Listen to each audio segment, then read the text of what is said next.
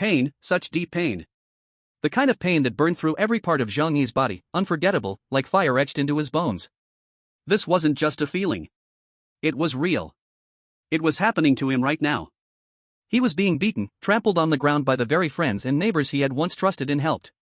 Their fists, feet, and even wooden sticks rained down on him like a storm.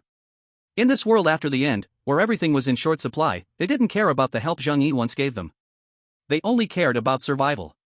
In his final breath, through the blur of blood, he saw Feng Yuqing, the goddess he had worshipped, standing at the edge of the crowd.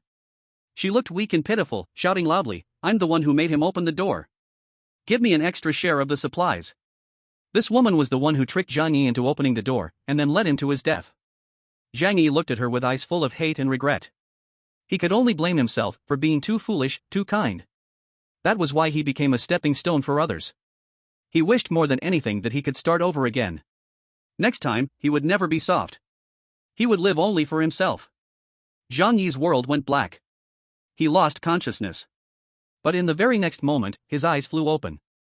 He sat up suddenly from the couch. The nightmare scene he had just lived through, the pain, it was still so clear, like it just happened. Zhang Yi gasped for breath, sweat soaking through his body. What's going on? Wasn't I killed by those animal neighbors? As he slowly came back to his senses, Zhang Yi began to look around. The place was familiar. It was his own home. The air felt warm and comfortable, which shocked him deeply. Because in December of the year 2050, the planet Blue Star had been struck by a supernova explosion 50,000 light-years away. That disaster caused the Cambrian storm across the globe. Temperatures dropped to deadly levels. In Tianhai City, where Zhang Yi lived, it stayed between -60 and 70 degrees Celsius. Blizzards went on for a whole month and buried the city in snow. It was said that in the north of Huagua, temperatures even dropped below -100 degrees. Everything was covered in snow and ice. Most living things were wiped out. Even humans, more than 95% of them died in the disaster. Zhang Yi stood up and got a bottle of water from the fridge. He drank half of it in big gulps. Even though the water was cold, to him it tasted like the sweetest nectar. In the end times, the only way to get water was to go out into the cold and dig snow to melt into water. That kind of task could easily freeze a person to death. After drinking, Zhang Yi looked at his phone. It showed the date, November 12th. There was exactly 1 month before the end of the world would arrive. Looks like I've been reborn. Zhang Yi took a deep breath. He quickly understood what had happened. What he went through wasn't a dream. The pain of being torn apart was too real. Zhang Yi lifted his head. He felt lucky to be alive. But in his eyes, a sharp, deadly light appeared. He remembered very clearly every person who had a hand in killing him. This life, he would survive no matter what. And he would never be kind to those animals again. And as long as he stayed alive, he would make them pay for what they did. But now, Zhang Yi had to think about one thing first: how to stay alive in the coming end of the world. Zhang Yi's living situation wasn't bad. His parents had died early, and he inherited a 120 square meter home in Tianhai City. He also had over 2 million yuan in savings. In normal times, that would be plenty. But after the world ended, everything would be in short supply. With only that much money in his hand, can't hold on much longer. After all, to survive alone, it takes a massive amount of supplies. With the chance to prepare in advance, Zhang Yi didn't just want to survive, he also wanted a decent quality of life in the future. Food, fun, both had to be taken care of, or else, over time, his mind would surely break. And weapons and gear were a must, only with them could he protect himself and take revenge on the neighbors. Right at that moment, a streak of white light suddenly appeared before Zhang Yi's eyes. He thought it was his right eye getting blurry, so he reached out and rubbed it. But suddenly, a strange idea surged in his brain. It felt like that white light was part of him, and information about the light showed up in his mind. With a thought, Zhang Yi's awareness instantly entered that beam of white light. Once inside, he saw that it was actually a vast and endless white space. He had no idea how big it was just full of blank emptiness. This is another space? Looks like after I was reborn, I got some special powers. Zhang Yi felt a burst of joy in his heart. Seems like the gamma ray blast changed his body, giving him supernatural strength. With this huge space, storing supplies for the apocalypse became much easier. But Zhang Yi wanted to know how much this space could actually hold, and whether there were limits to what could go in. His awareness quickly returned to his room, then he started trying to move things from his home into the space. He started with small things like cups and wash basins, they went in easily. Then Zhang Yi tried shoving in big appliances. TVs, fridges, washing machines, computers, air conditioners, vacuum cleaners. The white space accepted everything, no matter what. And with just one thought, Zhang Yi could pull stuff back out from the space. But things that were under strong external force or not separate objects were hard to store. Like when he tried to dig out a piece of the floor, there was no reaction at all. This other space seems to have lots of rules, I'll need time to figure them out. But even just this huge storage space alone lets me stash a crazy amount of resources. He licked his lips, and a bold plan formed in his mind. Zhang Yi worked as a supervisor in the warehouse of Walmart's South China division. Walmart, being the world's biggest supermarket, had all kinds of goods. In Huaguo, it had 3 giant warehouses, in Central, South, and North China. The size of these warehouses was massive, especially the South China one. It was built in 2040, 1,500 meters long, 720 meters wide, covering over 1 million square meters. It was the largest warehouse on Earth. It was once praised by Walmart's Greater China president as the 8th wonder of the world. Of course, the world officially only recognizes 7 wonders, and 8th wonders are self-named, there are thousands. But the size and storage of the South China warehouse truly topped the global warehousing field. Its stored supplies could support several cities with tens of millions of people for a whole week. Which meant, if Zhang Yi emptied just one warehouse and moved it all into his space, then not just for one lifetime, even 10 lifetimes wouldn't be enough to use up all that stuff. The key thing was, Walmart had very strict quality control. There were no super cheap knockoffs in the warehouse. Whether food, daily goods, or luxury items, all were well-known quality brands. If Zhang Yi could clear out a Walmart warehouse, he wouldn't just survive the end times, he'd live in style. Zhang Yi, as the supervisor of the warehouse, was incredibly familiar with every shelf, monitoring device, and staff schedule in the warehouse. Emptying the warehouse was definitely not a difficult task for him.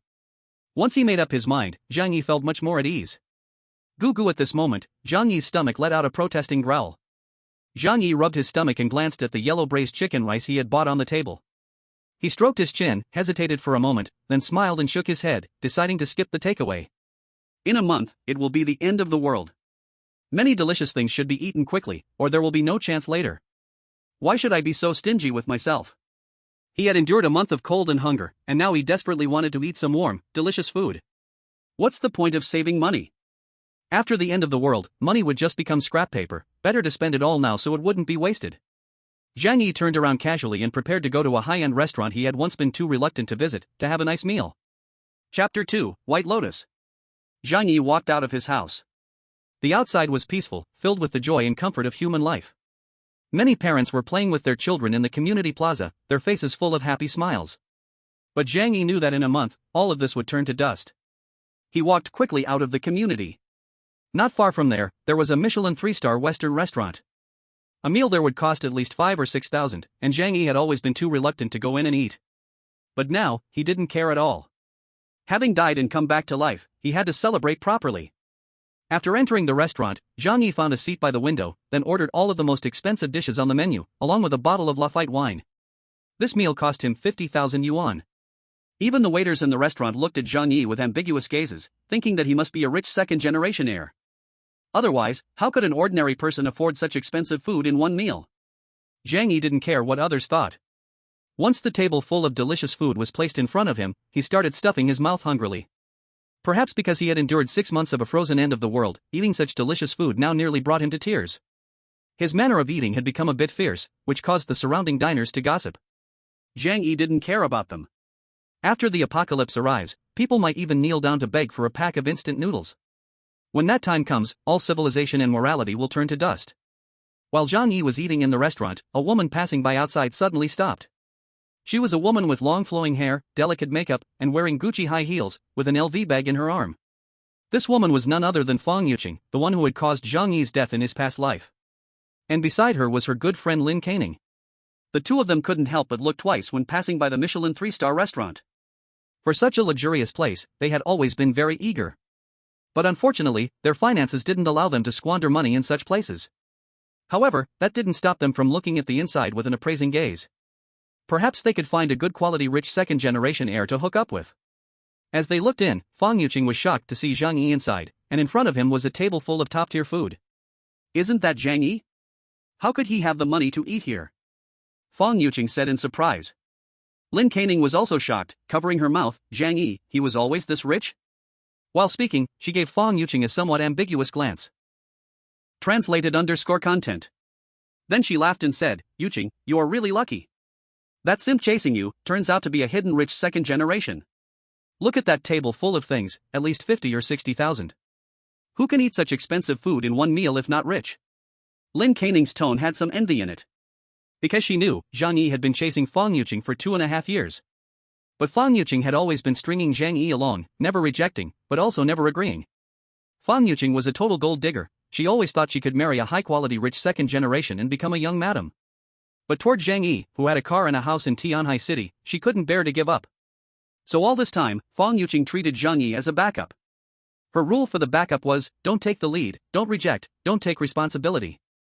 Today, seeing Zhang Yi enjoy a luxurious meal worth tens of thousands alone, Fang Yuqing began to doubt. Could it be that Zhang Yi is actually a hidden rich second generation?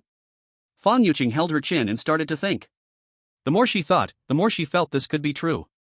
Right, don't TV dramas always have this kind of person? Clearly very rich, but pretends to be normal to find true love. Fang Yuqing even believed her own words, her eyes lit up. If that was true, she could save a lot of effort. After all, Zhang Yi had been chasing her. She felt if she nodded, Zhang Yi would propose right away.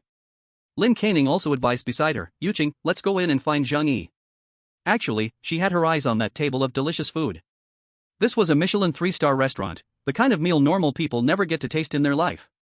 Fang Yuqing hesitated, but shook her head and said, that's not good. It'll make him think I'm a gold digger.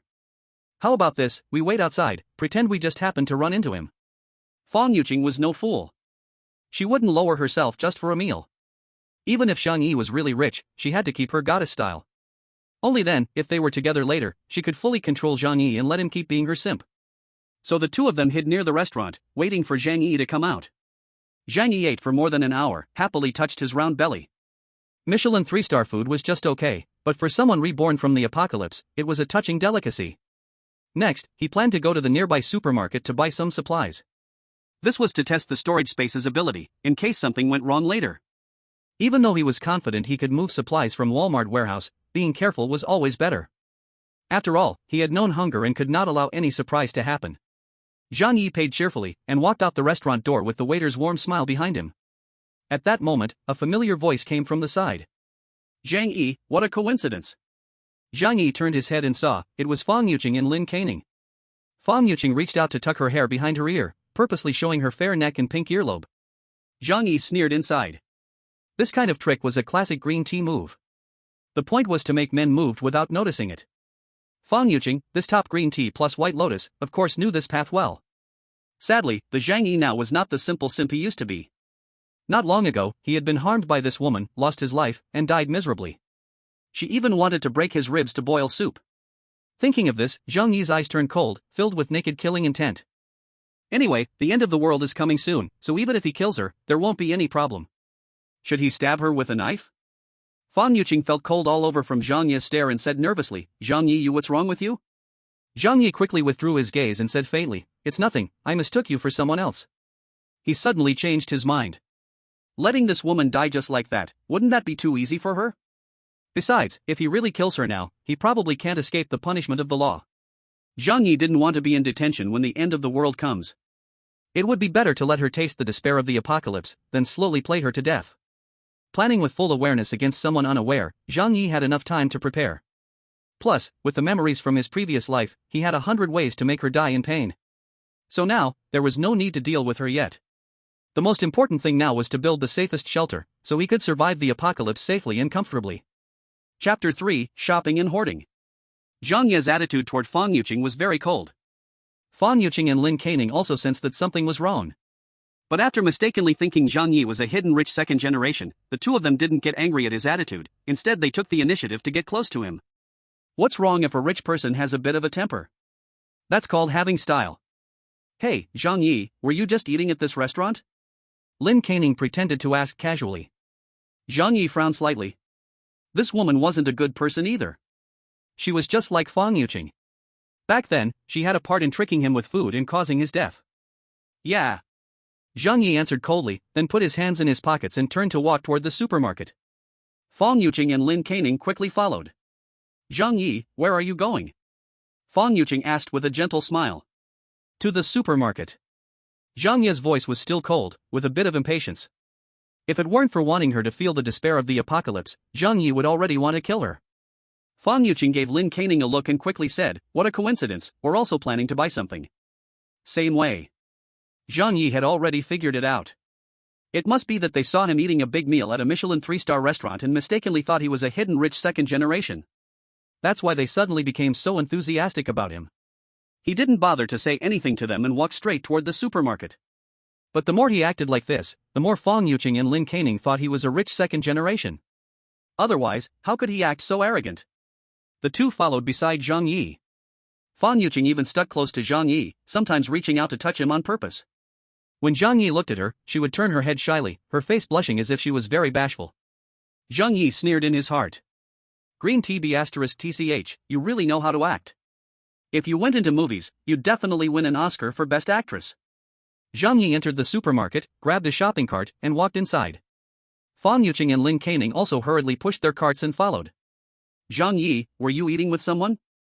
Fang Yuqing asked with a smile. Zhang Yi walked toward the food section and said coldly, "Can't I eat by myself?" Fang Yuqing's eyes lit up and she quickly said, "That's not what I meant. It's just that everything inside is quite expensive, I thought you were treating someone to a meal." Lin Caning couldn't help but ask, "Zhang Yi, your monthly salary is only a bit over 10,000, right? That one meal must have cost half a year's salary. Looks like your family left you quite a bit of money." Fang Yuqing quickly glared fiercely at Lin Caning. "Idiot, how could you ask something like that? As a top green TB*TCH, the most important rule is, talk about love with the rich, talk about money with the poor." Lin Caning realized she had said the wrong thing. Then she quickly tried to make up for it. "I was just joking. We're all good friends, right? Money doesn't really matter." But Zhang Yi didn't pay any attention to them at all. He walked into the food section, and when he saw the shelves full of goods, it felt like he had entered a treasure vault. In his previous life, he had known what it was like to stretch one pack of instant noodles over 2 days. So in his heart, he had an endless craving for food. Zhang Yi went straight to the shelf and started throwing all the food into the shopping cart without thinking. Sausages, instant noodles, self-heating hot pot, and seasonings, he bought all of them in large amounts. This action left Fang Yuqing and Lin Caning completely stunned. "Zhang Yi, why are you buying so much food? Are you going camping?" "Yeah." Zhang Yi answered coldly with one word. But Lin Caning grew suspicious and whispered in Fang Yuqing's ear, "Would a rich kid really eat this kind of stuff when camping?" Fang Yuqing was also a bit unsure, but when she thought of that Michelin 3-star meal, she didn't want to give up the idea that Zhang Yi might be rich. She ran up to Zhang Yi and said eagerly, "Do you need any help?" Since free labor came to him, Zhang Yi had no reason to say no. And looking at Fang Yuqing's fake innocent smile, a thought of revenge rose in Zhang Yi's heart. He still had 1 month to prepare for the coming apocalypse. Building a perfect shelter to keep himself safe wasn't hard at all. As for supplies, he could always get more from Walmart's warehouse. That way, he could make sure he'd live in complete safety and comfort when the end came. Why not leak a little hint to Fang Yuqing about the supplies he was storing, and let her come crying and begging later? As for Fang Yuqing leaking the info and bringing those bastard neighbors to attack him, that wasn't a problem either. As long as his safe house was built strong enough, not only wouldn't he be worried about being attacked, he could even wipe out those bastard neighbors. Just thinking about them going mad while being helpless against him made the smile on Zhang Yi's face a little twisted. This really was a plan worth considering. Zhang Yi decided to go talk to a security company and build such a safe house. If that worked, he'd go with this plan. If it didn't, then he'd just leave the city and build a hidden underground shelter in the wild. That way, he'd be prepared on both fronts. Zhang Yi curled his lips into a smile, then helped me push the carts. Fang Yuqing quickly nodded and agreed. Zhang Yi then told Lin Caning to go get another cart too. Though the two women were full of doubt, they still did as they were told. Zhang Yi bought a lot of storable food, including instant noodles, sausages, some cured meat, and canned goods. He even used one cart just for fresh meat, fruits, vegetables, and some live fish. He wanted to test if his different space had any special effect for storing fresh items. 3 carts were completely filled, and Zhang Yi gave the cart full of beef, lamb, and canned food to the two women to push. It must have weighed 400 to 500 pounds, making the two women sweat all over. Fang Yuqing complained a bit, pouting her lips, "Zhang Yi, how many people are going to eat all this? Are you doing something and not telling me?" Zhang Yi let out a cold laugh and said, "The sky can change without warning. What if the world ends one day? I'm just storing up food to survive." What Zhang Yi said was all true, but no one would ever believe him. This had once been proven by a doctor named Li. Fang Yuqing just thought Zhang Yi was joking and giggled, "Forget it then if you don't want to tell me. Why make such a joke? It's just that you helped me so much today, you have to treat me to a meal later." Fang Yuting's eyes were full of hints. She was hoping Zhang Yi would take her to a Michelin 3-star restaurant. Zhang Yi's lips curled into a slight smile. Sure. But I'm a bit busy lately, not much time. Let's do it next month. Fang Yuting happily said, alright, it's a promise. Lin Kanian quickly leaned in, sure, let's go together, hee. Just helping to push a cart could get a big meal. She was, of course, very happy. Seeing how clueless Lin Kanian was, Fang Yuting shot her a glare. But Lin Kanian pretended not to notice. Zhang Yi went to pay the bill, and the purchase amounted to over 10,000 in goods. He didn't even blink as he paid the bill. You know, in the apocalypse, the value of these supplies would be at least multiplied by tens of thousands. It could even be said they were priceless. Because by then, no matter how much money you had, you might not be able to buy a single bite of food. Since Zhang Yi bought so much, the supermarket happily let him use the shopping carts. Zhang Yi took full advantage of the situation, ordering the two women to help him push the stuff back home. Actually, he had a car, and could have driven it himself to carry the stuff back. But with free labor available, why not take advantage of it? The two women kept complaining about being tired, but once Zhang Yi promised to treat them to a big meal, they immediately regained their energy. So, the three of them pushed 3 large carts of supplies back to the community. Chapter 4, Booking 500 Banquet Tables at a 5-star Hotel. Zhang Yi and the two women pushed the 3 large carts of supplies back to the community. Along the way, many neighbors saw the scene and couldn't help but gossip about it. Zhang Yi didn't care anymore about people discovering that he was stockpiling supplies. After all, these 2 green tea girls already knew about his shopping, and the news could no longer be kept hidden. If all he wanted was to survive, he could easily sell all his assets and run to a remote place to build an indestructible fortress. But if he did that, how would he take revenge on those neighbors who had torn him apart in his previous life? If he didn't kill all those people, his heartache would never disappear. So, one of his apocalypse plans was to stay in this community and take revenge on everyone who owed him in a cruel way. Of course, the premise of this plan was that the security company could build him an impregnable shelter. Otherwise, he would have to make a backup plan, which was to build an underground shelter in a remote place. Zhang Yi looked at the neighbors around him, who were gossiping and laughing about the purpose of his large purchase. He could even already picture those neighbors trying to break into his house to steal his things when the apocalypse came. He had already experienced all of this firsthand. But he wasn't afraid, because in this life, he would be well prepared in advance. It was just that he wanted those people to see it but not get anything, and in the end, they could only be angry to death. Zhang Yi and Fang Yuting lived in an apartment building. Since Zhang Yi worked as a manager in Walmart's warehouse, neighbors often asked him to help buy discounted items. So, everyone knew Zhang Yi. When they saw Zhang Yi and the two women bringing back so many things, an old lady walking by with her grandson came over. She looked at the food and fresh beef and lamb in the carts and was immediately a little tempted. Little Zhang, why did you bring back so many things? Is it from the warehouse clearance? You can't possibly use all this, why not share some with the neighbors? This was Aunt Lin, who worked in the neighborhood committee. She usually flaunted her power, relying on her position in the community. She always pointed fingers at the neighbors and acted like a leader. In the past, she often asked Zhang Yi to help her buy cheap discounted goods, with a personality that loved taking petty advantages. And in the previous life, she also relied on shameless pestering to get some food from Zhang Yi. But when all the neighbors rushed to Zhang Yi's house to rob him, not only did she not stop them, she acted even more energetic than the young people. Fang Yuqing and Lin Kaining didn't want to mess with this woman, so they quickly said, these things were all bought by Zhang Yi, we're just helping him bring them back. Auntie Lin's eyes immediately looked toward Zhang Yi, smiling as she said, Little Zhang, looks like these are things from your warehouse. How about giving Auntie Lin a little? While she was speaking, her grandson Little Tiger had already climbed onto a cart and reached out to grab a box of chocolate. Don't look down on him for being small, but his eyes were vicious. That box of imported chocolate sells for more than 200 at the supermarket. Zhang Yi didn't say a word and snatched the item back with one swift move. Then he said coldly to Auntie Lin, sorry, I'm keeping these things for myself to eat. Anyway, the end of the world was coming soon, he didn't even bother to be polite anymore. Auntie Lin's face suddenly changed, you. Zhang Yi giving no face to her, the self-proclaimed community leader, made her very angry. Especially her grandson Little Tiger, after being pushed away by Zhang Yi, started crying and shouting that he wanted chocolate.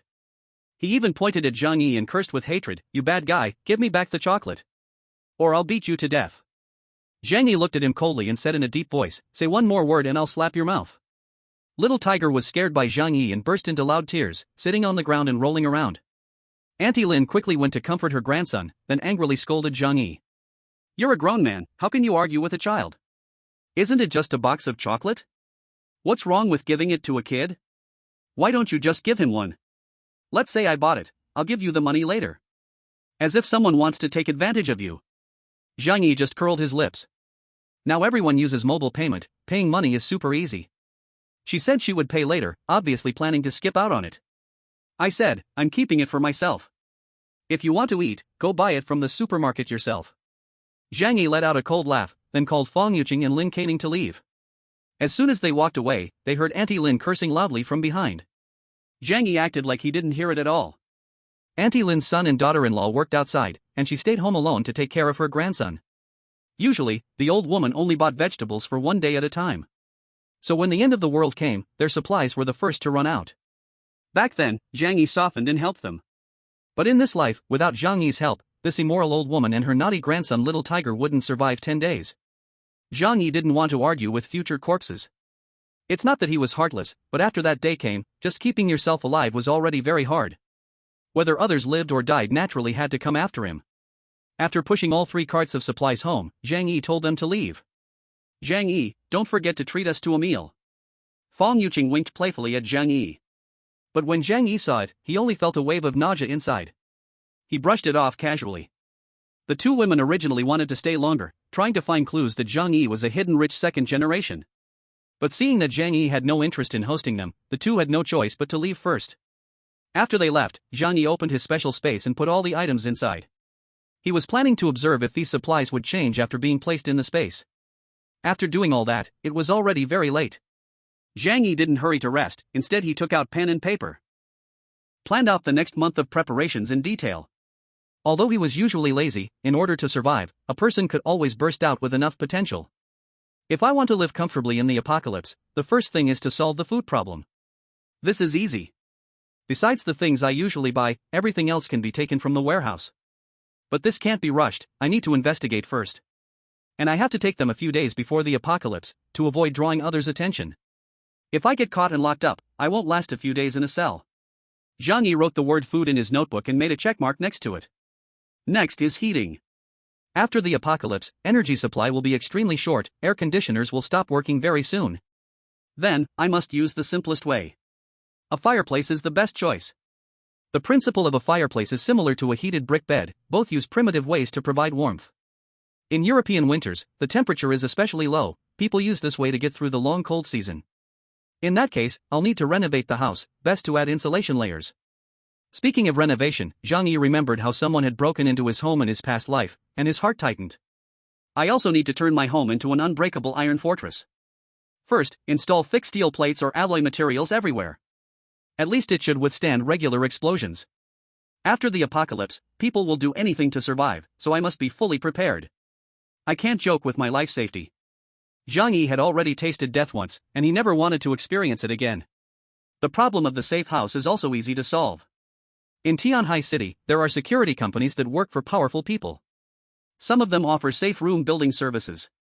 Zhang Yi remembered in his past life seeing news that a super-rich person abroad had built a giant fortress that could even resist a small H weapon attack.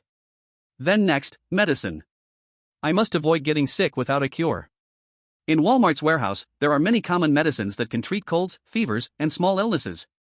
But that is far from enough. The Cambrian storm will last for at least several decades. I must prepare fully. Luckily, Zhang Yi had good connections in Tianhai City.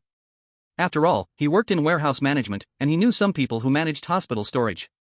As long as he paid enough money, he could get any medicine he needed. After solving these problems, Zhang Yi tapped the notebook with his ballpoint pen. Next, there's one last problem to solve. His eyes became sharp. That is weapons. When the apocalypse comes, humanity is lost, and fights to rob supplies happen everywhere. Human life becomes worthless. To stay alive, one must have strong power. Zhang Yi was not a fighting expert, but even great martial arts are afraid of kitchen knives. As long as the weapons are strong enough, there is no need to worry about such problems. Machetes, crowbars, and mountain axes are easy to get. Bows, air rifles, and compound bows also have sources.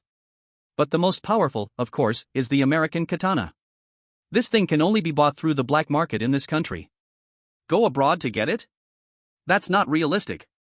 I don't know anyone out there, and a round trip would take many days. I also don't have a gun license abroad, so I can't buy from weapon stores. Zhang Yi touched his chin. This problem couldn't be solved for now. But he still had a month of time. As long as he was willing to spend money, there would be a way. He spent 3 hours to make a perfect plan, then took a satisfying hot shower, and lay down in his cozy bed to sleep. Early the next morning, Zhang Yi climbed out of bed. He didn't sleep very well during the night. He woke up several times because of nightmares. After waking up, he found himself still lying on his warm and cozy bed at home, and finally let out a long sigh of relief. The time of the apocalypse had caused great damage to his mind. To avoid repeating the same mistakes, Zhang Yi became even more determined to make foolproof preparations. After getting up, Zhang Yi made himself some breakfast. Then he opened the alternate space to check the changes in the supplies he had thrown in. To his delight, the meat, fruits, and vegetables he had left there overnight had not changed at all. Meat didn't show much in a short time, but fruits and vegetables usually became less fresh after a night. However, after being put into the alternate space, the fruits and vegetables looked exactly the same as when he bought them yesterday. My alternate space exists independently from this world. Maybe the rules of time are different too. Maybe time flows slower there, or maybe it is even stopped. This is an amazing piece of good news. That way, I can put all kinds of things inside without worry. However, when Zhang Yi checked the few fish he had put in, he found that they were all dead. They looked lifelike after death and had not shown any signs of spoilage. Zhang Yi touched his chin and understood a few more rules about using the alternate space. Living things can't be put inside, or even if put inside, they can't survive long. Looks like the idea of me living in it isn't practical. That wasn't a big problem. The inside of the alternate space was just a white blur, far from the comfort of Zhang Yi's own home. As long as things could be stored inside, it was good enough. Thinking of this, many things popped into Zhang Yi's mind. Since fresh meat and vegetables, fruits could be preserved, what about cooked food? Although Zhang Yi could cook by himself, compared to professional chefs, he was still far behind. In the future, he would have to rely on cooking for himself, and sooner or later he would get tired of it. So, Zhang Yi immediately called the biggest 5-star hotel in Tianhai City, Hongfu Tianxia. This hotel also offered delivery, and their food tasted top-notch. Zhang Yi loved it very much. Hello, this is Hongfu Tianxia Grand Hotel. How can we help you? Zhang Yi immediately said, I am inviting guests to my home, holding a feast for 3 days and nights. So I need to order 500 banquet tables. The person on the other end was shocked. 500 banquet tables would take a very long time even for them to prepare. And they were a 5-star hotel, with even the cheapest banquet costing 3,000 to 4,000 per table. 500 tables would be over $1 million. The staff didn't dare decide on their own and quickly said, please wait a moment, I will ask our manager. After a while, another person picked up the phone. Hello sir, I am Chen Dingfang, the manager of Hongfu Grand Hotel. May I ask how to address you? Chapter 5, Getting Money Through Loans. Zhang Yi answered, my name is Zhang Yi. Is there any problem with me ordering 500 banquet tables from your side? The manager was shocked. Since the hotel opened, this was the first time they had encountered such a thing. But such a huge order, if it came, they had to take it. Mr. Zhang, 500 banquet tables would cost over $1 million. If you need it, we will prepare it right away, but we need a 200,000 deposit in advance. Zhang Yi replied, no problem. Send me your account number, I'll transfer the money to you. With money, things became easier. The manager readily agreed and then added Zhang Yi as a friend and sent him the bank account number. Zhang Yi didn't hesitate and transferred the 200,000 immediately. After confirming with finance that the deposit was received, the manager quickly gave orders to all departments. Hurry, hurry, hurry. We've got a big order. Let the procurement team prepare supplies quickly, and the kitchen should stop taking other delivery orders for now. We must get this done in 1 day. Make sure to prepare the 500 banquet tables. On the other side, after hanging up the phone, Zhang Yi couldn't help but sigh, although the money won't be useful after a month, I still need money to buy things right now. In his hand, the inheritance left by his parents and his own savings amounted to about 2 million. Half of it was now gone, and honestly, it still hurt a bit. But then he thought, this is a good thing. Many people who had big piles of money later saw it turn into useless paper. Not everyone gets a chance to spend their money. But still, there are many places where I need money, I have to figure out a way to make money. Zhang Yi's eyes suddenly turned to the house he owned. This house was located in the central ring of Tianhai City, with an area of 120 square meters. The community was built 10 years ago. According to the current market, 1 square meter costs more than 40,000 yuan. In other words, this house is worth at least 5 million now. I got it, I'll go for a mortgage loan, that way I'll have money. Zhang Yi smiled mischievously. Borrowing this money and not having to pay it back, he couldn't say how good it felt. He immediately left his house, got into his car, and drove to the bank to apply for the loan. On the way, he received a message from Fang Yuqing. Zhang Yi, I'm so bored this weekend. I really wish someone could go out with me for a walk. Zhang Yi glanced at it, then tossed his phone aside. He arrived at the bank and started handling the loan application. Since Zhang Yi was borrowing a large amount, and all his documents were in order, and the house was fully paid for, the loan was quickly approved. However, the bank only approved him for a loan of 4 million. Zhang Yi didn't haggle, after all, it was free money, and he didn't have time to argue with the bank. After signing the papers, the bank transferred the money into his account. Now, after spending over 1 million on the banquet, I still have about 5 million left. This should be enough to renovate the house. However, I still need to buy a lot of medicine and weapons. This money might not be enough. Zhang Yi stroked his chin, starting to think of ways to get more money. At this moment, a yellow-haired man by the roadside noticed Zhang Yi, who was lost in thought. His eyes lit up, and he immediately walked over. "Hey, buddy, looks like you need money?" Zhang Yi looked up and glanced at the yellow-haired man. "Who are you?" The yellow-haired man's smile deepened, and he lowered his voice, asking, "Let me ask you, do you really need money right now? And the bank isn't lending to you?" Zhang Yi instantly understood what the man was up to. He was definitely a loan shark. Zhang Yi's mind started working. He sighed and pretended to be in a difficult situation, saying, "Yeah, my family's business urgently needs funds." "But the bank?" Zhang Yi paused, deliberately showing a troubled expression. The yellow-haired man immediately understood. Anyone who can borrow money from a bank normally wouldn't go to a loan shark. He said to Zhang Yi, "Yeah, borrowing money from banks is so strict now.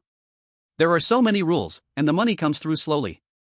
But brother, if you really need money, I can help you out." Zhang Yi looked at the yellow-haired man cautiously. "You? Can you really do it?" "I need several million." The yellow-haired man's eyes clearly became more excited when he heard it was a big business. He took out a business card from his pocket and handed it to Zhang Yi. "Our company specializes in rescuing people from financial trouble. If you need money, we're the right choice." Zhang Yi looked at the card. It read Duo Loan Financial Services Company, Limited. And the yellow-haired man's title was Business Manager Hu Minghua. Zhang Yi said excitedly, "You really can lend me money? I need 5 million. As long as you help me through this difficult time, I guarantee I'll pay it back in 3 months. Hu Minghua smiled and said, "This matter is easy to discuss. Our company is very powerful, especially designed to help people like you who lack funds. Let's go, we'll discuss this matter slowly at the company." Zhang Yi looked expectantly and nodded, then followed Hu Minghua to their company. The so-called company was in a remote office building. After entering, Hu Minghua took Zhang Yi to their boss's office. The boss of the lending company looked rough and bulky, yet he wore an expensive veneer suit. He was clearly trying hard to create the image of a legitimate company. However, between his brows, there was a hint of harshness. If he hadn't been in society for many years, he wouldn't have such an expression. Hu Minghua introduced Zhang Yi's basic situation to the boss in front of him. "Manager, this is the client who wants to borrow money from us." The boss, named Qin Xiong, smiled and invited Zhang Yi to sit down upon seeing him. "Mr. Zhang, may I ask how much you want to borrow?" As expected from a high-interest loan company, the conversation was direct and rough. Such companies are inherently unregulated, so there aren't many rules and restrictions. And they have plenty of ways to make you repay, not worried at all about you defaulting. Zhang Yi said, "I want to borrow 5 million. Chen Xiong frowned, "Oh, that's quite a large amount. However, Mr. Zhang, I must tell you up front, our interest rates are very high. You must be mentally prepared." Hu Minghua chimed in from the side, "Mr. Zhang's business urgently needs funds for turnover. Once the business is running, he can quickly make back the money. Right?" The two of them sang in harmony, and Zhang Yi saw it all. Zhang Yi continued to pretend to be anxious and said, "Yes, I'll be able to repay soon. If the interest is high, then so be it. As long as you can lend me the money." Chapter 6, Creating the Ultimate Safe House. Chen Xiong smiled. "That's good. Our interest rate is 4%. You borrow 5 million, and when you repay, you'll need to pay back 7 million. So, you'll need to give me a 7 million promissory note first. Also, you must have something valuable as collateral. A house, factory, or car will do." Zhang Yi pretended to hesitate for a moment, then gritted his teeth and took out the property certificate from his body. This was the certificate he had used for a bank loan, and it happened to be on him. "This house of mine is worth over 5 million, can I use it as collateral for you?" he asked. "I also have a 300,000 Mercedes, and if I can't repay, you can take it." Chen Xiong, seeing such a straightforward client for the first time, quickly took the property certificate and glanced at it. After confirming the information of Zhang Yi's house, he was even more satisfied. Because, based on current market prices, that house could sell for at least 5.5 million. Adding the car, this business was bound to make a profit no matter how he did it. However, Chen Xiong still put on an unsatisfied expression. Mr. Zhang, this house is worth at most 4 to 5 million. But for me to lend you 5 million, I'm at a disadvantage. Zhang Yi had a shocked expression and excitedly said, Boss Chen, you must help me. I urgently need the money right now. As long as you can send me the money today, I only need 4.5 million. Chen Xiong and Hu Minghua exchanged glances, both with a hint of mockery in their eyes. They were in the business of robbing people in times of desperation. The more urgent the person was for money, the more they could take advantage of them. No, this deal really doesn't seem worth it. After some bargaining, the two sides agreed on 4 million. However, Zhang Yi insisted that the money had to be transferred to his account today.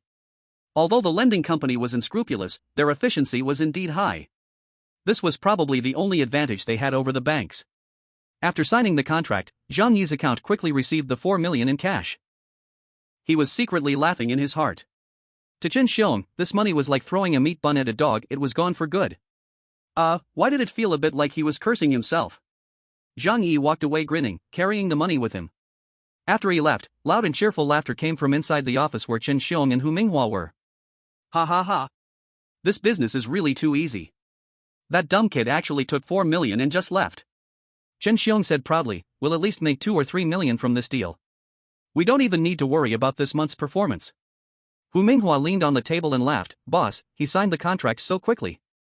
Could it be there's something wrong with that house? Chen Xiong held the property deed in his hand, smiling with squinted eyes, and said, this deed is real, no problem. As long as the house is his, he can't run away. With the property deed and that 7 million debt note in their hands, they would naturally have a way to take that house later. Not only that, they had even more ways to squeeze Zhang Yi dry completely. Chen Xiong narrowed his eyes and took a graceful sip of coffee. If it really doesn't work, we can contact some overseas organizations and see if there are any valuable parts in his body we can sell. We never do business at a loss. Zhang Yi left the loan company with a happy face. He turned his head and looked at the office building, with a faint trace of mockery at the corner of his mouth. They're all such good people. Giving me money to spend for free. From now on, Zhang Yi would never have any connection with Chen Xiong and Hu Minghua again. Or rather, there was a high chance they would both die in the Doomsday cold wave a month from now. Now Zhang Yi had about 9 million in his hands. That was completely enough to carry out his plan. After all, any goods he would buy next could be paid with a deposit first. These 9 million had the purchasing power of tens of millions. There was no need to get more money. Otherwise, Zhang Yi wouldn't mind milking a few more online loan platforms. Zhang Yi drove his car and came to the famous Zhanlong Security Company in Tianhai City. Zhanlong was one of the biggest security companies in China, specialized in providing security services for rich people and celebrities. Sometimes even high-ranking officials would hire them for protection during travel. The reason Zhang Yi came to them was because he had heard in his previous life that Zhanlong once built a top-tier safehouse worth $1 billion for the son of the richest man in Jiangnan province. It was said that the family made their fortune in real estate, and even during the Doomsday, the rich second generation lived in great comfort. And Zhanlong's safehouse played a huge part in that. Zhang Yi arrived at Zhanlong Company and told the receptionist his purpose. Immediately, someone from the business department led Zhang Yi to a lounge. The female receptionist brought him a freshly brewed coffee. Soon after, a big, muscular man with a buzz cut walked in. He wore a black suit that made him look like a thug in formal wear. People would worry at any moment that his clothes might burst apart. But to be fair, seeing someone like that made clients feel very secure. Hello sir, my name is Wu Huiren. I'm the manager of the business department. May I ask what you need us to do? Wu Huiren sat beside Zhang Yi and asked. Zhang Yi took a sip of coffee and said, I need you to build me a safe house. The kind that can survive the end of the world, the highest level kind of safe house. When Wu Huiren heard this, his eyes instantly became serious. If someone else had said that, it would sound like a joke. Because no one believed in something like the end of the world. But to Zhanlong Company, this was no laughing matter. Because in this world, the richest and most powerful people were often the ones most afraid of dying. A long time ago, in foreign countries, some super rich people were willing to spend hundreds of millions of dollars to build doomsday shelters. In recent years, many wealthy people around the world have started to follow this behavior. Some people may truly be afraid of facing large-scale natural disasters. And some people simply have too many enemies in daily life, so they want to add a sense of safety for themselves. Thus, the Doomsday Safe House by Zhanlong Security Company was born to meet the market demand. When Wu Huiren heard that Zhang Yi wanted to build a Doomsday-level safe house, he immediately became polite. Such a big order, they could hardly get a few each year. Mr. Zhang, our Zhanlong is a world-class security company. We can definitely meet your requirements. Zhang Yi immediately said, if I ask you to completely transform a house on the 24th floor, can you do it? Wu Huairen's gaze became a bit strange. Normally, such safe houses are standalone villas or underground shelters. Very few rich people choose to build a safe house inside an apartment. But since the client made the request, of course their company would fulfill it. Wu Huairen gave a confident smile, that's certainly no problem. Our Zhanlong is a world-top security company. With our technology, we can fully achieve your request. After hearing Wu Huairen say this, Zhang Yi had made up his mind. Since that's the case, he chose to transform his home into a safe house. He chose to stay, because he wanted to personally watch those who had harmed him die. Wu Huairen pulled out a tablet and handed it to Zhang Yi. All our company's services are custom-made. You can choose the services you need inside. There are also prices listed. In the information age, communication is indeed convenient. Zhang Yi took the tablet he handed over, and began carefully selecting the services. It had to be said, a professional company is truly professional. As long as you have the money, Zhanlong Security Company can fulfill almost any request. Including building a safe house 100 meters underground or beneath the sea. However, these projects were too slow for Zhang Yi. He only had 1 month. Chapter 7, Buying Equipment. After reading the introduction about safe houses inside, Zhang Yi immediately selected his service items. First was full house reinforcement, replacing all materials of his home. Walls, ceiling, and floor would all be replaced with 200 mm thick alloy, directly replacing the original walls. This is an aerospace material, with only 1/3 the weight of steel, but 10 times the strength of refined steel.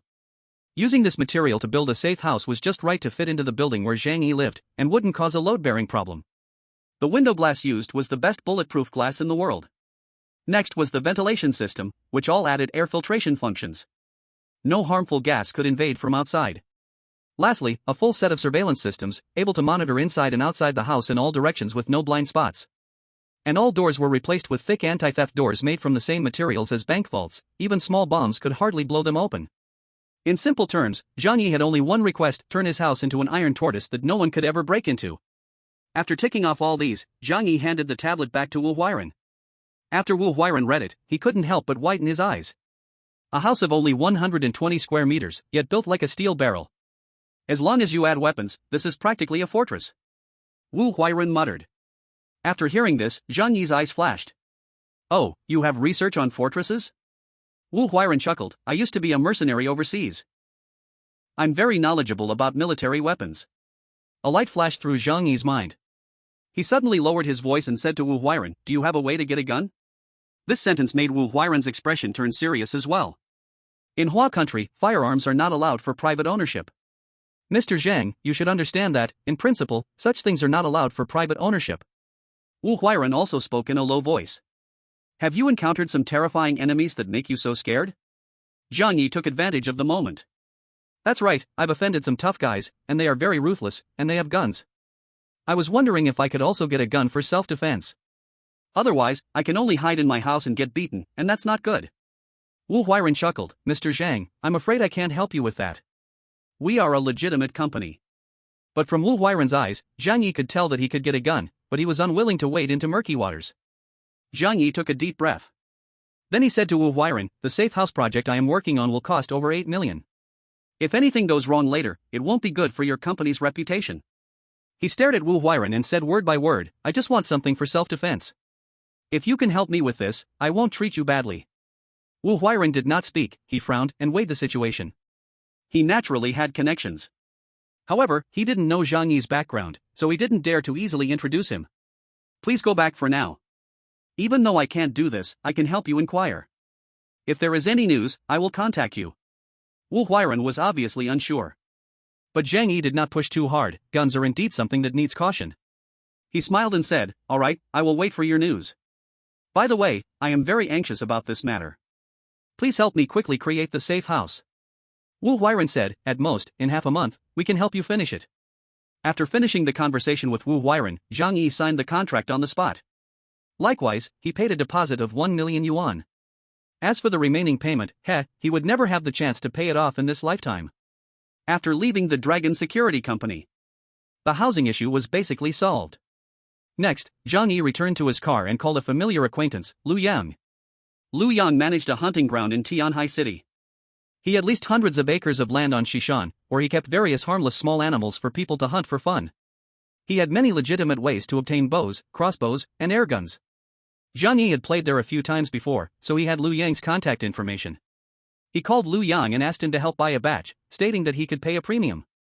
Lu Yang, being a businessman, easily agreed, especially since he would also ask Zhang Yi for help at times. "Brother Zhang, why are you buying so much equipment? These things can only be used for hunting or for personal fun. They can't be used to hurt people." Lu Yang asked with a smile, but there was a hint of caution in his words. After all, the items were sold by him. If Zhang Yi used these weapons to hurt someone, he would also get into trouble. Of course, anyone who could run a hunting ground in Tianhai City naturally had a background. However, there was no need for him to take risks because of Zhang Yi, an ordinary friend. Zhang Yi laughed and casually found an excuse. "You're overthinking it. I've arranged to go hunting with a few friends in an African wildlife park soon. So I need more equipment." Lu Yang clicked his tongue. "Wow, brother Zhang knows how to play. But there are plenty of lions and hyenas in Africa, so be safe." Yeah. So how long will it take for the equipment to be ready for me?" "Hi, I have it ready here, just come over to pick it up when you have time." Zhang Yi did not delay and immediately drove to the Shishan hunting ground to buy the items back. For him, the time right now was incredibly precious, and he could not afford to waste even a moment. He bought 5 precision steel crossbows and 3 high-grade compound bows from Lu Yang, along with 300 arrows for both the bows and crossbows. In addition, he also purchased 2 high-quality hunting knives.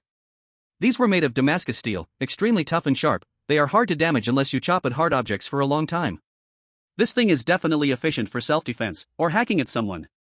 All these items filled up the entire trunk. Looking at this large pile of gear, Zhang Yi felt an overwhelming sense of security in his heart. Then he loaded the entire car of equipment back home. Since he purchased everything through formal channels and had previously obtained a hunting license for fun, he was not worried about being questioned by the police. By the time he returned home, it was already dusk. Zhang Yi went out again and treated himself to a hot pot meal at Heir. Thinking that he would have to cook hot pot himself in the future, he immediately took out his money and ordered 10,000 servings of hot pot base from Heir. The staff at Heir were stunned, thinking Zhang Yi might be a rival businessman trying to cause trouble. But thankfully, because Heir had excellent service, they did not directly confront Zhang Yi.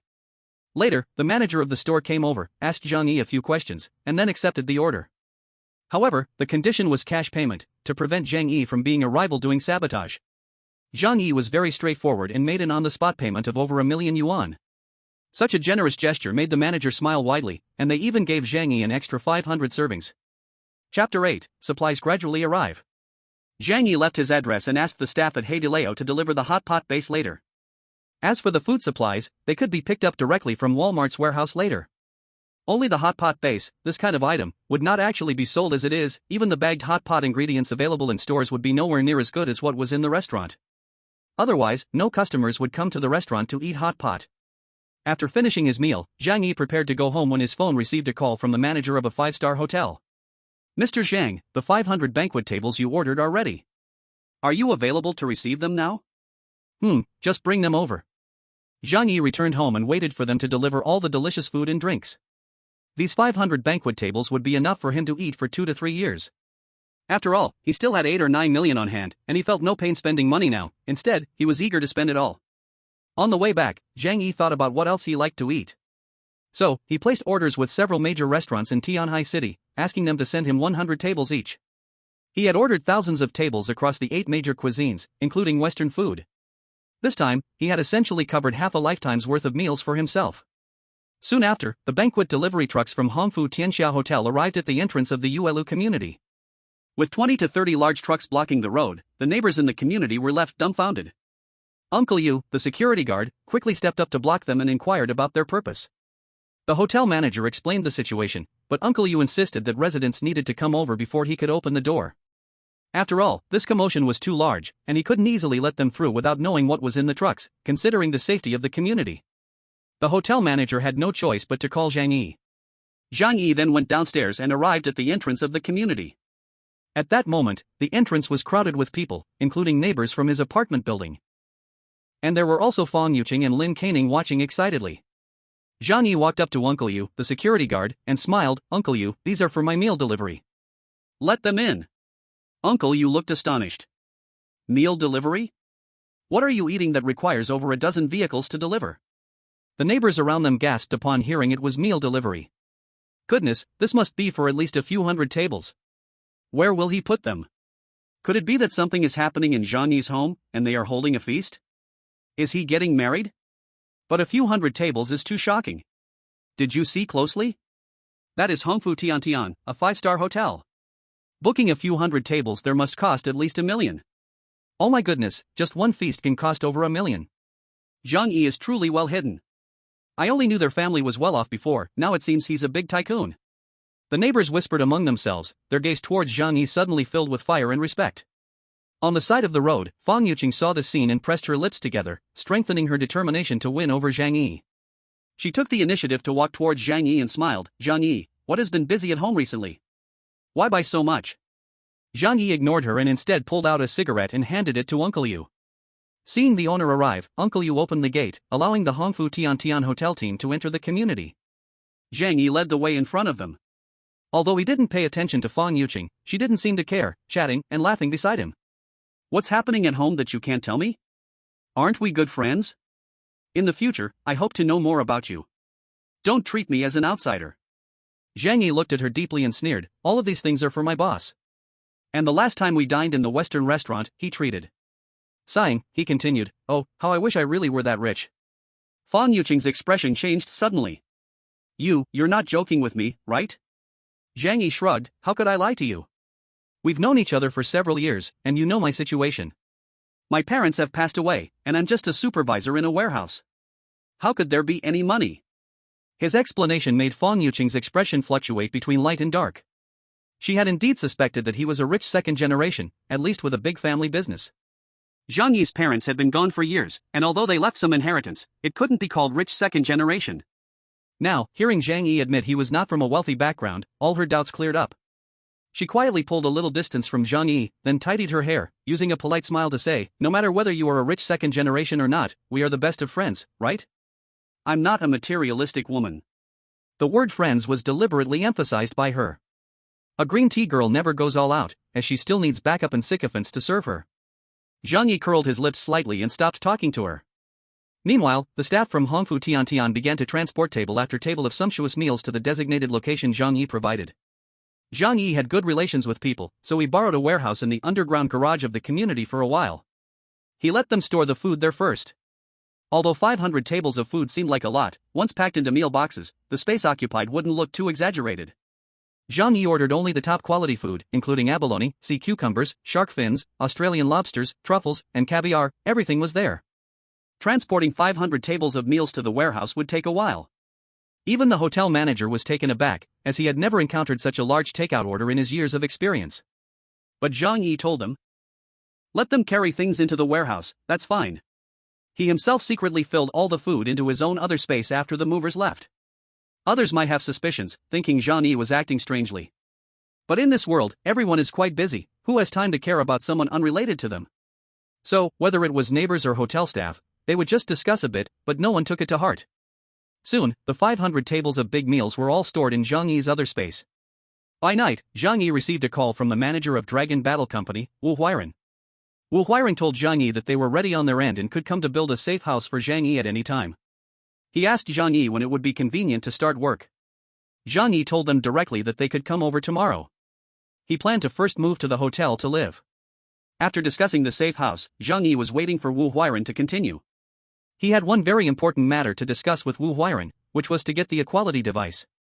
After hesitating for a while, Wu Huiren lowered his voice and said to Zhang Yi, if you really need this, I can recommend a way for you. But it will be a bit expensive. Zhang Yi nodded, he certainly understood that. However, he didn't care about money at this point. That's not a problem, as long as the quality is good. Wu Huiren said easily, okay, since that's the case, I will help you with the recommendation. I will inform you of the trading location in 3 days. Chapter 9, Super Warehouse. With the gun issue settled, Zhang Yi felt a lot more relaxed inside. In the apocalypse, having this thing would give him a huge boost, whether facing humans or non-human entities. The next day, Zhang Yi packed some important things at home into his own space. Since the house was going to be turned into a safe house, he needed to temporarily move to the hotel to live. Early in the morning, 3 black vans drove into Yulu community. A large group of workers from Dragon Battle Company, dressed in work clothes, got out and began measuring the dimensions of Zhang Yi's house. Many neighbors around watched this scene, their eyes filled with curiosity. Has Zhang Yi taken some wrong medicine lately? Why is he always doing so many strange things? Some colleagues laughed and said, yeah, just the other day, I saw him buying 3 carts full of food at the supermarket. Ha ha ha. If someone didn't know better, they'd think the apocalypse was coming with how much food he's hoarding. Isn't that all going to expire and go to waste? Maybe there's something wrong with his head. Everyone showed confusion over Zhang Yi's unusual behavior, but no one cared, only viewing Zhang Yi as a joke. Even Fang Yuqing and Lin Caning thought Zhang Yi had lost his mind. Lin Caning suddenly realized, now I get it, no wonder he went to the Michelin 3-star restaurant for dinner that day. Turns out he's gone crazy. Fang Yuqing frowned, but her mood was particularly upset.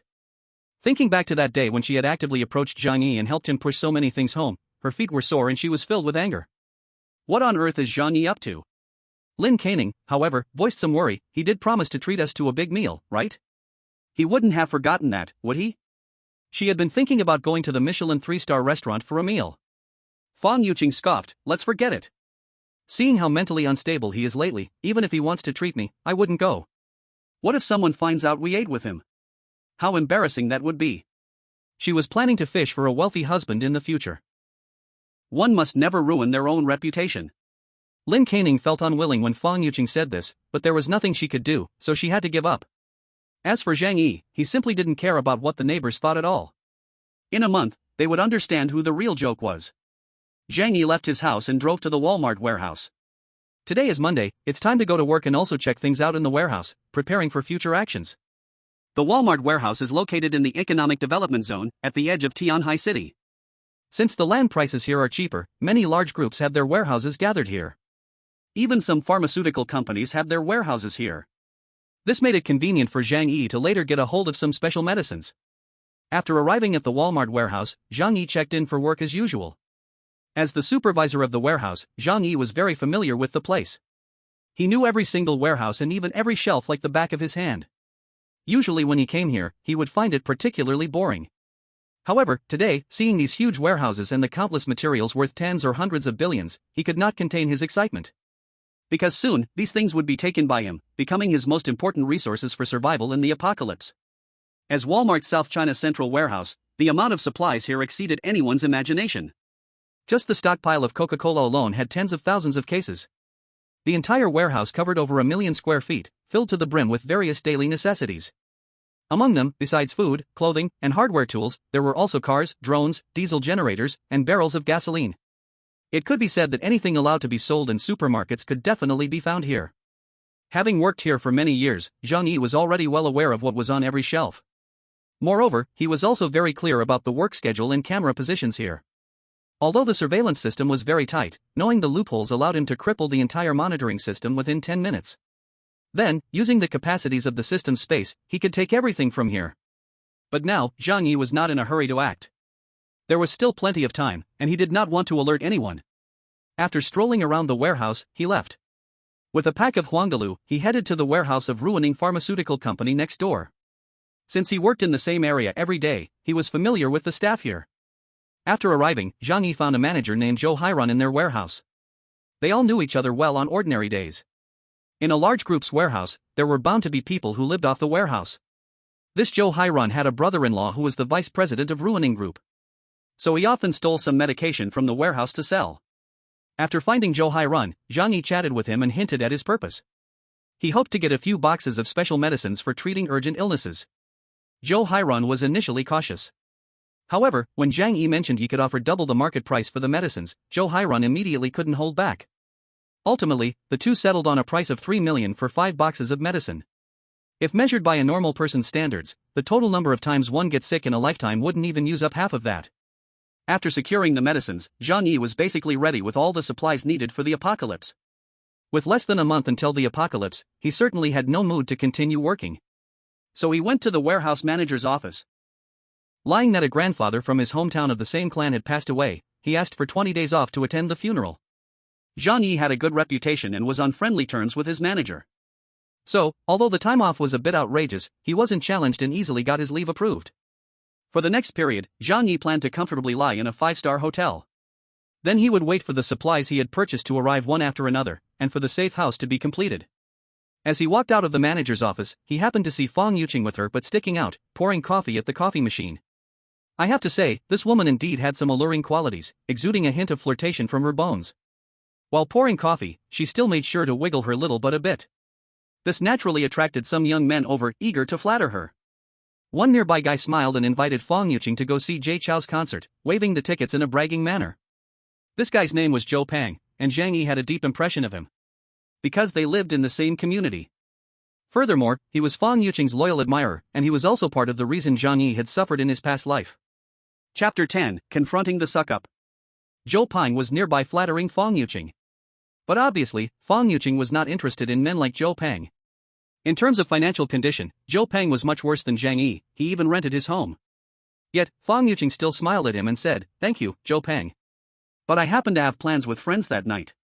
What a pity. Disappointment suddenly flashed across Zhou Pang's face. He had spent his entire month's salary on those 2 concert tickets. He had originally hoped to confess to Fong Yuqing at the concert. But now he found it was all in vain. Zhang Yi couldn't help but show a teasing smile at this scene. He knew that Zhou Pang, this suck-up, would never get a result in the end.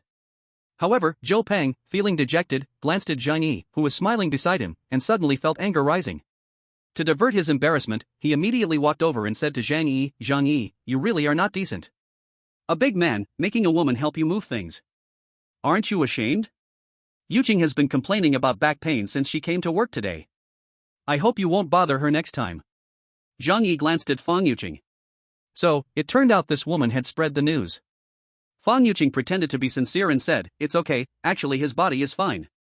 It's just that he can't do physical work, it feels like his back is a bit strained." Saying this, she even reached out and pinched her little waist, then frowned and showed a pained expression.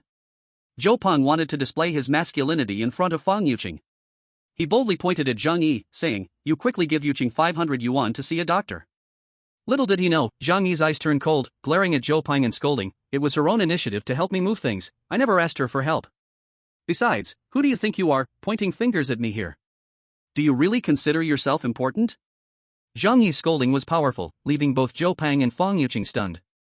Zhou Pang was just an ordinary clerk in the warehouse, powerless and insignificant. He dared to scold Zhang Yi just because Zhang Yi usually had a good temper and did not like to bicker. But seeing Zhang Yi really get angry, Zhou Pang immediately felt a bit scared. Why are you yelling so loudly?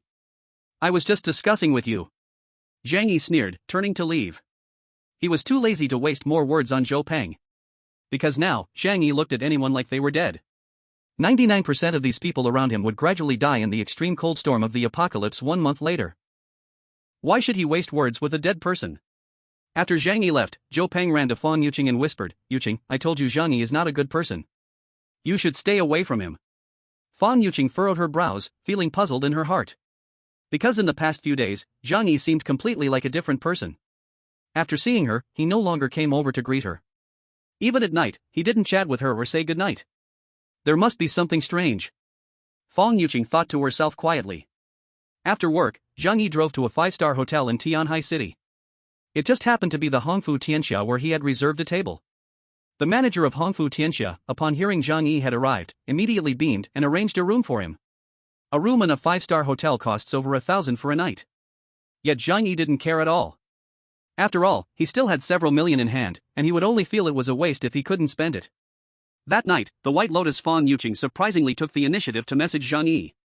"Fong Yuqing, Zhang Yi, I passed by your house today and saw someone renovating." Zhang Yi curled his lips, "Yeah, that's right. Fong Yuqing, you seem strange lately, hoarding things and renovating. Are you expecting something to happen?" Zhang Yi couldn't help but raise his eyebrows. This White Lotus, though bad, wasn't stupid at all. It seemed that his strange actions during this time had indeed caught her attention. But Zhang Yi didn't care, other people's opinions meant nothing to him now. "It's nothing," he answered coldly, then threw his phone aside. On the other end, Fong Yuqing looked at the indifferent Zhang Yi and felt very uncomfortable inside.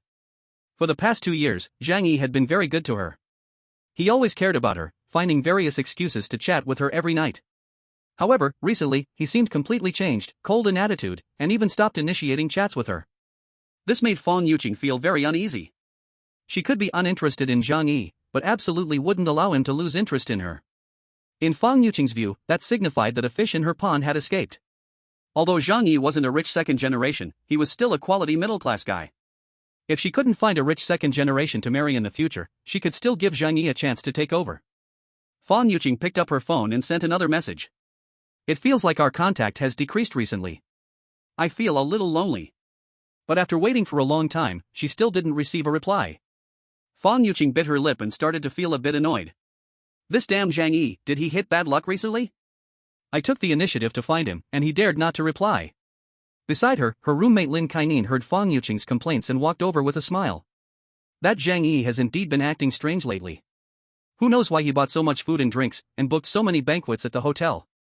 It's as if there's going to be a shortage of supplies soon. Fan Yuqing frowned slightly at this remark. She said to Lin Kainin, Ning Ning, do you think something will really happen after a while? Maybe Zhang Yi received news and started hoarding supplies? Lin Kainin was taken aback by this and then burst out laughing, clutching her belly. Yuqing, are you silly? If something were actually going to happen, the government would definitely notify us. We can just relax. If he really is hoarding supplies, others will laugh at us for being silly. After Fan Yuqing heard this, he also chuckled self-deprecatingly. That's true. Zhang Yi stayed in a 5-star hotel suite for several days. He didn't go anywhere. During these days, on one hand, he wildly purchased banquet items from various hotels. On the other hand, he began to practice the use of a compound bow and crossbow in his room. Fortunately, Zhang Yi had liked hunting in the past and had a good foundation. Now, within a 15-meter range, his hit rate was particularly high. Especially with a professional-grade compound bow in hand, such modern equipment could allow an ordinary person to shoot an arrow comparable to ancient archers. Let alone dealing with humans, even when encountering wild boars, wolves, and large dogs, he could cause considerable damage. Chapter 11 The Safe House is complete. 3 days later, under Wu Huairan's introduction, Zhang Yi successfully obtained 2 guns and 100 rounds of ammunition. Although the price was a bit high, Zhang Yi did not mind at all. With this heavy item in hand, he felt a bit more confident about his safety in the apocalypse. As for the medicine needed for the apocalypse, he also completed a deal with Zhou Hairan and directly acquired 5 boxes of imported high-quality medicine. Another week passed. Wu Huairan called Zhang Yi to tell him that the safe house had been completed according to his requirements. He invited him back to inspect it. Only then did Zhang Yi leave the hotel where he had stayed for a while and drove back to the Yuelu community. Wu Huairan personally took Zhang Yi to inspect the house. Upon returning home, Zhang Yi couldn't help but be pleasantly surprised. Dragon Warrior Company is indeed a top security company in the country. Their speed and quality in building the safe house were impeccable. The entire house had been reinforced with 200 mm thick alloy plates according to Zhang Yi's requirements. Moreover, it looked no different from the outside than before. Wu Huairan patiently explained everything to Zhang Yi. The ventilation system uses military-grade materials, capable of filtering any harmful gases to prevent gas attacks from the outside. Additionally, the heating system for the entire house has been completely redone with professional materials from the Arctic Scientific Research Institute. Besides building a fireplace as you requested, it can also prevent 99.5% of temperature loss. At this point, Wu Huairan gave Zhang Yi a mysterious smile. Furthermore, to ensure your safety, we have installed a surveillance system throughout the building. A total of 300 cameras allow you to monitor every floor of the building. After hearing all this, Zhang Yi was at a loss for words in amazement. He could only sigh. Being rich is truly great, as it can buy unimaginable services for ordinary people. He went to the balcony and found that it had been transformed into a huge floor-to-ceiling window. Wu Huairan explained, the window material is all bulletproof and explosion-proof, even stronger than the 200 mm alloy plates. Also, it allows for better lighting and necessary external observation. Zhang Yi was very satisfied with this safe house. Unless an army carrying heavy weapons came, no one could force their way into his home. Even if the entire building collapsed, his room would likely not have any issues. I am very satisfied with the safe house you built, Zhang Yi said to Wu Huairan with a smile. Wu Huairan also had a big smile on his face. He took out the document for Zhang Yi to sign and said, if there are no problems, please pay our remaining balance within 3 months. Zhang Yi nodded with a smile, definitely. However, he had no intention of actually paying that remaining balance. Thinking about how he only paid a 1 million deposit and got a nearly 10 million safe house for free, it felt incredibly satisfying. Zhang Yi lay on the sofa, admiring his nearly perfect safe house. However, after thinking for a while, he realized he had overlooked something very important. That is the source of life. Zhang Yi slapped his forehead. Oh no, how could I forget something so important as water? After the arrival of the ice apocalypse, although it was freezing cold outside, water could still be obtained by drilling through ice. However, at that time, it would generally be minus 60 or 70 degrees outside, and going out would mean facing potential danger. Zhang Yi absolutely could not tolerate such a huge flaw in his safe house. After thinking for a moment, he directly ordered 100 giant water storage barrels through a delivery platform. Each could store 500 cubic meters of water, enough for him to use for several years. Moreover, he could also retrieve bottled water from the warehouse later, so the issue of water resources was perfectly solved. The delivery guy was indeed quick. A few hours later, he delivered them right to Zhang Yi's door.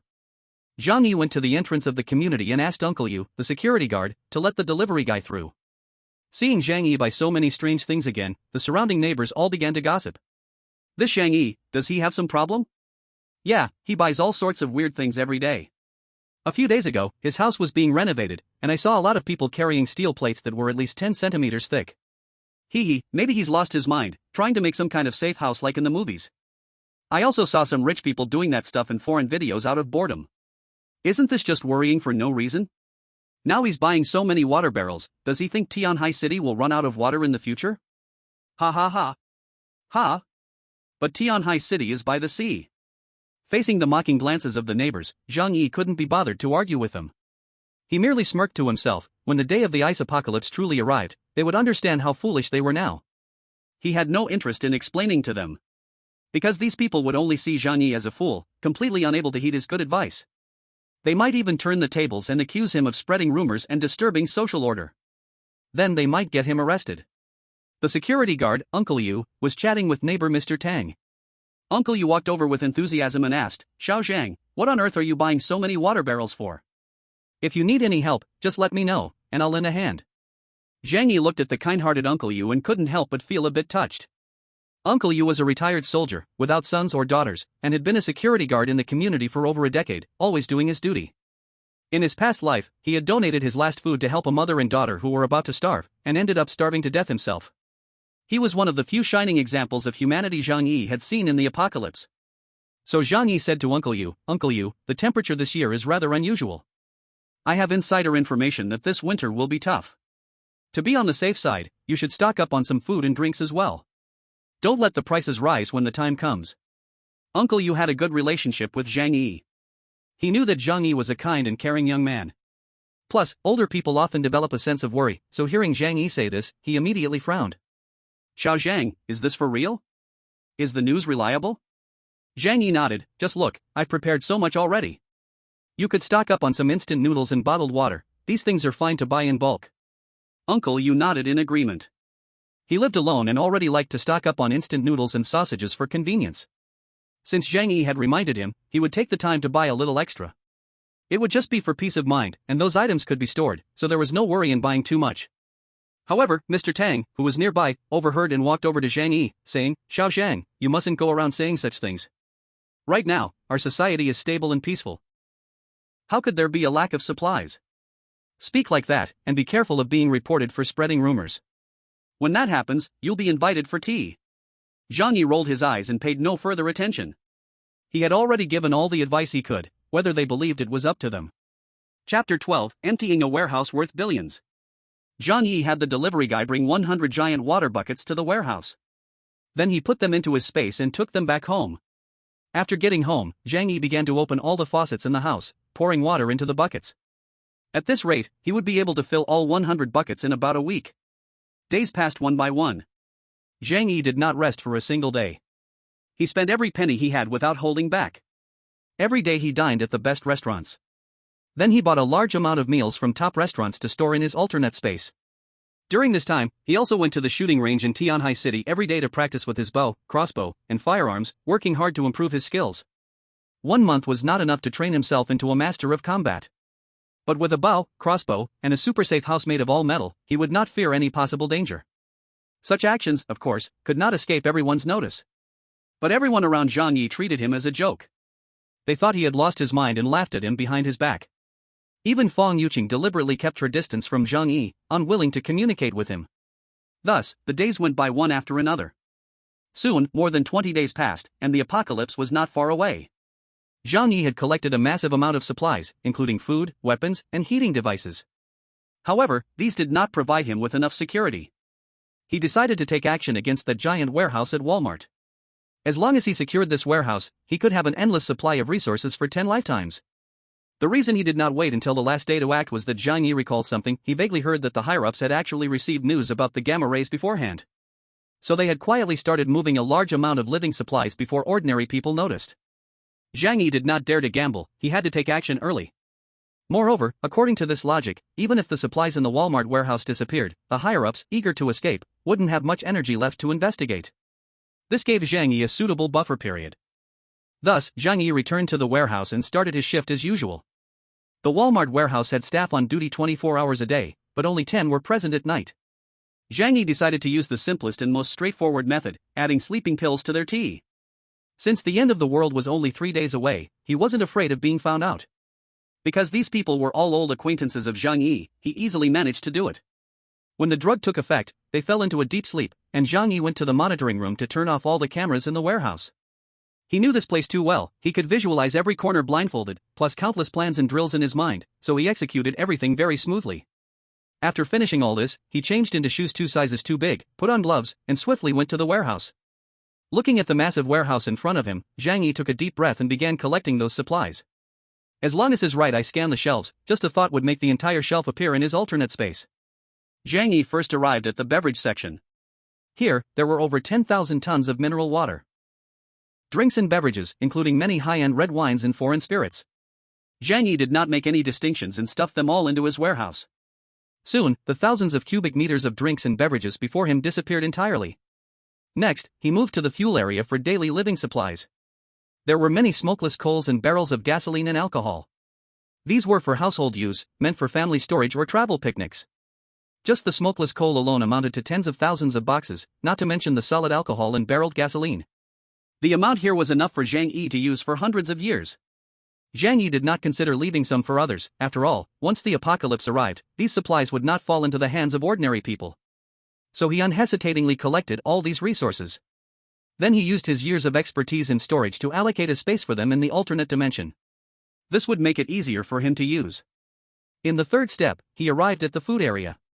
The amount here was even greater, reaching several tens of thousands of tons. Multiple warehouses were filled to the brim, resembling small mountains. Canned foods, packaged roast chickens, and roast ducks, puffed snacks, instant meals, high-end treats. This is enough for me to eat for 10 lifetimes. Zhang Yi exclaimed. He was not picky at all, he took whatever he could get. After taking the food, Zhang Yi then moved to the sports equipment area. In his safe house, sports equipment was also essential. Regular exercise strengthens the body to ensure health, and in critical moments, it can even save lives. Although the space in the safe house was limited, he would not be polite about what he could take. After all, the area in the alternate dimension was infinite, and he would take advantage of it. Among them, there were some particularly useful items. For example, baseball bats and fencing swords, which were excellent weapons. During the collection process, Zhang Yi also found other particularly useful items, such as skiing and mountaineering equipment, including professional cold-proof clothing rated for national athletes. These could withstand temperatures of -100 degrees. They were the latest technology products of 2050. Zhang Yi's eyes lit up. These were the top-grade cold-proof gear for when the ice apocalypse came. He did not hold back but immediately collected dozens of top-tier cold-proof suits and sleeping bags from the warehouse. After a full 2 hours, Zhang Yi had completely emptied the Walmart warehouse, which covered over 1 million square meters. After doing all this, looking at the vast and empty warehouse, Zhang Yi felt an indescribable satisfaction in his heart. Now, even when facing the coldest ice age, he was confident he could comfortably survive. Zhang Yi returned to his post, took off his gloves and shoes, and placed them in the alternate space. Then he drank a bit of tea laced with sleeping pills and lay down on the table, falling into a deep sleep. He did not know how long it had been when he was abruptly shaken awake. Supervisor, something big has happened, wake up. Zhang Yi slowly opened his eyes, staring blankly at his colleagues in front of him. What happened? A warehouse employee, shivering, pointed at the warehouse and said, "It's a ghost. Our warehouse has been completely emptied." What? Zhang Yi was astonished as he stood up, slapping the table. He pretended to walk to the warehouse and, unsurprisingly, saw the empty shelves. Zhang Yi, however, knew better than anyone what had really happened. But he still felt weak in his legs, his voice trembling as he said, "What on earth happened? Why are so many supplies missing from the warehouse?" The employees around him also looked tense. Yeah, the supplies in this warehouse are worth at least hundreds of millions. Even if we used big trucks to carry them, it would take several days to move everything. How could they all be gone in the blink of an eye? They, however, did not mention it. After all, everyone was on the night shift, and it was common to sneak a nap at night. Zhang Yi wore a serious face, pretending to be anxious as he paced back and forth. Then he said to everyone, "This matter is too bizarre, we cannot solve it. We should call and notify the higher-ups." Although everyone was nervous inside, they were not overly scared. Because the situation had escalated, they felt they had little responsibility. The entire warehouse's goods, worth hundreds of billions, had vanished in just 2 hours. This was clearly beyond their capability. With salaries of just a few thousand yuan a month, they had no need to work themselves to death for the company. Therefore, when Zhang Yi said this, everyone nodded in agreement. Let the higher-ups worry about this mess. Zhang Yi immediately called the warehouse manager to report the situation. When the manager heard the news, he was stunned, and even thought Zhang Yi was joking with him. Chapter 13: The Ice Age has arrived. Zhang Yi emptied the entire Walmart South China warehouse. Goods worth hundreds of billions all entered his alternate space. And he pretended he knew nothing, promptly reporting to Walmart's upper management. Soon, this news spread throughout Walmart South China regional senior management. A large group of executives, shocked, hurried to the scene and reported the matter to the police. Tom Watson, the general manager of the South China warehouse, saw the empty warehouse, and his face turned whiter than snow. Oh my God! How am I going to explain this to the headquarters? In fact, the Walmart headquarters in the rice country had already issued orders requiring them to transport all goods back to the country as soon as possible. It was said this was a directive from the rice country's higher-ups. The ships they dispatched were about to arrive at Tianhai port. Now, everything was ruined. On the other hand, Zhang Yi was not worried at all about his secret being revealed. After all, within just 2 hours, an entire warehouse's worth of goods worth hundreds of billions had vanished. This was too unbelievable. Even if the police conducted a thorough investigation, they would not find out the truth in a short time. Furthermore, Walmart was a foreign enterprise and not a state-owned enterprise, so there was naturally no need to mention the investigation intensity. However, he still pretended to be nervous and scared, cooperating with the police investigation. After a night of interrogation, Zhang Yi was released. The police were also very suspicious about this matter, because they investigated the surveillance footage inside and outside the warehouse. Although the internal footage had been turned off, it was impossible to steal millions of cubic goods without leaving any traces. However, upon checking the surveillance footage around the warehouse, they found no traces of any vehicles passing by. This meant that the goods worth hundreds of billions either vanished into thin air, or it was a trick by Walmart themselves to cheat. From a logical standpoint, the latter was obviously more reasonable. After all, unless a supernatural phenomenon occurred, there was simply no way to explain how millions of cubic goods could disappear without a trace in just 2 hours. As for Zhang Yi and these ordinary employees, they also stirred some suspicion. But the logic problem of explaining the disappearance of the goods was unresolvable. Even if internal employees had issues, that was not the main contradiction. Since Walmart was a foreign enterprise, there was no involvement from the official background of the rice country. The case was too big, and the police's action efficiency naturally was not that fast. Even worried about causing international repercussions, they played a game of passing the buck regarding the investigation. To clarify this matter, it would not take 3 days, it might even take 3 months. As for Zhang Yi, he was ordered not to leave Tianhai City for the time being. Zhang Yi must cooperate with the police and the internal investigation of Walmart at all times. Zhang Yi was very cooperative and was then released back home. After returning home, Zhang Yi glanced outside through the slats of the floor-to-ceiling window. Today is December 10th, just 2 days before the arrival of the Ice Age. In the coming time, he just needs to stay at home, not go anywhere, and he can easily win at life ahead. Thinking of the otherworldly space filled with resources worth over 100 billion, Zhang Yi felt very at ease inside. He returned to his bedroom and lay down, feeling somewhat tired after a night of busy cooperation and interrogation. Zhang Yi slept until evening, and when he turned on the TV, the news was reporting on the theft incident at Walmart's South China warehouse. Due to the excessive and bizarre loss of resources in this theft, major news outlets across the country rushed to report it. Such a large warehouse, yet it got emptied in just a few hours. It must be an inside job. It has to be someone from inside, possibly even high-level Walmart executives, trying to defraud insurance. That's millions of cubic resources. Even with large trucks, it would be impossible to transport it all in one night. Zhang Yi smiled slightly. No one would know the answer to this matter before the apocalypse arrived. In the following 2 days, Zhang Yi stayed at home, not going anywhere. He knew that there was not much time left for this world. For safety's sake, he would not leave his room without permission. During this time, the police and investigators from Walmart headquarters called him in again for questioning.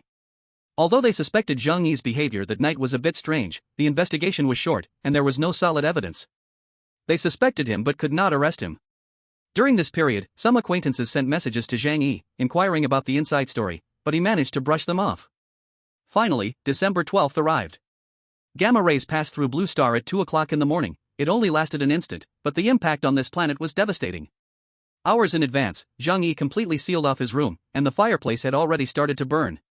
Because soon, with the depletion of energy, air conditioning and heating systems would completely fail.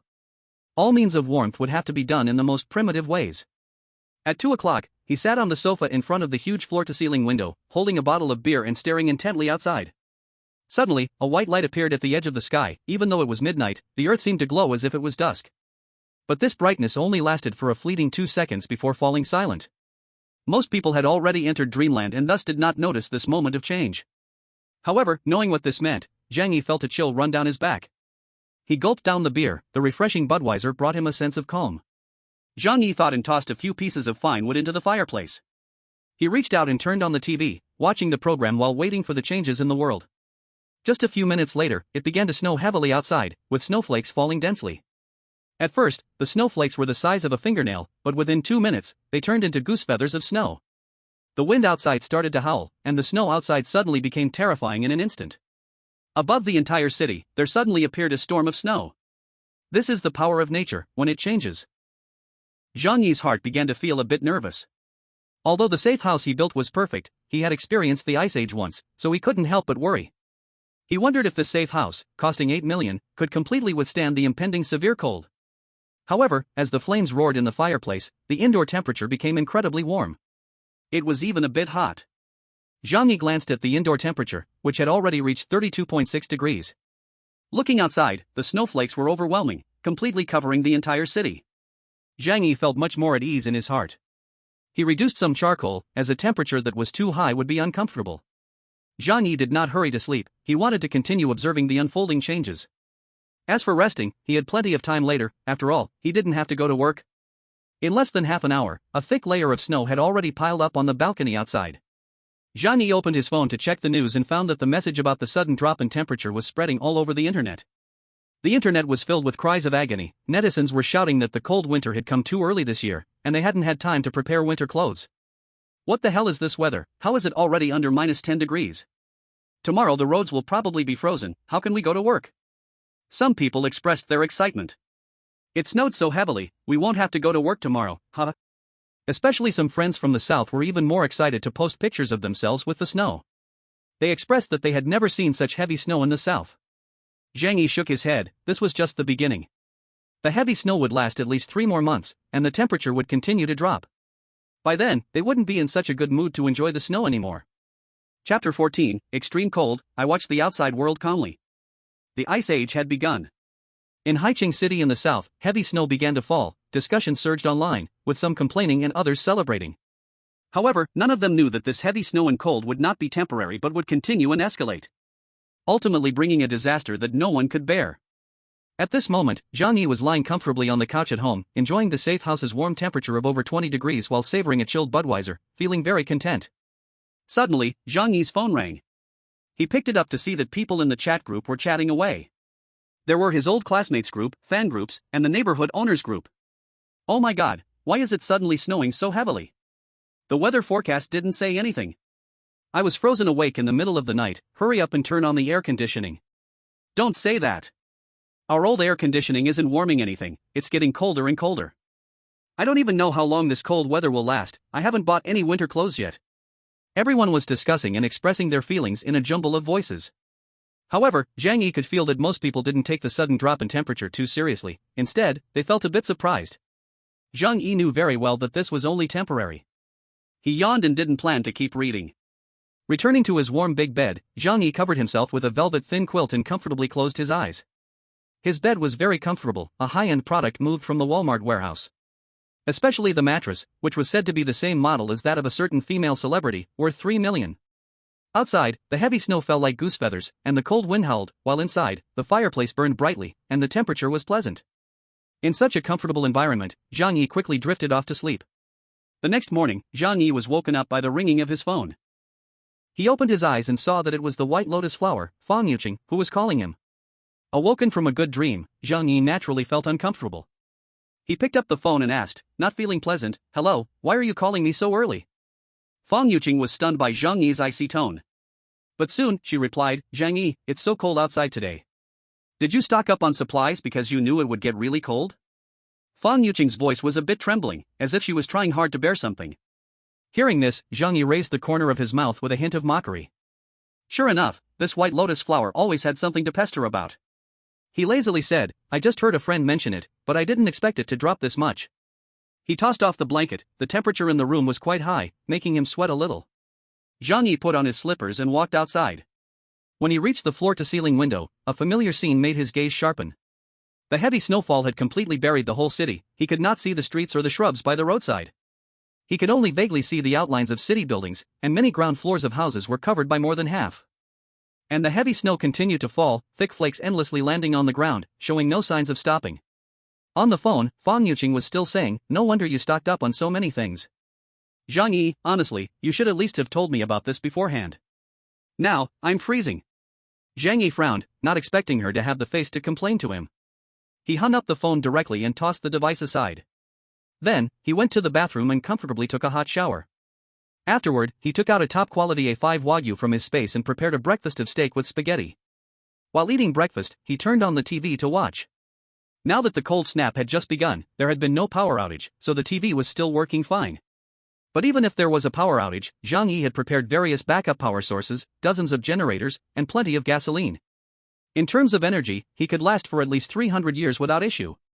After turning on the TV, Zhang Yi first tuned into the morning news channel. Although as a reborn person, he knew what was happening outside. But at this moment, checking the outside situation was also a way to pass the time. On the news channel, surprisingly, both anchors were wearing thick down jackets.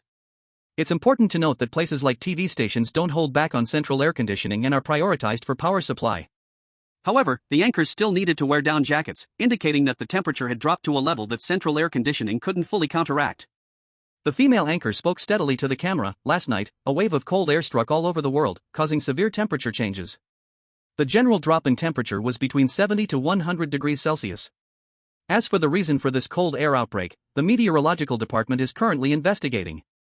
In the coming days, we hope everyone pays attention to keeping warm and avoids frostbite. If not necessary, please try not to go outside.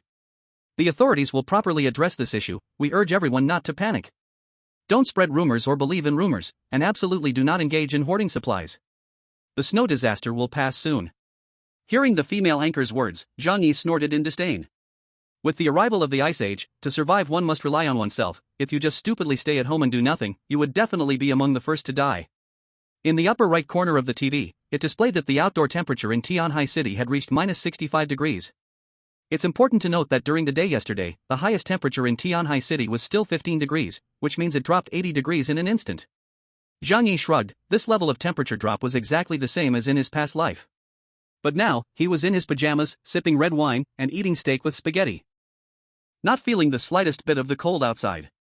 After all, it was an 8 million investment to create this safe house, and he had specifically emphasized the insulation function, so the temperature inside would hardly drop. At this moment, Zhang Yi's phone rang again. He was quite interested and wanted to see what the neighbors who had mocked him before were talking about. The first message he saw was from Fang Yuqing. Zhang Yi, why did you suddenly hang up on me? It's snowing heavily outside, and I can't go out. Didn't you buy a lot of food? Can you lend me some first? I'll return it once the snow disaster is over. Zhang Yi raised an eyebrow, a cold smile creeping onto his lips. The White Lotus is smart, realizing that with such heavy snow, food would become very expensive. She didn't want to brave the extreme cold of minus 60 or 70 degrees, so she wanted to ask Zhang Yi for food. But Zhang Yi knew that this icy disaster would last a very long time and would not pass quickly. Besides, he had no intention of giving Fang Yuqing a single bite of food. In his past life, he had been fooled by this White Lotus, giving her a lot of food from his home. In the end, she caused Zhang Yi's death and even wanted to dig out his ribs to make soup. For such a woman, Zhang Yi now just wanted to tease her and watch her die a miserable death. With this thought, he showed a teasing smile and sent a message to Fang Yuqing. Why didn't you say so earlier? I've almost eaten everything I stocked up on. Look, I just grilled steak this morning. After sending the message, Zhang Yi took a selfie with himself, the steak, and the red wine on the table. He deliberately included his pajamas in the shot and then sent it to Fang Yuqing. Chapter 15, The White Lotus Asks for Supplies. At this moment, Fang Yuqing was curled up in her rented room, tightly wrapping 2 blankets around herself. Even though the air conditioning was turned up to 40 degrees, the indoor temperature couldn't even reach 0 degrees. She was shivering all over, feeling as if the cold air was pouring into her blankets. When she saw the photo Zhang Yi sent, Fang Yuqing immediately widened her eyes in disbelief. She couldn't believe that in such cold weather, Zhang Yi was actually wearing thin pajamas, comfortably eating steak and drinking red wine. Clearly, they were living in the same building. Why did it feel like they were living in two different worlds? Especially when she saw the delicious steak on the table and the bottle of high-end red wine, Fang Yuqing's mouth began to water. As a top-tier White Lotus and social climber, she had some knowledge about these high-end goods. According to her knowledge, the steak Zhang Yi was eating was clearly authentic top-grade Wagyu. Especially the French red wine next to him, which was definitely a Grand Cru, worth at least 20 or 30,000.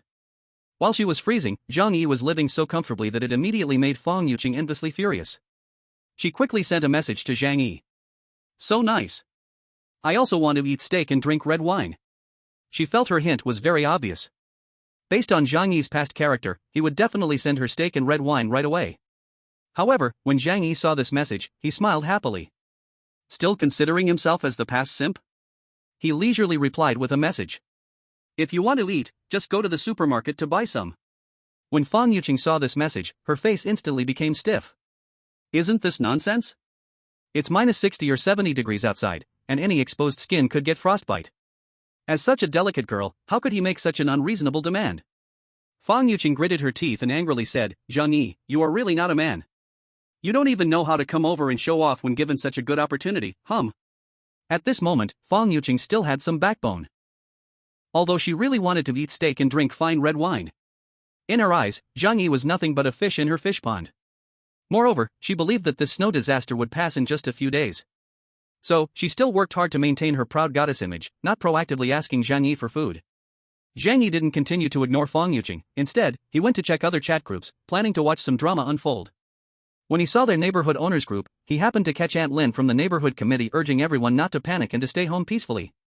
Everyone, don't be anxious, it's just a sudden drop in temperature, it'll be over in 2 or 3 days at most. Please don't rush to hoard supplies, trust our officials. Our neighborhood committee will also help everyone find a way to get through this snow disaster. Please follow orders and listen to commands, don't cause trouble for the officials. Some owners raised objections. With this much snow, who knows when it will stop? It's already a hassle to go out, isn't it necessary to stock up a bit at home? Exactly, otherwise shouldn't we go out and buy some groceries? I'm afraid prices will skyrocket these days. Aunt Lin immediately strengthened her tone. What are you doing? Aren't you just causing us more trouble? Hoarding supplies will only lead to higher prices, and then everyone will have to eat overpriced vegetables. If anyone dares to hoard supplies and I find out, don't blame me for reporting you for causing panic. Zhang Yi saw Aunt Lin commanding everyone like a leader in the group and couldn't help but curl his lips into a cold smile. Today was the first day of the Ice Age. Due to the extremely cold weather outside, the supplies in the supermarket had not been completely looted yet. If he dared to go out despite the heavy snow, although there was a risk of frostbite, there was definitely a chance to stock up on some supplies. However, because of Aunt Lin's intimidation, many people, feeling lucky, did not venture out to buy groceries. The final result was predictable. At this moment, Aunt Lin suddenly targeted Zhang Yi. She mentioned Zhang Yi in the owners group. Little Zhang, you had already hoarded quite a bit at home. Now that the snow disaster is severe, you can't be a negative example. These days stay home obediently, if I catch you going out to buy things again, don't blame Aunt Lin for being unsympathetic. Zhang Yi's expression became somewhat ugly. This old woman, last time because she asked him for things and he didn't give, had been keeping it in mind, now she found an opportunity to throw jabs at him. But sadly, this neighborhood committee aunt meant nothing to Zhang Yi now. He replied coldly, Aunt Lin, no one knows how long this snow disaster will last. What if it goes on for a long time, and everyone has no food? Will you take responsibility for that? With this question, Zhang Yi spoke the thoughts of many people. Everyone was dissatisfied with Aunt Lin's words but hesitated to contradict her due to her position in the neighborhood committee. With Zhang Yi taking the lead, someone immediately stood up to ask. Yeah, if you don't let us stock up on supplies, when we run out of food, what's going to happen? Can you take that responsibility? Seeing more and more people standing up to refute her, Aunt Lin felt a bit panicked. At the same time, she hated Zhang Yi even more in her heart. How dare he publicly contradict her in the owners group, wasn't that disrespectful to her? Don't worry, this matter, our neighborhood committee can responsibly assure everyone, there will be no shortage of supplies. The snow disaster will also pass quickly. And you, Zhang Yi. Don't incite people's hearts at this time, your actions are illegal. Aunt Lin, curled up at home, gritted her teeth and said fiercely, this Zhang Yi really doesn't know the severity of the situation. I'll think of a way later. Find a dark place to keep him for a few days. Zhang Yi laughed loudly. At such a time, the old woman named Lin still wanted to follow along, relying on her little power to act arrogantly, which was truly ridiculous. Oh dear, I can't wear such a big high hat. Don't worry, it's so cold outside, I wouldn't go out if you told me to. You all can do as you please. He had already hoarded enough supplies, so there was no need for him to go out and fight for vegetable leaves in the supermarket. But those who believed Madame Lin's nonsense would soon suffer. Zhang Yi felt a bit of sorrow in his heart. With the apocalypse coming, he didn't know how many people would freeze or starve to death. However, some people deserved to die, like the neighbors who had harmed him in his past life. No matter if they were dead or alive, Zhang Yi had made up his mind to survive. The life or death of others had nothing to do with him, Zhang Yi. Chapter 16, Madame Lin's Revenge, Zhang Yi Fights Back. Zhang Yi sat on the sofa, yawning in boredom. While others were enduring hunger and cold, he was living more comfortably than in heaven. His home had the perfect insulation system and endless fuel, allowing his safe house to maintain a comfortable constant temperature year-round. Next, he had nothing to do but make sure he was happy every day. At that moment, there wasn't anything good on TV. Various live broadcasts were shut down due to extreme low temperatures. After all, those beautiful streamers he usually loved to watch couldn't bear the minus 60 or 70 degrees, or even more than 100 degrees, to dance in tank tops. If there were, Zhang Yi could only give a thumbs up and say, what a tough person. He opened his alternate space, where the electronic device area had many gaming consoles and AAA titles. There were several hundred unopened PS5s, Switches, and Xboxes. As for game cartridges, there were tens of thousands of them. Zhang Yi took out the latest PS5, set it up on his 100-inch giant Sony TV, and started playing games. He was playing this year's latest 3A action game, Bayonetta 3. Nearby were also games like Elden Ring, The Witcher 3, and Sekiro, Shadows Die Twice. If he wanted to pass the time, these were all excellent choices. If he thought the game durations were too short, there were also long projects like Civilization and Cities, Skylines that could keep him playing for a long time. He no longer needed to consider work or social relationships. This kind of life was even better than before the apocalypse. Since he was at home, Zhang Yi was only wearing pajamas, munching on snacks while enjoying his gaming. After a while, his phone rang. Zhang Yi casually picked it up and found that it was that annoying Madame Lin from the community committee mentioning him in the group. Zhang Yi, the roads outside have been blocked by heavy snow. You need to come out with tools to help shovel snow. Her tone was one of command. Zhang Yi also saw her rallying everyone in the group to go out and shovel snow, but very few responded. Surprisingly, she had directly singled him out. Zhang Yi looked at the heavy snow outside. Nearly the entire floor was covered. With 3 meters of deep snow, trying to clear it by hand was almost a fantasy. Besides, Zhang Yi knew the snow would likely continue for more than 3 months. Going out to shovel snow now would not be as fast as the snow falling. Zhang Yi immediately refused. It's so cold outside. Going out for a while would freeze me into a popsicle.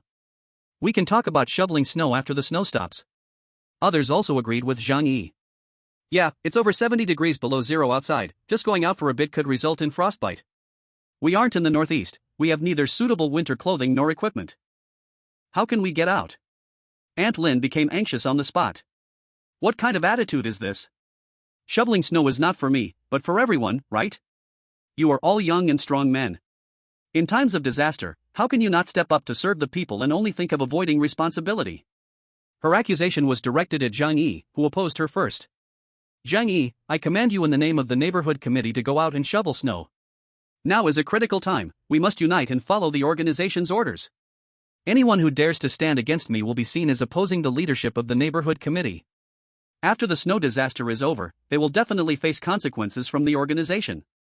Aunt Lin repeated her status as a committee member.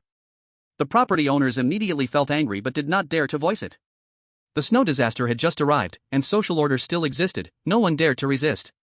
Although these neighborhood committee members appeared to have little power, the small power they held was closely related to everyone's daily lives, making them hard to provoke.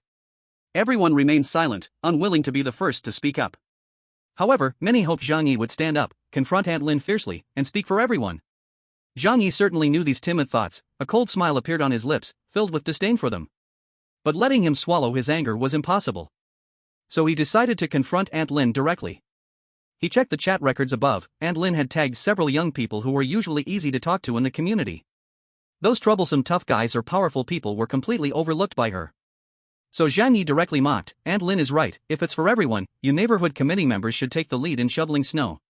And speaking of being young and strong, there are so many people in our community. Why did you only call on us? Do you think we are easy to bully?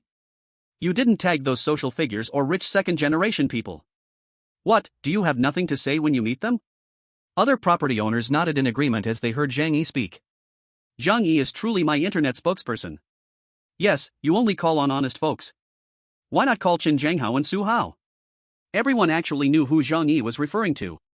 Everyone in the community understood the influential characters living there. For example, Qin Zhanghao, who lived in room 601 on the 6th floor, was a well-known social boss, working on earth-moving projects with hundreds of people under him.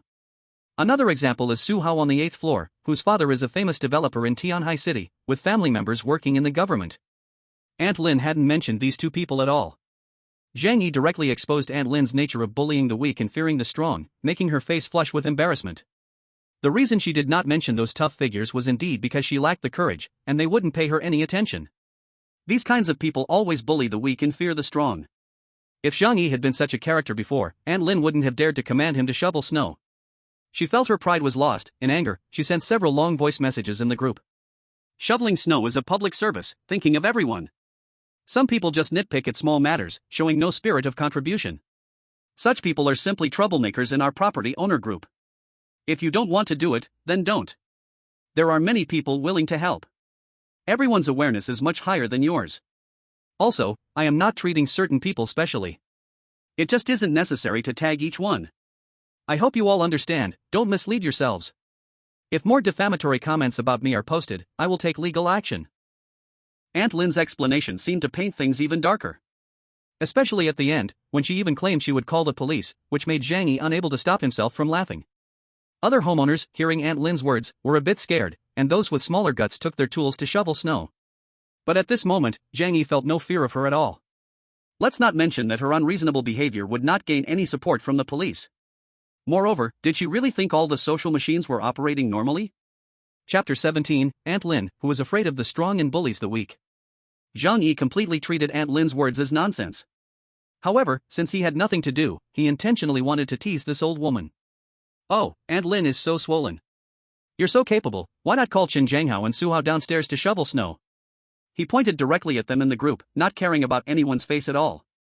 Qin Zhanghao, nicknamed Brother Hao, was a notorious social thug. Back then, when they intruded into his house, he was the one holding the giant axe as the leader. Su Hao, an arrogant second-generation rich kid, was the first person to attack Zhang Yi with a knife. In short, apart from a few good neighbors, the rest participated in the attacks or robberies against Zhang Yi. He could even guess that after his death in his previous life, each of them took a share of his spoils. So Zhang Yi showed no respect to anyone, directly tearing off their fig leaves to disgust them. Aunt Lin looked at her phone, and her face suddenly changed. By naming them directly, Zhang Yi had put her in a difficult position. No matter how she argued, if she backed down at this moment, she would absolutely become everyone's laughingstock. And no one would listen to her commands in the future. There was no choice, she could only tag Qin Zhanghao and Su Hao in the group. Family, the community is my home, shoveling snow depends on everyone. I hope family members with free time can bring tools and go out together to shovel snow. After a while, an ID named 25 #602 Qin Zhanghao sent several question marks. Then, a voice message was posted in the group. Shovel snow, shovel your head. Are you blind? Can't you see that it's still snowing heavily outside? Damn it, is your brain sick? If you're sick, go to the hospital and take a look, stop barking here. If you tag me again, I will make you suffer, do you believe it? Qin Zhanghao scolded Aunt Lin in extremely ugly terms after she tagged him. The homeowners in the group, after hearing it, laughed so hard they held their stomachs. This Aunt Lin took herself too seriously, but they didn't see her as anything at all. A mere community committee member had a bit of influence over ordinary homeowners. These social rich wouldn't see her as anything significant. The rich second generation Su Hao also sent a voice message. Why do I care about shoveling snow? I don't need to work, I can just sleep all day at home without any worries. After saying this, he also sent a picture of himself lying in a thick quilt, holding a woman in his arms. This building was just bought by Su Hao to keep women, and he was just coincidentally trapped here. Aunt Lin telling him to shovel snow made him think this woman was crazy. Aunt Lin, being scolded by Qin Zhanghao, dared not retort. How could she provoke a real tough guy? But seeing Su Hao so provocative, she stubbornly said, no matter what, you are also a member of the homeowners. Shoveling snow is your duty. Su Hao disdainfully said, Pa, do I pay property management fees every month for nothing? Without my money, you people from the community committee would starve to death. Damn it, every day using the homeowners' money to act like a big deal, and you think of yourself as the master. So funny. None of those second-generation rich were simple. Although Su Hao was idle, he had also seen the world. He completely wouldn't put a small community ant in his eyes. After saying that, he proudly mocked, "What I have today relies on my parents' and family's power. Can you poor bastards be the same as me? If you're going to shovel snow, hurry up. You still need to go out and earn money for food. After you finish shoveling, I can leave this damn place." Everyone was furious hearing Su Hao's arrogant words. But no one had the strength to fight back. Who told him to be lucky enough to be born into the right family? Even though his words were harsh, they were still the truth. Chen Zhanghao's mess with Su Hao completely froze everyone's hearts. Aunt Lin's words became nonsense, and no one paid her any attention. Aunt Lin was almost driven mad with anger. But in her heart, she wasn't angry at Chen Zhanghao or Su Hao, she was mad at Zhang Yi. She thought she had already convinced the residents, but it was Zhang Yi, that troublemaker, who ruined everything. So she sent a private message to Zhang Yi, furiously asking, "Zhang Yi, are you deliberately going against me? Tell me what exactly you want to do. I told everyone to go out and shovel snow, doesn't that mean everyone should go? Now no one wants to do it, do we just stay locked at home forever?" Zhang Yi raised an eyebrow. "Oh? Someone coming right to the door to get scolded? Don't you ****ing pretend with me?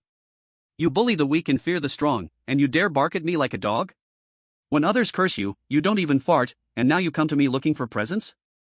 Let me tell you, your grandpa isn't easy to mess with. If you bark again, I'll kill you." Zhang Yi had Aunt Lin's character completely figured out. She was just a piece of trash who bullies the weak and fears the strong. Sure enough, after Zhang Yi said those harsh words, Aunt Lin was scared out of her wits. She was just an old woman living with her grandson, and only got respect because of her neighborhood committee position. But if someone didn't care about that and really wanted to fight her, she was no match at all. She instantly went silent, clearly afraid of truly angering Zhang Yi. Aunt Lin quickly blocked Zhang Yi, terrified he would keep cursing her. Her body trembled, not knowing if it was from the cold or from fear of Zhang Yi. That bastard. He's a total lunatic, a mad dog. Better not provoke him now. Just wait, I'll find a way to make his life hell later. In her mind, Aunt Lin imagined how she would use her committee position to make things hard for Zhang Yi. Like delaying his emergency supplies on purpose. Or not telling him about good community events. She pictured Zhang Yi regretting it then, even begging her, while she coldly shut the door and said, "Weren't you arrogant? Go on, be arrogant again."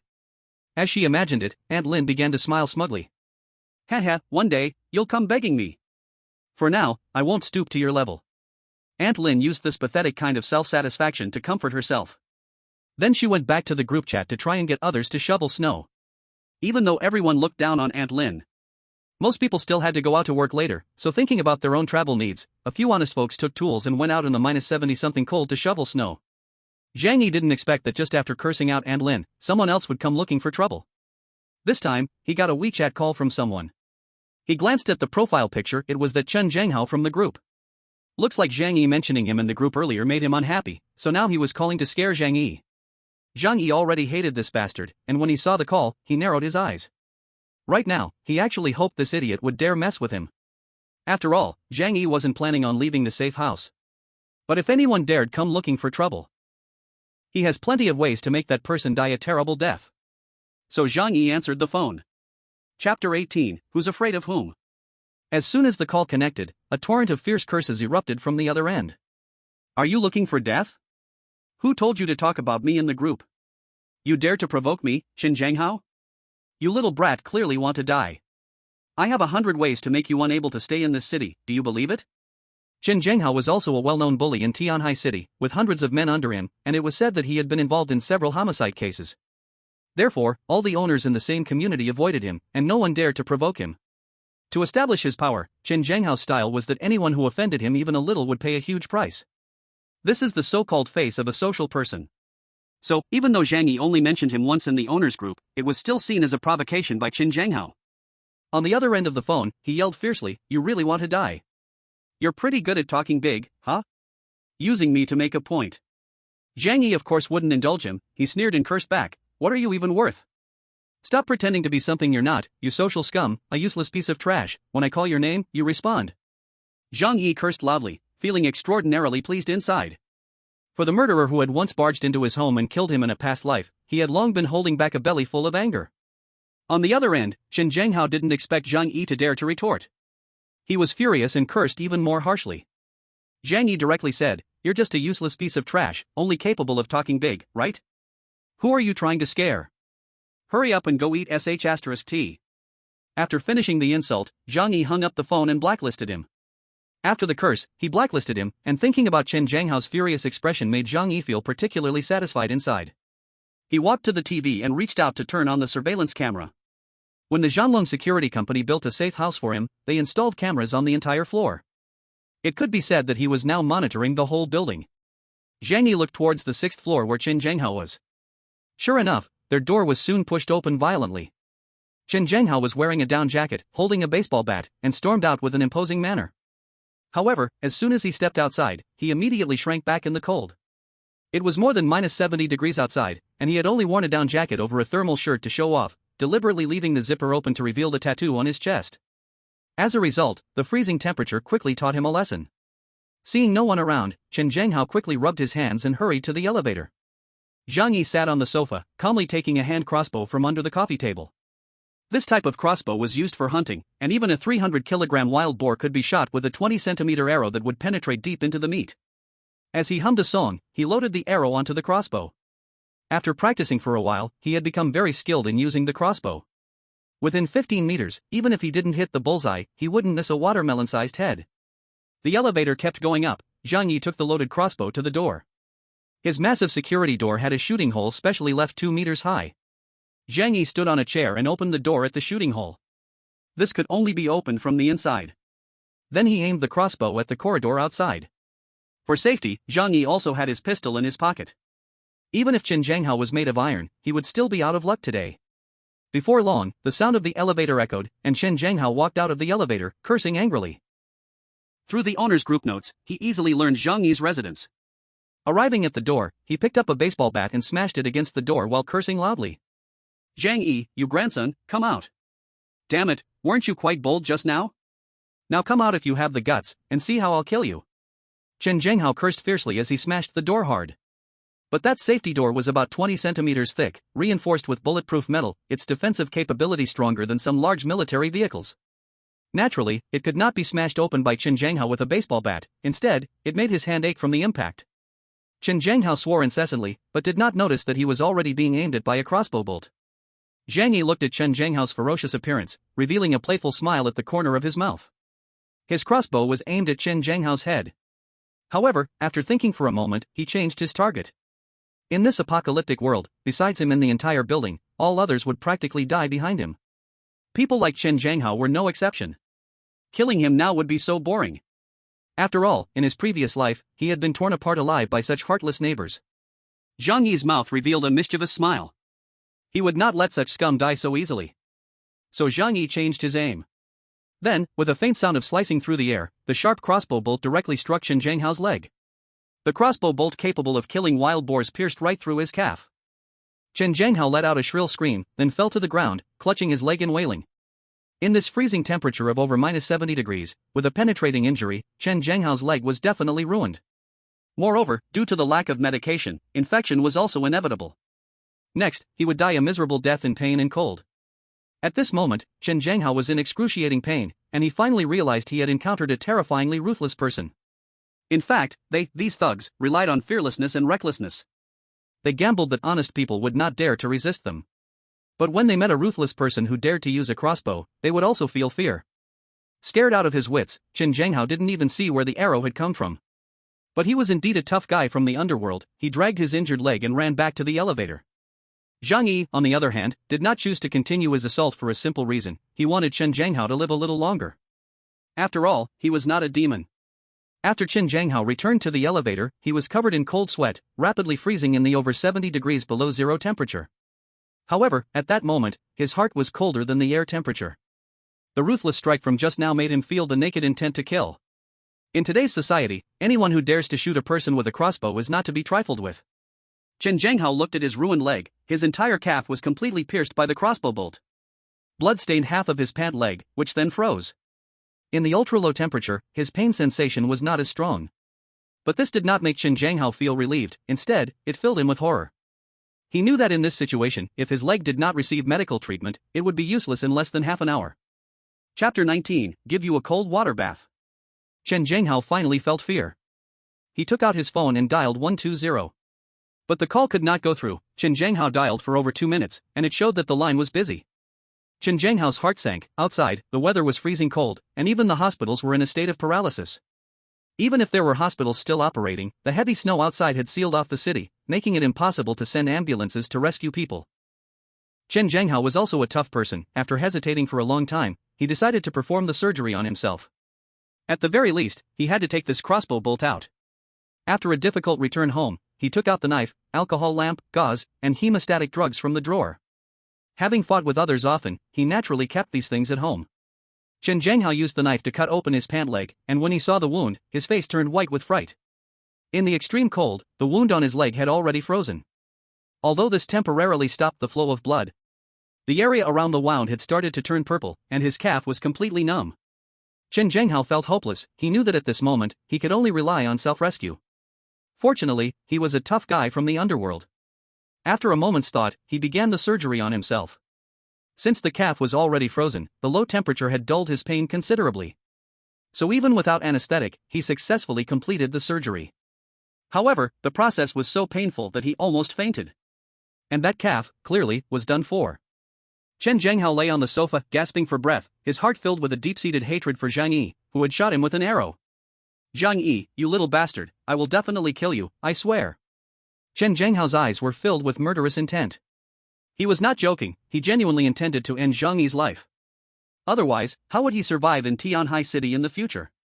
Chen Zhanghao picked up his phone. Since he had been blocked by Zhang Yi, he could only tag him in the owner's group. "Zhang Yi, you little dog, just wait, if I don't kill you, I will write my name Chen Zhanghao backwards from now on." The owners actually didn't know what had happened. But after learning that Zhang Yi had offended Chen Zhanghao, they couldn't help but worry for him. Chen Zhanghao was a real thug, and he was ruthless. However, if everyone knew that Zhang Yi had shot him and crippled his leg, they would probably be too scared to say a word. However, some people were very excited. For example, Aunt Lin, who had previously been put down by Zhang Yi, happily said, "It's best when dogs bite dogs." Neither of these two is a good thing. It would be best if that thug Chen Zhanghao killed Zhang Yi. Let this damn thing insult me. By Lianhua Fan Yuqing also saw the messages in the group. She pouted. She kind of hoped Zhang Yi would get beat up by Chen Zhanghao. Who told Zhang Yi to be so cold to her, and he didn't even know to willingly bring her some food, the goddess. However, no one in the group dared to speak, fearing that this matter might implicate them. Zhang Yi saw this message and burst out laughing. As long as he didn't leave the safe house, he wouldn't take 100 Chen Zhanghao seriously. Zhang Yi sent a voice message on his phone. "What are you? Just barking like a dog. Dare to provoke me again, and I'll cripple your remaining leg too." The group of owners was in an uproar upon hearing this voice message. They did not expect Zhang Yi to dare to go against Chen Zhanghao. And it seemed that he had even injured one of Chen Zhanghao's legs. Chen Zhanghao gripped his phone tightly, almost breaking it.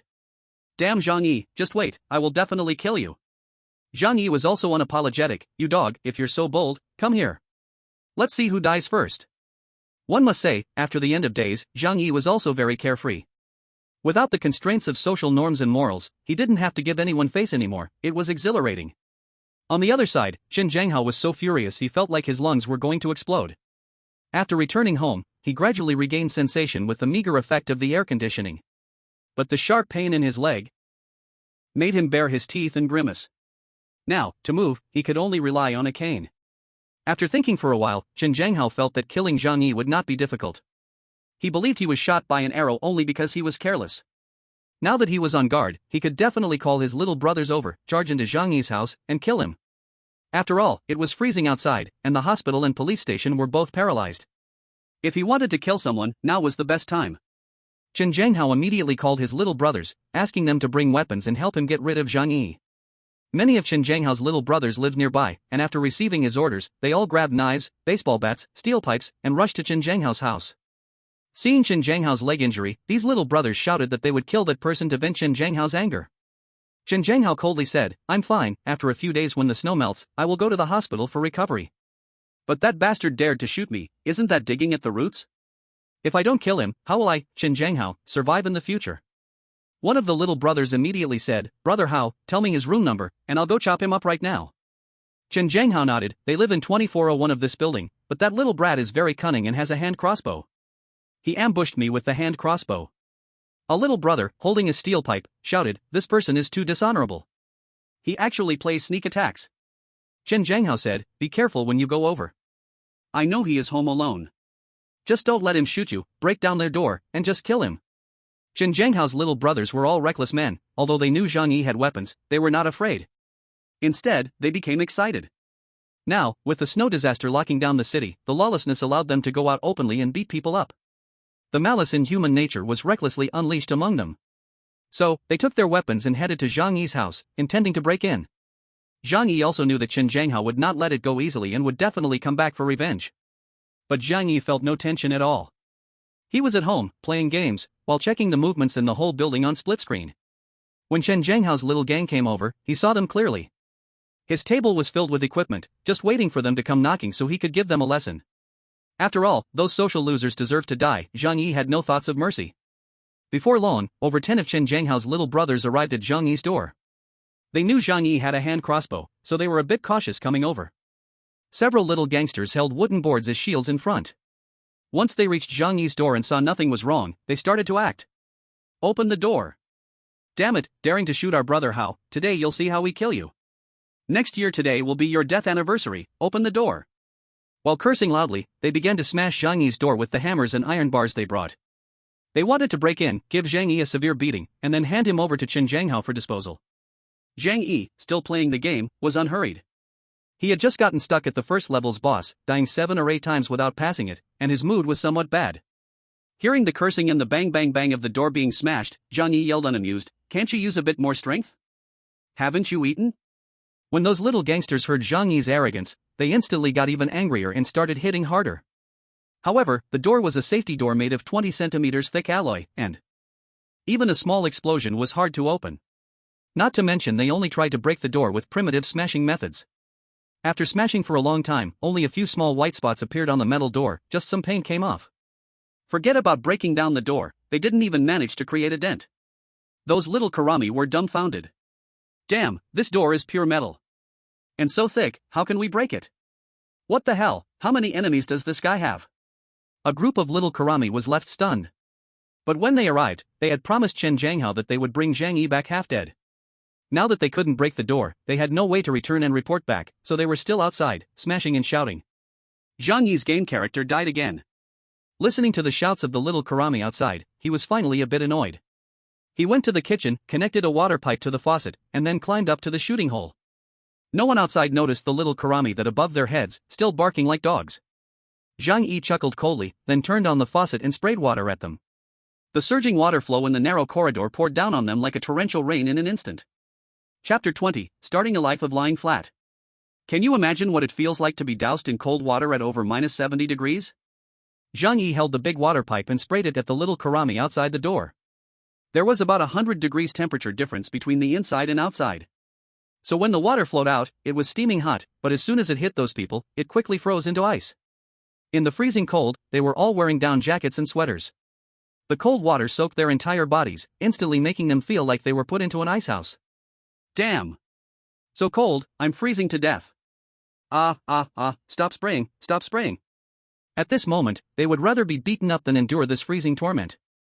One by one, their lips turned purple, and some even fainted from the extreme cold. By instinct, they hurriedly ran away from Zhang Yi's door. But in just a few seconds, it was enough to completely soak them. They didn't even have time to escape in the elevator, and their clothes were already frozen stiff. Zhang Yi watched them all run away before he turned off the faucet. He had originally planned to teach these people a lesson with a hand crossbow. However, the loading speed was too slow, and there was a chance they could counterattack through the shooting hole. Instead, this effect of flooding them with water was much better. After being thoroughly drenched and chilled by Zhang Yi, the little karami all had their lips turn purple. They hurried back to Chen Zhanghao's house. When Chen Zhanghao saw them return in such a sorry state, he couldn't help but get furious. "Where's that little brat? Did you catch him?" The little brothers hurriedly searched for blankets and sheets to warm up. Their clothes were all soaked, and they were frozen solid. More than a dozen people were fighting over clothes and blankets in the room. But because there were too many people and not enough things to go around, a few little brothers had no choice but to strip off their clothes and huddle together to warm up. That scene was somewhat bizarre. This made Chen Zhanghao so angry that he slammed the table and shouted, "Who will explain to me what the hell is going on?" A few little brothers, having regained some body heat, shivered as they explained the situation to Chen Zhanghao. "That Zhang Yi is too despicable, he actually sprayed us with a water pipe. We couldn't take it at all. We don't know how thick the door of their house is. After smashing for so long, we only knocked off a bit of paint. After listening, Chen Zhanghao frowned deeply. When he himself went to smash the door, he indeed felt that Zhang Yi's door was very solid. It seems that a strong attack is somewhat difficult. However, he soon let out a cold laugh. No problem, even if their family is an iron tortoise, there will always be flaws. And I just don't believe he can stay home forever without coming out. You guys stay nearby, and as soon as he steps outside, kill him for me. Chen Zhanghao said fiercely. His underlings, all desperate men, shivered and laughed coldly upon hearing this. Although they were all frozen like dogs, they still had to show they looked fierce. However, they could never have imagined that Zhang Yi had no intention of leaving his home at all. Outside was hell, but his room was heaven. How could there be a reason to go from heaven to hell? After dealing with Chen Zhanghao and the others, Zhang Yi went back to playing his game. Although he knew these guys wouldn't give up easily, they didn't have the ability to invade his home. As for going out? Zhang Yi would never make that choice. Even if there was a 1 in 10,000 chance of risk, he wouldn't take it. Staying comfortably at home like this, wasn't that nice? Not long after, Zhang Yi came to the floor-to-ceiling window to check the outside scene. There really were people outside using tools to clear snow. He seemed to see Uncle Yu, the security guard, this straightforward and enthusiastic veteran, always rushing up first when things happen. The more than 10 people downstairs were mostly some younger residents who were easier to talk to. However, Aunt Lin and the other community committee members had not been seen at all. Faced with the thick snow layer of 2 to 3 meters, they were digging laboriously. Yet Zhang Yi knew that this effort was completely in vain. Not to mention, just wanting to dig a path from downstairs to the entrance of the community would take a whole day of digging. But even if they succeeded, so what? The roads outside were also completely covered. With such thick snow, only professional large snowplows could slowly clear it away. But in the south, there were no such professional vehicles at all. Going out had become an impossible task. Moreover, with the temperature below -70 degrees, they couldn't last long. Without proper cold-resistant equipment, their bodies couldn't adapt to such low temperatures. Staying outdoors for half an hour posed a risk of frostbite. Zhang Yi shook his head. These honest people were indeed quite pitiful. However, it was their choice, and Zhang Yi didn't bother to say anything. After all, now, everything had nothing to do with him, he just wanted to live well. Time came to afternoon. Zhang Yi felt a bit hungry, so he took out a feast from the alternate space. The meal was quite simple, just a plate of Australian lobster, a Wellington steak, 2 Huangshan sesame cakes, and a bottle of cola. He had plenty of delicious food in his space. Now, cooped up at home every day, Zhang Yi's schedule had also become free. In short, if he was tired, he would sleep, if he was hungry, he would eat, and he didn't need to differentiate between day and night. The heavy snow outside continued to fall. Zhang Yi took a moment to look at the area below the apartment building. Those snow clearers had all gone back. And the clear patch they'd worked so hard for half a day was quickly covered again by the heavy snow. Probably they also realized that relying solely on their strength was unable to fight against nature. Zhang Yi lay on the sofa wearing autumn clothing, and the temperature inside was 27 degrees, comfortable and pleasant. He turned on the TV and watched the programs. Currently, many TV stations nationwide had directly suspended broadcasting, only some provincial channels and CCTV were still on air. Among them were promotions for official work and slogans encouraging everyone. At this moment, our gaze is directed towards Xinjiang. The officials are strategizing and commanding us, launching the final total attack against the snow disaster. According to reports, due to inadequate prevention of snow disasters, the rice nation has already caused 200 million people to be affected, with tens of millions dead. The snow disaster in our country is under control, and everything is developing positively. I hope everyone does not panic and trusts the power of the officials. Zhang Yi shook his head. The scale and severity of this snow disaster are unimaginable for humanity. Although the officials are trying to solve the problem, human power is indeed too weak before nature. Chapter 21, White Lotus and Green Tea. In the owner's group, Aunt Lin could still be seen chattering away. Everyone has seen the news, right? Our country has the power and can completely cope with this snow disaster. Don't panic, all problems will be solved.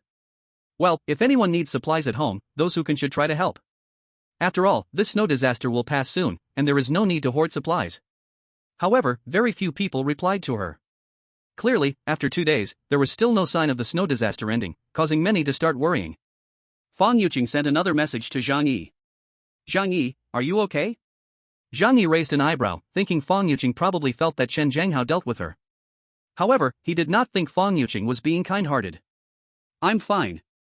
Oh, that's good. Fang Yuqing felt a bit disappointed inside. But soon, she said, we have no food left at home, and I remember you bought a lot of things. Can you give me some? Later, I'll treat you to a meal, okay? Zhang Yi revealed a faint cold smile. Sure enough, this woman must have a purpose for finding him. He remembered that last time he went to the supermarket, Fang Yuqing and Lin Canning also bought some things. Although not as much as he bought, it wasn't like they would run out in just 2 days. Oh, what you were talking about is from long ago. I didn't keep those things at home, actually, there isn't much food at my place. Fang Yuqing still would not give up. Then can you give me a few packets of instant noodles? You manage the warehouse, doesn't your home have enough to eat? Zhang Yi was very straightforward. Really, there are no instant noodles left. Look, I can only eat these. He took a picture of the Australian lobster and steak on the table and sent it to Fang Yuqing. Seeing the photo on the other end, Fang Yuqing's eyebrows shot up in anger. Damn Zhang Yi, what do you mean? Are you doing this on purpose to anger me? Beside her, her best friend Lin Canning peeked her head out from the quilt. Because it was too cold, the two of them were sleeping in one bed.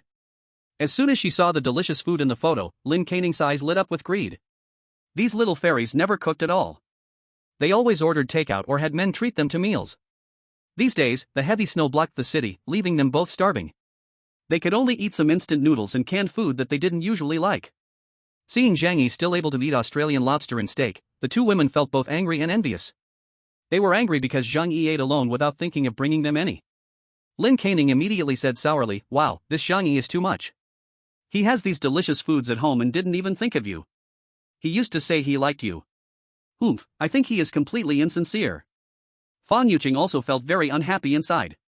Zhang Yi had not sent her pictures for the first time.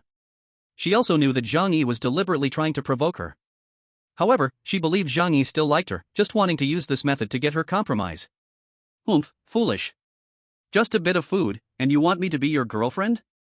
Zhang Yi, you are really too naive. Fang Yuqing scoffed. As a proud woman, she of course had to maintain her noble image. But looking at the photo Zhang Yi sent, the longing in her eyes was so hard to hide.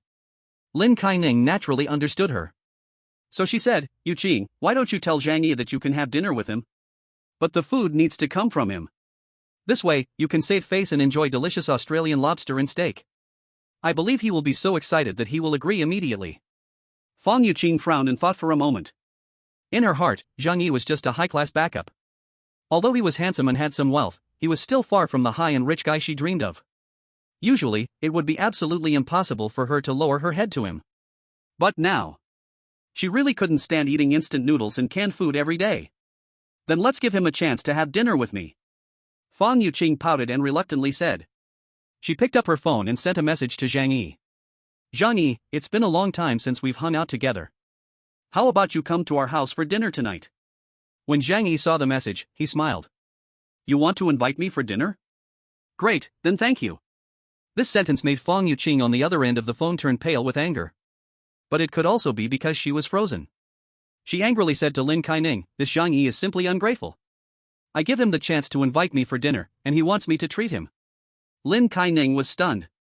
She seemed to not have expected that the Zhang Yi who had always pursued Fang Yuqing would suddenly be so clueless now. Strange, could it be that a lapdog finally has awareness one day? Fang Yuqing was already angrily tossing her phone to the side. She huffed, this Zhang Yi, I originally planned to keep him as my backup. Now he has to move down in my rankings. I'm really angry this time. From now on, I won't say another word to him. Even if he comes to beg me, it won't help. Lin Canning, although greedy, added fuel to the fire. Exactly, he should take a look at what kind of person he is. He wants to pursue you while being so stingy, such a man deserves to be single for a lifetime. The two continued to scold Zhang Yi for a while. During this time, Fang Yuqing picked up her phone, thinking Zhang Yi would message her to apologize. But Zhang Yi didn't send a single message, which made her face darken with anger. Meanwhile, Lin Canning began to hatch a sneaky plan. She secretly sent a message to Zhang Yi. Zhang Yi, why are you so stupid? Now Yuqing is upset, do you know how serious the problem is? When Zhang Yi received the message, he glanced at it habitually. For him now, checking various chat group messages had become a way to have fun. What could be more exciting than the humanity amidst the end of the world? Finding out it was a message from Lin Canning, Zhang Yi took a look and then chuckled. One plays the bad cop, and the other plays the good cop, right? You two really know how to put on a show. This combination of green tea and White Lotus had long been seen through by Zhang Yi. Usually, Lin Canning's moves were to help Fang Yuqing play the game. since Fang Yuqing needed to maintain her pure goddess image. Asking for gifts and implying that men should spend money for Fang Yuqing were all things Lin Kaining would say. Chapter 22, the backup is still useful. Zhang Yi pretended to be confused and said, "What's wrong? I haven't done anything bad." Lin Kaining said, "Are you stupid? It's snowing heavily and we've run out of food at home. If you send some good food over now, won't that express your loyalty to Yuqing? If I were you, I would send over all the good stuff like steak and lobster. When Yuqing is moved, won't your chances increase?" Zhang Yi looked at the message from Lin Kaining. "I can already imagine how greedy that gold-digging woman looks right now." He sneered endlessly. "What's the difference between this behavior and begging on the street? But what's ridiculous is that if you beg, just beg, why act like you're doing a charity?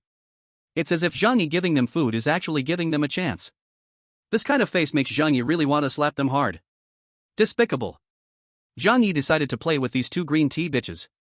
He said, "But we don't have much food left at home. Just enough for me to eat." Lin Kaining frowned and immediately criticized him, "Foolish. How long can the snow disaster last? If you endure a few hunger pangs and manage to win over Yuqing, won't you make a big profit? If you're so reluctant to part with even this little, then I see that you're not sincere toward our Yuqing at all." Zhang Yi laughed even harder. These two women were playing good cop and bad cop, as if they had mastered CPU manipulation. Unfortunately, Zhang Yi had been reborn and had already seen through their shameless faces. Facing Lin Kaining's CPU, he just lightly replied with an "oh," then tossed his phone aside, ignoring her. Lin Kaining saw that "oh" and was instantly furious. "Oh? What does that "oh" mean? I talked to you for so long, and you just have this attitude? Quick! Bring me the food. I want to eat steak and Australian lobster too." Lin Kaining loved food, and after days without good things to eat, seeing Zhang Yi dining on a feast was making her mouth water. Originally, she wanted to use Fang Yuqing's name to trick Zhang Yi into sending her all the delicious food. But the development of the situation was completely contrary to her expectations. That "oh" nearly broke her defenses. Could it be that he had lost interest in Fang Yuqing? No, that's impossible. Lin Kaining recalled the past few years of Zhang Yi's attentiveness to Fang Yuqing and immediately shook her head. He must just be temporarily out of his mind. Lin Kaining, feeling angry inside, went to find Fang Yuqing and exaggeratedly recounted the story. Of course, she told Fang Yuqing that she was just trying to help her ask for supplies from Zhang Yi. Fang Yuqing froze her face and coldly said, Who is Zhang Yi? Do I know him? Don't mention him in front of me again." Now, for Zhang Yi to become her dog again, he must sincerely apologize for what happened these past few days and pay a huge price to earn her forgiveness. Lin Kaining poked Fang Yuqing, "This Zhang Yi is clueless. Don't you have other dogs to flatter you?" In their community, there were quite a few colleagues working in the warehouse. Among them, there were other suitors of Fang Yuqing, like that one who flattered her the most, Zhou Peng. Fang Yuqing naturally knew who Lin Kaining was talking about. She curled her lip in disdain, that Zhou Peng wasn't even worth being her backup. Although they used to work at Walmart, Zhou Peng didn't even own a house in Tianhai City and was still renting. Fang Yuqing only took advantage of him a little, she had no good feelings for him. Lin Kaining advised, "It's so cold outside, and the snow is so heavy. We can't go out to buy things, why not use him first and let him do our errands?" Fang Yuqing's gaze wavered for a moment, realizing that Lin Kaining's suggestion made sense. So she sent Zhou Peng a message. Unexpectedly, within 5 minutes, Zhou Peng came running over, carrying a backpack full of food. After all, he worked in the Walmart warehouse, and they often brought home some discounted goods. So of course, he had some supplies at home. With just a word from Fang Yuqing, Zhou Peng was like he had been given a shot of adrenaline, carefully choosing good things to deliver to her. Moreover, Zhou Peng patted his chest and guaranteed, "Yuqing, what do you want me to do? You know, for you, I can do anything." Fang Yuqing rarely smiled at Zhou Peng. "Thank you, Zhou Peng. You are so nice." With a few sweet words, she dismissed Zhou Peng. Then she returned to the room, immediately changing her expression. "TCH, with your bear-like appearance, you dare to have thoughts about me? Maybe in your next life."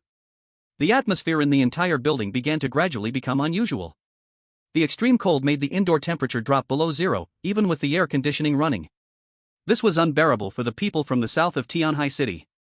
Moreover, they were not in the habit of stockpiling supplies, and after 2 days of freezing, their fridges were almost empty. Though Aunt Lin was still proclaiming that there was nothing to worry about, the snow disaster would soon pass. But everyone had their own concerns in their hearts. However, all of this was noticeable to Zhang Yi, who was actually very happy. In this doomsday, his preparations were more than sufficient, making his life even more comfortable than before the disaster. He felt like an outsider, quietly watching the grand event outside. After Chen Zhanghao and his little brothers were taught a lesson by Zhang Yi, they temporarily stopped coming to bother him. They knew Zhang Yi's home was hard to break into. And with Chen Zhanghao's leg practically useless, if he couldn't get to the hospital, he would end up a lifelong cripple in a few days. As for the other little Karami, after being drenched in water, each one fell into a state of cold and fever. With no way to keep warm, dragging their sick bodies, they would probably die from high fever before facing food shortages. Zhang Yi spent his time at home playing games and watching chat groups. When he had nothing to do, he would also work out a bit. After all, there were many high-end fitness equipment at home. Otherwise, he would read various professional books he downloaded online. For example, Barefoot Doctor's Manual and Militia Training Manual. Better safe than sorry, mastering this professional knowledge would be best if it was never used, but in case of emergencies, it might save his life.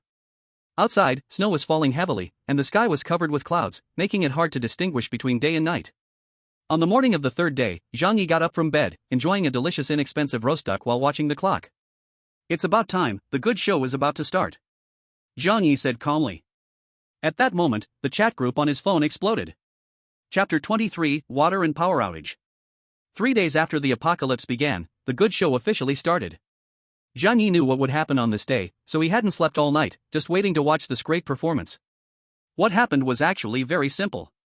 The electricity in the entire Yuelu community suddenly went out. And soon after, due to the chain reaction of the power outage, the water company could not supply water normally.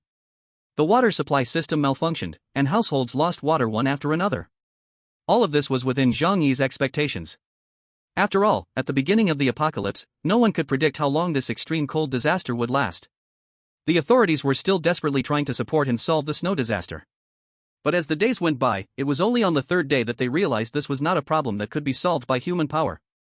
In the freezing cold, major hydropower plants were gradually shutting down, and thermal power plants could not continue to generate electricity due to the workers unable to work. When cities across the country exhausted their stored power, power outages became inevitable. At this point, only a few nuclear power plants were likely still operating. But the electricity produced was naturally all supplied for official use. With the water and power outages, ordinary people's lives suddenly fell into darkness. Zhang Yi had already started up 2 silent generators in advance, beginning to generate power for the room. After doing this, Zhang Yi opened his phone and saw that many chat groups had over 99 plus messages. Does your family have power? Our family has no power. And the water is also cut off. What is going on? Our family has no water and no electricity too. In such cold weather, the air conditioner can't be used at all, and the heater is useless. How are we supposed to live? Why isn't the government coming out to manage this at this time? If this continues, people will freeze to death. Zhang Yi silently shook his head. At this time, the government had no time to care for everyone. To survive, one could only rely on oneself. He also knew that the apocalypse had truly begun from today. After losing the electricity and food of modern society, humanity would fall into mass death. Thinking of this, Zhang Yi glanced at his home with lingering fear. When he saw his home warm as spring, safe as an iron barrel, and the endless supplies in another dimension, a sense of solid warmth surged in his heart. In the neighborhood owners group, there were also tense complaints. If it weren't for advanced technology, and if the phone batteries still stopped working in low temperatures, they wouldn't even be able to use their phones. But without electricity, phones would soon become useless. How long will this snow fall? The air conditioner can't be used, it's below -30 degrees inside. If this continues, people will really freeze to death. The water is cut off too. Are we supposed to drink snow? Our family doesn't have much food left. The heavy snow has blocked the door, and we can't go to the supermarket. What should we do? Someone started to mention Grandma Lin. Grandma Lin, didn't you say it would be fine before? Yeah, I believed your words, and I didn't go out to buy supplies. How do we solve this now? When will the authorities come to save us? You should say something. Facing the neighbors' questions, Grandma Lin was also filled with anxiety and panic. At this moment, she was more scared inside than the neighbors. The homeowners still did not understand how the authorities would rescue them.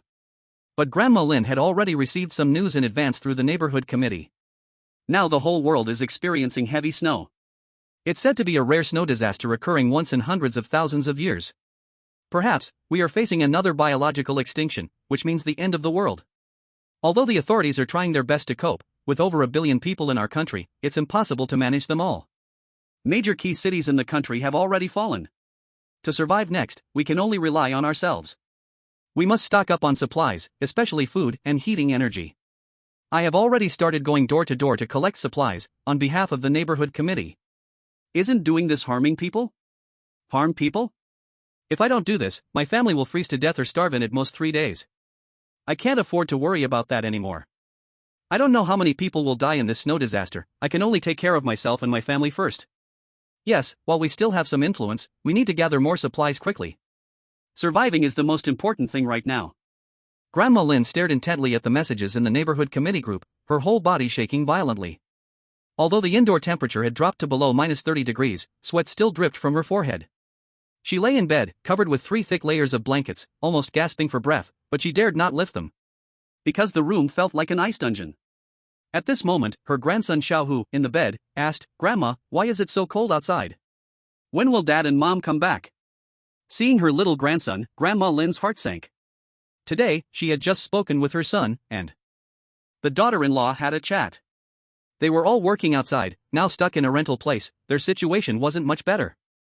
"I must protect the two of us, we have to survive." Aunt Lin bit her lip tightly, a fierce look flashing in her eyes.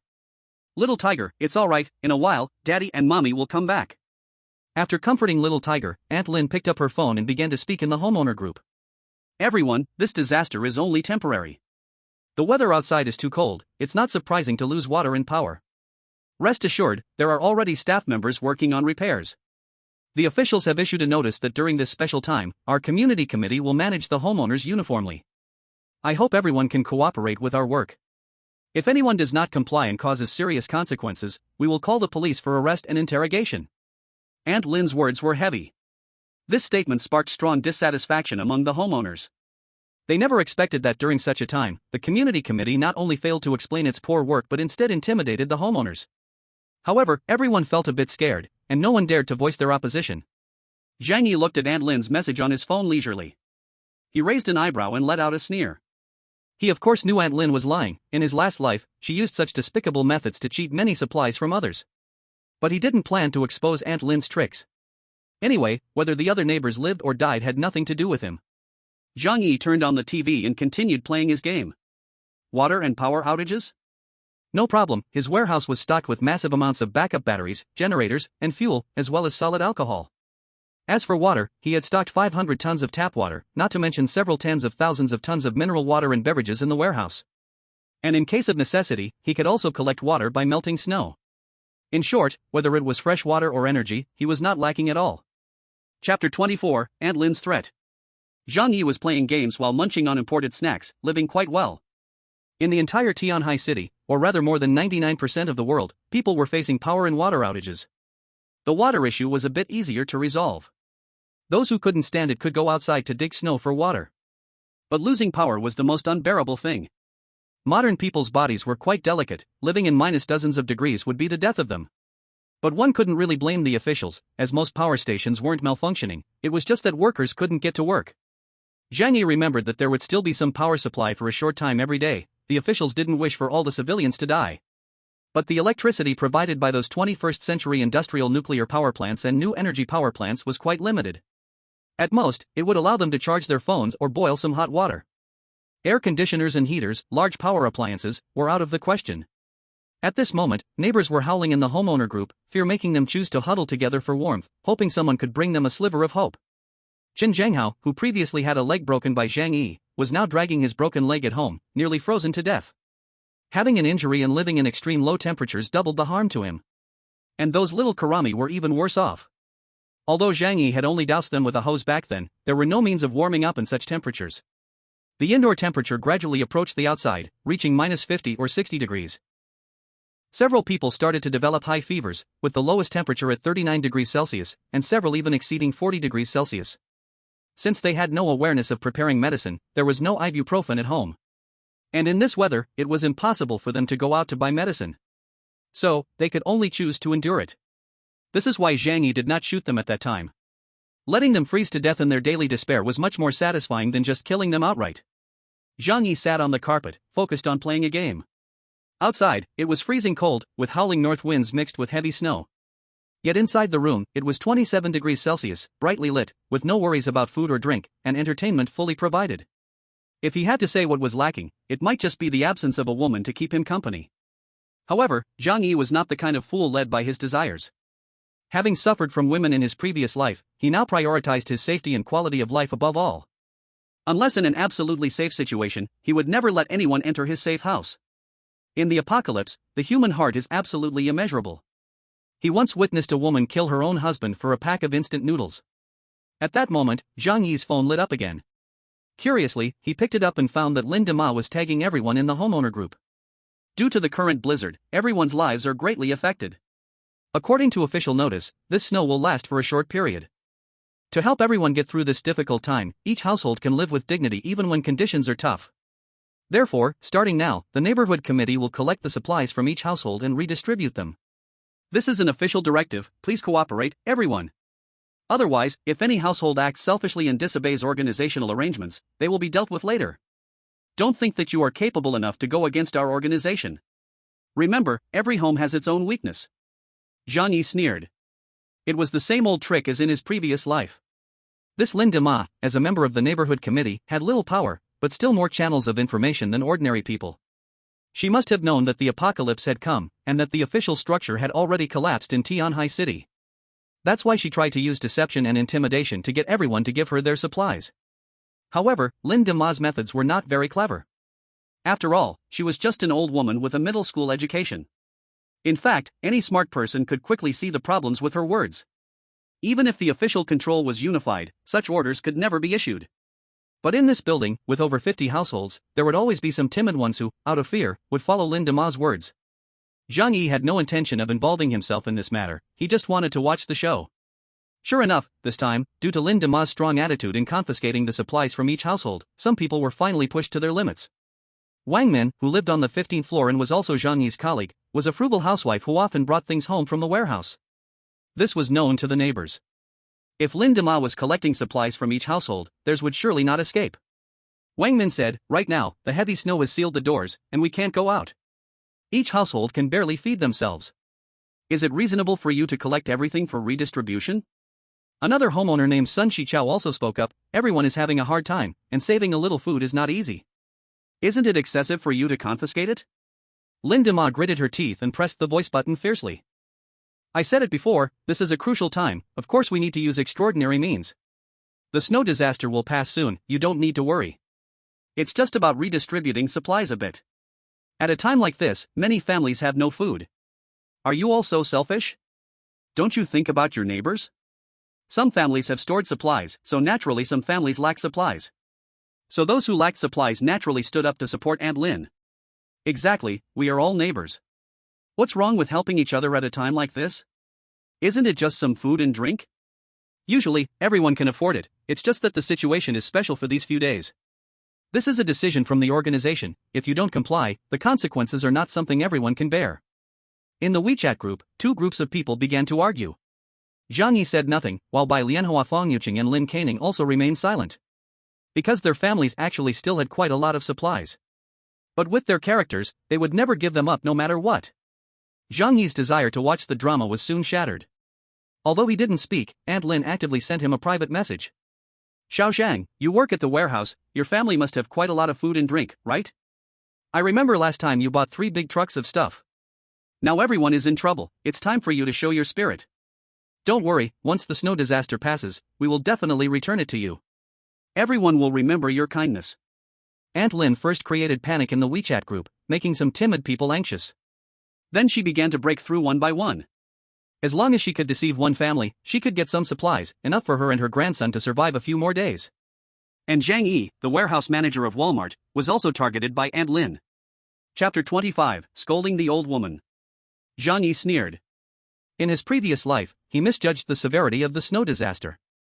Thinking he could do a big favor for his neighbors, he gave away some of his stored supplies. But what was the result? Not only did he not receive gratitude from his neighbors, but they also thought he still had plenty of supplies. The final result was that he was broken into and killed, being treated as food. It can be said that in his previous life, this old woman named Lin also had a hand in his death. The corners of his mouth lifted, and he lazily sent a voice message. That's wonderful, our supplies are also finished.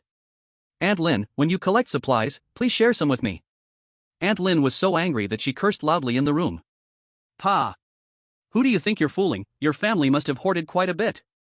Humph, having worked in the warehouse for so many years, I don't believe your hands are clean. She was so sure because Zhang Yi often helped neighbors buy discounted products from the Walmart warehouse. For example, items with damaged packaging and near-expiry food, which were sold at very low prices.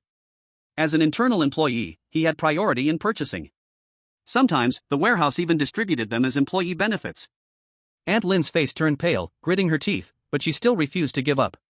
She was convinced that Zhang Yi was a big fish, and as long as she could pry open his mouth, they could get a lot of supplies, enough for at least another week of life. Aunt Lin took a deep breath and tried to speak in a tone mixed with gentleness and sternness. Xiao Zhang, don't joke with me. Everyone knows you are the manager of the Walmart warehouse. Can your home lack food and drink? This is an order from the organization, you must comply. You have contributed to everyone in the organization will remember your kindness. Be obedient, send all the stuff at home to Aunt Lin. Lead by example. Zhang Yi picked up a toothpick to clean his teeth, having eaten roasted lamb leg for lunch, which got stuck. He said in a lazy tone, I'm not kidding, I've eaten everything at home. In this day and age, even the landlord's family has no surplus food. Aunt Lin, can you send me a few packs of instant noodles? As a member of the neighborhood committee, you have to lead by example, show some spirit. Zhang Yi mocked. Seeing that Zhang Yi was unmovable, Aunt Lin knew that being soft wouldn't work anymore. She raised her voice, becoming more serious. Zhang Yi. So it's not possible to talk to you nicely, huh? Do you think I'm speaking to you in a personal capacity? I'm representing the organization. Refusing to hand over the supplies in your hands means you're going against the organization, and I will definitely deal with you later. Zhang Yi sneered. Pa. Representing the organization? You really think a chicken feather is a commanding token? You're just a staff member of the neighborhood committee, you're not even a civil servant, not to mention a professional staff. You usually just flatter those old folks, and now you're trying to act tough with me? Are you crazy? If you have the ability, go ahead, I'm just waiting for you at home. Zhang Yi ruthlessly exposed Aunt Lin's true nature. The neighborhood committee staff are just social workers, without any official position, and not civil servants at all. Moreover, Aunt Lin is just a runner in their neighborhood committee, not even a minor leader. Of course, even if she were a big official, at this time, Zhang Yi wouldn't care about her. After cursing Aunt Lin, Zhang Yi decisively hung up the phone and then blocked her. Because this shrewd woman loves to quarrel, he didn't have time to deal with her nonsense. This series of actions nearly made Aunt Lin's lungs explode with anger. Zhang Yi repeatedly opposed her, rubbing her face in the dirt relentlessly. How could she, who prided herself as a community leader, tolerate this? Zhang Yi, you damn thing. I really want to kill you. Aunt Lin shouted angrily. But she could only shout a few insults. In fact, with her current situation, she couldn't really do anything to Zhang Yi. She wanted to kick Zhang Yi out of the homeowners' chat group. But thinking it over, it seemed such action wouldn't actually hurt Zhang Yi. She also wanted to rally everyone in the group to collectively condemn Zhang Yi. But then, everyone would know that Zhang Yi refused to hand over supplies. If everyone followed suit, she wouldn't be able to deceive them anymore. No matter what, at this moment, she couldn't do anything to Zhang Yi.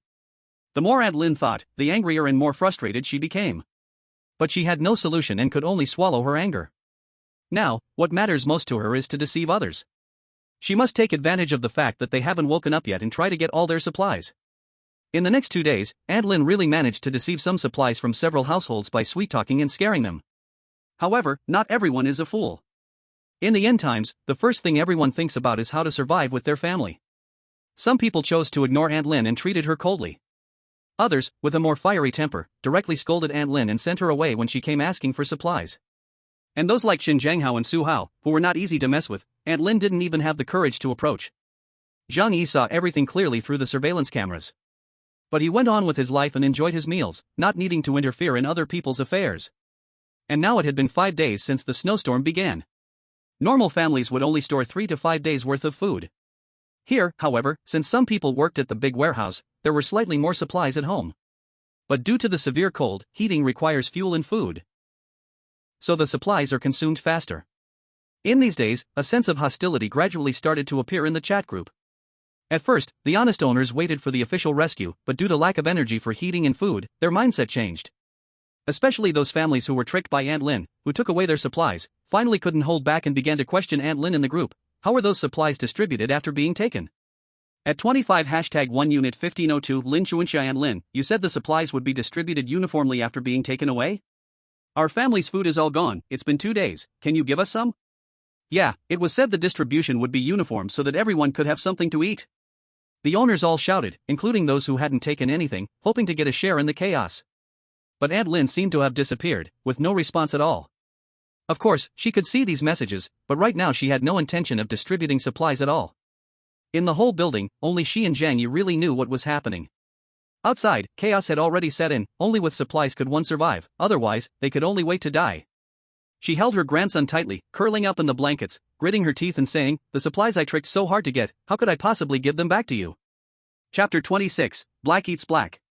Seeing Aunt Lin not responding no matter how they called, the neighbors finally began to realize that they had been fooled by her.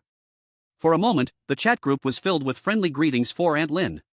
However, the moment Aunt Lin decided to deceive her neighbors, she had already thrown away her face. Of course, she wouldn't care how they cursed her. But someone had their eyes on the supplies she had tricked from the neighbors.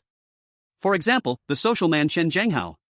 Although the apocalypse had been 5 days, everyone still didn't know what the real situation outside was. Therefore, it hadn't yet reached the point where they would fight desperately for supplies. In Zhang Yi's memory, Chen Zhanghao later brought a group of followers to snatch others' things, even willing to kill. But now, he had not thought about snatching supplies from the neighbors. After all, not all social men were crazy, he had a bit of brains. Even when Zhang Yi shot off one of his legs, he didn't choose to force his way into Zhang Yi's home without absolute confidence. Now, his family's supplies were also running low. Such social men had no habit of hoarding supplies at home. The fridge had quite a bit of beer, but that stuff had long since frozen, it couldn't fill his stomach, and if he wanted to drink, he could only break it and gnaw on ice. Aunt Lin's actions made his eyes light up. Aunt Lin had indeed said she would collect supplies and then distribute them uniformly. Although he scoffed at Aunt Lin's words, it was now clear that she had obtained some supplies from the neighbors by deception. So he had a legitimate reason to take them away. Even when the ice and snow thawed and matters became chaotic, Aunt Lin wouldn't dare do anything due to her guilt. So Chen Zhanghao picked up his phone and called Aunt Lin. At this moment, Aunt Lin was at home, happily eating cookies with her grandson Xiaohu. The instant noodles needed to wait until the short daily call time to boil water for soaking. At this moment, the phone rang urgently. "Grandma, the phone." Xiaohu pointed at the phone and said. Aunt Lin snorted coldly, her eyes filled with disdain. She believed it was definitely those neighbors who had been deceived calling. For those fools, she felt not a bit guilty and considered them all idiots. But when she picked up the phone and saw the caller's name, a look of fear appeared on her face. "Chen Zhanghao? What does he want from me?" Chen Zhanghao is well known far and wide in society. Not only does he have many little brothers, but he is also said to have a powerful background. He is definitely not someone a small community worker like her can mess with. Aunt Lin connected the call. Chen Zhanghao's voice came through. "Hey, Aunt Lin. You are really good at this, gathering all the supplies in everyone's hands." Aunt Lin immediately became sensitive upon hearing the word supplies. She coughed lightly. "Ahem, as a community worker, it is my responsibility to manage the supplies for everyone." Chen Zhanghao let out a cold laugh. "Heh, that's just great. Our family is really short on supplies right now, so hurry and deliver them to me." Aunt Lin's face stiffened. She didn't expect this thug would come to extort her supplies. She seemed to forget that she had also used shameless means to trick supplies from other neighbors. Although Aunt Lin didn't dare to provoke Chen Zhanghao, for the sake of her and her grandson's survival, she didn't want to give up the supplies she had gotten. She gritted her teeth and said, "I still need to manage these supplies. Also, some households have not submitted theirs yet, so distribution cannot be done." Chen Zhanghao was already a bit impatient. This Aunt Lin really didn't know when to stop. How dare she brush him off with such words? He scolded angrily, "Old hag, don't be so ungrateful. You must have pocketed those things for yourself, right? Let me tell you, you better hand over the stuff. Otherwise, I'll just come to get it myself." Aunt Lin was so frightened that her face turned pale, trembling and at a loss for words. She had always been someone who bullied the weak and feared the strong. When facing ordinary homeowners, she was difficult and unreasonable. But how could she know how to deal with someone like Chen Zhanghao? She could only muster her courage and say, "What do you want to do? I warn you, don't mess around. I am a community worker." Chen Zhanghao laughed even harder. "PFF, what nonsense, do you really think of yourself as something special? If you don't give it, I'll just come over to take it." After saying that, Chen Zhanghao hung up the phone. These days, due to the extreme cold, he had called several little brothers to his home. On one hand, more people can keep warm. On the other hand, many got sick after being doused with cold water by Zhang Yi and needed someone to take care of them. Thirdly, Chen Zhanghao, as a social man, still had some sense. He had already realized that the situation was not right, so he gathered his people together. When necessary, having people would give him absolute power. However, with so many people, they always needed to eat. He hung up the phone and directly called his little brothers. Then a group of them boldly rushed towards Aunt Lin's home. Chen Zhanghao leaned on a mop as if it were a cane, and in the other hand, he held a baseball bat, storming to Aunt Lin's doorstep with great momentum. This scene was all clearly seen by Zhang Yi using the surveillance camera. Zhang Yi was sitting on the sofa with his legs up on the coffee table, munching on chips while enjoying the program on TV. "Oh, looks like a dog-eat-dog show is about to happen," Zhang Yi said with a grin. This was only the 5th day since the apocalypse had arrived, and unexpectedly, there was such a great show, and both sides were people he really disliked. Zhang Yi felt very pleased. Suddenly, he thought of those silly neighbors who were tricked by Aunt Lin. Based on his memories from his past life and his understanding of these neighbors, even after this incident, more people would soon fall for the same tricks. There's no helping it, people always have a mentality of luck, and due to thousands of years of Confucian thought, the people in Hua country would instinctively choose to obey Aunt Lin, who represents the community committee. Like this, being fleeced layer by Aunt Lin. Zhang Yi touched his chin. "If I post what happens here in the group, I wonder what will happen." Zhang Yi's mouth revealed a wicked smile. "That will definitely be quite spectacular." So he pressed the recording button. After Chen Zhanghao brought his men to Aunt Lin's house, he began to shout loudly, demanding Aunt Lin open the door.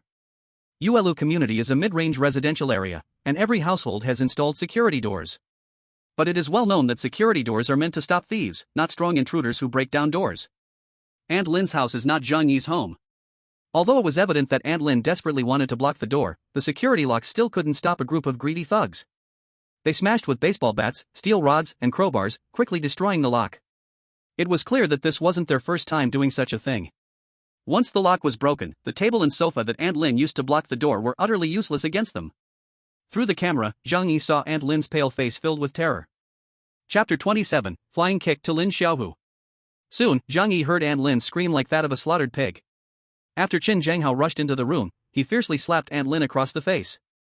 "Old woman, I'm here to punish you for deceiving the neighbors for their supplies. I'm doing justice." Chen Zhanghao laughed heartily as he spoke. Aunt Lin fell to the ground, her head spinning, unable to speak for a long time. Chen Zhanghao ordered his men, "Search. Take everything to eat and drink from this house. This is what the neighbors worked hard to save up, we can't let her benefit from it." His men chuckled, winking at each other as they rummaged through the kitchen and bedroom, searching every possible hiding place in Aunt Lin's home. Soon, they found a big pile of instant noodles, bread, biscuits, mineral water, and other items. Aunt Lin crawled over in tears, hugging Chen Zhanghao's thigh and pleading, "You can't take everything away.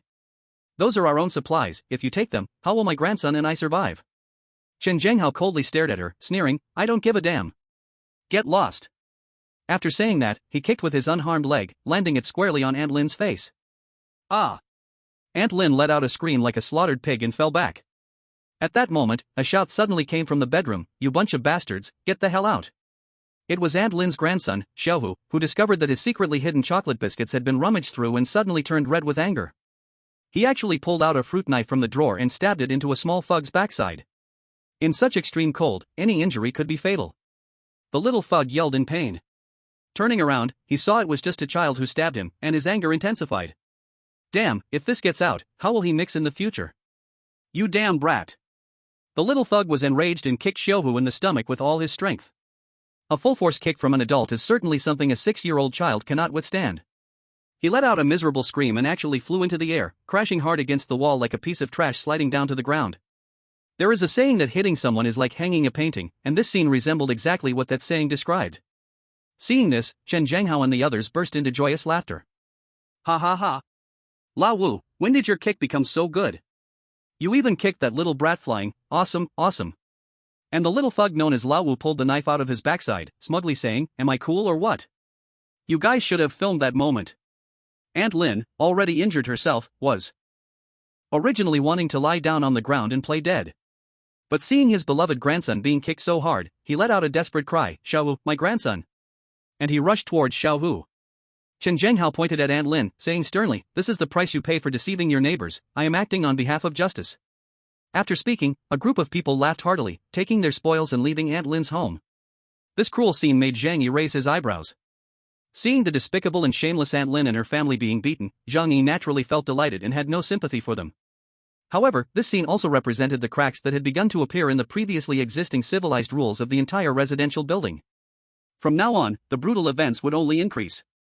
After all, once a hole opens in the intact ice surface, it will rapidly expand. Ah, it's a pity this has nothing to do with me. Watching them fight for their lives over a bit of resources while I can only lie at home and take it easy is really boring. Zhang Yi lay on the imported sofa and sighed with a smile. Then, he sent the recorded video to their residence group. In the residence group, those who had been deceived continued to curse Aunt Lin. Until they saw the video Zhang Yi posted. Seeing in the video how Aunt Lin's house was smashed by Chen Zhanghao and how she and her grandson were beaten up, with the stolen goods taken away. The residents were instantly delighted. Ah, big liar, you deserve it. Brother Hao is mighty. For dealing with such people, we need to use a thunderous method. This is the price for being a scammer. Hee, trying to steal from others and ending up losing, it's really laughable. Although the victims knew that the supplies taken by Chen Zhanghao were never going to be returned to them. But seeing Aunt Lin getting beaten, they still felt genuinely happy. In no time, some even considered Chen Zhanghao a hero and praised him. Brother Hao is mighty. No wonder he is a big boss in society, he has a sense of justice. If it weren't for Brother Hao, we really would have no way to deal with this shameless scoundrel. Brother Hao, be careful, this old thing is really shameless, watch out for her reporting you. Some even worried about Chen Zhanghao and offered strategies for him. This time, Chen Zhanghao gained both fame and fortune, he neither caused the residents to collectively resist him nor did he miss out on plenty of supplies. Zhang Yi watched the residents chat with a sneer, shaking his head in disdain. These residents were completely unaware of one problem. If Chen Zhanghao could barge into Aunt Lin's house to rob her today, then one day, he could just as easily break into their homes. And as people gradually lost hope in everything outside, such things would come about swiftly. However, seeing the residents chatting freely in the group also proved one situation. That is, everyone actually still had a certain amount of supplies on hand. Most families were not as miserable as everyone claimed. Many people in Yuelu community worked in warehouse areas and had the habit of stockpiling supplies at home. Even if they didn't work in the warehouse area, they would buy discounted goods through various channels to keep at home. A box of instant noodles nearing expiration could last a family of 3 for 4 to 5 days if they saved a bit. Therefore, even though it was very difficult for everyone to eat enough and stay warm now, if saved a little, they could still survive for some time. In his past life, Zhang Yi survived for a whole month before being besieged by frenzied neighbors who were starving, and they literally tore him apart to share his food. Wealth should not be flaunted, everyone understood this principle. The reason they all cried poor was that they were afraid others would come to borrow supplies from them. Of course. They were also just struggling to survive, when it comes to living quality. That kind of matter has basically nothing to do with them now. Zhang Yi no longer looked at the messages in the chat group. He took out a target from the alternate space and placed it on the wall. Then he picked up his hand crossbow and compound bow, and began to practice his shooting skills. Even though his safe house was as solid as a steel fortress, living in the apocalypse allowed not an ounce of slackness. Only by practicing survival skills diligently every day could he survive until the end. Moreover, practicing shooting was also a good form of entertainment for Zhang Yi. As for marksmanship, he didn't see the need to practice it anymore. He had a membership card for a shooting association and knew how to use firearms. Although he couldn't say his marksmanship was superb, a gun in hand was a huge deterrent. With only 100 rounds, and unlike arrows that could be reused, it was better to conserve some. Chapter 28, a pack of instant noodles costs 2,000 yuan. Aunt Lin was robbed of the supplies in her home by Chen Zhanghao, and she and her grandson, Little Tiger, were also brutally beaten. The old woman managed to hold on for a breath and could still move around. However, her grandson Little Tiger had been kicked hard in the stomach by a henchman of Chen Zhanghao named Little Calamity. A 6-year-old child could hardly withstand such a kick, his internal organs were already affected. In despair, she could only beg for help in the homeowner group, hoping someone could save her grandson. However, due to her previous deceit in obtaining supplies, everyone found her particularly disgusting, and no one was willing to help her. Whoa, I know what I did before was wrong. But my grandson is innocent. He is just a child, please save him.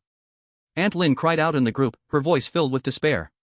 But no homeowners showed her any sympathy. On the contrary, some began to mock her. Who knows if this time it's true or not? Yeah, besides, we're not doctors, we don't have the ability to help you. If you hadn't deceived everyone with supplies in the first place, would Brother Hao beat your grandson? In the end, it's still your own fault. Aunt Lin broke down in tears, it's entirely my fault. As long as you can save my grandson, I'm willing to bow down to you. At that moment, a woman named Zhou Kor sent a message. Let me take a look at the child. But I can't guarantee I can cure him. Zhang Yi saw Zhou Kor's message, and an image of a tall, proud woman with a long ponytail immediately appeared in his mind. Zhou Kor was a doctor at the First People's Hospital of Tianhai City. In his previous life, she used her medical knowledge to save many people. She was one of the few good people among the neighbors. Usually, she was a bit cold and didn't like to talk in the homeowner group. This time, seeing that little tiger was in danger, she stood up to speak. Aunt Lin then remembered there was such a doctor in the community, and hurriedly expressed her gratitude and sent her grandson over. Half an hour later, Aunt Lin's anxious voice echoed in the group again. Does anyone have hemostatic drugs, shock-resistant medications, or antibiotics at home? My little tiger needs surgery. Please help. I will bow down. Little tiger was severely injured, that kick had ruptured his liver. Although Jo Kor was a doctor, her family didn't have so many medicines. The homeowners, upon hearing Aunt Lin's plea for help, merely laughed and said nothing. Come on, who would keep such medicines at home? Chen Zhanghao was still in the group making sarcastic remarks.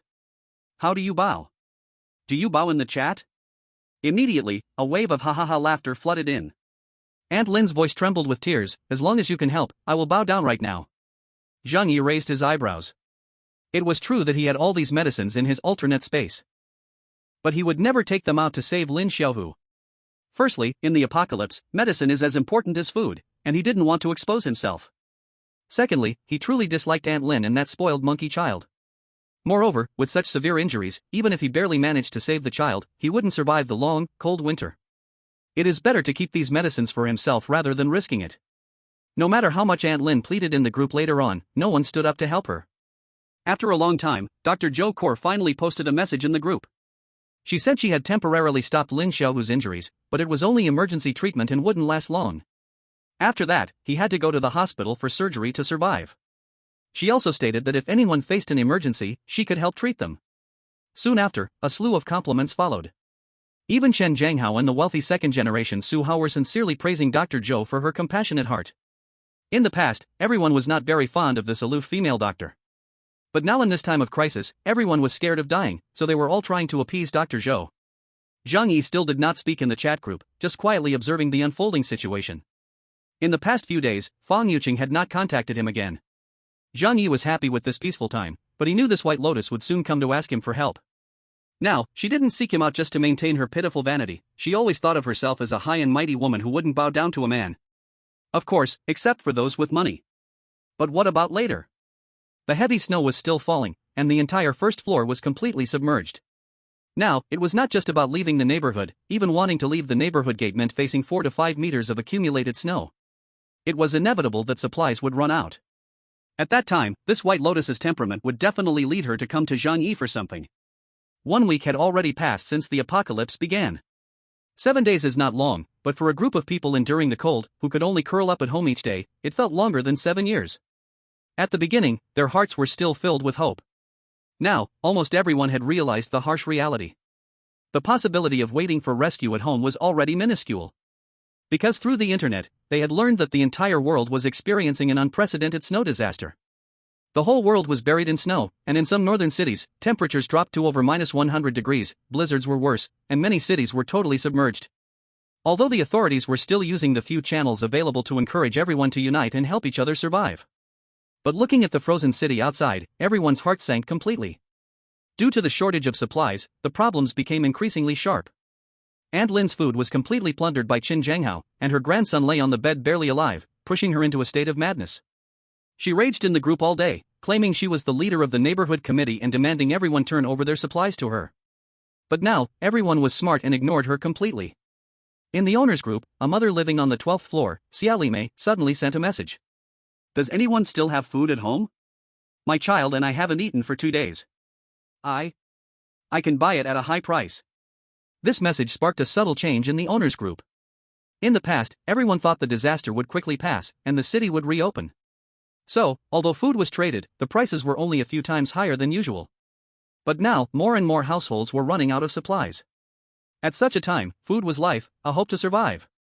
Soon after, someone suddenly said, I still have a few packs of instant noodles at home. If needed, I can sell it to you. However, I want 1,000 yuan for a pack. 1,000 yuan for a pack of instant noodles. In the past, this was something unimaginable. They perhaps never anticipated how much this transaction would impact the entire residential building. Zhang Yi rested his chin on his hand while looking at his phone and said faintly, wonderful things are about to begin. Xia Limei didn't reply, clearly still hesitant. At least for now, people still held a glimmer of hope, believing that the snow disaster would pass. When that time comes, people would continue to live, continue to earn money. At that moment, the rich second-generation Su Hao, who had not spoken in the group for a long time, suddenly popped up. I'll pay 2,000 yuan for a pack. How many do you have? I want them all. Chapter 29, The 10th Day. Su Hao's words directly caused the entire chat group to explode. What? 2,000 yuan for a pack of instant noodles? Did I hear that right? Hey, don't raise prices like this. I'm starting to get scared. Some people trembled and said, the snow disaster, it will surely pass, right? There's really no need for this. He sent a voice message, but the trembling tone already revealed his inner panic. People had not completely abandoned hope. Every morning when they opened their eyes, they yearned to see the snow stop, the sunrise, and return to normal life. However, the incident of Xiaoli Mei and Su Hao offering high prices for food deeply touched that fragile string in their hearts. Someone pretended to be calm and said, stop joking, 2,000 yuan for a pack of noodles? Do you really think it's the end of the world, ha ha ha? It's just a bit of heavy snow. Winter just came early this year. It's not like zombies are surrounding the city, come on. Zhang Yi saw this message and shook his head with a faint smile. Zombies surrounding the city? Don't compare that low-end situation with this icy doomsday. Zombies may be terrifying, but they are still something humanity can resist. However, when facing nature's disasters, humans seem as fragile as bugs in the vastness of the cosmos. They still did not know what kind of terrifying disaster they were facing. Su Hao arrogantly said in the group, don't worry about anything. I just have money and want to buy peace of mind, alright? If you're willing to sell, private message me, if not, then forget it. Su Hao pretended to be indifferent. But Zhang Yi had already noticed that his indifference was a disguise. In reality, he had begun to fear. Otherwise, he wouldn't have offered such a sky-high price for a pack of instant noodles. This isn't hard to figure out. Although Su Hao was very rich, with assets in the billions. But in this doomsday situation, he couldn't even enjoy a luxurious rich man's life or order takeout. Rich people may not be kind, but they are definitely not foolish. Realizing the seriousness of the crisis, Su Hao started to buy up the supplies from neighbors at high prices. Mom Xiaoli Mei excitedly said, how can you do this? We have nothing to eat, buying food is a matter of life and death. Su Hao replied coolly, I'm not robbing you. I'm just offering a higher price, it's their freedom to sell to whoever they want. Do you have a say in this? Seeing that Su Hao ignored her, Xiaoli Mei began to cry out in the group, please help us. My daughter is only 9 months old. Without food, I can't produce milk for her. We both are going to starve. In the owner group, there was silence in response to Xiaoli Mei's words. At this moment, humanity's selfish side was fully displayed. Su Hao was indeed offering 2,000 yuan for a pack of noodles. Xiaoli Mei's offered price was only half of his. You should know, the average salary in Tianhai City is only around 5,000 yuan. Who would be willing to sell their hard-earned supplies to you at a low price? Many people had already privately contacted Su Hao to chat and began negotiating deals. It seemed as though Xiaoli Mei realized what had happened, continuing to cry in the group, pleading for everyone to help her. But still, not a single person spoke up, not even one who comforted her. After all, if you opened your mouth, Xiaoli Mei might think you were soft-hearted, and then she would latch onto you tightly. This helpless mother, desperate, cried her heart out. She was taking care of an 8-month-old child, and it was already difficult for her to care for herself, let alone a baby who had no ability to act on its own. Zhang Yi's mind flashed with memories of Xiaoli Mei from his past life. His impression of her was not deep, because this woman always presented herself as a weak mother. Relying on this to gain sympathy, she survived by trading for resources. However, one thing was indeed very strange. In Zhang Yi's memory, she and her daughter were doing well later on. Thinking of this, a glint of brilliance flashed in Zhang Yi's eyes. This woman was definitely not as simple as she looked. Everything pink, when cut open, was black. After his death, she had most likely taken a share of the spoils. Zhang Yi understood that in the apocalypse, a saintly heart was the greatest factor leading to death. So, he remained silent, choosing to watch Xiaoli Mei coldly. Too many people were dying in the apocalypse, he just wanted to take care of himself, and as for others, if they died, so be it. However, Xiaoli Mei's crying finally had some effect. Uncle Yu, the security guard, was soft-hearted and ultimately agreed to give her some food. Xiaoli Mei thanked Uncle Yu 1,000 times, claiming that she would never forget his kindness for a lifetime. Through the surveillance, Zhang Yi discovered that Su Hao, relying on his cash abilities, eventually bought supplies from many neighbors. The amount was not too much, but enough for him and his girlfriend to survive for a few weeks. Zhang Yi sneered, this is the last warmth that money can exert in the apocalypse. It wouldn't take long for people to realize, as supplies ran out, that money had turned into waste paper, and resources were the absolute king. By then, who knew how many people would regret their actions of selling supplies? It must be said that Su Hao had indeed set a bad example in the owners group. Moreover, since many owners in the entire community of 25 residential buildings were friends or colleagues, Su Hao's actions of buying supplies at high prices affected everyone around him. Once he set high prices for supplies with real money, everyone realized how scarce supplies were now. Each person clenched the supplies in their hands even more tightly. At the beginning of the snow disaster, some people were still friendly, sharing and swapping supplies with neighbors. But now, they were even stingier than a greedy miser. Even when faced with a best friend asking to borrow food, they would use all sorts of excuses to refuse. On the 10th day of the icy apocalypse. At this time, in Fong Yuqing and Lin Kainen's home, their supplies had already been consumed almost entirely. The two individuals, who once had picky tastes and preferred high-end food, could now quarrel over a single pack of instant noodles. The food they had bought before and what the infatuated Zhuo Peng had delivered was now nearly gone. At this rate, they could last at most another week before starving to death. The two sat on the sofa wrapped in blankets, their faces pale, with a pack of open compressed biscuits on the coffee table in front of them. Lin Kainen glanced at the compressed biscuits and said to Fong Yuqing, "Yuqing, this is our last pack of compressed biscuits." Fong Yuqing's eyes were filled with suffering. In the past, she would never have allowed such rough food into her delicate throat. But now, she ate every bite clean, not even wasting crumbs that fell to the ground. She absolutely had to pick them up and eat them. Lin Kainen continued, "There are 5 packs of instant noodles left.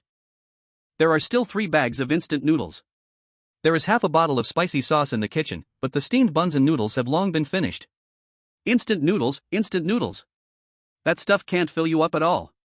Lin Kainen stared at her intensely. "Yuqing, the situation outside is very wrong. Do you think this heavy snow might never stop?" Fong Yuqing was taken aback for a moment and then blankly turned her head to look outside the window. Through the frosted glass, she could vaguely see snowflakes continuously falling from the sky. It had been 10 days, the snow had been falling for a full 10 days without stopping for a moment. The second floor had been completely submerged, and it was impossible to go outside at all. In the distance, the streets were silent, with no sound of snowplows sent by the authorities. Fong Yuqing's heart sank to the bottom, filled with immense despair. She didn't know how long this snow disaster would last. Or, would it ever come to an end? Fong Yuqing covered her eyes and cried in pain, "Ning Ning, what should we do? If this keeps going, we will starve to death." Lin Kainen gritted her teeth and asked, "Is there any food left at Zhou Peng's place?" Fong Yuqing shook her head. "I've asked him a few times, even pretending to want to be friends with him. But he has really been squeezed dry by me, not a drop left. Last time he brought me 2 packs of instant noodles, that was his last food supply. He's so thin now, he looks like a zombie, so he definitely won't have any food." Lin Kainen clenched her fists unwillingly. "So, is there anyone else we can try? Look at us, we are so beautiful, as long as we make a little effort, there must be men willing to be moved by us." Fong Yuqing glanced at her with some dissatisfaction and said, "Are you silly? Right now, everyone is treating supplies like their life. Even if they are moved by us, it's not likely they will easily give us supplies. Plus with the weather so cold, even if we offered it to them for free, they might want to but have no strength to." As Fong Yuqing spoke, a hint of pain flashed in her eyes. Lin Kainen didn't know that Fong Yuqing had already tried this method earlier. She attempted to use her beauty to exchange for supplies from men. In the end, her standards were too high. She insisted that the man needed to be 1.85 meters tall, a civil servant, and earn 50,000 yuan a month before she would cheer for love. As a result, even the 60-year-old neighbor grandpa said, "You came too late. If you had come half a month earlier, I might still have been able to fight." Lin Kainen bit her lip, feeling very scared inside. As a somewhat attractive woman, she had planned to use her beauty as her last hope for survival. But the cold weather was clearly a perfect remedy for abstinence. Suddenly, a shadow of a man appeared in her mind. She said to Fong Yuqing, "Oh right, Yuqing. Did you forget you still have a devoted admirer?" Fong Yuqing obviously knew who Lin Kainen was referring to. She pursed her lips and stubbornly said, "Humph, that rotten man, unless he comes to beg for my forgiveness, I will absolutely not take the initiative to contact him." She had contacted Zhang Yi a few times before, intending to give him a chance to come and bring supplies to please her. But Zhang Yi was too cold towards her, even sending photos to intentionally provoke her. This infuriated Fong Yuqing, and she swore to make Zhang Yi come over to lick her toes. If she contacted him now, wouldn't that ruin her image as a cold goddess? No, this was absolutely unacceptable for Fong Yuqing. If her image was ruined, how could she ever find a rich heir in the future? Lin Kainen said, "Did you forget that Zhang Yi's family had stockpiled quite a bit of food? Even if it's been a month, it must be more than ordinary households. As long as you go to him, he will definitely agree to send food over to you immediately." Fong Yuqing felt a stir in her heart at the mention of food. However, she hesitated and said, "But when I sought him out before, he was so cold." Lin Canning said, "You silly. He probably thinks he doesn't deserve you, so he wants to give up. After all, you were quite cold to him recently too." Fong Yuqing immediately became excited. "Isn't it all his own fault? He's just a petty middle-class guy pretending to be a rich second generation, making me waste my feelings." Lin Canning chuckled and said, "But now he is still a quality backup, right? The role of a backup is to be there when needed, isn't it? Just give him a little smile, let the hope in his heart rekindle. Then he will be at your beck and call, won't he?" Chapter 31. Zhang Yi's family is too wealthy, the White Lotus cried with desire. After listening to Lin Canning's advice, Fong Yuqing found it quite reasonable. The most important reason was that she was too hungry now. Just thinking about the photos Zhang Yi had sent her, those steaks, Australian lobsters, and fresh fruits made her mouth water. All her reservations could be temporarily put aside for a bite to eat. So she took out her phone, found Zhang Yi's WeChat, and sent a voice message in a gentle tone as much as she could. Zhang Yi was at home, sitting on the couch watching a television program. Now, all major TV stations around the world had basically stopped broadcasting, but he had long downloaded many classic movies and variety shows. It was to help pass the long, boring time. Ding dong. The phone rang. Zhang Yi looked at it and found it was Fong Yuqing. A mocking smile instantly appeared on his face. This woman, that little bit of pitiful pride was finally unable to hold on. He clicked on the voice message and immediately heard Fong Yuqing's trembling voice. "Oomph, Zhang Yi, you nasty little brother. You haven't chatted with me for so many days, you are so bad. I just said a couple of words to you a few days ago, and actually, I regretted it at that time. But I'm a girl, I feel shy to speak first. You nasty little brother, you don't even know how to feel sorry for me." Fong Yuqing, as a manipulative girl, was very good at acting cute and charming. Otherwise, in her past life, she wouldn't have made Zhang Yi so confused. I must say, hearing her soft voice made Zhang Yi's bones feel a bit weak. He grit his teeth. If he didn't know her heart was so vicious, he really would want to do something with her. Zhang Yi replied with a message. "I haven't been feeling well lately, probably sick, so I've been too lazy to check WeChat." Fong Yuqing immediately asked, "Sick? Did you catch a cold? You must pay attention to keep warm in this weather." "No, I have heat stroke," Zhang Yi replied. Looking at the message Zhang Yi sent, Fong Yuqing looked dumbfounded. "Heat stroke? Are you kidding me?" Now their home was set at -5 or 6 degrees Celsius. Every day they had to wrap themselves in blankets, huddling with Lin Canning to keep warm, unable to sleep soundly from the cold. "You say you have heat stroke? Zhang Yi, don't joke around. How could you have heat stroke in such cold weather?" Zhang Yi sent a curious emoji. "Cold? Oh, I have a fireplace in my room, so I don't feel it at all. This thing makes the house feel unbearably hot. I probably got sick after sleeping in front of the fire a few days ago." As he spoke, Zhang Yi took a photo of the blazing fireplace with his phone. In the photo, he also accidentally included his 2 bare legs. He inadvertently captured the mountains of snacks and the leftover lamb chops and chicken legs on his coffee table as well. Then, he sent the photo to Fong Yuqing. Fong Yuqing saw the photo sent by Zhang Yi. If the previous photos only made her feel a bit sour, then this photo set her jealous eyes ablaze. A fireplace. This is a magical tool for heating. Even in the far north, having this in the house means that even if it is minus tens of degrees outside, there is no problem. The heating power of this thing is even stronger than radiators, as it can roast nearby. In these 10 days, Fong Yuqing was so cold that her whole body almost lost feeling. Now, besides food, what she craved the most was a way to warm herself up. A few days ago, she and Lin Canning burned a chair in the room just to stay warm. Although it only maintained heat for a short 10 minutes, the high temperature of the flame made her cry on the spot. However, there were really few things at home that could burn. After burning it, she could only reminisce about that feeling. Who would have thought that this guy Zhang Yi would actually have a fireplace at home? Tianhai City is a southern city. Usually, even in winter, you don't need to wear down jackets. Who would install a fireplace in their house? Fong Yuqing had no time to think about that question. Her eyes were firmly fixed on the photo, and her heart had only one thought: she wanted to go to Zhang Yi's home. Looking at Zhang Yi, casually exposing his bare legs, and the pile of food on the table, Zhang Yi had now become Fong Yuqing's greatest hope. Lin Canning, curled up in a blanket next to her, noticed Fong Yuqing's change in expression. She leaned in for a look and quickly became wide-eyed, exclaiming, "My God! This photo can't be edited, right? How can someone live so well at a time like this? This is simply heaven." Fong Yuqing suddenly woke up. Yes. Everyone is starving and freezing at home. Why is Zhang Yi able to live so comfortably? Maybe this photo, along with the previous ones, were all photoshopped. She had a flash of inspiration and called Zhang Yi on a video call. Whether it was real or fake could be seen with just one look. Lin Kaining also leaned in, staring intently at the screen. Zhang Yi saw the call invitation and had a teasing expression. He really wanted to see this White Lotus humbly begging him. If he couldn't watch her die in despair, how could he avenge his own miserable death in the last life? So he reached out and answered the call. As soon as the call connected, both sides saw each other's situation. Zhang Yi had just finished exercising, lazily lying on the sofa with his upper body bare. The room was brightly lit, with fitness equipment behind him, and one could faintly see that the kitchen had plenty of ingredients piled up. Occasionally, he would make some food for himself as a relaxation. So the kitchen casually had a few boxes of scallops, fish maw, and abalone, as well as instant noodles and fancy canned goods like caviar and truffles.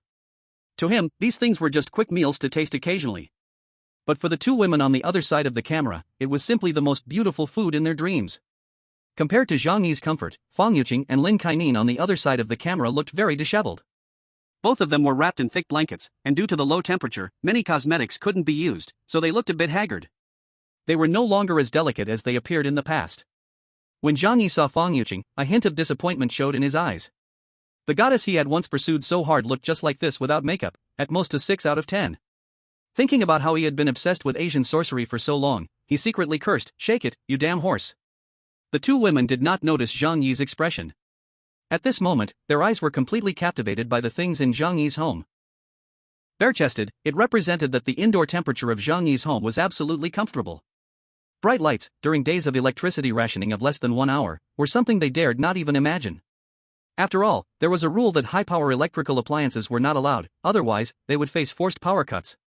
Especially in the kitchen, the pile of food looked like a small mountain, making the eyes of two women who had long been eating compressed food gleam with greed. Chapter 32, The Soft and Hard Tactics of the White Lotus.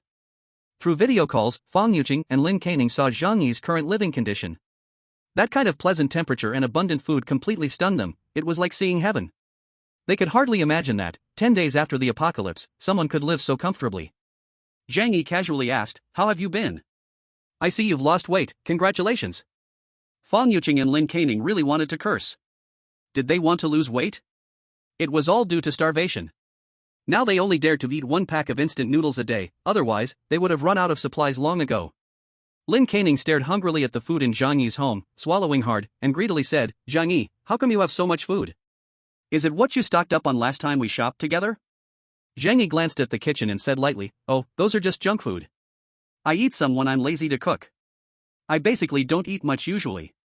What Zhang Yi said was the plain truth. In his alternate space, delicious food piled up like a mountain.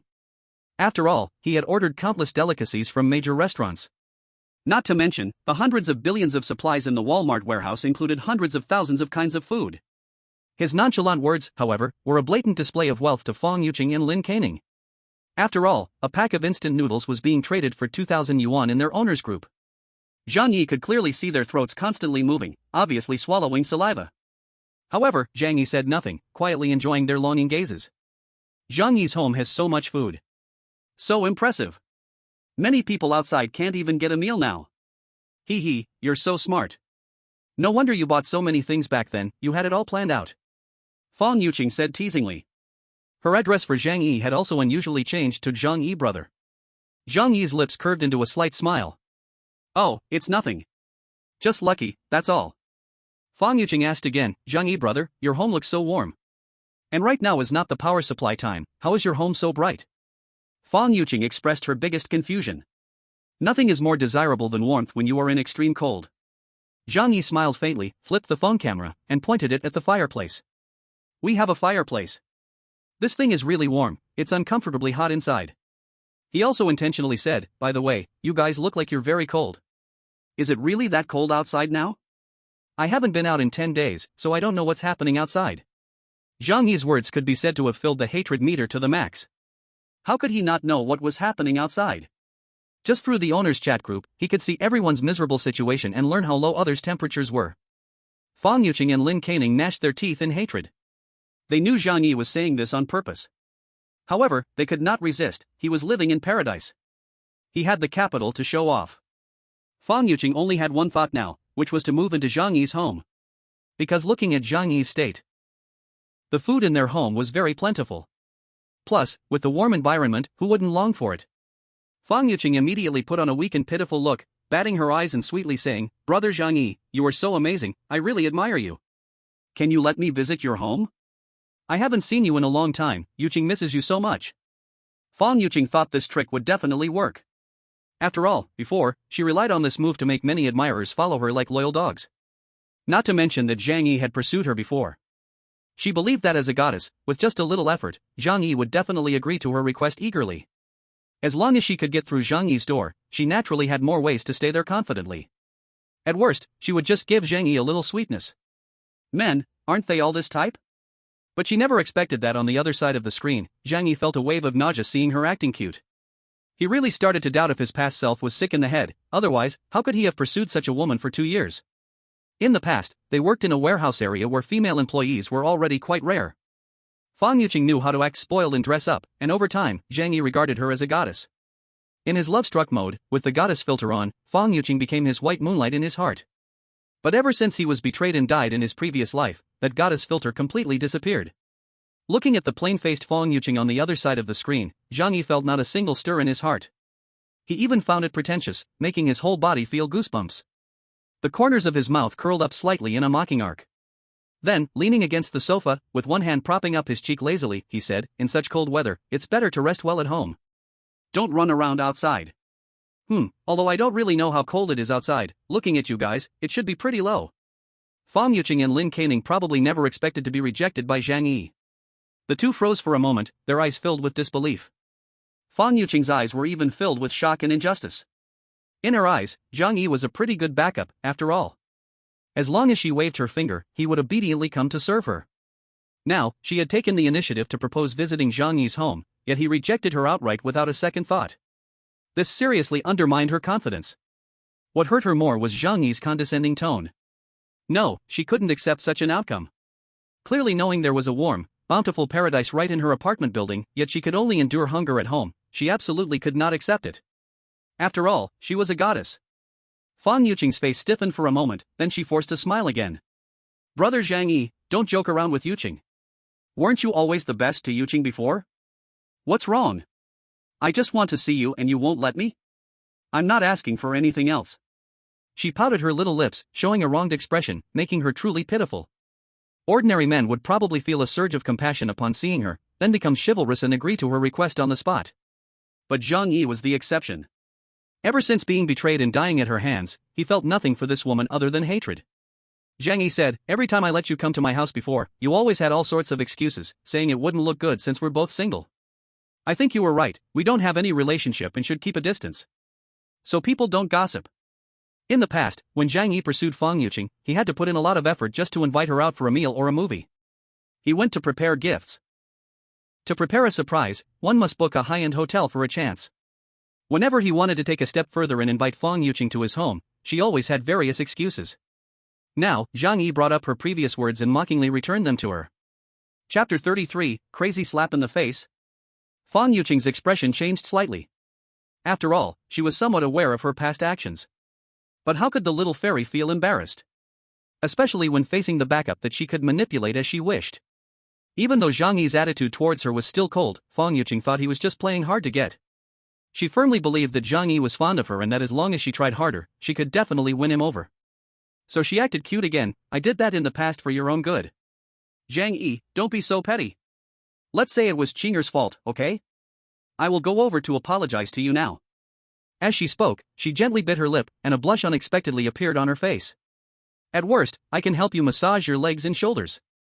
Zhang Yi couldn't help but exclaim inwardly, "Wow." In such cold weather, it's rare for her to perform with such superb acting, portraying a shy girl. It's a pity she isn't pursuing an acting career. However, Zhang Yi was not impressed by this act.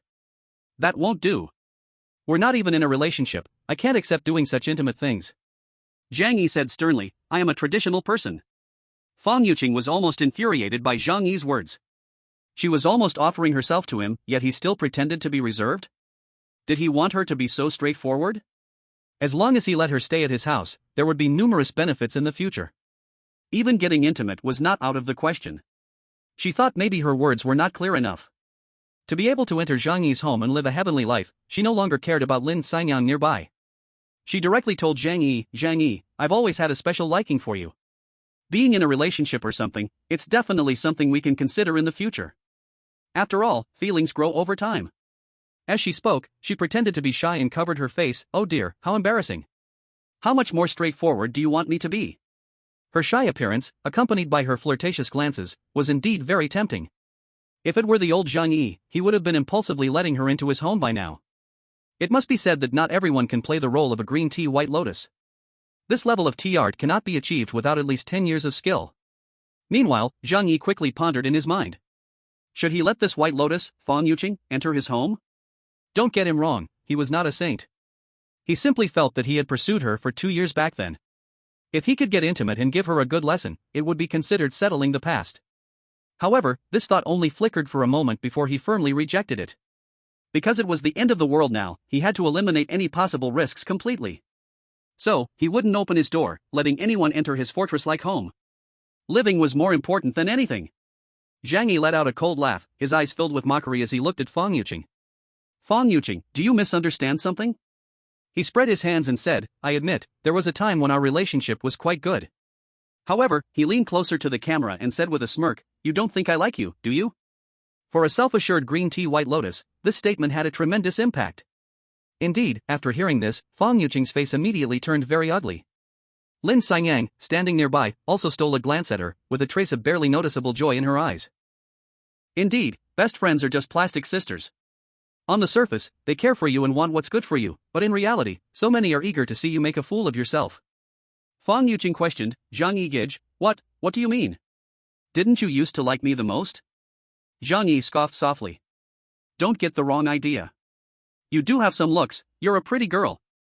But I never planned to date you, at most, it was just for fun. With my Zhang Yi's conditions, finding a girlfriend with looks and a good figure in Tianhai City is really not a difficult thing. You? Ha!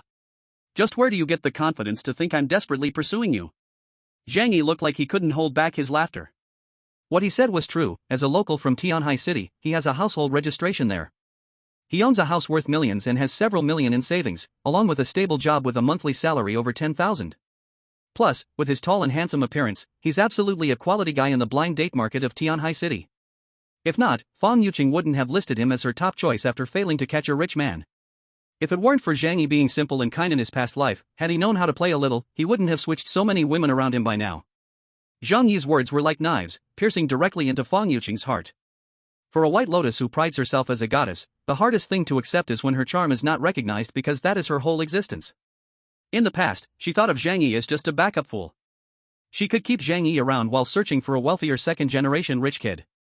In the end, Zhang Yi told her she was the fish in the pond. This was something Fang Yuqing could never accept.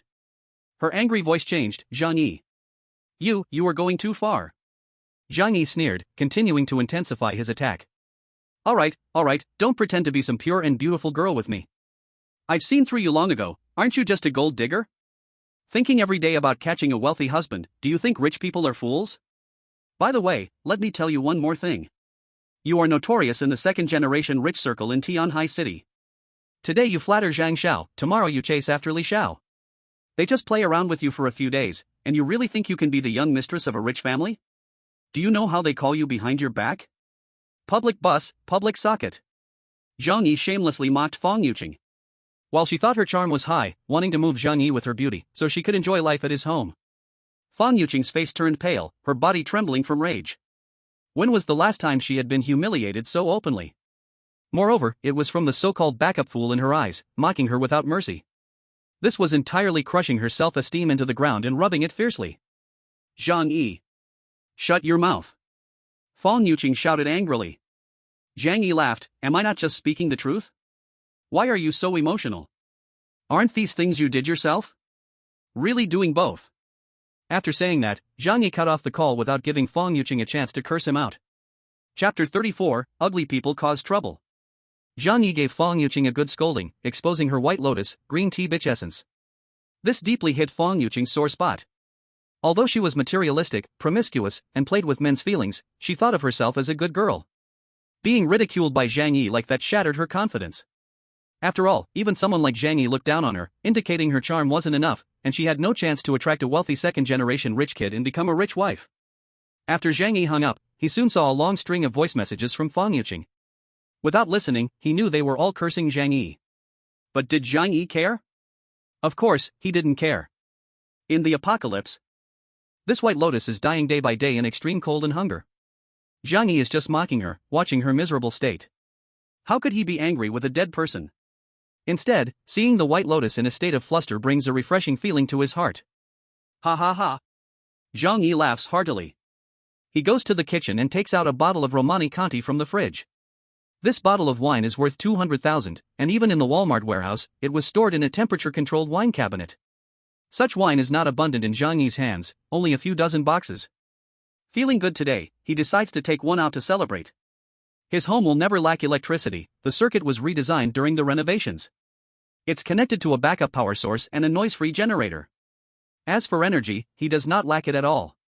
He comes to the living room and sets up a table full of delicious food with a strong sense of ceremony. French baked snails, tomahawk steak, stargazing, and salted duck from Nanjing, paired with a bottle of 200,000 Romani Conti.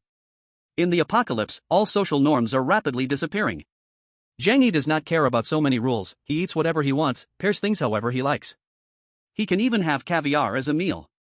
Such a luxurious life is probably one of a kind in today's world. Because the apocalypse came so suddenly, even the most powerful and wealthiest people in the world could not prepare properly. For example, Su Hao, his father is also the head of a famous big group in Tianhai City. But in Zhang Yi's memory, his father died just half a month after the apocalypse began. After all, his wealth turned into worthless paper, and that bloated old man did not have the necessary survival skills for the apocalypse. At this moment, in the house where Fang Yuqing and Lin Xirong share a rental, Fang Yuqing's mentality is a bit broken. She angrily throws things and curses Zhang Yi. If it were usual, she might not be this furious. But it just so happens that right now, she sees Zhang Yi's home, which looks as blissful as heaven. A warm and comfortable environment, abundant high-end food, are the most precious things in the icebound apocalypse. Heaven is so close, yet she cannot step in. This is unbearable for her. Zhang Yi, that damn guy, what do you think you are, to dare to scold me? If it weren't for the current snow disaster, I wouldn't even glance at you. Fang Yuqing gritted her teeth and cursed. On the sofa beside her, Lin Xirong stares at her, a hint of disdain flashing in her eyes. Isn't it because you had fun before? Otherwise, we could also enjoy the delicious food at Zhang Yi's home and the warm fireplace now. Fang Yuqing let out a cold snort. What is he? Just a house and some savings. I, Fang Yuqing, am going to marry into a wealthy family and be a rich wife. Lin Xirong frowned, but now, Zhang Yi has so much food, and the fireplace at home can keep warm. This is much better than a rich second generation. She looks out the window. Heavy snow is falling without any signs of stopping. And according to the news from their phones these past 2 days, the whole world is shrouded in ice and snow. She worries, will this snow disaster continue forever? On the TV, the few remaining official channels are still encouraging people. Experts in thick down jackets are shivering, stating that the disaster will pass soon. We the people have strength, persistence is victory. But everything in front of them shows no signs of the disaster passing. Lin Xirong hugs herself tightly. If this snow doesn't stop, then even if we don't freeze to death, we will starve to death at home. Lin Xirong's words instantly turned Fang Yuqing's anger into fear. It has been 10 days, they have been trapped at home for 10 days. These 10 days feel longer than 10 years. If one has not experienced such things, one cannot understand how torturous it can be. It can even drive a person's mind to chaos. Even though Fang Yuqing and Lin Kaining are a combination of green tea and white lotus flowers. But as women in their 20s, their hearts are also very fragile. Facing the heavy snow that seemed to never stop, they thought of death. Fang Yuqing curled up on the sofa, her mind recalling Zhang Yi's warm and abundant home. She said angrily, it's not fair. Why can Zhang Yi live so comfortably? I am so beautiful, yet I have to suffer so much. Lin Kaining glanced at Fang Yuqing and said nothing. She wrapped herself in the blanket, took out her phone, and found Zhang Yi's contact in the address book. Soon, Zhang Yi received a message sent by Lin Kaining. Zhang Yi was drinking top-notch red wine with a luxurious meal. Seeing a message come through, he wore a teasing smile in his eyes. In this last days, watching the painful struggles of women like them is indeed more exciting than watching a movie. Zhang Yi glanced at the message Lin Kaining sent. Zhang Yi, I just saw you scold Fang Yuqing. I am so happy for you. Actually, I have long known that Fang Yuqing is a materialistic woman who never really cared about you. I always hoped that one day you could see through her true colors. That's great, congratulations on waking up. Zhang Yi chuckled. Really just plastic sisters, sold out Fang Yuqing so quickly. But this is normal, as the saying goes, birds of a feather flock together. Neither Lin Kaining nor Fang Yuqing is a good person. He replied, well, it's nothing. Lin Kaining continued, in the past, watching you pursue Fang Yuqing, I actually felt very sad. Zhang Yi, actually. I have liked you for a long time, do you know? Now that you don't want Fang Yuqing, let's be together. Zhang Yi almost spat out the red wine he had just drunk. Damn, this gold digger is quite direct. He shook his head, TSK, this is the reality. It seems she has had a rough time these 10 days. In the past, Lin Kaining had also been very blunt with Zhang Yi. Although her own conditions were not great, it did not affect her belief that she was a fairy. Now seeing Zhang Yi reject Fang Yuqing and noticing Zhang Yi's high-quality living conditions, she immediately wanted to seize the opportunity. Zhang Yi sighed, does this woman really think I collect junk? Fang Yuqing, although a green tea white lotus, at least knew how to act spoiled and dress up. What does Lin Kaining have besides being cheap and narcissistic? But out of a twisted sense of humor, Zhang Yi still grinned and said, oh, really like this? But I just scolded Fang Yuqing heavily. You two are good friends, if you come with me, won't it affect your relationship? Lin Kaining's eyes brightened, feeling there was hope. Without hesitation, she said, what friends? We just live together. To gain Zhang Yi's trust, she began to reveal Fang Yuqing's dark secrets. You have no idea how much I dislike her. This woman is especially lazy, these days. She says she's afraid of the cold and doesn't even want to go to the toilet. She uses a mineral water bottle to pee, it's disgusting. Don't be fooled by her innocent act, she goes to nightclubs every day to find men. If she meets a rich second generation, she will try her best to throw herself at him. If she runs out of money, she goes out to sell herself. Otherwise, with only 5,000 a month salary, how can she afford so many cosmetics and designer bags? 1,500 a night, very cheap. Humph, I look down on such women. Zhang Yi also learned for the first time that Fang Yuqing had this side job. He gritted his teeth, feeling more and more that this world was too absurd. Fortunately, he was not foolish. Although chasing Fang Yuqing, it was not to the point of being a pitiful sycophant like Zhou Peng. Lin Kaining, in order to gain Zhang Yi's trust, continued to expose Fang Yuqing's dirt. Don't be fooled by her pretending to be pure, in reality, she has aborted several times. When she was in college, she had several contractors support her for 4 years. Zhang Yi silently watched, then recorded what she said. Lin Kaining clearly had long held grievances against Fang Yuqing. After all, Fang Yuqing was more charming and prettier than her, making Lin Kaining only able to be a side character in her presence. In this world, how many women willingly want to be someone else's green leaf? Otherwise, why do you think that in college, those beautiful goddesses usually have ugly and fat friends? After venting her emotions toward Fang Yuqing, Lin Kaining continued to confess to Zhang Yi. Zhang Yi, do you know how painful it has been for me to watch you pursue Fang Yuqing these years? Now I finally have the chance to confess to you. Let me be your girlfriend. I will definitely love you well in the future. And right now, you are lonely at home, aren't you? Having a woman by your side can help you with many things. Lin Kaining was already hinting to Zhang Yi that as long as he let her go to his house, he could play however he wanted with her.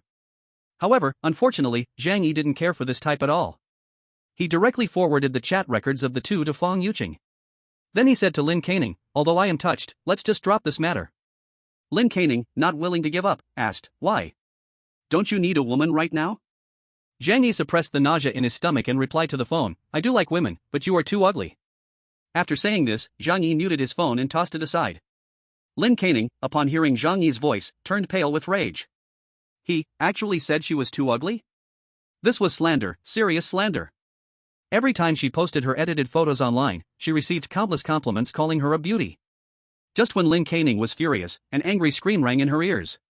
Lin Kaining, you wicked woman. Fang Yuqing saw Lin Kaining's words about her and instantly exploded. The two started to fight, pulling each other's hair and pinching arms. They only stopped when they were too exhausted to continue but still stared at each other with fierce eyes. If it weren't for the cold weather requiring them to live under the same roof, they would have even wished to kill each other. And Lin Kaining certainly understood what had happened, harboring a strong hatred for Zhang Yi as well. However, like Fang Yuqing, she perhaps envied him a bit more than she hated him. If at this moment, Zhang Yi agreed to let them into the room to eat some food, they would abandon their dignity and crawl over like mother dogs. Meanwhile, Zhang Yi continued to live a simple and dull life of wealth. Every night, he would turn on the TV to watch the news he had never cared about before. Although now, the news still contained a lot of fluff, it could still provide some outside information. The Tianhai city government has announced that to meet everyone's electricity needs, power supply will be provided every day from 1 to 2 p.m. High-power appliances cannot be used, only small-power devices, like kettles and phones, can be heated. Currently, all power plants are inoperable, and electricity is scarce. We hope everyone can consciously reduce electricity usage to avoid large-scale, long-term power outages. Zhang Yi raised his eyebrows slightly upon seeing this news. In fact, in the past few days, there had been power for no more than an hour each day. Sometimes, it was even turned on for only 10 minutes. In such times, the authorities are still willing to supply electricity to the vast majority of ordinary people, even if only for a brief moment. Perhaps that is their greatest effort. Most of the power plants around the world have ceased operations, and before the Ice Age ends, energy is becoming scarcer and scarcer. However, what Zhang Yi cares about is not the content of the news, but the tone of the female anchor and the way the news is presented. This time, the anchor's tone is very serious, and the content of the broadcast is no longer focused on comforting the public. This means that the authorities have given up on hiding the extent of the disaster across the nation. Once they are unable to control the situation, they can only fully release the news, allowing everyone to recognize the reality as soon as possible and then find ways to save themselves. As expected, when Zhang Yi opened his phone, he saw that various chat groups had already exploded in chaos. Some curse the authorities for being inactive, some cry in despair, and more are frantically buying supplies at high prices. The price of instant noodles has skyrocketed from 2,000 yuan per pack to 5,000 yuan per pack in just 2 days. Zhang Yi still feels speechless. The essence of human greed is truly evident, knowing that the world is at its end, money is nearly useless in the short term. Yet they still wish to trade food and drink for money. Zhang Yi says nothing, he observes everything like an outsider, detached from it all. Life must go on, even when hope is lost, but no one wants to die, even living on is better than nothing. Therefore, no matter how much they curse or argue, the next day they will still struggle desperately to survive. Chapter 36, The Cruel Woman. Due to the water pipes being frozen, the water supply in the community has become a huge problem. If you want drinking water, you can only brave the outside temperatures of over -70 degrees to go to the first floor to fetch snow water. But after fetching the snow water, how to melt it becomes a big problem. The indoor temperature is also at -50 to 60 degrees, at this temperature, solid ice is as hard as cement. Some residents, extremely thirsty, use their tongues to lick it, only to have their tongues stuck and frozen badly. During these days, Zhang Yi discovered through surveillance that Chen Zhanghao's subordinates came daily to spy. Obviously, they believed Zhang Yi would also go out to fetch water and plan to take this opportunity to deal with him. However, despite multiple days passing, they have not seen Zhang Yi step out of his house. They cannot imagine how rich the supplies are in Zhang Yi's home. As long as he is willing, he can live comfortably in this room until he dies. Is this Chen Zhanghao still alive? He's holding on quite well. Zhang Yi muttered to himself. Chen Zhanghao was shot in the calf, and without effective treatment, his leg would definitely become useless. Moreover, due to infection, he might even lose his life. Let alone in such extreme cold, any injury would cause a high fever. To survive is simply a miracle. Could it be that the temperature is so low that the virus cannot survive, which is why he hasn't died? Zhang Yi did not know much about medicine, unclear about the reasons for Chen Zhanghao's survival. But he doesn't care much, whether people live or die outside has little impact on him. Chen Zhanghao's death is only a matter of time. The next morning, when Zhang Yi woke up, he sleepily picked up his phone. Every day, checking the chat group's messages and looking at the forum to see the situation outside is now his biggest pleasure. In this apocalyptic world, watching others struggle desperately under extreme cold is painful. Yet, he enjoys a life like heaven. This stark contrast brings Zhang Yi immense satisfaction. At the very least, it dispels his inner boredom and occasional loneliness. Compared to those who freeze or starve to death, a person struggling on the brink of death, how lucky he doesn't even realize. He opened his phone, and unexpectedly the first thing he saw was a message from Fang Yuqing and Lin Caning. Fang Yuqing, Zhang Yi, I'm sorry, I might have been too cold yesterday, so my emotions were not good. I shouldn't have lost my temper at you. You're right, I was too naive in the past and didn't understand. I didn't realize who truly cared for me. Now I've come to recognize that the person who treats me best is you. In fact, I've always liked you deeply. Can you forgive me? Let's live well together from now on. I want to be your woman. Living alone must be lonely for you too. I can come over and keep you company, so you won't be alone in this apocalypse. Zhang Yi felt a bit melancholic. The once aloof Fang Yuqing finally shed all her dignity and arrogance in the face of disaster. Even after being ruthlessly mocked by Zhang Yi, she had to throw away her pride and choose to flatter him. TSK TSK TSK. Zhang Yi shook his head, thinking he was foolish in his past life. If he had known she was this kind of woman, wouldn't he have easily taken advantage of her? A woman like Fang Yuqing, clearly worthless, yet she pretended to be a noble goddess. So obviously cheap, why act pure? Zhang Yi replied, although a rotten pear can quench thirst, I'm not that thirsty yet. He was a man with ancestral skills. At worst, there were plenty of tools to use in the other space. These were high-end goods, fully realistic products developed by the cherry blossom country. Sigh, it's not that Zhang Yi wanted that, it's just that the variety in Walmart's warehouse was too complete. After closing Fong Yuqing's chat window, Zhang Yi opened Lin Caning's. This woman was bolder than Fong Yuqing. She might have realized her looks weren't as good as Fong Yuqing's, losing in competition. So she directly sent herself a few suggestive selfies. Compared to Fong Yuqing, she was more daring. If this were in the past, it could have led her to social death. Zhang Yi quickly replied, "My heart is completely unmoved, even wanting to laugh a little." Then he ignored her afterwards. He also knew that after these two women had seen the beauty of his home, they would go to great lengths to enter his house. Having already abandoned their dignity to plead with him, they would certainly resort to any means necessary afterwards. But what could that matter? Zhang Yi spent a fortune to turn his home into a steel fortress, just to deal with any potential situation. After receiving Zhang Yi's reply, Fong Yuqing and Lin Caning were furious and began to curse him again. They had even thrown away their dignity, humbly begging Zhang Yi. Especially Lin Caning, who had photographed every part and pose she could. Zhang Yi actually said he wanted to laugh after seeing her photos? What a humiliation. Though she didn't have the time and energy to dress up, and her looks and figure were lacking, she was still a woman. Did she not care about her pride? The two of them felt more and more unwilling. Life now was like hell. They not only had to endure hunger but also extreme cold. Zhang Yi's home was their last hope. Fong Yuqing gritted her teeth, a fierce look in her eyes. "If necessary, I will storm into his house. I must live in his house. I don't want to suffer from hunger anymore." If necessary, killing Zhang Yi would be fine too. As long as she could live in Zhang Yi's house, she was willing to do anything now. Though she thought this way, she was still a woman. If she ran to Zhang Yi's house to bang on the door, she would definitely not be able to overpower him.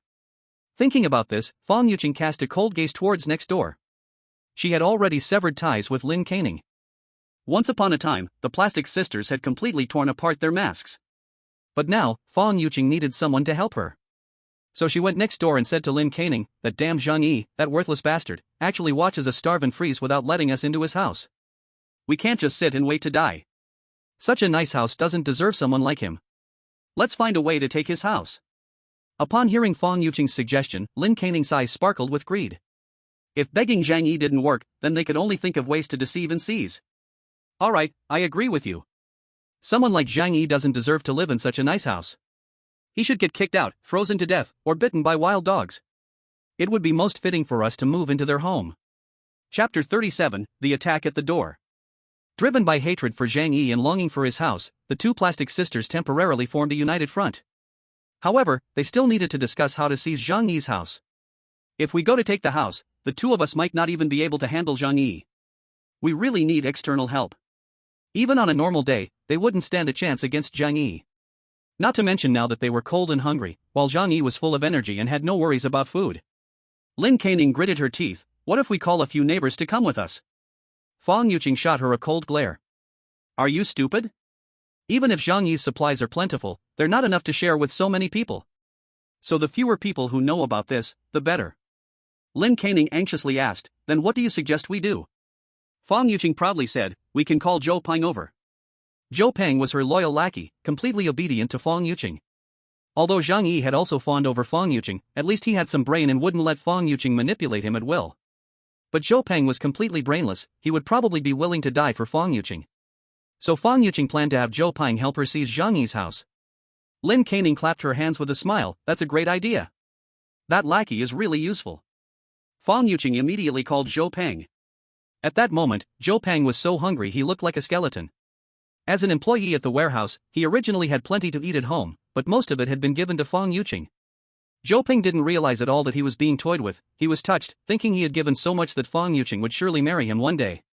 Upon seeing Fong Yuqing's call, he forgot about his hunger and coldness, running over eagerly. When he arrived at Fong Yuqing's home, she immediately approached him, her face full of grievance as she told him how Zhang Yi had mistreated her. "Why, Zhang Yi is simply a beast. I only asked him for some food, and he wanted me to sleep with him. Zhou Peng, you know I'm not that kind of loose woman." Zhou Peng looked at Fong Yuqing with tears in her eyes, thinking about how she was bullied and came to find him first, feeling immense joy in his heart. "Look, why does she come to me with her troubles instead of anyone else? It shows I hold a special place in her heart. This must be love." Zhou Peng felt this was the time to show off his manliness. Who knows, maybe he could take Fong Yuqing right then and there. So he patted his chest and said, "Zhang Yi is really not a good person. How dare he do this to you? I must kill him." Fong Yuqing and Lin Caning exchanged glances, thinking, this lackey is really easy to deceive. They had originally prepared many lines to use, but before they could say anything, Zhou Peng had already taken it upon himself to deal with Zhang Yi. Fan Yuqing pulled Zhou Peng's arm, gazing at him with seductive eyes. Zhang Yi's home has stocked up on quite a lot of food. And his house even has a fireplace, very warm. What right does that bastard have to live in such a house? Zhou Peng, let's find a way to take his house. In the future, we can live there together, how about that? Zhou Peng never liked Zhang Yi anyway. Because Zhang Yi is better looking than him and richer too. Both of them were interested in Fan Yuqing, but Fan Yuqing naturally treated Zhang Yi better than him. Now, Zhou Peng felt Fan Yuqing wrap her arm around him, feeling the faint touch through 7 or 8 layers of clothing. A sense of victory surged in his heart. He immediately said, "Ha, good. Yuqing, don't worry, I will take care of this." Seeing Zhou Peng agree, Fan Yuqing said, "But you must be careful. Zhang Yi is such a selfish and shameless person, if we try to take his house, he might fight back. So we need to go with weapons, and it's best to strike first." Lin Caning also chimed in, "I say, why not just kill him directly? She hates Zhang Yi the most. Because she sent her private photos to Zhang Yi, and instead of being moved, he said she was too dark. If this matter got out, she wished she could die. So, Zhang Yi must die." Zhou Peng felt a bit hesitant upon hearing this. Killing someone sounds easy to say, but after all, everyone has lived in a civilized society for over 20 years. Starting down that path is not simple. Fan Yuqing saw Zhou Peng hesitate and immediately changed her expression. "What, are you not agreeing? Zhang Yi has bullied me so much, and you still feel soft-hearted toward him. Looks like what you said about loving me before was all fake, hum?"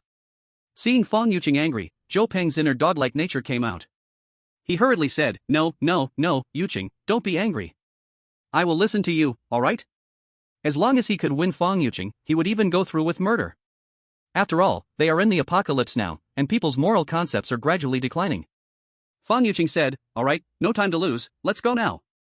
At that time, we will find a way to trick Zhang Yi into opening the door. As soon as he opens it, we will." She made a throat-slicing gesture. Lin Caning then brought out the prepared tools. 2 kitchen knives and a steel pipe, taken from a clothes rack she dismantled. Zhou Peng took a kitchen knife and stuffed it into his thick down coat. After the few of them were ready, they headed toward Zhang Yi's house, full of murderous intent. When they arrived at Zhang Yi's doorstep, Fan Yuqing and Lin Caning hid with their weapons to avoid being seen by Zhang Yi through the peephole. The two signaled Zhou Peng with their eyes, indicating him to knock on the door and trick Zhang Yi out. Zhou Peng nodded, reaching to touch the kitchen knife inside his coat. He instantly felt more confident. He knocked on the door. Zhang Yi, are you home?" "It's Zhou Peng." Hearing the voice outside the door, Zhang Yi felt curious. "Zhou Peng?" Although he and Zhou Peng worked in the same warehouse, their relationship was not good.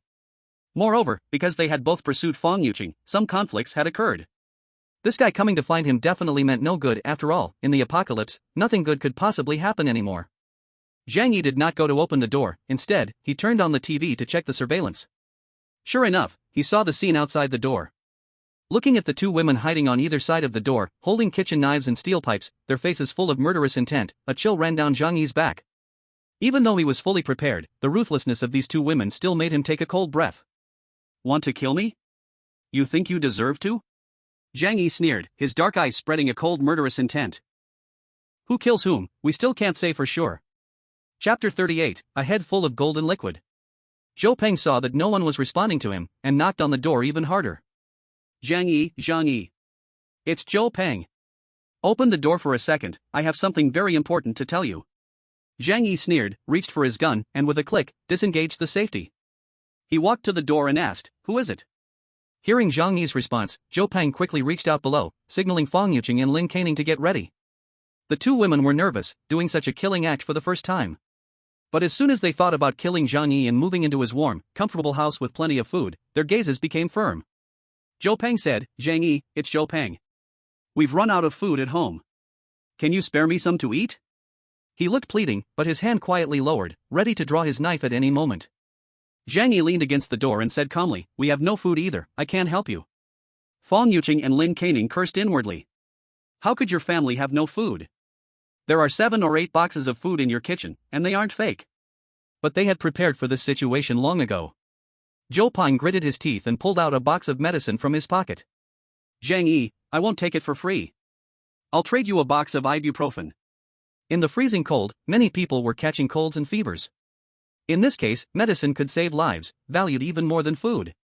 To entice Zhang Yi to open the door, Zhou Peng took out his treasured ibuprofen. Zhang Yi, however, was behind the door, contemplating how to deal with them. Kill them? That would be simple, whether by gun or crossbow, he could make them die. However, simply killing them was too boring. In the apocalypse, death could even be a kind of freedom, living was a hell of suffering. He certainly would not let these lowlifes get away easily. After some thought, Zhang Yi hatched a plan. He walked to the trash can and took out a pulsing bottle. Having just drank quite a few cans of beer, he suddenly felt the urge to urinate. He pointed the bottle mouth and let it flow freely. Ibuprofen? This stuff is good, let me think about it. Zhang Yi leisurely conversed with Zhou Peng while letting it flow. The few people outside also heard the faint sound of liquid, but they had no idea what Zhang Yi was doing. However, hearing that Zhang Yi seemed interested, excitement appeared on their faces. Zhou Peng quickly said, yes, you open the door, and we'll exchange. I only need 2 packs of instant noodles. According to the current market prices in the community, ibuprofen could at least be exchanged for 5 packs of instant noodles. Zhou Peng deliberately offered a low price to fool Zhang Yi into opening the door. 2 packs of instant noodles? I'm afraid you'll lose out, that would be too embarrassing. After Zhang Yi finished urinating, he held a bottle of iced tea, filled to the brim, foaming at the top. Zhou Peng thought Zhang Yi was about to take the bait, and leaned on the door saying, it's fine, I'm starving, and we're colleagues, it's better to give you a break than anyone else. Please hurry and open the door. Zhang Yi climbed on a stool and leaned over the shooting hole in the door, then poured a bottle of warm, fresh iced tea over the 3 people outside. Zhou Peng and the others were taken aback by the sudden liquid pouring over their heads. Fang Yuqing and Lin Caning screamed out loud. Ah! What is this? Hey, it's hot water, still steaming. Feeling the warm heat, they were initially happy. But in less than a second, they smelled a particularly pungent odor. This is urine. Ah! Urine poured over their heads, and the 2 women screamed like pigs being slaughtered, immediately squatting down and vomiting uncontrollably. Zhou Peng was also furious, his eyes red with anger. Bang! Bang! Bang! He slammed the door hard. Zhang Yi, I at #Yuan and asterisk. And percent #Yuan. Get the hell out here, I'll kill you. But the heavy alloy door didn't change at all from his punches, instead, Zhou Peng's hand hurt terribly. From inside the room came Zhang Yi's hearty laughter. How does my urine smell? Is it good to drink? A few idiots still want to come and trick me. Do you think you can? Zhou Peng and the others realized at once that Zhang Yi had already discovered them. The group was both shocked and angry and cursed Zhang Yi from outside the door. Zhou Peng yelled, damn it, I shouldn't have wasted my breath with you. Just wait, I'm coming in, and I will definitely kill you. He stopped pretending, took a kitchen knife out from his clothes, and started hacking at the door with all his might. Ordinary doors are made of wood, as long as you break the lock, you can open them. But Zhang Yi's door was made of integrated alloy, able to withstand an RPG blast. When Zhou Peng brought the knife down, it was like hitting a steel plate. The door didn't budge, and the powerful recoil sent the kitchen knife flying away. The knife swept past Zhou Peng's head, leaving a long cut. His palm was also struck, causing blood to flow freely. A little biology knowledge: human skin is more vulnerable in winter, and the sensation of pain is heightened. Zhou Peng was stunned. Just now, if the knife had been off by a bit, it would have hit his face directly. But soon, his daze was forcibly interrupted by a sharp pain. Ah! Zhou Peng cried out in pain. The 2 women saw this and, filled with fear, abandoned Zhou Peng and ran away in a panic. Zhang Yi watched all of this from the room, weighing his gun in his hand, contemplating whether to go out and shoot each of them a bullet. He didn't plan to kill them, but at least make them suffer a bit. In this frozen apocalypse, they would definitely wish they were dead. But after pondering for a moment, he gave up this idea. Why? Because outside were 3 rabid dogs. Although going out had a high chance of injuring them, there was also a tiny chance of getting killed. Zhang Yi would never take a joke with his life. That's right, he was the king of survival. He was living so comfortably, why act impulsively? No problem, I'll just wait here for them to die slowly. Let's see how long they can survive in this apocalypse. Zhang Yi, calm as ever, returned to the sofa and continued playing games. Zhou Peng and Fang Yuqing rushed back home, and he sat on the sofa, trembling all over. He had almost lost his life just moments ago, and he was still haunted by the fear. Fang Yuqing saw the urine dripping onto the sofa from him, and immediately screamed. Ah! Get off, who told you to sit on my sofa? Chapter 39, Stink Bomb. Fang Yuqing was heartbroken over her sofa and disgusted by Zhou Peng covered in urine. After all, Zhou Peng was the one who got splashed the most at the door. She immediately yelled at Zhou Peng not to sit on the sofa. Zhou Peng felt very wronged. He had only gone to trouble Zhang Yi after listening to Fang Yuqing. Now drenched in urine and shivering from the cold, he was also injured. Yet Fang Yuqing treated him like this. But, after all, he's a loyal dog. Zhou Peng thought for a moment, realizing Fang Yuqing had a point in scolding him. He hadn't even done a good job helping her and was dirty, how could he soil his goddess's sofa? The more Zhou Peng thought about it, the more he felt he deserved to be scolded. He quickly stood up and apologized to Fang Yuqing. I'm sorry, Yuqing, it's all my fault. Please don't be angry. Fang Yuqing and Lin Kaining hurried to change clothes, waving him off. You quickly get out, we need to change clothes now. Zhou Peng didn't dare to say anything, and quickly left Fang Yuqing's house. The two returned to the room and quickly changed out of the clothes that Zhang Yi had stained with urine. However, after changing clothes, they could still smell that pungent odor. After all, it wasn't just on their clothes, their hair and skin were also covered, even flowing down their necks. The weather was so cold that taking a shower was like tempting fate, they simply couldn't bring themselves to do it. Thus, they could only endure the nausea. After failing in their actions and being splashed with urine, the two women felt even more hatred towards Zhang Yi. What should we do? Zhang Yi is too cunning, not easy to deal with. Damn it, no matter what, I will take his house. Let's think of a good plan, I refuse to believe he has no weaknesses. While the two women were discussing how to deal with Zhang Yi, he sent a message to Fang Yuqing. This time it was urine, next time I might just throw feces on you. Omega. This time, Zhang Yi was just rushed. If he had time to prepare, he definitely would have used poop to greet them. Fang Yuqing and Lin Kaining turned pale. If they were splashed with feces, they would want to die. Zhang Yi turned off the chat and no longer looked at the messages Fang Yuqing sent. Although he had muted the message notifications, the number of unread messages was rapidly climbing, and he knew without looking that they were not good words. He checked the owner group. As soon as he entered, he witnessed a good show. Ever since Chen Zhanghao had taken over her home, Aunt Lin seemed to have serious mental issues. Now she was continuously sending voice messages in the group, shouting at everyone to give her their supplies. I am the head of our community committee. Whoever dares to disobey me will be arrested when the snow melts. Did you hear that? Everyone reply to me. You must deliver all your food to my house today. However, this time, very few people paid her any mind. After more than 10 days, everyone had realized what the current situation was like. The authorities simply couldn't care for everyone, and Aunt Lin's so-called community committee was nothing but a joke. She couldn't scare anyone, instead, she was met with ridicule. Damn old woman, why don't you just go die? At first, you cheated us out of a box of instant noodles, I haven't settled that account yet. Someone brought up the beginning of the snow disaster. If it weren't for you telling everyone that it was fine and not to stock up on supplies, how would we be in this situation? The mention of this instantly ignited everyone's anger. When the snow first fell, although it was very cold outside, some people still wanted to go out shopping. But at that time, Aunt Lin kept saying in the group that the snow disaster would pass soon and warned anyone who stockpiled supplies would be punished, so everyone was too afraid to go out. A few days later, heavy snow blocked all the roads, and going outside became impossible. If it weren't for her, everyone could have stocked up for at least half a month. Damn old woman, look at what you've done. It's all your fault, you troublemaker. The neighbors cursed Aunt Lin harshly. Meanwhile, the rich second generation, Su Hao, appeared in the group. I will buy supplies at a high price, whether it's food or drink. I'll pay 10,000 for a pack of instant noodles and 5,000 for a bottle of mineral water. The price of instant noodles had reached 10,000. Su Hao was really anxious, his money would become worthless if he didn't use it now.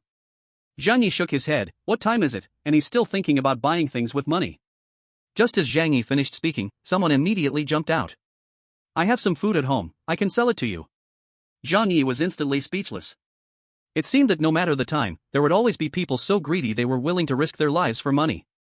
Even if hope was really slim, there were still people taking chances. Bet that this snow disaster won't last too long. But only Zhang Yi knows that this snow disaster will last an incredibly long time. Even after the snow stops, the whole world will need a very long time to recover. Money, this thing, is even less useful than scrap paper, at least scrap paper can still be used to wipe bottoms. As Zhang Yi thought of this, a malicious idea suddenly appeared in his mind. He had so much toilet paper in his warehouse that he could never use it all, but the neighbors probably didn't have as much. If they run out of toilet paper, what will they use to wipe their bottoms? Soon, he shook his head again. With not enough food to eat every day, they probably don't poop much either. But this also indicated that the awkward peace maintained now would soon be broken. Zhang Yi knew that once food was completely cut off, people would turn into terrifying beasts. The next day, Fang Yuqing and Lin Kaining knocked on Zhang Yi's door again. They begged outside, hoping Zhang Yi would let them in, saying they were about to freeze to death. Zhang Yi paid them no attention at all. Freeze to death? That was exactly what Zhang Yi hoped to see. Seeing Zhang Yi's lack of response, they pleaded that, for the sake of their past friendship, they would accept even just a little food. Zhang Yi looked through the surveillance camera and saw that they had even come with umbrellas. It seemed they had been traumatized after being splashed with urine yesterday. But Zhang Yi wasn't foolish enough to open the door for them. If he guessed correctly, they were all carrying knives, ready to kill themselves and then seize his house and supplies. Zhang Yi thought for a moment and opened the alternate space. There were many unused items in the warehouse that he had put away at the time. After all, his alternate space was large enough, there was no need to worry about taking up space. He didn't expect that it would come in handy now. He took out 2 stink bombs from the toy area inside. These toys were used for pranks, and once lit, they would emit an extremely disgusting stench. Moreover, they were very hard to wash off with water and laundry detergent. He listened to Fong Yuqing and Lin Caning's voices outside and chuckled, picking up a stink bomb and walking over. Chapter 40, Gunshots. Zhang Yi ignited the stink bomb and quickly threw it out through the shooting hole above the door. Once the stink bomb hit the ground, a large cloud of black smoke quickly billowed out. The acrid stench rapidly spread through the corridor. Fong Yuqing and Lin Caning smelled this odor and felt as if they had opened a 10-year sealed can of excrement, immediately throwing up. Ugh. What is this, ugh? Zhang Yi, ugh. How shameless you are. As the stink intensified in the hallway, the 2 women quickly fled. Zhang Yi wasn't worried about the stench coming back into the house. Once he closed the shooting hole, the entire house was in a semi-sealed state. Although the air could still circulate, the house had been specially constructed with an air filtration system so that no odors or harmful air could enter. Seeing the 2 women awkwardly walking away while vomiting through the surveillance, Zhang Yi laughed heartily. But soon, he received a complaint from the neighbor next door. Zhang Yi, what did you throw in front of your door? It stinks. Can you please consider the feelings of your neighbors? Zhang Yi's neighbors were a young couple who had moved in for 2 years. But normally, Zhang Yi had little interaction with them. At most, they nodded at each other when taking the elevator. At a time like this, he couldn't care less about maintaining neighborly relationships. In this apocalypse, everything he did was for his own safety. He didn't care about others at all. It could even be said that as long as he could live safely and comfortably, he could eliminate others without hesitation. In the end times, any kind-hearted mentality must not exist, and once it appears, it must be immediately snuffed out. Come over and hit me if you don't agree. After Zhang Yi finished speaking, he directly blocked his neighbor. Still the same, he couldn't be bothered to argue with anyone, wasting his breath. Soon, Zhang Yi found that his neighbor was bad-mouthing him in the group. But unfortunately, others were not interested in their petty troubles at all. Zhang Yi chuckled, feeling quite good about not having any sense of morality. That afternoon, Zhang Yi was suddenly awakened from his dreams by a loud noise. Bang! A loud sound echoed in the hallway, quickly spreading throughout the entire building. Zhang Yi's expression became serious. The sound resembled a gunshot. In their community, someone actually had a gun? Zhang Yi wasn't sure if it was a gun or a firecracker, so he hurried to the living room and turned on the TV to check the surveillance. The scene before him made his pupils involuntarily shrink. In front of the third-floor apartment, the legless Chen Zhanghao was holding a black gun in his hand. The cold, dark light could easily make one's mind tremble.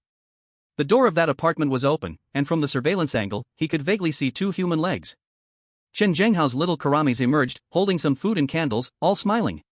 Clearly, the resident on the 3rd floor was already dead. Even if not dead, shot once and having lost all supplies, he couldn't last many days. It was 10 a.m. Usually, every family would be out digging snow to melt for drinking water at this time. Everyone together could temporarily raise the temperature in the hallway, preventing it from being too cold. And no one could survive without water, so this activity took place every day. Chen Zhanghao had precisely targeted this moment to start killing and robbing supplies. Ding dong! The phone rang. Zhang Yi picked up his phone to take a look. The message was from the group. Chen Zhanghao sent a voice message. The heavy snow has sealed the city. None of us can rely on anyone. We must rely on ourselves. I, Chen Zhanghao, will take on the responsibility of the 25th building. From now on, everything here will be decided by me. You all obediently listen, and I can let you live well. Anyone who dares to stick their neck out, heh. Then, Chen Zhanghao sent 2 images.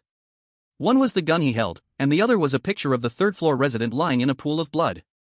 The lively group chat was now silent as a grave. Everyone was shocked by this bloody and brutal scene.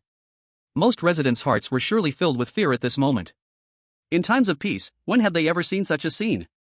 They couldn't even imagine it. But now, the bloody reality lay before them. In this building trapped in the blizzard, others are hell. No one dared to speak against Chen Zhanghao. They were all afraid of dying. Zhang Yi lay on the sofa and couldn't help but say, Chen Zhanghao is really clever. No wonder he can thrive in society. Chen Zhanghao used both soft and hard tactics. He didn't just scare the owners in this building. Because he only had one gun, no one knew how many bullets he had.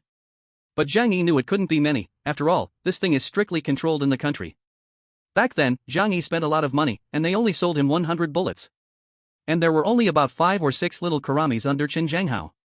In the building with over 50 households and more than 100 people, if everyone got pushed to a corner, he, a cripple, really couldn't handle it. So using both tactics, one to paint a big picture and the other to scare them, was the best way to keep these homeowners in line. Human nature has always been afraid of death. Even if they all understood in their hearts that Chen Zhanghao could kill the third-floor resident today. Tomorrow it might be their turn, but they still hold on to a sliver of hope. For example, those living on the higher floors think that Chen Zhanghao will kill the people on the third floor today, the fourth floor tomorrow, and at least wait another half-month to kill them. So they don't feel the need to fight desperately. After all, the people below will surely resist. And so on. As for those on the fourth floor, they feel that Chen Zhanghao might not kill people in order. Instead, if they resist, they will certainly be killed, so it's better to stay at home and hide. Who knows, maybe someone else will die first. Zhang Yi shrugged his shoulders. Anyway, these things had nothing to do with him. Others are afraid to resist Chen Zhanghao, but he is completely unafraid of him. As long as Chen Zhanghao dares to show up at his door, his life and death are entirely in Zhang Yi's hands. As for whether the other neighbors live or die, it has nothing to do with Zhang Yi. They are burying their heads in the sand, unwilling to resist. Zhang Yi has no interest in being a saint, sacrificing himself to save others. At that moment, his phone suddenly buzzed with a series of urgent ding-dong sounds. Zhang Yi picked up his phone and saw that a few hundred messages had suddenly appeared. He found that he had been added to a new group. Out of curiosity, Zhang Yi entered the group to take a look.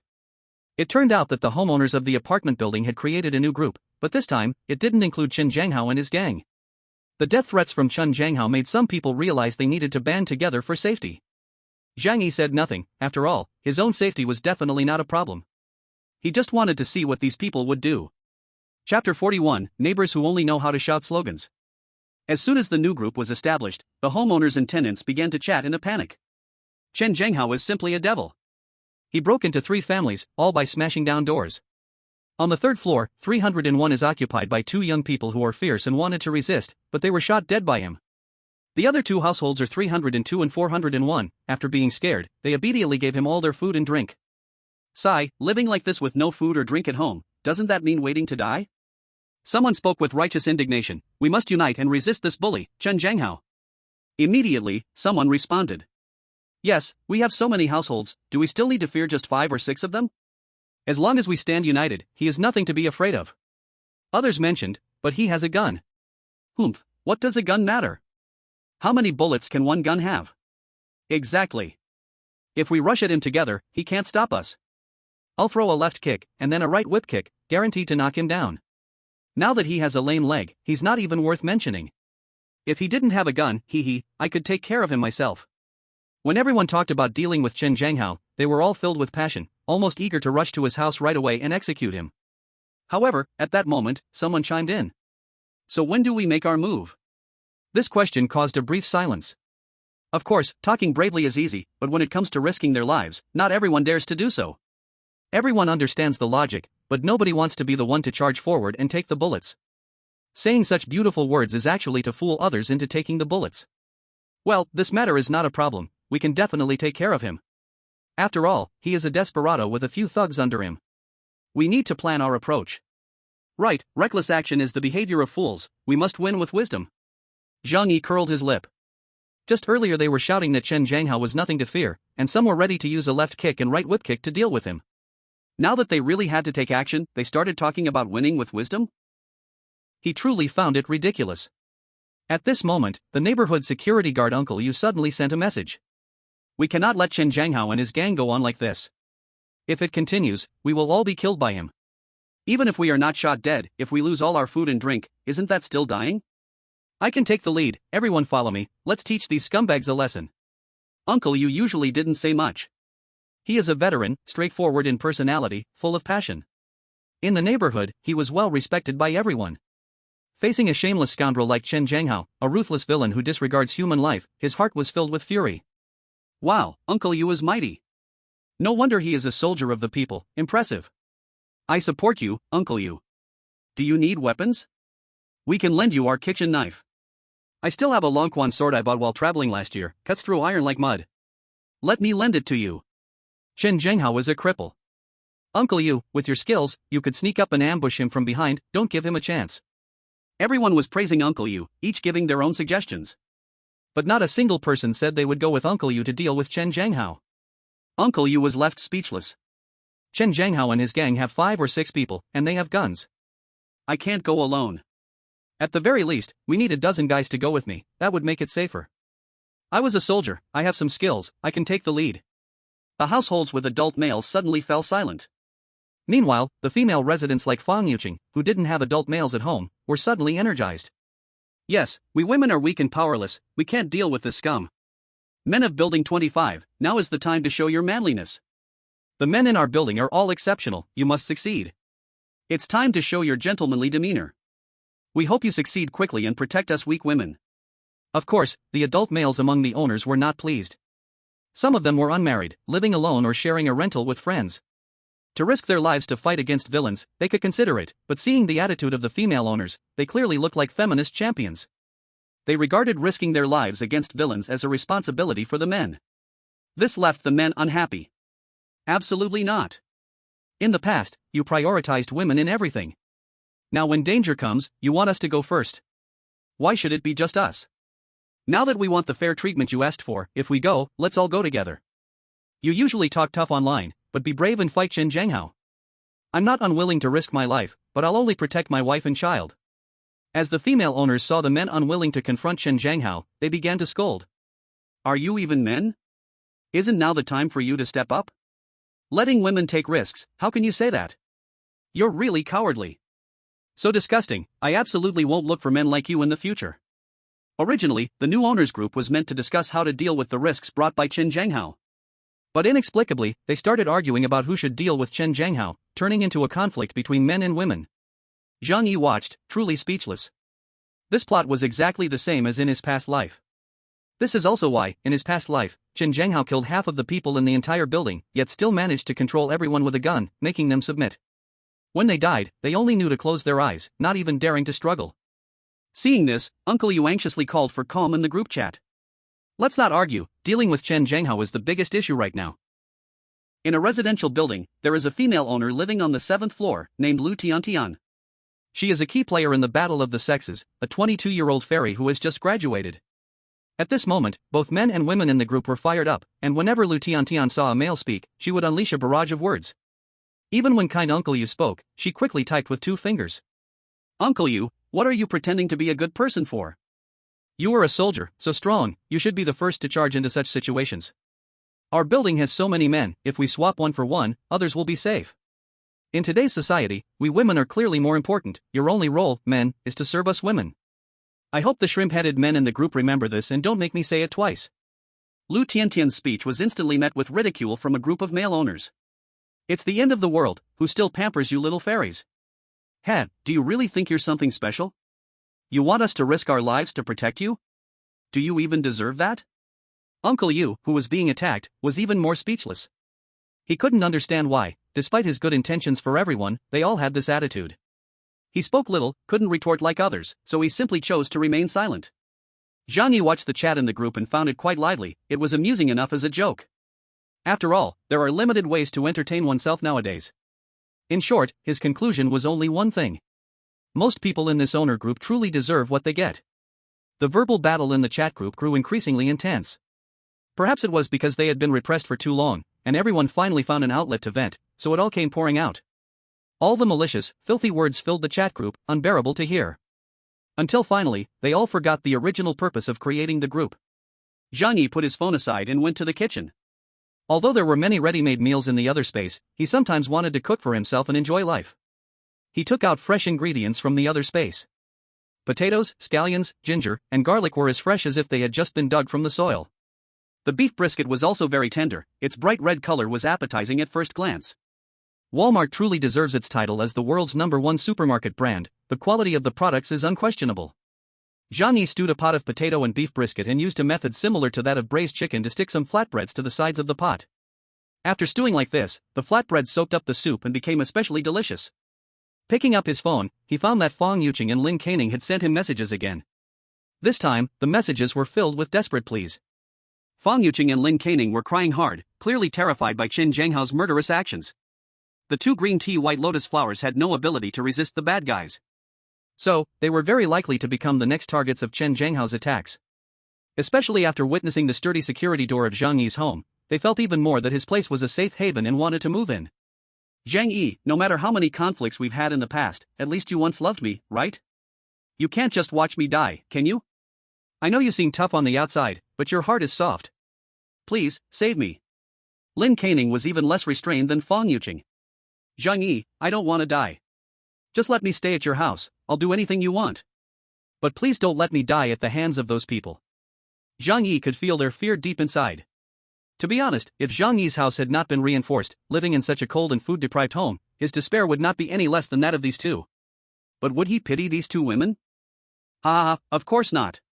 After all, this scene is exactly what he desired to see. The more desperate they became, the more excited Zhang Yi was. He did not speak, just slowly recorded a video for them to watch. In the video, a large pot of potatoes and beef stew sat before Zhang Yi, while a roaring fire burned in the nearby fireplace. The room was filled with a warm and peaceful atmosphere, in stark contrast to the swirling snowstorm and howling north wind outside. This was undoubtedly a huge shock for the two women at that moment. After all, it wasn't just about being full, but even surviving had become a question for them. The two of them begged with a lot of words, asking Zhang Yi to let them into the room to live together. Zhang Yi chose to ignore them. He neither agreed nor refused. He wanted to leave them just a glimmer of hope, so they knew hope was faint, yet still had to come to him and grovel. The day passed by in such boredom. After Qin Zhanghao and his group seized a certain amount of resources, they were not in a hurry to act again. They also understood that if they went too far, all the residents would unite to resist them. Gathering some, calming some, and then killing a few was the most reasonable way. However, that night, Zhang Yi noticed some unusual movements from Qin Zhanghao and his group through the surveillance. The entire Tianhai city had no electricity at night, but only Zhang Yi's family had their lights on. The people in the same building did not notice. Zhang Yi saw some of Qin Zhanghao's little brothers carrying two corpses out the door. Zhang Yi looked closely and felt that those two people looked somewhat familiar. The reason he remembered clearly was that he knew nearly all the residents of the entire building. But these two people's appearances were clearly not from their building. Therefore, they must have been other little brothers called over by Qin Zhanghao when it had just snowed. After a little thought, Zhang Yi figured out what was going on. That day, when Qin Zhanghao led people to attack Zhang Yi's home, they were drenched by Zhang Yi using a large hose. And in this extremely cold weather of minus 60 or 70 degrees, this was very deadly. So, these two people must have frozen to death. Coughs and fevers caused by low temperatures. If there is no comfortable environment and medical treatment like ibuprofen, death is not surprising. Otherwise, why was the average lifespan so short in ancient times? Those two corpses had all their clothes stripped off and were thrown at the stairs. Zhang Yi frowned, initially unsure of their purpose in doing so. If they just wanted to dispose of the bodies, they could have simply thrown them out the window, the snow would cover everything. Why throw them at the door? However, as thoughts shifted in his mind, Zhang Yi suddenly thought of a terrifying idea, causing his pupils to involuntarily shrink. Could it be that Qin Zhanghao left their bodies as supply food? This thought sent chills down Zhang Yi's spine, making every hair stand on end. But this explanation indeed seemed the most reasonable. In this freezing cold, the world was a giant refrigerator, with no need to worry about food going bad. Modern people's understanding of the apocalypse often comes from those apocalyptic-themed movies. And cannibalism is not a rare thing in those themes. In human history, during years of great disasters, there have been horrifying records of cannibalism and eating human flesh. Perhaps these years of peace have made some people forget the historical records in black and white. Until the arrival of the apocalypse. Zhang Yi took a deep breath, quickly calming his racing heart. Compared to most people, he accepted this reality faster. After all, he was someone who had experienced an apocalypse and had been eaten as food by others. He knew that once it reached the point of desperation, due to hunger, humans could commit any brutal act, eating everything that could be eaten. Qin Zhanghao was indeed a ruthless person. Zhang Yi, though not fond of that social big brother, couldn't help but sigh. Many people understand this truth. But really, being able to treat your brother's corpse as reserve food before the food runs out, is almost the same as losing humanity. Chapter 43. She got anxious. After Qin Zhanghao killed the resident of Unit 301, the atmosphere in the entire apartment building became very tense. The large group that used to be there had now fallen silent, no one dared to speak. Qin Zhanghao seemed to realize that everyone was secretly forming a new owners group behind his back. But such things cannot be stopped. He could only threaten and lure in the owners group. The situation is so tough now, everyone is just trying to survive, no one wants to resort to killing. If that kid from 301 hadn't attacked my people first, I wouldn't have accidentally killed him. After all, I'm not some kind of demon. I hope we can get along harmoniously in the future, and lend us some food when we need it. As long as you all cooperate, I guarantee everyone can live in peace. After these words were spoken, some people did indeed relax their guard. Some even thought that maybe it really was as Chen Zhanghao said, that the owner of 301 died because he attacked first. The Stockholm Syndrome refers to this kind of person. In the despair of death, as long as the perpetrator shows them a little kindness, they will feel grateful. Zhang Yi remained like a bystander, watching coldly, not commenting or getting involved. But in his heart, he had grown a bit more wary of Chen Zhanghao. Although his home was well fortified, those few people of Chen Zhanghao with that broken gun had no chance of breaking in. However, in an apocalyptic world, being cautious is always wise. If it truly provokes me, I'll find a chance to kill him, Zhang Yi said faintly. This brief tranquility was shattered the next day. Though every household was afraid of Chen Zhanghao and didn't dare to go out, if they didn't go downstairs to chisel ice for water, they couldn't survive. So, some people quietly opened the door, planning to sneak down to dig snow. As a result, they were caught red-handed by the people Chen Zhanghao sent to stake out. The supplies they had looted on the first day had been consumed by the starving thugs. Now, with bloodshot eyes, they regarded all the residents of the building as prey. Whoever they caught would not escape politely, they had to be robbed completely. In the new group, someone could be heard urgently calling for help. Zhang Yi opened the group chat and immediately felt amused. The one calling for help was none other than Lu Tiantian, who lived on the 7th floor. Chen Zhanghao lived on the 6th floor, just below her. That morning, she had planned to sneak down to dig snow for water while it was still dark, only to be caught on the spot. Living alone, she could pack up quickly. She was already a target for Chen Zhanghao and his group. Plus, being sealed off for nearly half a month, Chen Zhanghao and these little thugs were feeling restless, ready to find a woman to relieve some pressure. Lu Tiantian was not particularly beautiful, but she was young and had a decent figure. With limited options, everyone stopped being picky. As a result, the group of little thugs came rushing in with wrenches and iron rods, grinning. Lu Tiantian hurriedly closed her door. In despair she thought to ask her neighbors for help. Whoa, everyone come save me. They are smashing my door, please, I will be killed by them. Uncle you, please save me. You are a veteran, right? They surely can't beat you. You can't trust these people, they are too cruel. Everyone needs to unite. If something happens to me, you will be next. Lu Tiantian spoke in the group with a crying tone, urgently sending voice messages one after another. But yesterday, when she spoke arrogantly in the group, she fiercely confronted a group of male owners. It was not like this. Uncle you replied, girl, this situation has come so suddenly, I can't handle so many of them alone. Uncle you was kind, but he wouldn't just walk to death without a fight. Chen Zhanghao had 5 or 6 people and even guns. Even though he had been a soldier, he couldn't fight them off. If everyone had reached a consensus yesterday and formed a security team, there would have been hope to scare them away. Lu Tiantian felt a chill in her heart when she saw Uncle Yu's words. She cried, you can't do this. Can't you protect a weak girl like me? What kind of men are you? Whoa, if I die, I will haunt you even as a ghost. Initially, everyone felt some sympathy for her, but when they found out that she shamelessly tried to morally blackmail everyone, they became angry.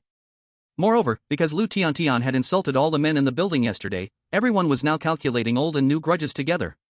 Oh yes, we are all useless. Little fairy, you are so powerful, you definitely don't need our help. Ha, the little fairy can fight, she will beat those people. Didn't you shout so loudly yesterday? Thought you were so impressive, but now you need to beg us to save you. You might as well just die. If you die, it will bring happiness to millions of families. The group was filled with cheerful laughter. Everyone had no sympathy for Lu Tiantian's desperate situation, instead, they felt a bit of schadenfreude. Because Lu Tiantian's home was robbed, it meant at least they were safe in the short term. Lu Tiantian saw these cold mockeries and her heart fell into complete despair. She turned to plead with the female owners for help. However, the replies from the female owners were also very unified. We are all sisters, in this situation, we really have no way to help. Sister, hang in there. I support you mentally. You must hold on, otherwise, if they break in, who knows what they will do to you. Exactly, there are so many of them, they will ruin you. Some people were giving perfunctory comfort, while others were scaring Lu Tiantian for their own amusement. After all, human joy and sorrow do not connect, prolonged confinement and the threat of death have twisted many people's hearts. More and more people joined the group chat, but the topic had already turned sour. Sister, even if you die, you should take someone down with you, that's also helping the people. Yes, since your home was robbed, you probably won't be able to live, so you might as well take someone down with you. Lu Tiantian trembled with anger. She wanted to say something more when the door suddenly was kicked open. At Zhang Yi's home, he watched on the monitor as Lu Tiantian let out a scream and was dragged out by several little Kalami, who grabbed her legs. In such cold weather, they still don't forget to exercise. Isn't your firepower too strong?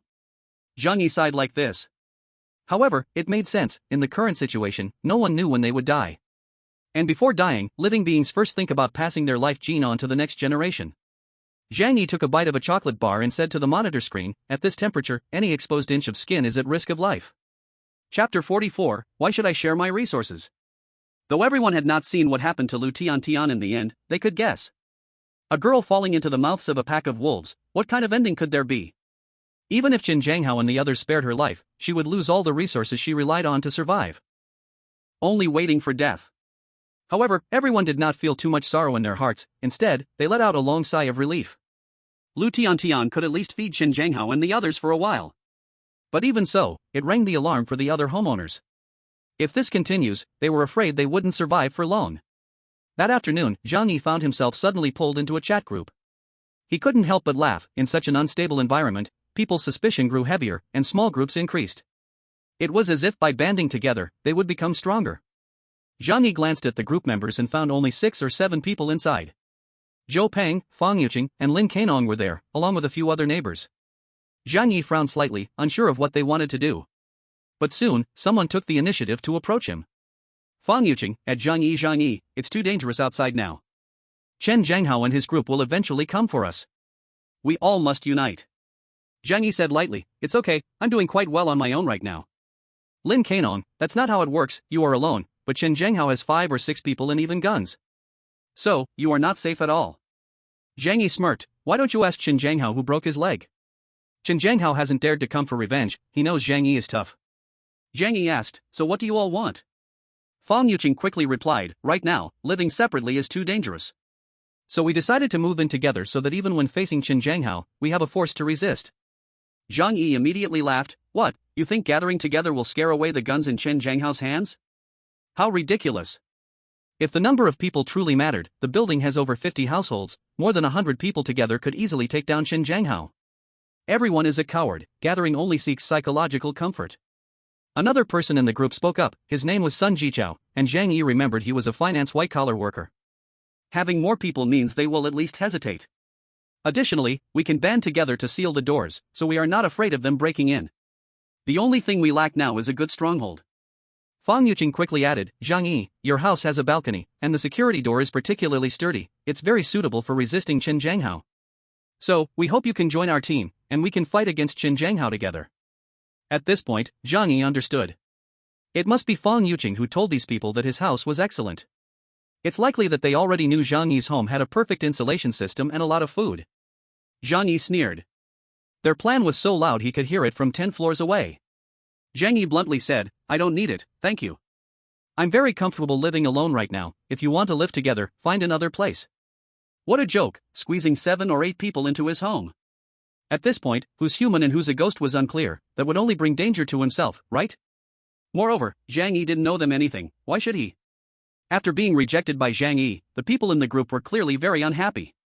Sun Jichao, Zhang Yi, everyone is in danger, you can't be so short-sighted. Only by sticking together can we survive.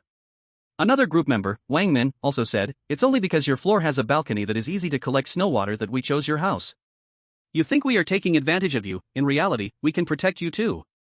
Zhang Yi laughed so much his mouth crooked. He sent a message in the group, protect me? A series of question marks reflected his inner mockery. Do you know what kind of life I am living now? Still protecting me, how shameless to say that. Hiding under the quilt, Fang Yuqing bit her lip, then began to unleash her fury. She knew Zhang Yi hated her and would not let her into the house. So now she was using everyone to morally coerce Zhang Yi. She felt that human life was precious, and even if she and Lin Cainong, Zhou Peng, and others had done bad things to him, Zhang Yi should be more magnanimous. Lin Cainong, Zhang Yi, okay, I admit we need your help. But think about it, if you just let us into your house for refuge, you could save 7 or 8 lives. Could you bear to watch us get killed by Qin Zhanghao? We've been friends and neighbors for so many years. Among these 7 or 8 people, Zhang Yi really knew them, and a few had decent relationships, with one being a colleague from work. They all spoke up, asking Zhang Yi to let them in for the sake of past friendships.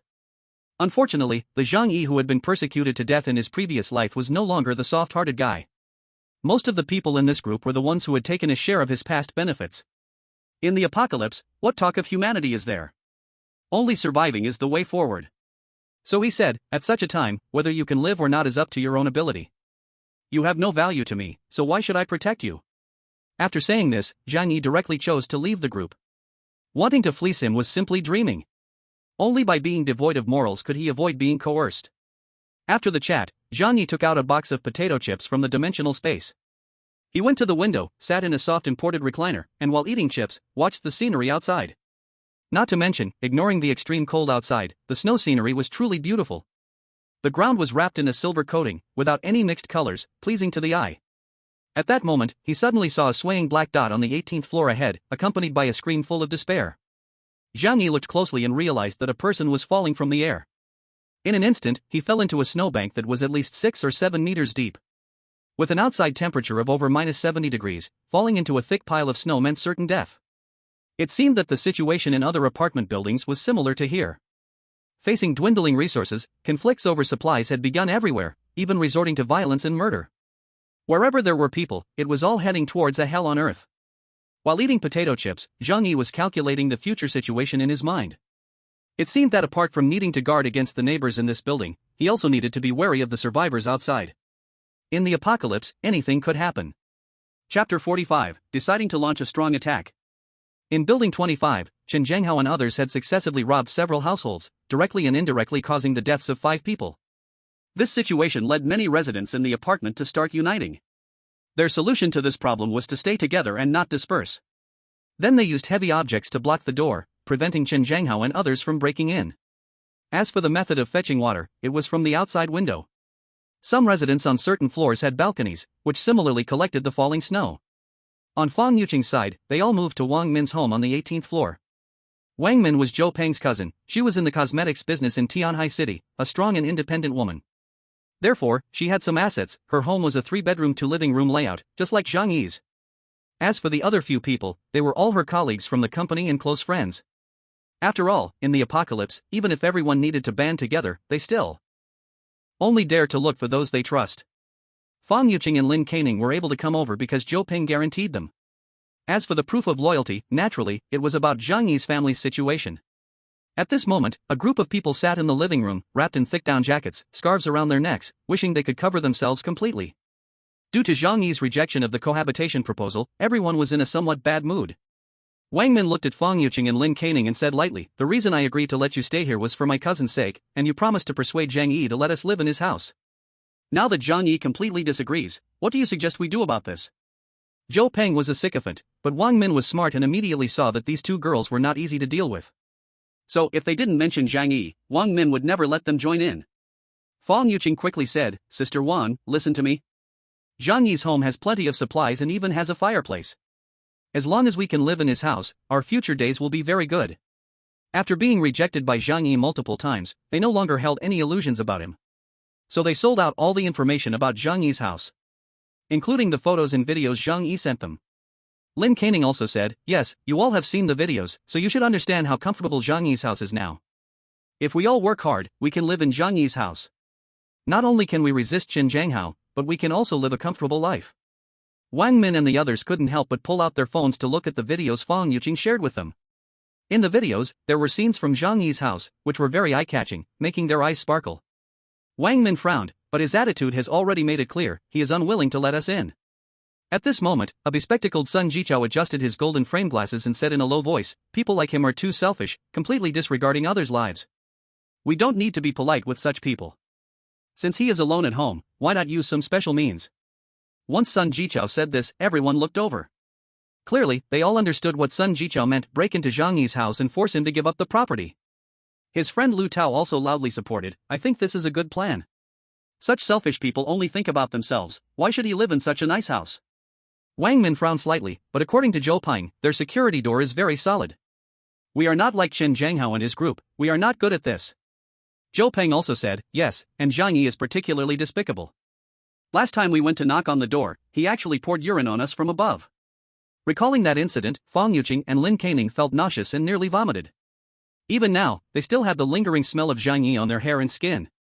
If it weren't for the cold causing their noses to be stuffed, that smell could have taken them away. Sun Jichao adjusted his glasses and sneered, "This matter is actually easy to handle. As long as we wrap ourselves tightly, wear masks, and carry umbrellas, we don't have to fear his tricks. As for breaking the door, haha."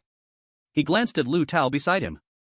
Lu Tao coughed lightly and said, "I used to work at a locksmith company, so I'm very familiar with this kind of thing. I can open various locks commonly used on the market." Hearing Lu Tao say this, Fang Yuqing and the others nearly jumped up in excitement. "Great! As long as we can open their security door, with so many of us rushing in, let's see how Zhang Yi can resist, that bastard." Fang Yuqing gritted her teeth and cursed. Before, she had pleaded with Zhang Yi, but he had refused to let her in and had humiliated her in various ways, making Fang Yuqing hate Zhang Yi to the core. "Once I get inside, I will definitely shove his head in the toilet and make him eat."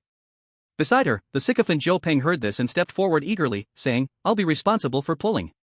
Zhou Peng's rudeness made Fang Yuqing feel disgusted, but since she still needed him, she smiled and said, "Okay, then eat more soy products and onions." A group of people looked happy together. They clearly believed that with so many people working together, Zhang Yi would not be able to withstand it no matter what. So, a group of them found umbrellas, wrapped themselves up tightly, and brought along some tools to break in as they headed towards Zhang Yi's home. Zhang Yi's home had alarm devices installed. As soon as there was movement on his floor, it would automatically alert. So when this group climbed up the stairs, Zhang Yi knew right away. Through the surveillance, he saw this group of people, but since they were wrapped up, he thought it was Chen Zhanghao bringing people over. "Just in time, last time I didn't manage to kill you, so this time a little lesson would be nice." Zhang Yi sneered.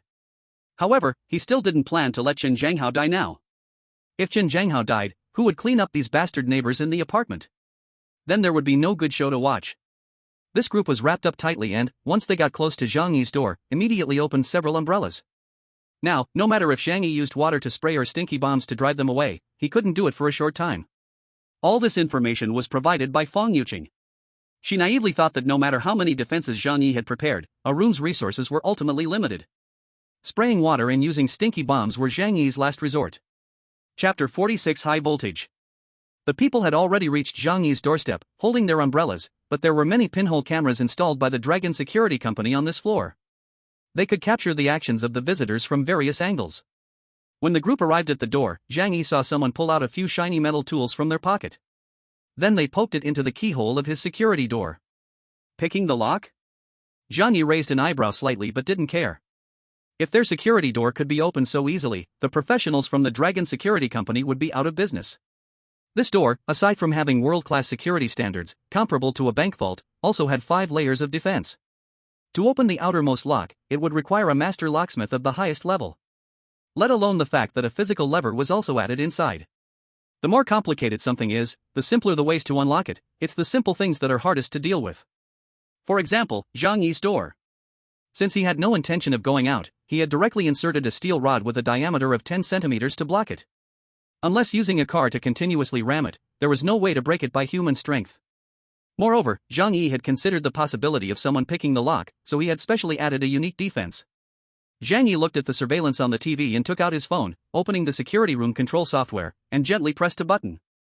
In an instant, a massive current flowed through the security door.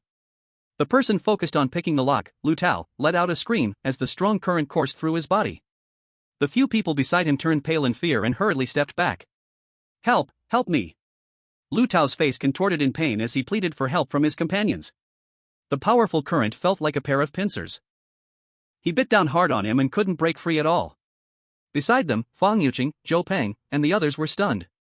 They never expected such a situation to happen, nor did they have the right insulating tools to use. Soon, smoke began to rise from Lu Tao's body, accompanied by a charred smell. Boom!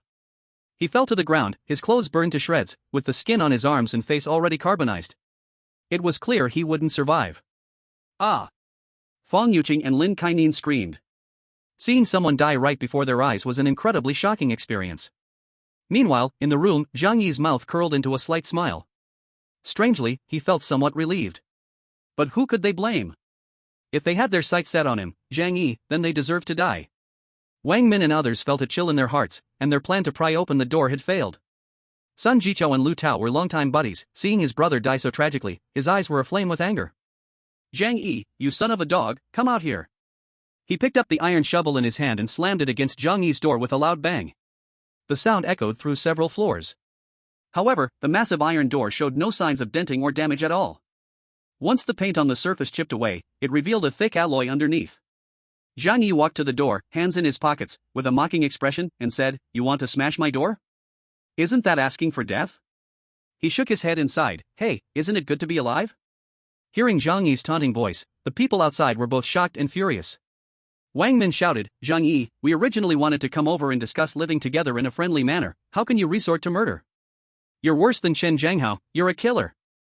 Upon hearing the woman's voice, Zhang Yi also realized that the people outside were not Chen Zhanghao. But after killing Lu Tao, he felt no regret. After all, a person like that deserved to die. Upon a second thought, he understood who the people in front of him were. It must be Fang Yuqing and Lin Kanan's crowd coming over. After all, they were the only ones who knew how comfortable Zhang Yi's house was. Zhang Yi's expression darkened as he scolded without mercy, "Are you pretending with me? You came to my house to smash my door, trying to seize my house, it's your fate to die.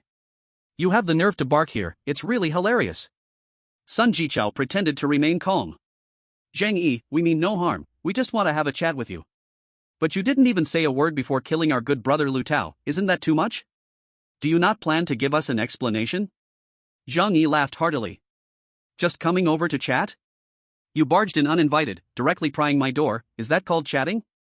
"Humph, after prying open the door, the next step was probably to kill me or drive me out to fend for myself. Then you would enjoy the safe house that I painstakingly prepared, right?" The several of them exchanged glances. This was indeed their original plan. Sun Jichao's brows furrowed deeper and deeper, as the brutal death of his good brother made him hate Zhang Yi. But right now, how to break in was the most important thing. He took a deep breath and shouted, "Zhang Yi, we give you one last chance.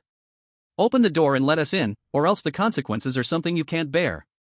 Fang Yuqing also shouted outside, "Zhang Yi, we won't harm you. We just want to live together and face disaster together. Don't be ungrateful." Lin Kainan followed up, "Yeah, at worst, let you stay in the master bedroom first, and we'll provide you with supplies." At this moment, they were very excited. Because just one wall away was paradise, and they had waited a long time for this day. Zhang Yi scoffed at their words. "Have you lost your minds?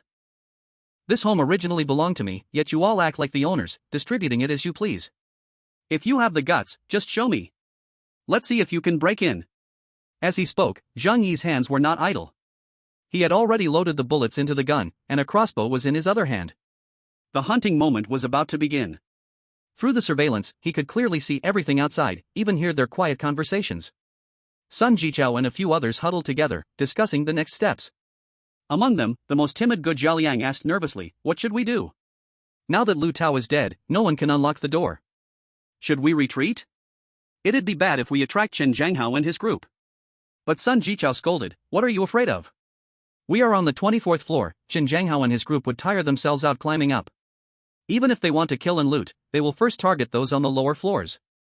Wang Min said seriously, "Zhang Yi is indeed not easy to deal with. He seems like he anticipated the apocalypse, being fully prepared." Chapter 47, The Tetanus Arrow. Indeed, some people gradually began to realize Zhang Yi's strangeness. In this bitter cold apocalypse, everyone was starving and freezing. Even those with supplies at home were struggling. But only he was well-fed and warmly dressed, even installing a fireplace in Tianhai City, a southern city. Plus, with the sturdy security door, it was clear he was prepared for such a situation. Zhou Peng frowned, angrily saying, "If that's the case, Zhang Yi is even more despicable." Clearly knowing the snow disaster was coming, he only cared about himself and didn't warn the neighbors in advance. Damn it! He spat viciously. Because he had a grudge against Zhang Yi, Zhou Peng would never miss an opportunity to slander him. Wang Min and others still furrowed their brows, ignoring Zhou Peng. After all, if they were in his shoes, they would prioritize themselves and their families, not caring about others' lives. The problem is, what should we do next? Since prying the door won't work, can we just break it down? Wang Min said, glancing at Zhou Peng, Sun Jichao, and Gu Jialiang. These three were the few men in their group. If they were to force the door, they would be the main force. The few of them muttered and discussed for a while. Through the monitoring, Zhang Yi saw that they had left the stairwell again. Holding the gun in his left hand and the crossbow in his right, he leisurely watched them depart. Zhang Yi could have made a move and shot two of them. However, he was not in a hurry, life had been too dull lately, and he needed some excitement. So, he wanted to see how these people planned to break down the door. This was also to prepare for dealing with even tougher opponents in the future. After a while, they returned again. This time, they brought a large, thick piece of wood. It looked like it was taken apart from a bed. A few women held umbrellas to shield against cold water splashed by Zhang Yi. The three men hoisted the wood and slammed it against the front door with a duong. The sound was loud, and Zhang Yi could feel the walls trembling. But he was not worried. The 20-centimeter thick steel plate could only be broken if there was a Hulk in the opposing team. Zhou Peng, Sun Jichao, and Gu Jialiang threw themselves into the impact desperately. Zhang Yi simply sat on the sofa, eyes fixed on them smashing the door while keeping an eye on the house's status through the mobile app. This app was specifically designed by the War Dragon security company for users, allowing him to monitor the overall status of the house at any time. He remained vigilant, holding his weapon steadily. Once he sensed something was off, he would take action. However, after hitting for a long time, despite the whole building knowing, that door remained as firm as ever. Besides some minor white spots appearing. Not even a dent. 5 minutes later, a group of people was completely dumbfounded. How thick is this door? Even a bank vault door isn't that sturdy. Which family's house would have a door like this? Sun Jichao and the others were almost in despair, roaring out in anger. It was a voice filled with unwillingness and hopelessness. Zhang Yi, who watched the scene through the surveillance, smiled slightly, feeling much more at ease about the quality of his safe house. Alright, now it's time to teach you a lesson. Zhang Yi stood up, put the gun in his pocket, and then opened a metal box. Inside this metal box were 20 crossbow arrows, but strangely, they were all covered in rust. Under normal circumstances, these alloy arrows shouldn't rust easily, yet these 20 were all mottled with rust, as if they had been stored in a damp environment for years. In fact, they were deliberately rusted by Zhang Yi. As soon as they grazed the skin, there would be a risk of tetanus. In this environment where medical help was unattainable, it wouldn't be immediately fatal, but it would cause infections and lead to pus and decay. If someone was shot by it, they would eventually have to either choose amputation to save their life, or suffer in extreme pain while waiting to die. Zhang Yi learned this experience from Chen Zhanghao. Although Chen Zhanghao's leg was crippled, he still managed to survive through some methods. But next time, if he got hit by this tetanus arrow again, Zhang Yi would love to see how he would live. A devilish smile appeared on Zhang Yi's face as he climbed up to the shooting hole. Fan Yuqing and the others were holding umbrellas, unable to see the situation below at all. Zhang Yi didn't care about that and shot straight at the spot under the umbrella. If you die, you're lucky. If you don't die, that's even better. Whoosh! The tetanus arrow pierced through the umbrella, followed by a piercing scream. Without giving them time to react, Zhang Yi quickly loaded the second arrow, not even needing to aim since they were all standing together. The second arrow shot out, and another scream echoed. Zhang Yi quickly loaded again and drew the bow. Only then did those few people realize what was happening, screaming and scattering in panic. Zhang Yi remained calm, aiming and shooting at them, intentionally avoiding vital areas, targeting their arms and thighs. Among the remaining 6 people, 3 were hit, and 1 was shot twice. However, due to the slow loading speed of the crossbow, before Zhang Yi could shoot them each an arrow, they had already run into his visual blind spot. Zhang Yi shrugged. It didn't matter, those guys were already dead, and they would die a miserable death in extreme pain. As for the others, Zhang Yi had plenty of time to play with them slowly. Still, the same saying applies, time is on Zhang Yi's side. It has to be said, even in such a moment, he still didn't open the door to deliver the final blow. Let's just say he is steady. Even if there was just a 1 in 10,000 chance of getting injured, Zhang Yi would not take that risk. The consumption of crossbow arrows is a big problem. Zhang Yi frowned, starting to consider the long term. He originally bought 300 crossbow arrows, along with another 300 regular arrows. Every time he used them up, he didn't find it convenient to go out and collect them. Although there were still many left, if one does not plan ahead, trouble is sure to arise. After pondering for a while, Zhang Yi suddenly had a brilliant idea. He opened the alternate space, rummaging around, and immediately found what he wanted. The warehouse was filled with marbles used for bearings, and these could also be fired from the crossbow. There were also toy glass marbles. While they weren't as lethal as steel balls, they delivered a solid impact when shot from a professional crossbow. Even if the crossbow arrows ran out, there were still many metal items inside that could be disassembled and modified. Zhang Yi instantly felt comfortable. With these things, I can eat for a lifetime. He was comfortable, but some people were suffering terribly at that moment. Fan Yuqing and 6 others originally wanted to rely on their numbers to seize Zhang Yi's house. But as a result, their attempt failed, and not only did 1 person die, 3 others were struck by crossbow bolts and had to flee in disgrace. They didn't even dare to pick up Lu Tao's body. Chapter 48 No medicine, just waiting for death. Fan Yuqing, Wang Min, Sun Jichao, and others fled like dogs who lost their homes. After returning to the house and closing the door, the group was drenched in cold sweat, gasping for breath. Especially a few injured ones, who gritted their teeth in pain, collapsing on the sofa. Zhang Yi's arrows hit Sun Jichao, Zhou Peng, and Gu Jialiang. After all, they were the main attackers, closest to Zhang Yi's front door. Fang Yuqing and Lin Xinyang had previously witnessed Zhang Yi's methods and deliberately stood back, thus avoiding the arrows. As a result, of the 7 who went over, 4 men either died or were shot by tetanus arrows. Due to the cold weather, they didn't feel much pain at first. But after returning home, a few had to grit their teeth and untie their clothes, enduring extreme cold. When they saw the wounds, their faces all changed. If it were ordinary arrows, it would be manageable, just pull them out, disinfect with alcohol, and take some anti-inflammatory medicine. But these arrows were covered in rust. Without antibiotics, once infected, in such an environment, they could only wait for death, a terribly tragic one. No. How could this happen? Sun Jichao's pupils contracted, and he understood what this meant, the fear of death instantly enveloping him. Slap! A crisp sound rang out as Wang Min angrily slapped Fang Yuqing. The injured were all her friends and family. And all of this was because Fang Yuqing urged them to rob Zhang Yi's house. Could she not be angry? Wretched girl, it's all your fault. Didn't you say his house only had a sturdy door? Why were there arrows? Did you know about this beforehand, so you ran far away? Why are you safe and sound? Wang Min's physique was not small, towering over Fang Yuqing and Lin Xinyang.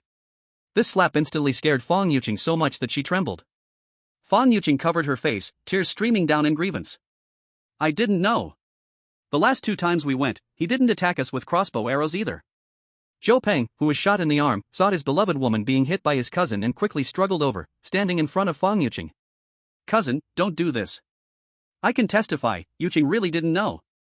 Wang Min was furious at her foolish cousin, feeling frustrated in her heart. She pointed at Fang Yuqing and Lin Xinyang, then why are they both okay? I just saw them hiding far away.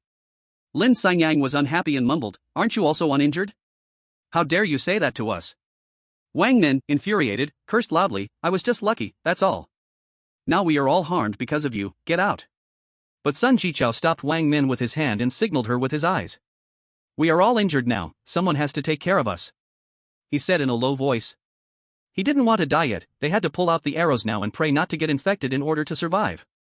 Wang Min's chest heaved up and down violently, giving Fang Yuqing and Lin Xinyang a resentful glare. Why aren't you coming over to help? Fang Yuqing and Lin Xinyang lowered their heads, a flicker of resentment in their eyes. But they still went to help those injured with their wounds. After untying the clothes, seeing the power of the arrows, their faces immediately turned pale. Zhang Yi's crossbow arrows are all professional grade, meant for hunting wild boars and coyotes. When shot into a person, they immediately embed themselves deeply inside. There are no professional medical personnel here, and even professional equipment is absent, there is absolutely no way to handle it. If something goes wrong, it could lead to severe bleeding and death. Wang Min thought for a moment and said, we can only call Dr. Zhou for help. The Dr. Zhou she mentioned is Zhou Kur. When Lin Xiaohu had his liver ruptured, it was she who helped him hang on to life. Wang Min walked to the side and called Zhou Kur. Before long, Zhou Kur arrived. Wang Min excitedly grabbed Zhou Kur's hand. Dr. Zhou, our lives depend on you. Zhou Kur was wearing a black knee-length down coat, wrapping herself up tightly, yet still unable to hide her tall, slender figure. On her shoulder, she carried a metal medical box. Once she entered the room and glanced at the injuries of several people, she immediately frowned. Another arrow injury? Wang Min blinked curiously, another? Who else has been shot by an arrow? A strange expression crossed Zhou Kur's face. No, it was a previous hospital patient. Wang Min felt a bit puzzled, but there was no time to think about it now. Dr. Zhou, please hurry and take a look at them. Zhou Kur didn't waste any more words and walked over to check the injuries of several people. At this point, their faces had turned frighteningly pale. Since the arrows couldn't be pulled out, there was no way to stop the bleeding. In -6 or 7 degrees temperature, this was extremely deadly. Zhou Kur took a glance and frowned, their injuries are too deep. Unless there is professional equipment, I don't have complete confidence to operate. Wang Min quickly said, Dr. Zhou, it's already this time, just go ahead. We believe in you. Zhou Kur shook her head. The arrows are all rusty, which can cause infections. I can at most pull out the arrows, but without antibiotics, it will also lead to infection. By that time, I fear. She didn't finish her sentence, but everyone on site understood what it meant. Under these conditions, once infected, there is no doubt they would die. Wang Min's tears immediately flowed down. Sun Jichao and several of them were her closest friends, and Zhou Peng was her cousin. In this apocalyptic world, people already feel particularly insecure. If she were to lose so many loved ones and friends in one day, it would definitely drive someone to collapse. That Zhang Yi has a cruel heart. He must have done this on purpose. How can he be so vicious? Even if we took his house, we wouldn't take his life. Wang Min angrily scolded. Zhang Yi? Zhou Core recalled this name and thought for a moment. She had met Zhang Yi a few times and vaguely remembered him as a sunny, handsome man. However, due to Zhou Core's cold personality, she didn't communicate with him much. In any case, if there are no drugs, just removing the arrows still carries a great risk to life. I hope you all understand. Zhou Core spoke calmly. At this point, she no longer avoided anything. In this apocalypse, everyone should be prepared to die at any moment. Suddenly, Fang Yuling seemed to think of something. She excitedly said, "Medicine? I remember Zhang Yi has some at home." Chapter 49, asking Zhang Yi shamelessly for medicine.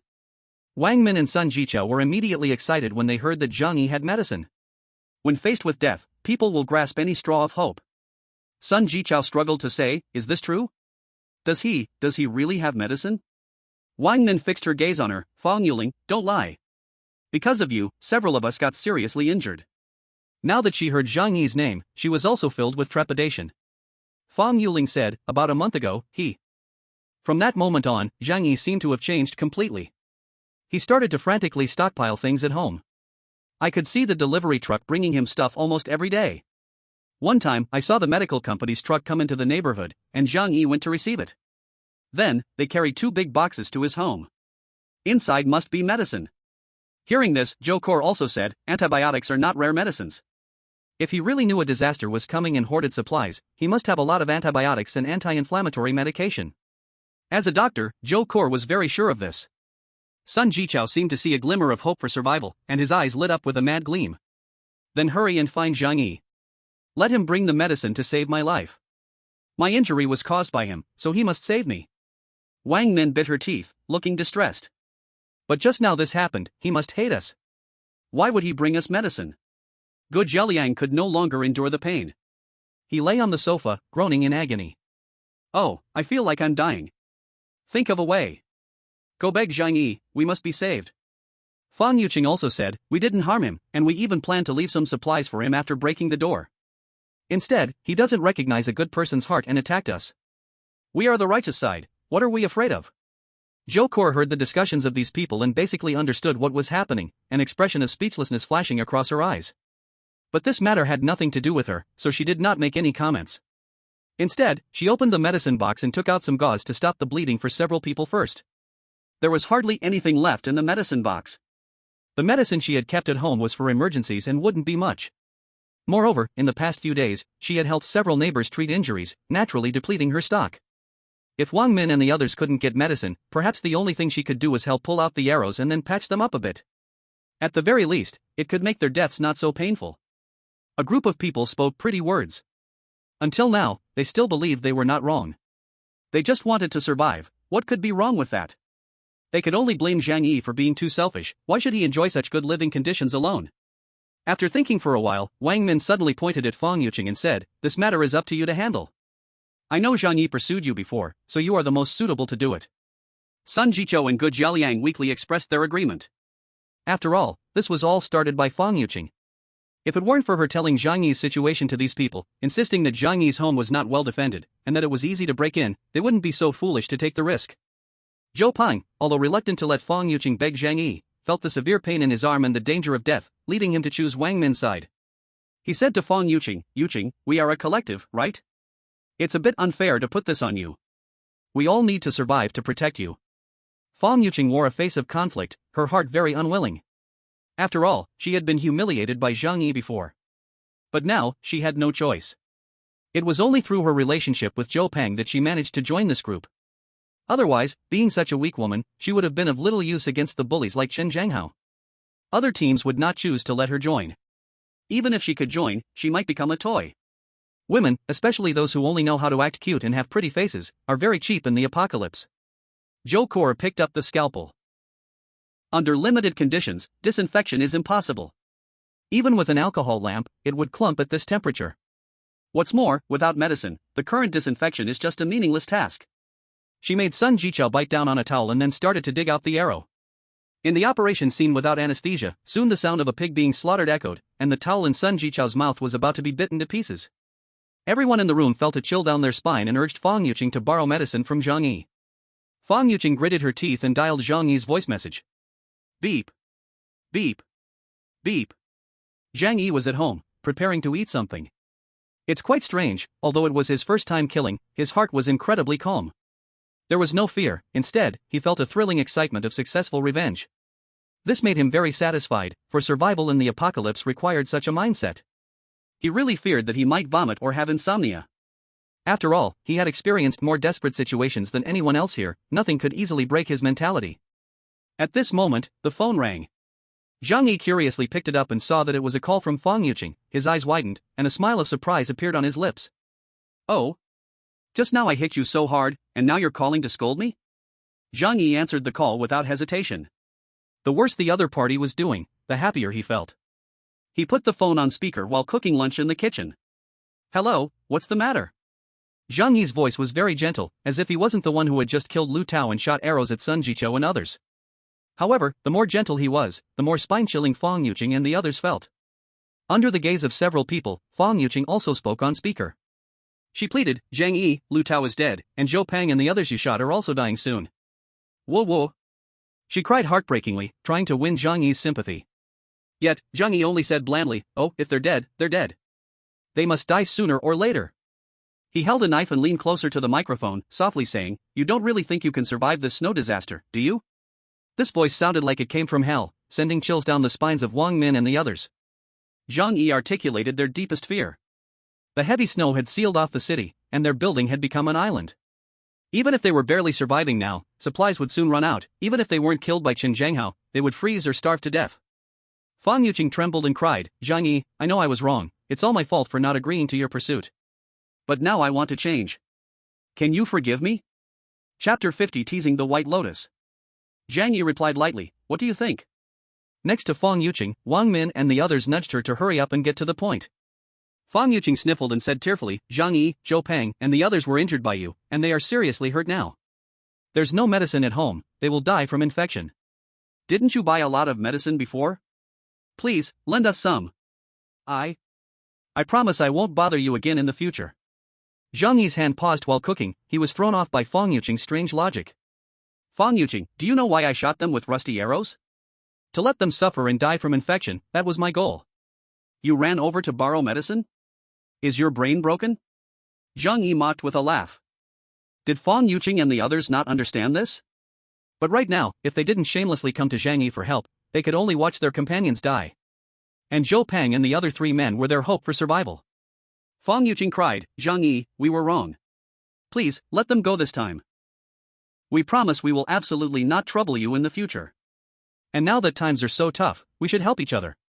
Can't you be a bit less cold-blooded? Wouldn't it make you happy if they died? Before Fang Yuqing could finish, Zhang Yi decisively said, yes, I am very happy now. Fang Yuqing was immediately choked by his words, unsure of how to respond. Wang Min hurried over and said to Zhang Yi, I am Wang Min. Do you remember, I treated you to a meal before? Zhang Yi rolled his eyes instantly. In the past, Wang Min had asked him for help to get a batch of goods from the warehouse at a low price. Zhang Yi had one meal with her, but later helped her earn quite a lot. Do you think that's interesting? Zhang Yi replied coldly. Wang Min swallowed, and in her ears, the painful screams of Zhou Peng echoed from the living room. Zhang Yi, hearing this, had a satisfied look on his face, wishing he could see their miserable appearance. Wang Min said, Zhang Yi, everyone is at risk now, and there is that bully Qin Zhanghao harming lives. Leave a line when dealing with people, you might need us in the future. You give us the medicine this time, and I, Wang Min, will remember your kindness and will definitely repay you. Zhang Yi disdainfully said, kindness? Do you think I'm an idiot? Those few guys were all hurt by me, and one person here has already died. The corpse is right at my door. No matter what I do, this grudge is to the death. Helping you, just waiting for you to take revenge on me later? Makes me laugh. Wang Min still wanted to explain, we are not that kind of people. Stop talking. It's really boring. Zhang Yi clicked his tongue twice, whether you are that kind of people is not important to me. What matters is that I don't believe you are that type, so I won't save you. Save those who want to harm me? Isn't that pure saintly behavior? No matter how beautifully the other party speaks, Zhang Yi would not waver. Seeing Zhang Yi unyielding, a few of them also became anxious. Wang Min's eyebrows stood up, Zhang Yi, you mustn't force us into a corner. If you really want to make us die, we don't know what we can do. Facing Wang Min's threat, Zhang Yi laughed disdainfully. Haven't you done everything you could do already? If you had that ability, you would have barged into my home, killed me, and taken everything from me. I'm not easily frightened, this tactic won't work on me.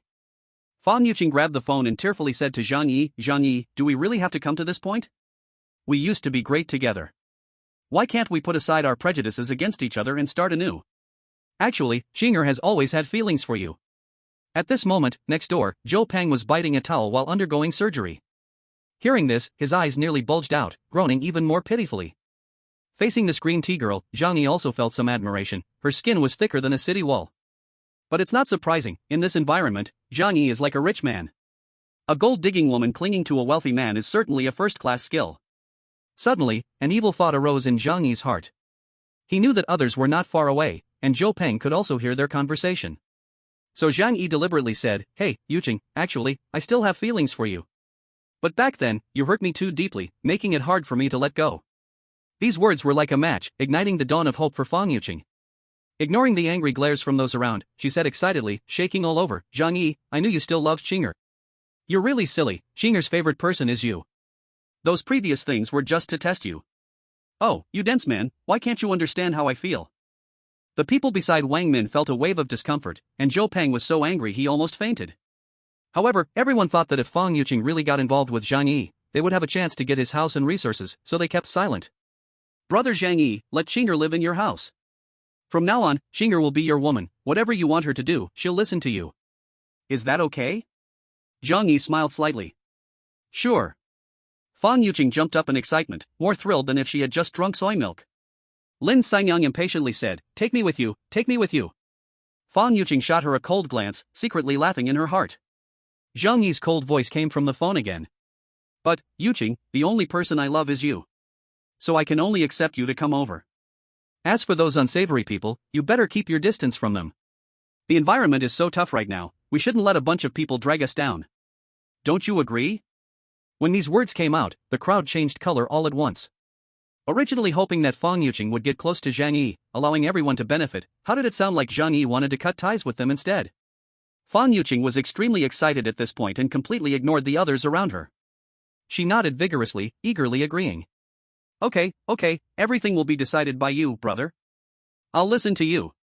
Then come over now, don't worry about the others. I'll be there right away, wait for me, brother. Fan Yuqing's excited little face was flushed, just thinking about escaping her hell-like life made her mind go blank. Immediately, she ran toward the door. Wang Min and the others were already filled with rage. Seeing Fan Yuqing really about to abandon them and go to Zhang Yi, Lin Xinyang reached out and pulled her. Fan Yuqing turned around, her expression twisted as she roared, Get away from me. Don't stop me from going to Zhang Yi's house, I've had enough of this life. As soon as she finished speaking, Wang Min's heavy palm slapped hard against her face. You shameless SL*T. You caused us so much suffering, and now you want to just walk away? No way. Chapter 51 No medicine, just wait for infection. Wang Min and the others were furious now. It was you, Fan Yuqing, who came over first, tempting us to attack Zhang Yi's house.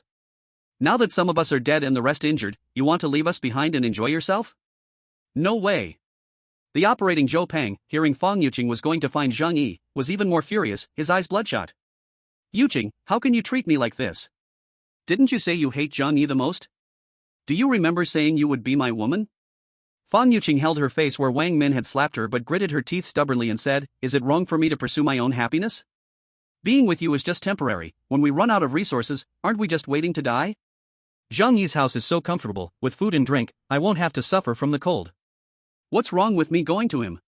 She looked at Zhou Peng, who was in pain, with a you must understand me expression. Zhou Peng, you're a good person, and you've always treated me well. But to love someone means to wish for her happiness, doesn't it? Although you used to help me, you shouldn't stop me from pursuing a better life. Can you give me more than Zhang Yi can? Zhou Peng's face turned terrifyingly pale, stammering and unsure how to refute her. Zhou Kor furrowed her brow and said to him, Don't move. Otherwise, if you cut an artery, you're doomed. Wang Min became nervous and quickly went over to hold Zhou Peng down. Cousin, don't get so angry for this SL*T, your life is more important. She took a deep breath and fixed her gaze on Fan Yuqing, saying, Fan Yuqing, if you want to go, we won't stop you, but only if Zhang Yi brings medicine to exchange. Lin Kaining blocked the door, holding up her head, Fan Yuqing, if you want to leave, let's leave together. Fang Yiqing glared at them with hatred, helplessly said to Zhang Yi, "Brother Zhang Yi, you heard it too, they won't let me go. Why don't you just give them some medicine?" Zhang Yi was having fun watching the drama from the kitchen. Hearing Fang Yiqing's words, he smiled slightly and said, "Medicine is very precious, how can I trust they are not lying to me? They could also be deceiving you. Maybe they will take you hostage and use you to threaten me, always asking me for things. Heir, we must not be fooled." Since the external sound was on, everyone could clearly hear the conversation between the two. Zhou Peng was still shouting excitedly, "Yiqing, don't believe him. He is just playing you." That's right, outsiders all thought so. But the person involved was confused. Moreover, in such an environment, Fang Yiqing's mind had long been a bit abnormal. Zhang Yi gave her a glimmer of hope, and she grasped it like a drowning person grabbing a straw. Even if she rationally knew it wouldn't save her life, she held on tightly, unwilling to let go. She nodded repeatedly, "Yes, yes, brother Zhang Yi, what you said makes sense." After saying this, she madly rushed towards Lin Kaining, who was blocking the door. "Stupid woman, get out of my way. Don't block me." The two women immediately got into a fight. To be able to go to Zhang Yi's house, Fang Yiqing completely lost her mind, fighting with red eyes. She desperately tore at Lin Kaining's hair, biting at Lin Kaining's arm with her teeth. Lin Kaining, feeling the pain, also went crazy and fought back. The two of them fell to the ground, just like two mad women. Wang Min couldn't stand it any longer, there were still several patients undergoing surgery, and their fight could affect the surgery. So she joined the battle, working with Lin Kaining, and after a lot of effort, they finally subdued the frantic Fang Yiqing. "Ah! Ah! Ah! Let go of me, you guys, let me go. Let me leave, let me go." Fang Yiqing shouted hoarsely, looking like she had gone mad. Wang Min frowned, swung her palm around, and slapped her face left and right, giving her 6 or 7 slaps. Fang Yiqing was stunned by the blows, and only then did she stop struggling. Wang Min snorted coldly, "You want to leave? Dream on." She picked up Fang Yiqing's phone and went to one side to call Zhang Yi. "Hello, Zhang Yi. Right now, we have Fang Yiqing in our hands, if you really want to save her, bring medicine to exchange." Zhang Yi shrugged his shoulders. "There are too many of you, I'm scared. What if you take the opportunity to kill me?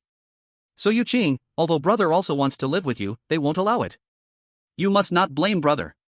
Zhang Yi deliberately spoke loudly. Naturally, Fang Yiqing heard this. She howled in pain, her eyes filled with malice as she looked at Wang Min and the others. Zhang Yi timely hung up the phone, revealing a wicked smile at the corner of his mouth. The cruelest thing in the world is to give a glimmer of hope to a desperate person, then make them forever unable to reach that hope. Of course, he would never let that green tea White Lotus enter the door, he just wanted to discuss those people a little. At most, they would kill Fang Yiqing. On Fang Yiqing's side, she wailed for a long time, eventually turning into a crying fit of grievance. But she didn't hate Zhang Yi, she hated Zhou Peng and Wang Min and the others. She felt that if it weren't for Zhou Peng and Wang Min interfering, she would have been in Zhang Yi's house, eating exquisite food, and enjoying the warm fireplace. Wang Min looked down on Fang Yiqing.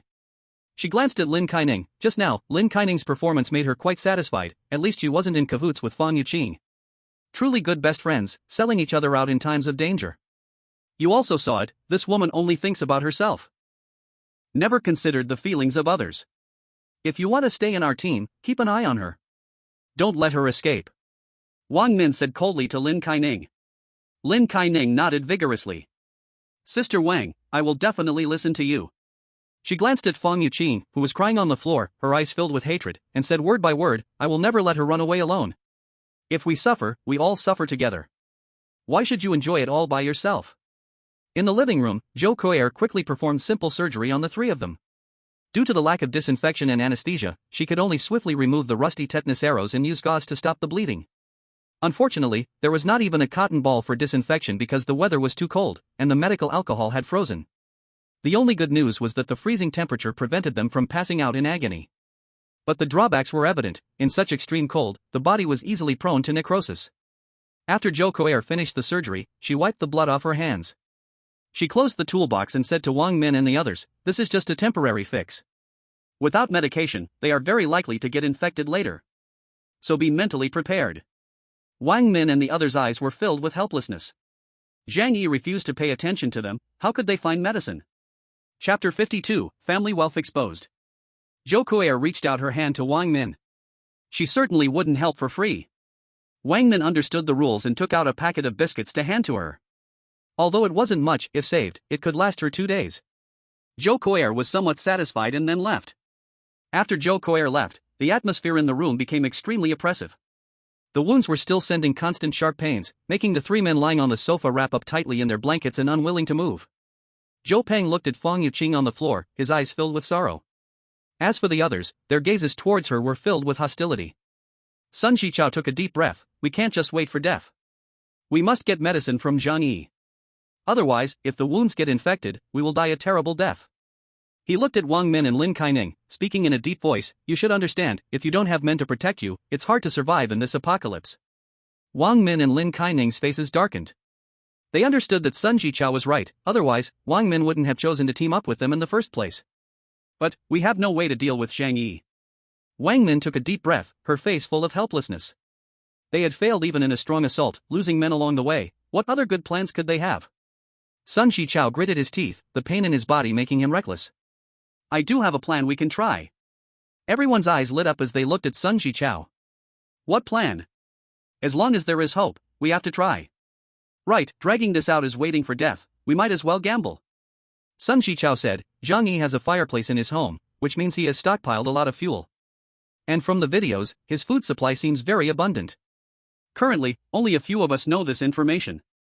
But right now, it's obvious that we can't break into Zhang Yi's place. Why not leak this information, let everyone in the building know? Sun Shichao's eyes were as venomous as a cobra. If we can't deal with him, can a few hundred people not do it? Not to mention that there's a mad dog, Shen Zhenghao, who has a gun. That group of people is ruthless, they would dare to kill, and they will definitely go after Zhang Yi. At that time, we just need some medicine and food. It shouldn't be a problem.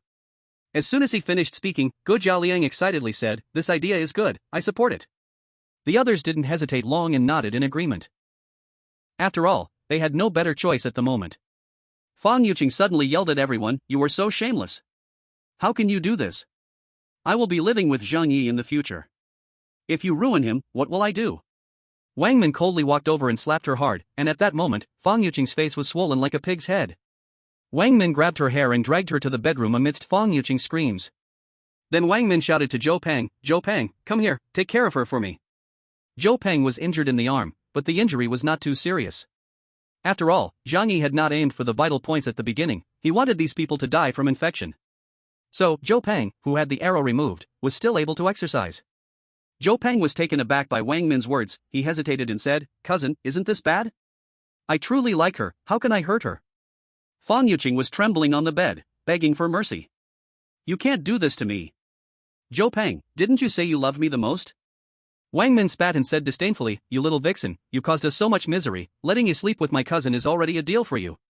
She said to Zhou Peng, silly brother, don't be confused anymore. This kind of woman is very cheap, you don't know how many people she has slept with. To put it bluntly, don't you just want to sleep with her? This time I'll give you a chance to fulfill your wish. Let's see how she deceives you later. Being a woman herself, Wang Min knew exactly how to deal with Fang Yuqing. As long as Zhou Peng slept with her, his novelty would not be so deep anymore. Zhou Peng roared and rushed into the bedroom, only to push Wang Min away forcefully. You can't say that about her. Yuqing and I are true love, I will never force her. Zhou Peng said, holding his neck up defiantly. Wang Min stared with wide eyes, pointing at Zhou Peng, so angry she couldn't say a word. You useless lapdog. She still underestimated the loyalty of a lapdog. Zhou Peng said, no, I'm not a lapdog. Yuqing is a woman who truly cares for me. I believe that as long as I use time to touch her heart, sooner or later she will love me. As Zhou Peng spoke, he turned back to Fang Yuqing and showed her a smile that he thought was charming. Don't be afraid, I'm here. He still remembered when he first arrived in this city, young and unfamiliar with life. With only a junior high school education, he was looked down upon by many around him. Then only Fang Yuqing gave him a warm smile and even kindly let Zhou Peng help her move things. When he was lonely and isolated, Fang Yuqing gave him the chance to take her out to eat. The feeling of being trusted warmed Zhou Peng's heart continuously. He would rather hurt himself than hurt Fang Yuqing. Even though Fang Yuqing just said that, he thought it was Zhang Yi's fault, Fang Yuqing was just deceived by him. That's right, as long as he patiently waited, Fang Yuqing would someday understand that he was the best man for her. Seeing Zhou Peng's foolish smile, Fang Yuqing felt a sigh of relief in her heart. Though letting him have a turn wouldn't be a big deal, Fang Yuqing had always looked down on this guy and still felt disgusted. The others in the room were speechless at Zhou Peng's lapdog behavior. However, right now, everyone's focus was on uniting with the entire building against Zhang Yi. So, they didn't care what Zhou Peng did anymore. Wang Min and others decided to reveal the news of the abundant supplies in Zhang Yi's home to everyone. With everyone's strength, they would attack Zhang Yi's house. Only then could they seize the medicine and save Sun Jiqiao and others' lives. So, Wang Min posted Zhang Yi's previous videos and photos in the earlier owner group. The reason for posting in this group. Naturally, it was to let Chen Zhanghao see it too. Wang Min, dear neighbors, I just realized that some people live such a happy life at home. This selfish behavior is simply shameless. The videos were taken at Zhang Yi's house these past few days. Think about the days we've been living, and what he's been living. Is this fair? Everyone, let's discuss how we should handle this matter. Usually, no one in this group spoke anymore. Only Chen Zhanghao occasionally intimidated the neighbors inside. So Wang Min sent out so many videos and pictures, which immediately caught everyone's attention. Then, the neighbors opened the videos to watch. As a result, when everyone saw the beautiful life in the videos, they were almost going crazy with excitement. They actually wear pajamas in the house? Our home is over 70 degrees below zero, how do they keep warm? Their lights are on at night. Where's their electricity from?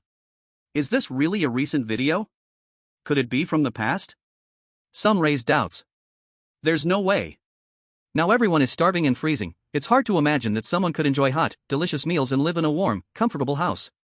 Chapter 53, Neighbors madly demand Zhang Yi. Wang Min immediately said, I can assure everyone, these videos were all filmed recently.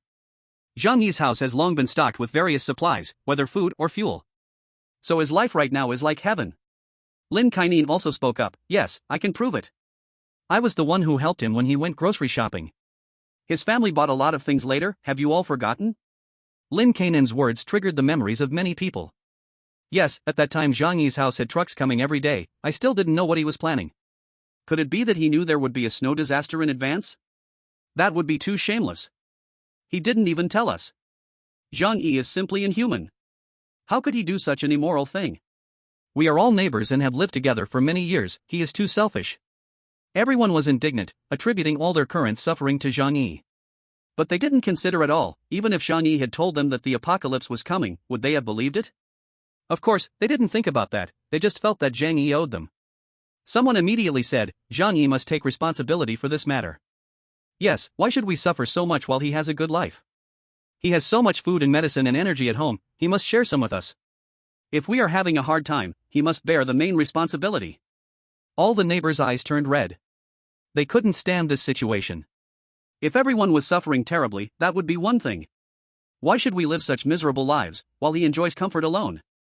No way, if we die, we must all die together. And Chen Zhanghao and the others also saw the videos in the group. Chen Zhanghao's eyes immediately turned red.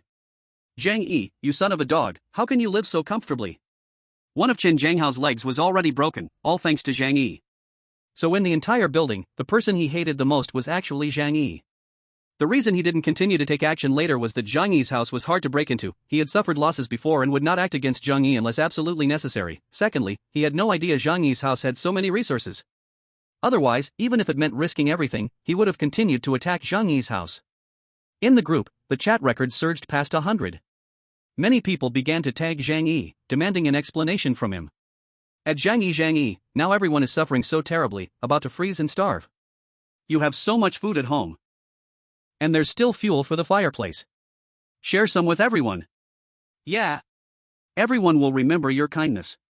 Hope you won't be ungrateful. Zhang Yi, we've been neighbors for years. You can't just watch us die. Zhang Yi, I'm Ant Wang from the 20th floor. I once lent you 2 green onions. With our relationship, you have to give our family some supplies. Brother Zhang, I'm your brother Lu Wenxiang. We're real blood brothers. How about I move into your place? It's so dangerous out here, I can protect you. Some were morally blackmailing, some were begging on their knees, some were reasoning. All kinds of people came, but the idea was only one, they wanted Zhang Yi to hand out all his supplies.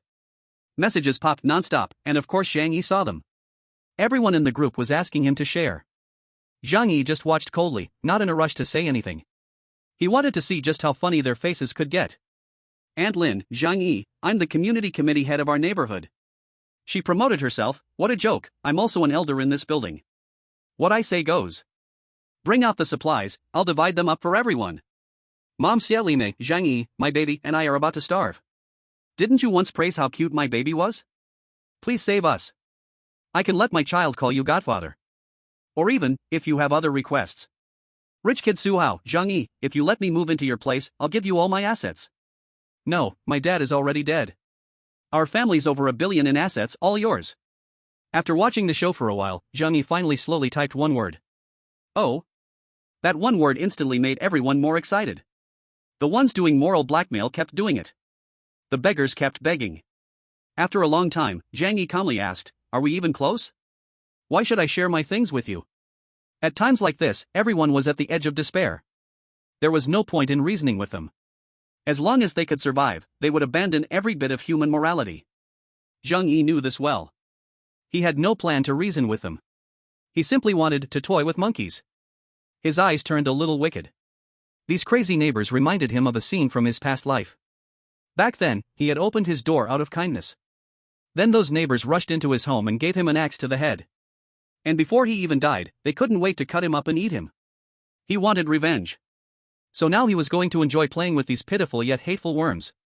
Someone in the group suddenly lost it. Zhang Yi, are you even human? We've been neighbors for years. Isn't helping each other what we should do?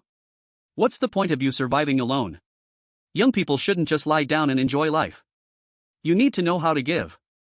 If you hadn't kept the news to yourself and hoarded supplies, we wouldn't be suffering now. Yeah. The reason everyone's miserable now is all your fault. You must repent. Zhang Yi, oh. And then? More people kept begging, threatening, and cursing under that. They were like passengers from a sinking ship in the ocean, dropped into the freezing cold waters of the North Atlantic, with sharks swimming around. And just then, they spotted a small fishing boat nearby. On it, the boatman was eating hot pot, singing songs, and paddling by leisurely right in front of them. So they swam with all their might, hoping the boatman would pull them up.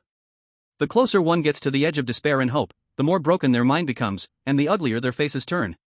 Zhang Yi looked at their twisted expressions, and smiled as he took out a Chateau-tier Australian yellow kangaroo tail wine from the temperature-controlled cabinet in another dimension, and a portion of top-tier French foie gras. Red wine with foie gras is a perfect match. The bitterness of foie gras and the astringency of red wine, when blended together, enhance the taste.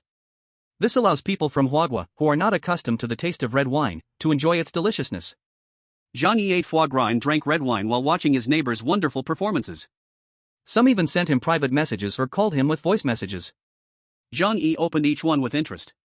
A mother named Xiaolime, Zhang Yi, please save me and my baby. As long as you let me live in your house, you can do whatever you want with me. A college student named Zhang Xiyu, brother Zhang Yi, I'm still young, I don't want to die. Please take me. I just need a bite to eat. Many female residents also sent him private messages, many of whom had husbands. They understood the current market situation very well and knew that money could not move Zhang Yi at all. So, without exception, they offered to exchange their bodies for Zhang Yi's protection, at least they could get some food. Chapter 54, Zhou Kur.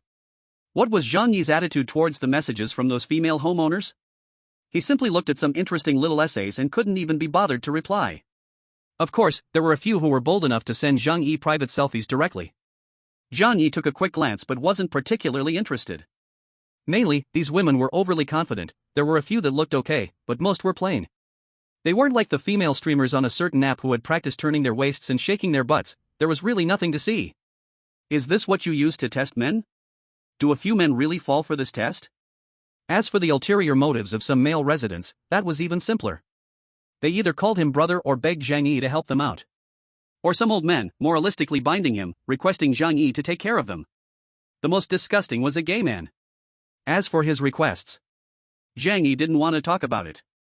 After scrolling through, Zhang Yi felt bored. He found a phone stand, placed his phone in front of him, and hoped for some new and creative ideas to pop up. Then, he lay on the sofa, sipping red wine, eating foie gras, while admiring the beautiful snow outside the window. Half a month passed, and the snow outside still hadn't stopped. The entire city was completely covered in snow. According to Zhang Yi's memory, this snow would last for a month, flooding everything below the 4th floor. As for how much longer it would continue, he wasn't sure. However, he really didn't see any necessity to go outside. Going out was to seek hope for survival, but today, no one knew where they could survive except Zhang Yi. Zhang Yi rested his chin on his hand and lazily murmured, staying at home every day is quite boring, maybe I should find a time to go out? Once most of the people in the building had died, he could go out for a stroll. Zhang Yi thought for a moment and suddenly remembered that he had a few snowmobiles in his warehouse. Those were originally meant to be transported to a nearby city for an artificial ice and snow venue. This way, even with 10 meters of snow outside, he still had a way to go out. Although I can't leave this room right now, with this method, I could go out for some fresh air in the future while ensuring safety. Zhang Yi felt a bit tempted. Staying at home all the time could indeed get boring, going out to relax wouldn't be bad. He had a professionally rated cold-resistant suit and snowmobiles, so he wasn't afraid of minus 60 or 70 degrees. Zhang Yi continued to boredly scroll through his neighbors' messages. Among these people, there was one person's message that caught Zhang Yi's attention. Zhou Kor sent a message that wasn't about whining or sending private photos, but rather very calmly hoped to exchange with Zhang Yi. Mr. Zhang, recently our food and medicine at home are nearly exhausted. I hope you can provide some help, and in return, I can offer you medical assistance afterwards. Zhou Kor? Zhang Yi's mind quickly flashed with her image.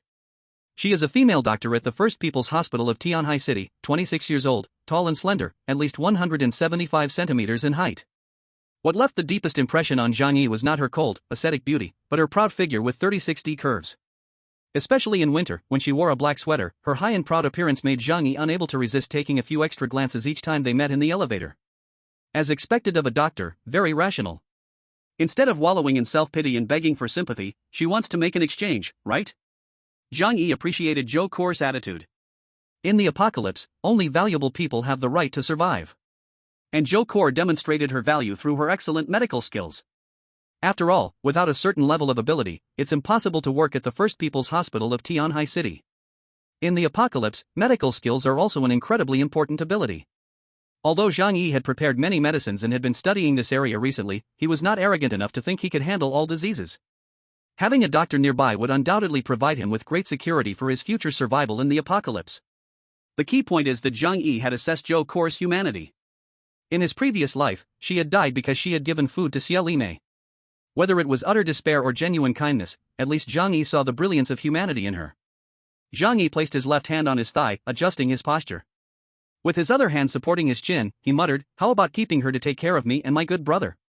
Now, although I'm living quite comfortably, my brother is having a tough time, that's a problem."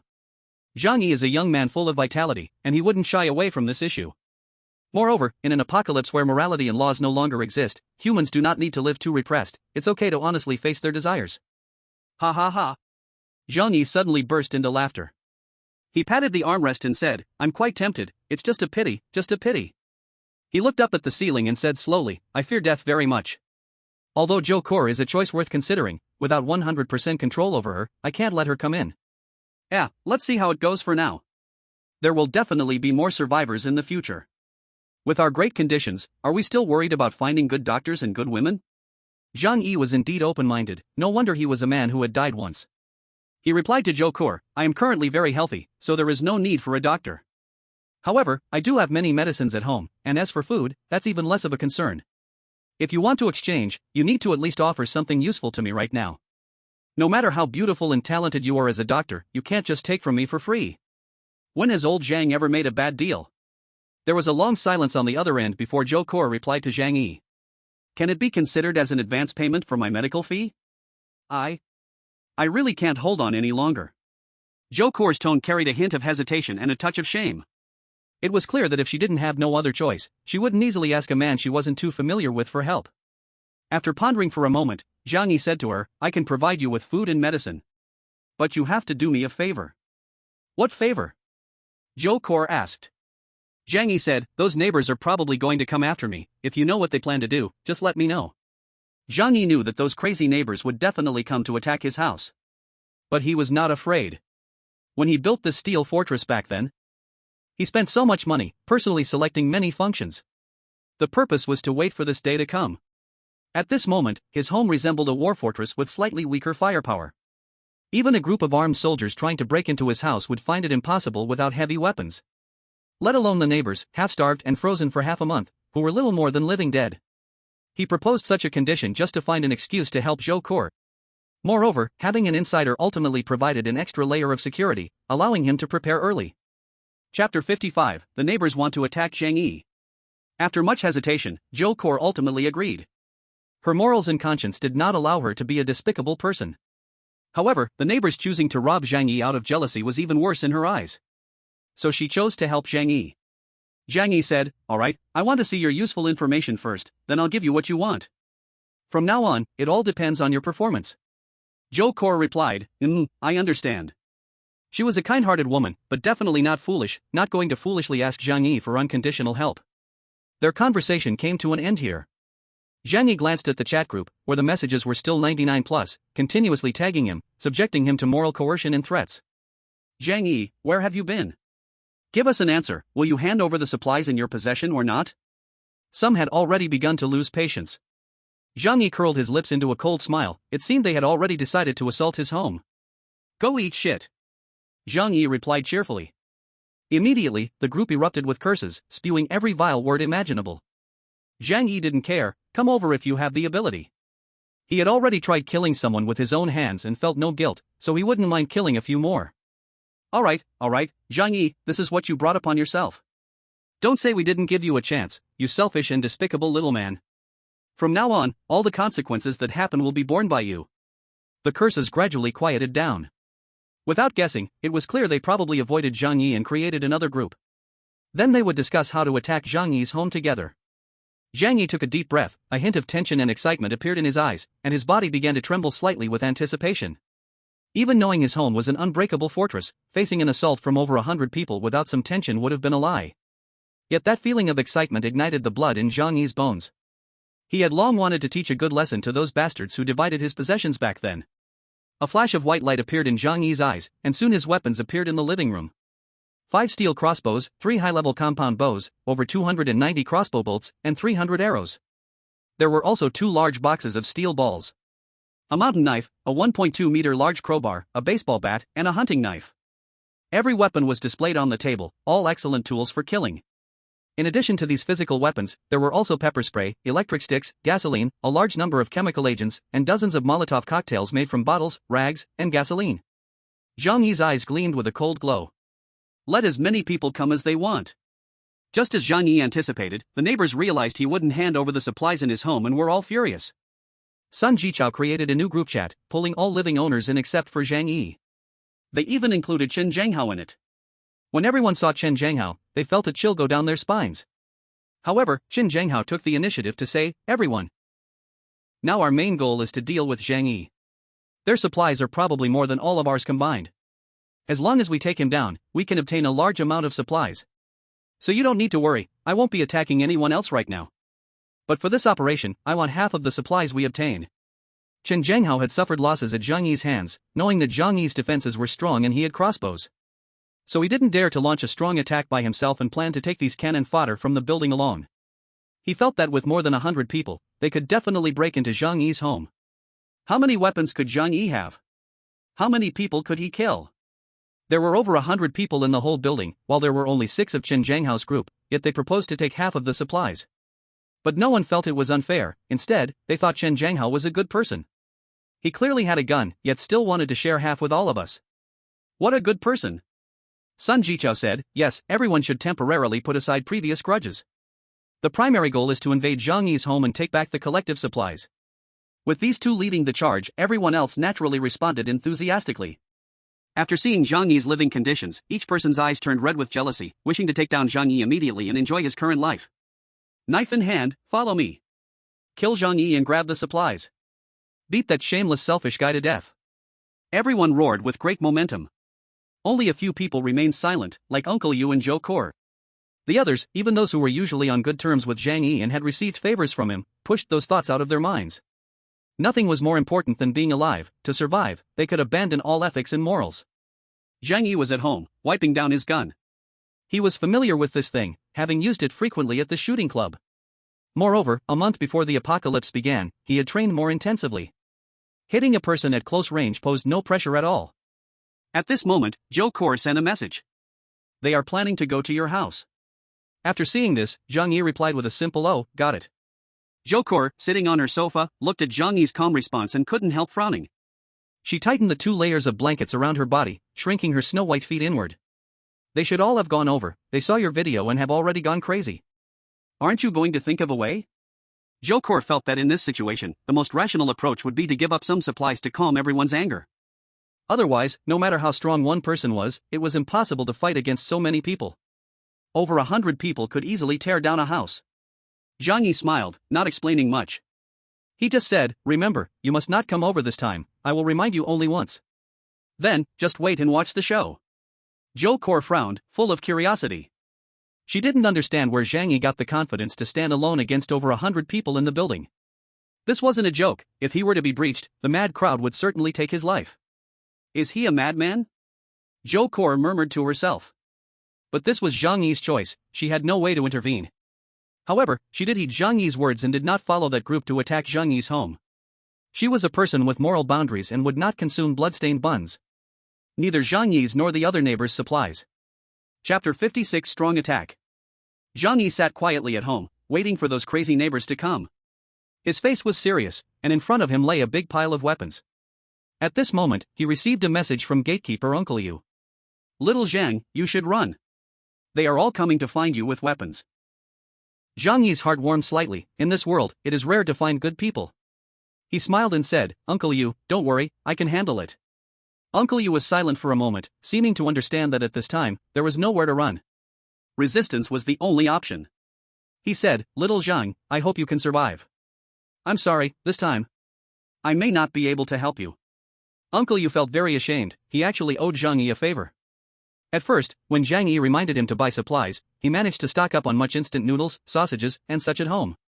Now, life was somewhat decent. But seeing Zhang Yi about to be surrounded and attacked by so many people, he felt helpless. Zhang Yi calmly said, "Your choice not to join them already shows your kindness. It's okay, you don't need to worry about me." Uncle Yu's choice was indeed the right one. Coming over to help Zhang Yi might get him killed by the more than 100 homeowners. After a simple chat with Uncle Yu, Zhang Yi remained cautious, not revealing details about his home. One must always be vigilant, regardless of who the other party is. He would never fully trust anyone. Not long after, Zhang Yi felt the ground beneath him starting to tremble slightly. A rumbling sound came from outside. "They're coming," Zhang Yi said lightly. He knew that was the sound of hundreds of people rushing up the stairs. However, Zhang Yi lived on the 24th floor. With the elevator out of power, these guys rushing up the stairs must be exhausted. Of course, the ones coming weren't just from downstairs. At the very least, through the large screen monitoring the entire floor, Zhang Yi saw his neighbor from room 2402 also coming out with a kitchen knife and a wrench. Next door was a young couple, the woman hiding behind the man with a kitchen knife in her hand. Their eyes glowed green, staring ominously at Zhang Yi's door. Clearly, upon learning that their neighbor had been living a heavenly life for the past half-month, their hearts were filled with jealousy. The crowd continued to surge, blocking the corridor in front of Zhang Yi's door completely. A few people were holding umbrellas over their heads to prevent Zhang Yi from pouring cold water on them. Before long, someone couldn't help but rush up to smash the door. Bang! Bang! Bang! Zhang Yi, get out here. If you don't want to die, this is your last chance. Don't wait for us to rush in, otherwise, it will be too late to say anything. Through the monitor, Zhang Yi did not see Sun Jiqiao and the others, nor did he see Chen Zhanghao. And the actions of these people banging on the door confirmed one thing to him: Sun Jiqiao and Chen Zhanghao had not told them the actual situation at home. In other words, their goal was to let the other neighbors take the brunt, first bearing Zhang Yi's crossbow arrows and high-voltage electric attacks. Zhang Yi was not polite with them. He had plenty of energy in hand and didn't lack this bit of electricity at all. The high-voltage switch was directly turned on. The young man who had been angrily banging on the door was immediately bitten by the electric current, his face twisted in agony. The scariest part was that since over 100 people were crammed together, the whole corridor was a crush of bodies. So after he was electrocuted, a whole group behind him also got shocked. Ah! It's high voltage, get away quickly! The people behind seemed to be bitten by a tiger, quickly scrambling away. If they hadn't been wearing so many clothes, they wouldn't have had the chance to escape. Everyone was jolted by the high voltage, their muscles twitching in pain. The one knocking on the door and the 7 or 8 people around him suffered the worst. Without a chance to escape, they were burned black all over by the shock. Others looked on in horror, but not a single person dared to go help. After a dozen seconds, Zhang Yi cut off the current. 9 people were emitting smoke, and the air was filled with the smell of roast meat and burning clothes. Bang! 9 people fell to the ground together, their bodies charred black, not knowing whether they were dead or alive. But everyone understood in their hearts that even if these people were still breathing, they were already dead in this situation. Everyone's eyes widened, fearfully staring at the scene in front of them. They didn't expect that so many people would die at once, right in front of their eyes. The expressions of those who died from electric shock were extremely grotesque, their eyes bulging wide. Suddenly, several women in the crowd couldn't bear it anymore, screamed, and bent down to vomit. Unfortunately, there was nothing in their stomachs, so they could only throw up bile. Some people, filled with fear, wanted to escape. When they reached the stairs, they found that the corridor had already been blocked by Chen Zhanghao and his followers. What do you want? Go back.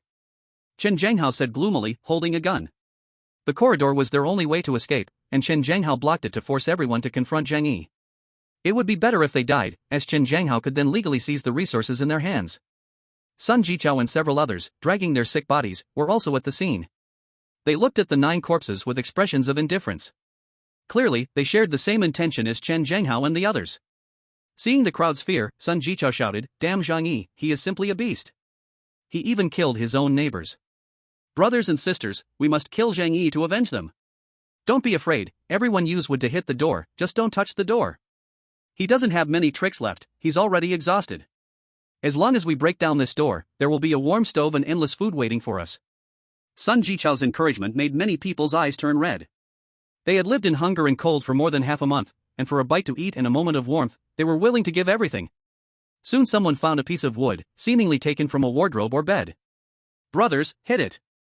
Open the door and kill that bastard Zhang Yi." A group of people embraced the wood and began to smash madly against Zhang Yi's door. Bang! Bang! Bang! The violent crashing sounds made the cups on Zhang Yi's coffee table start to shake. But Zhang Yi felt it wasn't enough fun. He took out a large Sennheiser speaker from another space, connected it to his phone, and played his favorite song, "Making Love While Making."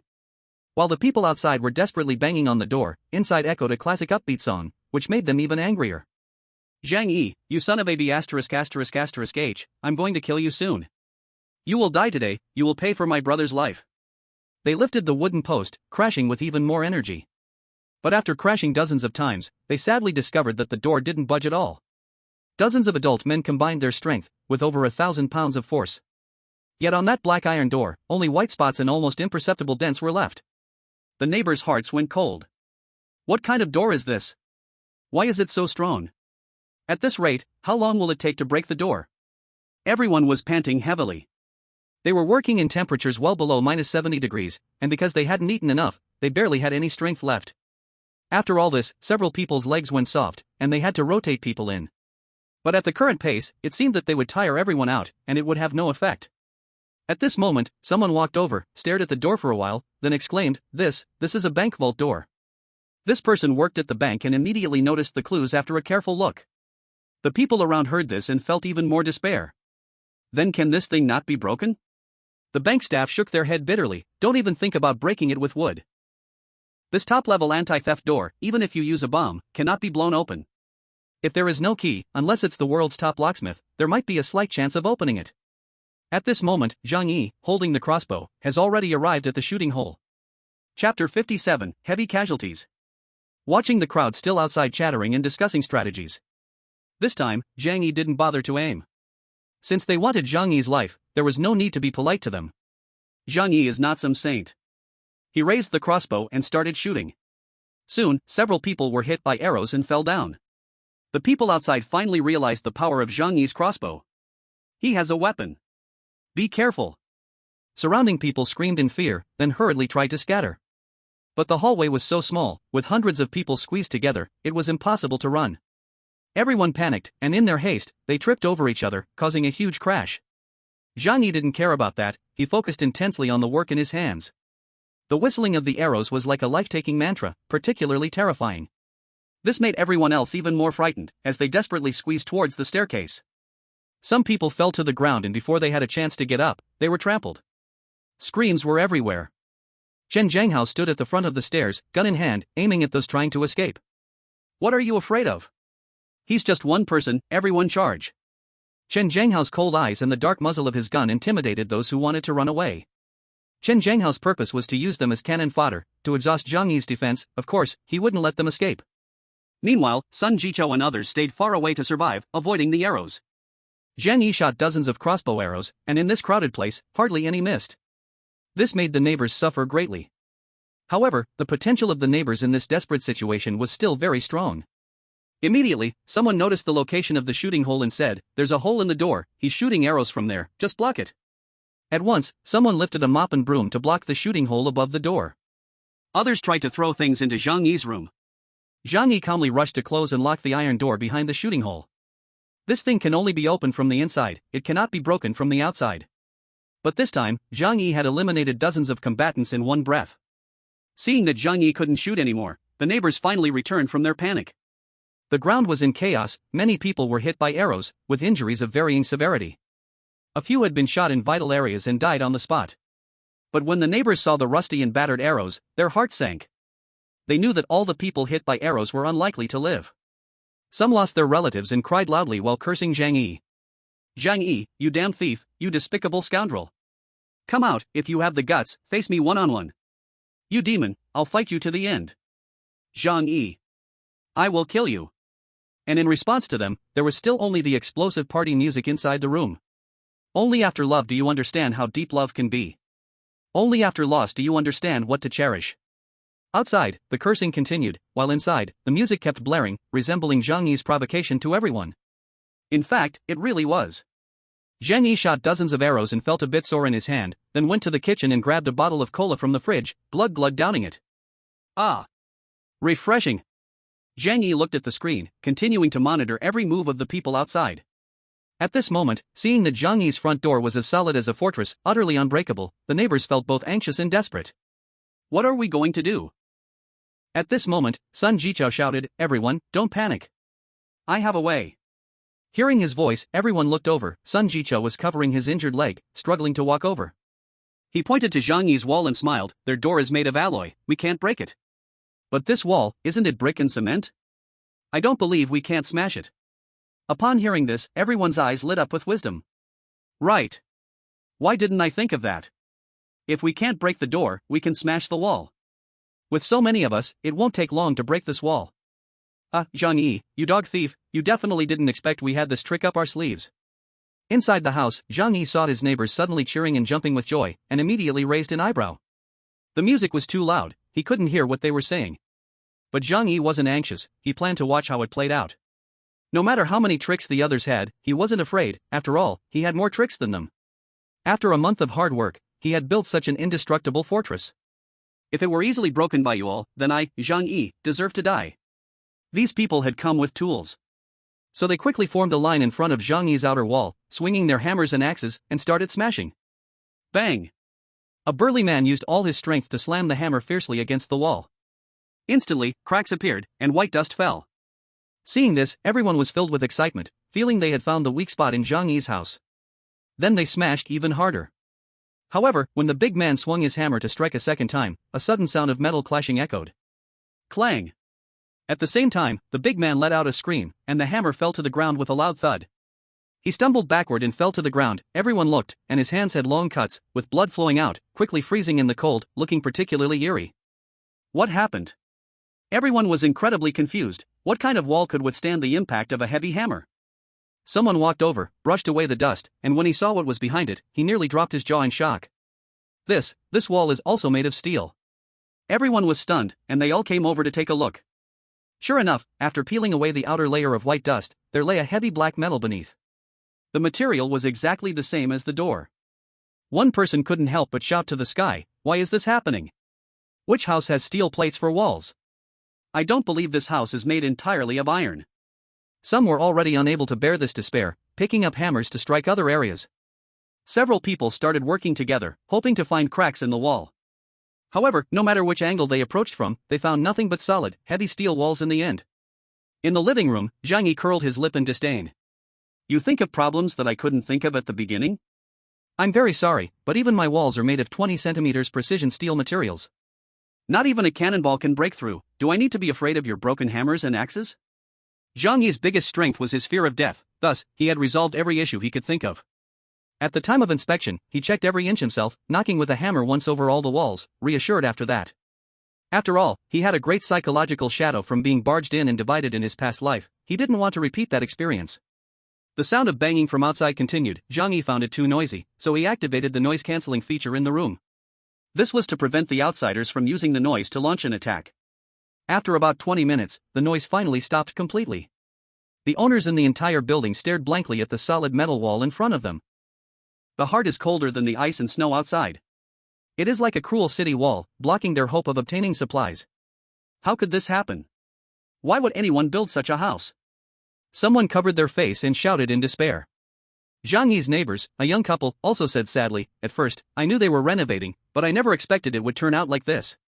In this world, there probably aren't many normal families that would build such a house." Sun Jichao, Zhou Peng, and Gu Jialiang had bloodshot eyes. If the people in the whole apartment building couldn't break into Zhang Yi's home today, they could only wait to die. Sun Jichao bit down hard on his lip, not even noticing he had drawn blood. Zhang Yi, he knew there would be a snow disaster long ago. Everything he did was to defend against us. Sun Jichao pointed at Zhang Yi's house and shouted angrily. The neighbors glanced at him, crying painfully as they cursed Zhang Yi. Despicable man Zhang Yi, only caring about his own survival, not thinking about all of us. If all of us die, what meaning is there for you to live alone? If you are the only one in the world, won't you feel lonely? One day, you will fall into endless regret and self-blame for not warning us or helping us. Can you sleep at night? Don't you feel guilty? Some people, seeing they had no way to take Zhang Yi down, began to comfort themselves with a spirit similar to awakens. One day, heaven will make you pay for it, Zhang Yi. If we die because of you, you will definitely live a lifetime with an uneasy conscience, living in pain. They had no idea how happy Zhang Yi was inside his home. How could he care about these slightly familiar strangers? Qin Zhenghao had been supervising with a gun from behind. At this moment, seeing that entirely metal wall, he also felt the problem was tricky. Now, he was not interested in anyone else, he just wanted to seize Zhang Yi's house. What are you all worried about? This is just the beginning. Even if their walls are made of iron, what about the ceiling? What about the floor? I don't believe he created a tin box. Qin Zhenghao said coldly to everyone. Zhang Yi heard Qin Zhenghao's words through the surveillance and nodded in approval. This guy's brain is quite useful. Then he sighed and shook his head, saying, "But it's a pity, I'm not stupid." Upon hearing Qin Zhenghao's words, the neighbors rushed upstairs and downstairs to Zhang Yi's home. They used hammers to smash, axes to chop, chisels to carve, wooden sticks to hit. In short, they used every means available to them. They were only 20 centimeters away from the hope of living. And their goal was to break through that 20 centimeters. But soon, they fell into a deeper despair. They discovered that Zhang Yi's house was indeed a steel box. Up, down, left, right, front, there was not a single angle that wasn't sealed by thick steel plates. In this power outage environment, without electric saws or drills, unless they were willing to carve for a year without eating or drinking, there was no hope of breaking through these walls. Chapter 58 Despair. Qin Zhenghao and the others worked all morning smashing walls around Zhang Yi's house. But after breaking through the walls, floors, and ceilings, they found themselves blocked by a thick layer of steel plates. 20 centimeters thick steel plates were like a nightmare for them. Using only human strength, there was no hope of breaking through. After all, working in extremely low temperatures without enough energy to replenish their lost strength would only accelerate their deaths. Many people collapsed on the ground in exhaustion. The sound of gurgling echoed throughout. They rubbed their dry stomachs, hunger was about to completely conquer them. However, there was hardly any food left. Some people saw a neighbor beside them. Through the gaps in the clothes, they saw the pure white flesh. A thought suddenly surged in their minds. Isn't it just meat? As soon as this terrifying thought emerged, everyone immediately felt a chill throughout their bodies, desperately trying to push this idea out of their minds. But once this thought was born, it unknowingly provided them with an option in a desperate situation. They probably knew that if that day really came, self-destructing and cannibalism would surely happen. Is there really no way out? Sun Jichao's face was full of pain, he even felt like his arm had started to fester. Without antibiotics, not even ordinary anti-inflammatory drugs, and unable to effectively clean the wounds. Now his wounds still had a lot of rust left. In this situation, death was almost inevitable. Damn you, Zhang Yi, why are you so cruel? How can you living alone compare to us living? What's so wrong about sacrificing yourself a bit? What? Sun Jichao shouted to the sky, despair twisting his soul completely. At that moment, Zhang Yi's neighbor suddenly came out. Maybe, you guys can try to go through the balcony. When they renovated, the balcony was turned into a floor-to-ceiling window, with a large surface of glass. Perhaps there is a chance to break in. Other residents could not see the back of Zhang Yi's house, but his neighbor could. Building 25, some floors have a balcony, and Zhang Yi's 24th floor just happened to have a small platform. Usually, he used it to grow flowers and dry his quilts. Hearing what Zhang Yi's neighbor said, a group of people on the verge of despair suddenly looked up. A window? Yes. Since he has a window, there must be an exit. It can't all be sealed. As long as there's a window, we can rush in. A group of people without a second thought broke into the house next to Zhang Yi's. There was actually about a 15-centimeter gap between the two balconies, and in the middle, there was a railing installed. But these could not stop the now mad crowd. However, the outside balcony was not like the corridor. At this time, the corridor was sealed off by each household, airtight, and still had some insulating effect. However, the north wind howled outside, and heavy snow flew, able to freeze a person stiff in a few hours. Chen Zhanghao and others could not care about this, as long as they could rush into Zhang Yi's home, they could get everything. A group of people screamed, like madmen, jumping onto Zhang Yi's balcony. Zhang Yi certainly noticed this scene. The two sides met each other's eyes for less than a second. The neighbors swung their tools and crazily smashed towards the huge floor-to-ceiling window. While Zhang Yi dragged his white lounge chair to the window, calmly lying down and casually pouring himself a cup of steaming hot coffee. The small balcony was soon crowded with dozens of people. Their faces were pale, resembling living corpses, combined with their wildly twisted expressions, there was truly no sign of a living person. Zhang Yi thought, if there really were zombies, it would probably be this kind of level. Bang! Bang! Bang! Clink! The deep sounds echoed on the floor-to-ceiling window. Braving the wind and snow, this group of madmen was desperately smashing the glass. Even if they accidentally hit their own hands, they felt no pain, letting the blood flow out, then freeze. When they had just smashed the wall, that feeling of desire was not obvious enough. But now, with only a layer of glass in between, they had a clearer understanding of how luxurious Zhang Yi's life was. Inside, the fireplace burned fiercely. Zhang Yi only wore a single shirt, lying on the white lounge chair like a lord. Beside him sat a cup of brewed coffee, still steaming, likely with a good amount of frothed milk for cappuccino. The coffee table was piled high with weapons. But this is not the point. Under the coffee table, a large pile of half-eaten snacks is scattered there. Potato chips, hamburgers, cola, pizza, roast chicken, roasted duck, and even oily noodles. It is these things that have completely driven the neighbors on the balcony mad. Just being away from them for half a month, they are as excited as if they've seen a long-lost father. Roar! Ah! They are so excited that they even forgot language, instead expressing their excitement with desperate howls. Then they desperately took all their strength to smash the windows. Zhang Yi held a coffee in his hands, enjoying this wonderful show. He casually said, "Who said glass must be weaker than metal? The cost of this wall is extremely high, and in consideration of living quality, Zhang Yi rejected the proposal from the Zhanlong Security Company and did not use metal here. Instead, he spent a large sum to customize a whole wall of bulletproof glass as a floor-to-ceiling window. He still remembers when the manager of the Zhanlong Security Company, Wu Huiren, said, such a thick wall is not designed to resist bullets, but cannonballs. The bulletproof glass used in the special vehicles for Western country heads can resist sniper rifles, but its thickness is not even half of Zhang Yi's wall." Sure enough, as the group kept smashing, they realized something was wrong. They originally thought it was acrylic and that smashing it a few times would break it. But after more than 10 people smashed for a long time, how come not even a crack appeared? What kind of glass is this? Could it be bulletproof glass? What? Bulletproof glass? This word was emitted hoarsely from the throat of a bespectacled man, filled with despair as if it came from the 18th layer of hell. If it can resist cannonballs, can it not resist your manual labor?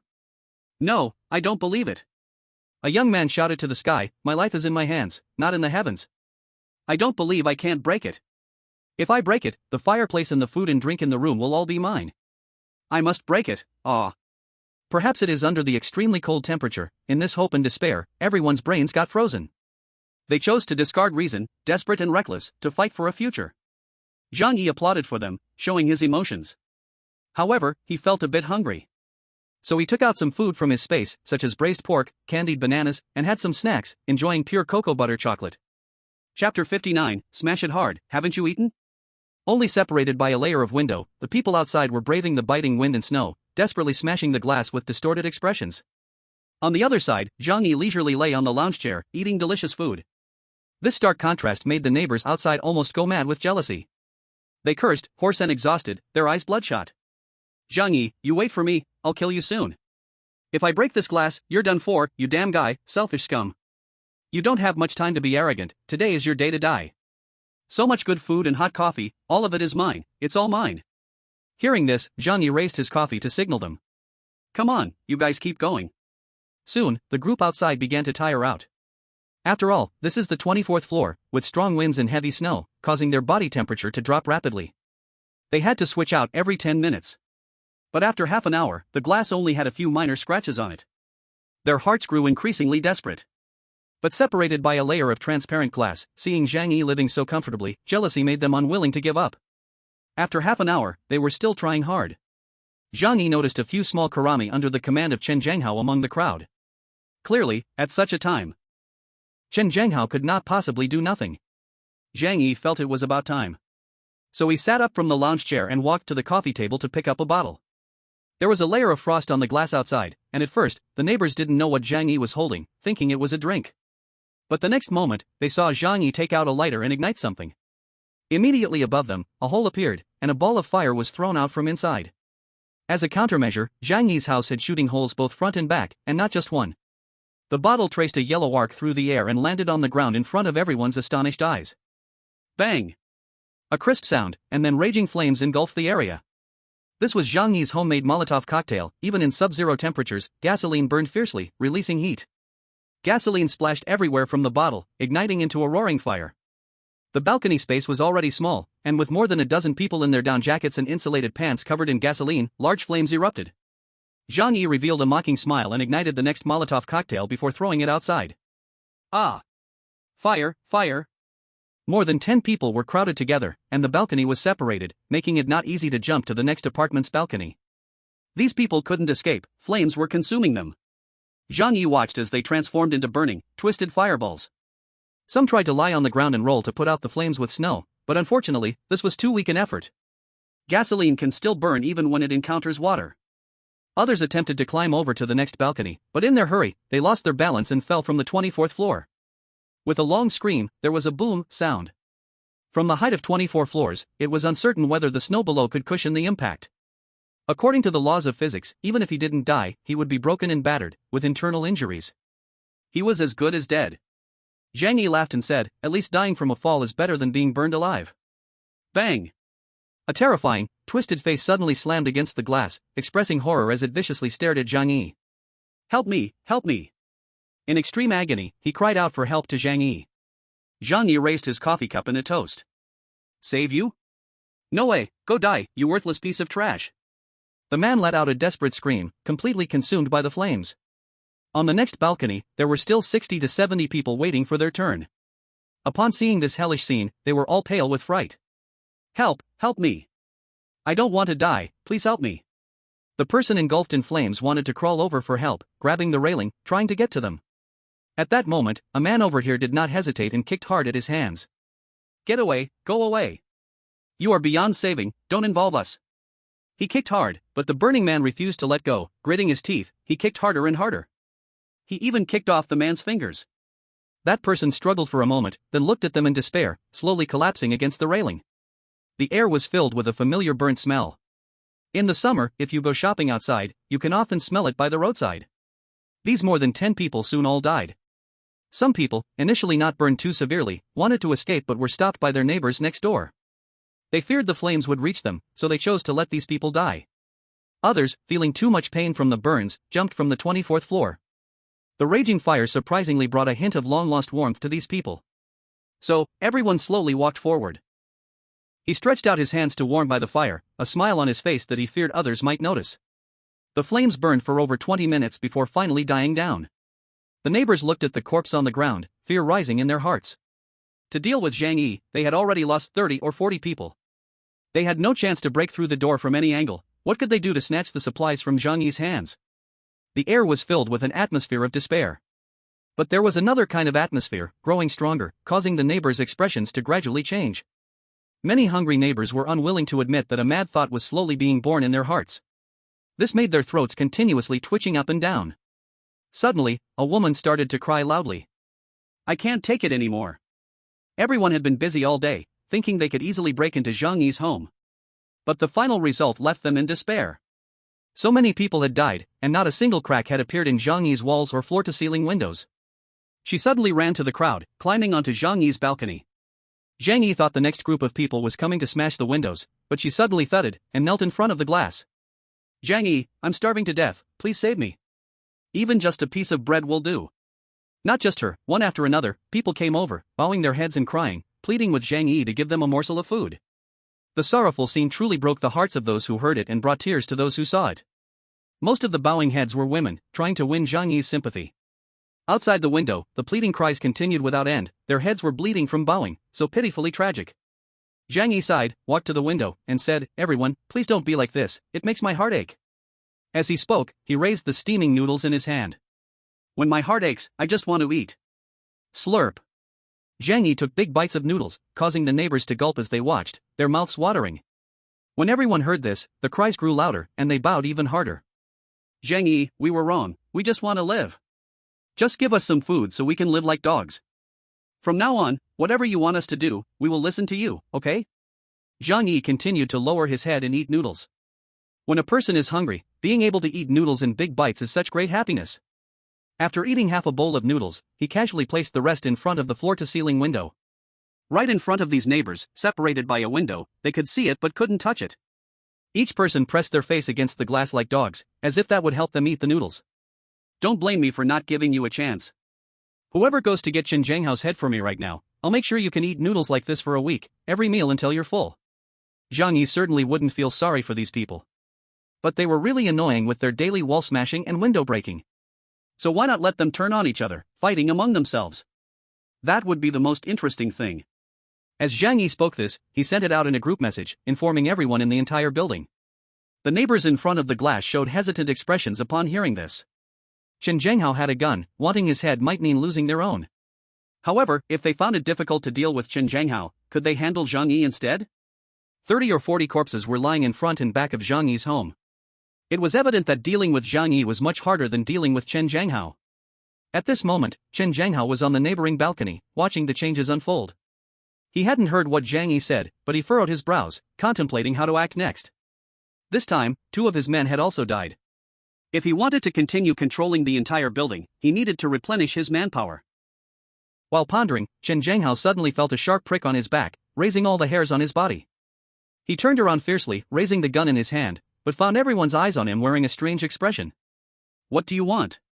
Seeing the gun, the crowd became a bit wary and quickly stepped back. Get away from me! Chen Zhanghao bellowed. Everyone still looked at him with that strange expression, even somewhat eerie. It was as if they were not looking at a person, but at food. Chen Zhanghao felt a chill run down his spine and quickly left the place with a few of his subordinates. Wait, what about Zhang Yi's family? Sun Jichao asked beside him. Chen Zhanghao cursed, damn it, we can't break in, what can we do? We'll think of a way later.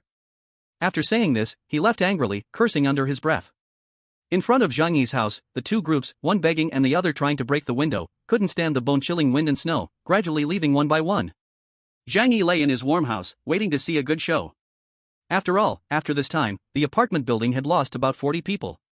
Almost everyone had participated in the invasion of his house, resulting in massive physical exhaustion. This made resources even scarcer, and the conflicts between people became terrifying. Soon, Zhang Yi received many private messages from people. After this battle, the neighbors completely surrendered. Their little stamina was almost exhausted, and they could no longer launch a large-scale attack on Zhang Yi's house. Moreover, facing Zhang Yi's flawless defenses, they had given up hope.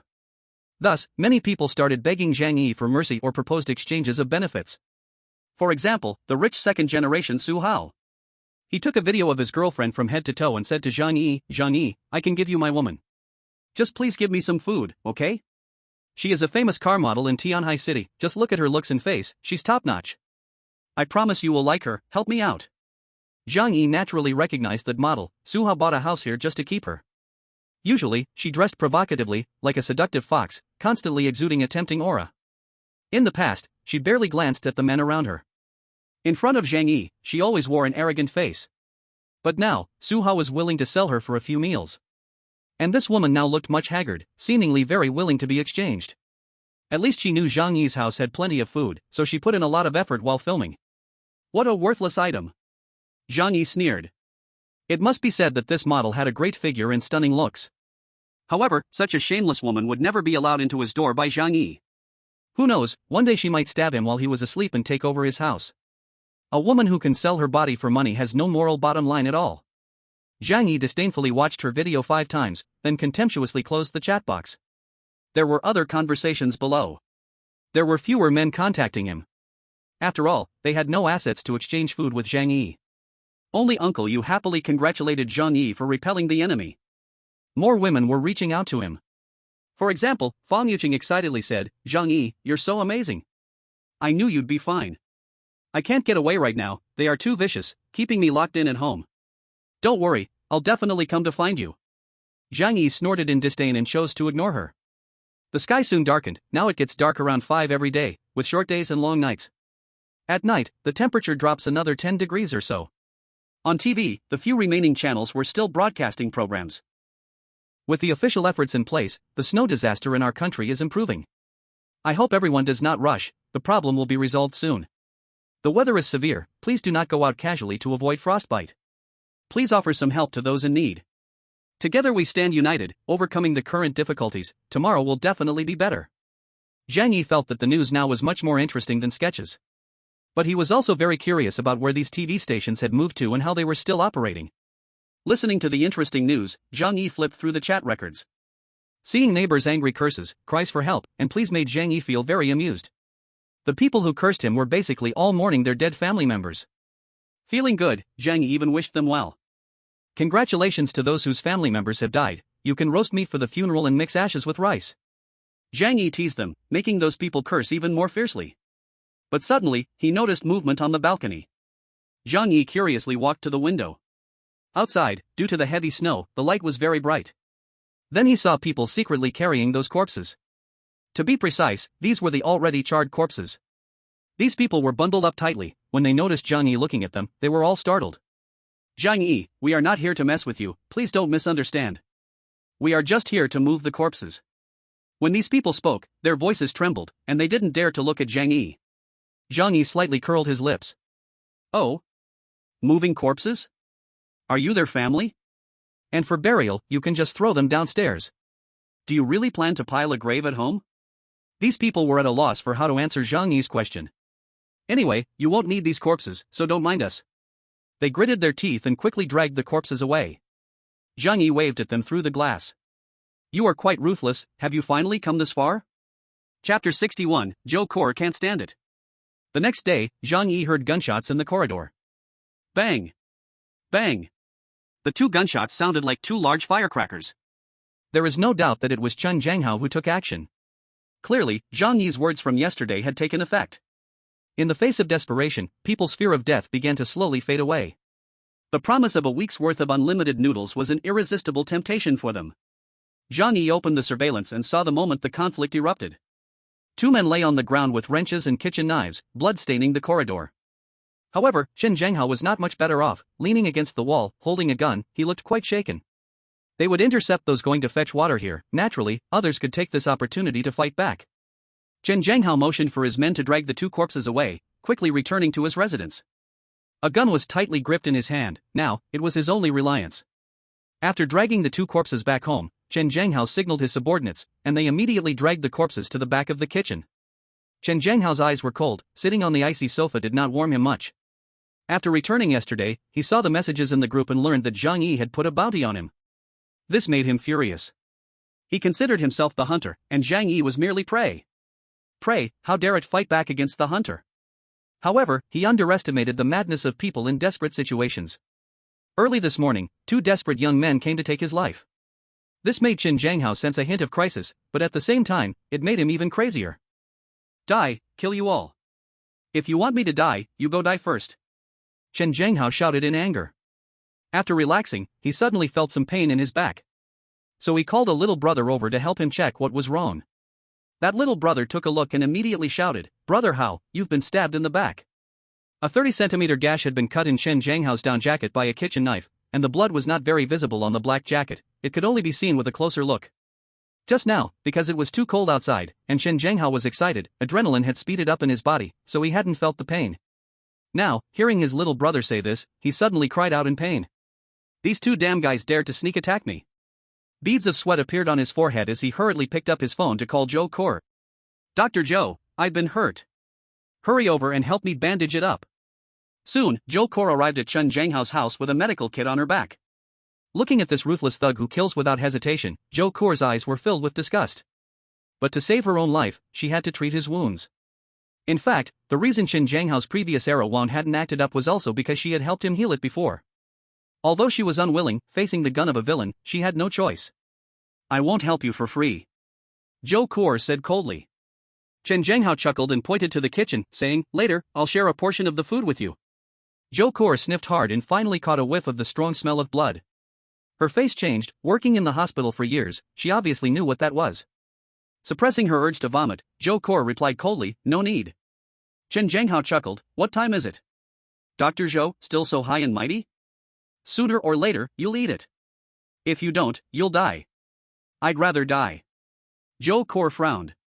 "Then I'd hate to see that. In this world, having a doctor by your side is too important." Chen Zhanghao lamented. If Zhou Core hadn't treated the wound on his leg back then, he would have lost not just one leg, but his life. "Don't worry, if one day I absolutely have to eat you, I'll make sure to keep you for last." Chen Zhanghao stared at Zhou Core, his eyes flashing with enthusiasm. For this beauty, he had long desired her. If it weren't for the fact that she was still useful to him now, he would have acted long ago. Zhou Core furrowed her brows and stopped speaking, instead helping him treat the wound. Before long, the wound was simply bandaged. Zhou Core picked up her medical kit and intended to leave. Who knew? Chen Zhanghao signaled to his little brother, and that little guy immediately blocked the door. Zhou Core's heart raced. "What are you trying to do?" Chen Zhanghao said, "Nothing, you can't leave until my injury is healed." At that moment, Chen Zhanghao was also scared inside. He didn't know how many people wanted his life, and he lacked medicine. With a doctor by his side, he felt at ease. Ignoring Zhou Core's resistance, he forcibly kept her there. Not long after, his little brother brought in a pot of cooked rice. When Zhou Core thought about what that might be, she nearly vomited. Fortunately, she worked in the hospital and often dealt with dead bodies, so she didn't get scared to death. Chen Zhanghao wanted her to eat some too, but of course, she wasn't willing. Chen Zhanghao sneered but didn't pay her any mind. He thought Zhou Core was just pretending to be dignified. Sooner or later, when she was too hungry to bear it, she would naturally eat. "This won't do, these cattle and horses are now daring to revolt, it's very unfavorable for us. We must kill the Zhang Yi guy, take his family's house, and then we'll be safe in the future. Their house is like a fortress, with plenty of resources inside, enough for us to live for several months. Maybe by then, the snow disaster will have passed. So, we still have to consider how to deal with Zhang Yi." Chen Zhanghao said to his little brothers. A few little brothers looked at each other. "Brother Hao, we have attacked Zhang Yi's house several times, but each time we failed. Their house is like a turtle shell, we can't get in." Chen Zhanghao said, "I don't believe their house has no weaknesses, and I don't believe he never goes out. How about this, we move to live next to his house, taking turns watching him. As soon as there's a chance, we'll take him out. Besides, living on a higher floor is safer." At this moment, the group was in a state of panic. They nodded in agreement with whatever Chen Zhanghao said. Zhou Core was listening to their conversation. She used the excuse of going to the bathroom to send a message to Zhang Yi, telling him about the situation. After understanding, Zhang Yi smiled dismissively. Wanting him to go out was absolutely impossible. "Got it, you continue observing the situation there." Zhou Core was a doctor. Chen Zhanghao wouldn't kill her, so for now, she was not in life-threatening danger. Zhang Yi was not in a hurry to act. He set a bounty, and soon someone would come and recklessly kill Chen Zhanghao. Chen Zhanghao and the others packed some supplies and brought Zhou Core to the 24th floor. The young couple living next to Zhang Yi knew that Chen Zhanghao had arrived and were terrified. Open the door, open the door. I am Chen Zhanghao, let's switch rooms. Quickly open the door, or I'll shoot." Inside the room, the young couple held each other in fear. What to do? They came to take our house. We probably can't even keep our last bit of food. The wife looked at her young husband with a face full of despair. The husband, a bespectacled clerk, comforted his wife, saying, "Don't be afraid, it will be okay. If they want the house, let's just give it to them. Right, quickly hide the rest of the food on you." The two hid the little food left in their clothes, then tremblingly opened the door. Seeing the fierce Chen Zhanghao and his men outside, the man swallowed hard and bowed. "Brother Hao, this house will be yours from now on. We will leave right away." As he spoke, he tried to take his wife away. Before they could take 2 steps, one of Chen Zhanghao's little brothers sneered and raised his steel pipe. Bang! With a dull sound, the man fell to the ground with darkness filling his eyes. After losing consciousness, disbelief still lingered in his eyes. He didn't understand, he had obediently given up the house. But why did they still resort to violence? The woman looked in terror at her husband, who lay motionless on the ground. Ah! She covered her mouth and let out a shriek. Another stick fell on her head. 2 little bandits came over, without saying any more nonsense, making it so that the couple could no longer speak. Zhou Core covered her mouth tightly, completely dumbfounded with fear. This was the first time she had seen a murder. No matter how strong her psychological quality, she couldn't remain calm. Chen Zhanghao merely glanced at her, coldly sneering, "It's too cold, they were bound to die sooner or later. Dr. Zhou, you need to get used to this." After killing many people, he had completely lost respect for life. Moreover, there was something that Chen Zhanghao was reluctant to admit. That was, after being targeted by Zhang Yi and ambushed, fear had also arisen in his heart. So he had to suppress the owners on all levels in a more brutal way to make them submit. Zhou Kor endured the nausea and kept silent. Chen Zhanghao swaggered into the house, ordering his little brothers to deal with the two people. In the following days, Zhang Yi could always hear a clanging sound. The sound came from next door. He knew it was Chen Zhanghao and the others searching for weaknesses in his room. And those few people took turns watching over Zhang Yi's front door and back window. Chen Zhanghao thought that Zhang Yi would at least come out to throw away the trash or get melted snow water. As long as he seized one opportunity to kill Zhang Yi, he could take away everything that belonged to him. But he never expected that Zhang Yi had a huge alternate space, so the water source was not a problem at all. However, it was indeed inconvenient for Zhang Yi to open the window to throw away trash. Chen Zhanghao had a gun, and he wasn't going to take such risks. However, for a reclusive person, having a little more trash at home was not a problem. When bored, he played video games or watched the movies and shows he had downloaded in advance. In the owners' group, the cries for help from the neighbors continued every day. Along with that, there were also furious insults from those who could not get what they wanted. Zhang Yi, you are a heartless bastard. You could clearly let everyone live a little longer. Why are you so selfish? You will be lonely for your entire life. Do you have no heart? If you don't help us, your later life will be filled with guilt and regret. Faced with the neighbor's angry scolding, Zhang Yi's response was very simple. He simply live-streamed himself eating in the group, recording his life for them to see. Hello, dear family members. Today I will make a dish of braised pork for everyone. As soon as he finished, a piece of pork belly weighing at least 2 pounds was thrown onto the cutting board. The neighbors in the group were red-eyed. What kind of braised pork can use that much pork belly? If you can't finish it, don't waste it. Give it to me, give it to me. Zhang Yi, you are not human, you are a beast. You don't deserve to eat that piece of pork belly. Zhang Yi, I haven't had anything greasy for a week, please let me have a piece of pigskin. Just let me have a sip of oil, that's what you don't want, right? Please, I beg you. People who were extremely hungry had no resistance to such high-fat food. Zhang Yi operated quickly, and through the screen, the neighbors seemed to be able to smell the aroma of braised pork. However, after cooking for a while, Zhang Yi frowned. He picked up a piece of pork belly, took a bite, and immediately spat it into the trash can. Too much soy sauce.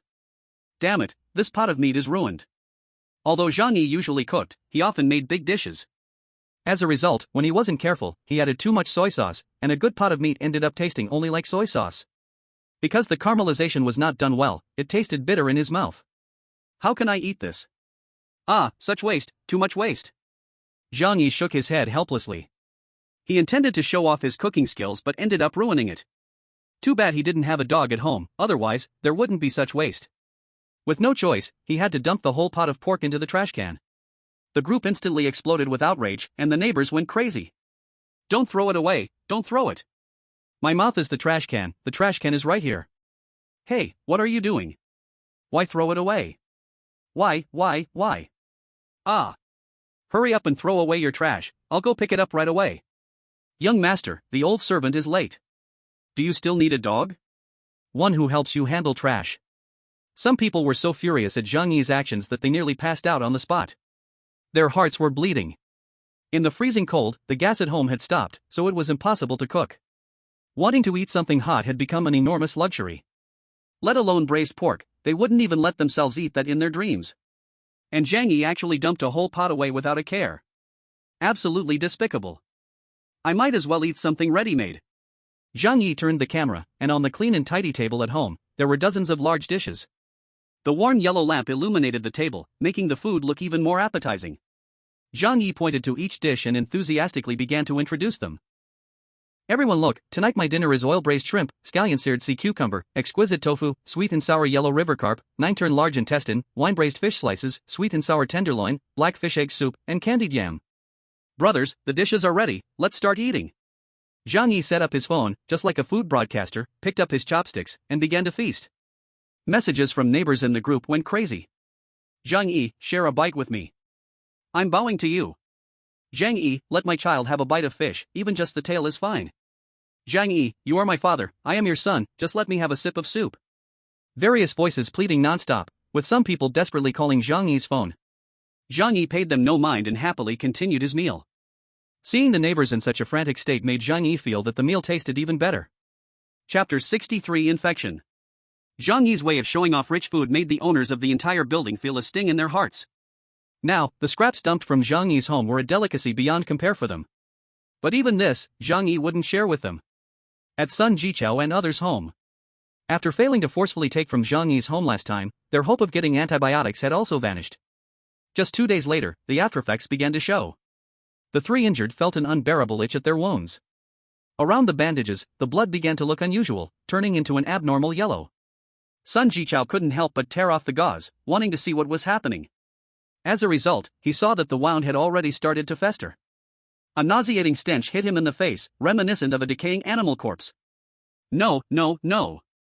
Don't do this, I don't want to die yet. Sun Jichao cried out in fear, snot and tears streaming down. Zhang Pang and Gu Jialiang were even more terrified upon seeing this.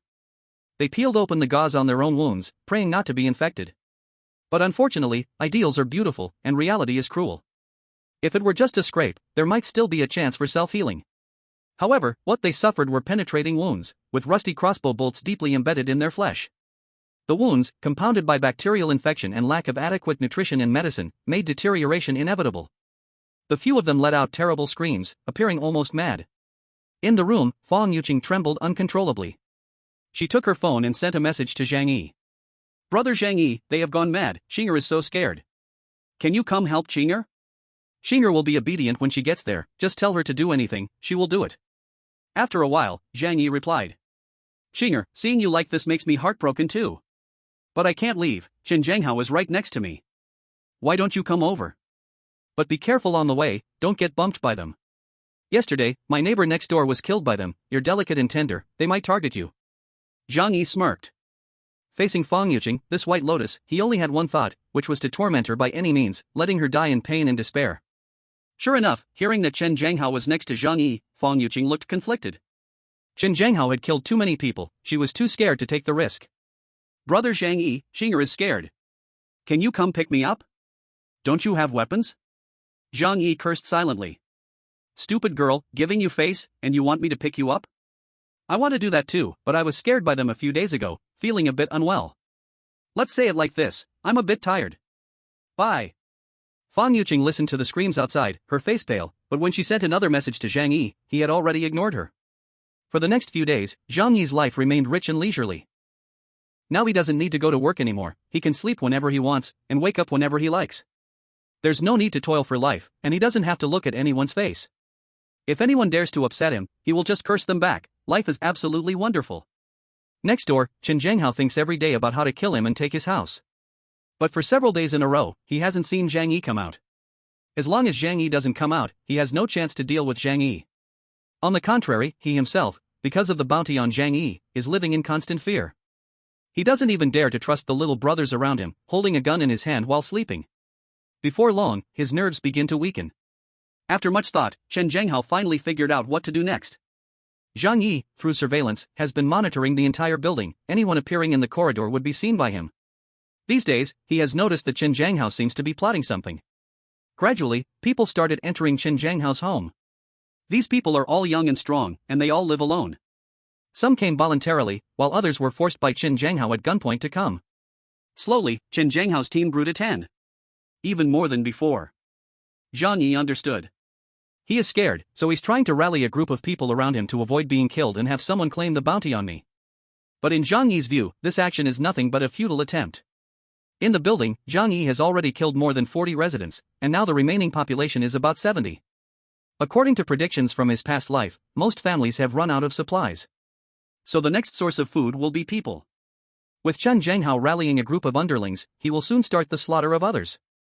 However, this also means that Chen Zhanghao needs to provide food for 10 people. This way, even if they end up killing each other, they definitely cannot sustain this for long. Moreover, everyone now has ulterior motives. Chen Zhanghao, a cripple, barely maintains his power with just a gun. But that gun probably doesn't have many bullets left. Zhang Yi sent a message to Zhou Kor, asking her about the situation with Chen Zhanghao. After a long time, Zhou Kor finally replied to Zhang Yi. Chen Zhanghao and his men have gone crazy, now all the food is gone, and they have started eating people. I haven't eaten anything for 2 days, I feel like I'm going to starve to death. Zhang Yi was not surprised at this. If one day he was about to starve to death, and the only way to survive was to eat people, he would probably choose to die rather than do it. Of course, now that Zhang Yi has enough food and drink every day, he naturally has such thoughts. But if one day he also reaches a desperate situation with food scarcity, he doesn't know what he would do. Zhou Kor continued to tell Zhang Yi, these days they go out every day to find people. As long as they find a house with people, they break in and kill the occupants. Everyone has run out of supplies, it's ironic. The dozens of people you killed at the beginning allowed quite a few to live a bit longer. However, they also faced resistance, and the ones still alive have grouped together, they have casualties too. After a long time, Zhou Kor sent another message. Zhang Yi, can you still save me? Seeing this message, Zhang Yi felt the weakness of this aloof female doctor. It seemed she had little hope for him. After all, in times like this, everyone is uncertain about their own survival, who has the ability to care for others' lives. Zhang Yi thought for a long time and finally made a decision. Zhou Kor, this woman, he still has use for, he cannot let her die like this. Finding a lead surgeon from a top-tier hospital isn't easy. But still, this kind of deep understanding. You help me with one thing, and after it is done, I can let you live. Chapter 64, When the Sixth Brother is Really Cool. Zhang Yi could accept Zhou Kor, but she must submit a letter of allegiance. Zhang Yi's requirement was very simple, it had to be effective, without threat, and most importantly, it could not be overly kind. The first 2 points Zhang Yi was confident about. But he wanted to know if Zhou Kor could be ruthless at the critical moment. So, he gave Zhou Kor a task. Zhou Kor did not reply to Zhang Yi for the time being, clearly struggling. Zhang Yi was not in a hurry, after all, time was on his side. If Zhou Kor could not pass this test, Zhang Yi would decisively give up on her. After all, Zhang Yi's body was fairly healthy, and the chances of getting sick were low. He would not go out casually, so the risk of injury was also very low. But how long Zhou Kor could live was uncertain. The next day, Zhang Yi woke up at 10 o'clock in the morning. He lifted the velvet blanket and went to the bathroom to wash up. Then he changed into sportswear and started exercising on the treadmill. In the apocalypse, having good physical fitness was extremely important. Only with a strong body could he better cope with dangers and avoid getting sick. He sweated profusely on the treadmill and only stopped after running for an hour. Then he took a hot shower. While showering, Zhang Yi felt a sense of pride. After all, this kind of enjoyment was incredibly luxurious for many people nowadays. Bang! Bang! Bang! At that moment, a huge noise suddenly came from outside. Zhang Yi's gaze sharpened, and he quickly wrapped himself in a towel and went out. He soon heard a commotion of curses coming from Zhou Pang. Zhang Yi opened the surveillance and saw Zhou Pang outside his door, madly hacking at it with 2 kitchen knives. Zhang Yi, get out here. You only know how to hide in your room all day, you are a cowardly turtle, a useless waste. Zhang Yi curled his lips, yes, you're absolutely right. And then? This is really laughable, a waste that can't even survive dares to use provocation on Zhang Yi? It seems like you are the one who was more anxious, right? Zhang Yi noticed that Zhou Pang was using his left hand to smash the door, raising his right hand was very difficult. He knew that Zhou Pang's arm had been infected. Upon closer inspection, he could even see his arm swelling up high. Zhang Yi stood in front of the door, hands in his pockets, and said calmly, Zhou Pang, the feeling of infection isn't pleasant, is it? When I was in biology class before, the teacher taught us about wound infections. When rusting tetanus bacteria enter your wound, it's like maggots encountering a rotting corpse, starting to breed like crazy. Your arm's wound is at least 10 centimeters deep. The temperature outside is cold, but your flesh is warm. The bacteria are desperately breeding in that warm bed, feasting on your flesh. Then the wound starts to fester, oozing black liquid, the bacteria multiply, and your wound gets larger. Eventually, it will travel through your blood vessels and spread throughout your body. Zhang Yi vividly described this, and after hearing it, Zhou Pang felt even more pain in his arm. He broke into a cold sweat, as if feeling that he was crawling with bacteria, ready to devour him completely. Even knowing that Zhang Yi was deliberately scaring him, he could not suppress the fear inside. Zhang Yi, I will kill you. Zhou Pang had gone mad, his arm was indeed rotting, and he knew he was doomed.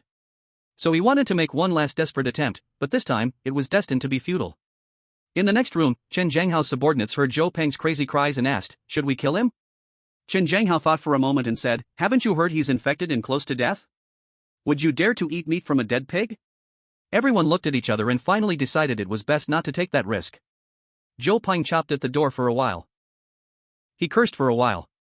Finally, he got tired, collapsed in front of Zhang Yi's door, and started crying, begging Zhang Yi for mercy. Zhang Yi said softly, you are doomed, your wound has rotted, it's in the late stage, there's no way to save you. You might as well do the things you were too afraid to do while you were alive before you die. Zhou Pang's eyes filled with tears, and after hearing Zhang Yi's words, he fell into deeper despair. Could it be that he was going to die? Fear wrapped around him like an abyss. But then came anger, wild anger. I am dying, what is there to be afraid of? He struggled to get up and kick the iron gate fiercely, intending to shout loudly, but the door was too hard, and he nearly fainted from the pain. Zhou Peng couldn't care less, he staggered back down the stairs. After returning to his place, his eyes were dazed. He vaguely saw Sun Jichao roasting a knife over a candle, then using it to burn his own wounds. Sizzle. The sound of burning fat accompanied the blue smoke rising up. Sun Jichao's pupils bulged out, and even while biting the blanket, he still let out a painful howl. He seemed to think that this way he could kill all the bacteria. Ignorant and pitiful. Cousin. Wang Min watched Zhou Peng with a pained heart, unsure how to comfort him. She knew Zhou Peng didn't have much longer. Every day, the rotten smell of a few people could be smelled in the room. A person was not dead yet, but their body was already rotting. How deep this pain was, ordinary people couldn't imagine. Zhou Peng ignored Wang Min and rushed towards the room where Fang Yuqing was held. Fang Yuqing screamed when she saw Zhou Peng. Zhou Peng? What do you want? Zhou Peng walked up to Fang Yuqing, his bloodshot eyes staring at her. Yuqing, will you marry me? This poor puppy-like man, even as his life was about to end, his biggest wish was just to marry Fang Yuqing. In this apocalypse, how ridiculous this request was, yet how humble. Fang Yuqing frowned, her eyes filled with disdain. She instinctively pinched her nose. No, I don't want to. Zhou Peng's heart shattered. He had given so much for Fang Yuqing, even sacrificing his own life. But Fang Yuqing had never been moved by him from the beginning to the end. No. You love me, you love me. I want you, before I die, I want you to be my woman. Zhou Peng lost his reason. He couldn't accept that he had given so much yet got nothing in return. If he couldn't have it, then destroy it. People outside heard the commotion inside but didn't care. In their eyes, Fang Yuqing was the culprit who led them to this day. She deserved to die. Don't, go away, you smell too bad, it's disgusting. Fang Yuqing shouted angrily. You dare call me stinky? Zhou Peng was furious. He suddenly tore off the bandage from his arm. At this moment, his wound was bulging up, black and purple. The pus was terrifying. He made a horrifying motion, actually grabbing the rotting wound with his hand and forcing the rotten flesh into Fang Yuqing's mouth. Let you scold me, let you scold me. Fang Yuqing was sickened and retched repeatedly, yet Zhou Peng still stuffed a hand of rotten flesh into her mouth. Zhou Peng sneered, watching his goddess being humiliated by him. He suddenly felt an unprecedented pleasure. Chapter 65 Zhou Kor's decision. Zhou Peng tore off Fang Yuqing's clothes, not caring that the temperature in the room was over -60 degrees. Fang Yuqing could no longer resist, lying there with her eyes vacant. But when Zhou Peng took off his pants, he discovered a cruel fact: he couldn't even lift his head. No kidding, with temperatures below -60 or 70 degrees, not to mention, his physical strength was at the lowest point. Even given the chance, he was useless. Get up, get up. Zhou Peng anxiously tried many ways. But it had no effect. It seemed like that place had already lost its senses. Fang Yuqing saw this and sarcastically mocked, you really are useless. Ah. The room echoed with Zhou Peng's desperate roar, much like a teddy bear being choked with lychee. Zhou Kor, after a night of deep thought, finally gave Zhang Yi a definite answer. She knew this was Zhang Yi's test for her. Although it was very dangerous, if she didn't do it, it wouldn't be long before she would definitely die at the hands of Chen Zhanghao and others. She had to take a chance. That night, Chen Zhanghao and others sat in the living room, then sent a small brother to the kitchen to cook. Zhou Kor, watching them from the corner, suddenly stood up and said, I'll go help him. Chen Zhanghao's eyes turned cold as he looked at her, smiling in a somewhat creepy way. Ha ha ha, I knew you couldn't resist. Zhou Kor stiffened all over, her blood nearly freezing. Chen Zhanghao continued, it's been 2 days without food, anyone would struggle. Dr. Zhou, for the sake of living, it's not embarrassing. Zhou Kor relaxed slightly in her heart and bit her lip, saying, you are right, I don't want to die, I want to live. Chen Zhanghao thought Zhou Kor had come to her senses and nodded, saying, that's best. You are still somewhat useful to me now. I don't want to see you die so soon. Zhou Kor took a deep breath and silently turned to help in the kitchen. The kitchen was covered in blood and filth. Even with a stuffed nose, Zhou Kor could smell the overpowering stench. She forced herself to endure the discomfort in her heart and walked over to assist the brother cooking. The little brother looked numb, saying nothing, just pointing to the axe and broken furniture nearby, telling her to chop wood and start a fire. Zhou Kor obediently carried out the task. In today's energy-scarce environment, cooking could only be done by burning furniture for fire. In the kitchen, a makeshift stove had been set up with an iron pot on it. Once the fire started, the snow inside began to slowly melt, turning into water. However, this melted snow water was not clear, it was especially murky and had some impurities in it. But having something to eat was good enough, no one was particular. Zhou Kor kept an eye on the little brother while also observing the movements outside the kitchen. Her palms gradually became damp with fine sweat because if her next move was discovered, she would surely die. After a while, the little brother threw the ingredients into the pot and casually added some seasoning. Watch closely.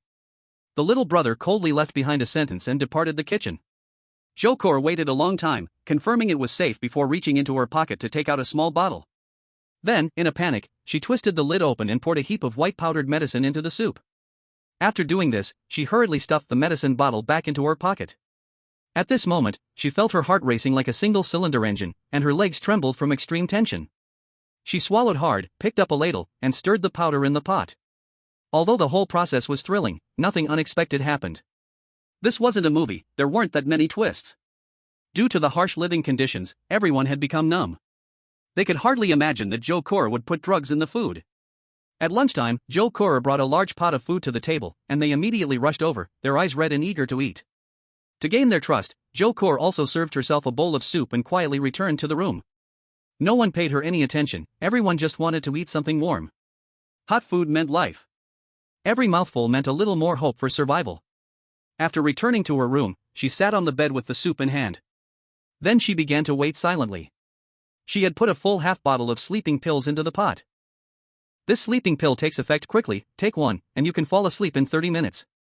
Especially after a meal, as blood gathers in the stomach, it's easy to feel drowsy. Such a large dose could make even an elephant fall into a deep sleep. As a doctor, Zhou Kor knew very well how deeply this dosage would make them sleep. Unless subjected to a particularly strong stimulus, it's impossible to wake up in a short time. So not long after, Zhou Kor heard their alternating snores coming from the living room. Zhou Kor cautiously walked into the living room and saw everyone lying asleep on the sofa and chairs. Holding her breath, she sent a message to Zhang Yi. I gave them a large amount of sleeping pills, they all fell asleep. What do you plan to do next? On the other side of the wall was Zhang Yi's residence. He had been waiting for Zhou Kor's message to confirm whether she could complete the task. Only by proving her worth would she become a pawn in Zhang Yi's hand. After seeing the message, Zhang Yi raised an eyebrow and said to her, drag them to the balcony. He wouldn't go over, in case it was a trap set by the other party. Zhou Kor bit her lip and finally said, okay. Most people would be scared to death because if Qin Zhanghao and the others suddenly woke up, they would definitely kill her.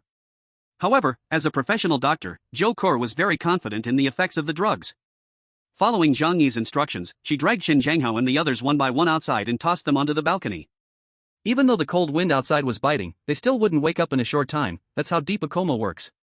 In fact, because of the cold weather, their bodies would automatically lower their temperature, extending life in a dormant state. Zhou Kor did all of this while Zhang Yi watched clearly from the window. Zhang Yi knew exactly how many people Qin Zhanghao had under him, nothing could escape his gaze through the surveillance. Seeing Zhou Kor panting as she dragged everyone out, he nodded in satisfaction. What should I do next? Zhou Kor asked with trembling voice.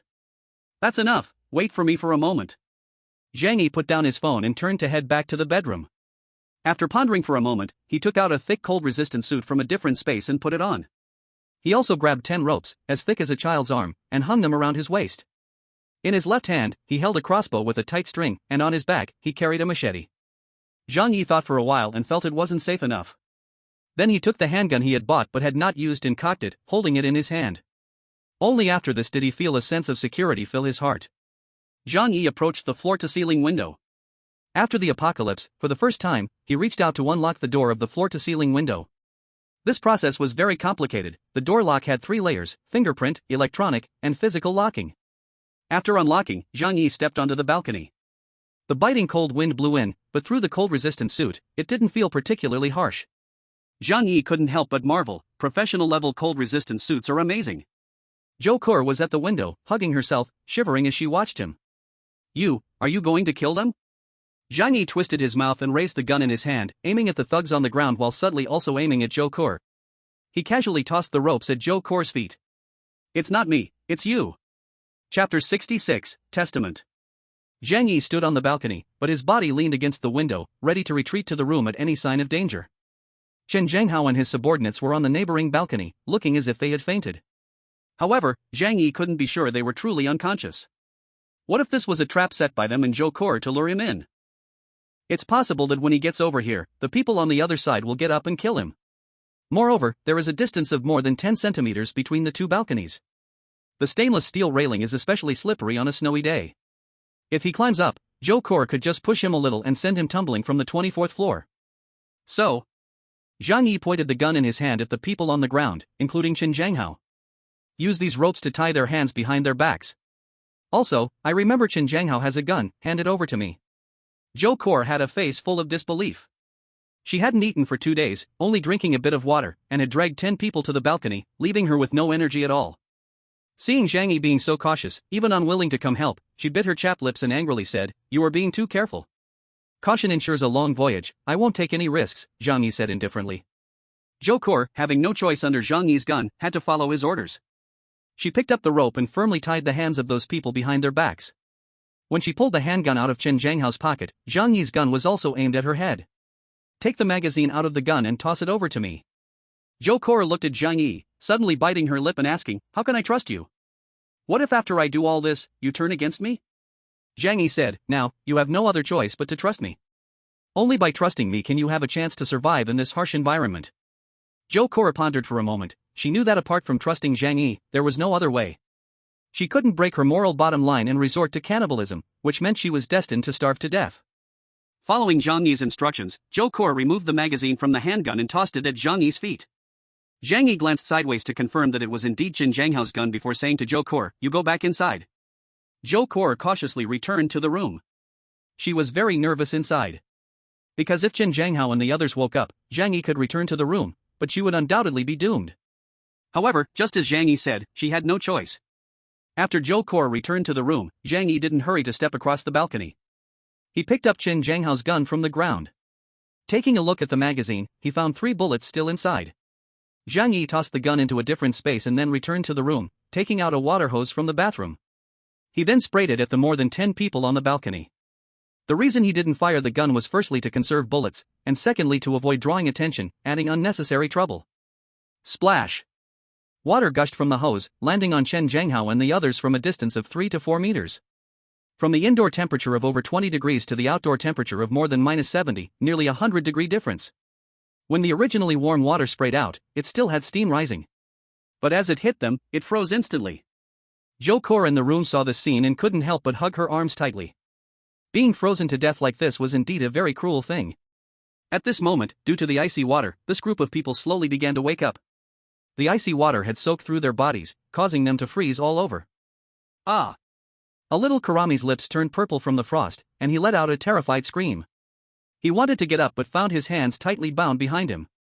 Moreover, the ground was covered with a thick layer of ice, making him continuously slip and unable to get up. Qin Zhanghao was also awakened by the icy water splashing on his face. He looked stunned, then suddenly realized he had been drugged. But now, he had no time to investigate who had drugged him. Because the cold water continuously washing over his body felt like he had fallen into an icy pit, a sensation of cold sharp pain coursing through him as if 10,000 needles were pricking every pore. Everyone awoke, letting out terrified screams. But they struggled desperately, yet could not get up, as the 10 of them were crammed on the balcony, getting in each other's way. Zhang Yi. Qin Zhanghao saw Zhang Yi next door on the balcony spraying them, and let out an angry roar. Zhang Yi finally emerged from the room, a crack opened in the impenetrable window. Unfortunately, his hands were tied, and he could see his life slipping away. "You've made enough noise, it's time to die," Zhang Yi said coldly. Qin Zhanghao and the others had killed nearly half of the neighbors in the entire building, almost catching up with Zhang Yi. Keeping him alive wouldn't take long before they would fight him to the death. Although Zhang Yi wasn't afraid, it was better to kill him just in case. Zhang Yi would never joke about his own life. What could be safer than dead people? Qin Zhanghao and the others struggled with their last bit of strength, shouting in rage. However, no matter how hard they tried, they could not get up. The cold icy water cascaded over their faces, flooding into their mouths and collars. Their clothes were soaked, turned into hard ice blocks. 2 minutes later, they lay on the ground no longer able to make a sound, their bodies turning blue and purple as they twitched. 3 minutes later, they could not even move, as they had become 10 large ice blocks. 5 minutes later, this mass of ice became even bigger, merging into a single hard ice sheet. Zhang Yi stopped the water spray to conserve resources. Frozen like this, without modern medical means, it was impossible to survive. Zhang Yi returned to his room and locked the floor-to-ceiling window tightly. Then he changed out of his thick winter coat and called Zhou Kor. "You passed the test, you can come over." In the next room, Zhou Kor heard Zhang Yi's voice and finally felt her anxious heart relax. She trembled as she said, "Okay, I'll be there right away." She grabbed her medical kit and swiftly opened the door, escaping from that hellish room. Zhang Yi unlocked the heavy safety door's 4 locks, then took 2 steps back and raised his gun at the door. He turned to glance at the surveillance, confirming Zhou Core was okay, and then used the phone app to unlock the final electronic lock. "You can come in." Zhou Core outside heard the voice, raised her cold pale hand, and pushed hard against the door. The door was heavy, and she pushed with great effort. But as soon as a crack appeared in the door, a warm current surged forth, wrapping around her. Zhou Core's eyes sparkled with excitement. This warm feeling, she hadn't felt in far too long. So she exerted more force with her hands, pushed the door open, and stepped inside. At that moment, stepping through the door felt like entering heaven. The icy sensation that had covered her body before was quickly disappearing. The intoxicating warmth felt like submerging into a hot bath. Slowly, she even began to feel an unbearable heat. After all, she was wearing 6 layers of clothing, with 2 layers of down jackets. In Zhang Yi's home at 27 degrees Celsius, it felt too hot for her. So she disregarded Zhang Yi's gun pointing at her and hurriedly took off her clothes. In order to cool herself down. She gasped for air. Tears in her eyes showed her inner excitement at that moment. Warmth, too warm. Such a comfortable indoor temperature is the environment suitable for human life. And she had not felt this ordinary happiness for too long. Have you forgotten something? For example, this is my home, and you have not completely passed my test. Zhang Yi coldly said to her. At this moment, Zhou Core finally remembered there was a man in front of her. Zhang Yi's gun was still aimed at Zhou Core. Zhou Core struggled to squeeze out a smile. "You are really cautious. I have done what you said, dealt with your enemies, isn't that enough to earn your trust?" Zhang Yi said blandly, "Those people were also a big trouble for you. You eliminated them not entirely because of me, you also had a need to survive. Getting rid of them merely proves you have some usefulness, satisfying the basic condition to be my helper. But next, you need to prove you are harmless." Zhang Yi pointed out the key issue. After experiencing a long life in the apocalypse, he was unwilling to trust anyone easily. Because no matter what kind of person they were in the past, they could lose their humanity in the apocalypse. He could only trust himself, only by doing so could he survive in the apocalypse. Zhou Core felt helpless. She had done according to Zhang Yi's request, not knowing how to make him trust her. However, she definitely did not want to leave this warm house. "So what exactly do you want me to do before you believe I pose no harm to you?" Zhou Core looked at Zhang Yi with longing, her eyes filled with a plea, almost a humble begging. Zhang Yi looked at her and cautiously asked, "You are not hiding any weapons on you, right?" Zhou Core raised her hands speechlessly. "Look, in this state, it is impossible for me to hide any dangerous weapons, right?" Zhang Yi's expression was indifferent as he shook the gun in his hand. "Raise your hands." Zhang Yi meant to search her, ensuring Zhou Core had no hidden weapons on her. Zhou Core felt a bit embarrassed. But she understood that she no longer had the qualifications to bargain. Zhang Yi's home was far too warm. Compared to the environment she had lived in before, it was simply paradise. People must pay an equal price to gain certain things, she understood this very well. "Alright, I understand." Zhou Core mustered her courage and agreed to proceed according to Zhang Yi's request. She was a smart woman, knowing what to give in order to receive something in return. Zhang Yi's eyes fixed on her, preventing her from suddenly pulling out any deadly weapon. This was entirely for safety, such a gentleman like him would not have any other thoughts. Zhou Core slowly raised her hands, then placed them behind her head, pressing her body against the door as described in TV dramas. Zhang Yi cautiously walked over and searched her thoroughly. "Is this okay now?" Zhou Core asked after Zhang Yi finished searching her. Zhang Yi confirmed that Zhou Core was not carrying any weapons. Then he glanced at the medical kit on the ground and said to Zhou Core, "I suggest you go take a shower first." Zhou Core's face turned even redder. It had indeed been a long time since she last bathed, and she might smell a bit bad, but that couldn't be helped. Feeling shy, she hurriedly ran into the bathroom. Zhang Yi found some women's clothes from the alternate space and tossed them outside the bathroom. "Here are some clothes for you to change into. I selected a set based on your size, try it on and see if it fits. If it doesn't, I will find you another one." Zhang Yi had managed the warehouse for so long that he developed a good eye. He immediately noticed the size of Zhou Core's clothes. Zhou Core was in the bathroom, softly humming a sound of acknowledgement. Then, the sound of running water followed. Zhang Yi approached her medicine cabinet, carefully opened it, and checked it thoroughly. He found that there were hardly any medications left, only a few rolls of nearly finished gauze, and 2 unopened syringes. Zhang Yi thought for a moment, picked up the syringes, tossed them into a different space, and closed the medicine cabinet for her. He sat down calmly on the sofa, waiting for Zhou Core to finish her shower before continuing their conversation on other topics. In the bathroom, as Zhou Core turned on the shower and warm water sprayed over her head, tears filled her excited eyes. Only after losing something does one understand what happiness truly is. At that time, she didn't grasp the importance of everything in her everyday life. But after the apocalypse arrived, she realized how precious those things were. After thousands of years of human civilization development, the conveniences and fast-paced products had made them increasingly delicate. Due to not bathing for half a month, Jo washed especially carefully this time. After half an hour, she suddenly realized she was in Zhang Yi's house and quickened her washing speed. After all, water resources are also very precious now. However, Zhang Yi did not offer any opinions nor rush her. Because he had plenty of stored water. Moreover, even in extreme situations, there was a lot of ice and snow outside that could be used. Human activities had pressed the pause button, and the natural snow water was very clean, even drinkable. Creak. The bathroom door opened. Zhang Yi looked over and saw a steaming arm with lotus-like beauty reaching out from inside the door to pick up the clothes he had placed outside. Soon after, Jo emerged wearing pajamas. Her damp hair hung down her back, radiating an astonishing beauty. Zhang Yi held a gun in his hand and, despite the beauty, remained cautious. Until he confirmed that this woman was reliable, he would maintain his guard. Whether it was a seemingly weak woman or a child, in the apocalypse, they could pose a deadly threat. Thank you, Zhang Yi. I haven't bathed in a long time, I wasted your water. You won't blame me, right? Jo's expression was a bit embarrassed. In a strange man's house, she still felt very nervous. Especially now, she had no idea what kind of person Zhang Yi was. In such a situation, being cautious and respectful was always the right choice. She didn't want to anger Zhang Yi and be thrown out. From frugality to luxury is easy, but from luxury to frugality is hard. Once experiencing the beauty of a safe house, who would want to return to the icy world? Chapter 68 today is settled. Seeing Zhang Yi still had his guard up, Jo secretly thought, no wonder he could live so freely in the apocalypse. Sit down. Zhang Yi pointed to the sofa beside him, and the gun in his hand seemed to have been lifted at some point. Jo obediently sat on the sofa 2 meters away from Zhang Yi, her hands folded on her knees, resembling a well-behaved child. Listen, I let you move in because you have some value to me. However, you must always remember, this is my home, being able to stay here is my gift to you. So, you must obey all my commands. Otherwise, I will drive you out. If you make any inappropriate moves against me and I catch you, I will kill you without hesitation. Jo listened to Zhang Yi's cold words, inwardly complaining, so heartless.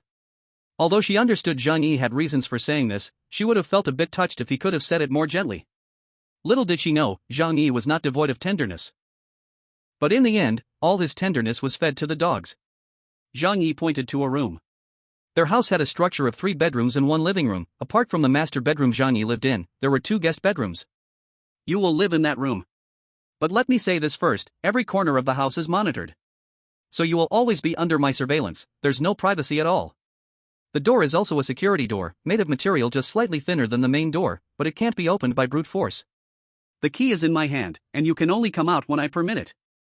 If you have any objections, Zhang Yi pointed to the front door, you can leave now. How could Jo possibly leave? Even if Zhang Yi's conditions were harsh, this house was a paradise compared to the cruel world outside. She nodded, okay, I will listen to you. Jo's obedient attitude made Zhang Yi very satisfied. She truly was a smart woman, making communication easy. If it were the delicate girls Fang Yuqing and Lin Kainin, they might have cried and caused a fuss. They deserved to perish in this end times. Zhang Yi put away his gun and adjusted the position of another gun. He looked at Jo and his tone softened a little. You are very smart, this way it will be convenient for all of us to get along. You should understand how hellish it is outside. Besides depending on me, you have no other way to survive. So now, I want to tell you a secret, listen carefully. Jo's eyes widened in surprise. A secret? You are willing to tell me? She thought someone as cautious as Zhang Yi wouldn't easily share a secret that was simple. Zhang Yi said, I'm telling you this secret to ensure your loyalty to me. But if you leak it, I'm not too worried, after all, in this world, everyone struggles to survive. I'm not afraid of anyone posing a threat to me. He shrugged, the people who wanted to kill me before have all been taken care of, you've seen that. Jo nodded, looking at Zhang Yi seriously, wanting to know what the secret was. Zhang Yi spoke slowly, the cause of this snow disaster, I believe you've seen online. It was due to the explosion of a supernova, leading to a gamma-ray burst. This kind of radiation can have certain effects on the human body, possibly causing mutations. So, I've gained a superpower, which is to have an independent alien space. Ignoring Jo's shocked expression, Zhang Yi continued, the reason I can live freely until now is that my space stores a lot of supplies. Otherwise, just relying on this house, you can see for yourself, it can't hold too many supplies. Therefore, as long as I'm alive, you can enjoy those supplies with me. There will be food to eat and hot water to bathe. If I die, this house will soon become just like all the other houses. You would still starve to death. Zhang Yi did not fully trust Zhou Core, even though he knew she was a kind person. He only believed in benefits, not humanity. Because humanity can be distorted, and it doesn't require much effort. Only by telling Zhou Core, if I'm alive, you will live, can Zhou Core thoroughly become his partner in benefits. To make Zhou Core trust him, Zhang Yi took out a long sandwich from the alien space and threw it to Zhou Core. Seeing Zhang Yi pull a piece of bread out of thin air, Zhou Core's surprised gaze finally showed a hint of trust. Superpower? Does such a thing really exist? Looking at the bread in her hand, she swallowed but didn't dare to take a bite, waiting for Zhang Yi's command instead. Such a big piece of bread, if put outside, would be enough for two families to fight over. Let alone that she hadn't eaten for 2 days. Zhang Yi said lightly, "Eat, this is for you." Zhou Core could no longer hold back. She took a bite. Seeing her eat so hastily, Zhang Yi was worried she might choke, so he poured a glass of water and handed it to her. Zhou Core devoured the bread, a fast food she had once despised, but now it moved her to tears. "Oh my, why can a piece of bread taste so good?" Zhang Yi softly explained the rules of living here. "I don't trust you that much, so you need to be sensible. Clean up, cook, don't make me tell you. The drain has already frozen. When you need to use the restroom, you have to use a special plastic bag and throw it out through the hidden door at the window. From now on, this will be your task. In other words, you will be my maid. You will exchange labor for a comfortable living environment and food. Do you remember?" Zhang Yi's home cannot support idlers. Zhou Core finished her food eagerly, nodding repeatedly, "I understand. Master." She shyly called out. Zhang Yi raised an eyebrow. This little girl knows how to handle things. No wonder she could become the attending physician at such a young age. Seeing her satisfied, a smile appeared at the corners of Zhang Yi's mouth. He propped his chin in his hand, his gaze falling on her snow-white neck. "Do you know, out of so many people in this building, why I chose you, even though we aren't the closest?" Zhou Core bit her lip. "Because I'm a doctor. You lack nothing, but you can't guarantee you won't get sick or hurt." Zhang Yi nodded slightly. "That's one reason, even though my body is healthy, one must always be prepared." He took out the leftover half bottle of red wine from beneath the coffee table and magically produced 2 goblets. He poured 2 glasses of red wine, pushing one in front of Zhou Core. "Now, do you know what the second reason is?" Zhou Core took the wine, hesitated for a moment, and sipped. A hint of understanding appeared in her eyes. "There is never such a thing as free bread in this world. Because I'm a woman, and a very beautiful woman. This woman has self-awareness." Zhou Core set down her goblet and stood up. In front of Zhang Yi, she untied her bathrobe. Zhang Yi didn't pretend to be a virtuous gentleman. After more than half a month of repression, he had accumulated much negative energy and needed to find a way to neutralize it. So, today is settled. Chapter 69, A Good Night's Sleep. This night was bound to be incredibly long. Zhou Core finally got the warm room she wanted. Now, for the first time since the apocalypse had come, she could finally have a good night's sleep comfortably. Zhang Yi locked the door from the outside, putting the only key away. Business is business, basic principles still have to be upheld. Even though Zhang Yi knew Zhou Core was a kind person, letting her in and survive was already gracious enough. In the short term, he couldn't afford to lower his guard. He went to take a shower first and then rested in the bedroom. He slept for half a day, and when he woke up, Zhang Yi felt refreshed, his eyes brighter than usual. Having a woman beside him made life a bit more fun. Living alone, he worried that one day he might go insane. Humans are social animals after all. But the premise is that Zhou Core must be obedient and absolutely harmless. Zhang Yi checked the surveillance and saw Zhou Core still sleeping soundly on the bed. She hadn't had a proper rest for too long, so she was deeply asleep and had not woken up yet. Zhang Yi raised an eyebrow, got dressed, and took care of his grooming. After finishing his morning cleaning, he went to the living room. Getting ready to eat breakfast. Zhang Yi took out some food from the alternate space and placed it on the coffee table. Then he came to Zhou Core's door and unlocked it. Zhang Yi knocked on the door, "Come out and eat something." It's funny, clearly Zhang Yi knew everything in the room, but he still knocked out of courtesy. After all, if the two want to live together for a long time, basic respect is necessary. Zhou Core's voice came softly, tinged with a hint of fatigue. "Okay, I'll be there soon." Zhang Yi went to the dining table, picked up a beef cheeseburger, and ate while walking to the window. After a night, the large ice block next door had grown larger, covered in white snow, faintly revealing the twisted shapes of 10 bodies inside. Zhou Core walked out of the room, and upon seeing Zhang Yi, her face flushed slightly, almost unnoticeably. As a graduate of a prestigious university and a medical doctor, she had always been proud and indifferent to men. That's why she had remained chaste until now. After all, people in high society pay great attention to such matters. But unexpectedly, she had not given herself to her husband, nor even to her lover. Instead, in the apocalypse, she exchanged this for survival with a man she was not very familiar with. But looking at Zhang Yi's tall figure and his cold, rational handsome face made her feel particularly at ease. Women always have some special feelings for their first man deep in their hearts. Zhang Yi quite liked Zhou Core because she was beautiful. What man wouldn't love a stunning woman with a great figure? But when it comes to love, that certainly couldn't be discussed now. Perhaps when he completely trusts her in the future, he will slowly invest his feelings. After all, living alone in the apocalypse is too exhausting. One always needs some emotions to rely on. Zhang Yi indicated that there was food on the table for Zhou Core. Zhou Core looked over and found steaming burgers, fried chicken, and French fries. These were ordered in bulk by Zhang Yi from fast food restaurants like KFC and McDonald's before the apocalypse. Thanks to the preservation ability of the alternate space, they were still warm when taken out. Zhou Core swallowed and couldn't help but walk over to grab a burger and started eating eagerly. The fast food she once looked down upon now tasted so delicious it made her want to cry. In less than 10 minutes, she finished the entire pile of food. Zhou Core leaned back in her chair and comfortably let out a burp. Seeing Zhang Yi's half-smiling expression, she shyly covered her mouth, looking quite embarrassed. Zhang Yi didn't care about this. He asked, "Are you done eating?" Zhou Core tilted her head and said seriously, "Not yet full. But we can't eat too much at once, or it could cause gastroenteritis." "So that means you're done eating? Come over to work." Zhang Yi pointed his chin at the outside. Zhou Core obediently walked over. Zhang Yi took out 2 sets of thermal suits from the alternate space, and Zhou Core's eyes widened. Although it wasn't the first time seeing them, it still felt particularly magical. In her heart, it further solidified her determination to follow Zhang Yi. Under the apocalypse, very few people could survive. Only by following powerful individuals can one increase their chances of survival. Zhang Yi tossed a thermal suit to Zhou Core for her to wear and put on a set himself. "What are we going to do?" Zhou Core asked curiously. Zhang Yi pointed at the ice block on the next balcony. "Go smash that ice block." Zhou Core's body trembled. Those people's bodies had already merged with the ice. If the ice was smashed, their corpses would also shatter into pieces. They must be dead. Why do this? Zhang Yi shrugged. Maybe it's just because I simply dislike them. Seeing Zhou Core's surprised eyes, Zhang Yi smiled and said, "In this building, almost everyone wants to kill me and take my room and supplies. I have to do something to let them know I'm not easy to mess with." He curled his lips. "In the past, they thought I was just a turtle hiding at home. Of course, I don't mind their opinion of me. But after a long time, it gets a bit annoying. It's good to make them remember for a while." There was another reason Zhang Yi did not say and was too lazy to tell Zhou Core. Zhang Yi was someone who would repay any grudge. Chen Zhenghao tried to kill him several times, and Zhang Yi was very angry. However, freezing them to death was too kind for them, in Zhang Yi's opinion.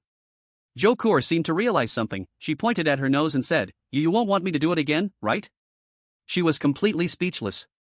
It seemed that all along, she was the only one working hard to take down Chen Zhenghao and the others. Now that Chen Zhenghao and the others were dead, why was Zhang Yi still so cowardly? Zhang Yi said seriously, "This is called being steady." "Nonsense, if I go over and you close the window, what will I do?" Although Zhang Yi's supplies were all in the space, he was not worried about starving to death. But having lived a comfortable life, who wants to seek suffering? Zhou Core rolled her eyes. She was so amused and exasperated. She secretly cursed in her heart. How could there be such a steady person? She wasn't an idiot. How could she do such a thing that harms others without benefiting herself? Zhang Yi ignored all of that, made a pleased gesture to her, and handed her a baseball bat. Zhou Core noticed that when Zhang Yi handed her the baseball bat, his body was clearly in a defensive position. She was so angry and speechless about Zhang Yi's excessive caution. But although she was unwilling verbally, her body was honest and accepted the bat, then climbed over the fence onto the neighboring balcony. Zhang Yi took out his phone and started recording. Chapter 70, Deterrence. Zhou Core raised the baseball bat in her hand, looked at the huge ice block in front of her, gritted her teeth, and decisively smashed down. After all, she was a woman who had studied medicine, so she didn't have too much aversion to corpses. Crack! With a sound, the ice block shattered. Zhou Core's hand recoiled painfully. She exclaimed and dropped the bat. Zhou Core frowned slightly, rubbing her palm. So hard. Without waiting for Zhang Yi to speak, she walked into the house and returned holding a big hammer. "This is much better," she said firmly. Zhang Yi was silent for a moment. He felt he might have underestimated the woman in front of him. Zhou Core raised the hammer and smashed down hard. Since the water spread was not too much, the ice layer was not excessively thick, and Zhou Core had considerable strength, she really smashed a large piece off. Zhang Yi recorded the entire process with his phone. After the first hammer fell, Zhou Kor's courage grew, and she no longer felt fear. With a series of crack sounds, that chunk of ice was thoroughly shattered. At this moment, it was almost impossible to see what was inside, all that could be felt was a mixture of colors. But Zhang Yi knew what they were. After Zhou Kor completed Zhang Yi's request, she climbed back. "What use do you have for recording this?" Zhou Kor asked curiously while changing clothes. Zhang Yi's lips curled into a mischievous smile as he sent it to the homeowner group. Zhou Kor suddenly realized, "You want to establish your authority in the homeowner group so they won't dare to harass you in the future?" Zhang Yi smiled faintly. "Not just that, I want to replace Qin Zhanghao in their hearts." The neighbors feared Qin Zhanghao far more than him. Because Qin Zhanghao had a gun and would burst through the door to kill them and steal their supplies. But even if Zhang Yi killed many people, the impression still remains that he is a sneaky guy who kills by ambush at home. Zhang Yi wants to take the initiative to prepare for the day he steps outside. There may be a day when that happens. Zhou Kor nodded, showing her support for Zhang Yi's actions. Zhang Yi sat on the sofa to rest, while casually checking the dynamics of the chat group. Zhou Kor snuggled up beside Zhang Yi, her legs together, like a cute little cat. Her head rested next to Zhang Yi, watching the reactions in the owners' group together. Looking at the two, they resembled a couple in love.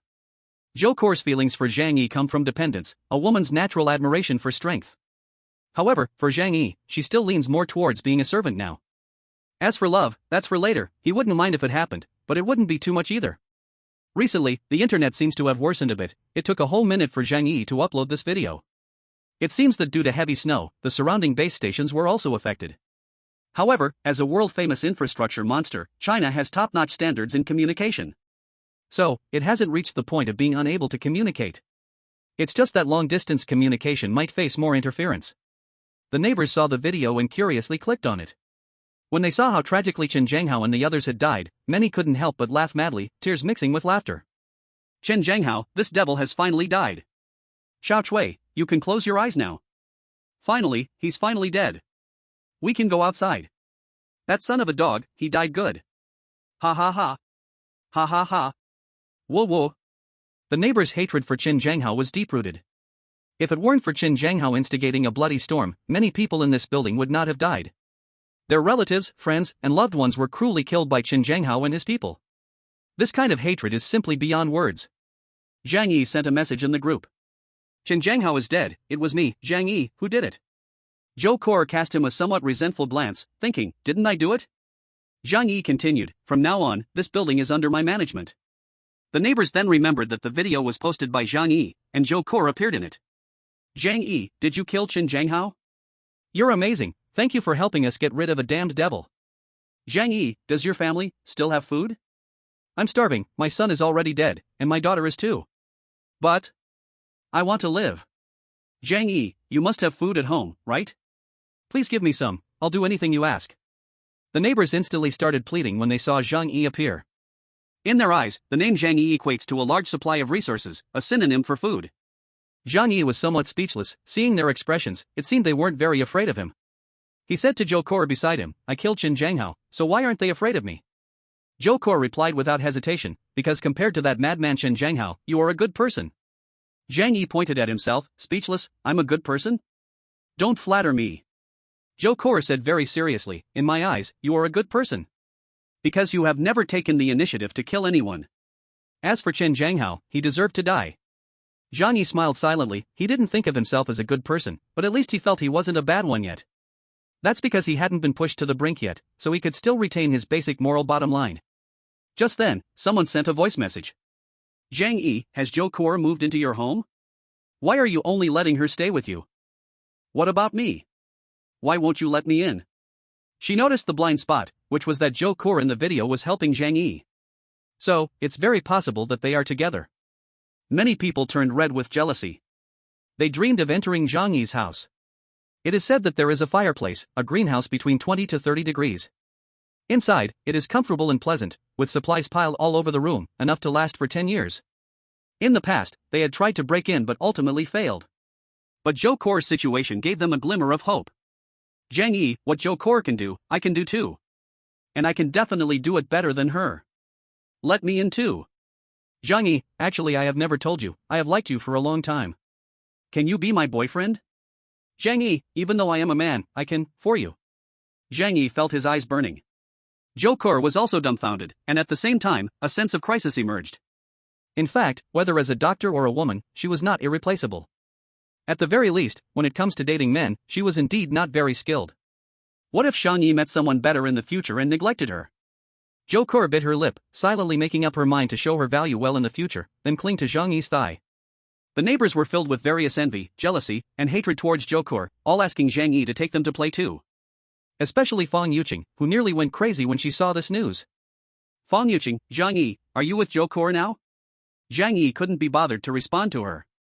But Fang Yuqing got anxious. At that moment, she was curled up in a stinky room, looking like a madwoman. Sun Jiqiu and Zhou Pang, Gu Jialiang had been dead for several days. However, there was still brilliance and hope in Fang Yuqing's heart. She believed that one day she could go to Zhang Yi's house and enjoy that wonderful life. She trembled as she typed with her cracked hands, "Brother Zhang Yi, now that Chen Zhanghao is dead, can Qing'er go to you? Didn't you say you wanted to live a good life with Qing'er? Didn't you want to keep Qing'er well-fed and warm, living happily? You promised me, you must want me. You can't be with other women, you are mine, all of you belong to me." Zhang Yi didn't expect Fang Yuqing was still alive. He sneered, asking back, "Aren't you dead yet?" But Fang Yuqing's eyes lit up. "So Zhang Yi thought I was dead, that's why you let that bitch Zhou Ke live in their house? Yes, it must be like this. Now that he knows I'm alive, he will definitely want me and not her." Her excited lips trembled as she said to Zhang Yi, "Brother Zhang Yi, I'm still fine now. You used to like me so much, you won't change your heart, right? Don't let Zhou Ke stay in your house, let me go. I am the one who loves you the most. Drive her out of the house." At this moment, the disheveled Wang Min and Lin Kaining noticed Fang Yuqing's abnormality. Seeing the light in Fang Yuqing's eyes, they immediately understood she was chatting with Zhang Yi. The two rushed over with terrifying expressions, saying, "Fang Yuqing, don't think you can leave us behind to live a good life." The three fought over one phone, desperately sending messages to Zhang Yi. Lin Kaining, "Zhang Yi, I am not worse than Fang Yuqing, I can do everything she can do. I am much more considerate than her and won't treat you like a backup." Wang Min, "Zhang Yi, although I am a bit older, it's only older people who know how to care for others. Young girls don't understand what tenderness means. Give Wang Jia a chance." Zhang Yi regarded it as watching a show, listening to their competing messages and the voice filled with arguments. He couldn't help but laugh. But Zhou Ke felt an even stronger sense of crisis, tightly hugging Zhang Yi's arm, as if afraid he would run away. Chapter 71, Don't contact me again, I'm afraid she'll misunderstand. Zhou Ke's active approach made Zhang Yi feel a trace of happiness and warmth in his heart. Although he wasn't easily influenced by women, he still needed tenderness and care. There was no doubt that Zhou Ke was a beauty, and it was only natural that she would have an impact on him. He also really enjoyed the process of her actively coming closer to him. A mischievous thought arose in Zhang Yi's heart. If Fang Yuqing saw how close he was with Zhou Ke, would she go crazy? Thinking about it, Zhang Yi immediately took out his phone and sent the two of them a selfie. In the picture, Zhou Ke was leaning against him, tightly hugging his arm. Then, he sent the photo to Fang Yuqing. "Qing'er, you're a good person. But unfortunately, you came too late. I've now met someone better. You will bless us, right?" Fang Yuqing was still desperately trying to grab the phone. Ding dong. The three of them heard the sound of the message and hurriedly looked over. Every message from Zhang Yi was a hope for them to survive. But instead, they saw the intimate scene of Zhou Ke and Zhang Yi, clearly already a couple. Zhou Ke, whether in terms of education, talent, or beauty, made them feel inferior. Fang Yuqing had low education and only worked as a warehouse clerk. Compared to a high-quality rich beauty like Zhou Ke, she was completely crushed, with not even a trace left. So, intense jealousy burned wildly inside her. "Zhang Yi, no. You can't do this to me, Qing'er loves you the most. She must be lying to you. She doesn't really like you. Give me a chance, I will prove that I am the one who truly loves you." Zhang Yi sneered and said, "No need. Ke and I are indeed true love. She's so much better than you. How could I give her up for you? Do you think you're qualified? So from now on, let's not contact each other anymore. I'm afraid she might misunderstand." Zhang Yi knew that his words would definitely drive Fang Yuqing mad. Because he knew that he was Fang Yuqing's last hope in this apocalypse. To personally destroy a person's hope entirely, what a wonderful thing it was. Especially in this way. Fang Yuqing always thought of herself as a goddess, someone who was only adored by men. But today, another woman had taken away the man that was hers, or so she thought. The key was, that woman was indeed better than her, more beautiful than her. This pain and despair was double the torment. She regretted so much that she wanted to slap herself, asking why she had been blind and not married such a good man like Zhang Yi.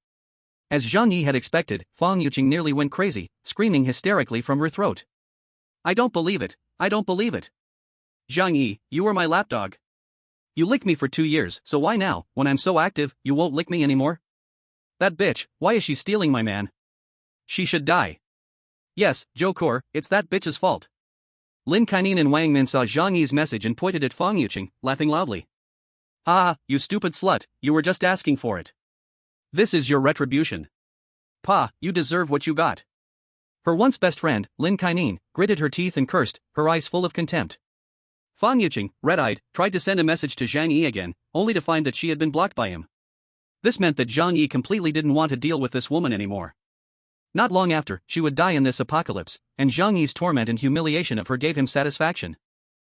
Zhang Yi put down his phone, a happy smile on his face. The more pain that annoying woman felt, the happier he became. Zhou Kor snuggled tightly against him, curiously looking up at him. Zhang Yi turned his head, their eyes meeting each other. Suddenly, he frowned and tightly held her soft hand. Do you think I am cruel? Zhou Kor's breath became rapid, her face flushed with tension and excitement. You must have your own reasons for doing this. Zhang Yi's gaze deepened. He thought about how Fang Yuqing treated him in his past life. He gave her everything, but in the end, she betrayed him, tricking him to open his door, leading to him being devoured by neighbors. That kind of heart-wrenching pain is something unimaginable to humanity. After all, you have to watch them chop off your limbs with a not-so-sharp knife, piece by piece. As long as you understand. Zhang Yi didn't want to explain too much, he also couldn't clarify. After all, those matters had nothing to do with Zhou Kor. After Zhang Yi and Zhou Kor took care of Chen Zhanghao, there was much more peace around them. At least the annoying knocking and watching from the neighbors was gone.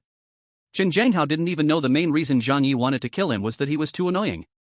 The atmosphere in Unit 25 relaxed a bit, no longer as oppressive as before. Zhang Yi understood this was only a facade. As the apocalypse deepened, human nature became more twisted. Even without Chen Zhanghao, those who had tasted blood could still kill. But still, that had nothing to do with him, right? That morning, after Zhang Yi got up, he went to Zhou Kor's door to help her open it. Zhou Kor blushed as she went to the bathroom, then came over to prepare breakfast for Zhang Yi. Her cooking skills were average, but at least it was better than Zhang Yi's.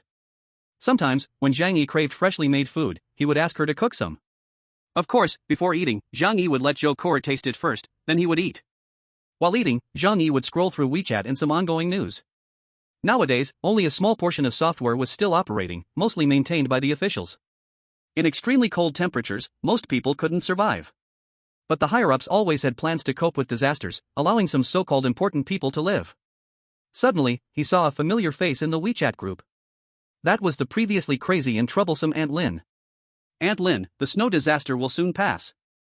My brother is a key figure in Jiangnan province, he told me over the phone. You all have to listen to me now, otherwise, you'll all be dragged out and shot. Did you hear me? Now hurry and send food to me. But no one in the group paid her any attention. She's gone mad. But it's a miracle she is still alive. I remember Chen Zhanghao first robbed her. Zhang Yi said lightly. Zhou Kor, sitting across from him, suddenly showed a hint of sadness at his words. Back when I went to treat Lin Xiaovu, I felt sorry for them, so I gave them a little supplies. Chapter 72, Uncle Yuta borrows medicine. Hearing this, Zhang Yi looked at her.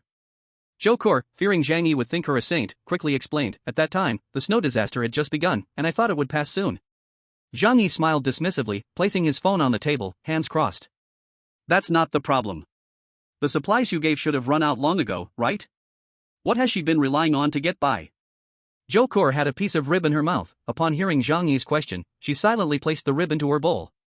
Lin Xiaohu died about 10 days ago because there were no medicines. Zhang Yi nodded. That makes sense. He suddenly laughed and said, in the past, Lin Xuanxia always said Lin Xiaohu was her heart's darling, wishing she could keep him in her mouth. She really meant it. Zhou Kor couldn't help but cover her mouth, playfully glancing at Zhang Yi. I'm eating. Ha ha ha. Seeing his prank succeed, Zhang Yi couldn't help but laugh. He suddenly felt that living with a woman nearby made life much more interesting. At least there was someone to talk to, so it wasn't so boring. Just then, outside, a sudden shout broke the air. The two turned their heads to look out the window. About 40 meters away from their building, a naked man stood on the balcony of Building 18, raising his arms and shouting into the wind. Then, under their watch, he dove down like a diver. Zhou Kor frowned slightly and couldn't help but sigh. When will this snow disaster come to an end? In the apocalyptic world, many chose to end their lives, seeing no hope for the future. Zhang Yi shook his head. Who knows? The changes in nature are not something that humans can control with today's technology. As long as we can survive, that's enough. While they were talking, Zhang Yi's phone suddenly rang. He picked it up and saw the name. It was Uncle Yu from the security desk. Due to experiences from his past life, in this life, the only two people Zhang Yi was willing to trust were Uncle Yu and Zhou Kor. They were both sacrificial for others and upheld the moral bottom line of humanity until death. That's why he allowed Zhou Kor into his home to become his servant. And Uncle Yu, second only to Zhang Yi in stockpiling supplies in the building, still had plenty at home. A single man in his 40s, with no children, working as a security guard, would naturally like to stock up on cheap instant noodles and sausages to save on living costs. Zhang Yi picked up the phone and answered. Hello, Uncle Yu. Zhang Yi, are you doing okay right now? Uncle Yu spoke hesitantly, his awkward laughter evident. Zhang Yi had known him for many years. He recognized this was usually when Uncle Yu needed something and felt embarrassed. Zhang Yi waited in his mind. If Uncle Yu needed supplies, he could give him a little. After all, this security guard had been a soldier for 5 years, strong and capable. In case of future troubles, Zhang Yi could call on him for help, to take some risks. So he was happy to give him small favors. Uncle Yu, I'm doing well. It's just that there's one more person in the house, and we're running through supplies a bit quickly. He glanced at Zhou Kor. Zhou Kor's face turned slightly red, her head bowed as she continued to eat her rice. Oh, that's indeed a problem. More people at home means more food. That's right. Uncle Yu's tone grew softer, as if he was embarrassed to speak. But after hesitating for a while, he still said, Zhang Yi, I want to ask you something. Uncle Yu, no need to be polite with me, just say it. As long as I can help, I will do my best. Uncle Yu said awkwardly, well, you see. Xia Li Mei's daughter Tangbao has a fever, and we have no medicine at home. She's turning all red, and both her mother and I are nearly frantic. Do you have any medicine? In the end, Uncle Yu's voice trembled, filled with pleading. Zhang Yi's eyes widened, looking astonished as if he'd discovered something huge. Wow, he never expected Xia Li Mei would find Uncle Yu as a backup. This woman has great taste, choosing such an excellent candidate among so many single men in the building, second only to Zhang Yi. But thinking of Xia Li Mei's situation in the last life, Zhang Yi instantly felt relieved. She looked pitiful, but in the end, she lived longer than Zhang Yi, clearly not as simple as she seemed. Xia Li Mei is not yet 30 this year, looking like a 6 out of 10, but after having a child, her figure became quite ample. Uncle Yu has been a bachelor his whole life, unable to resist the allure of such a mature woman. As for other people's private matters, Zhang Yi did not intend to get involved. Xia Li Mei being able to hook up with a big grudge and have him support her child is her own ability. Zhang Yi said, so that's how it is, Uncle Yu, congratulations. Uncle Yu felt a bit shy. Congratulations for what? It's just sharing life together. You know my situation, if it weren't for the snow disaster now, I wouldn't be able to find a wife at all. Zhang Yi said, I still have a few boxes of medicine here, come by later to pick them up. Zhang Yi's tone was light, but the key phrase, a few boxes left, revealed a crucial piece of information. That is, Zhang Yi actually doesn't have much fever medicine left in his hands. Yet, in this freezing cold and lack of supplies, he still decisively gave some to Uncle Yu. Just think about it, how loyal Zhang Yi is, and how good he is to you. In the future, can you not fight for him? Sure enough, Uncle Yu was so excited that he couldn't say a word for a long time. Zhang Yi, how can I thank you? You helped me out twice. You Jiguang, promise this here. Whenever you need me, if I say no, I am not a human. Uncle Yu excitedly swore. Zhang Yi smiled and said, Uncle Yu, you talk like this is formal. We've known each other for many years, to me, you are like my own uncle. Don't say polite words to me, quickly come and get the medicine. Zhou Kor pouted across the table, looking at Zhang Yi mischievously, and even made a face at him. Only then did she realize that under Zhang Yi's stern and cautious exterior, there was such a cunning side. After Zhang Yi hung up the phone, Zhou Kor curiously asked, Are you and Uncle Yu that close? Zhang Yi picked up his chopsticks and said lightly, the relationship between people is built on the basis of interests. This is even more apparent in the apocalypse. Uncle Yu is a kind person with strong combat skills, letting him owe me a favor might be useful in the future. At this point, Zhang Yi suddenly paused. Then he said, moreover, from the bottom of my heart, I also don't want his human brilliance to fade away in this apocalypse. That is a particularly precious thing. Chapter 73 Clever Mama. After a while, Zhang Yi heard a knock at the door outside. Then came Uncle Yu's voice. Zhang Yi, it's you Jiguang. Are you home? He habitually looked outside through the surveillance camera. But soon, Zhang Yi frowned. Because at the door stood not only Uncle Yu but also a woman holding a child. Though she was wrapped tightly in a thick down jacket, Zhang Yi knew she must be the mama Xiaolime. What is she doing here? Zhang Yi had a good feeling about Uncle Yu, but he had no connection with Xiaolime. And based on the experiences from his past life, he always felt this woman was not simple. Zhang Yi stood up from his chair, walked to the door. Zhou Core only took a look but did nothing. In this house, Zhang Yi was the master. Zhang Yi came to the door but did not open it, asking, "Is it Uncle Yu?" He knew the answer already. Uncle Yu replied, "Yes, it's me." At that moment, Xiaolime behind him rushed to say, "Zhang Yi, our Tangbao has a high fever and won't go down. Please help her." Her voice carried a tone of crying.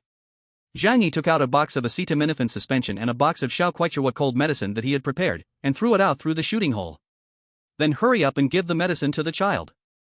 At this time, being sick is not a small matter. Uncle Yu hurriedly picked up the medicine from the ground, his eyes full of excitement. "Zhang Yi, thank you so much." Xiaolime took the medicine.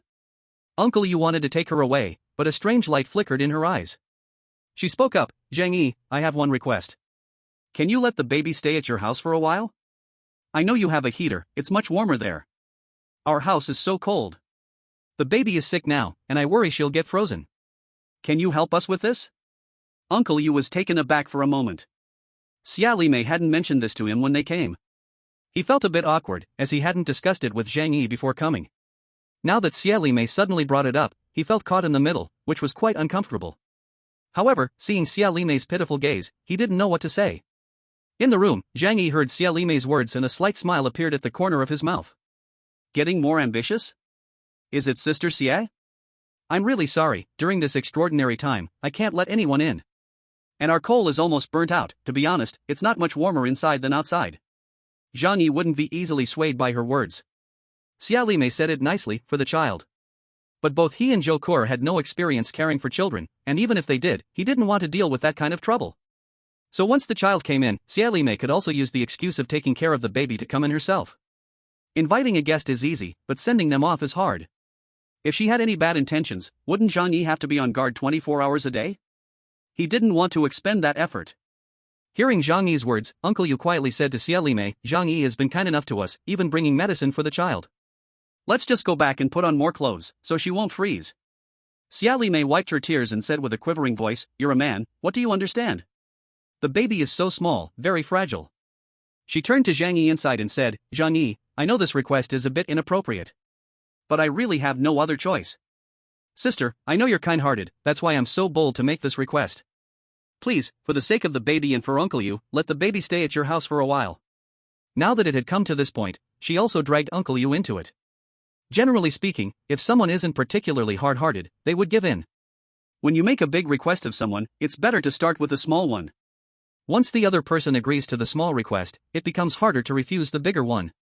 This shows that the woman is not simple. Xiaolime deliberately didn't communicate with Uncle Yu beforehand, she waited until Zhang Yi had delivered the medicine to bring up letting the baby stay at his house. But she underestimated how hard Zhang Yi's heart was. Zhang Yi crossed his arms and leaned against the door. "Sister Xie, if this request had been made before the apocalypse, I would have certainly agreed. But now, everyone in this building wants to snatch my house and my life. I'm really scared and can't let strangers in. I believe you can understand my situation, right? Uncle Yu, you should understand too, right?" Uncle Yu nodded repeatedly. At this moment, he felt very awkward being caught in the middle, but his gratitude toward Zhang Yi made him not want to trouble him further. "Yes, Zhang Yi has been good to us. Otherwise, who would be willing to give us medicine? Do you know how hard it is to get medicine now?" Xiaolime bit her lip, not refuting Uncle Yu, just looking at him with teary eyes, appearing very pitiful. "But didn't he let Zhou Core stay at his house?" Zhang Yi scoffed and said, "Zhou Core is my girlfriend. What's the problem?" Zhou Core heard this line of dialogue and, although she knew in her heart that Zhang Yi was just humoring the other person, she still slightly curved her lips in a smile. Compared to the truth, women care more about men's sweet words. Even if they know it's fake, they will self-hypnotize and believe it's real. Xiaolime frowned slightly, seeming to ponder her words. But Uncle Yu wasn't as thick-skinned as she was. Zhang Yi had helped him several times, he couldn't lose face as a man. So he pulled Xiaolime and said seriously, "Let's go, don't cause trouble for him. Zhang Yi has been good to us, don't be too much." Seeing Uncle Yu really getting a bit angry, Xiaolime immediately put on a wronged face. I know, I don't want to do that either, it's all for the child. Uncle Yu said to the room, I'm sorry, Zhang Yi. Don't hold it against her. Thank you for this. Zhang Yi replied, it's fine, everyone can understand this feeling. Let's support each other. Through the monitor, Zhang Yi saw Uncle Yu take Xia Limei and the child downstairs. He returned to the dining table and said to Zhou Kor, this woman is a bit troublesome. Zhou Kor said dismissively, aren't there plenty of people like her? Zhang Yi shrugged, that's true, but I have a good relationship with Uncle Yu. I'm afraid she might interfere with our relationship. Uncle Yu was the ideal worker Zhang Yi had chosen. Zhang Yi didn't want this Uncle Yu to have a woman whispering wrong things in his ear. In his heart, Zhang Yi grew more cautious about Xia Limei. At the very least, she had her eyes on Zhang Yi's house and resources. Chapter 74, Night Attack on Zhang Yi's house. Uncle Yu took Xia Limei and the child home. After closing the door, he said unhappily, what were you saying just now? How can you ask someone to help you take care of your child? Right now, the outside is so chaotic. No one knows if others are people or ghosts. If he can give the child medicine, it means he's a trustworthy good person. How can you keep pushing your luck? Xia Limei sat on the bed, holding the child, feeding him medicine, while unbuttoning her clothing to wash the medicine down with breast milk. She didn't argue with Uncle Yu but spoke weakly, isn't all this for the child? You know, my only motivation for living now is the baby. If anything happens to her, what's the point of me living? As she spoke, tears fell once more. Uncle Yu turned to see her fair and soft chest and suddenly felt a little soft-hearted yet somewhat firm. His tone softened, hey, I don't mean to misunderstand you. But as a person, you have to understand gratitude. Remembering how Zhang Yi helped him twice, Uncle Yu slapped his thigh, exclaiming, if it weren't for Zhang Yi, I wouldn't have even thought of stocking up supplies in advance, and I wouldn't be alive now.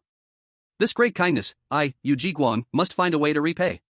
At that moment, however, he heard Xia Limei's gentle voice in his ear. Actually, I think you don't need to be so grateful to Zhang Yi. At least he's still cautious of you, right? Uncle Yu was taken aback and exclaimed, what are you talking about?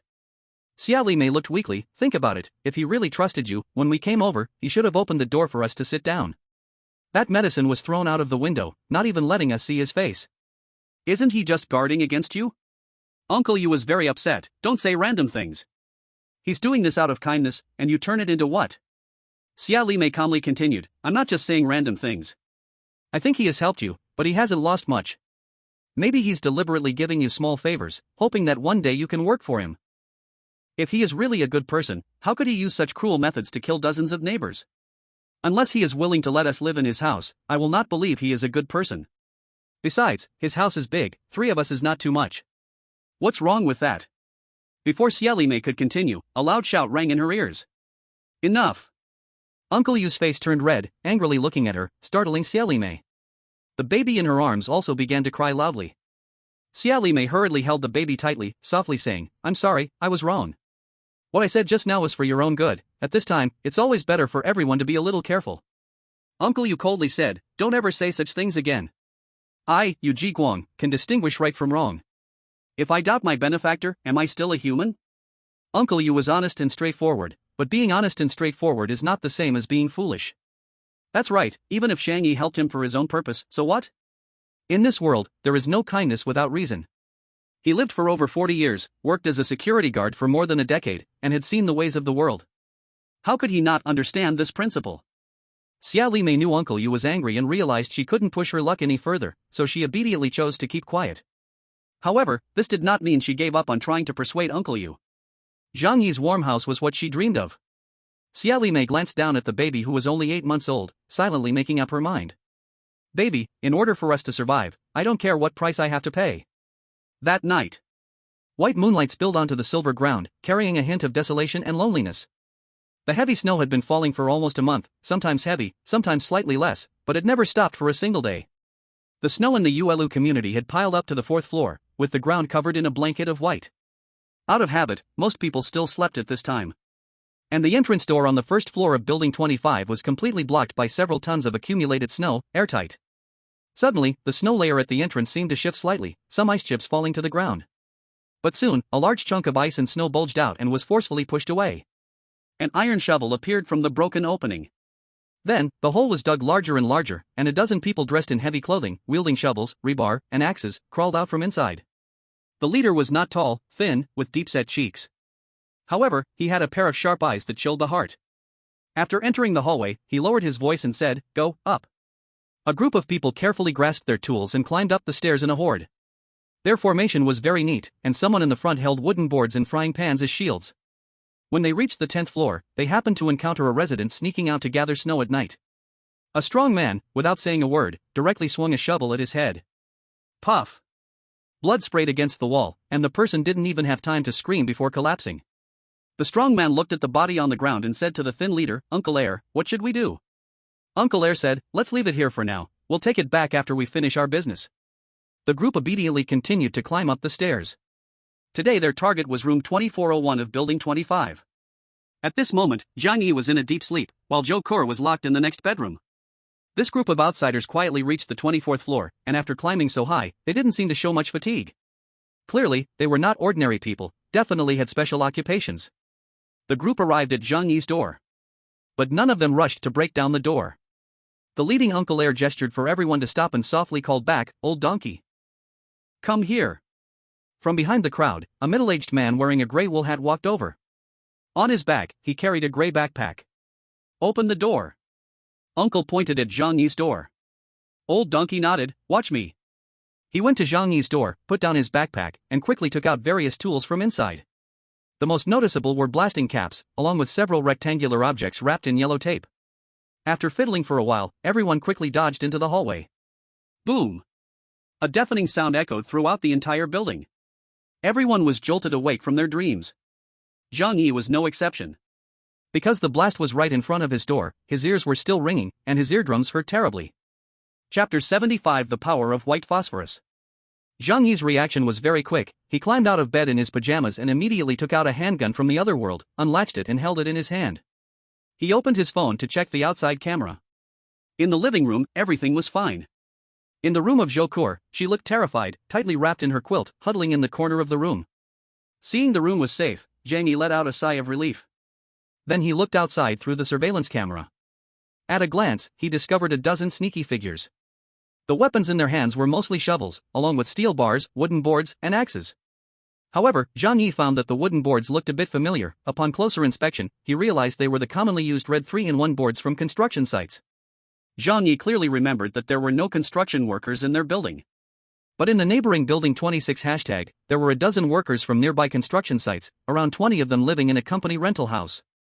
As the smoke cleared, those people hurried to the door to check whether the explosion was successful. Their appearance obviously showed they were well prepared, and their target was very clear. They were directly aiming for Zhang Yi.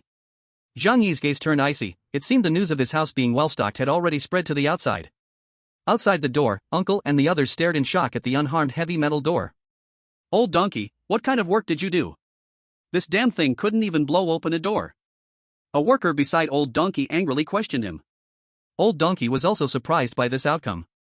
He said, "Something's not right. The explosives I mixed are fine. Maybe they got damp." Old Donkey was a demolition expert in the engineering team, but he used only rudimentary methods. So while this explosive made a loud noise, it was far less effective than those mixed by professional demolition experts. Otherwise, even if it couldn't blow open Zhang Yi's door, it would have destroyed the walls nearby. Simply put, it was not very harmful but extremely scary. Zhang Yi confirmed through the app that his house was undamaged, and he finally breathed a sigh of relief. But at the same time, the anger in his heart was burning fiercely. These people were trying to kill him. Then let him send them to their death first. Outside, a group of people were still complaining. Some were already trying to smash the door with their shovels. They did not notice that a small window had opened in the iron gate above their heads. Zhang Yi lit a Molotov cocktail and threw it outside. A raging flame instantly ignited. Not satisfied, Zhang Yi took out several small white bottles from the space, containing almost transparent white liquid. These were bottles of phosphorus dissolved in carbon disulfide, considered the simplest version of a white phosphorus bomb. White phosphorus bombs are known as hellfire. When they burn, the temperature exceeds 1000 degrees Celsius, capable of annihilating all living beings within a certain range. When a white phosphorus bomb explodes, it produces intense light and bursts of burning fragments. If they touch the skin, they are hard to remove in time, and the wounds are extremely gruesome. Not only will it create a terrifying killing power, but it will also produce a strong psychological shock. Internationally, the use of white phosphorus bombs is prohibited. However, Zhang Yi doesn't care about that. As long as it can effectively kill the enemy, he will use any means. The Molotov cocktail fell to the ground, the big fire blazed, but the killing power of this thing is not considered great. The people who came had passed through the snow layer, their clothes soaked and difficult to ignite. However, the flames from the Molotov cocktail on the ground caused the sulfur dioxide to evaporate quickly, igniting the white phosphorus dissolved within. In an instant, it produced intense high temperatures of over 1,000 degrees in the air. The flames splashed onto their clothes, impossible to extinguish no matter how they tried. In an instant, the outside corridor turned into a sea of fire. Zhang Yi's actions exceeded the expectations of this group. They could not react within just a few seconds. Many were stuck by the flames of burning white phosphorus. The down jackets and cotton clothes they wore were perfect burning materials. Ah! Save me, save me! The shrieks were piercing, as if coming from hell. Being burned alive could be said to be the most painful way to die. An ordinary person would feel heart-wrenching pain even if just a finger was burned by a match. Let alone when every inch of skin is being devoured by flames. Zhang Yi felt it wasn't enough to vent his anger, so he took out his pistol and shot desperately at the outside. Bang! Bang! Bang! He didn't care about conserving bullets anymore, shooting as if it were fireworks. Soon, one body after another fell down. Among the invading dozen or so people, only 8 bodies remained, only 5 or 6 managed to escape. Zhang Yi didn't chase after them by opening the door, safety first remained his principle. After confirming that those people were dead, he closed the shooting hole and then activated the air filtration system to prevent smoke from entering the room. Zhang Yi glanced at the gun in his hand. All the bullets were fired. He couldn't help but shake his head. This thing is really not durable. Luckily, I didn't buy a machine gun, otherwise, I would have used up hundreds of bullets in one go. It seems that he still has to find a way to acquire some heavy weapons. Before this, his sense of crisis wasn't so high. But today, the workers on the nearby floors reminded him with their demolition methods. Those who could survive in the apocalypse are not simple people. In the future, the people he will face will all be ruthless characters. If one day an engineer carrying a lot of explosives shows up, it's possible they could blow up his entire building. Of course, this is just an exaggerated statement. After all, that kind of dosage is too large for an ordinary person to obtain. However, this does make Zhang Yi have to prepare for the worst. These damn creatures, I will definitely kill you all. Zhang Yi cursed fiercely. He walked to Zhou Kor's room and opened the door. Zhou Kor was curled up in the corner, tightly burying her head between her snow-white legs. It's okay now, Zhang Yi said to her. When Zhou Kor heard Zhang Yi's voice, she felt particularly secure inside. Although this man was overly cautious and always seemed indifferent, now he was the greatest warmth in Zhou Kor's heart. She raised her head to look at Zhang Yi, arguing, I'm not afraid. I just thought there was an earthquake, and hiding in the corner is safer. Zhang Yi couldn't help but chuckle. On the 24th floor, if it really were an earthquake, there's nowhere for you to hide that wouldn't crush you. Zhou Kor stood up and inquired, what just happened? Zhang Yi sat on her bed. Before Zhou Kor moved in, this place was very monotonous, with even no blankets on the bed. But after she moved in, the room gained a warm ambience. Pink velvet blankets, yellow sheets. On the windowsill, her washed black lace underwear and black stockings were hanging. It was clear that she was a delicate woman. Not only her own room, but the entire house, including Zhang Yi's bedroom, was cleaned thoroughly by her every day. Zhang Yi thought to himself, it is really nice to have a sensible woman by my side. If it weren't for the apocalypse, a woman like this wouldn't be able to marry without a dowry of 18.88 million. Chapter 76 The Alliance of 26 Building. Zhang Yi told Zhou Kor about what had just happened. It was those workers from next door, building 26. There is a new development nearby, so many workers are renting houses around here.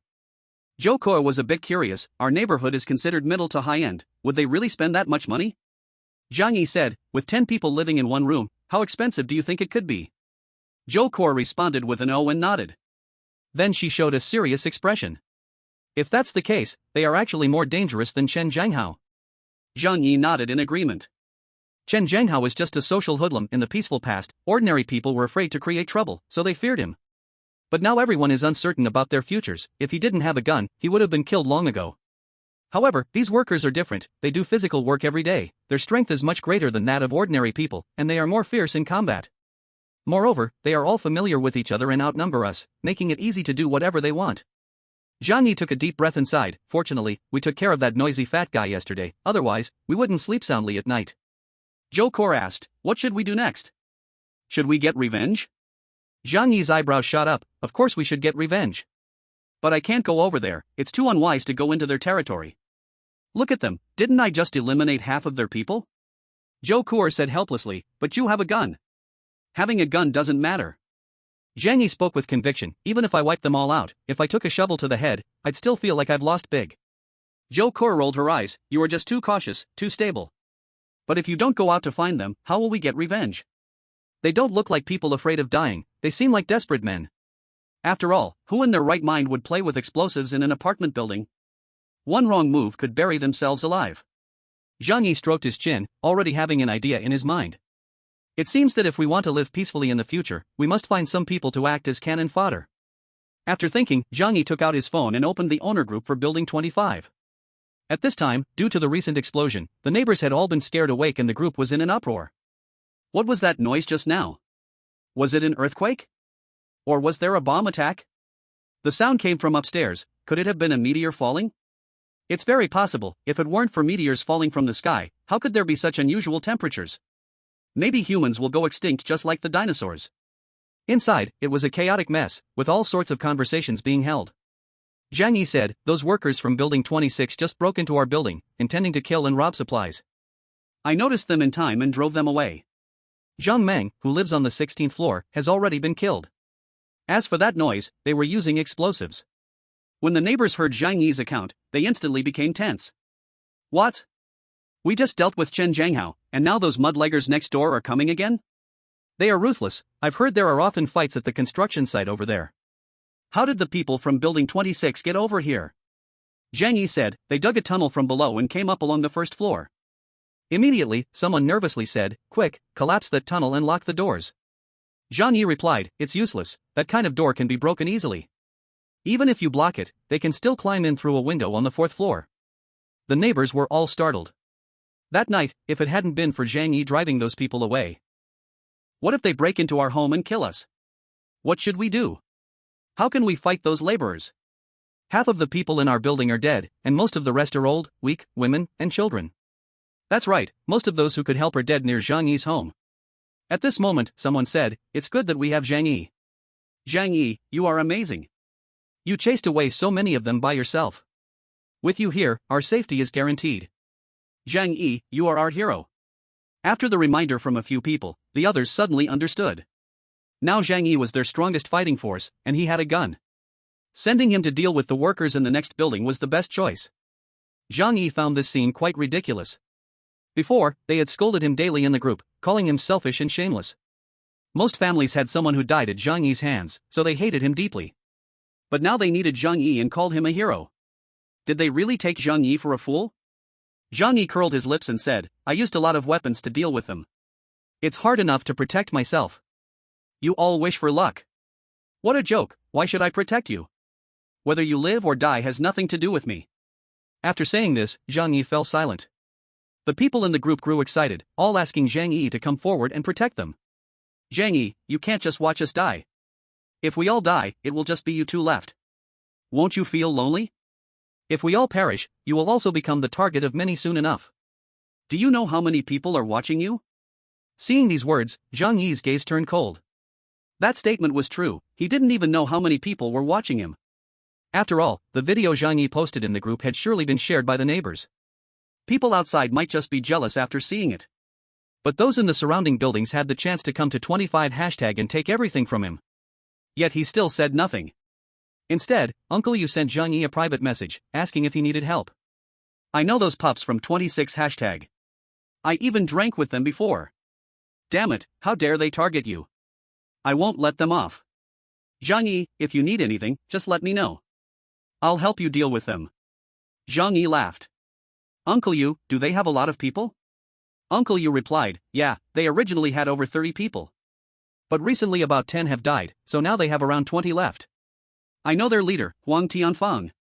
We were chatting just a while ago. But these dirty bastards are terrible, they've killed many in 26 hashtag. Pa! I wouldn't associate with that bunch of bastards. Uncle Yu and those workers all came from the countryside. But the workers mixed with society, while Uncle Yu had stayed in the army for many years. Their mindsets are simply not on the same level." Chapter 77, Zhang Yi, if you don't come out, I'll kill your neighbors. Based on Uncle Yu's introduction, Zhang Yi had a bit of understanding of those people. Those workers worked under a construction company called Tianhe Group. They weren't formal employees but were hired by a contractor, following the contractor to work. Yet, they bragged externally about being Tianhe Group employees, as it sounded better. So now, their group called themselves the Tianhe Gang, with the leader being that skinny, short man Huang Tianfang. Zhang Yi, do you have any plans for them? If you need my help, just let me know. Uncle Yu said. Zhang Yi smiled faintly. It was impossible for him to attack this so-called Tianhe Gang. His biggest reliance was this steel fortress. Once he left the room, he would have to face those 20-odd people. Even having a gun in hand is still very dangerous. Uncle Yu, for safety's sake, let's not act rashly. I don't have any plan for revenge at the moment. The main thing is, even with you, there's no guarantee of winning. Unless, his eye shone with light, we can get the neighbors in the building to rally together. Uncle Yu understood Zhang Yi's meaning. You mean we should unite everyone like Huang Tianfang's group and stand against the outsiders? Yes, that's exactly what I mean. Uncle Yu said, alright, then I'll bring this up in the group chat. Let's see how many are willing. Zhang Yi smiled and said, Uncle Yu, there's no need for that. If you rush them to join a group, they'll think you have ulterior motives and may even push back. Uncle Yu asked, then what should we do? Zhang Yi laughed, we're not in a hurry, are we?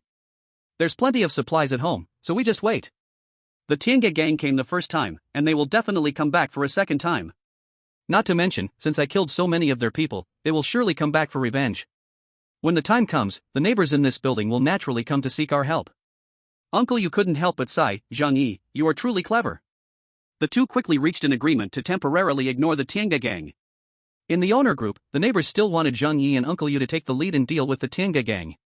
They were very familiar with moral coercion. While praising Zhang Yi and Uncle Yu for being good people, however, Zhang Yi felt this was an insult. You are the good person, your whole family are good people. They themselves also sought all kinds of excuses, saying they had no food, no strength to fight. Or using their age as seniors and women as excuses, refusing to step up. Zhang Yi was too familiar with this shameless group of neighbors, so he directly ignored them. After all, when the knife reaches them, they will naturally know the pain. In the next 2 days, Zhang Yi began to gather intelligence from the outside world. Of course, he wouldn't ask directly, because there were too many people eyeing his family's supplies, and the news they provided could easily be false. He had Zhou Kor and Uncle Yu help investigate. One was a doctor, and the other was a security guard, so their connections were pretty broad. Zhang Yi wanted to know which people in the 30 buildings of Yuelu community could pose a threat to him. This information wasn't hard to find, who had killed many and who had the most power, all could be found out with a simple question. Zhou Kor actively took out paper and pen, helping Zhang Yi make a statistical chart. Zhang Yi took a look. The chart roughly described the number of influential individuals and their weaponry. After reading it, he felt much more at ease. After all, Yuelu community was positioned as a mid to high-end area, so there weren't that many vicious criminals. According to the information gathered by Zhou Kor and Uncle Yu, the main troublesome forces were two groups. One was the Tiange gang from the neighboring 26th building, which was built around a small construction team from the Tiange group, known for their fierce combat capabilities. Their main weapons were shovels and steel bars, as they did not possess firearms. The bombs they used against Zhang Yi last time were homemade by one of their workers who knew explosives, but their power was limited. And that worker had already been burned to death by Zhang Yi, so they would be unable to make more homemade bombs after that. But, no one knows if they still have any stock left. We need to be careful. Find an opportunity to send a few pawns in to consume their reserves. Zhang Yi muttered to himself. Aside from the Tiange gang, another force caught his attention. In the 21st building, there was a force formed by a group of young people who called themselves the Wolf Pack. The name sounded extremely juvenile, but their combat ability was not weak. According to the information Zhou Kor found out, among these people were students and some idle delinquents. Their average age was around 20, and there were more than a dozen people in the group. The two leaders were named Wang Chang and Xiao Lu. Both of them were known to Zhang Yi. They were well-known street punks in the Yuelu community. After graduating from a third-rate university, they just stayed home living off their families. They could not be considered rich second-generation kids, but they were part of the middle class. Because they refused to work, they had stayed at home. Over time, they got involved with some people outside in society.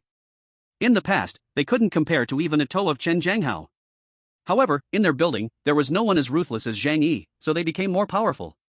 For Zhang Yi, only these two forces could pose a certain threat to him.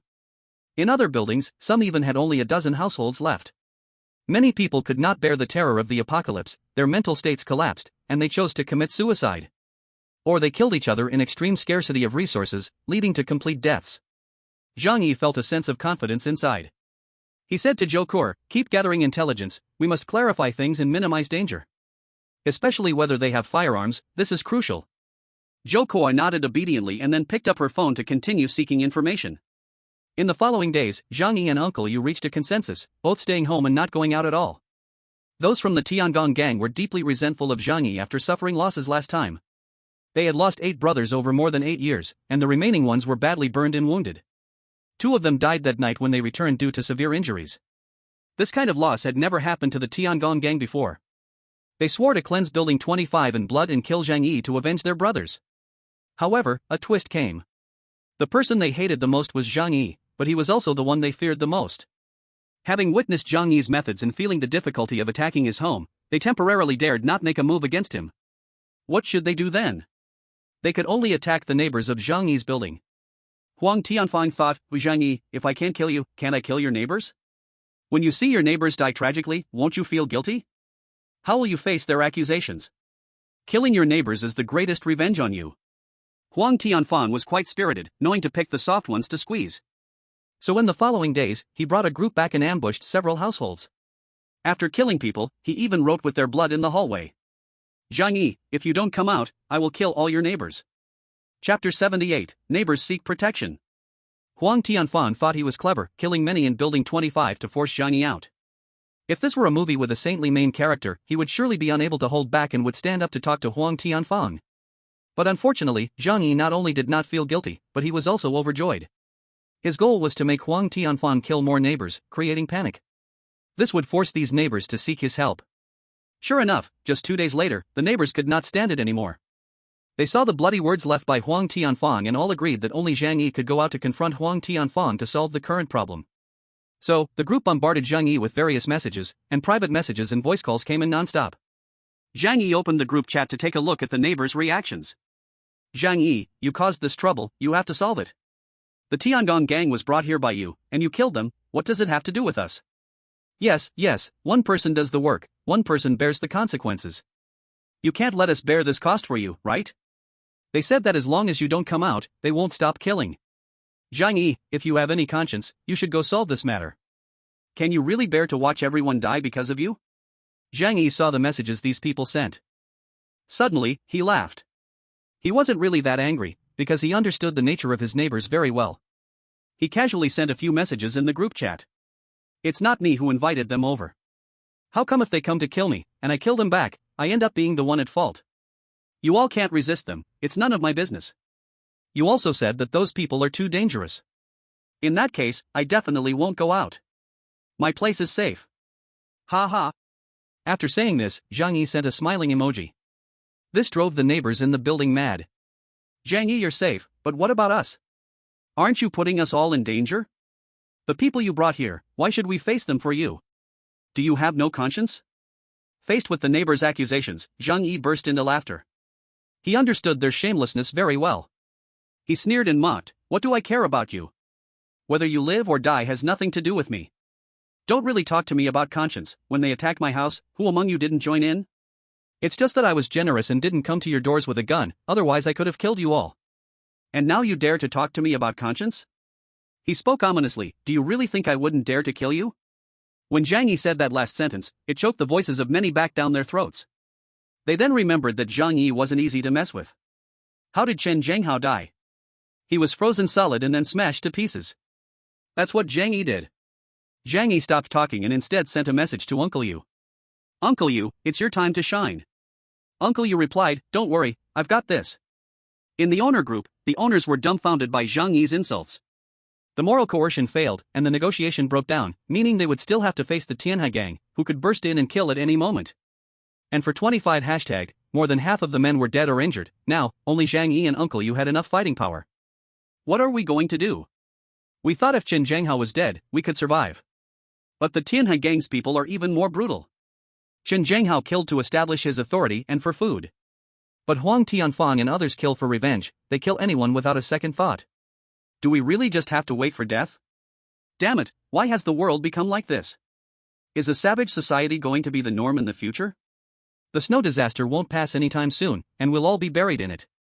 Many people fell into deep despair, believing they wouldn't survive for long. At this moment, the usually quiet Uncle Yu suddenly appeared. Everyone, don't panic. The Tianhe gang only has around 20 people. If we unite, we can resist them.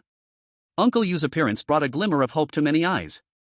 After all, this retired soldier security guard felt simple and dependable. Uncle Yu, it's great to have you here. You haven't spoken much recently, I thought you were dead too. Great, with Uncle Yu here, everyone's safety is guaranteed. Uncle Yu, you tell us what to do. Everyone will definitely support you. Uncle Yu saw the neighbor's messages and couldn't help but twitch his eyelids. Support me? Does that mean you want me to take charge while you watch the fun from the sidelines?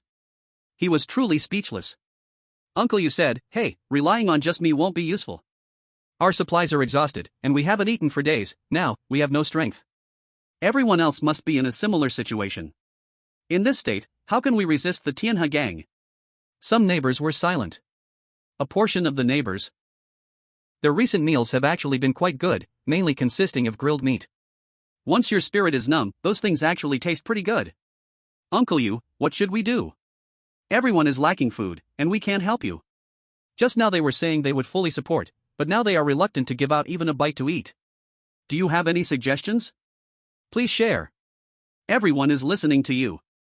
Here they began to speak kind words again. Uncle Yu then said, our building needs to fight against the other buildings, and we can only rely on Zhang Yi. Zhang Yi has a lot of weapons at home, and he eats well every day, so he has strength. Having him lead us is the best choice. Everyone looked at each other in silence, feeling quite speechless. They had just driven Zhang Yi away, and now they wanted him to lead them. Was that even possible? But Zhang Yi just said to let us fend for ourselves. He won't leave that room, we can't call him out. However, if he could come to lead us, that would indeed be the best. They thought Zhang Yi was indeed annoying but also very powerful. Half of the people in the building had died at his hands. What about the ruthless thug Chen Zhanghao? Wasn't he smashed to pieces by Zhang Yi? Uncle Yu said, alright, I can still talk to Zhang Yi. I'll go find him and see if I can persuade him to come out. Everyone quickly replied, Uncle Yu, we are counting on you. Chapter 79, Convincing Neighbors to be Cannon Fodder. Zhang Yi saw the conversations in the group clearly. Uncle Yu turned to send a private message to Zhang Yi. Zhang Yi, what should we do now? Zhang Yi said, the time is almost right. When the moment comes, you need to back me up and make sure these people listen to me. Using both kindness and authority to make them obedient, our building can be safe in the future. Zhang Yi didn't know whether they would be safe or not, but he was sure he would become safer. Moreover, many of these neighbors would be sent to the front lines as cannon fodder by Zhang Yi. Most of them had family members killed by Zhang Yi, and they would definitely seek revenge when given the chance. So it would be best to take care of them now. After discussing, Uncle Yu and Zhang Yi returned to the owner's group. Uncle Yu pretended to at Zhang Yi, everyone really needs you now. If you were the only one left in this building, you would feel lonely, wouldn't you? So please have a kind heart and help everyone. Everyone will definitely thank you from the bottom of their hearts. The neighbors quickly spoke up as well. Yes. As long as you can save us, everyone will be grateful to you. From now on, our building will be decided by you. Zhang Yi, our family's lives are in your hands. Sweet words flooded in, meaningless. Zhang Yi scoffed. I only came to talk to you because of Uncle Yu, he said. But I really don't want to care about you. I'm living fine on my own, why should I bother with you? I would have to go out and exhaust myself, risking my life. I think it's not worth it. The more Zhang Yi said this, the more uneasy the neighbors felt. Zhang Yi, don't. At worst, we'll do whatever you say in the future, okay? Struggling to survive, even in desperate situations, they wouldn't want to die as long as there was a tiny bit of hope to live. Zhang Yi asked coldly, oh? Is that so? You will do whatever I say? Do you all agree? The neighbors hesitated for a moment. Someone said, as long as you don't ask us to die, any other conditions are fine. Zhang Yi countered, if I tell you to grab weapons and fight the Heavenly Harmony gang, will you go? The group suddenly fell silent. No one spoke, just waiting for someone else to step up. Zhang Yi laughed loudly, so you all want me to fight to the death, right? Fine, then I won't care about you anymore. When Huang Tianfan leads people to kill us, just stretch your neck out and let them chop it. Goodbye. Uncle, you got anxious, Zhang Yi, don't. We will definitely listen to you. Anyway, we are all going to die. If we fight hard, there's still a chance to survive. I'm in. As he spoke, he began to rally everyone. What are you still hesitating for? If we all fight together, there is still a way out. Do we have to wait for them to call out our names, killing us one by one? Uncle Yu's encouragement really had an effect. Thinking that fighting together might bring a chance to live, everyone started to agree to follow Zhang Yi's orders. Zhang Yi and Uncle Yu harmonized, thus gaining control over the whole building. He calmly said, "Okay, from now on, everything must be done according to my orders. The situation is serious, the enemy may attack at any time. Any negative or lazy behavior will be treated as betrayal of all the owners in this building. When that time comes, don't blame me for directly killing that person." Zhang Yi's gaze swept over the list of group members. "Make sure I don't find anyone hiding silently, unwilling to come out and fight. If I find one, just take them out. If you want to hide and reap the rewards, there's no way." Zhang Yi said this because he roughly counted and found there were only about 20 people talking in the group. Clearly, some people were keeping quiet, planning to hide like ostriches while Zhang Yi led the charge. After Zhang Yi said this, those neighbors who agreed to face the enemy with him felt displeased. "Fong Lin, come out. I know you're not dead, I saw you digging in the snow yesterday.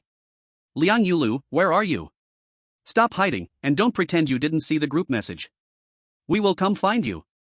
The neighbors had reddened eyes, tagging those ostriches. People are selfish, once they decided to risk their lives, they certainly didn't want to see others hiding behind them. Reluctantly, those people showed their heads. "Ah, I just fell asleep and only saw the message now. Huh, what's going on? Is everyone going to fight back? That's great.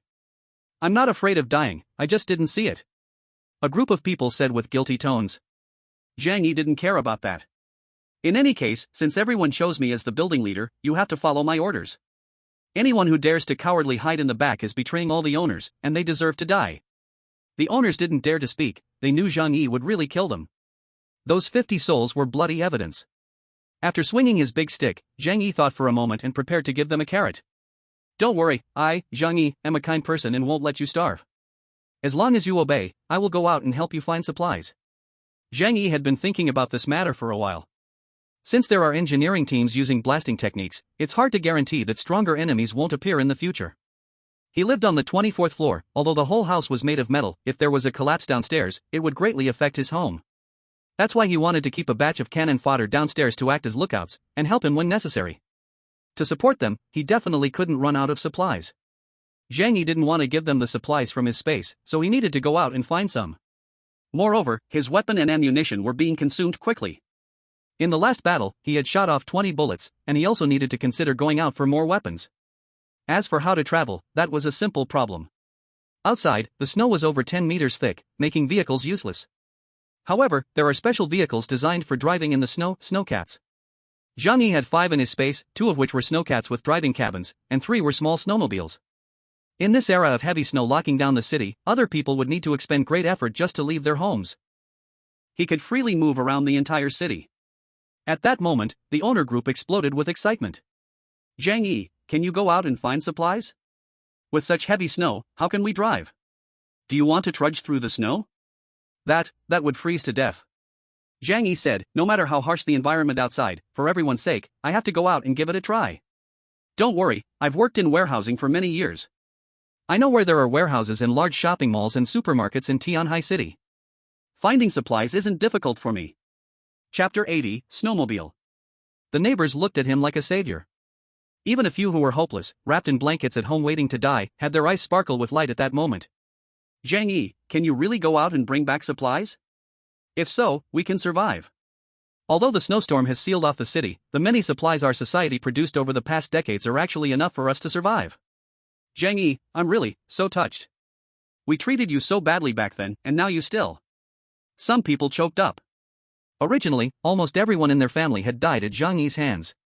But now their hatred for Zhang Yi seemed to have vanished in an instant, and all that was left was gratitude. Zhang Yi said deeply, "Since I become the building manager, I have to be responsible for everyone. And also, my own supplies are running low, going out to find supplies is our only way to survive." Hearing this, everyone felt more reassured. In the apocalypse, if you claim to do good deeds, others generally think you are hypocritical.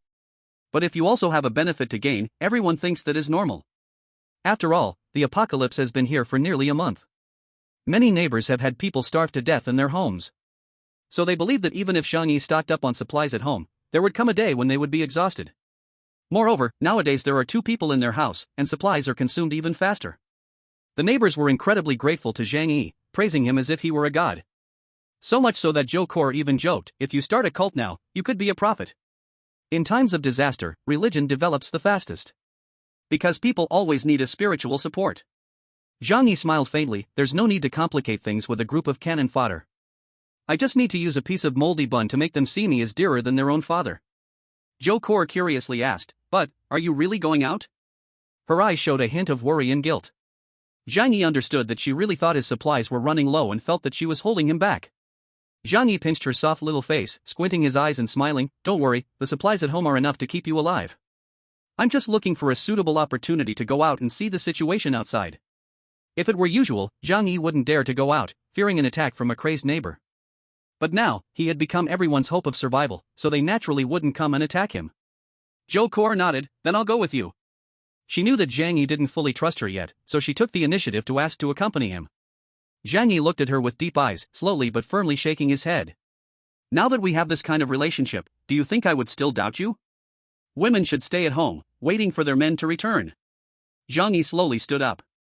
Touched emotions welled up in Zhou Kor's eyes. But this feeling of touch didn't last long. Because Zhang Yi soon packed all the remaining food and coal in the house into the space. I fully trust you, Zhang Yi said with a smile. Zhou Kor. She looked utterly speechless. Just a moment ago, she was a bit touched by Zhang Yi. Unexpectedly, he immediately returned to his original self. Zhang Yi ignored Zhou Kor's resentful expression and went back to his room to change clothes. This was after the apocalypse. It was his first time choosing to leave the apartment building. Heavy snow sealed the city. Outside, no signs of life could be seen, and the danger level wasn't very high. However, out of caution, Zhang Yi still put on a layer of lambskin jacket. This thing could not be pierced by a knife without enough force. After careful consideration, he found 2 frying pans in the alternate space, placing one in front and one behind his body. This way, even if he encountered an opponent with a gun, an ordinary handgun would not be able to harm his vital points. Finally, he donned a cold-resistant suit. At this moment, his physique appeared quite bulky, but he felt full of security. Zhang Yi took out a crowbar over a meter long, trying it out in his hand. In real fights, this heavy crowbar was actually more useful than a machete. Wounds made by a knife wouldn't instantly render a person unable to fight, but if the body got hit by a crowbar, they would fall immediately. Zhang Yi held the crowbar, filled the handgun magazine, and stuffed it into his pocket. Fully armed, he then left his home. The temperature outside was very cold. Even wearing the professional sportswear of the national mountaineering team, he could still feel a chill. However, this chill wouldn't affect Zhang Yi. After some outdoor exercise, his body would warm up. He held the crowbar with both hands and walked slowly down the stairs. Before leaving, he would always observe the surrounding conditions first. Caution prevents great trouble. There were no issues along the way. After all, the number of those who overestimate themselves was still very few. Zhang Yi arrived at the 4th floor. Due to the actions of the Tianhai gang and others, most residents here had basically moved to higher floors. There were no inhabitants below the 10th floor. Zhang Yi pushed open the door and entered. It was a mess inside. The windows had long been smashed, and even the not-so-strong security bars had been broken open with a large hole. The wind howled as it rushed into the building through this large hole. Zhang Yi carefully crawled out through the hole. His feet landed on the ground. The snow immediately reached his knees. However, as the snow piled up more, it had become somewhat compacted below, stopping him from sinking completely. But walking on this snowy ground was still quite difficult. Zhang Yi raised his head and looked around. The large Yuelu community was dead silent, with no sounds other than the wind in the air. He also did not see any piercing gazes from others. Zhang Yi took out a snowmobile from the alternate space. It had been filled with gas before he came. Driving this kind of vehicle wasn't complicated. Zhang Yi figured it out after a bit and looked over the manual to understand how to operate it. He swung himself onto the vehicle, turned the key, and soon the engine roared to life. Zhang Yi rode the snowmobile and drove it toward the outside of the community. As he left the community, he seemed to sense some people looking at him through the windows. This was not surprising. After all, there were hardly any signs of human presence outside now, and the sound of this motorcycle was extremely piercing. It seems that in the future, some will have greedy thoughts about me because of this snowmobile. A cold smile appeared at the corner of Zhang Yi's mouth. He was not afraid of exposing the existence of the snowmobile. There were too many people wanting to take advantage of him. Not to mention that now, it would not be surprising to kill for a piece of biscuit. In Zhang Yi's own words, it was better for debt not to weigh one down. The heavy snow buried many small houses, and the streets were completely invisible. However, having lived here for over 20 years, Zhang Yi could roughly figure out the direction through the landmark buildings above. So for him, there was no risk of getting lost. Chapter 81: The Armory of the Police Station. The silent city of Tianhai. White snowflakes drowned everything, and from the sky, one could only see the shadows of tall buildings. The rest was all endless white snow. Zhang Yi rode a snowmobile, swiftly dashing across the snow. After isolating himself at home for almost a month, this was the first time he was out racing. The wind whistled past his ears, and that feeling was simply exhilarating. Zhang Yi couldn't help but howl a few times in delight. The noise of the snowmobile was especially eye-catching. As Zhang Yi rode along, he saw shadows flickering behind the glass of some high-rise buildings. Even in the apocalypse, a part of humanity, resilient as they are, will always strive to survive. Like locusts. This frigid mode felt like it had been drenched in pesticide, but after this disaster, the survivors would gradually adapt. Zhang Yi touched the gun in his pocket, and instantly felt a sense of security. Every single person still alive in this city could become a potential threat. In the apocalypse, never trust humanity. Zhang Yi's first destination was not the supermarket nearby. He rode straight towards the Tianhai City police station. Because there must be weapons stored there. Zhang Yi remembered that saying all fear comes from insufficient firepower. So weapons, especially firearms, are definitely better in abundance. After driving for more than half an hour, Zhang Yi arrived at the Tianhai City police station. At this time, most of it was submerged. The originally 6-story building had its bottom 3 floors completely invisible. Fortunately, the police station was an independent building, with a single floor height higher than residential homes. Otherwise, if Zhang Yi had come a few days later, there would have been nothing left. Zhang Yi parked his motorcycle in front of the 4th floor window. He got off, pulled out the key, and grabbed a crowbar to smash. Crash! The tempered glass shattered into a million pieces. Zhang Yi took out his gun from his pocket and entered the building. Inside was pitch black, but this was not a problem for Zhang Yi. He directly pulled out a miner's lamp from his spatial pocket. This was used by miners underground, small in size but extremely bright. When he turned on the light, it was like a little sun illuminating everything around with extraordinary brightness. Zhang Yi was not familiar with the internal structure of the police station, so he had to search room by room. When he reached the 2nd floor, covered in ice and snow, he forced open a locked room, and the scene inside made him slightly moved. In the corner of the room, 7 or 8 police officers huddled together. They were wrapped in thin blankets, their bodies now whiter than the snow. Zhang Yi took a deep breath, feeling somewhat sad inside. They were police officers on night duty, and when the blizzard hit, they didn't even have warm clothing. Seeing their appearance before death, they must have frozen to death. Zhang Yi wanted to give them a proper burial. But after thinking it over, he felt that being buried in this place, where they had dedicated years of their lives, might also be a kind of completeness. He bowed his head in respect, paying tribute to those who had protected the city. Then, he bypassed the bodies and continued his search. There were many items in the police station, so searching took considerable time. When Zhang Yi got tired, he took out a piece of pure cocoa butter chocolate from his spatial pocket, ate it in big bites, replenished his energy, and continued. After nearly 2 hours, Zhang Yi finally found the armory, but it was firmly locked outside. Zhang Yi struggled for a long time but couldn't pry it open, so he had no choice but to smack his forehead and go back to find the key. Fortunately, he knew that it surely would be in the duty room, making it not hard to find. After getting the key, Zhang Yi smoothly unlocked the door. Zhang Yi opened the gun vault and opened his eyes. Inside were many guns, both handguns and rifles, totaling dozens. Zhang Yi even found a big sniper rifle. But this was the first time he had seen these things, and he couldn't even name them or had used them before. Zhang Yi didn't care about that, he gathered them all up, planning to study them slowly when he got back. Especially the sniper rifle, this thing was simply top-notch.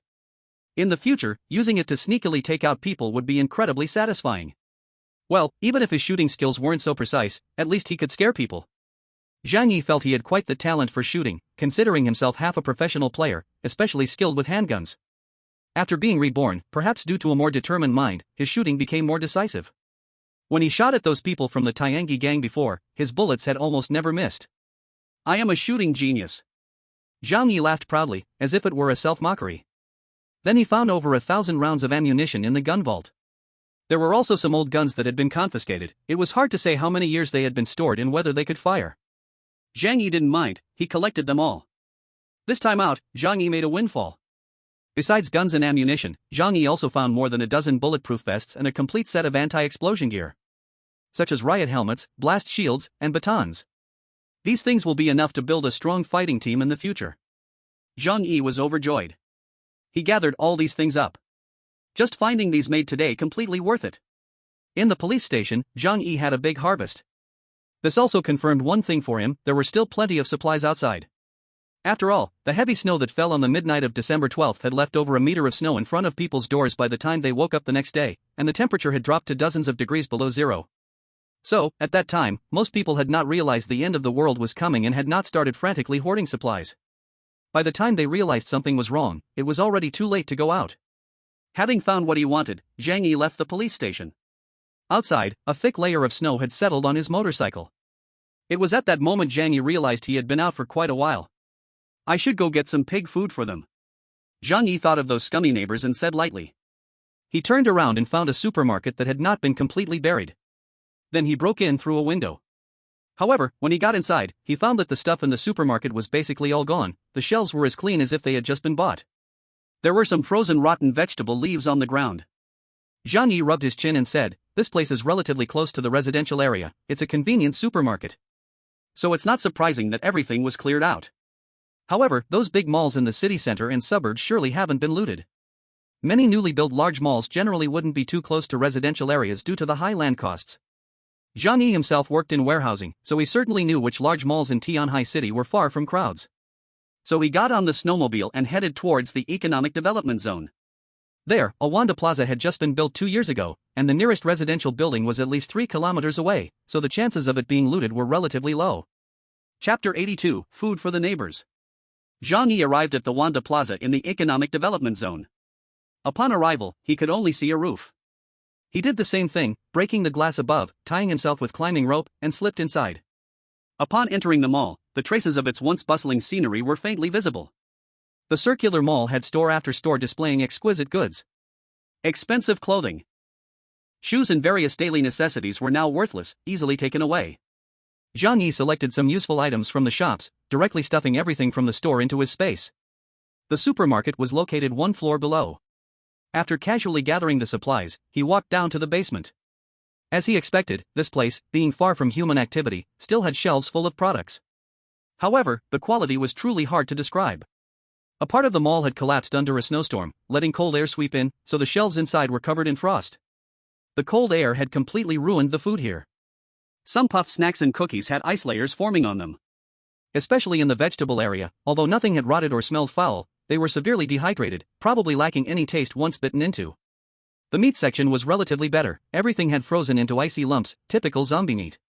As for the fish tanks, they had burst from the ice, so don't expect to eat fish. In short, the food here, during normal times, would probably be thrown away as garbage. Or it might be sent to food factories through connections to be processed into pre-cooked meals. Zhang Yi shrugged, "I wouldn't eat these things even if they were given to me for free." He was even too lazy to collect them into his separate space. After all, he didn't lack supplies, so why would he want these inferior goods? However, this didn't matter. Even if the quality of these foods was poor, for those neighbors who hadn't eaten normal food in a long time, they were still the finest delicacies in the world. Zhang Yi took out 2 large duffel bags from his space and casually tossed in some rotten vegetable leaves and zombie meat. He also stuffed in some bread and cookies that had swelled up due to moisture. Soon, the 2 large bags were filled to the brim. He didn't plan to touch the other items, just leaving them here for now. Maybe they could save someone's life later, anyway, he didn't need to take them. After finishing all this, Zhang Yi glanced at his Rolex on his wrist. This was a watch treated for cold resistance, and it could still function in extreme low temperatures. Perhaps the time wasn't entirely accurate, but it could at least provide a rough estimate. The Rolex showed it was 3:30 in the afternoon. It would take about an hour to get back to the Yulu community from here. Zhang Yi didn't want to waste any time. After all, he would have plenty of opportunities to come out again in the future, and no one could compete with him. He would explore other places slowly later. Zhang Yi left the supermarket with the looted supplies, riding his snowmobile back. By the time he returned to Yulu community, the sky was already growing dim. Boom! The engine's sound was particularly clear in the silent community. As soon as he came back, faces appeared at the windows of various buildings, staring intently at him. In room 26 on the 15th floor, Huang Tianfang, the leader of the Tianhe gang, squinted his small eyes, fixating on the brand new snowmobile.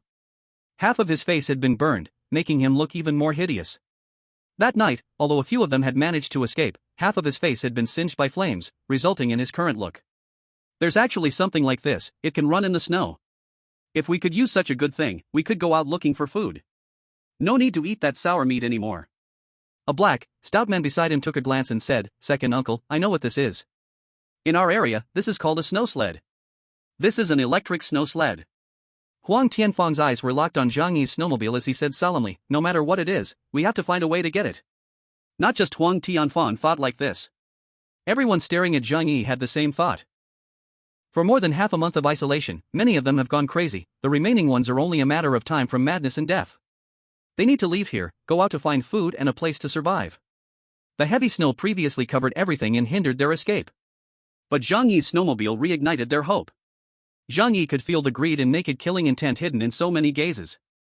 However, when he touched the pistol at his waist and thought about the large amount of weapons and equipment he found today, he felt very reassured. After getting off the snowmobile, Zhang Yi raised his head and found the neighbors from 25 were also excitedly looking at him. These neighbors' eyes were fixed on the 2 luggage bags Zhang Yi brought back.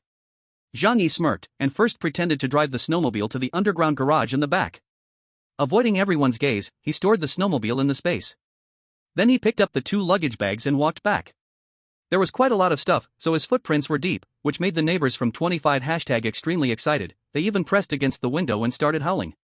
The people from next door, including Huang Tianfang, were also watching with wide eyes. "Uncle, could that be food?" The chubby man excitedly pointed at Zhang Yi and asked. Huang Tianfang scolded, "What a stupid question. At this time, if we don't go out to find food, are we going to find women?" The group of workers from the Tianhe gang all swallowed hard upon hearing this, gathering closer. "Is there food? Did he find food outside?" "Wonderful, there's still food outside, we're saved. What are we waiting for? Let's go get him. Let's take everything, including his vehicle." A group of people shouted with red eyes. Huang Tianfang pondered for a moment before saying coldly, "Don't be anxious. This kid should be Zhang Yi, who took down Shen Zhenghao. This kid is cruel, he harmed so many of our brothers last time. We need to be careful. Plus, I've heard he has a gun. If we do something, we must do it quietly." Huang Tianfang was very cautious. Although the 2 buildings were close, there were still dozens of meters in between. Rushing over through the thick snow would be like running target practice. So even though they were eager to get the supplies Zhang Yi brought back, they didn't act recklessly. However, where there are calm people, there will also be impulsive ones. A few workers were not satisfied with Huang Tianfang's arrangements. After discussing for a while, they felt that if they didn't act now, they would miss their chance once Zhang Yi got back to his house. So they stealthily took knives and wrenches and went downstairs. Zhang Yi entered the corridor from the window with the supplies and took out his phone to tell Uncle Yu he was back, asking him to come meet him. Actually, he didn't need to say anything, Uncle Yu had already heard the sound of the snowmobile. Uncle Yu hurried over to meet Zhang Yi. "Zhang Yi, you actually found so many things." Looking at the 2 large luggage bags in Zhang Yi's hands, Uncle Yu's eyes were filled with surprise and admiration. Outside, the snow was vast, if it were someone else, they might not even find the way. Indeed, for professional matters, it is best to let professionals handle them. Chapter 83, The Attackers. Zhang Yi said lightly, "The supplies outside are indeed hard to find. As soon as I went out, I ran around all the supermarkets and malls I remembered nearby. In the end, the nearby malls had already been cleaned out, there was nothing left. But I didn't give up. I knew everyone was waiting for me. To ensure everyone could eat their fill, even if I had to search through the entire Tianhe city, I would definitely find food and bring it back for everyone. Unfortunately, I had no choice but to wander around the city, and I finally managed to get this stuff from a mall." Zhang Yi handed the 2 bags to Uncle Yu and went back to open the door for Zhou Kur, bringing her down with him. Then he sent a message in the group. "Call the neighbors over to take food." Before long, those neighbors swarmed over. The stairs were filled with people, these skinny, hungry neighbors staring intently at the luggage bag in front of Zhang Yi with eyes full of expectation and greed. Some were itching to move, even planning to grab it. But when they saw the black iron lump in Zhang Yi's right hand, they grew fearful. Zhang Yi squinted his eyes and laughed, "I really worked hard to get you all this food." He signaled Zhou Kur to open the luggage bag. Zhou Kur obeyed and pulled the zipper, dumping everything from the bag onto the ground. Crash! A huge pile of food appeared before everyone's eyes. There were vegetables, meat, as well as bread and cookies. Although they looked of questionable quality, most of them were things that a dog wouldn't eat in the past. But now, these long-hungry neighbors saw them, and their excited eyes sparkled with greed. Uncle Yu raised his fist and shouted, "Long live Zhang Yi! Long live Zhang Yi!" The neighbors immediately understood and quickly yelled along, raising their fists. "Long live Zhang Yi! Long live Zhang Yi! Zhang Yi, you are our great hero. Big brother, from now on you are my true brother, please accept my bow." Now, Zhang Yi could make them crawl over like dogs, and they would obediently comply. The temptation of food was just too great. In the crowd, Fang Yuqing and Lin Caning struggled to squeeze out. The 2 looked extremely disheveled, their hair greasy and messy, like 2 crazy women. Seeing Zhang Yi bring back so much food, Fang Yuqing waved her hand excitedly and shouted, "Brother Zhang Yi, I am Qinger." She looked at Zhang Yi, who was like a hero, and felt delighted inside. She still thought Zhang Yi loved her very much. Even if Zhou Ke was around, he must still have lingering feelings for her. So with so much food, he would definitely give her a little more. Lin Canning followed beside her, pleading, "Yuqing, we are good friends. Please ask Zhang Yi for a bit more food later." Fan Yuqing glanced at Lin Canning with disgust and pushed her away. "Get away from me, you cheap woman." The scuffle drew a frown from Zhang Yi. Immediately, someone growled at them, "Stop causing trouble, listen to brother Zhang Yi." Everyone around stared fiercely at Fan Yuqing and Lin Canning. They immediately quieted down. Fan Yuqing muttered quietly, "Why are you so fierce? Do you know my relationship with brother Zhang Yi?" Seeing everyone quiet down, Zhang Yi finally said, "This time I went out and worked really hard to bring back these supplies. Naturally, my intention is to share them with everyone." His tone suddenly turned cold, "But now is a time of crisis. I absolutely will not support idle people. If you eat this food, you must pick up weapons to fight the enemy. Whoever dares to eat and not work, I guarantee they will vomit out more than they eat." Looking at the gun in Zhang Yi's hand and the food on the ground, everyone nodded, submitting to Zhang Yi's method of carrot and stick. "Alright, let's distribute the food." After Zhang Yi said this, he prepared to call out names. At that moment, two arms popped out from the fourth-floor window. Several workers of the Tiangi gang barged in. They saw so much food on the ground, and their excited eyes shone terrifyingly. "Brother Zhao, so much food, we struck it rich," one worker said excitedly. "What else is there to say? Grab it." Four workers pulled out weapons and rushed toward Zhang Yi. These people were really ruthless. Even in front of dozens of people, they didn't care. Because they also realized that the others were sheep, there were only a few real fighters. Zhang Yi's pupils contracted, instinctively drawing his gun to aim at them.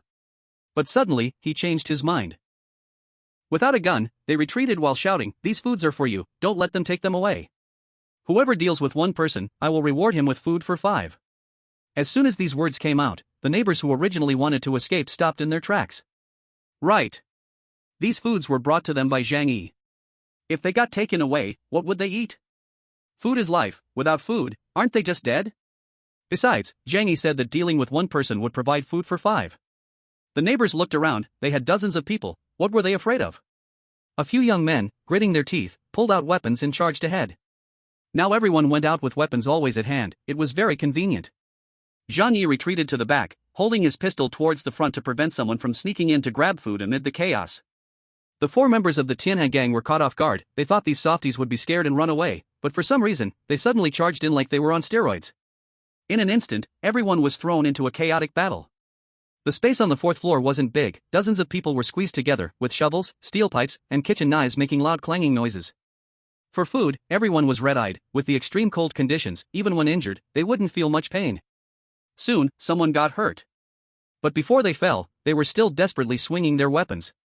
Uncle Yu was the main force in the fight. He swung a metal rod, roaring furiously as he smashed down. Although the 4 members of the Tianhe gang weren't afraid of death, they couldn't withstand so many people. They were quickly knocked down to the ground. The air was filled with people's roars. This was an outburst of emotion. After all, during this time, they had been living in fear of death and were attacked daily by the Tianhe gang. So now, having cleanly taken down the 4 Tianhe gang members, they felt much relief in their hearts. Their fear of the Tianhe gang diminished considerably. After the fight ended, 6 people lay on the ground. Apart from the 4 members of the Tianhe gang, there were also 2 neighbors from the building. Zhou Ke furrowed her brows at this scene. As a professional surgeon, she knew that these 2 might still be saved. But it required professional surgical conditions, a lot of medicine, and blood transfusions. Given the current survival environment, that was simply impossible. She sighed helplessly. Is this the lost world? Chapter 84. Zhang Yi, do not raise wastrels. Zhang Yi looked at the neighbors in front of him and nodded with satisfaction. After killing someone, these neighbors could finally become eligible frontline soldiers and cannon fodder. In the future, it would be much easier for them to help him deal with attacks from other apartment buildings. What he needed to give was just a little bit of waste food and various empty promises. Clap, clap, clap. Zhang Yi smiled and clapped his hands. Good, well done. Did you see? As long as we unite, what is there to be afraid of from these people? Zhang Yi looked ahead and waved to the 2 most hard-working young men. You 2, come here. The 2 young men looked delighted. They didn't care to wipe the blood from their faces as they rushed to Zhang Yi. Zhang Yi extended his hand, directly grabbing a large handful of food from the ground and stuffing it into one person's arms. One handful wasn't enough, so he grabbed another. Puffed up bread, moldy biscuits, dehydrated vegetable leaves, and a large piece of whitish zombie meat. These were all genuine good things. Other neighbors watching this scene swallowed hard with envy, wishing those things belonged to them. Zhang Yi stuffed each of the two with a big pile of stuff, then patted their shoulders. Work hard, as long as you maintain this spirit in the future. I won't treat you unfairly.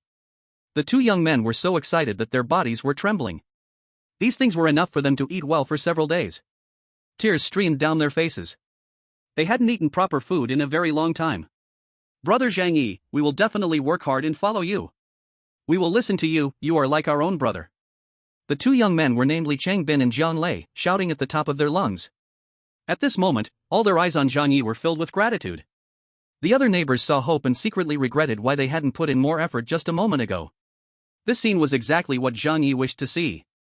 After rewarding the two hard-working young men, Zhang Yi said to the others, "Now, it's time to distribute food. Come one by one." Zhang Yi had seen everyone's performance just now. Those who put in effort would get more, while those who didn't would get less. However, most people received only a piece of bread, or 2 bags of cookies the size of a child's palm. Zhang Yi had raised dogs before and understood one principle. If you feed a dog too much every day, it will become lazy and won't obey. So, the best way is to keep it hungry but not starving. Only by doing so can you ensure the dog stays obedient.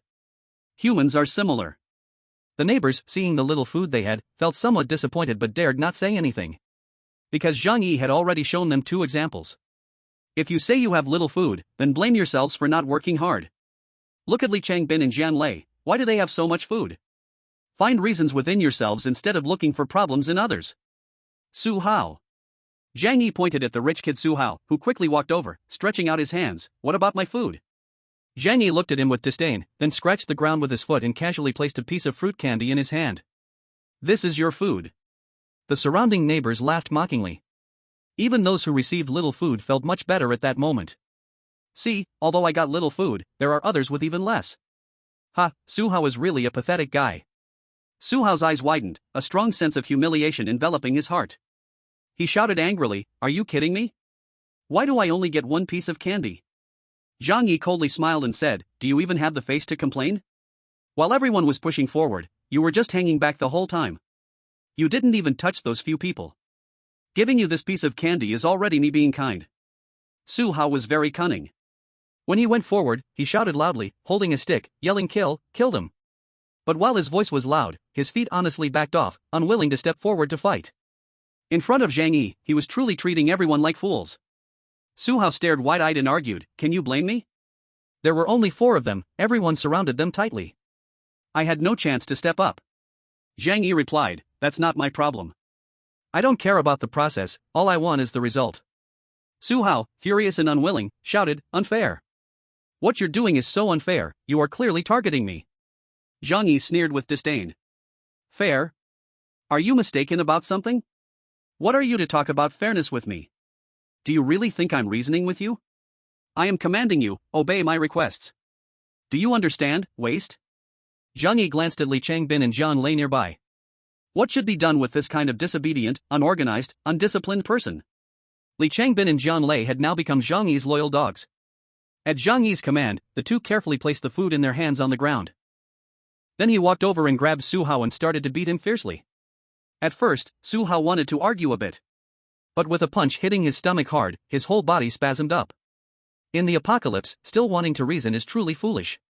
There was no need to say more besides teaching him a lesson with fists. Su Hao was beaten for a long time and gasping for breath, when Zhang Yi finally let Li Changbin and Jian Lei stop. Although Su Hao was a waste, he could still pick up a weapon and become cannon fodder. Zhang Yi pointed at Su Hao and said to everyone, "This is the result of not obeying the master's orders.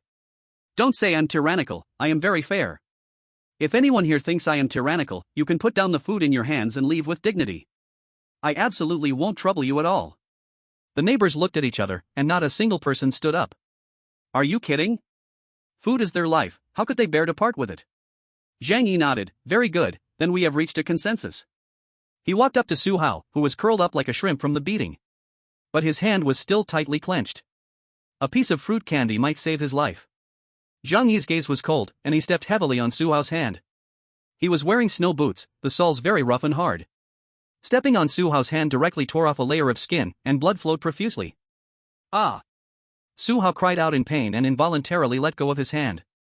Zhang Yi kicked the candy away and said to him amidst his despairing gaze, "Next time, I hope you can learn your lesson. Zhang Yi, do not keep waste." With this show of force, everyone became obedient. They waited patiently for Zhang Yi to distribute food, and no one dared to voice opinions. Soon, Zhang Yi finished distributing the food, with only a few people not receiving any. "Alright, the supplies have been distributed." Zhang Yi asked Zhou Kor to put the remaining supplies into her pocket. But at that moment, an anxious shout suddenly came from the crowd. "Brother Zhang Yi, I haven't received anything, I haven't." The person who spoke was Fang Yuting. She always thought Zhang Yi would give her special care and the most food. But after waiting desperately for a long time, she still got nothing. Beside Fang Yuting, Lin Kainin also anxiously said, "Brother Zhang Yi, how could you forget me too?" Zhang Yi looked at the two of them with mockery. "I didn't forget you too." The two of them's faces lit up, thinking Zhang Yi was giving them special treatment, intentionally leaving them for last. But what Zhang Yi said next let them fall into despair. "You two never had any to begin with." Fang Yuting and Lin Kainin were stunned, staring wide-eyed as if they couldn't believe their ears. Lin Kainin blurted out, "Why? Others have, why don't I have any?" Fang Yuting couldn't accept this, and rushed to Zhang Yi, tears streaming down her face as she asked pitifully, "Brother Zhang Yi, you are joking with me, right? Right? This isn't real, you wouldn't treat me like this. You said you liked me." Zhang Yi crossed his arms and raised an eyebrow, "I did say I liked you. However, you can't be serious, right? I treat many girls like this, we are just all out to have fun, right, we all know that. Now I've lost interest in you, please don't come bother me in the future. I already have a girlfriend." As Zhang Yi said this, he deliberately pulled Zhou Kor into his embrace. Zhou Kor and Fang Yuting standing together indeed showed a stark contrast. One was a top student graduated from a prestigious university, a chief physician at a top hospital, with no flaws in body, looks, or temperament. The other was an employee of a small company, chatting flirtily with various men every day. In the nightclub, girls are being picked up one after another. Which one to choose is something everyone understands in their hearts. Moreover, at this moment, Fang Yuqing looks disheveled and extremely troubled. While Zhou Kor, on the other hand, is elegantly made up and dressed beautifully. The two of them, when compared, seem like a fairy against a beggar. Fang Yuqing cannot bear such a blow. Her most proud looks and charm are being crushed and rubbed under Zhang Yi's feet. With tears streaming down her face, she points at Zhang Yi and says, "No, this isn't real. Just a while ago, you let me stay at your house. Why are you like this now?" Zhang Yi smirks. "That? I was just playing with you. Look at how foolish you are now, it's so funny." He then looks at Wang Min and Lin Kaining, "Hey, doesn't she say to you every day that I like her? And that I would let her in my door?" Wang Min and Lin Kaining quickly nod. "Yeah, this woman isn't modest at all, just living in a fantasy. She doesn't even know her own worth, and she caused my cousin's death, she truly deserves it." Zhang Yi publicly humiliates Fang Yuqing, stripping her down to her bottom layer. Everyone looks at her with disdain. Fang Yuqing's face turns pale, covering her head and says, "No, don't say anymore. Please, just stop." Zhang Yi ignores her and continues, "You think you're a fairy, dreaming of hooking a rich second generation every day. But you don't realize you are notoriously known in the rich second generation circle of Tianhai City. Who doesn't know you are a cheap one who can be bought for a little money?" Zhang Yi looks at Su Hao. "Su Hao, tell me, what's her nickname?" Su Hao, curled up on the ground, gritted his teeth and said, "Self-righteous gold digger." The scene bursts into laughter. "Ha ha ha. I didn't expect we had such a talent in our building. I even had a crush on her before, damn. Looks like a few $100 could solve it, why did I go through all that trouble? What a shameless cheap woman." The waves of mockery and insults completely envelop Fang Yuqing, even as she tries to cover her ears, she can't drown out the sound. "Ah!" She screams madly and then runs out. Zhang Yi takes out a small bag of cookies and throws it in front of Su Hao. "Here, this is your reward. Training a dog is the same, you need to give a reward when it listens." Su Hao's eyes are filled with ecstasy, he didn't expect to regain the food. So much so that, even after being beaten just now, his hatred for Zhang Yi has lessened significantly. Instead, he thinks Zhang Yi is a fair person from the bottom of his heart. It was really his own fault for resisting Zhang Yi. "Thank you, brother Zhang Yi, I'll be sure to listen well from now on." At this moment, Lin Kaining also steps forward. "Zhang Yi, Fang Yuqing has offended me before, but I have no quarrel with you, right? I helped you just now, shouldn't you give me a bit more food?" Zhang Yi glances at her, "No." Lin Kaining immediately gets angry, screaming, "Why not? The person you are pursuing is her, not me." Zhang Yi looks at her seriously and says, "I find you quite annoying, I just don't want to give it to you. Is that okay?" Lin Kaining is choked by his words. "You? Zhang Yi says, the stuff I brought back is mine, I decide who I give it to. Got a problem? Keep it to yourself. That's not fair. Lin Keining starts to cry. Only an idiot would bring up fairness. Zhang Yi doesn't bother with her, and everyone else looks at Lin Keining with schadenfreude. Li Changbin and Jian Lei, understanding the situation, kindly send Lin Keining away to avoid having her around as an eyesore. After distributing the supplies, Zhang Yi then says, next, let's talk about how to strengthen our defenses. Next to Uncle Yu, Xia Li Mei furrows her brows and whispers in his ear, why isn't there anything for us? You've killed 2, we should be getting 11 portions. Uncle Yu replies, Zhang Yi won't forget about us, just don't say anything for now. Xia Li Mei shot him an unhappy glance, then looked at Zhang Yi, murmuring a few words with her head down. Zhang Yi said, in our building, after excluding the children who cannot walk, there are still 47 people left. Me, Zhou Kor, Uncle Yu, and Xia Li Mei are excluded. That leaves 43 others, divided into 6 groups, with 7 or 8 people in each group. We will take turns on duty 24 hours a day to prevent people from other buildings from attacking. Once you see someone coming, you should bang on the stair railing or other metal objects to notify everyone. When the people from other floors wake up, they should also use this method to notify the upper floors. Zhang Yi put his hands in his pockets and said seriously, the rewards I just mentioned are still valid. Kill an enemy, and you'll receive food for 5 people. If there are no achievements, just being on duty will still yield 1 portion of food each day. But this has to be selected by others, and the amount can't be guaranteed. As he spoke, Zhang Yi turned to Uncle Yu and said, Uncle Yu, you take care of this matter. Uncle Yu nodded, alright, no problem. Chapter 86 The Sniper. After Zhang Yi finished speaking, the neighbors were all deep in thought about the pros and cons.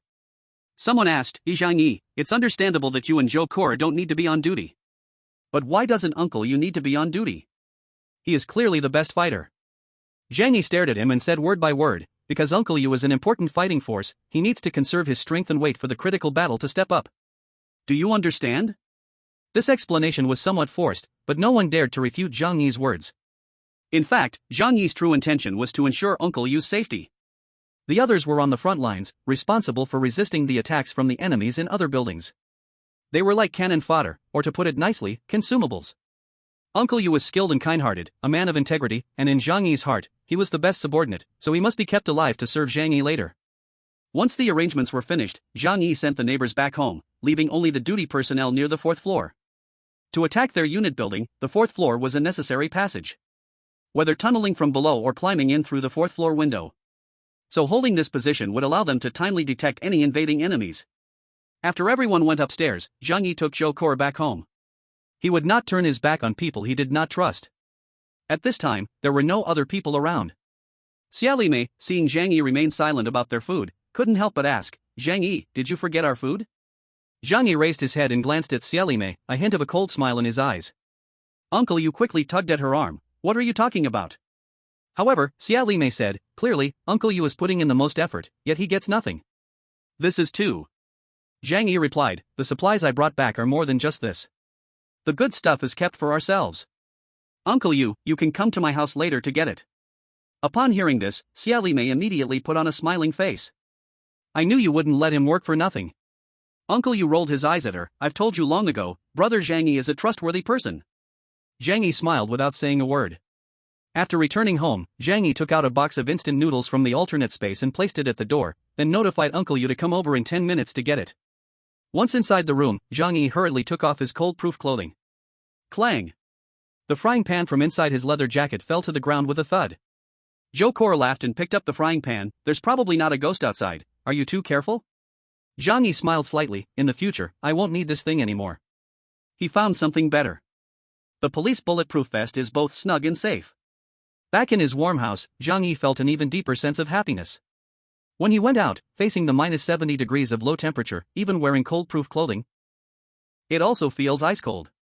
Especially when riding a motorcycle, that feeling is even more pronounced.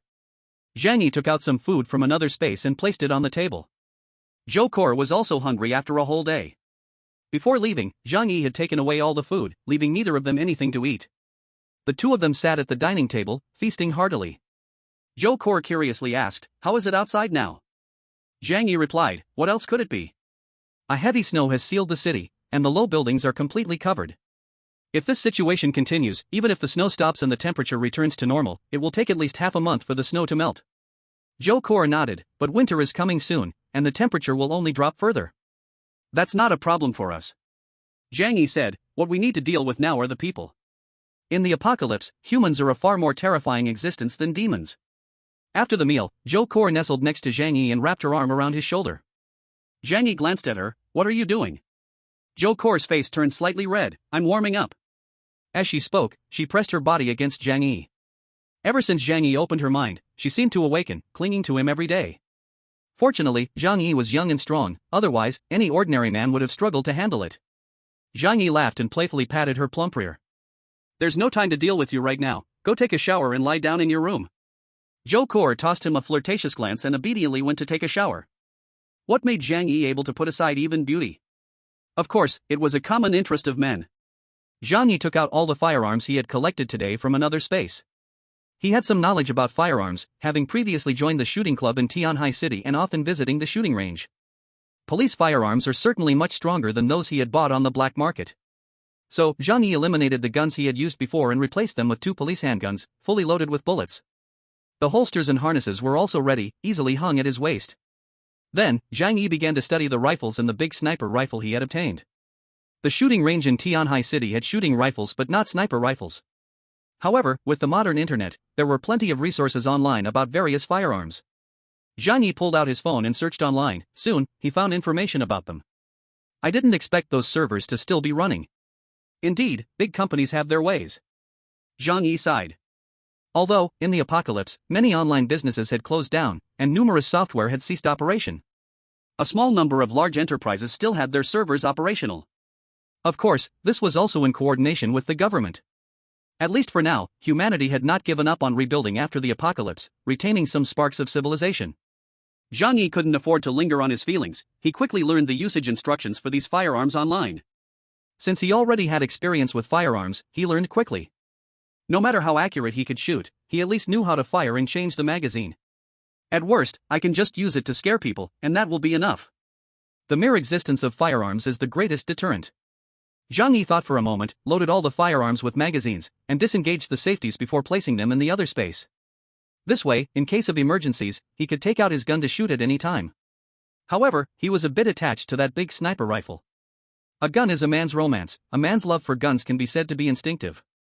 Zhang Yi lifted the rifle and used the scope to look at the building across from him. The apartment building about 50 meters away was now clearly visible, and he could even see the lock on the window. Find a chance to try this gun, this is an artifact for sneaky attacks. Zhang Yi's mouth revealed a faint smile. Head-on collisions are not what he likes to do. Hiding in the corner and taking people out while they don't know where he is, that is the most pleasurable. Chapter 87 The Revenge of the Heavenly Union Gang. Zhang Yi held the sniper rifle, enjoying himself as he observed the situation in the entire neighborhood through the scope. Since it was nighttime and others had no power, the apartment building was pitch black inside. However, thanks to the reflection of the snow, the outside was still a vast white, and some scenery could be vaguely seen. Suddenly, Zhang Yi's eyes sharpened. When he looked towards the nearby garage, he saw 2 small black dots moving in his sight. Garage, people. It seems they are heading for my snowmobile. Zhang Yi's mouth showed a mocking cold smile. When he returned during the day, he pretended to put the snowmobile into the garage. Sure enough, someone was sneaking over at night. But unfortunately for them, it was destined to be a futile attempt. After a while, Uncle Yu came over. He saw a whole box of unopened instant noodles at the door, and his eyes filled with excitement and tears. I didn't expect it to be White Elephant, Zhang Yi, you are too generous. This box of instant noodles can last the 3 of them a week if saved. Thinking of how Zhang Yi's family didn't have much supplies either but still gave him so many instant noodles, Uncle Yu felt nothing but gratitude. Zhang Yi's family didn't have a lot of this instant noodle, only more than 20,000 boxes left in the warehouse. And until now, he hadn't eaten a single pack. After all, he had various gourmet meals made by famous chefs, who would eat that stuff. Uncle Yu picked up the instant noodles and knocked on the door, saying, Zhang Yi, I'm taking the instant noodles. Thank you.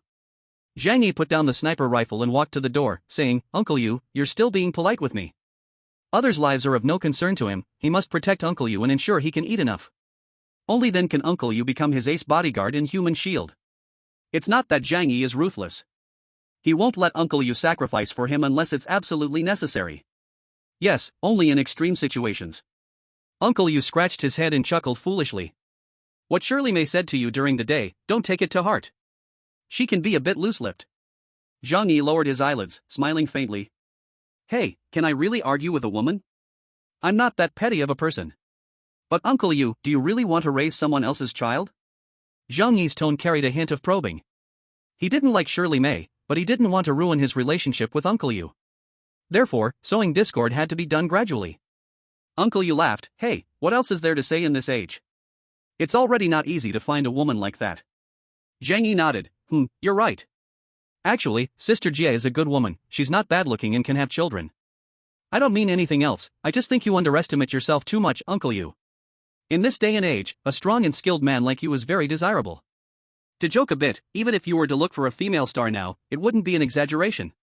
Uncle Yu was very happy to be praised. Am I really as good as you say?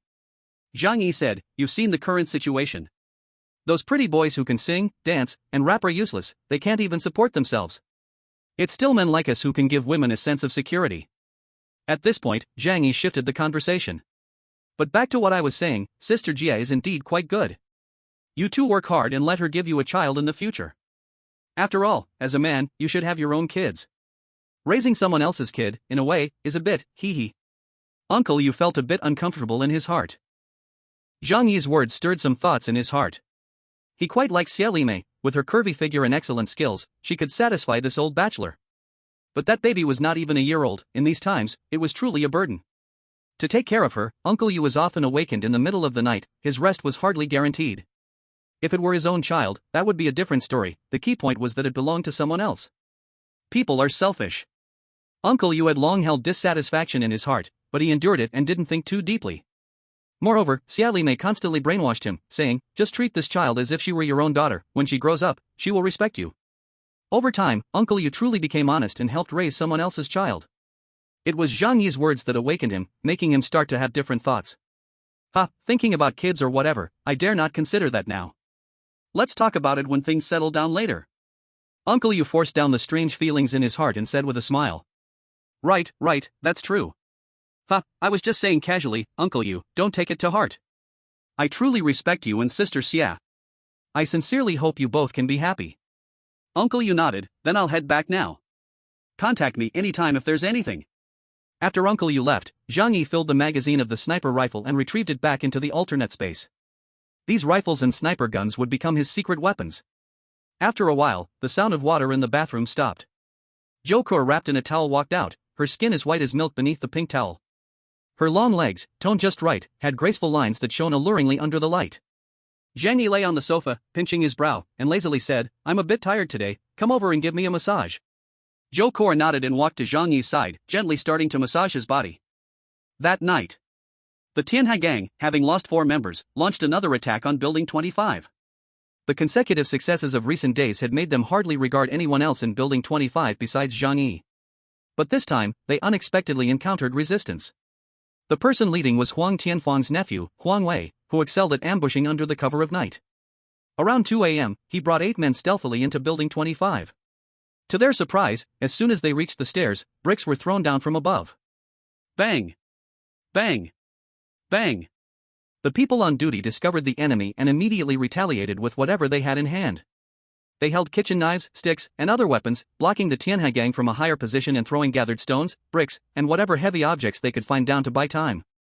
While fighting back, they also hammered on the stairs and windows, making noise to attract the neighbors. Soon, all the neighbors in the building were awakened. Huang Wei and the others, filled with a desire for revenge and coupled with a lack of resources, chose to launch a strong attack. However, they were too few in number, despite their fierce fighting spirit, they could not take on so many people.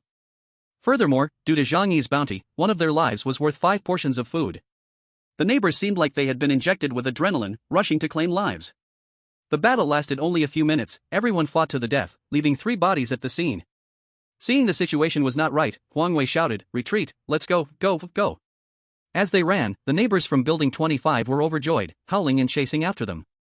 A worker who ran slowly couldn't climb out the window in time, and his backside was hit by a kitchen knife, which actually sunk in by almost half the blade. He let out a pitiful scream, struggling to crawl out with a tilted backside. After they got out, the neighbors didn't dare chase them too deeply, after all, it was late at night, and they didn't know what the situation outside was like. But at that moment, Zhang Yi was also awakened by the noise. He came to the balcony and looked down at the fleeing members of the Harmony gang, suddenly having an idea. At this distance, can a sniper rifle kill them? Chapter 88, Precise Shooting, 100 shots, 100 hits. When a man encounters a beautiful woman, the first thought is always to deeply communicate with her. And when he gets a good weapon, he always wants to test its power. This is a habit ingrained in his bones. Even when he found a good bamboo stick as a child, he would wield it like a sword. Not to mention, Zhang Yi got a sniper rifle, something ordinary people in China wouldn't even dare to dream about, let alone use to shoot someone. Let's see how good this thing really is. Zhang Yi took out the sniper rifle from the alternate space and began to aim down from the 24th floor balcony. The 8-power scope was really impressive. What looked like tiny ants from the height of 24 floors was now clear as day. Zhang Yi held his breath, avoiding the warmth of his breath fogging the scope. The 7 fleeing people waded through the snow slowly, making them easy targets. Zhang Yi suppressed his excitement and aimed at one's back, then pulled the trigger. For some reason, at that moment the bullet left the chamber. He had a strange feeling this bullet would definitely hit. Bang! The gunshot echoed starkly in the quiet night. Countless people were startled from their restless sleep by this sound. Looking through the scope, Zhang Yi saw that person fall to the ground, blood staining a large patch of the snow. Wow, why is my shooting so accurate? Am I a genius? Zhang Yi was both surprised and delighted. He only meant to test if the gun was good, never expecting such a perfect shot. What was that strange feeling just now?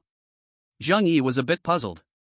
However, he had no time to think. Several people next to him, upon hearing the gunfire and seeing a comrade dead, quickened their pace in panic. Zhang Yi hurriedly reloaded and aimed at the next person. As he concentrated on one person, that magical feeling reappeared. Bang! With another gunshot, another person fell to the ground. Zhang Yi understood this time. He could hit the enemy from the 24th floor not by chance, but because of talent. Cough, more precisely, it should be a special ability. Zhang Yi murmured, it seems that the ability I awakened is not just about the alternate space. My potential just wasn't discovered by my previous self. But it was certain, his supernatural ability was definitely related to space. This was what made him a natural sharpshooter. Before, using a crossbow and sidearm for close combat, he hadn't noticed this ability. He just felt very good when shooting. Now that he had switched to a sniper rifle, that feeling became particularly clear. Zhang Yi's heart was extremely excited. In the apocalypse, having one more ability meant one more chance to survive. He reloaded again and aimed at a person's head this time. Bang!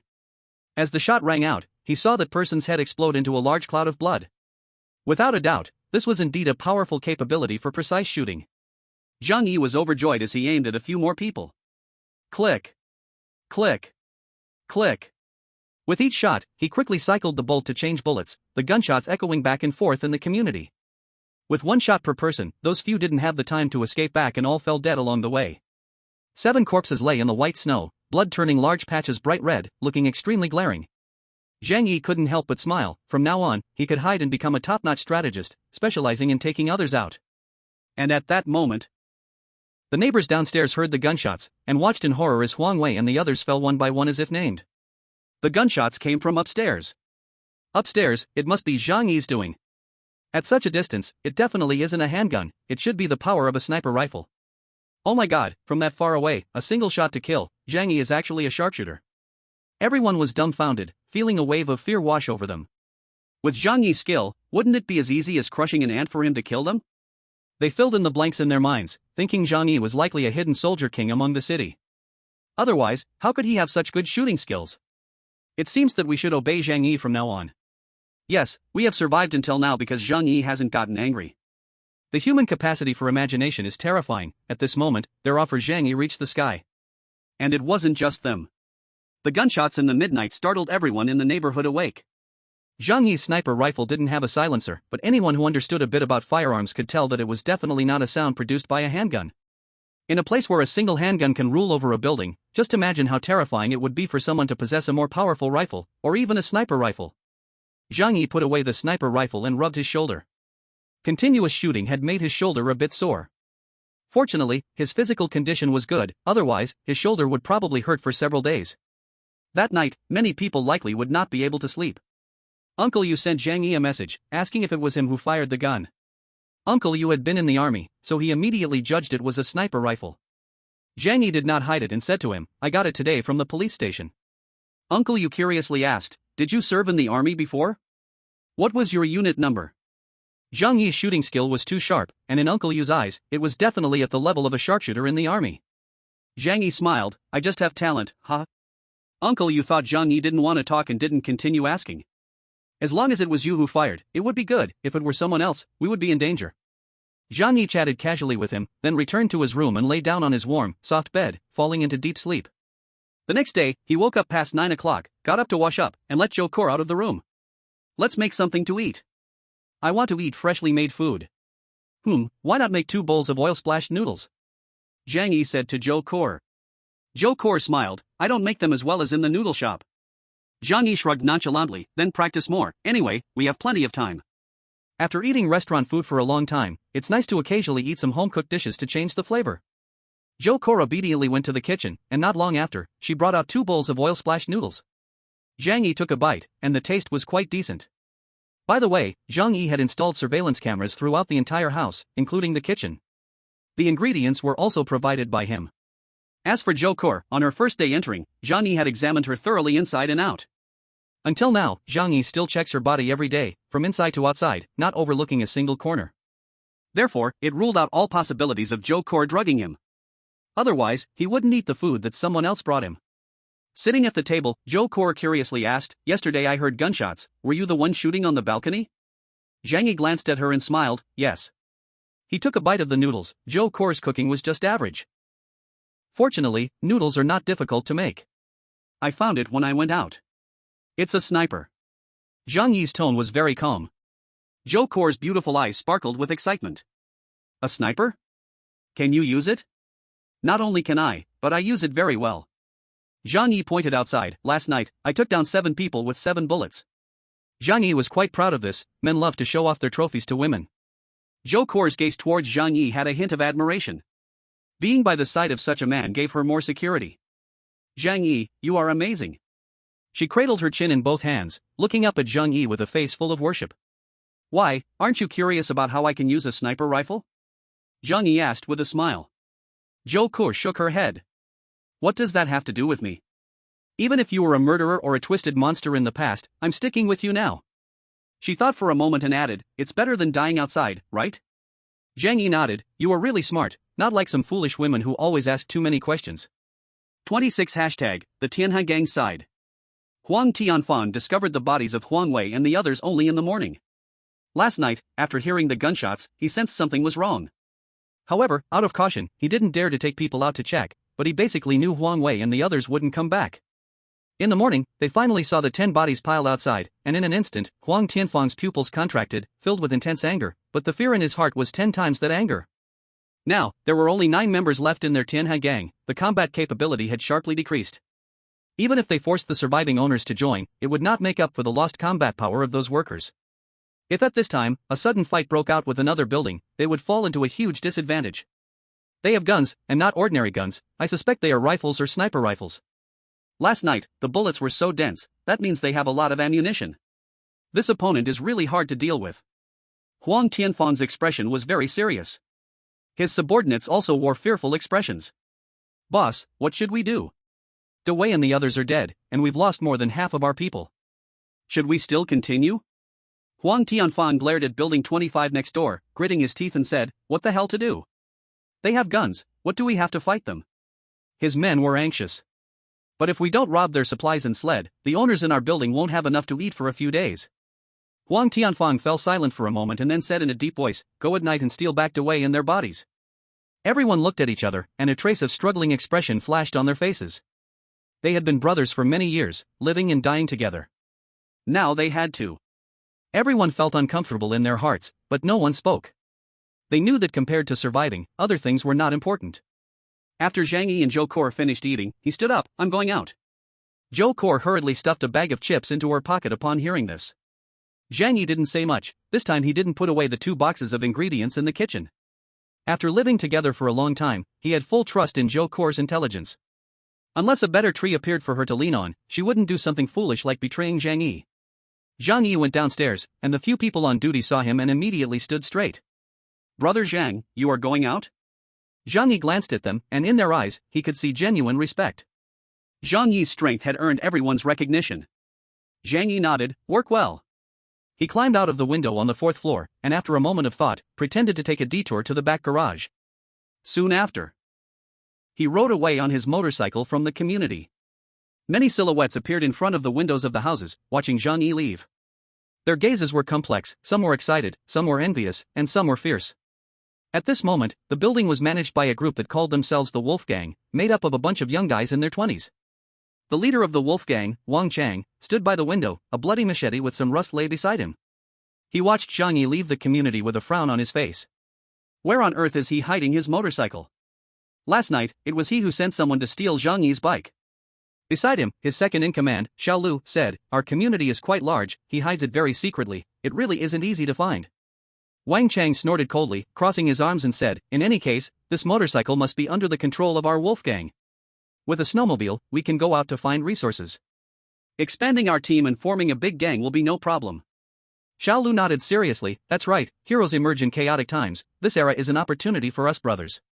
He gazed in the direction Zhang Yi left, his eyes filled with bloodshot. "Now, first let's find some cigarettes.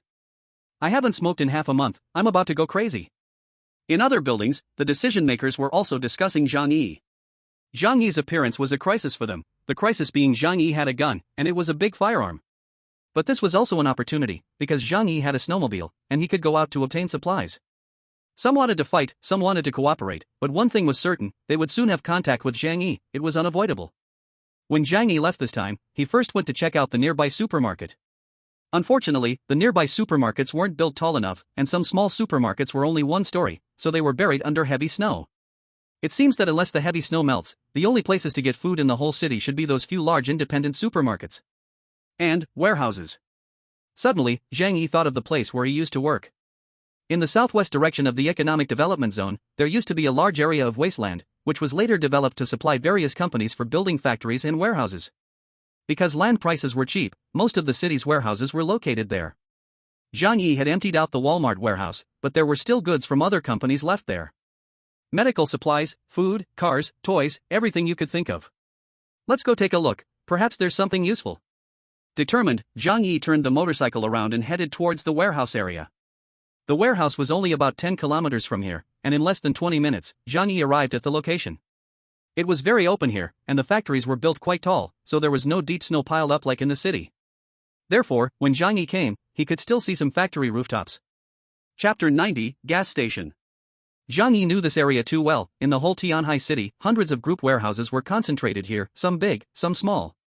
If he could gather all the resources back, it wouldn't be a problem to support thousands of people, let alone himself. The only big problem was whether those resources were still there.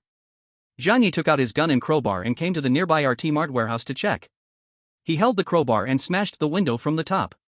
But when he poked his head inside, he found that the large factory was now completely empty. Have they been transferred away? Zhang Yi had been mentally prepared, so he wasn't too surprised. He continued to go to other warehouses, and the results were the same. Medical equipment, daily necessities, food, and even snacks and pet food warehouses were all emptied out. Just as I thought. When disaster strikes, the official experts will report the situation immediately. The people above will definitely prioritize transferring supplies. This is why Zhang Yi had to empty the Walmart warehouse a week in advance. He knew that once disaster arrived, those powerful figures would only consider themselves first, without caring about the lives of ordinary people. Zhang Yi did not give up searching. There are hundreds of warehouses here, maybe there are still things inside that haven't been taken and happen to be useful for him. Sure enough, hard work pays off. After half a day, Zhang Yi found a warehouse that stored cars. The area inside was over 1 million square meters, incredibly spacious. On the steel racks, cars were lined up neatly like cans of sardines. There were many luxury cars inside, worth millions before the apocalypse. But now, they were completely useless, he really couldn't think of any purpose for them. After seeing so many vehicles, Zhang Yi felt very frustrated.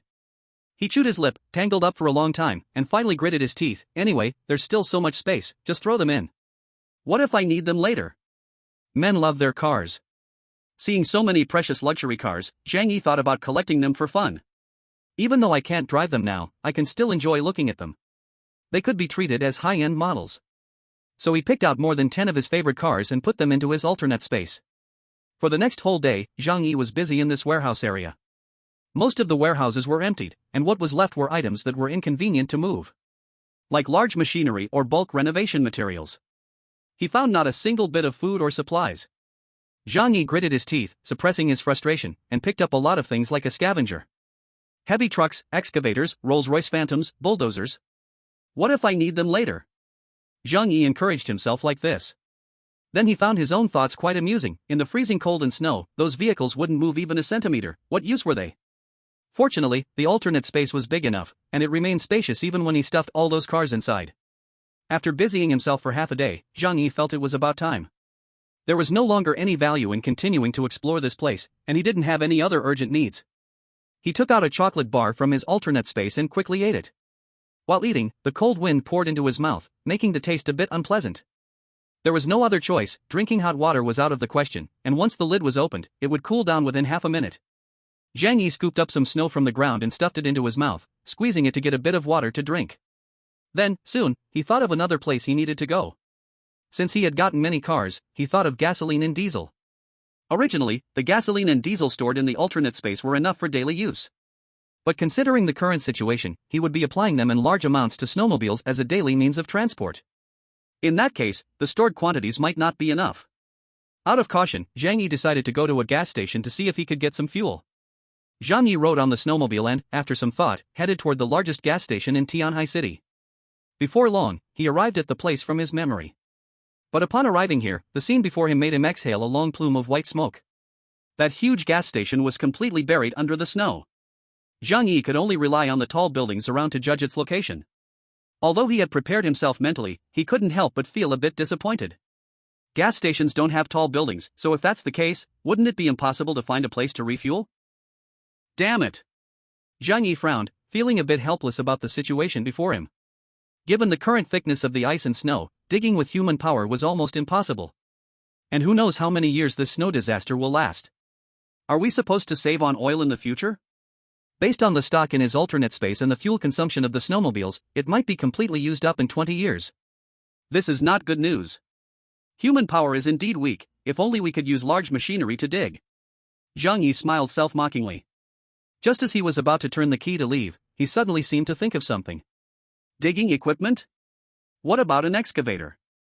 He had just picked up some machinery from the warehouse, which included a few excavators. Originally, he just picked them up to collect, waiting for a time he might need them. He didn't expect to use them so soon. Digging a pit in the snow with an excavator would definitely be an easy task. But to be honest, this situation was quite rare. After all, on the previous planet, it was rare to see such thick ice and snow. No one drove an excavator to work in the Arctic, they all used icebreakers. However, after thinking it over carefully, Zhang Yi believed this idea was definitely feasible. Currently, with the snow piled up for less than a month, it hadn't formed a very hard ice layer, an excavator could dig it. The ice and snow underground were at most a dozen meters, he just needed to dig to an entrance like a door or window to break in. So, it wouldn't take too much time. Feasible. Zhang Yi decided to act, pulling out a large excavator directly from the alternate space. Bang! The nearly 20-ton excavator fell heavily to the ground, directly sinking in over a meter. Seeing this, Zhang Yi chuckled, that's good, it saves me from digging down. The surface snow was still relatively thin, unable to bear such weight. But the snow below should be more compacted. This was Zhang Yi's first time operating an excavator, but it wasn't a big issue. He had previously operated cranes, forklifts, and large trucks while working at the warehouse. This thing was not a problem, and he figured out how to drive it after a little thought. Although he couldn't say his skills were excellent, at least he could operate it. Chapter 91 found a new path. The operation of the excavator was relatively simple, mainly consisting of 2 levers and a control stick for the digging bucket. Zhang Yi found the fuel tank and poured in a bucket of diesel from his alternate space. Then he climbed into the control room and turned the key. Vroom vroom. Fortunately, the low temperature didn't affect the new machinery much, the excavator could still function normally. Zhang Yi controlled the excavator, starting to push the snow to the sides. At first, his speed was a bit slow, but gradually, it picked up. Half an hour later, he had dug a 3-meter deep pit, and even the tracks could slowly move. Fortunately, the excavator had tracks instead of wheels. Zhang Yi even thought that if he encountered special situations, this thing could be used as a transport vehicle.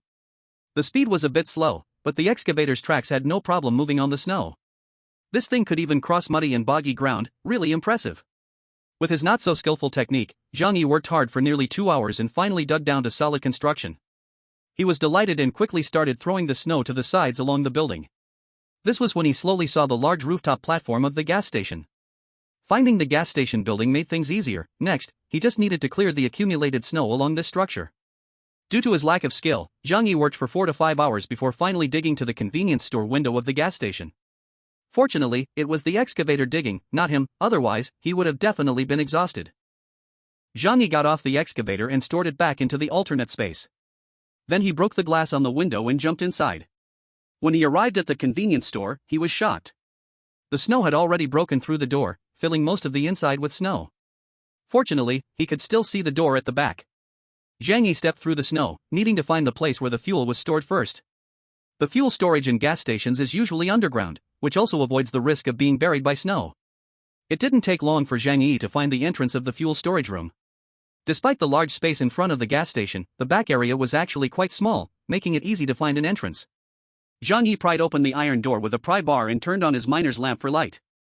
The sight before him made him gasp, for giant fuel tanks stood in the storage room, holding nearly 200 cubic of oil.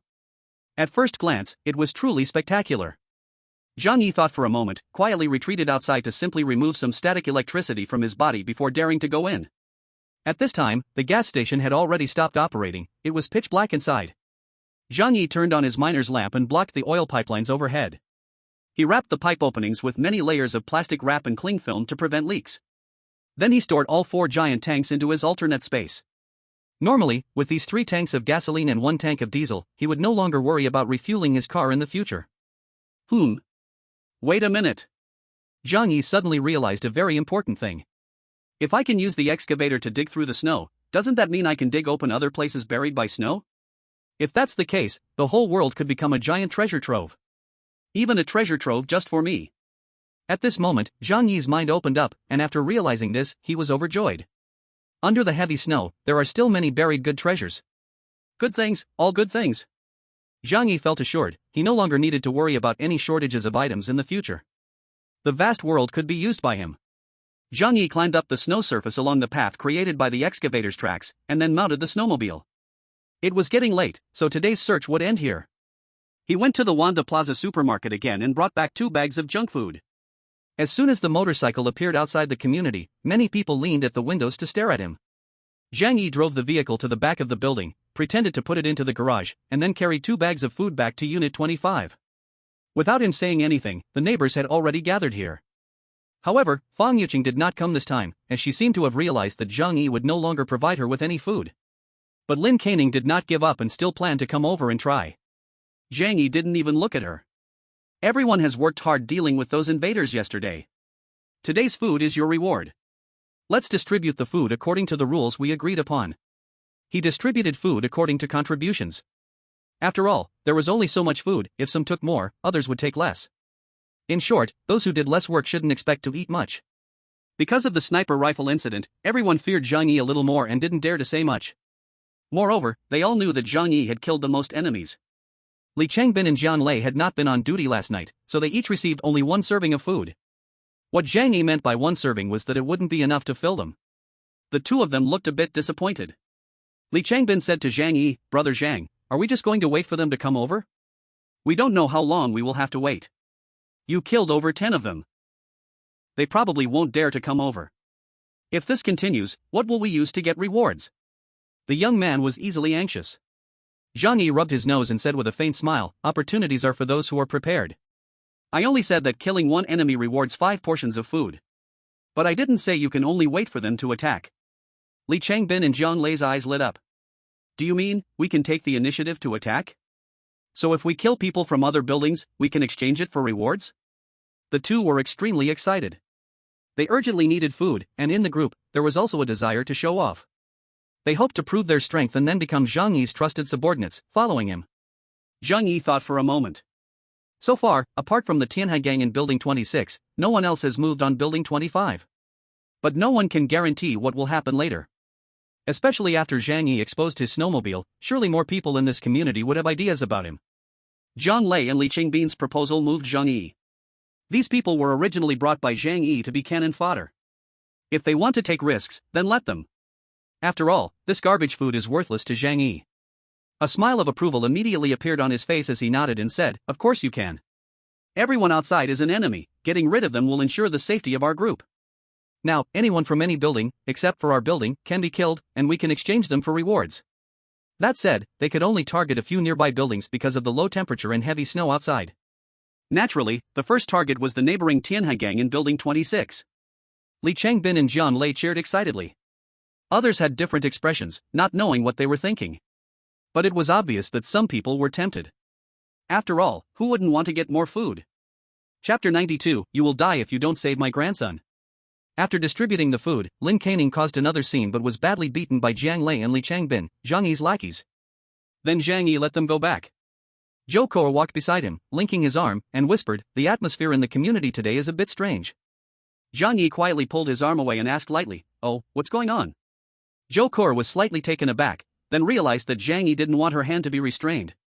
It was fine at home, but outside, Zhang Yi really wouldn't relax even a bit. She said, "I just feel like many eyes are watching us, this feeling is very strong." Zhang Yi smiled faintly, "It's not surprising. The appearance of the snowmobile will surely attract others' jealousy. After all, this is the South, and this mode of transportation is extremely rare. Having it means you can go out to search for supplies, which represents the ability to survive. Who wouldn't want to live?" Zhou Kor was somewhat worried. "Do you think people from other buildings will attack us too? I'm afraid it will be very dangerous then." Hearing this, Zhang Yi looked around and, noticing no one, lowered his voice and said, "Aren't there many cannon fodders? And no matter how powerful they are, it's much harder for them to break into our place than ascending to heaven." Zhou Kor laughed, "But if people are pushed to a corner, no one knows what they might do." Zhang Yi nodded, "What you said makes sense." While they were talking, Zhang Yi habitually glanced around. After all, it was best if their conversation wasn't overheard by others. However, this glance suddenly made him spot a black crack appearing at the edge of his vision. At this moment, as he and Zhou Kor passed the 13th floor, the iron door of the stairwell had a gap.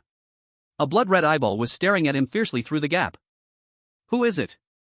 Zhang Yi's muscles immediately tensed up. Even though he was very brave, the sudden event still made him a bit nervous. The door of the stairwell was suddenly pushed open with a bang. A disheveled woman screamed and charged out, holding a bloodstained kitchen knife and swinging it toward his head. "Ah!" Zhou Kor screamed in fright. Zhang Yi quickly pushed Zhou Kor hard to the side, and due to the reaction force, his own body also tilted to the side. The knife fell in mid-air, missing its target. But that woman was like a madman, continuing to hack at Zhang Yi with the knife. Who knew that Zhang Yi rolled down in response, directly tumbling down the stairs? Anyway, he was wearing thick clothes and had a bulletproof vest inside, so he wasn't afraid of getting hurt. After rolling down several flights of stairs, Zhang Yi finally stabilized his body. At this moment, he saw clearly who that woman was. It was actually Aunt Lin, who had disappeared for a long time. Aunt Lin relentlessly raised the kitchen knife, glaring with bloodshot eyes as she chased after him. "Zhang Yi, I'm going to make you pay for my grandson's life." Damn old hag. Zhang Yi had already steadied his mind. His right hand pulled out a thick, long crowbar from another dimension and smashed it down. The width of the stairs was very narrow, and Lin had no chance to dodge. She had no opportunity to strike with her small kitchen knife. Faced with the crowbar, she instinctively dodged a bit. The crowbar didn't hit her head but instead struck her shoulder. Crack! Zhang Yi heard the sound of bones breaking. This old arm and leg truly couldn't take a hit. Aunt Lin was knocked down on the stairs, losing all strength to resist. Even so, she still tightly gripped the blood-stained kitchen knife, her eyes glaring fiercely at Zhang Yi. Kill you. Avenge my grandson." Zhang Yi coldly looked down at her, then raised the crowbar and smashed it onto her hand. You have to say, in the cold weather, a person's body is truly fragile. With this blow, 3 of her fingers were smashed off, and the kitchen knife also clattered to the ground. "Ah!"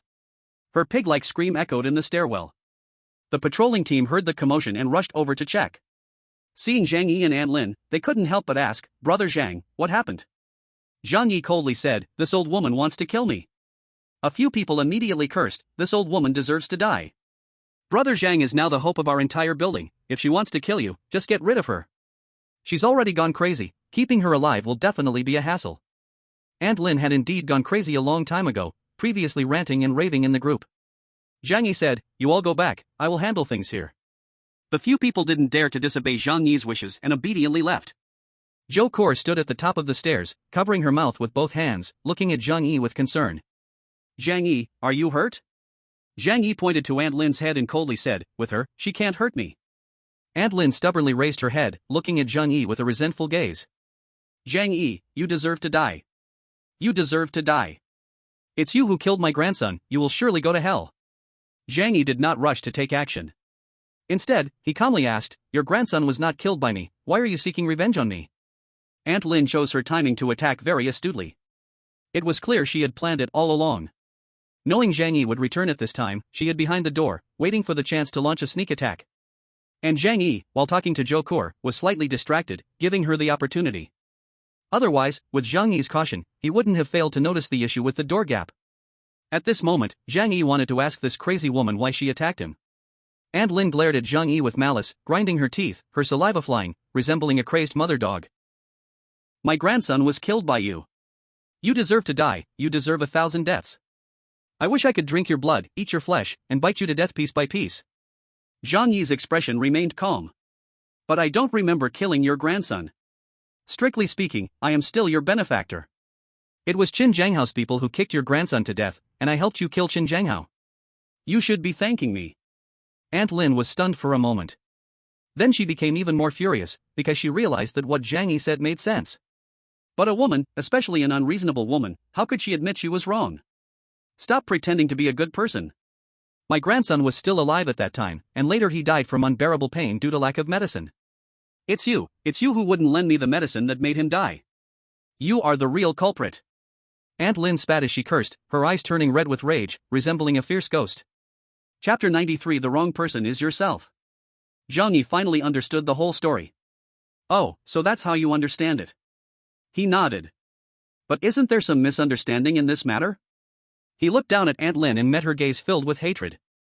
Then Zhang Yi lowered his voice and said softly, actually, I am the type who appears tough but is soft-hearted. How could I bear to see a child die in pain? So later, I went to your house to deliver medicine. Aunt Lin's eyes widened, you're talking nonsense. No, I'm really not talking nonsense. I've been to your house, think carefully. Oh, right, you were too focused at that time, so you may have forgotten. A hint of regret flashed in Zhang Yi's eyes. In fact, at that time, Little Who was still alive, I clearly saw his chest still moving. But how could you, sigh? He actually had a chance to survive, but you took away his chance to live. You really are a good grandma. Zhang Yi's gaze darkened, and his tone became exceptionally cold. Aunt Lin's mental state was already unstable. Hearing Zhang Yi's words, her mind became even more chaotic. A look of panic flickered in her eyes. Could it be that Little Who really didn't die? Did she accidentally cause Little Who's death later? No, it's impossible. Little Who was already dead at that time, he was killed by you. Zhang Yi burst into laughter and pointed at Zhou Core, if you don't believe it, you can ask Dr. Zhou. Wasn't Lin Xiaohu still savable? Aunt Lin turned her head in confusion to look at Zhou Core on the steps. Seeing Zhang Yi's chilling smile, Zhou Core couldn't help but feel a chill in her heart. No wonder Zhang Yi didn't kill Aunt Lin directly, but talked to her for so long. It turned out he not only wanted Aunt Lin to die but also to torment her emotionally, to make her die in extreme pain. Zhou Core looked down at Aunt Lin and slowly nodded. Indeed, Lin Xiaohu actually had a chance to be saved. At that time, I contacted Zhang Yi, and he agreed to send the medicine. But you didn't wait for him to arrive, mistakenly thinking Lin Xiaohu was dead. If you had waited a little longer, perhaps he wouldn't have died. Zhou Core didn't say the last few words, because she felt that this was already enough to hurt. Aunt Lin covered her face in despair and began to wail in pain. No, it's impossible. That's not how it is, I didn't know he was still alive. I thought he was already dead. Her mind had already collapsed, her memories were chaotic, and sometimes she didn't even know what she was doing. All this time, she relied on her hatred for Zhang Yi to survive. But Zhang Yi and Zhou Core's words made her unable to distinguish between reality and illusion. Could it be that the person who killed her grandson wasn't Zhang Yi, but herself? Zhang Yi suddenly shouted loudly, ha ha ha. So it turns out this way. This is Grandma Lin, who claims to love her grandson, but ended up harming her living grandson. You truly love him, huh? Your son and daughter-in-law entrusted their grandson to you, how can you face them? Grandma Lin's gaze was vacant, covering her head and letting out a painful wail. No, it's not like this, it's not like this. Yes, it is. It's not like this, it's not like this. Yes, it's your doing. Grandma Lin was wailing in agony and despair. Zhang Yi stood beside her, laughing while delivering the final blows. Zhou Core felt a chill run down her spine. Do not provoke a person like Zhang Yi. He is terrifying when he tortures people. Ah! Grandma Lin suddenly screamed loudly and crashed her head hard against the wall. She was completely broken, losing all hope of living. Death was the best relief for her. But at a critical moment, Zhang Yi played the good guy. How could he bear to watch his neighbor die in front of him? Zhang Yi shouted, "Don't!" Then he kicked Grandma Lin away. Bang! Grandma Lin fell to the side and rolled down the stairs to the lower level. Zhang Yi said earnestly, "Grandma Lin, you must look forward in life, don't think of ending it. After all, his smile grew wider, you sacrificed your grandson to live. If you die, how will you face the whole family down there? At this time, Grandma Lin was spitting blood, unable to speak, but her eyes were full of pleading towards Zhang Yi. Don't say any more, please, don't say any more. At this moment, neighbors from several nearby floors heard the commotion and came over to watch the drama. Zhang Yi pointed at Grandma Lin and loudly said, "Everyone, come quickly, Grandma Lin wants to commit suicide. It's strange, how has she lived so long? Hey, do you still have food stored at home?"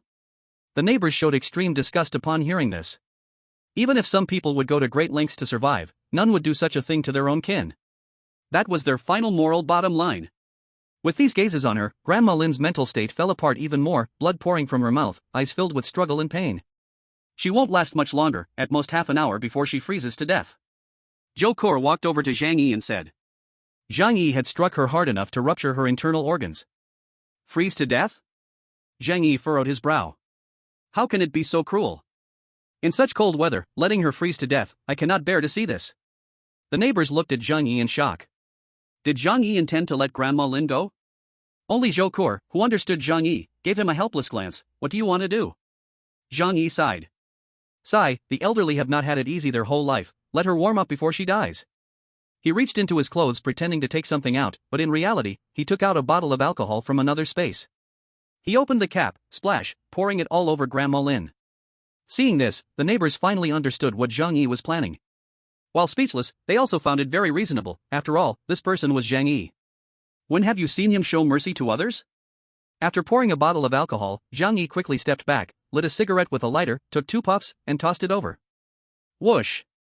The flames instantly blazed up. Soon, the stairwell was filled with the extremely piercing screams.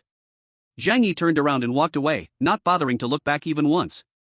The other neighbors hurriedly cleared a path for Zhang Yi, their eyes filled with fear. Chapter 94-9 #ChenLingyu. After Zhang Yi and Zhou Kor returned to their room, they took off their cold-resistant clothing and sat on the sofa.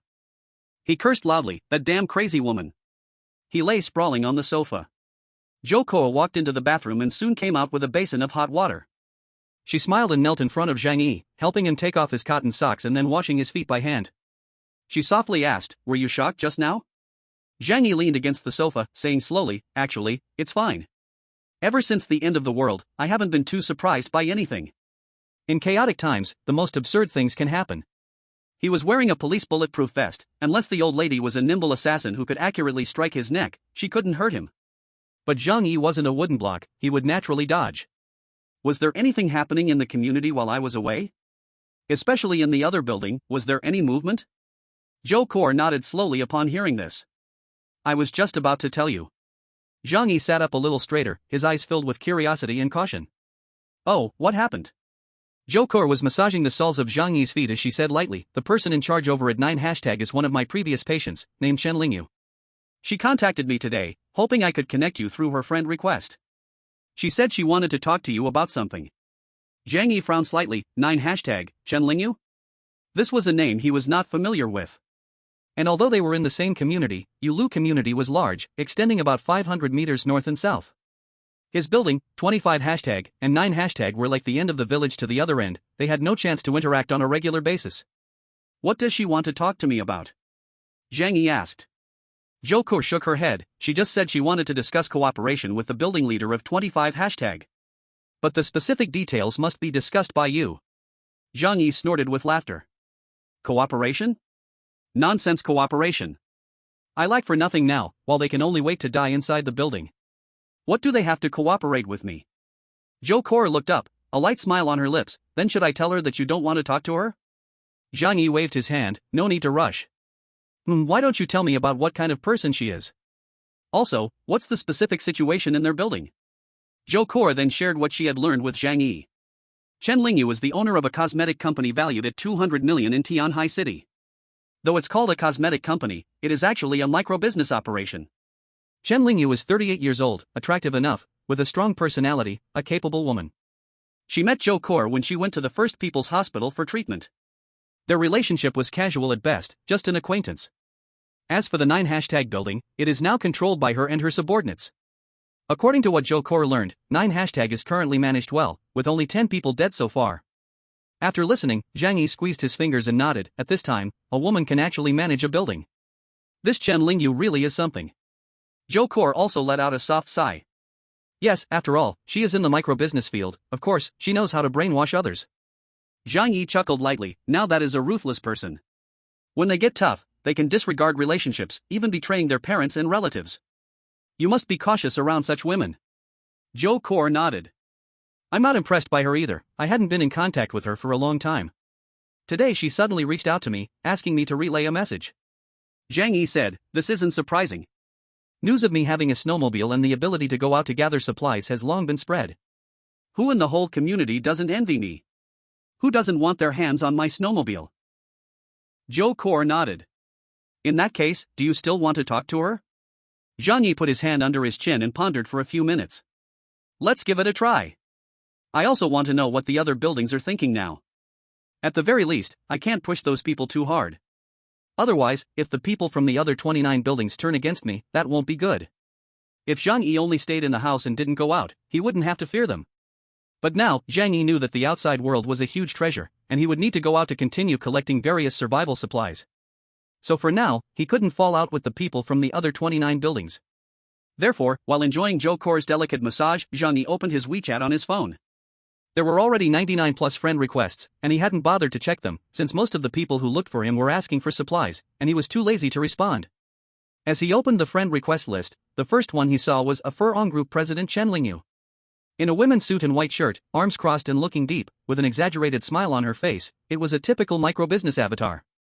Just as Zhang Yi was about to accept the friend request, he suddenly noticed a slightly familiar avatar below. Most business people use personal photos as their WeChat avatars. So Zhang Yi quickly recognized who that person was. The financial director of Walmart's South China region, Li Jian. He recognized him because he had seen him on stage during the company's annual meeting while dining.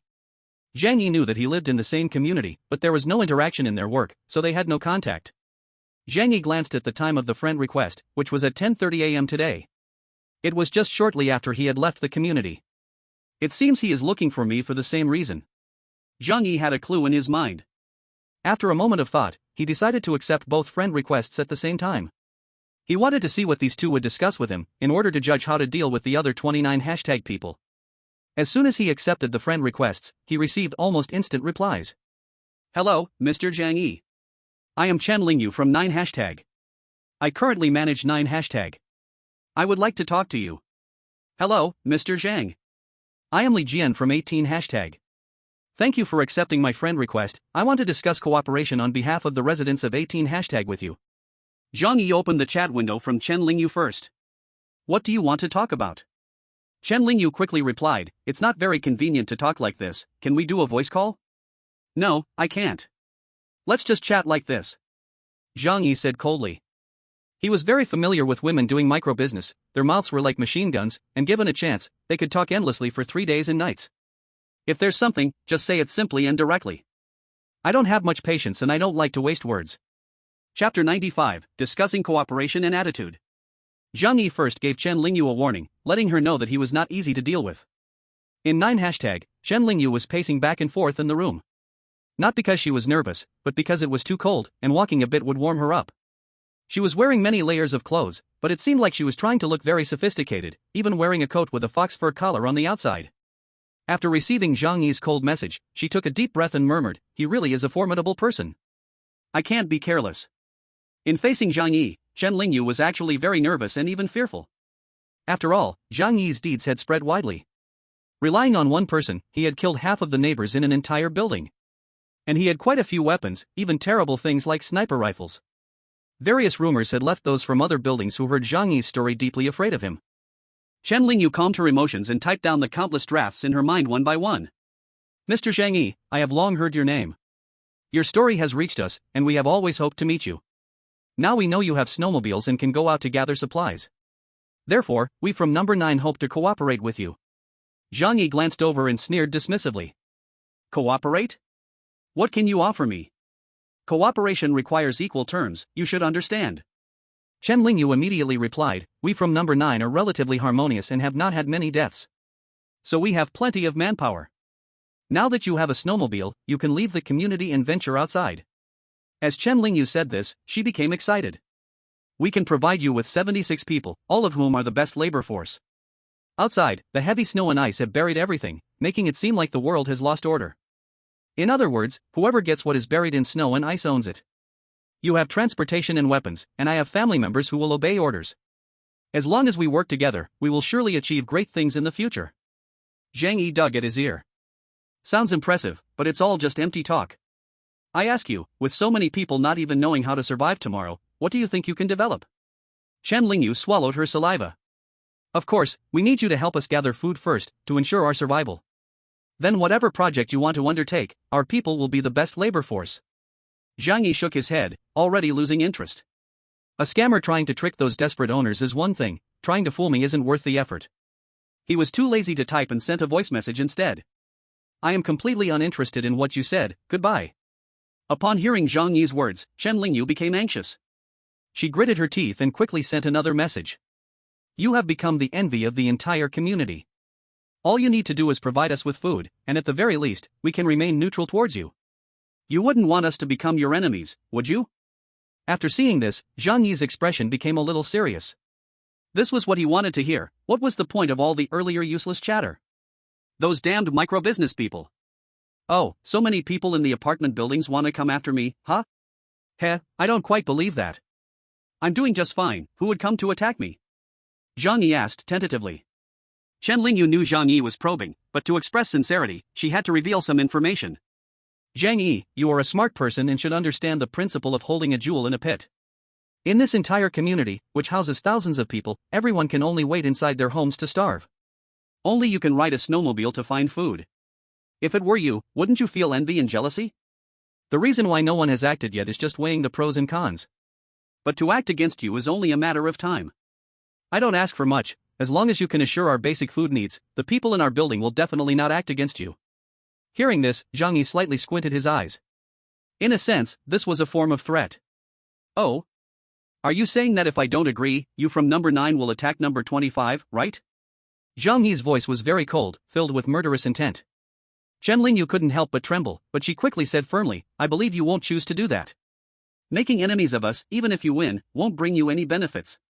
The reason she was so calm was also because the distance between number 25 and number 9 was quite far. If Zhang Yi wanted to take people to attack, it would mean cutting off his own escape route. Moreover, there was also the possibility of being attacked by others in the other buildings. We just need some food, nothing else. And with my abilities, along with your strength, it won't be a problem for us to rule the entire neighborhood in the future. Chen Lingyu said excitedly. Zhang Yi's smile held a hint of disdain. This is the first time I've seen someone begging so confidently. Chen Lingyu gasped in anger, this is cooperation. Zhang Yi replied casually, let me think about it, and I'll give you a response later. With that, he didn't want to continue chatting with Chen Lingyu and closed the chat box. Zhang Yi placed his phone on his lap and began to ponder the future development of the situation. He didn't care about Chen Lingyu in his heart. Just a mere 9 building, trying to compete with him, even if there were many, it wouldn't make a difference. They had no idea how many guns and how much ammunition Zhang Yi had. If they really attacked, just with a single assault rifle, his precise shooting ability could wipe them all out. However, the problem was that there were definitely more people in this neighborhood with the same idea as Chen Lingyu. In the other 29 buildings, everyone was eyeing his snowmobile enviously. Some desperate ones, running low on supplies, wouldn't hesitate to come and fight for their lives. If they really managed to unite and attack 25 Zhang Yi would have to kill until his hands felt sore just to finish them off. Zhang Yi looked up at his safe house. The shell made of aerospace alloy could withstand the impact of artillery. Even if everyone in the neighborhood attacked, they absolutely would not be able to break in. Unless those people could demolish the 25 building, otherwise, he was basically unthreatened. What are the chances of that happening? Zhang Yi furrowed his brows and pondered this question. If the people from the 29 buildings really acted together, there was a chance it could happen. Currently, the power supply does not allow the use of high-power appliances. They won't be able to use tools like jackhammers or drills. To completely rely on human effort to bring down a building is absolutely impossible in the current extreme cold and severe lack of food to provide energy. After all, with their current physical condition, they would probably freeze after walking outside for a while. Who would still have the strength to smash walls? Chapter 96, Should I kill them all? After some deliberation, Zhang Yi arrived at a satisfactory answer. That is, as long as he held firm in 25 and did not go out, using the firepower in his hands and the strength of the safe house, even the other 29 buildings could not do anything to him. In simple terms, in today's situation where food is extremely scarce and temperatures are bitterly cold, taking a couple of steps outside against the harsh wind is a huge torment. 20 persons couldn't even do the work of one person as they once did. My personal safety is not an issue. If worst comes to worst, I can hop on my motorcycle and break through the siege. Using the weapons in my hands to carry out guerrilla warfare, I could still slowly wear them down. But doing that is really too troublesome. How long would it take me to kill all the people from the 29 buildings? However, if I don't kill them, they will definitely come to attack me. Zhang Yi thought carefully in his heart. Should he spend some time and energy to eliminate all those who posed a threat to him in the neighborhood, or think of another way? In the short term, Zhang Yi had not made up his mind. He glanced at his phone and decided to chat with Li Jian as well. He needed to see if all the building owners were thinking the same way. Zhang Yi opened the chat box with Li Jian. He didn't pay attention to Li Jian, but Li Jian was very proactive in introducing their situation to Zhang Yi. Mr. Zhang, I come this time with sincerity, hoping to cooperate with you to build a harmonious home, a doomsday utopia. So far, we at 18 have only lost 5 elderly people, who died from complications caused by the extreme cold. Everyone allocated resources reasonably and lived harmoniously together. I think this is the best way to survive in the apocalypse, preserving the spark of human civilization. It is also beneficial for the reconstruction work after the snow disaster. Right now, we lack effective food sources. We hope to cooperate with you. As a price, we can provide manpower and material resources to meet your every requirement as much as possible. We can also help coordinate relationships with other units to avoid conflicts. After hearing Li Jian's introduction, Zhang Yi felt much more comfortable. As expected of a financial director of a large group, his emotional intelligence is far superior to that of Chen Lingyu, who does micro-business. His ideas are clear, the interests are stated concisely, and his tone is neither servile nor overbearing. However, what Zhang Yi cares about the most is the harmonious community he mentioned. It has been over 20 days since the apocalypse began, yet not a single person has died from conflict. Zhang Yi looked at Zhou Kor, who was carefully massaging his feet, and asked, Kor, do you know about the situation in Unit 18? Zhou Kor thought for a moment and said, I have heard a bit. It is said that the leader of their building is a very charismatic person. After the apocalypse hit, he united all the residents and adopted a method of unified resource distribution, allowing most people to survive until now. Zhang Yi sighed. As expected of a financial director, managing an accountant not only needs to know how to manage but also understand how to maximize benefits. In fact, Li Jian's approach is the most reasonable. Other units, like the one Zhang Yi is in, Unit 25, have caused a lot of waste of resources due to conflict and internal strife. Theoretically speaking, if a person does not exercise, including mental exercise, the energy consumed in a day is very minimal, just eating one meal is enough. Li Jian is a talent. Zhang Yi remarked, but then said, but wanting to survive for a long time in the apocalypse this way is still impossible. Li Jian's ability lies in establishing order. Through his influence in Unit 18, he early united everyone together. However, what will happen once they face external attacks? Those used to comfort, when encountering villains like Tian Hebang or Qin Zhanghao, will likely face slaughter. This is similar to how the ancient Central Plains civilization was defeated by nomadic civilizations multiple times. Without military protection, all stability and harmony are false. Zhang Yi asked, what will you do if I don't agree? Li Jian pondered for a long time before replying to Zhang Yi. We uphold the spirit of friendly cooperation and extend an invitation for collaboration. If you refuse, I will feel regret. But this does not mean your ideas won't change in the future. I still look forward to the next opportunity for cooperation. Zhang Yi smiled. This official reply felt very comfortable. So, don't you choose to attack us in Unit 25? Or when attacking other units, don't you choose to intervene? Li Jian's reply was also very honest. Our military power is only for self-defense and will not actively attack others. It's not that we lack strength, but unnecessary internal strife would only lead to losses on both sides in the end. Zhang Yi almost wanted to applaud him. Look at him, clearly a coward, yet he speaks so righteously.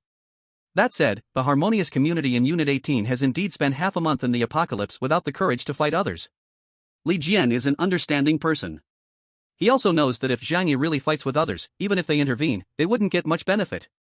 It's better to watch the tigers fight from the mountain. If Zhang Yi loses and his snowmobile falls into someone else's hands, he can still find other partners to cooperate with. Just wait for my reply. After sending this message, then go look for others in the friend request list. Previously, because too many people wanted to add him as a friend to ask for supplies, he directly ignored all friend requests. But now it seems that every person in the entire community wants to talk to him and then ask for his help in collecting supplies. Sure enough, later Zhang Yi added several heads of buildings. What they expressed was almost no different from Chen Lingyu and Li Jian. They all hoped to cooperate with Zhang Yi and requested that he help them collect supplies to survive. However, the conditions they could offer were extremely limited. Only labor, women, and a promise not to kick someone when they were down in case of conflict. The only difference was the attitude, good or bad, that's all. Zhang Yi lay on the sofa, looking up at the ceiling, softly murmuring, now there are only two choices, fight or coexist. If I fight, then I have to kill everyone who poses a threat to me. This is not impossible, but it takes too much time and ammunition. Killing all the residents of 30 buildings in the community would exhaust my stored ammunition. The amount I got from the police station isn't that much, only a little over 1,000 rounds. This is still considering an ideal situation. If they come to attack, I can kill them all, but what if they hide in the buildings and don't come out? I can't take the risk of going in. Moreover, even though I have no psychological shadows about killing, I'm not some twisted butcher. Most people in the community have no deep hatred for me. If I kill them all, I might still feel a bit reluctant. Damn, maybe I would end up with psychological problems myself. Zhang Yi rubbed his temples, feeling that wiping out the entire community was not a good option. It was just too much trouble. Chapter 97 Attitudes of Each Building in the Community. Listening to Zhang Yi's murmurs, Zhokor felt a chill run down her spine. At this moment, in the entire community, no one knew they were all wildly jumping at the edge of hell's entrance. Life or death rested on Zhang Yi's thoughts. I'm so glad I chose to follow him. Zhokor was incredibly grateful in her heart. Suddenly, Zhang Yi looked at Zhokor in front of him and patted the sofa beside him. Come here. Zhokor walked over and sat down next to him. The room was very warm, so at home, both of them usually wore home clothes, particularly casual. Zhokor hadn't brought her own clothes, all of them were picked by Zhang Yi. So in terms of clothing style, it was naturally whatever Zhang Yi liked. This outfit of Zhokor was very cute and suited her good figure. Sitting close to Zhang Yi, she was gentle like a Siamese cat. Zhang Yi picked up a glass of water from the table and took a sip before asking Zhokor. Kor, from your perspective, do you think I should fight them or coexist? Zhokor thought Zhang Yi wanted to share something intimate with her. She didn't expect him to actually ask for her opinion. Of course, this was also a kind of trust towards her, which was a good thing. A little regret filled her heart, but she was happy that Zhang Yi valued her opinion. Zhokor rolled her eyes and said to Zhang Yi, if we fight, can you withstand the attack from the other 29 buildings' residents? No problem. Zhang Yi replied with confidence on his face. Actually, he felt a bit uncertain inside, because he was only 99.99% sure, but there was still 0.01% uncertainty. After all, he couldn't guarantee that no one in those other 29 buildings was hiding explosives capable of collapsing a building. But the probability of encountering that was about the same as the chance of an H-bomb dropping and hitting his home. Even if it happened, there was nothing he could do. Zhang Yi chose not to think about it. Zhokor's eyes were filled with the word surprise. She had thought Zhang Yi would say he couldn't do it. Unexpectedly, Zhang Yi gave a definite answer. After all, Zhang Yi had never told her how many weapons and supplies he had at hand. But Zhokor thought for a moment. Zhang Yi was a person with special abilities, anything was possible for him. She took a deep breath and continued to ask, so if there are negotiations, do you have to provide the living information of everyone in the entire community afterward? Zhang Yi burst out laughing. According to their thinking, yes, that's how it is. Zhokor immediately said, that's absolutely not acceptable. The entire community, even if each building has 50 survivors, that's still 1,500 people. If you have to take care of that many people's food and drink, I don't know how much supplies would be enough. To place all that burden on you alone is simply unreasonable. Zhang Yi waved his hand. It's not calculated like that. They set conditions, of course they will say something high, and then wait for me to bargain. And don't think of this group as good people. Anyone who can control a building certainly has their own little group. They have supplies, and they will prioritize supplying their own people. A deep light flashed in Zhang Yi's eyes. As for others, they are merely reserve food. Do they really need to waste food on reserve supplies? Zhokor felt that what Zhang Yi said made a lot of sense and nodded.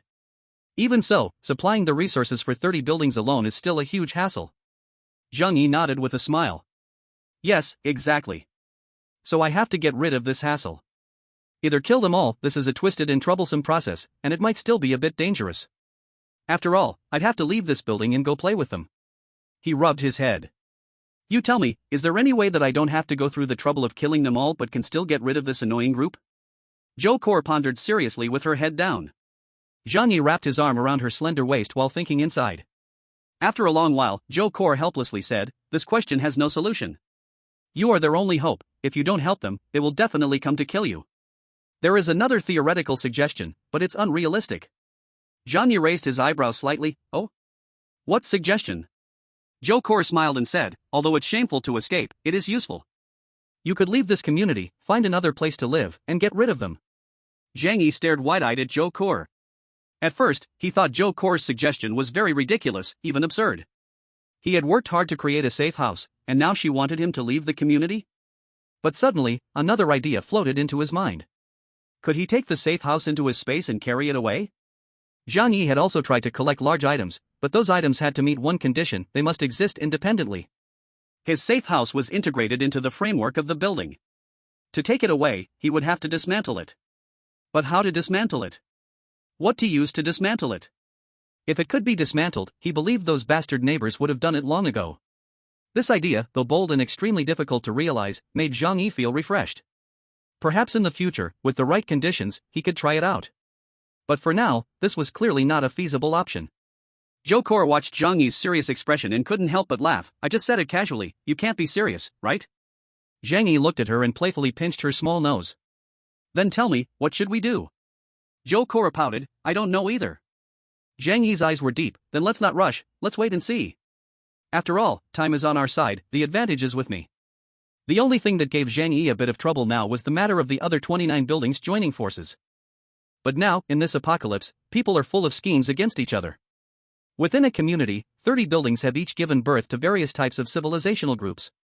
Zhang Yi belongs to the Tianhe gang and the Wolf Pack, using force and slaughter to assert dominance. Chen Lingyu controls the people in a building through brainwashing and hypnosis. Li Jian has created a harmonious home without conflict through scientific management. So many organizations exist, their thoughts completely on different levels. Moreover, they must be on guard with each other, anyone could become an enemy at any moment. It is not so easy for them to unite. Zhang Yi plans to continue observing, deciding how to act after watching their movements. After all, the initiative is in his hands. On the level of force, he has a pile of firearms and precise shooting skills, so he is not afraid of group battles. Chapter 98, Establishing Authority. Zhang Yi decided in his heart to quietly observe the changes. But he also knew that some people would surely be unable to hold back and would want to strike at him. So recently, he needed to pay special attention to safety. He had a police helmet on his head and a bulletproof vest protecting his body. Zhang Yi looked at his legs and couldn't help but frown. There was a bulletproof vest, but there were no bulletproof pants. After pondering for a moment, Zhang Yi had an idea. He took a bulletproof vest out of the alternate space and handed it to Zhou Kor. Is this for me? Zhou Kor asked happily. Help me cut open the lines of this, I need to use it. Zhang Yi said. Zhou Kor pouted, a bit disappointed, but still obediently took the bulletproof vest and used scissors to cut open the lines on both sides. The lines of the bulletproof vest were also very tough. After all, it was made from special materials to withstand heavy impacts. Zhou Kor worked hard before finally taking the bulletproof vest apart. Now, the bulletproof vest had turned into two pieces of fabric, front and back. Zhang Yi took it, measured it against his legs, and nodded in satisfaction. Wrapping it around his legs and putting on a winter coat on top, wasn't this just bulletproof pants? There are also major arteries in the legs, one must not be careless. After preparing his gear, Zhang Yi thought for a while, feeling the neighbors in the building should not be too comfortable. He must give them a sense of crisis, then fool them into proactively going out to find someone to fight. After all, when Zhang Yi organized them initially, it was to be cannon fodder, not to pamper them. Other buildings sent him signals, he had to do something in response. So Zhang Yi sent a message in the owner group, informing everyone of the current situation. At everyone, siblings and family of Building 25. Now we are facing a major crisis, someone is trying to seize our food. Some nearby apartment buildings are jealous that I can go out to help everyone find food, so they threatened me. They claimed that if I don't share the food with them, they will attack our building. As soon as this was said, the owner group erupted. The neighbors had just seen a glimmer of hope for survival, now they were counting on Zhang Yi to go out every day and bring back food to prolong their lives. Now that other buildings were jealous and wanted to come and snatch it away, of course, they wouldn't agree. Damn, what are these bastards thinking? If they have the ability, they should go out and find food themselves. Fight them, we swear to protect our food, we won't give them a single grain of rice. Right, after all, we have Zhang Yi. If it really comes to a fight, can we still be afraid of them? However, some raised concerns.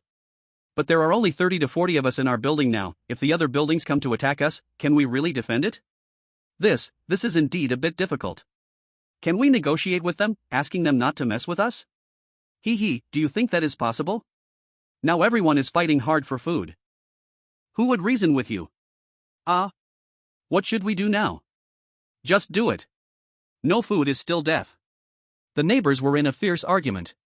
They were indignant, but most of them also felt fear. If they really went against all the other buildings in the community, wouldn't they be facing over 1,000 people? What's the difference from seeking death? Zhang Yi timely sent a message. Everyone knows the situation outside. The heavy snow has submerged all low-rise buildings, including most of the supermarkets. Therefore, finding supplies is also a very difficult matter, heavily depending on luck. There are over 1,000 people outside. If you give food to them, then you all will have nothing to eat. I, Zhang Yi, don't want to offend them anyway. My own supplies can still last a few more days. So, the decision is left to you. You can keep the food for yourselves, or give it to them in exchange for stability. It's up to you. Zhang Yi's dilemma was like holding a gun to someone's head, asking if they wanted to live or die. In fact, there was no choice at all. When the neighbors heard Zhang Yi's words, they also realized they had no way out. Without food, they would still face death. Fighting might still give them a chance to survive. I understand, then let's fight them. These foods belong to us, why should we give them to them? They can die on their own. Exactly, if they can't get food on their own, they just want to rob others. Is that not immoral? The most disgusting people in my life, Wan Chang, think are just like that, phew.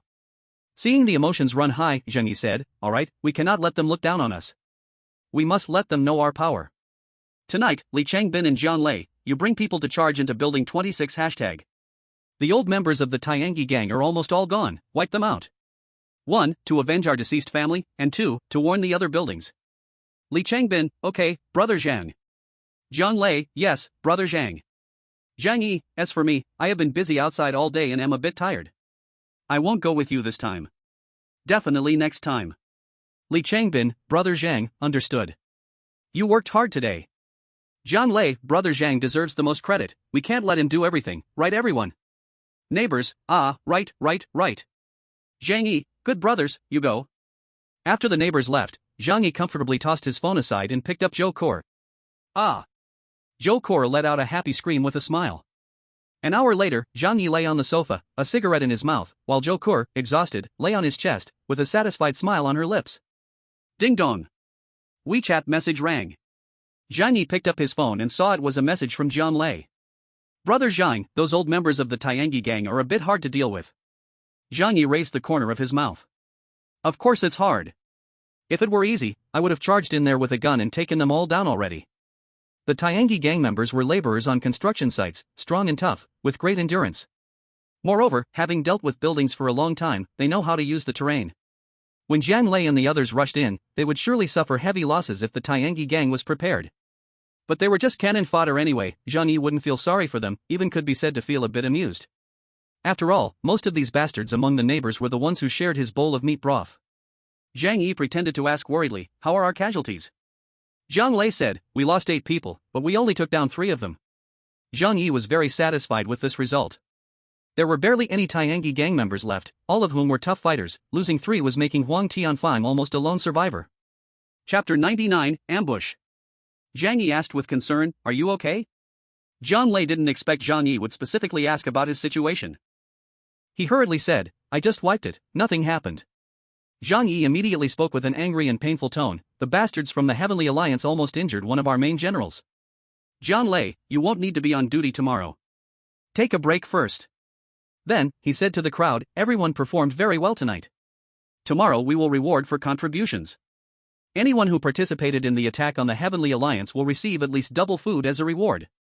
Jian Lei fought bravely and was injured. He deserves our admiration, so let him rest for a day tomorrow. Additionally, reward him with a huge portion of braised pork rice. Hearing Zhang Yi's motivating words, the neighbors were extremely excited. Although 8 neighbors had died, did it still matter if one more person died? They had long become numb. The most important thing was that tomorrow they would have double guaranteed food. What everyone envied the most was Jiang Lei, who could eat braised pork rice at such a time. Even if they had ingredients now, they simply didn't have so many seasonings to cook and were reluctant to start a fire. Whatever they had to eat every day, they were almost forgetting the taste of braised pork rice. Zhang Yi is mighty. Roar. It's true, we have to follow Zhang Yi to eat meat. Damn it, I didn't grab a kill this time. The next braised pork rice must be mine. Many people quietly made up their minds to fight harder. The next morning, Zhang Yi put on his full gear and finally felt safe to leave home. He planned to go to some famous large shopping malls and hotels nearby to see if there was anything useful. Climbing out of the fourth-floor window, he saw that the snow-covered ground in front of him had sunken down a large area, all stained with mottled blood. Only then did Zhang Yi realize that there had been many battles happening around here recently. He only felt a moment of emotion, then gathered his spirit and secretly retrieved the snowmobile, driving it toward the entrance of the neighborhood.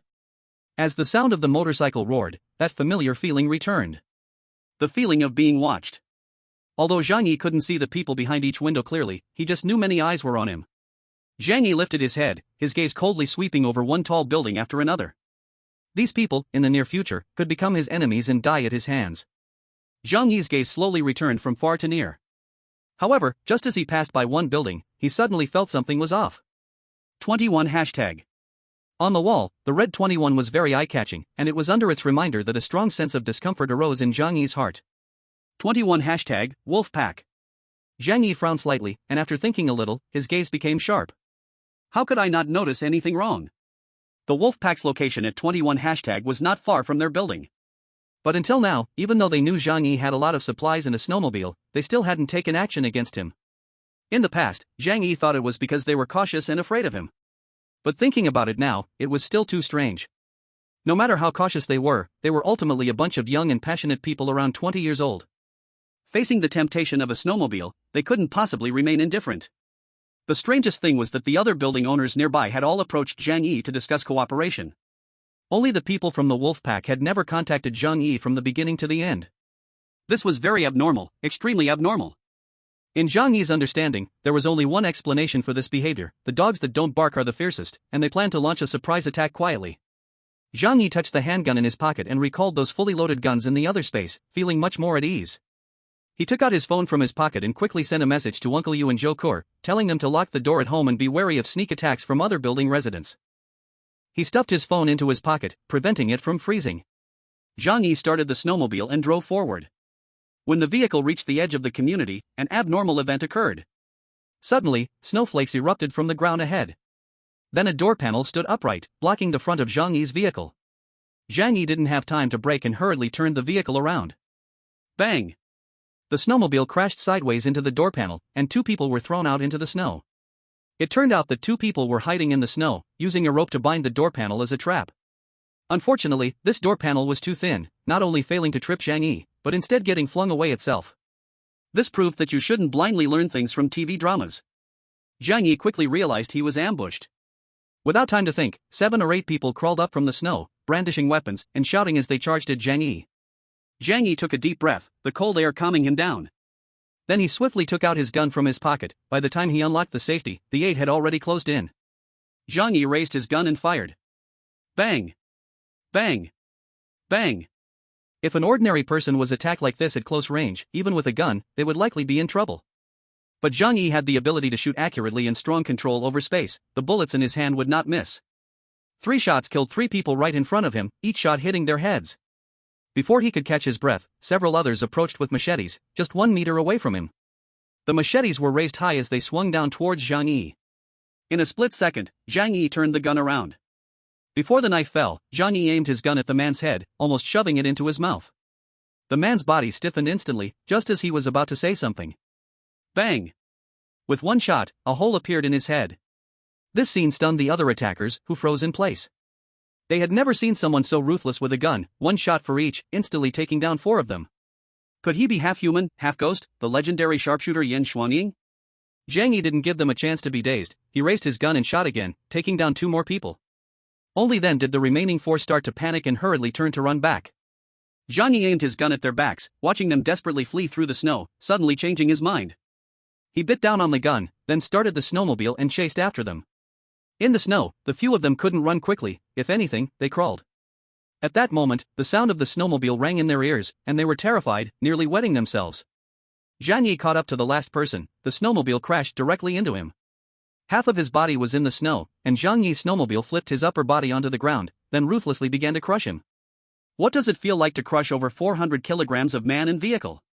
The man let out a horrific scream akin to a slaughtered pig. His spine was directly crushed, with the snowmobile running over his back, then his head. The people in front heard this shriek and went pale, gritting their teeth to run even harder, as if a demon was chasing them. Chapter 100, Kill Quickly. After Zhang Yi's snowmobile passed over that man, he looked back. Although there was snow cushioning him, the weight of over 400 kilograms pressing down caused him to spit blood. Zhang Yi shot him from behind, ending his pain. Then, he continued to leisurely pursue forward. He wanted to know where these people had come from. If they wanted to harm him, they must pay a price for it. A few people fled in the direction that looked exactly like 21 hashtag, the territory of the Wolf Gang. At this moment, on the 7th floor of 21 hashtag, the leader of the Wolf Gang, Wang Chang, and the vice leader, Xiao Lu, were watching the scene before them, their hearts bleeding. For this robbery today, they had prepared for many days, scouting Zhang Yi's travel route and time, and sent 10 of their men to ambush. They originally thought this was a foolproof plan, but no matter how many calculations they did not expect Zhang Yi's marksmanship to be this good. They also did not expect that Zhang Yi had so many bullets in his hand. At this moment, not only had they failed to eliminate Zhang Yi and steal his snowmobile, but their own men were also being killed, and Zhang Yi was coming for them. Things had gotten really serious. Wang Chang said, "Quick! Gather everyone at the door, set up traps, and be careful of the gun in his hand." Xiao Lu nodded, "Don't worry, we have everything arranged well in the hallway. If he dares to come in, we can kill him here, it won't change the outcome anyway." Both of them spoke bravely, but their feet were retreating in unison, afraid to appear at the window. They knew that Zhang Yi had a gun and even a sniper rifle, showing up would be like seeking death. In 21 hashtag, the Wolf Gang members were on high alert, all hiding in the hallway, praying that Zhang Yi wouldn't come in. Meanwhile, outside, Zhang Yi was leisurely pursuing the remaining few punks from the Wolf Gang. As he walked, he casually shot and eliminated one person after another. The last person spotted was about to run to the front of 21 hashtag. But before he could reach the entrance, Zhang Yi's snowmobile roared past his ears. Zhang Yi glanced at the dark room ahead, knowing that the Wolf Gang members were definitely lying in ambush. Zhang Yi didn't use his gun, instead, he took out the large Damascus steel hunting knife he had bought earlier. This thing was meant for cutting beasts, incredibly sharp, but Zhang Yi had never used it on a person before. Swoosh! The hunting knife slid across that person's neck, surprisingly smooth to the touch. The sound of blood splattering was like the sound of wind, a head flew high, then fell to the ground. At this moment, the hidden members of the Wolf Gang and 21 hashtag felt a chill down their spines as they witnessed the scene. All 10 of the brothers they sent out had been killed by Zhang Yi. Zhang Yi parked the snowmobile, got off the vehicle, picked up the severed head from the ground, and tossed it into the 4th floor's room. The head rolled a few times on the ground before stopping, its vacant eyes staring blankly at the people inside. Inside, it was dead silent. The members of the Wolf Gang felt their hands and feet going cold with tension. They knew that once Zhang Yi entered holding a gun, it would be a brutal battle. Many of them would die. Yet, Zhang Yi stood outside of 21 hashtag, not walking inside. He wasn't sure what traps and ambushes lay within, but he knew they existed. A gentleman does not stand under a dangerous wall, he wouldn't put himself in a perilous position. However, he felt it was too lenient to simply let the Wolf Gang members go like this. Just at that moment, the gunfire alarmed everyone in the community, including those from 25 hashtag. At this moment, Uncle Yu and Li Bin were on duty, hastily grabbing weapons to support Zhang Yi. "Zhang Yi, what's going on? How did you get in a fight with them?" Uncle Yu angrily asked. Zhang Yi glanced at them and calmly replied, "They ambushed me outside, and I killed them all." From the exterior of the community to 21 hashtag, 10 corpses lay along the way, bleeding profusely, a shocking sight. Uncle Yu roared, "These damned creatures, how cunning!" He turned to the others and said, "If something happens to Zhang Yi, our food supply will be cut off, and we'll have no way to survive." Hearing this, the group was startled, realizing the seriousness of the situation. Zhang Yi waved his hand to them, "Go back first. Call everyone.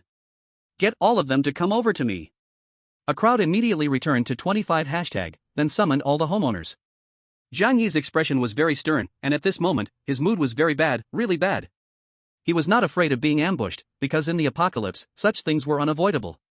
Moreover, he was fully prepared, fully equipped, and had an assault rifle in his space. Even 1 or 2 dozen people could not do anything to him.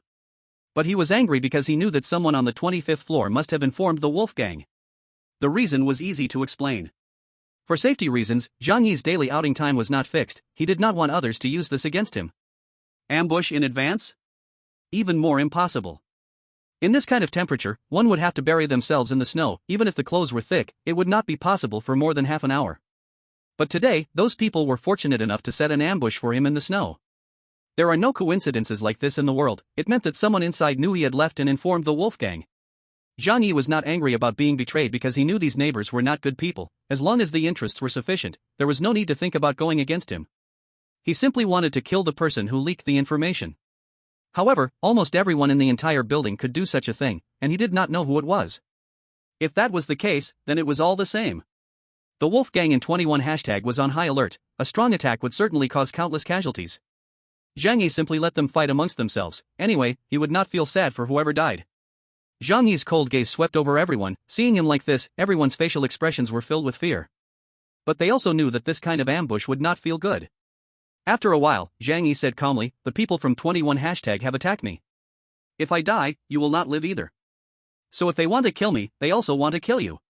We must eliminate all of them. Uncle Yu, go with me this time. The rest will be led by Li Changbin to officially launch the attack on 21 hashtag. I will reward 10 portions of food for every person killed." Hearing Zhang Yi's reward, everyone couldn't help but be tempted. Many regretted not having the chance to achieve merit last night. However, some raised objections. Is it good to go now? They must be on guard against our revenge. Even if we go, it's better to wait until night. Zhang Yi glanced at the Mediterranean uncle named Guo Dahai. He then pointed at Uncle Yu and said, "Besides, Uncle Yu is our main force, it's best if he stays."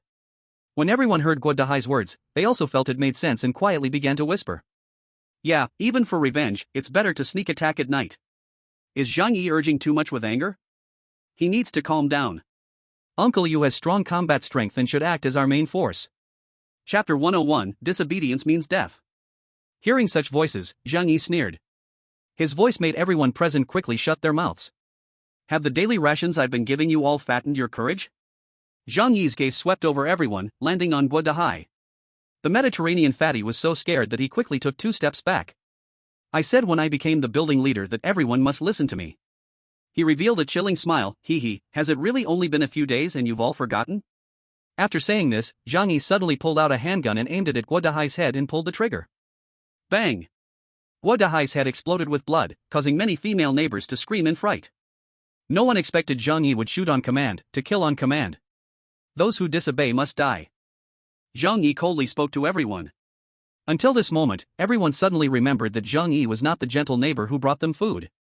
He was a demon who had killed more than half of the building's owners. The scene was silent, and no one dared to make a sound. Zhang Yi raised an eyebrow, looking nonchalant. Go over right now and take down that group from the Wolf Gang. Who agrees, who disagrees? After a few seconds of silence, Li Changbin raised his hand and said, I agree, let's listen to Brother Zhang. Only then did others gradually raise their hands. Let's listen to Zhang Yi. After seeing this, a gentle smile returned to Zhang Yi's face. That's more like it. We are all family, and family needs to help each other. Look, I'm not screwing you over, I myself will take out 10 of them. The rest can be handled by you guys. I'm being nice to you, right? Come on, Uncle Yu and I will go out and help you find food. Tonight we'll have a feast, everyone can enjoy a good meal. Zhang Yi's strategy of using carrots and sticks was very effective. Although the neighbors were initially scared by Guo Dahai's death, he was dead, so what did it have to do with them? Zhang Yi also promised to bring back food, and their dissatisfaction quickly diminished. With a gun in hand, Zhang Yi watched them go ahead. So, whether they were willing or not, this group could only rush into Building 21 with their weapons. After a while, chaotic noises and loud shouts of killing echoed from inside. Zhang Yi glanced at his watch, the golden Rolex still looked so plain and dull. Let them keep fighting, I have to go. Otherwise, I won't know what time it is when I come back.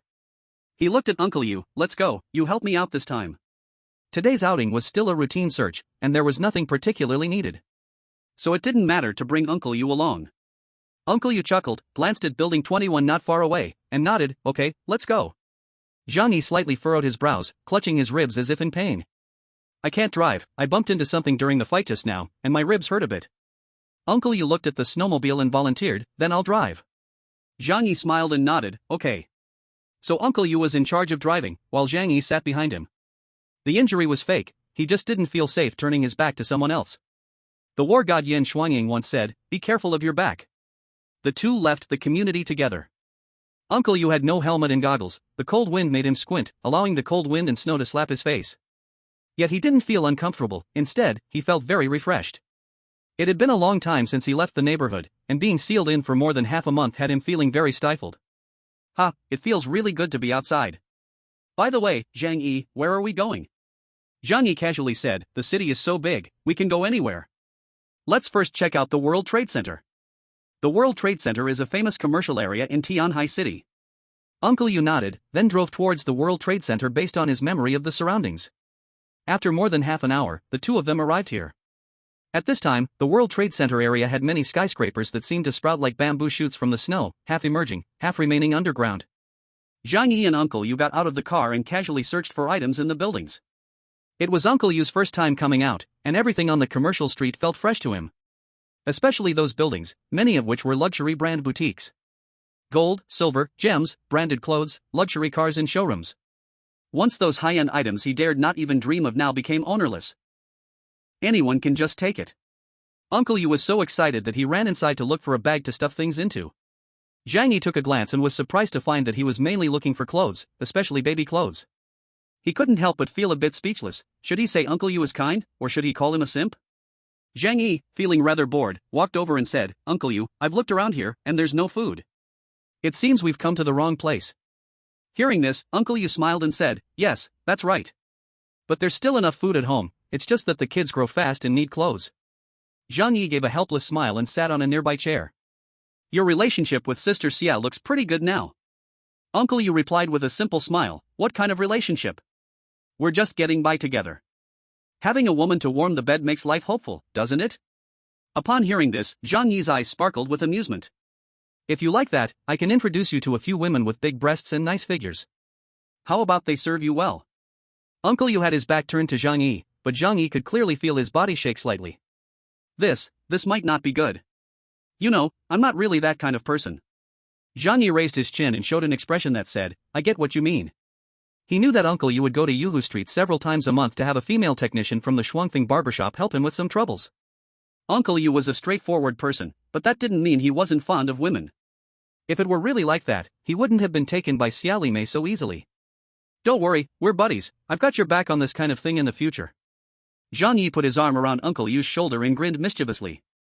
Oh come on, look at you, saying such things. I'm a decent person. Uncle Yu licked his lips, saying that, but there was an uncontrollable smile on his face. Ah yes. Zhang Yi concluded in his heart. Uncle Yu has feelings for Xia Li Mei, but it's not too deep. So in the future, if that Xia Li Mei becomes too troublesome, he can handle her.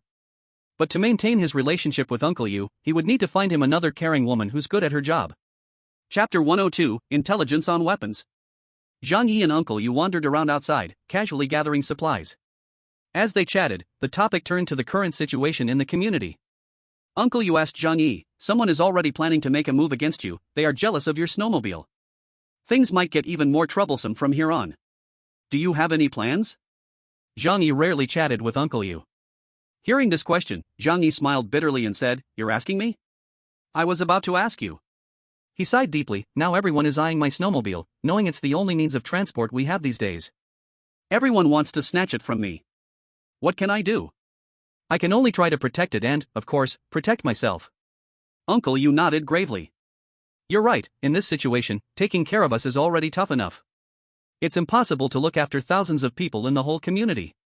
Zhang Yi replied, you're right. So, I can only take it one step at a time and think of ways slowly. Uncle Yu pondered for a while and said, actually, this morning, Huang Tianfang contacted me. Zhang Yi's clear eyes suddenly became sharp.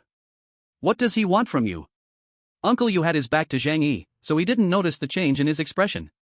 He said, Huang Tianfang is already scared of you, so he wants to negotiate peace.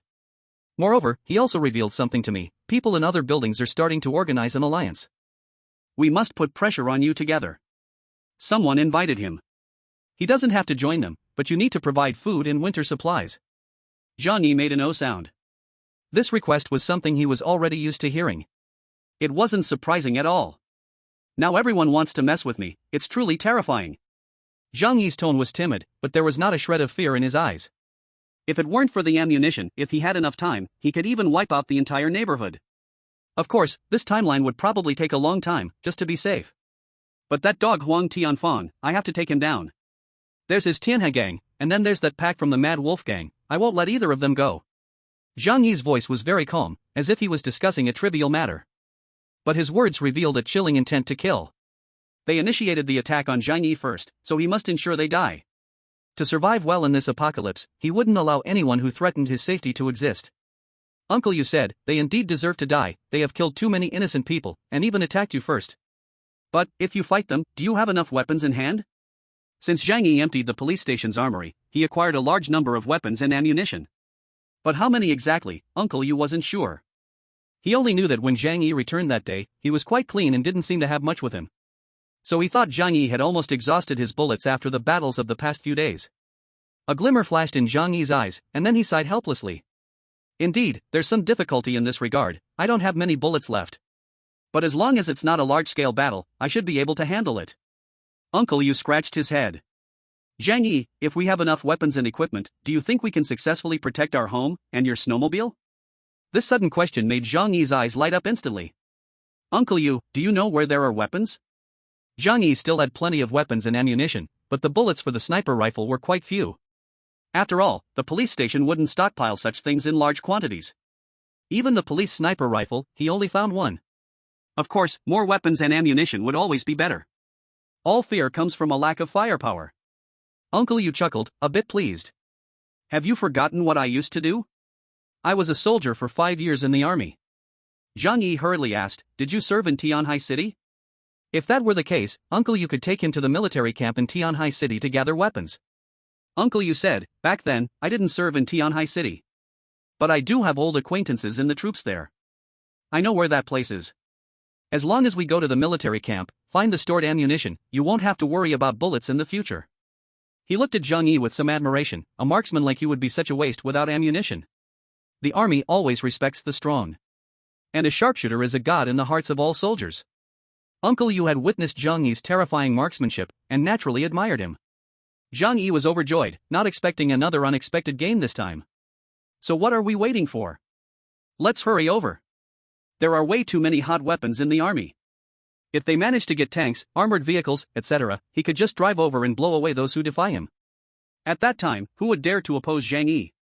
Uncle Yu, you are truly a treasure. Zhang Yi's eyes sparkled. Uncle Yu scratched his head. Seeing Zhang Yi so excited, he also felt a bit awkward. Don't be in such a hurry. I haven't finished speaking yet. That place is quite remote, in the northwest of the city. We need to travel more than 100 kilometers from here. And, although I know there is a military camp there, don't hold too high of hopes. After snowing for so long, it won't be easy to find the direction. Even if we get there, it's possible everything is buried under the snow. The military camps are all located at the edge of the city, while the station troops in Tianhai City are situated in the countryside. The area is surrounded by farmland and wasteland, and after being covered by heavy snow, finding the exact location becomes difficult. Zhang Yi calmed down and said seriously, can we take more time to confirm the location? Uncle Yu said, I know that area well. There are no tall buildings, but there are 6-story storefronts. If we look carefully, we should be able to confirm the direction. I'm just afraid the military camp is buried under the snow. Going there would be pointless. After all, we can't dig.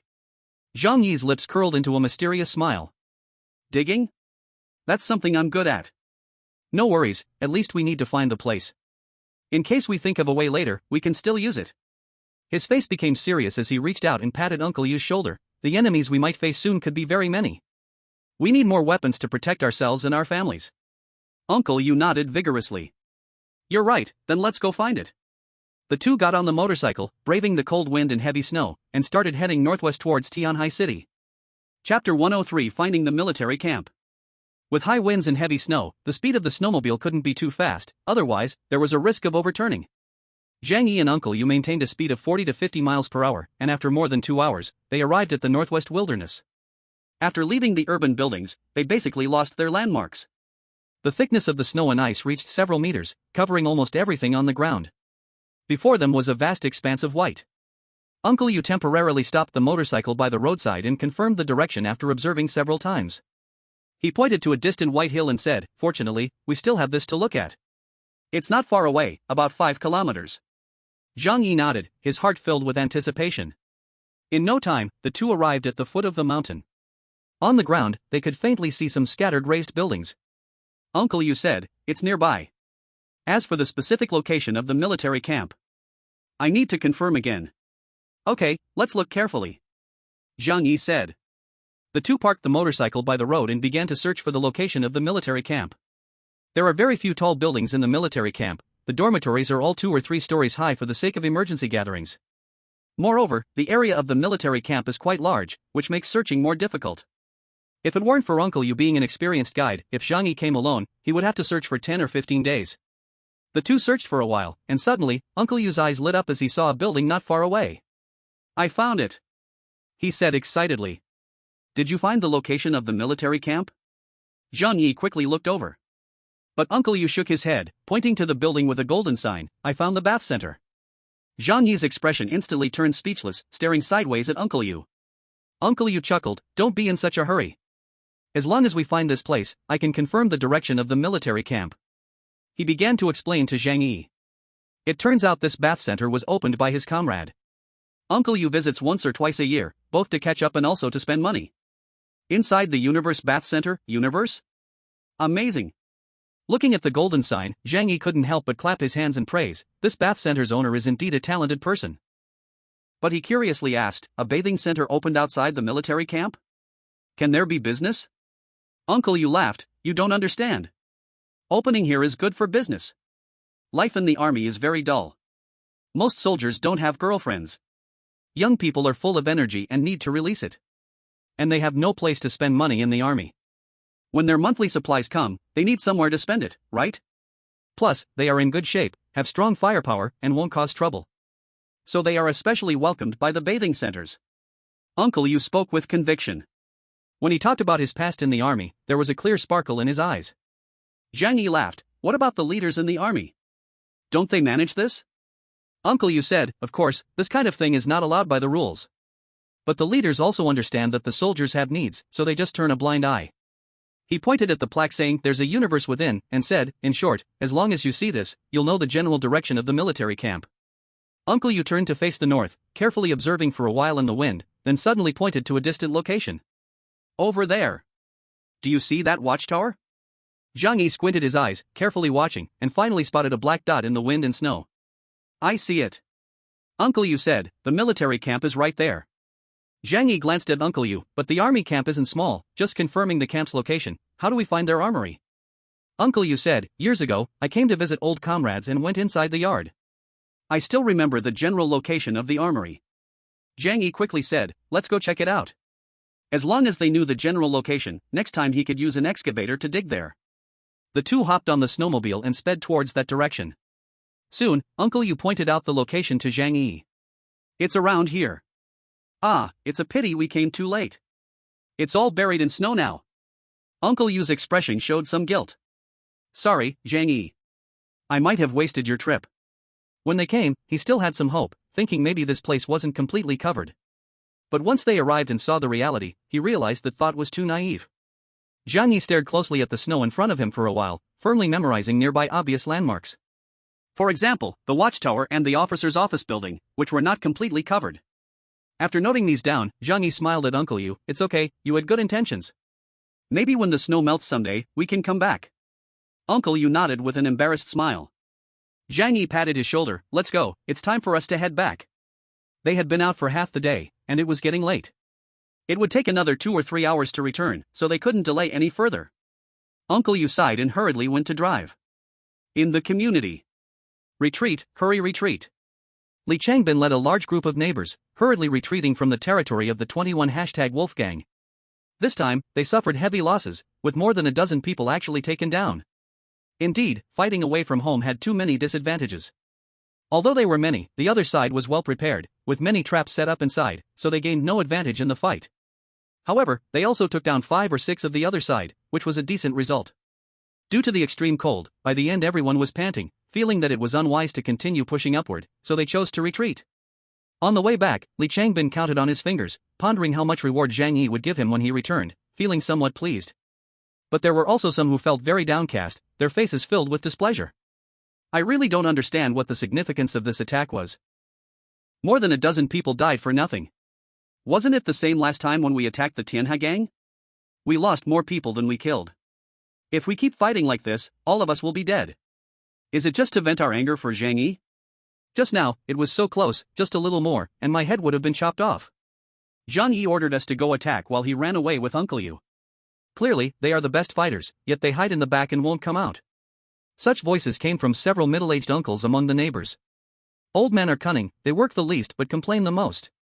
Moreover, this time the attacking wolf gang was fierce, and some were injured, even nearly dying, so they couldn't help but complain about Zhang Yi. Li Changbin, who was walking in front, immediately frowned upon hearing this, cursing loudly, "What are you saying? Keep your mouth shut, don't say things you shouldn't.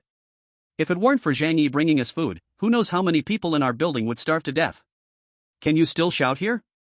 Chapter 104, Gaining an Inch, Taking a Mile. Li Changbin's words did not silence the complaining people.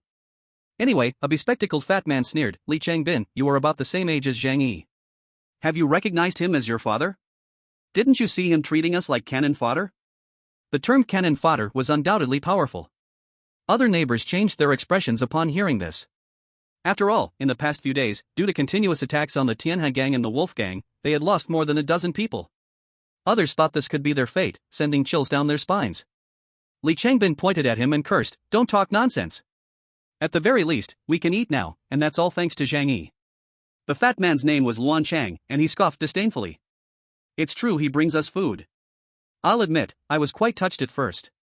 At this point, he gritted his teeth and shouted, "But what about later? He insists on forcing us to fight, pushing us into the fire pit.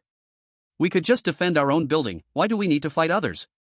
We ensure our own safety and let Zhang Yi go find food for us every day, that's the best outcome. But he, for some reason, seeks trouble and offends others in the building. What will happen if they get angry and attack us in the future?" At this point, Luan Chang dropped another heavy bombshell.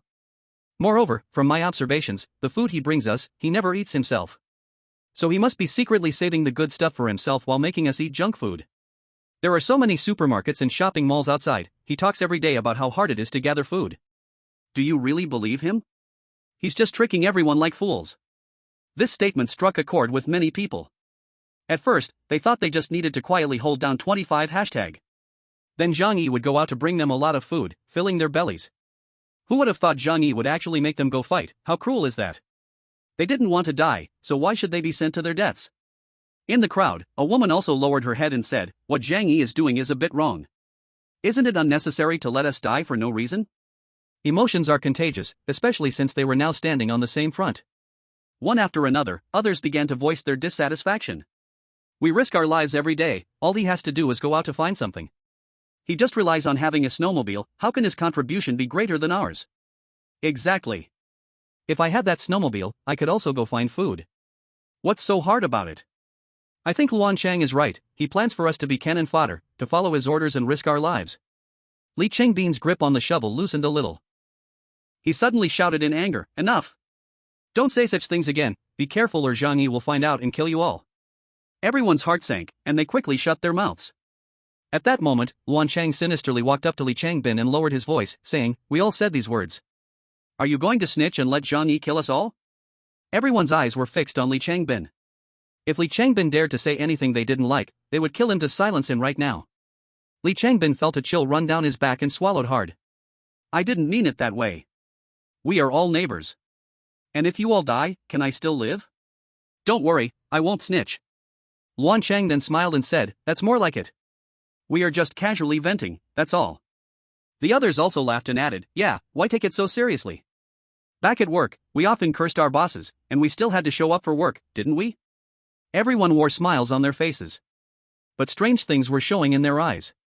After all, too many people had died in these past few days, and everyone had some thoughts in their hearts. Soon, Zhang Yi and Uncle Yu returned, bringing with them 2 bags of junk food. After knowing the situation, he pretended to comfort everyone and publicly handed out 2 servings of braised pork rice as rewards to Zhang Lei and Li Changbin. Other neighbors also received more than 2 servings of food. However, Zhang Yi felt that the mood of everyone was somewhat off this time. Although they didn't say anything, there was a hint of rejection in their eyes toward him. Zhang Yi chuckled coldly in his heart, he knew these people were starting to doubt him. But so what? He knew this group of neighbors too well, they had the heart of a thief but lacked the courage, they were scared silly by Qin Zhanghao and let themselves be slaughtered. Now, although they didn't want to be Zhang Yi's cannon fodder, he could make them instantly kneel and lick his boots with just a gun and a piece of moldy bread. A bunch of worthless things, there was no need to treat them like humans. Uncle Yu, over here, happily handed the clothes he had collected to Xia Limei. Xia Limei's eyes lit up, and she gladly accepted the clothes. The clothes Uncle Yu found for Xia Limei were all brand name, and since he didn't understand, he even asked Zhang Yi for help. Xia Li Mei had never worn such expensive clothes before. Upon seeing that she and her child had new clothes to wear, she couldn't help but hug Uncle Yu's arm, affectionately saying, "Brother Yu, you were so good." Neighbors couldn't help but feel a twinge of jealousy upon seeing the new winter clothes. Luan Chang, mustering up his courage, said, "Zhang Yi, can you bring back some clothes for all of us next time you go out? Preferably down jackets, or..." He looked greedily at the professional cold-resistant clothing on Zhang Yi, swallowing hard, and pointed at him, saying, "Something like what you're wearing. It should be findable, right?" The quality of the clothing could be seen by whether they shook when they were outside. Every time they saw Zhang Yi sitting calmly, they knew his clothes were the top quality for keeping warm. Everyone's eyes revealed their desire, all looking at Zhang Yi. "Zhang Yi, since Uncle you can find it, please help us bring back some next time." Zhang Yi frowned slightly, a cold smile emerged in his heart. How greedy can you get?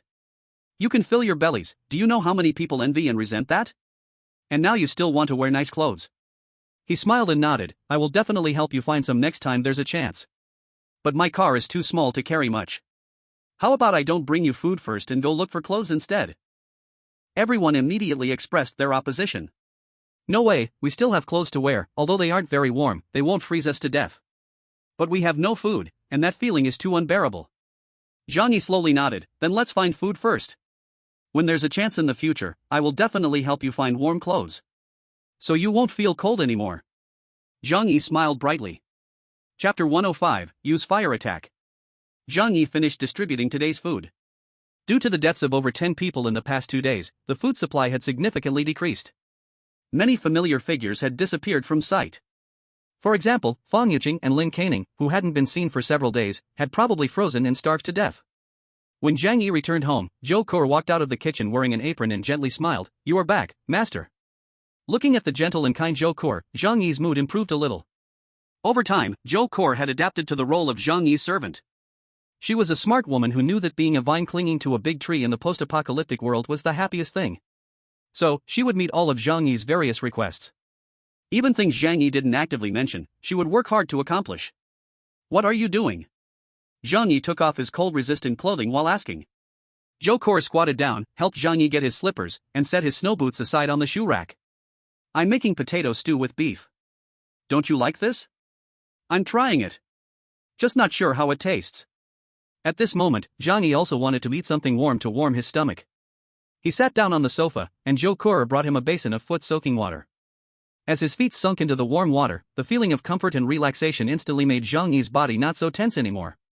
He had run around in the wind and snow all day, and even with various cold-resistant gear, he still felt a bit cold.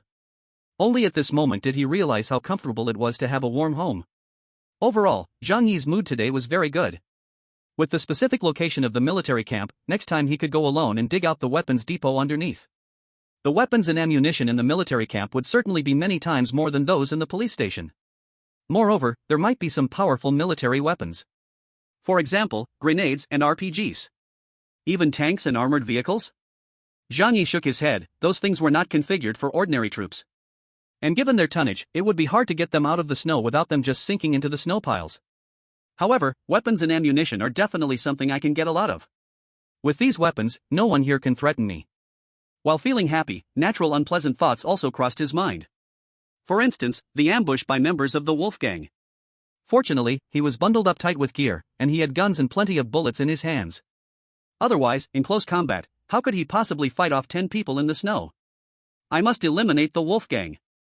But they are also quite cunning, after knowing my firepower, they have shrunk back. I can't easily attack them, how should I deal with them? Zhang Yi fell into deep thought. Attacking a tall building head-on would definitely be foolish. They have a lot of retreat space, but the attackers have snow behind them, making movement inconvenient and with no cover. Moreover, the hallway is relatively narrow, and the environment is complex, making it very difficult to fight from below to above. What if they, like me, use Molotov cocktails for a fire attack? Even if not burned to death, they would be smoked to death. At this thought, Zhang Yi's eyes suddenly lit up. Fire attack? Yes, I can use a fire attack. He recalled the news he often saw before. A certain residential building caught on fire, with thick smoke rolling, trapping those on the upper floors from escaping. Zhang Yi thought more and more that this matter had potential. People can't get in, but smoke can. And smoke rises up, it won't help them to escape to the upper floors. The temperature outside is too low. Usually, they seal the doors and windows. This will make them choke to death faster. If they plan to escape through the window, I'll kill anyone who jumps down. Zhang Yi clapped his hands in delight. This method was very good and an excellent way to deal with enemies hiding in buildings. But another problem arises: if we set a fire, it has to be a big fire. The wood from all the buildings that can be used for burning, besides the doors that haven't been removed, everything else has already been taken apart. Zhang Yi also thought of a solution. There are many trees outside, I can chop down some in the next few days. These trees happen to be damp, and they won't burn completely, producing thicker smoke. Just need to pour some gasoline on it, perfect. Zhang Yi figured out how to deal with those hiding inside the house and couldn't help but feel cheerful. Zhou Kor brought over the prepared dinner, and after tasting it, Zhang Yi smiled and praised, "Your cooking has improved." When Zhou Kor heard Zhang Yi's compliment, her face was filled with joy. "Really? If you like it, I can cook for you every day." Zhang Yi nodded with a smile. While they were eating, Zhou Kor sat opposite Zhang Yi. Zhang Yi's mind was still thinking about how to solve the problems with the troublesome neighbors in the community recently. He had a preliminary plan in mind, to avoid large-scale conflicts with them for now.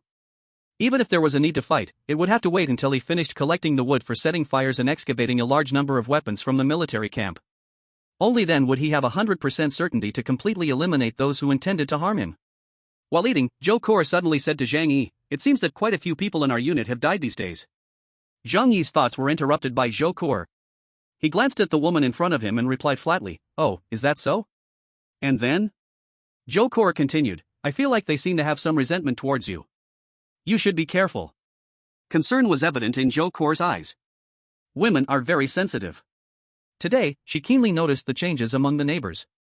Zhang Yi smiled gently, reaching out to rub her soft cheek. "Don't worry, if I needed you to remind me of such things, I would have died countless times already." Zhou Kor replied seriously, "The death rate among them has been too high these days, someone might change their mind. I'm worried they might collude with people from other units against you." Zhang Yi nodded, yet his expression remained indifferent. "It's fine, if they want to betray me, then let them. Anyway, I never trusted any of them from the beginning. I can even say, sooner or later, I will eliminate them all." This group of rotten neighbors turning against Zhang Yi was not a new thing at all.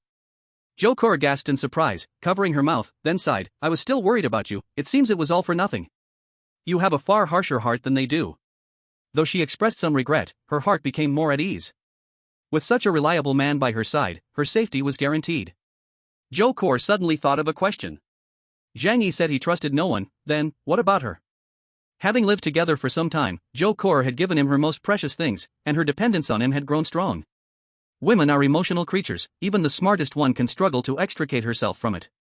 So, she hoped to be different from others. "Zhang Yi, do you trust me?" Zhou Kor looked at Zhang Yi, her eyes filled with anticipation. Even one could say it is a plea.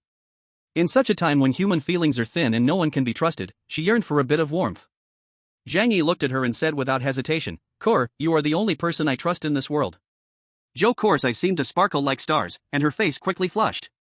"You are just lying to make me happy, right?" Zhang Yi shook his head, "Of course not, you are unique. No one else will do." His gaze was firm, as if what he said was true. Zhou Kor's eyes slightly glistened with tears, her heart began to believe what Zhang Yi said, and she couldn't help but feel moved. Zhang Yi smiled gently and handed her a piece of beef brisket. "Come, have some food."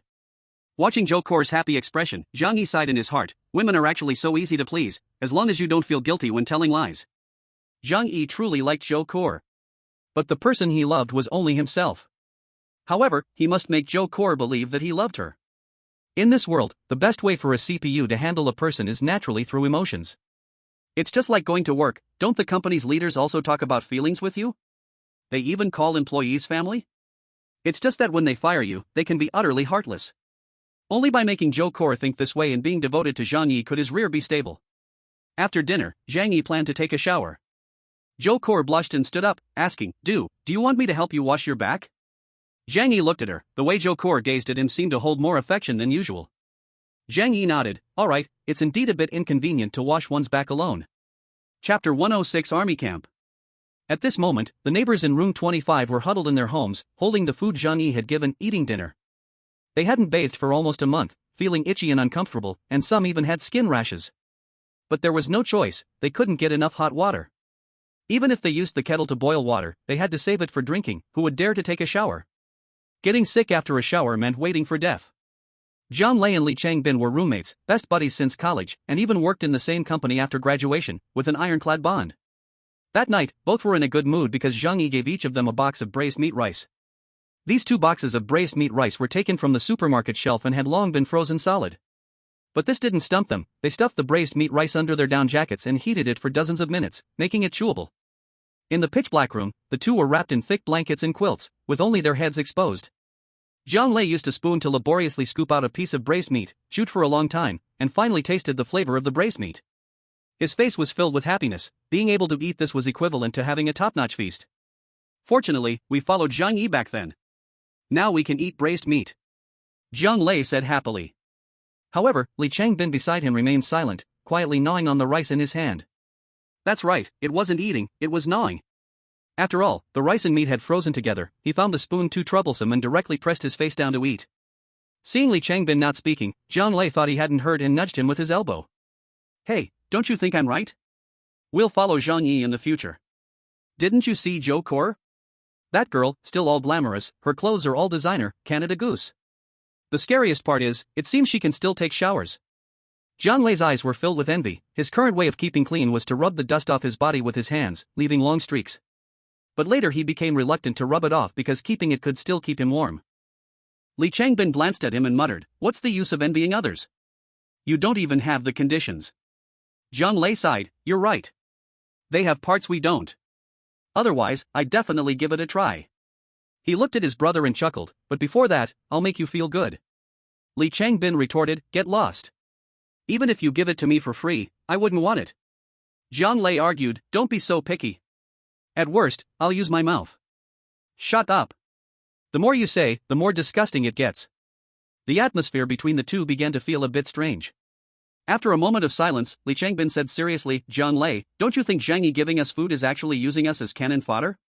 He never intended for us to survive." Zhang Lei's eyes widened. "What do you mean by that?" Li Changbin recounted what the neighbors said during the day to Zhang Lei.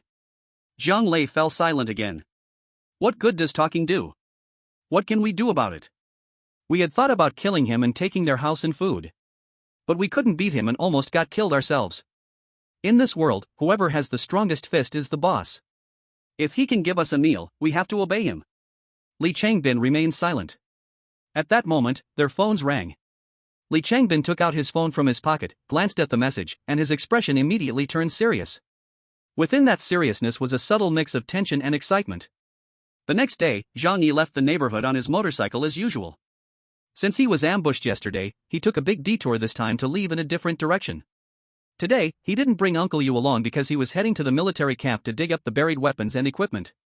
He also planned to find some trees, cut them down, and save them for future use. Last night, Li Jian, Chen Lingyu, and others contacted him again. They were merely asking how Zhang Yi was considering their proposal.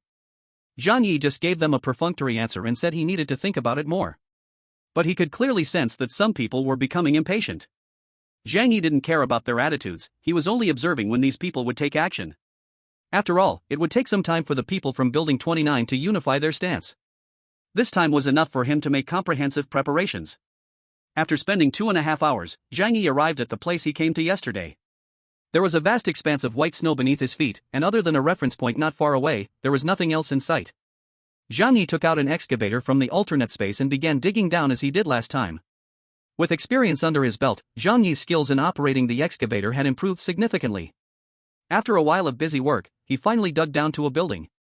Zhang Yi didn't know if this was a weapons depot, but finding a building made it easier to break through walls than digging through snow. So he jumped down and searched carefully, only to find that this place was not a weapons depot, but a soldier's dormitory. Although he was in the wrong place, seeing the building meant that the weapons depot wouldn't be too far away. However, when Zhang Yi entered the dormitory, he noticed something strange. According to logic, with such heavy snow, almost all land transportation would be unusable. Then these soldiers staying here would be unable to leave once the snow got heavy. So he should definitely be able to find many corpses in the military camp. But when he entered the dormitory, he found the blankets neatly folded and the sheets smoothed out. He didn't find a single frozen soldier. How strange, why is there no one here? Zhang Yi couldn't understand. Where have all the soldiers gone? He came to the nearby dormitory to check, and found the same scene inside. Could it be that they all left here? A thought arose in Zhang Yi's mind, and he felt it was the most likely possibility. After the snow disaster struck, those in higher positions must have received accurate information right away, knowing that the apocalypse was unavoidable. So they needed to go to a shelter, and these soldiers were reassigned to protect their safety and transport supplies. Thinking this way, Zhang Yi's mind became clear. Combined with the empty warehouses he had seen before in the warehouse area. The truth is that a small number of official high-level personnel probably completed their relocation on the night the snow disaster hit. However, ordinary people received no news at all about it. They are now hiding somewhere, waiting for the disaster to pass before coming out to continue ruling this world. A sense of vigilance arose in Zhang Yi's heart. Because he knew that the disaster could not be overcome quickly, and after a long period of baptism, everyone's inner heart would undergo changes. At that time, perhaps some armed forces would emerge, becoming a huge threat. However, that moment would not come too soon, for now, they still had at least some order to maintain. Chapter 107, A Great Harvest. Zhang Yi didn't have much time to think here. The days are short and the nights are long. If he didn't hurry to find the weapon cache, he would fear it would be dark by the time he returned. But finding the dormitory at least gave him a reference point. Zhang Yi crawled up to the snow surface from the dormitory, then began to recompare the surrounding reference points. In his mind, he recalled the directions that Uncle Yu mentioned yesterday. The excavator continued to work. This time, it didn't take long before Zhang Yi found the location of the weapon cache. The weapon cache was very securely locked. Due to being buried in snow, he couldn't see its full appearance, but it felt like a concrete box. Zhang Yi found the iron gate, on which hung a heavy silver lock. He took out a crowbar and, despite putting in a great effort, he didn't manage to pry the door open after working for a long time. The military's weapon cache is indeed not so easy to break into. But I can't use a gun. With his hands on his hips, while he was pondering, he suddenly remembered that he had come in an excavator. He slapped his forehead and quickly got back into the excavator, directly using the machine to smash the lock off the door. Then, he eagerly entered the weapon cache. Opening the steel door that blocked his way, the sight inside was enough to make every man's blood boil. This was Zhang Yi's first time seeing a real weapon cache, and it was not quite what he had imagined. There weren't piles of ammunition boxes stacked in big iron cabinets. Inside the weapon cache, there were many iron racks against the wall, with numerous dark guns displayed, all of them rifles. There were also some gray-green boxes made of an unknown metal, which looked very heavy. On the wall hung some camouflage uniforms and helmets. Zhang Yi even saw some camouflage spray paints placed under the iron rack.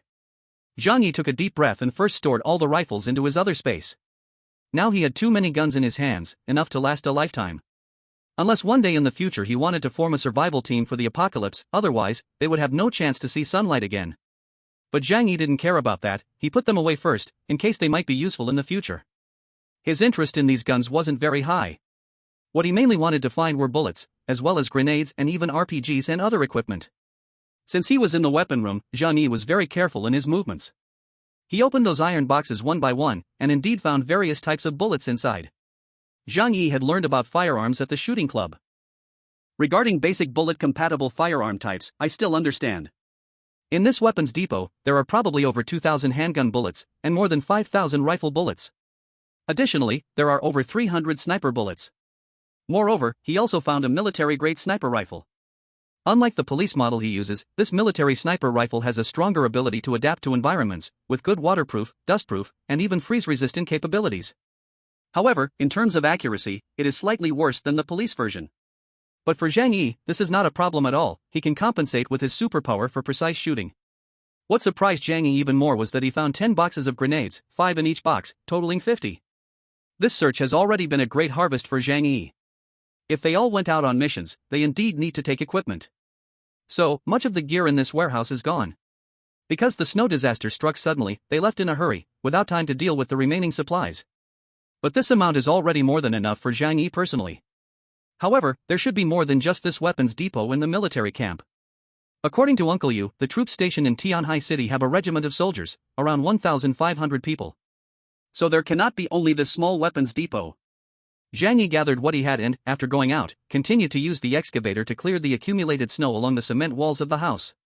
Sure enough, he soon discovered another weapons depot nearby. This weapons depot contains slightly fewer weapons and equipment than the previous one.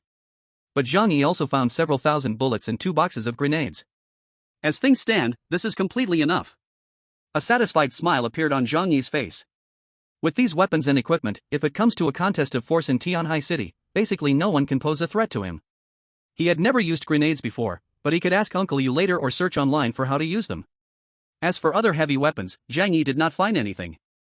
After all, the troops stationed in Tianhai City are an infantry army and do not have artillery or tanks. Regarding other heavy machine guns and similar weapons, they must have been taken away during their missions. If it weren't for the sudden speed of the snow disaster, the weapons and ammunition Zhang Yi picked up would likely have been difficult to keep.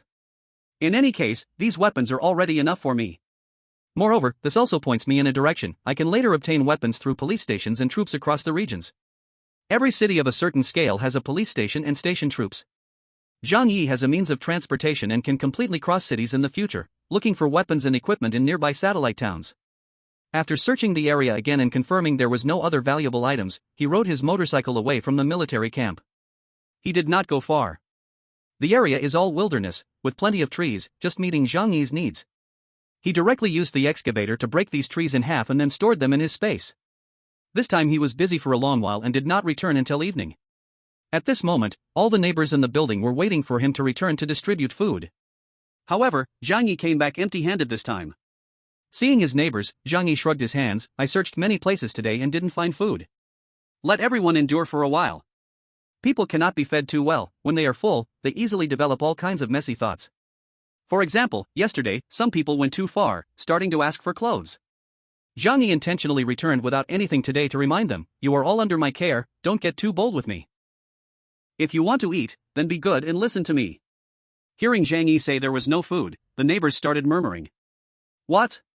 Why is there no food today? No way, there are so many places outside. Can't you look around more? It's hard to have no food at night. You worked all day, and got nothing? Zhang Yi smiled as he looked at the chattering crowd. Are you done talking? Everyone's expression changed, and they closed their mouths with displeasure. Recently, you all seem a bit too full of yourselves. Have you forgotten that you begged me to save you? Do you really think it's a given that I, Zhang Yi, bring you food? If that's the case, why don't we just go our separate ways? From now on, you solve your own food problems. Everyone was shocked. Li Changbin quickly said, Brother Zhang, that's not what everyone means. We understand your hard work. It's really hard to find food with such heavy snow outside. You should go back and rest. Chapter 108, Training the Neighbors. Zhang Yi shrugged his shoulders, then today is like this. After speaking, he waved his hand, signaling everyone to leave. However, Luan Chang, who had been in the crowd, suddenly spoke up. Zhang Yi, it's not good for you to go out alone. Why not take a few more people with you? I see your motorcycle can fit 3 people. If everyone helps you, it will definitely be quicker. Others turned around and looked at Zhang Yi with strange expressions. They were also tempted to go out and look for supplies. Especially after seeing Uncle Yu help Xia Limei and her daughter bring back clothes last time. As long as they could go out, wouldn't anything outside be for the taking? Zhang Yi, if you need help, we'd be more than willing. A woman bravely said. Zhang Yi squinted his eyes slightly. He started to smile. Oh, so you guys are also thinking about my electric motorcycle? If that's the case, then let's just go our separate ways. I won't take care of you anymore. Luan Chang hurriedly tried to explain, but Zhang Yi stopped talking. He simply took out his gun. Click. He skillfully pulled the safety off.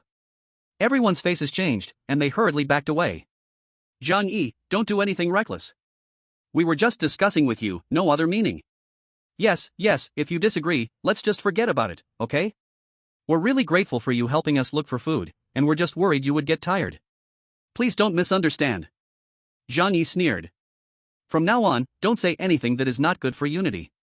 Or maybe I've been feeding you too well lately. After saying this, Zhang Yi raised his gun and fired, bang, killing Luan Chang. No one expected Zhang Yi would shoot without hesitation. They thought he would reason with them, and that they could use their numbers and words to leave him speechless, eventually getting him to agree to their demands. But they forgot that their relationship with Zhang Yi was never equal. Dialogue requires enough capital. A scream filled the air as the neighbors were frightened and immediately ran away. But the hallway was too narrow, and people tripped over each other, causing many to fall. If I don't kill a few people, you won't understand your place. Zhang Yi's gaze was cold, then he fired several more shots, taking down 4 more people. Then he stopped, watching as these people fled like dogs. Only Uncle Yu and Xia Limei did not run. Uncle Yu stood with Zhang Yi. Xia Limei, as usual, hid behind him, playing ostrich. Uncle Yu said to Zhang Yi, they're just so full that they've forgotten who they are. Zhang Yi thought, if it weren't for keeping them around as cannon fodder, they would have all been gone by now. I had already taken care of all of them. On the surface, he shrugged generously, it's okay, I am always kind. I forgive them. Now he had plenty of firepower in hand, and he acted much more recklessly. Shelley took Uncle Yu's arm, looking at Zhang Yi with a bit of fear in her heart. Kindness? You better be.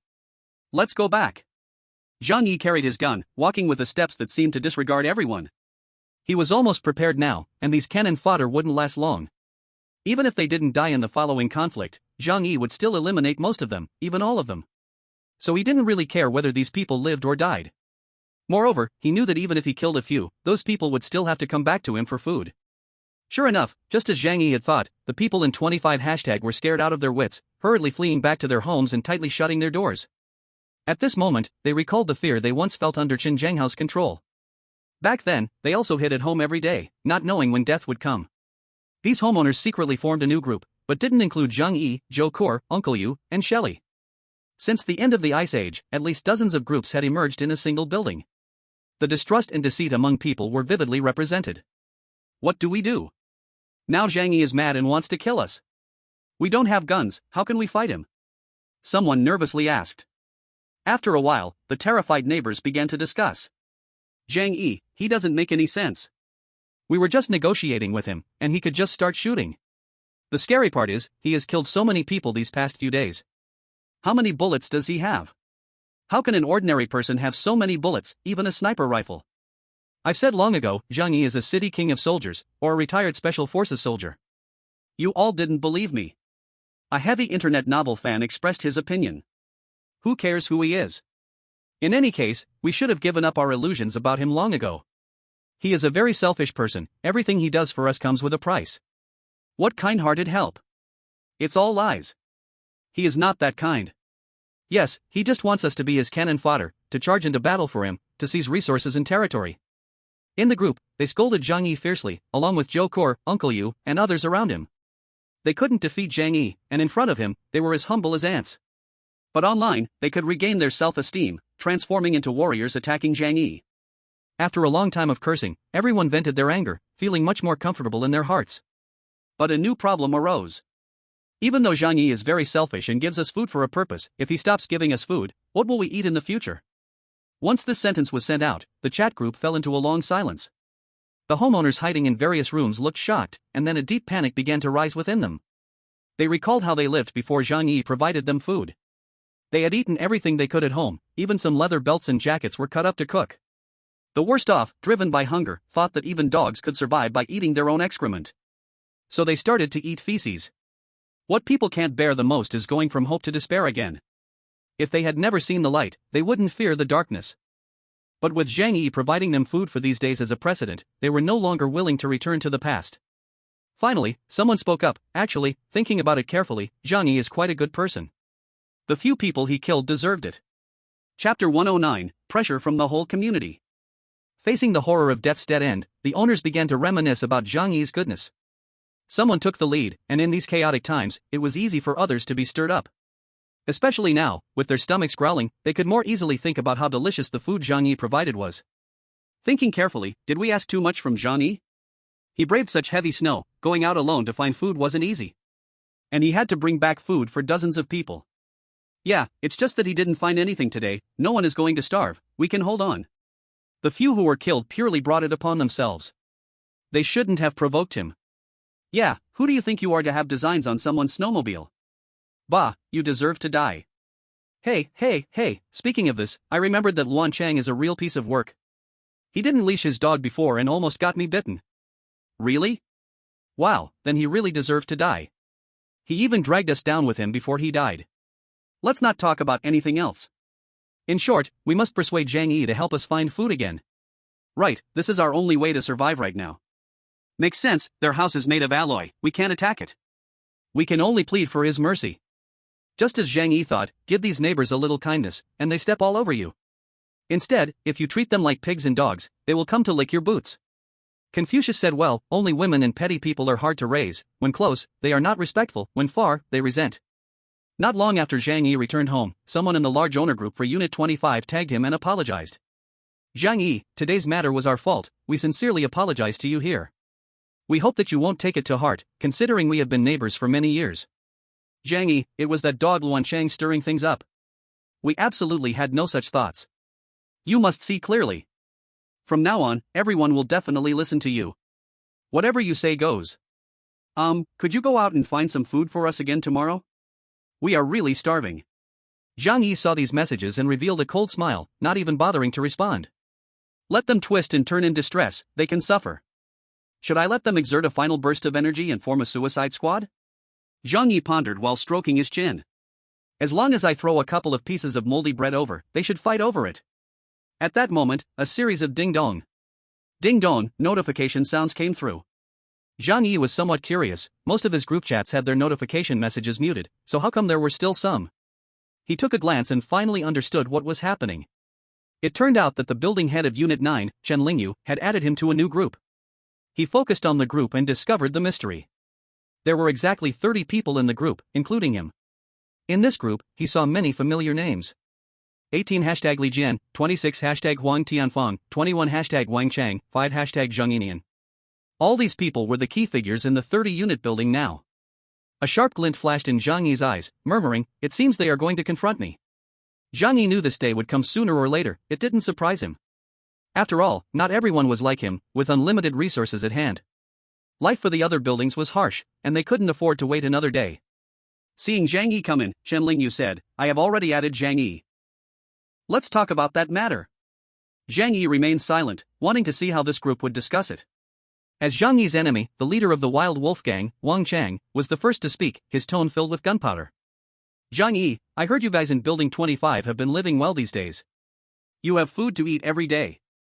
You enjoy your comfort without considering us poor neighbors." Zhang Yi scoffed, too lazy to argue with them. Talking back was pointless against 29 mouths, especially when online. "If you brought me in here just to listen to your nonsense, then I'm leaving now." Huang Tianfang hurriedly said, "Zhang Yi, don't be impatient. If you leave now, we can't guarantee what will happen." Zhang Yi sneered, "Are you threatening me?" "Huang Tianfang, your Tianhe gang's dogs have made me kill so many, how dare you shout here? Do you believe I can come over tomorrow and slaughter all of you?" At this moment, Huang Tianfang behind the phone felt a chill down his spine and hurriedly sent a voice message, "Don't scare me. Now the leaders of the other 29 buildings have formed a united front.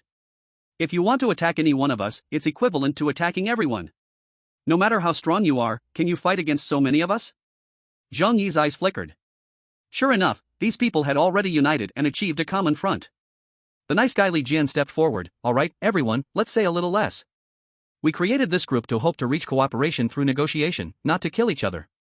Wang Chang snorted coldly and lazily said, "Old Li, you have a good tongue, tell him what we are discussing." Li Jian said, "Alright, Zhang Yi, let me explain the current situation to you." Li Jian was indeed eloquent, and soon clarified the matter of the agreement reached by the 29 buildings to Zhang Yi. First, they formed a united front to pressure Building 25, where Zhang Yi was. If any one building was attacked by Zhang Yi at this time, the other buildings must provide assistance. Second, they demanded Zhang Yi also provide them with supplies to ensure their basic survival. In exchange, they would not attack Building 25. Third, to ensure Zhang Yi would seriously fulfill his promises, they required Zhang Yi's snowmobile to be used in turns among everyone, not left in one person's hands. Fourth, Zhang Yi needed to reveal the resource points he had. After all, with the heavy snow blocking the city outside, even with transportation, not everyone could find supplies. "Li Jian, Zhang Yi, that's it. Did you hear everything?" Zhang Yi's mouth curled into a contemptuous sneer. These people really had big hearts, wanting to seize his snowmobile, and expecting him to help guide them for free, ensuring the entire community's living needs. And what they offered in return was nothing but so-called sincerity, just not attacking Building 25? Did they even deserve that? Zhang Yi did not explode in anger. Although these conditions were very ridiculous and even seemed comical to him, from their perspective, there was some logic in it. Negotiations were about gradually seizing each other's interests, and making outrageous demands was also to prepare for better bargaining later. However, Zhang Yi could still mock them. Because the foundation of their proposed conditions was built on a severely mistaken judgment of Building 25's combat power. They believed that as long as they united, wiping out everyone in Building 25 would not be a difficult task. But how could they know that Zhang Yi already had a large stock of weapons and ammunition in hand? If fighting really broke out, the disparity between both sides was not even on the same level. Just because there were many people doesn't mean they could win. A single drop of water from the Trisolarans could annihilate Earth's fleet in the universe. Chapter 110, Compete with my consumption? Are you sure? Zhang Yi said nothing. He was mocking the stupidity of these people. He truly wanted to see the look of shock and panic on their faces when they confronted his real strength. Should I just take them all out now? And also clean up Building 25? Zhang Yi stroked his chin and murmured to himself. With ample firepower and ways to deal with the people hiding in the building, it shouldn't be too hard for him to wipe out everyone in the neighborhood. Moreover, those bastard neighbors in Building 25 would also be useless, so it would be good to clear them out as well. No, this would still leave security loopholes. Even if I plan to wipe them out, I must kill them building by building. But what if they all come at me recklessly, fighting for their lives? Thousands of people could easily crush me with just their corpses. Although these people are timid as mice, the probability of this happening isn't zero. My life is worth more than theirs, I can't let it be a gamble. I still need to think of a safer way. As Zhang Yi pondered, the group leaders in the chat grew impatient when he didn't respond for a long time. They were confident in their position, believing Zhang Yi had no choice but to back down. After all, in their own understanding, there couldn't possibly be someone in Yuelu community capable of facing off against thousands of people at once. If there were, it would be mythical. Wang Chang had already started urging, "Is the man mute? Hurry up and speak. You have to agree to this, whether you want to or not. Otherwise, we won't hold back." Zhen Lingyu said, "Zhang Yi, nobody wants to die, we are all just trying to survive. Though I know you might feel unfair about this, sometimes in life, you must be flexible. After all, the wise know how to adapt." Li Jian, Mr. Zhang, I think you need to consider this matter seriously. We don't want to solve things through conflict, but we want to live. If you agree to work with us, then the supply issues in the entire community can be well resolved. Perhaps we can even return to a civilized society like before. Others chimed in with various opinions. Some played the bad cop, while others played the good cop. But in essence, their message was clear: Zhang Yi must agree to their demands, or he would face death. Zhang Yi glanced at the messages in the group. As he scanned the names of the group leaders, a thought suddenly popped into his mind. Capture the leader to capture the thieves. If he could kill the leaders of each building, the remaining people would surely fall into chaos. At that point, they would exhaust themselves, and Zhang Yi might not even need to take action, many would already be dead or injured. So, he slowly said, "I still need to think about this matter. You have discussed for a long time, but you haven't given me time to think. Moreover, I hope everyone can sit down together and have a proper discussion. It's too noisy here, and it's inconvenient for everyone to speak. Otherwise, let's meet in a few days, the leaders from our buildings can meet and discuss cooperation properly. How about that?" As soon as he finished speaking, Wang Chang immediately retorted with a sneer. "What, do you want to gather them all together and then kill them? Meeting is fine, but you must come to our turf. Let's meet at our building 21. Zhang Yi smiled slightly, knowing these people wouldn't agree so easily. After all, those who survived to this point were all shrewd. He wasn't in a hurry, he merely stated calmly, "You can also send representatives over. However, the negotiations must take place at our building 25. Zhang Yi's tone was very firm, carrying an undeniable weight. Wang Chang laughed loudly. "Why should you get to decide? Do you think we are all idiots?" Huang Tianfang also said, "Zhang Yi, don't be so clever, we're not fools." Zhang Yi scoffed, "You're too afraid to send a few representatives, so what are we even talking about? Aren't you all fond of fighting? Then fine, let's not talk, let's just fight." Both sides had an extremely strong attitude, neither was willing to give an inch. During negotiations, momentum is very important, losing it means you'll be at the mercy of others. At this moment, the peacemaker Li Jian jumped in. "Everyone, don't act this way, let's talk things over." He asked Zhang Yi, "How do you plan to negotiate with us?" Zhang Yi replied, "You from the 29 buildings send a few representatives over, and we can have a good chat about how to cooperate in the future. I, Zhang Yi, am not so unreasonable. Now, since you all covet my supplies and snowmobiles, how can I dare to negotiate with you? Anyway, my conditions are set, you can come or not. I believe you've already done your homework on me. I won't hide it from you, I've known about this unprecedented cold wave for a long time. That's why our house is built very solidly, we're not afraid of you breaking in. At worst, we can just drag this out and see who can outlast whom." After Zhang Yi finished speaking, his eyes were fixed on the screen. This was a test, to see if anyone in this community could break into his house. Although the probability was extremely low, with a major battle about to break out, Zhang Yi faced the possible siege of thousands of people and had to be thorough in his considerations. Facts have proven that math doesn't lie. That kind of low probability event didn't happen. After pondering for a while, the people in the group felt a bit discouraged. They knew that Xin Zhanghao was killed by Zhang Yi, and when Huang Tianfan led people to do demolition, Zhang Yi's house remained intact. They were just ordinary people in society and couldn't get a lot of explosives to blow up the buildings. So once Zhang Yi chose to lock himself in, they really had no way to deal with it. After a while, one of the building owners said, "You might be able to protect yourself, but can you protect so many people inside your building?" Zhang Yi rolled his eyes. Does he think he's some kind of saint? He probably ran out of ideas and could only resort to this argument. At this point, of course, I'll protect myself first. Don't play moral high ground games with me, it's pointless. Chen Lingyu got a bit anxious. Zhang Yi, no matter how strong your house is, the food inside will eventually run out. Can you guarantee you will never have to come out? So using this ostrich method to escape reality is meaningless. Zhang Yi couldn't stop the smile on his face. Then let's give it a try and see who can last longer. Competing in endurance? Zhang Yi had one thing to say: I've never cared about how much supplies others have, none are more than mine anyway. Chapter 111, Zhou Kor's Massage Techniques. The other building owners didn't expect Zhang Yi to respond to them this way. After all, during this time, Zhang Yi had to go out every day to look for supplies. This made them naturally believe that Zhang Yi had to go out to survive through scavenging supplies. But now Zhang Yi had his hands in his pockets, laying it all on the table.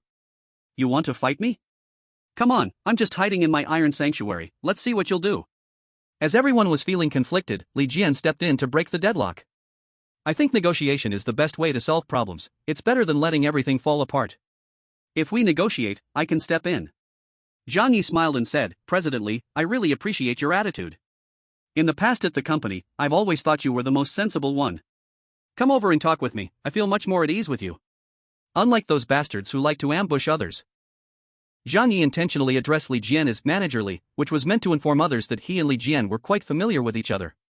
At the same time, he took the opportunity to undermine Huang Tianfang and Wang Chang. To deal with this temporary alliance, creating discord among them was necessary. Although the spokespersons of these 29 buildings had temporarily formed a united front, they were far from harmonious with each other. If it weren't for the common goal of confronting Zhang Yi, they would have fought among themselves. Sure enough, this remark had a certain effect. Wang Chang sneered, Li Jian, can you represent all of us? Huang Tianfang coldly said, you can't go alone to talk to him. Chen Lingyu said, since that's the case, I'm going too. A few people were afraid that others would get ahead of them and privately reach an agreement with Zhang Yi. So they lost their composure and all demanded to negotiate with Zhang Yi. Once they opened this door, the others couldn't hold back either and similarly wanted to negotiate with Zhang Yi. A flash of killing intent crossed Zhang Yi's eyes. It's not that I'm afraid of you coming, I'm afraid of you not coming. Alright, tomorrow at 2:30 p.m., I will be waiting for everyone at Building 25. If you're late, I won't wait. Zhang Yi dropped this sentence and left them no room for bargaining, quickly exiting the group chat. If he succeeded, tomorrow he could eliminate all 29 building owners. Although doing so would provoke collective hatred from their subordinates. However, in the absence of a leader, chaos would make it difficult for them to unite quickly. Zhang Yi would then have the time to defeat them one by one. Still, the same words Zhang Yi's confidence came from his powerful firepower and impregnable fortress. With both offensive and defensive capabilities, he feared no opponent. The foot bath water had cooled a bit. Zhang Yi looked down at Zhou Kor and said, alright, help me dry them off. Zhou Kor nodded and used a footcloth to wipe Zhang Yi's feet clean. She went to the bathroom to dump the foot bath water and then returned to help Zhang Yi with a massage. Zhang Yi turned to look at this beautiful female doctor, his eyelids lowered, suddenly extending his hand towards her. Don't use your phone for the next few days, keep it for me. With a big battle coming up, he needed to be fully prepared to eliminate those who were unfavorable to him. And any unsafe factors had to be completely eliminated. Zhou Kor paused for a moment, then handed her phone to Zhang Yi. Are you going to fight with them? She asked softly. Zhang Yi replied lightly, maybe. But I need to prepare for war in advance. After all, the number of opponents this time is unlike any before. Oh, I understand. Zhou Kor nodded, then continued to massage Zhang Yi, not asking any more questions. After so long, she understood Zhang Yi's temperament. When he was in a good mood, joking and chatting was fine. But when he became serious, it was best not to talk too much or ask questions. Seeing Zhang Yi's serious expression and the occasional sharpness in his eyes, Zhou Kor knew he was deep in thought strategizing. She couldn't do anything else for Zhang Yi, for now, she could only focus on being a good woman. After thinking for a moment, Zhou Kor moved behind Zhang Yi. Her snow-white hand rested on Zhang Yi's shoulder, beginning to knead with just the right amount of pressure. Recently, she had specially learned new massage techniques, which she applied to Zhang Yi's head. This is... Zhang Yi's gaze began to drift. Zhou Kor's massage skills were unexpectedly good, the feeling of her fingers pressing on his scalp made his nerves tingle with joy. Comfortable. Zhang Yi couldn't help but say. Zhou Kor felt happy in her heart, blushing as she said, I'm glad you like it. I just learned it recently. Zhang Yi leaned back on the sofa, this superb massage technique relaxed him immensely. At the same time, his thoughts became clearer and more lucid. Zhang Yi closed his eyes. He secretly pondered. He arranged to meet with the building manager of Building 29. If those people come tomorrow, Zhang Yi will not hesitate to take them all down. The remaining ones will surely be thrown into chaos, and Zhang Yi will have the chance to defeat them one by one. However, those people are not all fools. Some might not come, taking a wait-and-see attitude. If that's the case, taking action to kill them would instead alert them and create trouble for future plans. So what should be done? Zhang Yi's mind was immersed in a rising wave of thoughts. After thinking for a long time, he made up his mind. If those people do not arrive as per his plan, or if less than half come, he would pretend to agree to their demands for now. He would hide his strength, allowing them to become complacent. Then, through a series of tactics, he would incite internal strife among them, weakening their fighting force. After that, he would wait for the right opportunity to take them all down. Anyway, time is on Zhang Yi's side. In terms of combat power, as long as he doesn't take the initiative to invade other buildings, he can absolutely crush them all. I must not be anxious. Being anxious can lead to mistakes, and once a mistake is made, I could fall into danger. I need to be a patient hunter, setting traps step by step, and let the prey walk into my snares. Zhang Yi's thoughts were clear now. He figured out how to deal with those people. This might also relate to Zhou Kor's new style massage. To prepare for tomorrow's negotiation, he needed some manpower to help maintain order. The first person Zhang Yi thought of was Uncle Yu. He picked up his phone and sent a message to Uncle Yu, briefly explaining tomorrow's events. Uncle Yu replied immediately, "What do you need me to do? Just say the word and I will handle it. I'm entirely with you." During this time, Zhang Yi had been showing small favors to Uncle Yu, plus the displays of shooting skills during battles, which had completely won him over. Now, Uncle Yu was wholeheartedly sticking with Zhang Yi, executing his orders without hesitation. Chapter 112, Arranging Troops. Zhang Yi said to Uncle Yu, "You don't need to do anything special. Tomorrow's negotiation will be on our turf.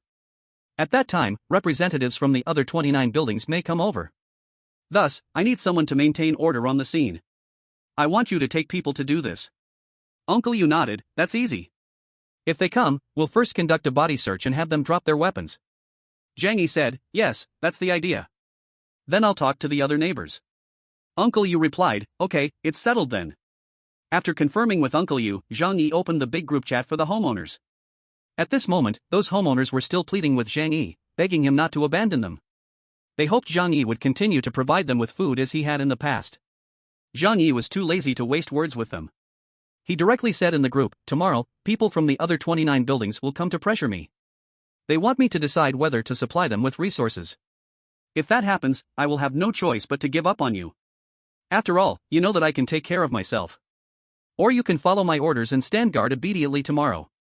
Perhaps you can still hold on to a glimmer of hope. Of course, I will also try my best to secure resources for you." Upon hearing Zhang Yi's words, the neighbors became anxious. They didn't dare say a single negative word. They hurriedly agreed, saying they would follow Zhang Yi's orders. After all, currently, more than half of the fighting power of Building 25 relied on Zhang Yi. Without Zhang Yi's protection, they could be wiped out by the nearby Tianhe gang and Quanglong gang at any moment. After finishing the plan, Zhang Yi patted Zhou Kor's hand. "Rest early today. Tomorrow, there's something really important." Zhou Kor bit her lip and shyly said in his ear, "In that case, do you want me to keep you company tonight to relax?" Zhang Yi smiled and said, "I need to conserve my energy. So let's simplify the process." Zhou Kor nodded and skillfully came to Zhang Yi's front, lowering her head. Because he had things to do, Zhang Yi woke up a little after 7 the next morning. He glanced at his Rolex. It was still early, and he had lost his sleepiness. Zhang Yi turned over and sat up from the bed, starting to prepare the gear needed for the negotiation. Bulletproof vest, modified bulletproof pants, police helmet, crowbar, and machete. He stuffed 2 military daggers into the outer pockets of his pants. If he got into close combat, these could be effective, better than the machete. Next, he took out 2 police handguns, both fully loaded. Additionally, he prepared 6 magazines, all clipped to his waist. Just this wasn't enough.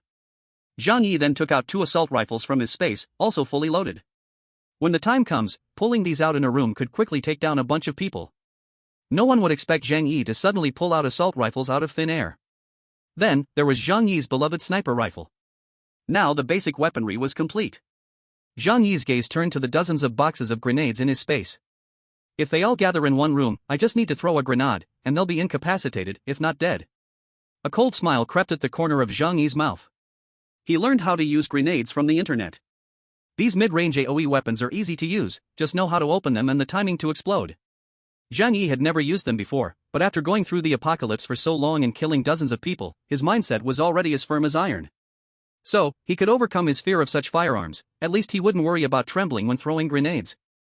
Next, I just wait for the fish to take the bait. A spark of anticipation flashed in Zhang Yi's cold eyes. After noon, Zhang Yi walked downstairs fully armed, while messaging everyone to gather on the 7th floor. The 13th floor had a spacious open-concept one-bedroom, suitable for many people to gather. Moreover, at this height, they could avoid being attacked by people below throwing stones. Even if a fight broke out below, Zhang Yi would have time to run back to his safe house. Very safe. Those neighbors, eager for the food in Zhang Yi's hands, naturally didn't dare to voice any objections and all came here. Zhang Yi glanced at them, said nothing, and picked up 2 black duffel bags from the ground, throwing them in front of them with a bang. This is the food for you today, take it and share. Yesterday he had actually collected food, just didn't distribute it to these neighbors. The neighbors hadn't eaten all day, and upon seeing the food Zhang Yi brought, they rushed forward excitedly. They began fighting over it like hungry dogs scrambling for scraps. Zhang Yi said nothing, quietly watching them swallow it down. He might need to fight a fierce battle today, if so, these cannon fodder might not survive. Don't get it wrong, Zhang Yi wasn't being kind by letting them eat a full meal before dying.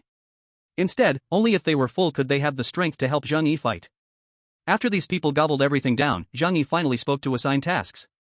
Today, there's nothing special, it's just a negotiation between me and the building leaders from other floors. Everyone will communicate in a peaceful way, and it is very likely that there will be no bloodshed. Therefore, you just need to stand in your positions and maintain order at the scene. As long as the negotiation is successful, everyone can escape the days of fear and live a normal life in the future.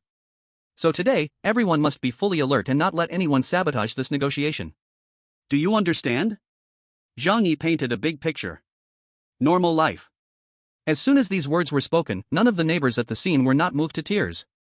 Some covered their mouths and squatted on the ground, crying in pain. In the near month from a harmonious society to the end of the world, they have endured too much suffering.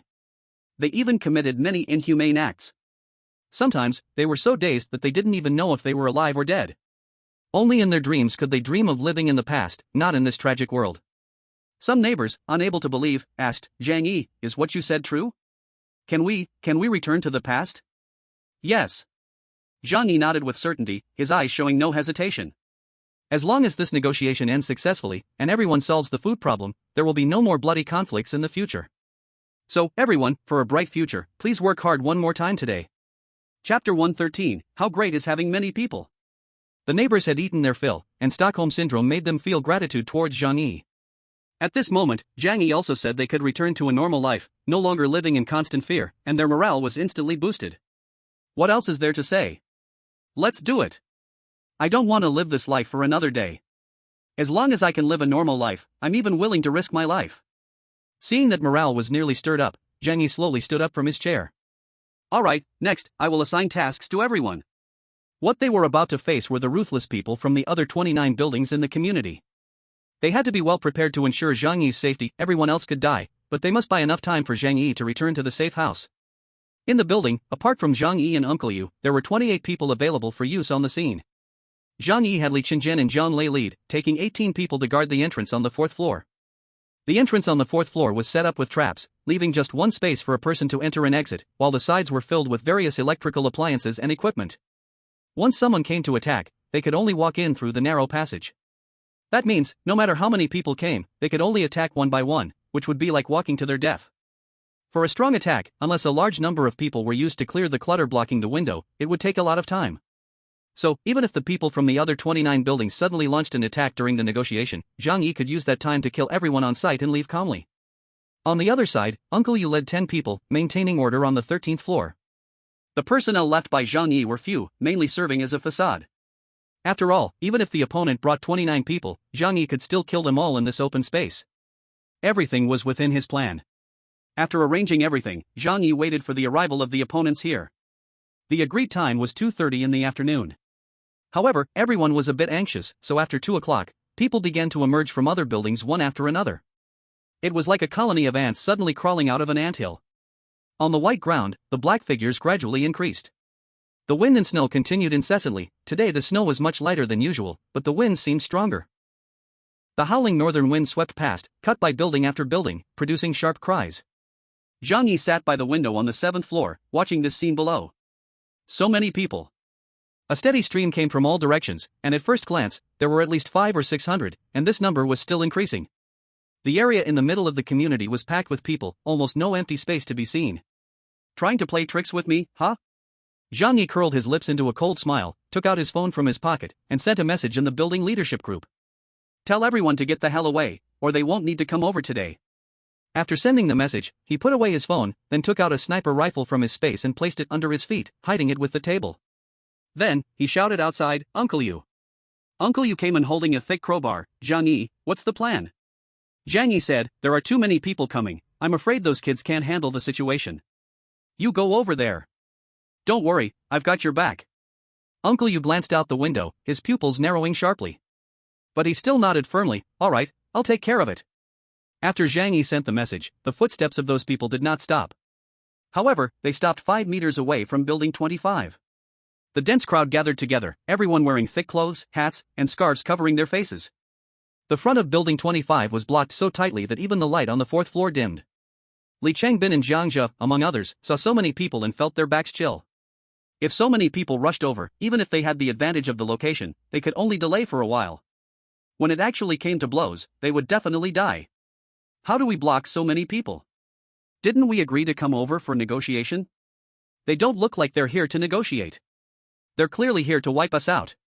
The neighbors guarding the 4th floor felt a chill in their hearts, not knowing how to respond. At that moment, a calm voice came from the stairs.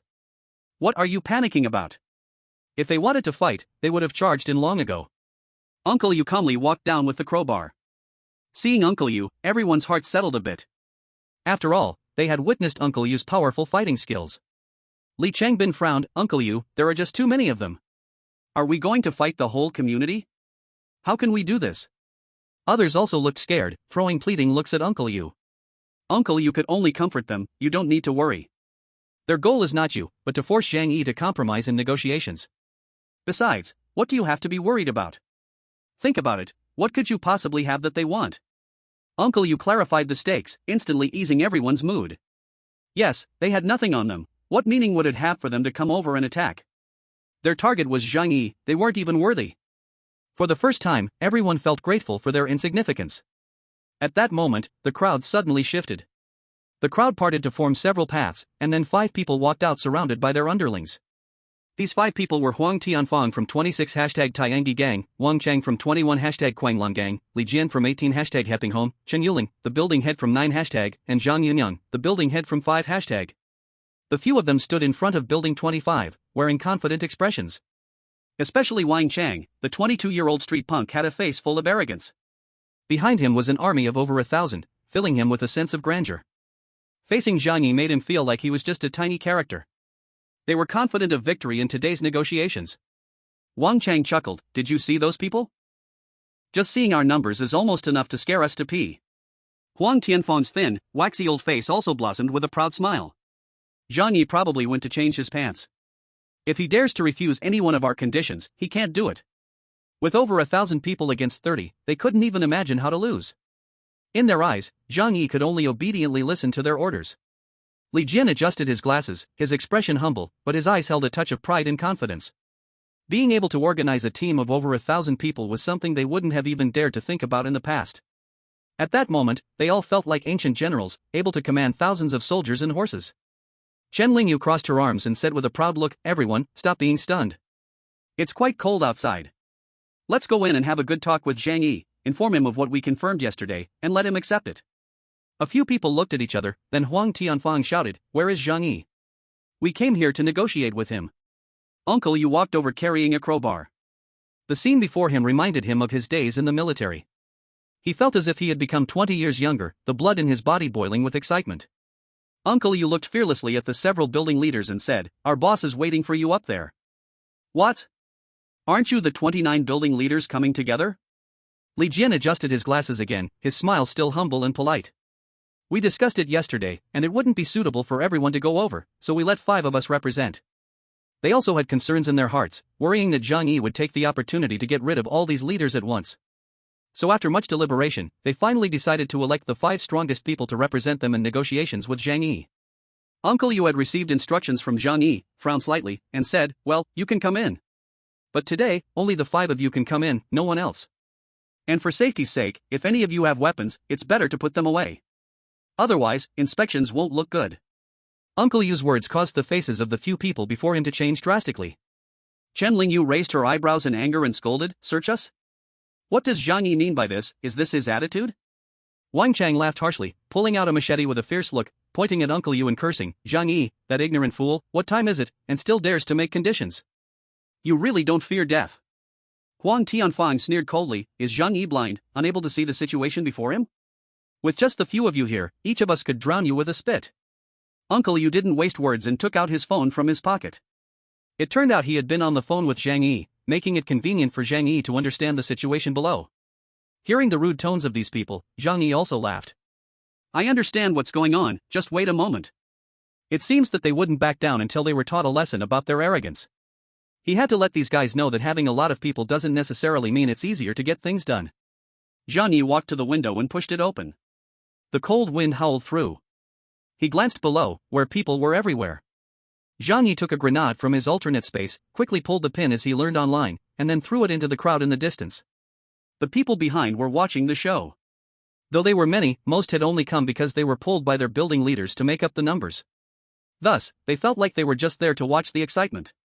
Just thinking that someone would soon provide them with free food, clothes, and other supplies, their mood was very cheerful, chatting happily. Envisioning the future. Suddenly, a sound pierced through the air. Everyone instinctively looked up and saw something falling down. What is that thing? Some thought it was a thrown stone and didn't pay much attention, as it was still quite far from them. Before they could even react, a grenade fell to the ground. Boom! Flames shot up to the sky, and 7 or 8 people near the grenade were blown away. Along with the snowflakes, blood and broken limbs were flying in the air. Ah! The deafening explosion sent waves of panic and screams through the crowd. One grenade killed 7 or 8 people instantly, with 2 at the center turned into a sieve by shrapnel.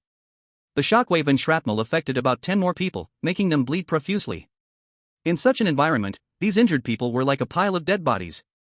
The sudden explosion startled everyone. After all, ordinary people never encounter grenades in their lives. Even in a post-apocalyptic world, they never expected to be attacked by a grenade. The scene was chaotic. Many had come, but they were just a mob, more there to fill the numbers. In an instant, horses and people were thrown upside down, everyone screaming in panic to escape. Wan Chang and the other building leaders were also scared white-faced. What building leaders? They were just ordinary people, a bit bolder and ruthless. They were scared of explosions too. Do not panic, do not panic. The leaders among the crowd, trying hard to suppress their fear, yelled loudly for everyone to calm down. But they were not an army, there was no discipline to speak of. Even their trusted brothers were scared stiff, hurriedly crouching on the ground, holding their heads, or curling up in a corner. At that moment, Uncle Yu's phone rang with a mocking voice. What's so great about having many people? Wang Chang and the others widened their eyes, filled with shock. This grenade was actually thrown by Zhang Yi. Where did he get a grenade? Why did he have a grenade? Not just them, even Uncle Yu and the others behind, like Li Changbin, were dumbfounded.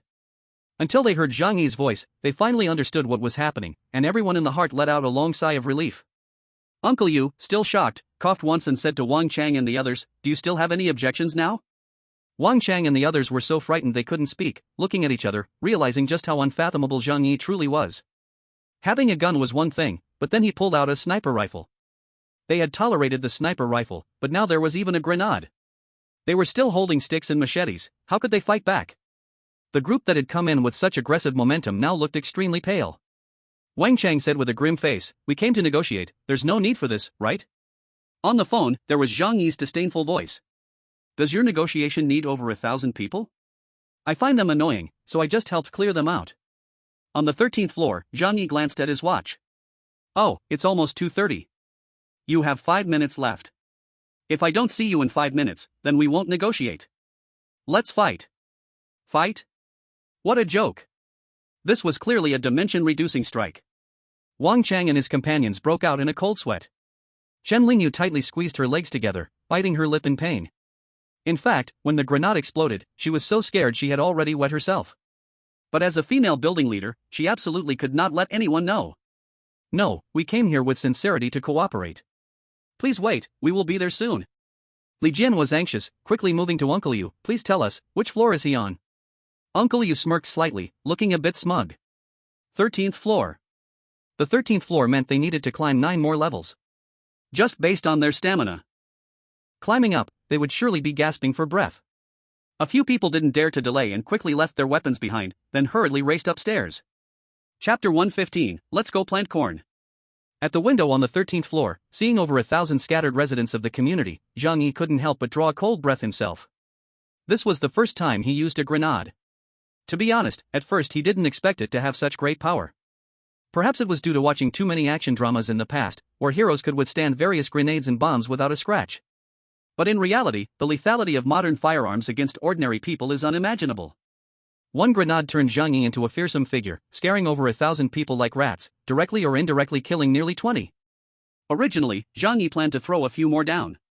However, after the first explosion, the others scattered like frightened birds and beasts. Continuing to throw wouldn't have the same effect as the first. Seeing how useless they were, Zhang Yi also didn't want to waste his grenades. After all, he only had 20 boxes of grenades, he had to conserve them. He sat on a chair, waiting for Wang Chang and Huang Tianfang to arrive. After a few minutes, the breathless few finally arrived one after another. In such cold weather, climbing 9 flights of stairs in one breath is too much for an ordinary person's stamina. Only Huang Tianfang, who worked at a construction site, and Zhang Yi, the head of Building 5, fared a little better. Zhang Yi knew a bit about Zhang Yi, he used to run a boxing gym and was quite skilled. But this meant nothing to Zhang Yi. Because he had a gun in his hand. 7 steps away, the gun is fast, within 7 steps, the gun is even faster and more accurate. Is it just you few? Zhang Yi said blandly. There were too few people, he felt a bit disappointed. If he couldn't capture all the building heads, he would have to implement the second plan. The few of them finally caught their breath, and their previous arrogance had been mostly extinguished. Facing a hard character who could throw grenades at any time, what were they? Li Jian, while catching his breath, said, "Yes, we are representatives." "Oh." Zhang Yi responded mildly, "Then let's talk." Wang Chang and the others caught their breath and found places to sit, but no one dared to approach Zhang Yi. Everyone knew Zhang Yi was armed. Li Jian was the first to speak. He looked at Zhang Yi seriously, his tone heavy. "Zhang Yi, you know the situation is difficult now. Everyone is short on clothes and food, and many are even freezing or starving to death. I also heard some apartment buildings have started eating people. If this continues, none of us will survive. So I hope you can understand, everyone is not targeting you. They just want to live, so they have to negotiate with you this way." Li Jian's tone was much more polite. But if Zhang Yi hadn't thrown that grenade, his words would have been quite different. Zhang Yi remained indifferent. "Don't play the emotional card with me. Do you think saying this now is useful? Let's directly talk about your conditions." In terms of momentum, the 5 people across were firmly suppressed by Zhang Yi. Even though they tried to pretend to be calm, climbing 9 flights of stairs took its toll on them. That's right, all of this was within Zhang Yi's calculations. "Jojo." A few building heads looked at each other, and Wang Chang nudged Li Jian with his chin. "Oldly, you say it." They were afraid to resort to violence now and could only negotiate with Zhang Yi. Obviously, Li Jian was more articulate for such a conversation. Li Jian frowned, pondered for a moment, and then slowly spoke. "What we want is some essential living supplies. Firstly, food. We need your help to collect it from the outside. Secondly, materials for heating, like clothes and quilts." Li Jian paused here for a moment, and the others immediately fixed their eyes on him. "There's no way around it," Li Jian continued. "If our cooperation goes well in the future, we can have someone assist you in gathering supplies. If everyone can bring back more living materials, that would naturally make everyone very happy." After saying this, Li Jian felt that he had spoken quite well and asked Zhang Yi, "Mr. Zhang, what do you think?" No matter what came out of Li Jian's mouth, it always felt pleasant to the ear. But Zhang Yi was no fool, he caught the hidden meaning in his words. Language has always been an art. Clearly the same request, when expressed differently, yields completely different results. Zhang Yi pondered a bit and understood. He let out a cold laugh. "I get what you mean. So, you want me to help you gather food and living supplies. You didn't specify a quantity, that means there's no limit. And by saying you would help me collect supplies, you really mean you want me to hand over my snowmobile for you to use. Is that correct?" Li Jian wanted to explain further, but Zhang Yi's expression suddenly changed. Without saying much, he pulled out a gun and slammed it on the table with a bang. The 5 people also changed their expressions, instinctively wanting to escape. But the entrance had already been blocked by Uncle Yu and his men. Wang Chang, looking fierce but cowardly, said, "Zhang Yi, what do you mean by this? Let me tell you, even if you kill us, it won't help, everyone in the entire community won't let you off." Li Jian raised his hands to appease them. "Mr. Zhang, please calm down. We can talk things through."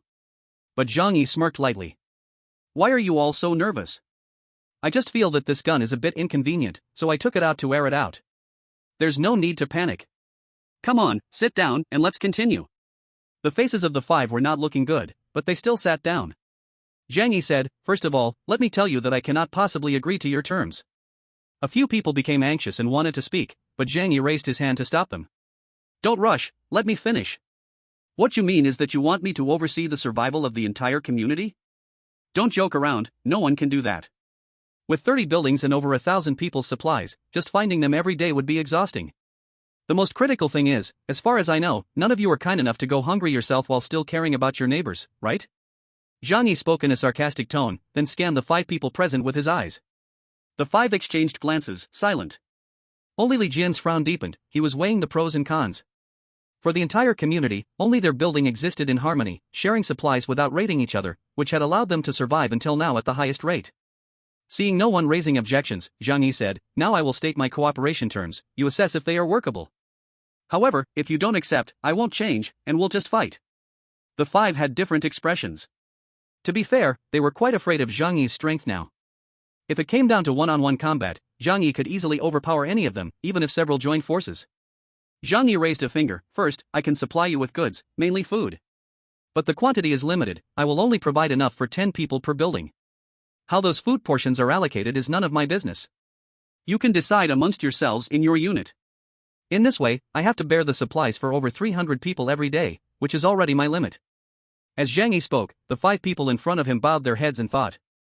They originally had no hope that Zhang Yi would agree to bear the living supplies for the entire community. But at the very least, they needed to ensure that their faction could survive. 10 people's supplies are too little. Chen Lingyu was the first to voice an opinion. We have 76 living people in our building. I have more than 20 employees in my company alone. You only provided enough for 10 people, how are we supposed to divide it then?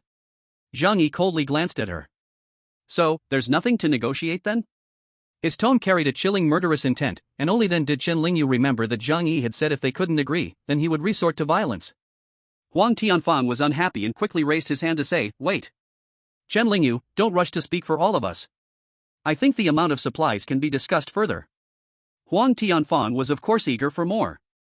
Their Tianhe gang had lost a large part of its members to Zhang Yi, now the direct affiliates numbered only 7. Counting him, there were a total of 8 people, and the supplies for 10 people were completely enough.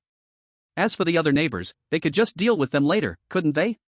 Wang Chang assessed Zhang Yi and felt a bit hesitant. He still had 16 people under him, and 10 people's worth of supplies were clearly not enough. However, it wasn't completely hopeless. At most, he could optimize down to 6 people. 10 people's worth is a bit short, we won't be able to explain this to other buildings later. Wang Chang deliberately said this, trying to gain more benefits. Zhang Yi remained expressionless, we need to provide food for 300 people every day. Do you really think that's little? Just with the amount of supplies, cracks began to appear in their loose alliance. Some people had many subordinates, while others had few, this was the difference in interests. Li Jian wore a troubled expression. The reason he could be the head of the building was due to the system of equal distribution of benefits. If the more than 80 people in the entire building could only share 10 portions of supplies, he would instantly lose his leadership position. Thus, the whole harmonious community would fall into chaos, even turning into a situation more frenzied than other buildings' internal strife. Li Jian looked over at the side, where Wang Chang and Huang Tianfang seemed to have some thoughts of their own.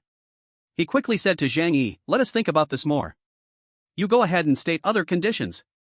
Zhang Yi casually replied, all right. Next, it's about the supplies I will provide and the rewards you need to offer. His right hand rested on the table, just 2 centimeters away from the gun, lightly tapping the surface. Since we need to keep 300 torches alive, we will definitely need to develop sustainably in the future.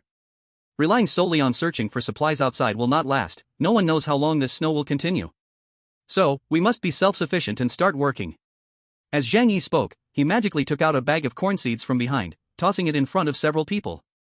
When I went out, I found a batch of seeds. I think we can grow crops to obtain a steady supply of food. Zhang Yi joked, just like our ancestors. Food must be earned through hard work. Chapter 116, The Useless Teammate. Li Jian and the other 5 building heads stared at each other in bewilderment, none of them knowing what Zhang Yi was really getting at. Growing? Becoming farmers? Isn't this a joke? Huang Tianfang said discontentedly, have you ever farmed? In this cold weather, the crops will all freeze to death. Zhang Yi replied, hey, don't say that. Back in Siberia, they also vigorously promoted corn. If you think corn won't work, I have other seeds, potatoes, and wheat. There's bound to be something suitable. Li Jian and the others were utterly speechless. Zhang Yi, really don't joke around. How cold is it outside? Besides, where will you plant anything in this freezing snow? Zhang Yi, however, said seriously, no matter how cold it gets, we're still alive, aren't we? This snow disaster could last for an unknown amount of time. You might have noticed, the higher-ups have all gone into hiding, preparing for a long-term wait. This means the apocalypse will last for quite a while. If we don't grow crops, our food will run out soon. By then, won't we all be doomed? As for where to plant, this question is easy to solve. Zhang Yi pointed outside. Aren't there fields out there? As long as everyone clears away the snow, there is land underneath. To overcome the low temperature, we can plant underground. Although this process is tough, we must try. Only in this way can we maintain a complete ecological chain. Let everyone survive in the apocalypse. Among the 5 people, Huang Tianfang and Li Jian looked somewhat interested.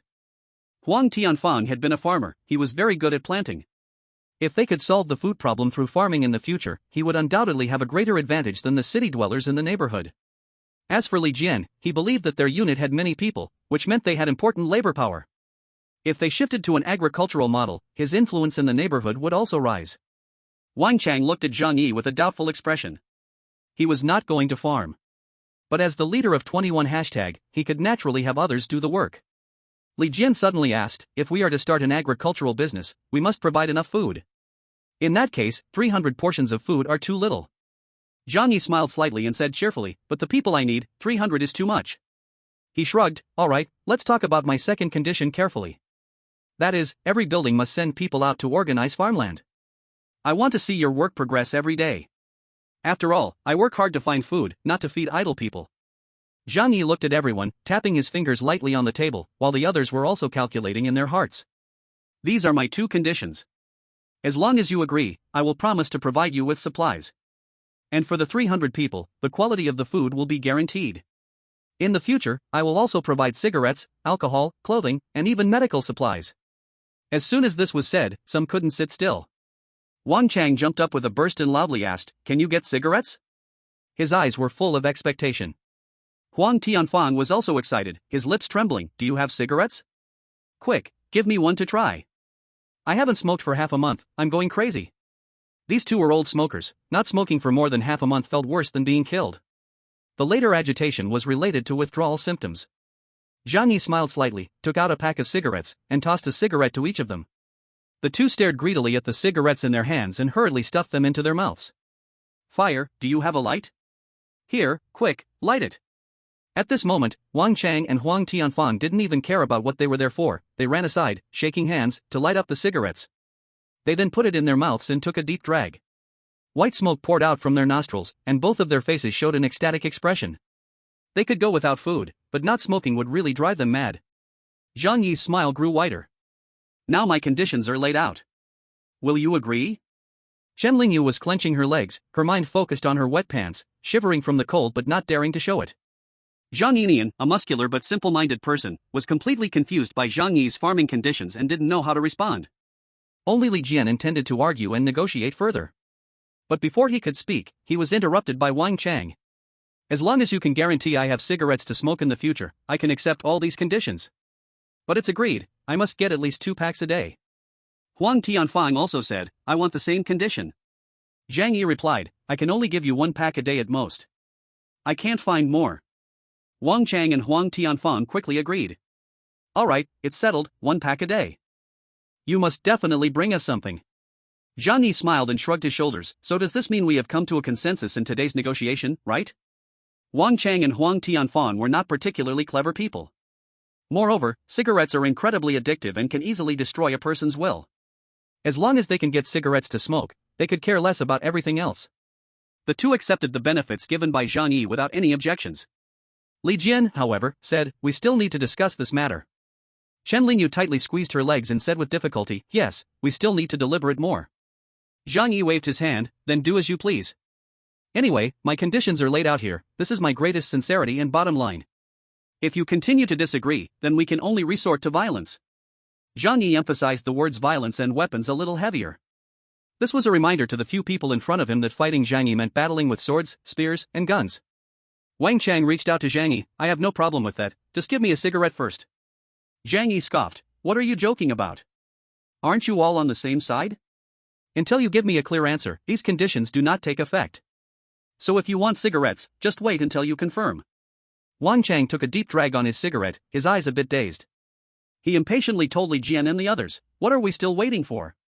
Don't we have what we need? Let's just do it as he said. Li Jian said, but this is too. Wang Chang glared and said, what do you mean to this? I said, let's do it. Don't waste time, I can't stand you chattering people. Huang Tianfang puffed out a smoke ring and said, I think it's about time. Zhang Yi has given us face, we also need to understand his difficulties, right? Li Jian's face was as dark as water, cursing Wang Chang and Huang Tianfang in his heart. These two useless teammates actually started infighting in front of each other.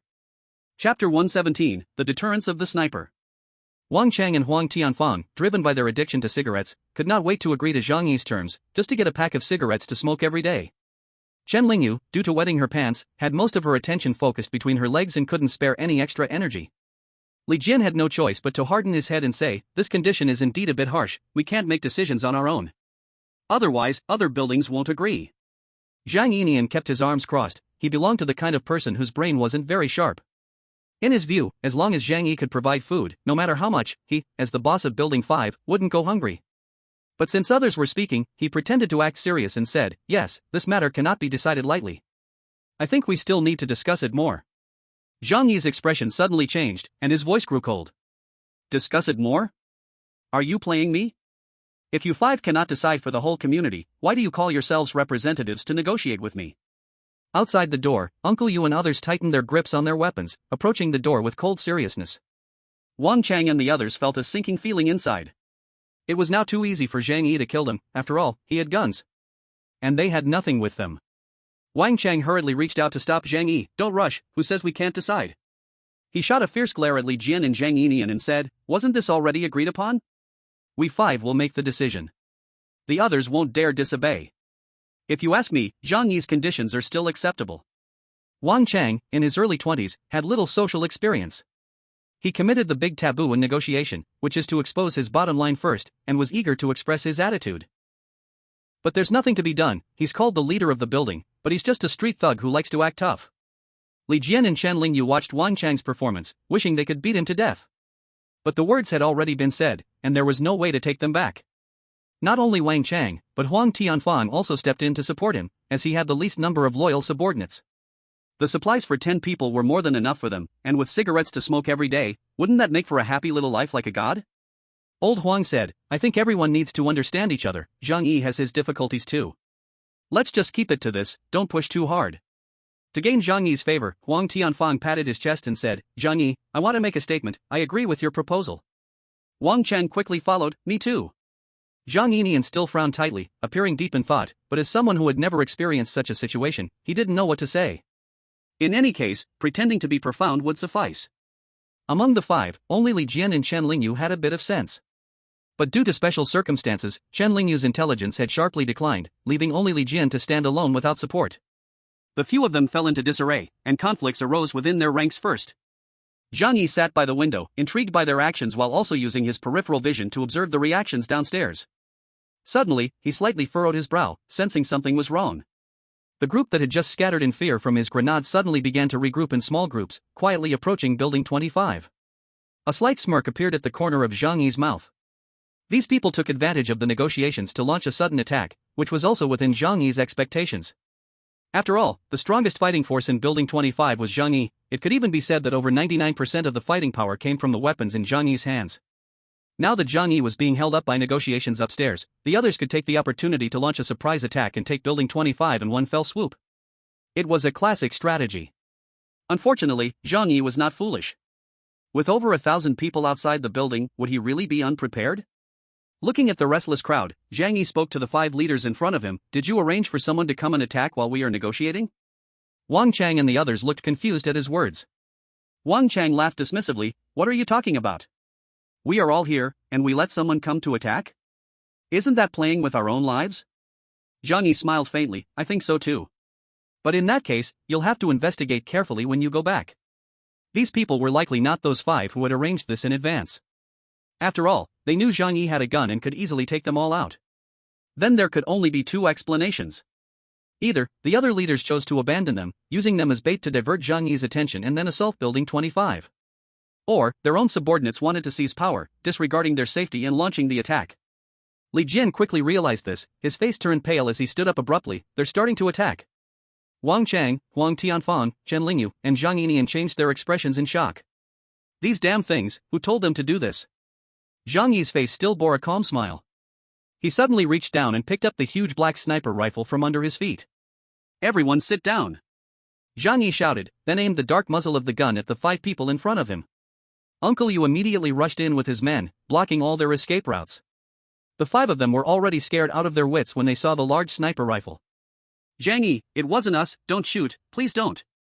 Wang Chang's forehead was sweating in a panic. And Chen Lingyu couldn't hold it any longer, collapsing directly to the ground, her pants wet even more. Zhang Yi ignored them. He turned around and propped the sniper rifle on the windowsill. The people downstairs had already begun to gather towards the temporary main entrance of Building 25, the attack would happen in an instant. Zhang Yi aimed at a tall figure in the crowd and pulled the trigger. Bang! The roar echoed throughout the neighborhood, and the head of Building 11 exploded, red and white splattering across the snow. The would-be attackers below were also stunned in place. Bang! The second shot rang out, another head was pierced. At this moment, the shocked crowd finally reacted, scrambling to escape or simply lying flat in the snow. Zhang Yi's cold eyes resembled those of the Grim Reaper, mercilessly continuing to harvest lives. Out of a sense of mockery, he chose not to shoot at those desperately running away, but aimed instead at those lying on the ground. Crouching devils? Do you think you are very clever? Then I will specifically hunt you down. The sound of the rifle echoed throughout the neighborhood, as those lying on the ground twitched, their heads exploding. Meanwhile, in the negotiation room, the 5 heads of buildings were deeply shocked by this scene. Seeing Zhang Yi shoot and kill in person, they finally understood just how terrifying this man was. Chapter 118, Zhang Yi's kindness can never be repaid. Zhang Yi killed more than 10 people in one breath. By the way, have you ever played that game where you smash tadpoles? In spring, there are many tadpoles in the creek, swimming around in groups. You throw a stone in, and the tadpole mass scatters in an instant. It's very interesting. When Zhang Yi killed, it felt similar to smashing tadpoles. Seeing the clustered crowd, he would pick off the conspicuous ones, and the others would flee in terror. The surviving residents watched their neighbors die, with blood and brain matter still smeared on them. The intimidation was undoubtedly enormous. It left them without the courage to resist for some time.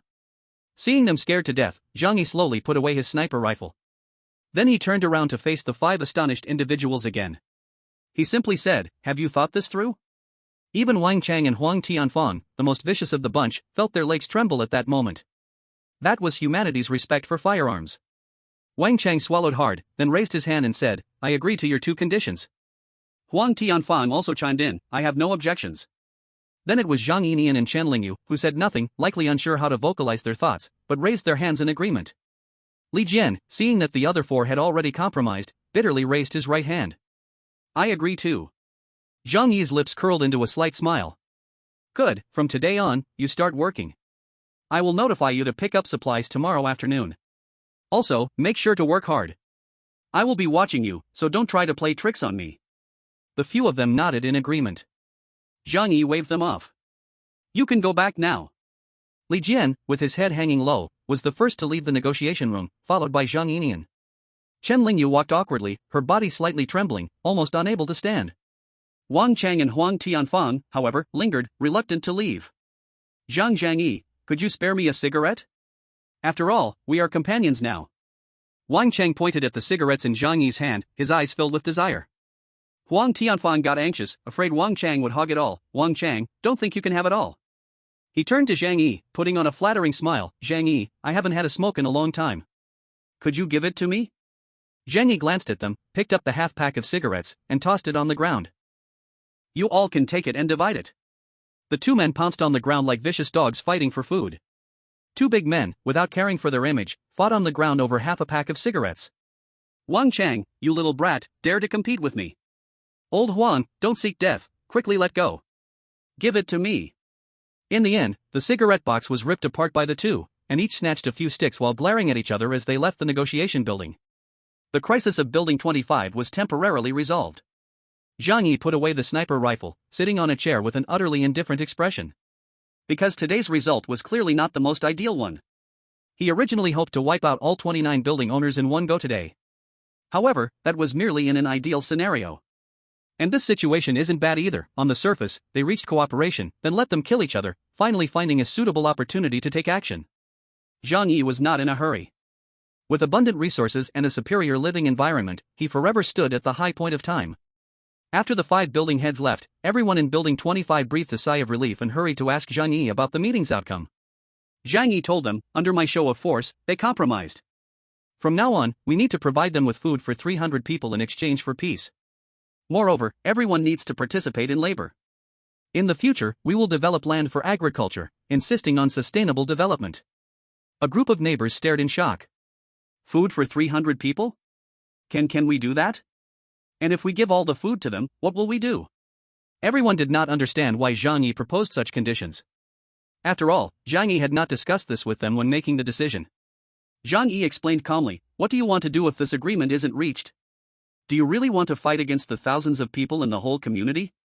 He sneered and said, I couldn't care less. I'm not afraid of their numbers, but can you withstand it? A group of neighbors looked at each other, none daring to speak further. In Building 25, 99% of the fighting power rested on Zhang Yi alone. Zhang Yi had powerful firepower and an almost unbreakable fortress. If they just walked away without listening to them, they could still live well. But what about them? They would only be killed by the furious community owners, turned into kebabs. Zhang Yi said lightly, you don't need to worry too much, I will try my best to find food. No matter what, I won't let you starve.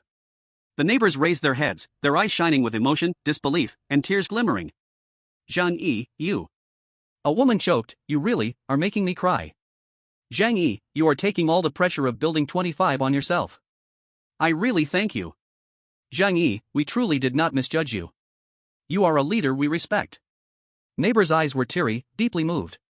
The pressure of searching for food was all on Zhang Yi alone. Zhang Yi sighed softly, his tone softening a bit. He slowly scanned the crowd, speaking with a serious and deep tone. Everyone, stop crying. I know you had some opinions about me in the past, thinking I was a bad person.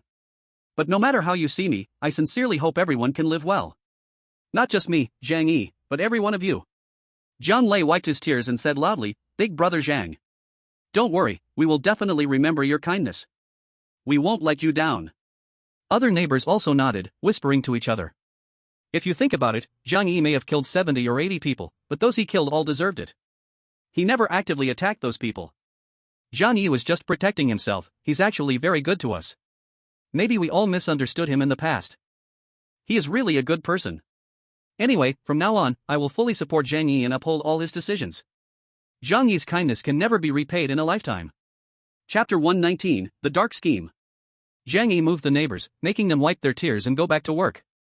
Only Uncle Yu stayed behind. He walked up to Zhang Yi, looking at him with suspicion for a long time, as if he had never known Zhang Yi before.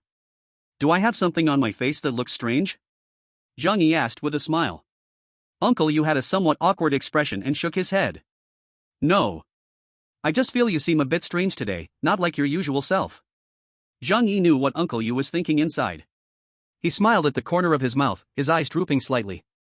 Do you not understand why I would reach such a cooperation agreement with them?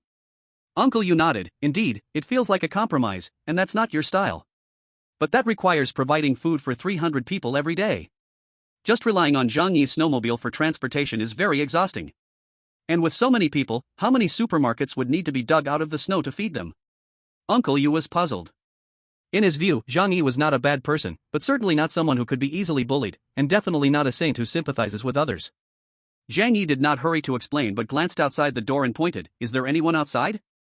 Upon hearing this, Uncle Yu immediately went to check and came back after confirming that no one was around.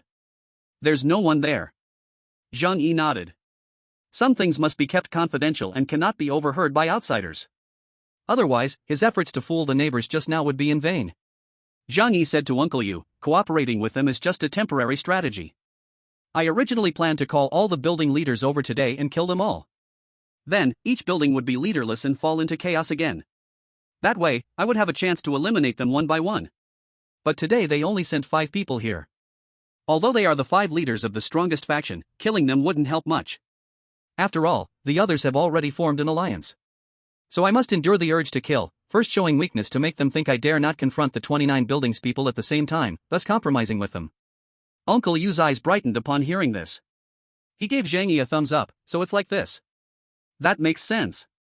I said that your previous approach wasn't like your character. Zhang Yi nodded in appreciation. Do you understand? Uncle Yu shook his head. Although I don't understand, it feels very reasonable. Zhang Yi. He took a deep breath and felt like rolling his eyes inside. Alright, to put it simply, first let them lower their guard. Then, when they reveal their flaws, I will deal with them. And also, I dug 2 big pits for them. When Zhang Yi said this, a devilish smile appeared on his lips. Uncle Yu, feeling intrigued, quickly said, hurry and tell me in detail. Zhang Yi glanced outside again and pointed, you go check if there's anyone. Uncle Yu thought Zhang Yi saw some shadows and hurriedly ran over. As a result, after searching for a long time, he still didn't see anyone. He returned, somewhat confused, and said to Zhang Yi, I didn't see anyone. Zhang Yi said, oh, I didn't see anyone either. Just wanted to confirm. What if someone came by while we were talking? Uncle Yu. Zhang Yi cleared his throat, cough cough, alright, let's continue.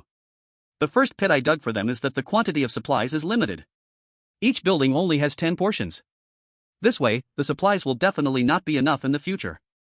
As the saying goes, it's not a matter of scarcity but of uneven distribution. When I distribute the food, everyone can see. But after the building leaders took the food back, they did not distribute it to everyone. Can you guess what would happen at that moment in each building? Uncle Yu became clever this time, they will have internal strife. Yes. Internal strife. Zhang Yi nodded. The residents who do not get food will go from just having hope to falling into deeper despair. That kind of pain is worse than death. Even though they didn't have food before, at that time everyone was starving, and no one had food, at least it was fair for everyone. Even if they died first, the others could not avoid the fate of freezing or starving to death. The smile on Zhang Yi's face grew stronger. But once they know that each building can have 10 people who can obtain stable food to survive, do you think their mindset will still be the same? After thinking for a while, Uncle Yu suddenly felt a chill. This kind of manipulation of people's hearts is simply too cruel. First giving you hope, then completely depriving it. Everyone has to face death equally, yet some use your sacrifice to gain hope for life. This feeling of being trampled, discriminated against, and treated differently can drive a person completely insane. Zhang Yi looked out the window. As the 5 building leaders left, the people in the other buildings slowly dispersed. Soon, there would be brutal fighting and killing inside each building. Desperate people will forget their fear of death. Before they die, they will want to drag someone down with them. Once that happens, things will become interesting. Zhang Yi said with a smile. Uncle Yu looked at Zhang Yi's calm demeanor, feeling both admiration and fear inside. He was glad he was not standing opposite Zhang Yi. Zhang Yi, you are too smart, too terrifying. Uncle Yu sighed. But Zhang Yi shook his head, his gaze still as calm as the ice and snow outside. No, although I have some wisdom, I don't consider myself a genius who can manipulate others with my mind. The current situation has come about simply because I am more composed than they are. I am well fed and warm, and I can sleep soundly every night without worrying about food and temperature. I have powerful firepower, and I have the strength to confront them. I have a solid fortress and am not afraid of their threats. When these conditions are met, I won't be fearful or confused. Instead, they will be hesitant and have difficulty thinking clearly. As he said this, Zhang Yi jokingly teased Uncle Yu. Even a world-class boxing champion would lose to me in the ring after starving for 30 days. Isn't that right? Uncle Yu was stunned for a moment, starving for 30 days? Wouldn't that be a corpse? Zhang Yi said confidently, exactly. What right does a corpse have to win against me? Uncle Yu initially thought this sounded like a quibble, but after careful thought, he realized it was truly a profound saying. Chapter 120, The Strategy of Exhausting the Troops. Zhang Yi said to Uncle Yu, what I am using is not some plot, but an open strategy. Those people are not all fools, there are smart ones too. Take Li Jian and Chen Lingyu, for example, their minds are filled with twists and turns. They definitely guessed that my goal is to weaken their strength. But so what? I've already shown my strong military power, and I've attracted the fools among them with sufficient benefits. And the proportion of fools in the rabble is far greater than that of the smart ones. Li Jian and Chen Lingyu cannot control the discourse nor persuade everyone. Those who see only the immediate benefits and cut off their own arms will always be the majority. Just like Lui Long, who destroyed the Great Wall and killed General Tan Daoji. Zhang Yi couldn't help but sigh. Ancient emperors would do such foolish things, let alone the people in the small community by the sea. Uncle Yu was taken aback by this. His education level was not enough to support his understanding of Zhang Yi's words, so he could only look at Zhang Yi with wise eyes. He scratched his head. What you said makes so much sense. He. He could only use a smile to hide his embarrassment. So he changed the topic and immediately asked, but why do you want them to farm? In such cold weather, it's impossible to grow crops, right? Zhang Yi's gaze turned to the door outside. This time, Uncle Yu was smart and proactively went to check the surroundings, then said, there isn't a single hair outside, you can speak freely. Zhang Yi smiled, some things are actually very simple, don't overthink it. I want them to farm simply to escalate their conflicts and at the same time tire them out. He shrugged his shoulders, after all, what they can offer now is just worthless physical strength. Uncle Yu frowned, thinking for a long time before finally squeezing out a sentence, is this the strategy of exhausting the enemy? That's the idea. Zhang Yi narrowed his eyes slightly, if we don't take out all their leaders today, next time we attack, there will definitely be more people to kill. I must weaken their combat power as much as possible. As Zhang Yi spoke, he leaned closer to Uncle Yu, his eyes filled with seriousness. None of these people can be trusted, the conflicts between me and them are irreconcilable, and sooner or later we will fight. So we cannot slack off during this time. Also, what I say to you must be kept absolutely confidential. After this exchange, Uncle Yu was deeply impressed by Zhang Yi's wisdom. He slowly and firmly nodded. I understand. Zhang Yi, now our family's hope of survival depends on you. Whatever you tell me to do, I will do it. Zhang Yi smiled reassuringly and nodded, all right, let's proceed according to plan. Then let's see how far they can go. Zhang Yi only told Uncle Yu part of the truth. In fact, he had more backup plans he didn't disclose to him. Because Zhang Yi already knew that someone in Building 25 was secretly colluding with people from other buildings. The mole had previously made a move against him and would surely do so again in the future. Just like that time, when the wolf gang ambushed him in the snow. Zhang Yi returned to his place and checked Zhou Kor's room through the surveillance. Now, Zhou Kor was under stricter control by Zhang Yi. After all, a great battle was imminent, and even if Zhang Yi believed Zhou Kor wasn't foolish enough to betray him, it was always better to be cautious. If he lost, it would be his life at stake. No one is careless in the face of life and death. Zhou Kor's phone had been confiscated by Zhang Yi. When he went out, he would lock her in her little room and not let her out. However, Zhou Kor had a good self-regulating ability. She was a smart woman, knowing what to do and what not to do. At the very least, she wouldn't provoke Zhang Yi's authority, so whatever Zhang Yi asked her to do, she would honestly go along with it. After all, she was the maid, and Zhang Yi was the master. And the master's orders were absolute. At this moment, Zhou Kor was doing yoga in her room. She wore a pink tank top on her upper body, her full figure rose and fell with her elegant movements, even making people worry that the thin clothing couldn't bear the weight and would fall off. On her lower half, she wore brown yoga pants, showcasing the perfect lines of her legs. The elegant splits were straight on the floor, with her taut calves leading up to her voluptuous thighs. It was obvious she exercised regularly. Zhang Yi walked to her door and took out the key to open it. Zhou Kor looked up at Zhang Yi, her forehead damp with fine sweat, a strand of hair sticking to her forehead, exuding an indescribable charm. You're back. Seeing Zhang Yi, Zhou Kor was very happy, bending her legs to stand up, genuine smile shining in her eyes. She knew Zhang Yi had important things to do today, and seeing his relaxed expression now clearly showed that things had gone smoothly. Zhou Kor walked in front of Zhang Yi, wrapping her arms around his neck, eyes sparkling as she asked, what was the outcome of the negotiation? Her figure was overwhelming, just leaning close naturally pressed against Zhang Yi's chest. That feeling could only be described in one way. One more glance would explode. One step closer would melt away. Zhang Yi didn't feel melted, instead, he felt more energized. He hugged Zhou Kor, kissed her fiercely, then lay down with her on the sofa. In the next few days, we will be like this. Zhang Yi shared the negotiation details with Zhou Kor. This might not mean much, it was just a man wanting to share some thoughts when doing something big. These days might be a bit chaotic, you just stay at home, don't go anywhere. Zhang Yi squinted his eyes, his tone turning cold. In a little while, the trouble will completely disappear. Zhou Kor leaned against Zhang Yi's chest, listening with confusion, because Zhang Yi only described things vaguely without touching on the important parts. But she still showed a happy smile. Because Zhang Yi didn't let her go out into danger, it meant he still cared about her. For a woman, nothing is more important than this. Zhang Yi, you must be carrying a lot of things, right? But I can't help you with anything. Sometimes, I really feel quite useless. A trace of guilt lingered in Zhou Kor's heart. Zhang Yi looked down at her, thinking, I buy insurance not just for the value, but in case something happens one day, I need a safety net. As your main doctor, I hope I never have to use it. Zhou Kor's face suddenly flushed, tightly hugging Zhang Yi's body. But there are still things I can help with, like relieving some of your stress. Chapter 121 Harmony. In the following period, the focus of the conflict was no longer on Zhang Yi's side. but rather among the other buildings and within each unit. Through a negotiation, Zhang Yi successfully caused cracks in their loose alliance. Then, using the condition of only 10 portions of food per building, he created great hidden dangers within them. Later, he would observe when conflicts occurred and in what form they would arise. However, no matter what the outcome was, it would only be beneficial for Zhang Yi, not harmful. Just as Zhang Yi expected, on the day Wang Chang, Huang Tianfan, Li Jian, Chen Lingyu, and Zhang Yunian returned, the conflict exploded. While the five were still negotiating with Zhang Yi, someone disregarded their lives and attempted to storm Building 25. If they hadn't been deterred by Zhang Yi's sniper at that moment, the five of them would definitely have been killed.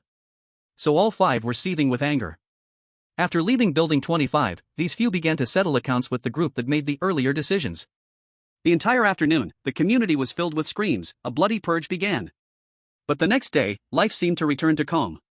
No matter how many people had died, those who survived had to continue fighting for their lives.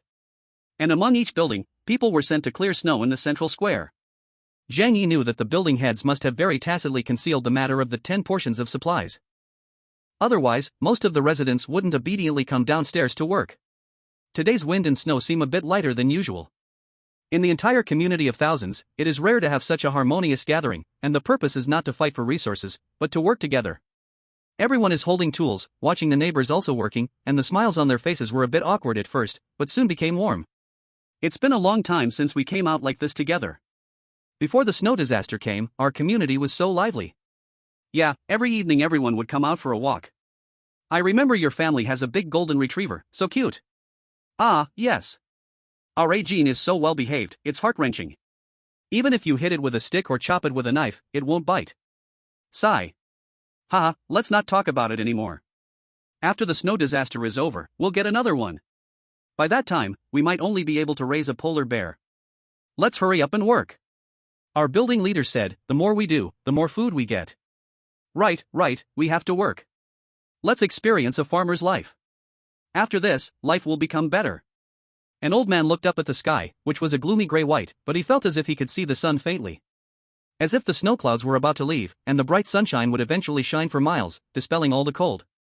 Our community has reached a peace agreement, so we won't have to fight and kill all day anymore. We can eat enough and dress warmly.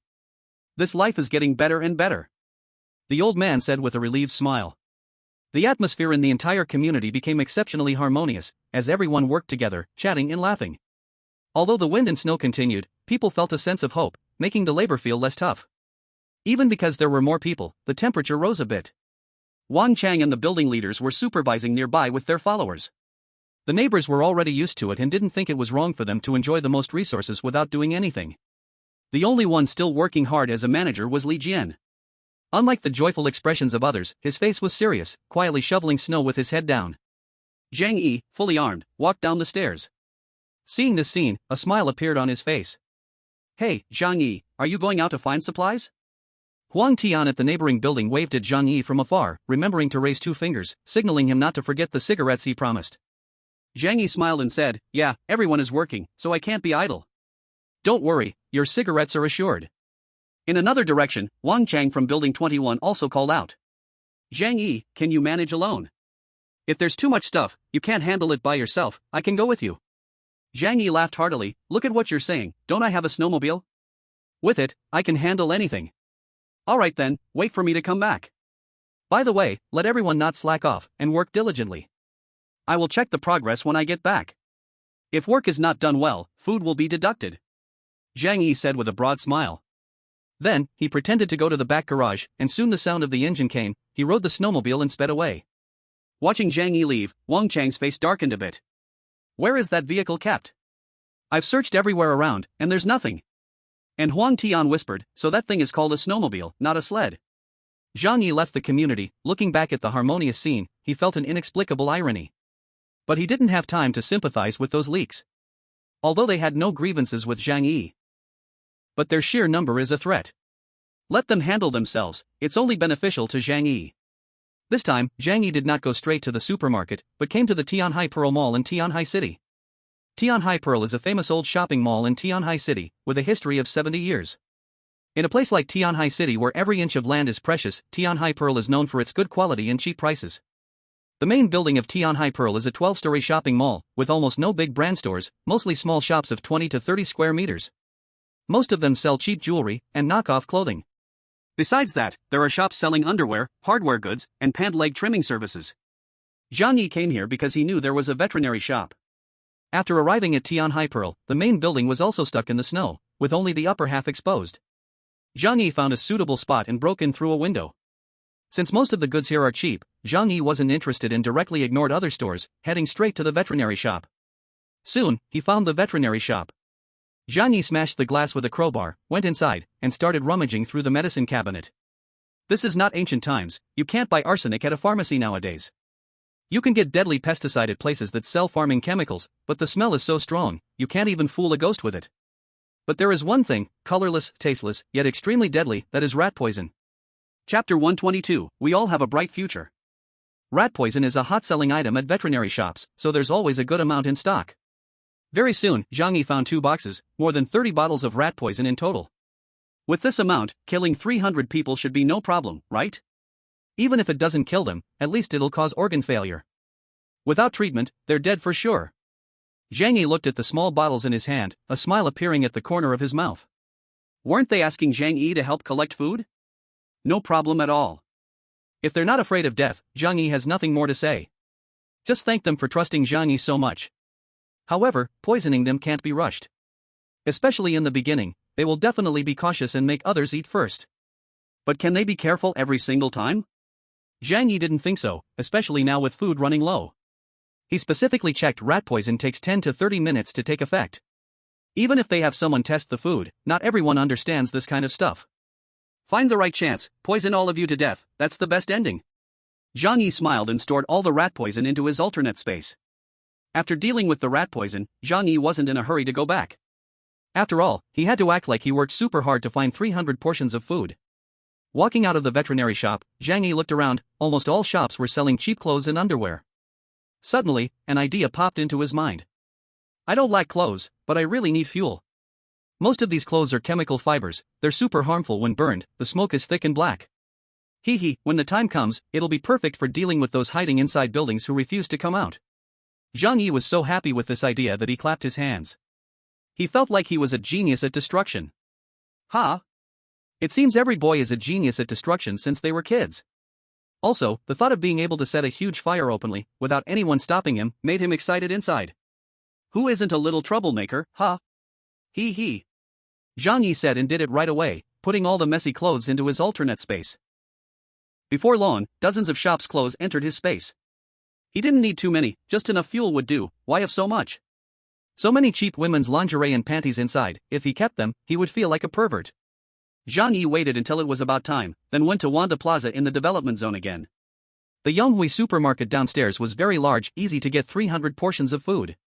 Looking at this, maintaining it for a month or so wouldn't be a problem. After all, he was only responsible for keeping basic survival food, it wasn't meant for them to be full. He put these garbage foods into snakeskin bags, then took apart 2 pieces of iron and tied them to the back of his snowmobile.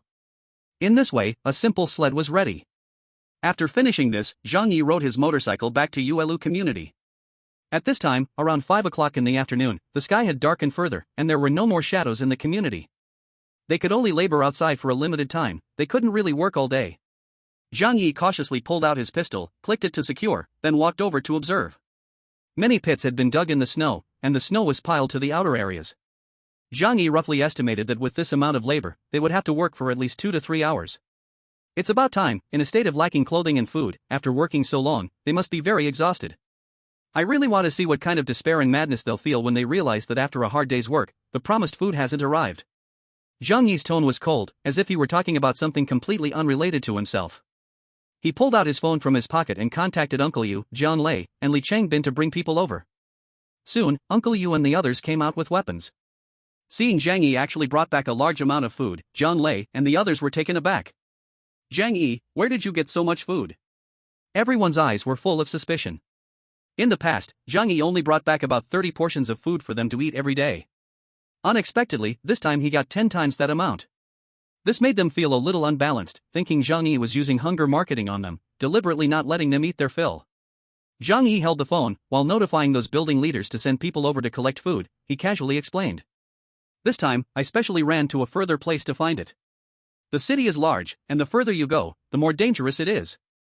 I didn't want to go there before, but now the situation is special, I had to check it out. After all, it was freezing cold, the further away from home, the more dangerous it was. A neighbor nodded, that's true, Zhang Yi goes out to find food every day, the risk is high. I also think that if the vehicle breaks down, then it would be bad. Li Changbin looked at Zhang Yi, but raised his eyebrows slightly, clearly not very convinced by Zhang Yi's words. But he didn't say anything, just silently stood aside with his weapon. Before long, people from other buildings came over. But there wasn't one building leader among the people who came, just their subordinates sent over. Zhang Yi sneered coldly in his heart. These guys were really cautious, worried that he would clean them all out. Zhang Yi didn't say much nonsense, from the first building, one by one, come over to collect food. He pulled out a knife and tore open the snakeskin bag. Inside, he had already packed the food into large plastic bags. One bag was enough for 10 people's portions of food. Zhang Yi bent down to pick up a bag and then threw it onto the snow just 2 or 3 meters in front of them, allowing them to pick it up themselves. Those people didn't say much nonsense, they picked up the items and left. Soon, the supplies were all distributed. Zhang Yi then asked people from 25 hashtag to gather back in the hallway and also distributed supplies to them. Everyone's faces finally revealed a joyful expression. After distributing the food, Zhang Yi's expression was warmer than usual. He smiled at everyone and said, from now on, everyone doesn't have to be so tense all the time. Although we can't lay down our weapons, everyone has seen the dawn of hope. We all have a bright future. The neighbors looked at each other, their excitement was unspeakable. If it could really be like that, they would have no complaints even if they had to work hard every day. Zhang Yi clapped his hands and said with a smile, okay, everyone hurry back. We have to work again tomorrow. People obediently returned to their own homes. That night, for the first time, they could relax a bit and enjoy a delicious meal. Chapter 123, Watching from the Sidelines. Zhang Yi didn't need to do anything complicated for now. He just needed to go out every day pretending to collect food and then distribute it to the neighbors in the community. Then, the delightful thing was about to happen, which was watching the conflicts within other apartment buildings. Breaking down the enemy from within is always the quickest method. Zhang Yi returned home and as usual, checked the situation indoors with his phone's surveillance. Confirming that there was nothing unusual at home and that Zhou Kur was in her own room, Zhang Yi opened the door and walked in. He opened the door for Zhou Kur and then happily took a hot shower. After being outside all day, his winter clothing prevented him from freezing, but his skin still felt the cold, causing his pores to shrink. Only by turning on the showerhead and letting the hot water pour over his hair, cascading over his body, could all his vigilance relax. Zhang Yi reached out to wash his face vigorously and felt incredibly happy. This state won't last long. As long as I deal with all those bad guys, I will find a way to leave this place and find a comfortable region to live a new life. A month has passed since his rebirth. Zhang Yi had taken down most of the people who had killed him before. Moreover, his methods of revenge were definitely harsher than how they treated Zhang Yi in his past life. Next, when Zhang Yi cleans up the entire community, he will naturally deal with them as well. At that time, he will find a way to dismantle the safe house and move it to another place. The safe house was very sturdy, and Zhang Yi's current plan was to find a large amount of explosives to blow the whole building up. Other things inside the safe house could be stored in a different space. As for the outer shell of the safe house, it was made of lightweight and strong aerospace metal, which would hardly be damaged even if it fell into the snow.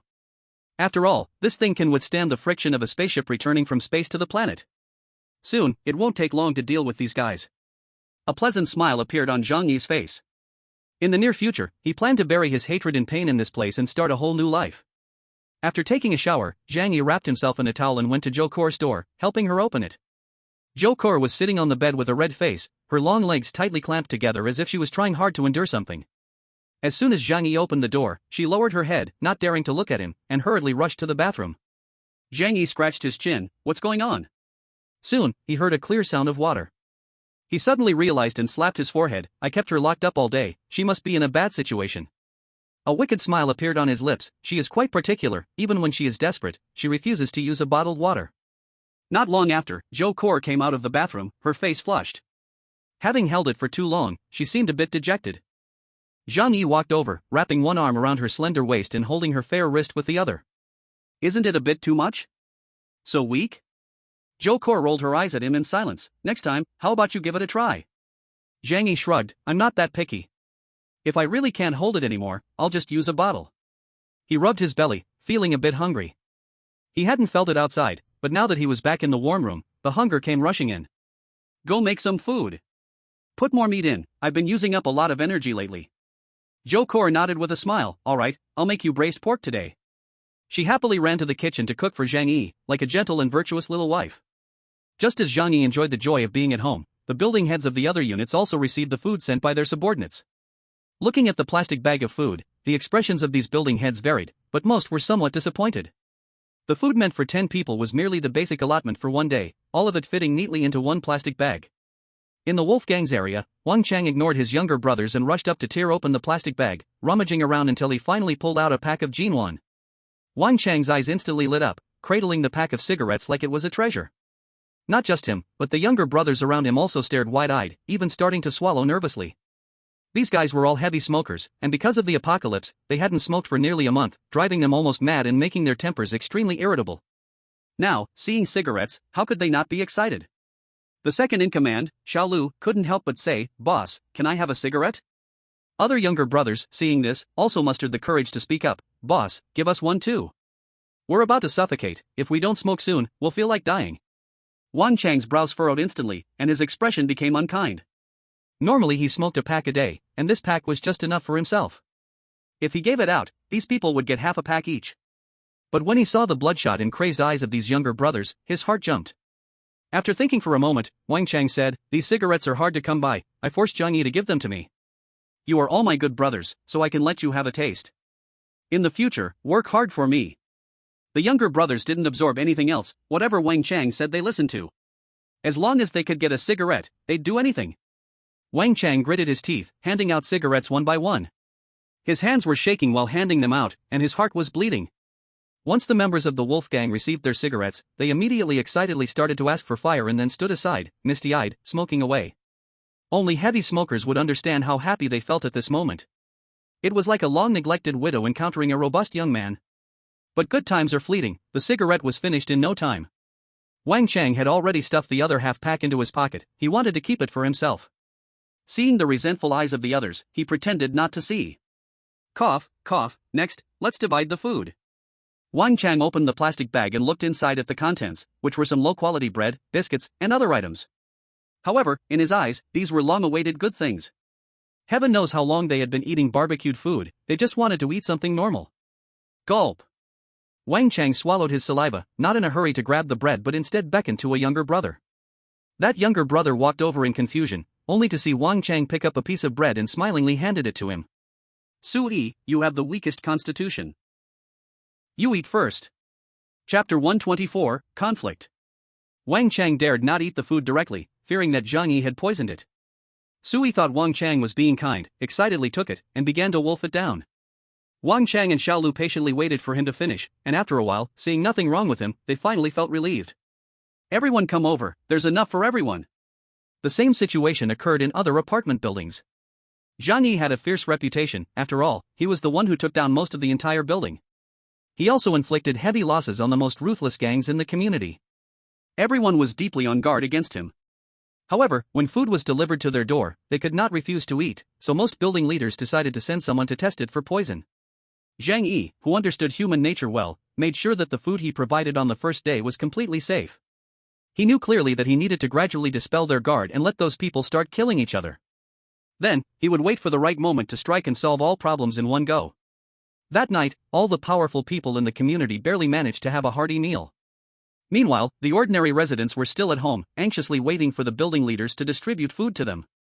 At that time, they naively believed that everyone would get a share of the food, thinking they could live on. "Honey, from now on we won't have to be scared anymore. Someone will bring us food, and we just need to work hard. Yeah, dear. We can survive until the snow disaster is over. By then, I want to have 3 children for you, one like you, one like me, and one like both of us. Dad, Mom, it must be you protecting me from heaven that has allowed me to hold on until now. Don't worry, everything will be better. There won't be hunger or killings anymore, I will live well." That night, building leaders and their subordinates gobbled up the 10 portions of food distributed to them. Meanwhile, ordinary residents held their hungry bellies and endured a difficult sleep filled with happy dreams. The next morning, Zhang Yi woke up around 7 o'clock. The reason he didn't sleep in was mainly because the temperature in the room was stable between 25 degrees to 27 degrees. The warm and comfortable environment made him less dependent on the bed. Just as he was brushing his teeth with a cup in hand, he heard a commotion outside. Zhang Yi raised an eyebrow, a small devilish smile on his lips, and went to the window, bare-chested and strong, to take a look. The voices came from several directions. At least 5 or 6 apartment buildings were having very intense arguments. Good Damon, didn't you say yesterday that as long as we work, you would provide us with food? Where is the food now? Didn't I say? The issue is such, the situation is also that way, everyone can see it. Regarding food distribution, we need to hold a meeting to discuss and strive for a plan that satisfies everyone. Brother Huang, we have been working hard according to your instructions. But, you haven't given us food. Hey, old man, do you dare to question me? What you call work is just like a defense reply, and you dare to ask for food. But you're hoarse. You all better work hard for me today, only if you do well will there be food to eat. We can't eat, we have no strength. Then don't blame me. Now everyone is living poorly, no one will support idle people. Wang. Leader Wang, you promised to give us food yesterday. Put. Hee, who else wants to eat, come out and let me see. No one? Good. Remember, keeping you alive is my greatest generosity to you, Wang Chang. From now on, if anyone shows disrespect, I will chop him up. Zhang Yi smiled and said nothing, he knew the cleansing had already begun. In the morning, he and Zhou had a simple breakfast, spicy soup, fried dough sticks, and soup dumplings. The spicy soup was made from soup packets, the fried dough sticks were semi-finished and fried, and the soup dumplings were handmade by Zhou herself. Although in the other space there were plenty of ready-made delicious dishes, Zhang Yi preferred the food made by Zhou. He felt that having a woman at home, busily dressed in an apron in the kitchen in the morning, gave off a special sense of life. After breakfast, it was already past 10, so Zhang Yi left lunch rations for Zhou and locked her in the room. Then he left the apartment building, intending to go out and pretend to gather supplies. At that moment, the community center was still bustling with activity. Uncle Yu, Jiang Lei, and Li Changbin were allowed by Zhang Yi to skip work and were overseeing things instead. The residents in other apartment buildings were, under the supervision of their building leaders, shoveling snow with great effort. However, compared to yesterday, their mental state had clearly changed. They appeared numb, anxious, and filled with strong unease. Before leaving, Zhang Yi leaned close to Uncle Yu's ear and said, "Be extra careful, the food in other apartment buildings is running low, and chaos will break out soon. Just protect ourselves and avoid trouble at all costs."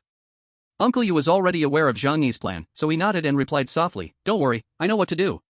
Only then did Zhang Yi leave the community feeling relieved. After wandering around for half a day, he came to a library.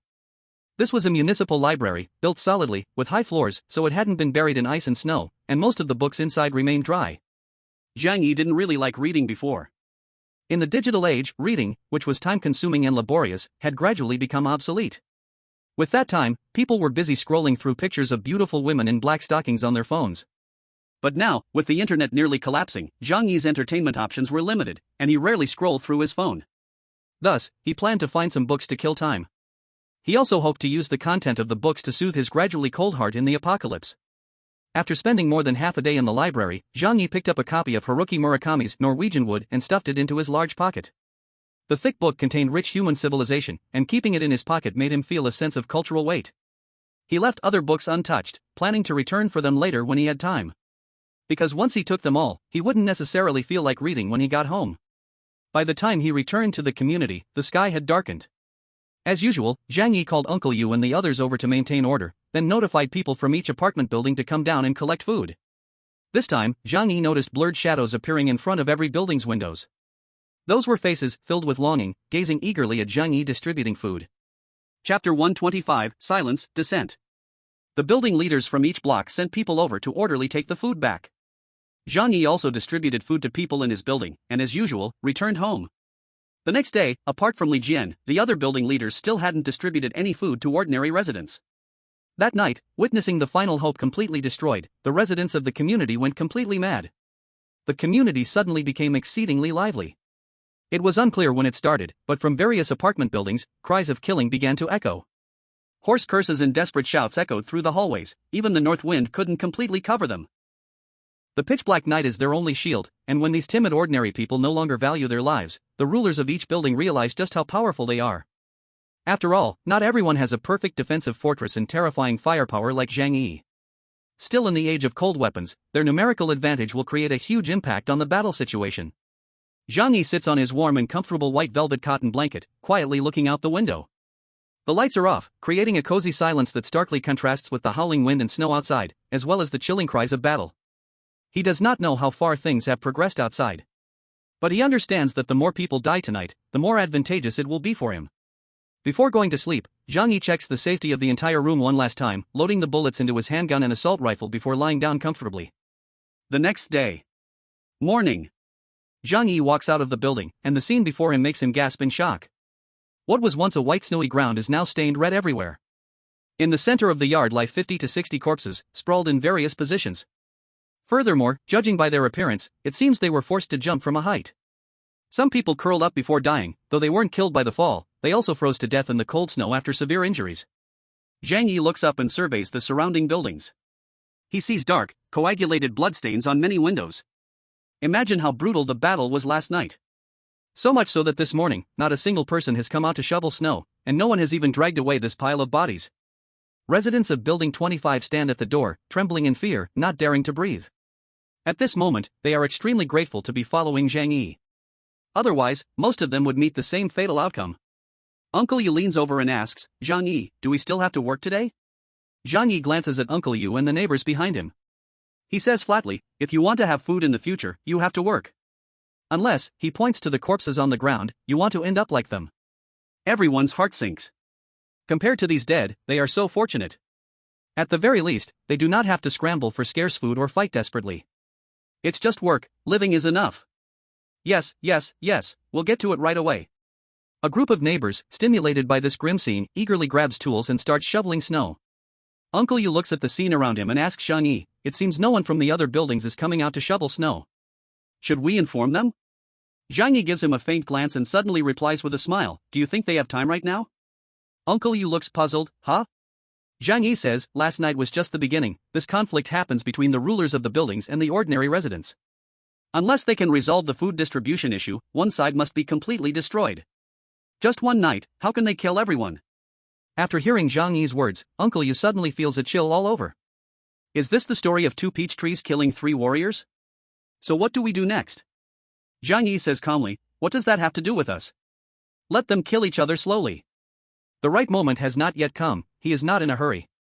In the afternoon, after Zhang Yi returns, he distributes food to them as usual. However, he notices that some people from a few buildings have changed, they are not members of the group he was familiar with before. It seems that in the struggle for food access, the control of some buildings has changed hands. But it does not matter to him, no matter who the building manager is, he will cooperate according to previous agreements. However, that night, after Zhang Yi went home, he sent a message in the group of building leaders. "If I don't see the fruits of labor tomorrow, then I can't guarantee food, including cigarettes." So the next day, when Zhang Yi went out, he saw everyone bustling together to work. However, today, compared to 2 days ago, the number of people had at least decreased by 1/3.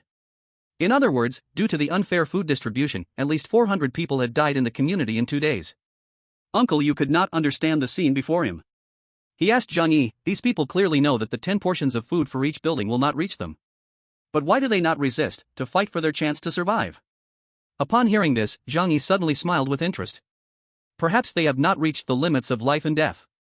Or perhaps, in extreme despair, they have accepted the fate of death, even believing that it is a form of release. Human nature is something that no one can fully understand. I am the same.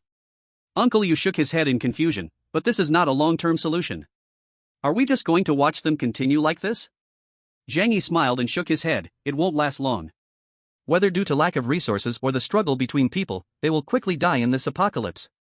Uncle Yu swallowed a mouthful of saliva, already unsure how to respond. At that moment, a woman in fur trudged through the snow and the wind and snow. "Zhang Yi, I want to talk to you again about cooperation." The person was Chen Lingyu, the leader of Building 9. She was covered in blood, clearly having gone through a brutal slaughter last night. But she had survived. Zhang Yi smiled slightly, his expression carrying a hint of disdain. "You? What can you talk to me about?" Chen Lingyu stared into Zhang Yi's eyes, trying hard to apply her years of experience in microbusiness to him. This community will collapse sooner or later if it continues like this. There are many internal conflicts that cannot be effectively managed. Even if you can bring back more food, there will definitely be someone who will use force to take more. In this way, the conflicts will continue to be triggered, and more people will die. Zhang Yi looked at her lightly, "Oh. And then?" Of course, he knew that this would be the result. Because the current situation was brought about by him entirely. Chapter 126, Unable to Help. Chen Lingyu continued, "I can help you manage the community with a scientific approach. If this model works well, it can even be expanded to other places. This is the apocalypse, all various systems in the world are in chaos. Even establishing a kingdom would not be a problem. You would be the king, and I would assist you. What do you think? Zhang Yi just smiled. After all, he had graduated from Tianhai Industrial University and had 5 years of social experience. He would not be easily fooled by a woman who was into pyramid schemes. Not interested. Zhang Yi coldly tossed out those 3 words, unwilling to discuss the topic any further. But Chen Lingyu anxiously wanted to continue persuading, only to see Zhang Yi waving his hand at her. No need to say more, we're not familiar, and I don't want to hear your spiel. Zhang Yi's firm gaze darkened Chen Lingyu's expression, as if she had lost strength and stepped back 2 steps. After last night's battle, this woman was likely scared. Rather than seeking cooperation from Zhang Yi, it was more like she was seeking protection from him. But who was she? Not beautiful, a bit older, she had no remaining value, and Zhang Yi had no reason to protect her. Chen Lingyu said despondently, if this continues, we might die one day too. Zhang Yi glanced at her, emphasizing, remove that we word. You all will die, but I, Zhang Yi, will not. Chen Lingyu shook her head helplessly. Zhang Yi looked at this woman who barely counted as a strong woman and curiously asked, as a woman, it's very hard to survive alone in the apocalypse. Don't you have a husband? Chen Lingyu smiled bitterly and shook her head, we divorced long ago. Oh, a lonely person. Chen Lingyu shook her head, not really, I still have a daughter. She has been studying abroad in a rich school since she was 10. When she spoke about her daughter, her eyes visibly brightened. I don't need to rely on a man for my life. After the divorce, I raised my child alone, starting by washing dishes and being an apprentice in a beauty shop. Step by step I reached today and became the president of a nearly public company. I am no worse than any man. Zhang Yi, if you don't cooperate with me for this reason, it will definitely be your loss. Chen Lingyu tried to make her last effort. Zhang Yi scratched his nose and slowly said, generally speaking, only the leader of a group company can be called a president. You, as the owner of a small company, can only be called the general manager. Chen Lingyu's face suddenly showed an embarrassed expression. Well, it's not that way. No one says a president can only be the owner of a group, right? Zhang Yi found it a bit speechless. It seemed that Chen Lingyu's education level did not exceed junior high. A group has only the shareholders, and the president is just a job title. If she couldn't even understand such a basic corporate position, how could she play the entrepreneur? Then it's fine, you can continue to be busy. Zhang Yi walked around Chen Lingyu, not wanting to continue arguing with this pyramid scheme woman. However, as he looked into the distance, he saw a scene that surprised him greatly. Unit 18, which is managed by Li Jian, was exhibiting a completely different scene from other buildings. Li Jian, wrapped in a thick black down jacket, was energetically leading the snow shoveling. He was short and looked inconspicuous from afar, but for some reason, Zhang Yi always felt a toughness in this person. In front of Unit 18, everyone was collaborating in an orderly manner. Every person worked for 10 minutes and then took a break before new ones came to take over. Zhang Yi was greatly touched in his heart. Such a scene was something he hadn't even dared to imagine in the apocalypse. Zhang Yi couldn't help but walk over, standing quietly a short distance from Li Jian watching them work. Soon, Li Jian noticed Zhang Yi. He raised his head, the shadows under his eyes very obvious, and he seemed to have lost a lot of weight. Zhang Yi? Why did you come here? Zhang Yi did not answer his question, just glanced at the people in Unit 18. Although their faces were pale, there was a glimmer of light in their eyes. Unlike the people from other buildings, who were completely numb, living like walking corpses. Zhang Yi felt some comfort, and curiously asked Li Jian, how did you do it? Li Jian asked, what did you mean by do it? Zhang Yi said, other buildings have fought fiercely over food distribution. But in your building, there hasn't been such a situation. I am curious, what method did you use to hide the news? Li Jian's face showed a trace of pride. Although he was short, he still straightened his chest and said to Zhang Yi, I did not hide any news at all. From the very beginning, I told everyone in our building about the results of the negotiations. This outcome surprised Zhang Yi. He was astonished that Li Jian dared to do this. Wasn't he afraid of internal chaos in the building? Then, clearly there is only food for 10 people. It is impossible for all of you to survive. But why don't they rebel? Li Jian seemed to anticipate that Zhang Yi would have this question. He said with utmost calmness, everyone in our building does not wish to become beasts. So, there are 10 portions of food, and we will evenly divide them to eat. There is 1 portion of food, and we will also share it. Zhang Yi scoffed, crossing his arms and teasingly said, but with such an outcome, in the end, you will all likely die. Not a single person will survive. You think you're smart, but in reality, you've made the most foolish choice. Li Jian instantly fell silent, unsure how to respond to Zhang Yi's words for a long time. Because he himself understood that what Zhang Yi said was correct. Human nature and beast nature, clearly, the latter is more suited to survive in harsh environments. Zhang Yi shook his head, not intending to continue entangling over this issue. He came over purely out of curiosity. However, he had no interest in the lives and deaths of these people. Li Jian saw Zhang Yi about to leave and hurriedly shouted, "Zhang Yi, wait a minute. Can you help us?"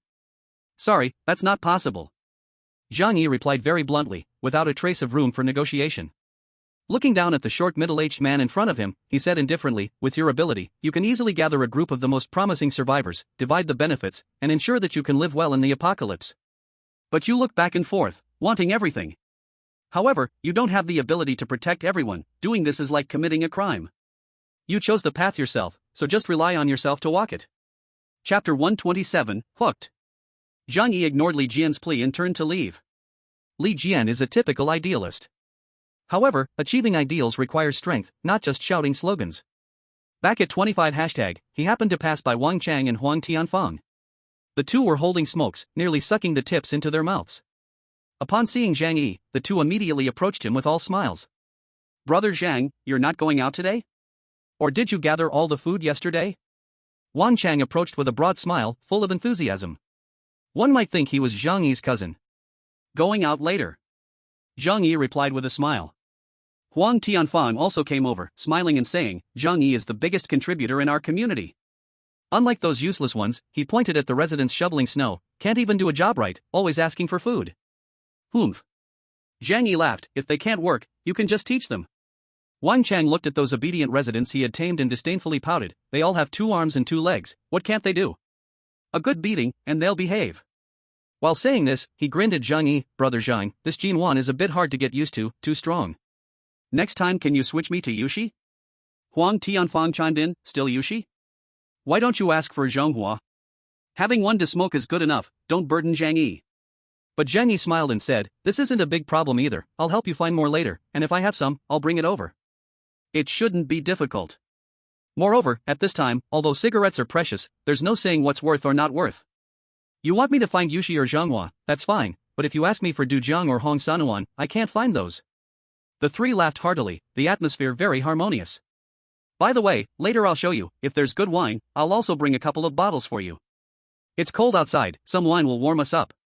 As soon as Zhang Yi said this, Huang Tianfang and Wang Chang were overjoyed. Huang Tianfang loved drinking, and Wang Chang could hold his liquor well. Loving to drink is one thing, the key is that in this weather, liquor can keep them warm, that's truly a good thing. "Brother Zhang, you are truly righteous. In the past, I misjudged you. In the future, if there is anything my brother needs help with, just let me know." Wang Chang gave Zhang Yi a thumbs up, feeling genuinely moved inside. Huang Tianfang glanced at him, not to be outdone, "Zhang Yi, you are our great benefactor. I can't repay your life-saving grace, so from now on, I'll entrust my 140 pounds to you." Zhang Yi smiled warmly, reaching out to pat their arms. "Look at what you're saying. From now on, we are the best partners. We are all trying to survive better in the apocalypse, only cooperation can lead to a win-win. If you need anything, just tell me. If I can provide it, I will definitely meet your needs." After saying that, Zhang Yi pointed outside, "Then I'll go out first." Wang Chang and Huang Tianfang hurriedly said, "You go on, you go on." Zhang Yi nodded with a smile and then went to get the car, leaving the Yuelu neighborhood. Huang Tianfang and Wang Chang watched Zhang Yi's departing figure, their expressions becoming a bit complex. The two exchanged glances, not quite in harmony, then turned to leave. On the way back, Wang Chang pondered, why has Zhang Yi suddenly become so nice? Offering cigarettes and even voluntarily wanting to bring me liquor. Did I misunderstand him before? He frowned and carefully thought about it. In the past, he hadn't interacted with Zhang Yi and had no conflicts. After the apocalypse, he coveted Zhang Yi's snowmobile, sending people to steal it but failing, then ambushing him in the snow. Later, Zhang Yi retaliated against their wolf gang. Wang Chang slapped his forehead, "Oh no. So, it turns out he wasn't ungrateful, I was the one at fault first. This Zhang Yi is a good person, someone to be friends with." A cruel smile gradually appeared at the corners of his mouth. "I just like honest people." On the other side, Huang Tianfang was also pondering Zhang Yi's change in attitude. Why did he suddenly show goodwill to me? Logically, with his strength, he shouldn't be afraid of me. If that's the case, he probably really wants peace and doesn't want to fight anymore. After all, he is alone, and his subordinates aren't exactly on his side either. If the fighting continues, who knows, he might die one day. So, he is scared. After contemplating for a while, Huang Tianfang believed he understood Zhang Yi's change in attitude. He couldn't help but show a smug smile on his face. This is good news. After Zhang Yi came out, he went to the library.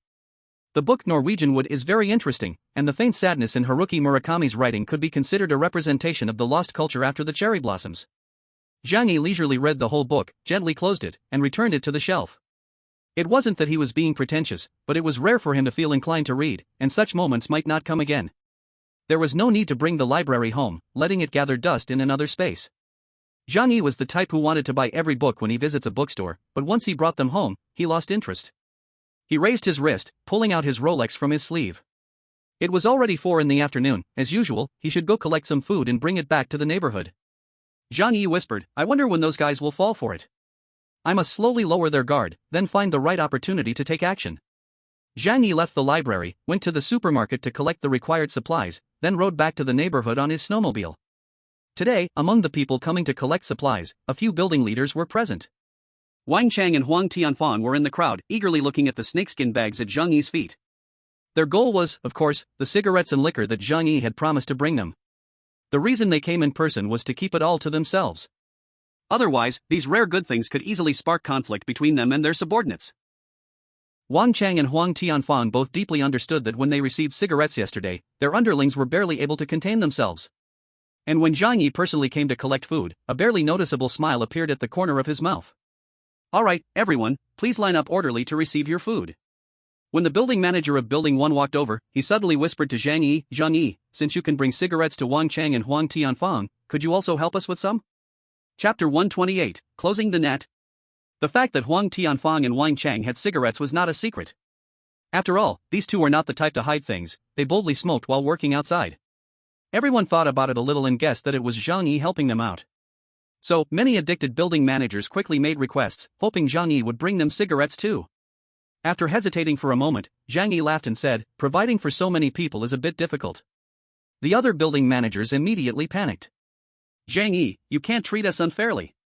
Our request isn't high, just 1 pack a day, just 1 pack. This is the request of my whole life. Zhang Yi sighed helplessly, alright, I will try my best to provide for you. Starting tomorrow, I will provide cigarettes for those of you who need them. Those who don't smoke couldn't help but step forward and make their requests. I don't smoke, I just like to chew betel nut. Can that request be fulfilled? I want to drink some alcohol, the cheapest plain wine will do. Zhang Yi helplessly said, okay, I've noted everything you said. I won't treat anyone unfairly, everyone will get their share. Everyone smiled in satisfaction and then left with their supplies. After they left, Li Changbin and Jiang Lei and others were indignant. Zhang Ge, are you being too good to them? Giving them food is already a great favor, now they are asking for more and more. Zhang Yi, however, said lightly, their requests are not unreasonable, I can't treat anyone unfairly. It's fine, just let it be.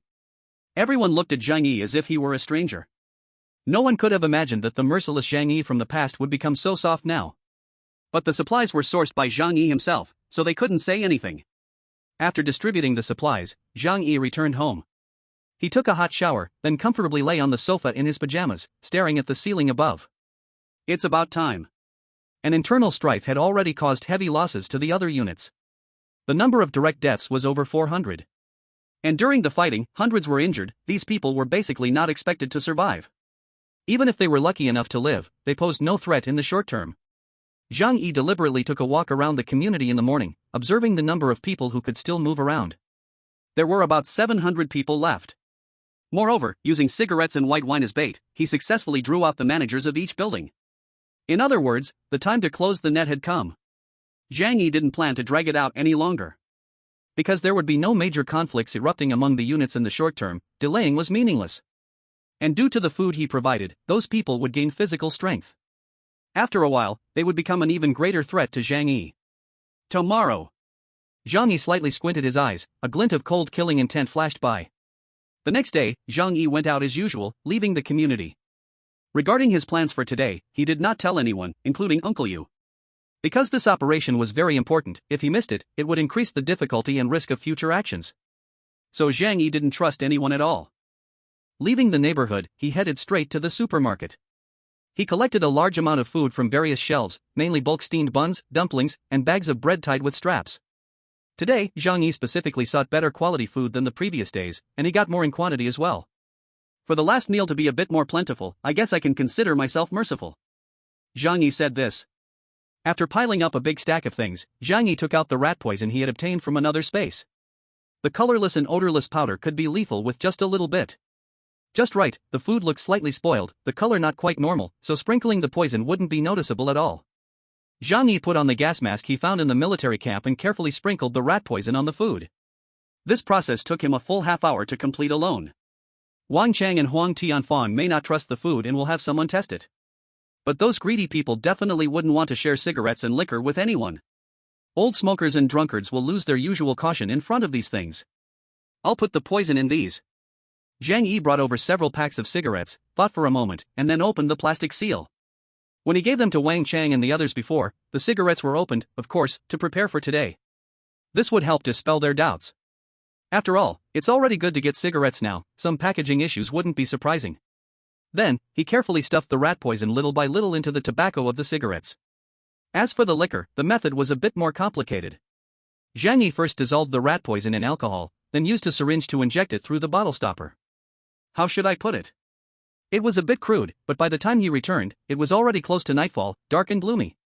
Those alcoholics would hardly notice such a small flaw. After 2 hours of busy work, Zhang Yi started packing the food into bags, then placed them onto the sled at the back of the snowmobile. Today the snow outside wasn't falling too heavily, but the wind was still sharp. Zhang Yi leaned against the wall of the mall, finally managed to light a cigarette, and took small puffs. If he took big puffs, the cold air would easily freeze his lungs. Maybe today is the end. It feels strangely smooth in this process. Zhang Yi murmured. The actions of the people in the other units so far fully met Zhang Yi's expectations. But this kind of cooperation instead gave Zhang Yi an unreal feeling. Everything feels too smooth, but others aren't fools, how could they possibly be manipulated by just me? Zhang Yi chuckled self-deprecatingly, squinting his eyes.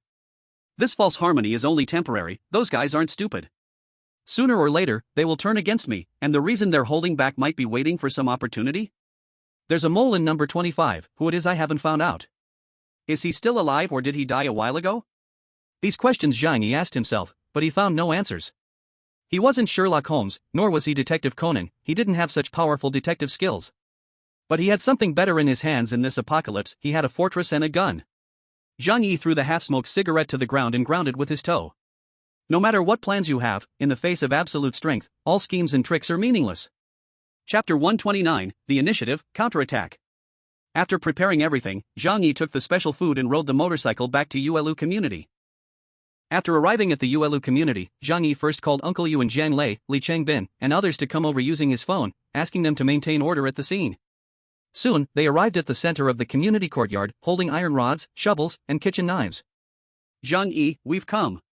Zhang Yi glanced at Uncle Yu and the others, nodding his head. Okay, just wait here. I will call them down to get the things. Zhang Yi picked up his phone and notified the people in the building leader group to come over. Uncle Yu stood beside him with an iron rod, like a loyal guardian. Li Changbin and Jiang Lei led people to stand on either side of Zhang Yi, slightly behind, protecting him in the center. Zhang Yi scanned them with the corner of his eye. Today, Li Changbin and Jiang Lei seemed more focused than usual. Out of a habit for self-protection, Zhang Yi took a few steps back, positioning himself behind the crowd. Before long, representatives from each building started to arrive one after another. Seeing the crowd, a glimmer of joy flashed in Zhang Yi's eyes. His plan was successful. Using rare items like cigarettes and alcohol, he successfully lured the building leaders out. Except for Li Jian from Building 18, this kid seemed to adhere to his principle of fairness, unwilling to come down to get the things personally. Zhang Yi didn't care, as long as most of the building leaders were present. The cigarettes and alcohol they retrieved were all laced with a large dose of rat poison. Once ingested, it would take their lives in 10 to 30 minutes. Zhang Yi squinted and smiled, saying, "All right, everyone come over to get the items." Starting from Building 1, Zhang Yi threw the supplies onto the ground a few meters away, allowing the representatives of that building to come forward to retrieve them. One by one, the representatives came over to take their belongings. Building 21. Zhang Yi called out, looking at Wang Chang. Wang Chang walked over with his head down, and Zhang Yi bent down to pick up a bag of food from the ground. Just as he was about to stand up, a furious shout suddenly sounded in his ear, "Make a move!" Wang Chang pulled a gun from his pocket, aimed it at Zhang Yi, and pulled the trigger. Zhang Yi's pupils constricted sharply, instinctively wanting to dodge. At that moment, Uncle Yu suddenly pushed him aside. Bang! Bang! Bang! 3 gunshots rang in Zhang Yi's ears. The sudden attack made the intervals between the 3 shots feel extraordinarily long. Uncle Yu's body slowly softened, his knees bending as he fell to the ground. A deafening buzz filled Zhang Yi's ears. He raised his head and saw a group of people with twisted faces rushing towards him. Wang Chang holding a gun, Huang Tianfan pulling out a kitchen knife from his pocket, and Li Changbin and Jian Lei, less than 2 meters away from him. Of the 30 or so people present, at least half were rushing towards Zhang Yi, weapons glinting coldly in their hands. They had waited long for this moment. Zhang Yi hoped to paralyze them first, then find an opportunity to eliminate them all. But how could they not have had enough of Zhang Yi and wanted to get rid of him? Because Zhang Yi was the strongest presence in the entire community. As long as he was alive, others could be killed at any moment. Moreover, someone had told them that Zhang Yi's home was a perfect shelter, with a comfortable environment and abundant food. For whatever reason, they could not allow such a strong person to exist in the Yuelu community. At this moment, with so many people together, even Jian Lei and Li Changbin beside Zhang Yi had been bought off. They believed that Zhang Yi already had a doomed fate. Even if he had a gun in his hand, at such a close distance, how many people could his handgun kill? At this moment, Zhang Yi's eyes fell on Uncle Yu slowly falling to the ground and the snarling enemies. His gaze gradually became terrifying. Today's plan he did not tell anyone, including Uncle Yu. And Uncle Yu had no idea that Zhang Yi was wearing a bulletproof vest and bulletproof pants. Originally, even if those 3 shots hit Zhang Yi, he would be fine. But Uncle Yu, out of gratitude for Zhang Yi, unhesitatingly blocked 3 bullets for him. This made Zhang Yi feel guilt for the first time since the apocalypse began. What followed was an overwhelming rage. Jian Lei, who was closest to Zhang Yi, shouted in anger, swinging his shovel at Zhang Yi's head. Zhang Yi quickly rolled on the ground a few times and hid behind a snowmobile. He adjusted his posture and got up from the ground. A black assault rifle suddenly appeared in his hand. An assault rifle with a bullet chambered. The expressions on the faces of the crowd rushing toward Zhang Yi turned from ferocious to stunned, and finally to fear. 22222. Facing the life and death crisis, Zhang Yi pulled the trigger tightly, pressing down on the gun and began to spray bullets. In an instant, Li Changbin and Jian Lei, closest to him, had dozens of blood holes appear on their bodies. At this moment, Zhang Yi didn't care about anything else, he shot at anyone standing. Behind Li Changbin and Jian Lei, there were still about 10 members of the patrol team. They were in shock since Wang Chang shot, as if they didn't know what was happening. They hadn't attacked Zhang Yi along with Li Changbin and Jian Lei. But when the bullets sprayed over their bodies, there was no difference. There were too many enemies in front of him, and Zhang Yi had no time to tell who was trying to kill him. He could only assume that everyone needed to die. Better to kill the wrong person than let the right one go. This was Zhang Yi's first rule of survival in the apocalypse. The people before him fell in rows, and the arrogant leader of the wolf gang, Wang Chang, didn't even have time to approach Zhang Yi before being turned into a sieve. Before dying, his eyes still held an expression of disbelief. He couldn't understand where Zhang Yi had pulled that assault rifle from. If it weren't for that assault rifle, they would have definitely won. That pistol gave him the arrogant courage. But just as Zhang Yi didn't know he had a pistol, he also didn't know Zhang Yi had a bulletproof vest and an assault rifle. The difference was that Zhang Yi, although unaware of his gun, was prepared to deal with guns. Therefore, Wang Chang never had a chance to win from the start. He has a rifle, how could he have a rifle?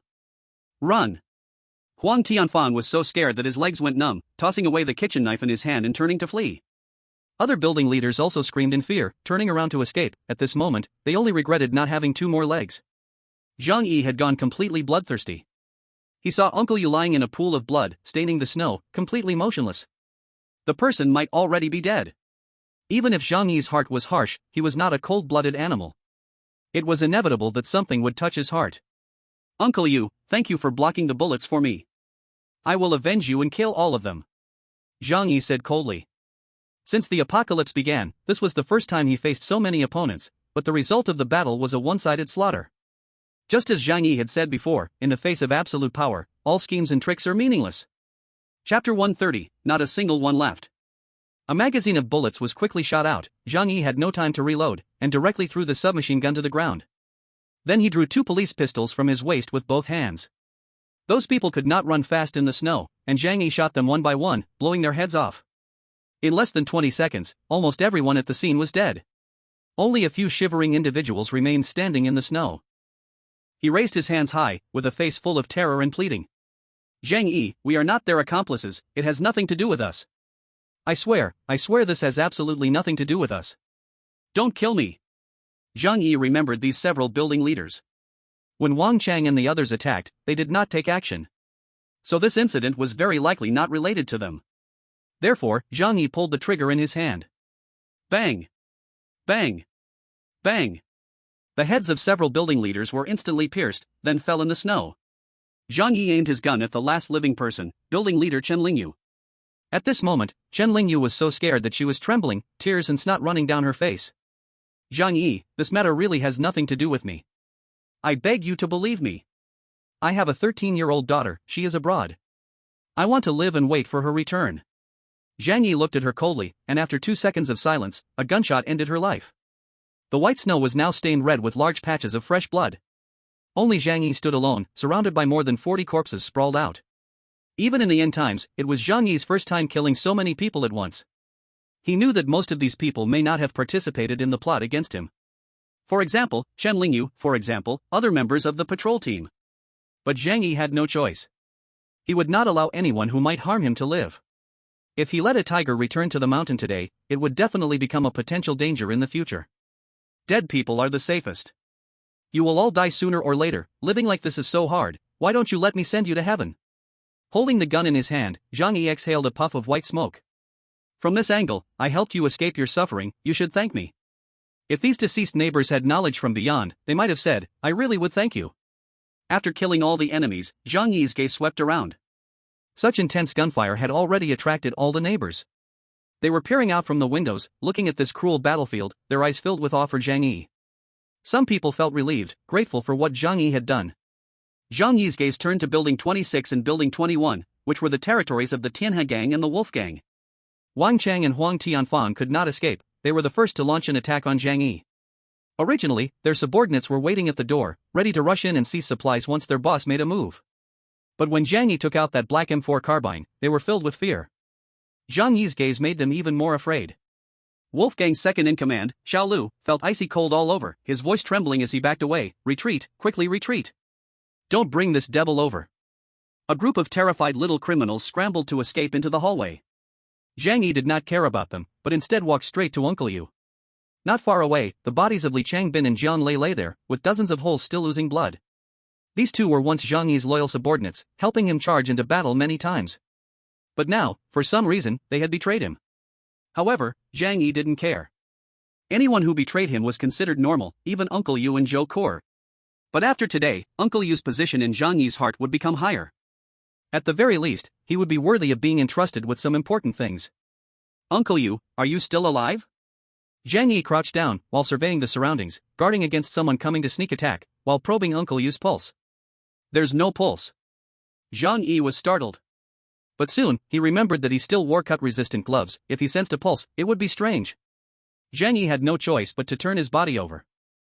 Uncle Yu's body had 3 clear bloodstains. The bullet did not hit the heart, and Zhang Yi did not know if he could still be saved. But no matter what, Zhang Yi had to try. At least after trying, even if Uncle Yu died, his feeling of guilt in his heart would greatly lessen. He took out a tube of adrenaline from the other world and stabbed it hard into Uncle Yu's chest. Then, he shouted towards number 25, come and help. At the entrance of number 25, a group of neighbors stood there, trembling with fear. They had been stunned by Zhang Yi's previous display of might, and until now, they didn't dare to come closer. Zhang Yi's cold gaze swept over all of them, waking them up. A group of people, fearing Zhang Yi, hurried over to help. Lift him up and take him to my house. Be careful. If you bump him or drop him, I'll use you as paper to burn for Uncle Yu. After Zhang Yi said that, those neighbors didn't dare to be careless at all. They lifted Uncle Yu as if they were holding their own father's head. And Zhang Yi was holding a gun with both hands, closely following behind them. When they reached the 7th floor, everyone suddenly heard a burst of crying. Brother Yu, what happened to you? You mustn't have anything happen. If you die, how will my child and I live on? Xie Li Mei was holding her child, crying bitterly, as she ran downstairs like rain-soaked pear blossoms. Zhang Yi noticed that when Xie Li Mei cried, Uncle Yu's eyelids seemed to move a little. Zhang Yi couldn't help but sigh in his heart, old Yu, you're really not that kind-hearted. But then again, if you weren't so kind and righteous, maybe the first person I'd kill would be you. Those who could not be used and had remarkable skills would become a huge threat. Zhang Yi would kill them. However, now, Zhang Yi owed Uncle Yu a huge favor and could not lose his temper with Xie Li Mei. The neighbors knew the relationship between Xie Li Mei and Uncle Yu and all stepped aside for her. Xie Li Mei held her child and came to Uncle Yu's side, purposely standing close to Zhang Yi, and then began to cry loudly. Husband! Open your eyes and look at me. I'm Li Mei, you promised to marry me. And our baby, you said you wanted to see her grow up to 18. Then after the apocalypse is over, our family of 3 can live well together. Husband. Here, a long sound of 5 seconds. How can you not keep your word? Same as above. If you leave, how will my child and I live on? You might as well take us both with you. You're just showing off your bravery? Helping others block bullets makes you look righteous, but do you care about us, a mother and her child? Zhang Yi felt goosebumps all over. Xie Li Mei didn't mention him even once, but every word was about him. On the surface, Xie Li Mei was crying for Uncle Yu, but in reality, she was telling Zhang Yi, Uncle Yu blocked the bullet for you, if anything happens to him, you have to take good care of us. Chapter 131, The Thick-Skinned and Shameless Old Woman. Zhang Yi showed a look of disdain on his face. This cheap woman is truly disgusting. She actually changed her words to call Uncle Yu husband. When did you ever call him that before? Goodness, now she's using Uncle Yu to block bullets to morally bind him to take care of her and her daughter. You really deserve to die. Zhang Yi glanced at Uncle Yu, who still had a breath left. Whether he could survive would depend on Heir. If Uncle Yu didn't still have a breath left, he would have slapped Xie Li Mei twice, making her lose her bearings. But Uncle Yu was still alive, so Zhang Yi had to endure his temper. After all, he was the one who blocked the bullets for him, he couldn't just turn against him before he died. Let's deal with his mistress and the burden, shall we? Zhang Yi wore a cold face, saying nothing. Xie Li Mei cried for a long time. Seeing Zhang Yi behind her showing no response, she felt a bit anxious inside. Uncle Yu was her carefully selected long-term meal ticket. But now, watching her meal ticket vanish, she had to find another ticket to support herself and her daughter. If Uncle Yu died, she wouldn't be terribly sad. However, taking this opportunity to morally bind Zhang Yi was something she was very willing to do. So, Xie Li Mei sniffed, turned around, and with tearful eyes looked at Zhang Yi and said, Zhang Yi, my husband, he won't be in trouble, right? Husband, you bastard. Zhang Yi's face remained calm, but inside he was cursing. Don't worry, I will spare no effort to save Uncle Yu.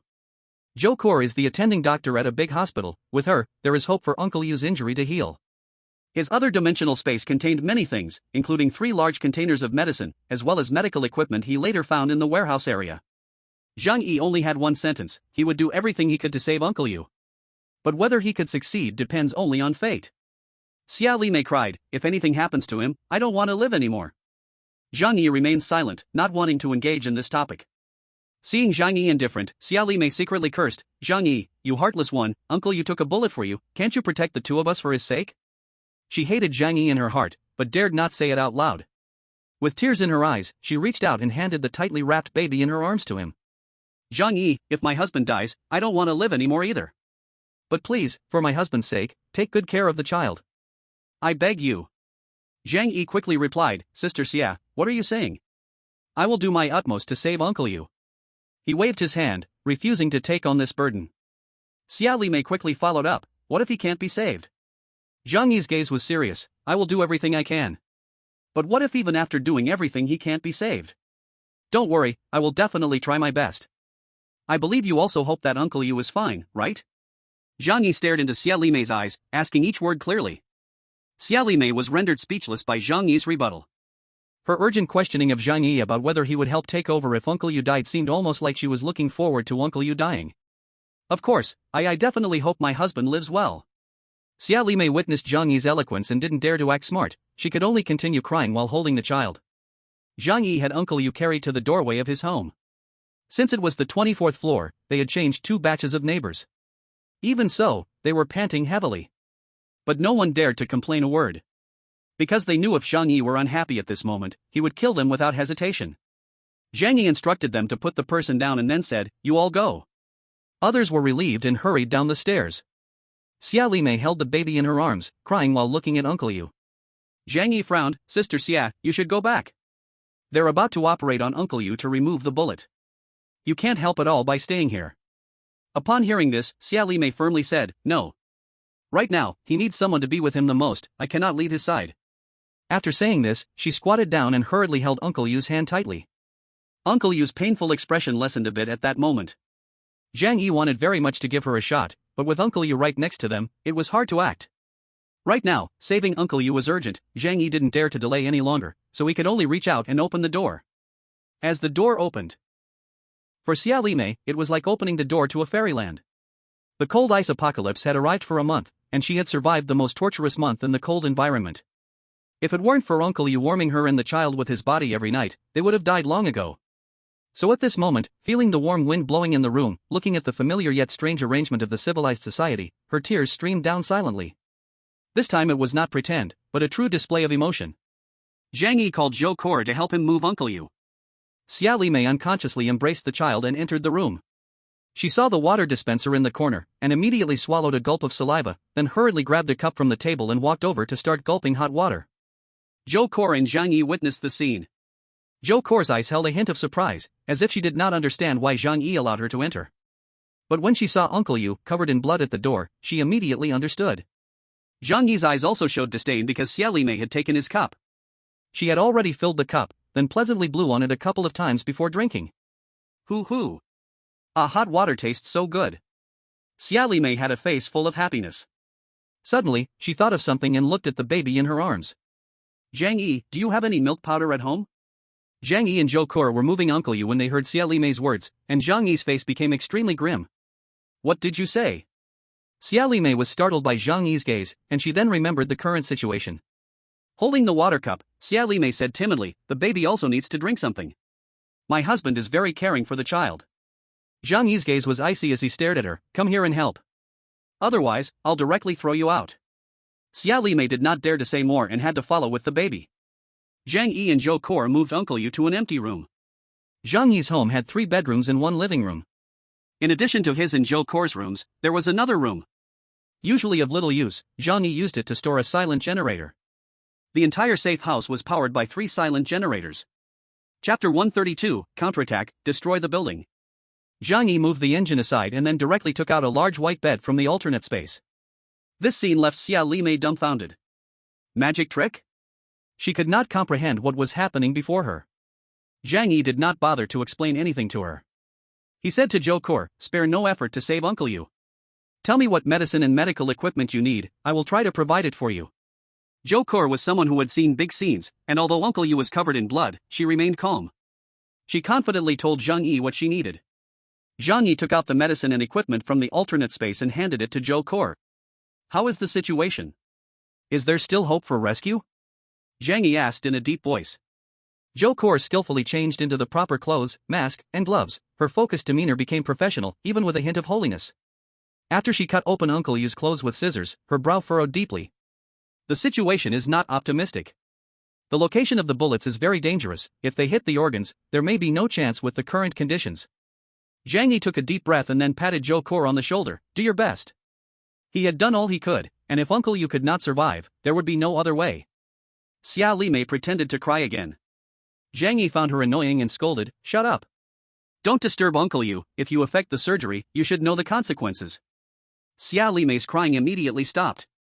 She bit her lip, with a weak appearance said, otherwise, should I go outside? Anyway, I can't help much here.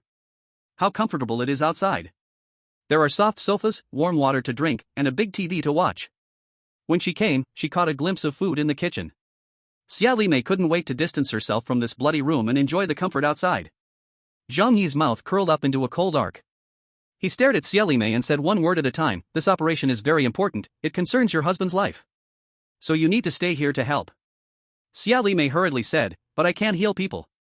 Zhang Yi said, just help pass something, wipe away sweat, that should be fine, right? Besides, even if you don't know anything, being here is the biggest encouragement for Uncle Yu. Before Xia Li Mei could retort, Zhang Yi said in an irrefutable tone, alright, this matter is decided. You all stay safe at home, I will go out for a while. After saying this, Zhang Yi walked to the door and locked it from the outside. He couldn't let this woman mess around in his room. Now there's no time to deal with you, let me first take care of those damned guys, and then I'll find a dark place to bury you. Zhang Yi said coldly. He sat down heavily on the sofa and, seeing the cup used by Xia Li Mei on the coffee table, disgustedly threw it into the trash can. He went to the kitchen, took a can of milk from the refrigerator, and drank it all in one go. Then, Zhang Yi returned to the living room and began to organize his weapons one by one. After sorting all the weapons, ensuring the assault rifle and pistol were fully loaded, and counting the grenades, only then did Zhang Yi leave the house. In the open area at the center of the community, red plums were blooming on the ground. The ground was full of corpses. But the snowmobile stopped in the wind and snow, and the nearby scattered bags of food were incredibly tempting. After Zhang Yi left with Uncle Yu, there were always some people unafraid of death or starving madly who ran out from the apartment building to drag these supplies back. Zhang Yi walked down step by step. His steps were steady and powerful, unaffected by his anger. It was the other side that fired the first shot. If he didn't retaliate, it would be rude. Originally, he planned to use a more peaceful method to poison them. Since they chose a more violent approach, Zhang Yi didn't mind accompanying them. The sky had already darkened. Zhang Yi went down the stairs, and at the same time, took out his phone to all the living people in the owner group. Everyone, gather on the 4th floor. After saying this, Zhang Yi stuffed the phone into his chest pocket, then took a rifle to the 4th floor and quietly waited for everyone's arrival. Before long, the neighbors began to peek out. They looked at Zhang Yi, feeling anxious, fearing that an accidental word would offend him and bring about a death sentence. But they also didn't dare not come. Because without Zhang Yi providing them food, they would still be unable to escape death. At this moment, only about 20 people were left in 25 #. These people gathered together, looking at Zhang Yi with fearful expressions. Zhang. Brother Zhang, those who attack you have nothing to do with us. We don't know anything. We are your most loyal followers. Zhang Yi suddenly raised his hand to stop them from speaking further. He slowly turned to look at these neighbors, his eyes filled with a murderous glare that made everyone dare not make eye contact. After a person kills someone, a thing called killing intent starts to grow on them. Their aura and gaze become different. And until now, Zhang Yi had already killed nearly 100 people. This strong killing intent. His eyes were enough to instill fear in anyone who looked at him. Zhang Yi said coldly, those people are untrustworthy, secretly attacking Uncle Yu and causing him serious harm. So I must make them pay the price. Tonight, we will launch a counterattack against them. Hearing Zhang Yi talk about a counterattack, everyone's faces turned even more pale. A counterattack? With just us? Everyone thought Zhang Yi was crazy. In open courtyard battles, he did have an advantage with a submachine gun.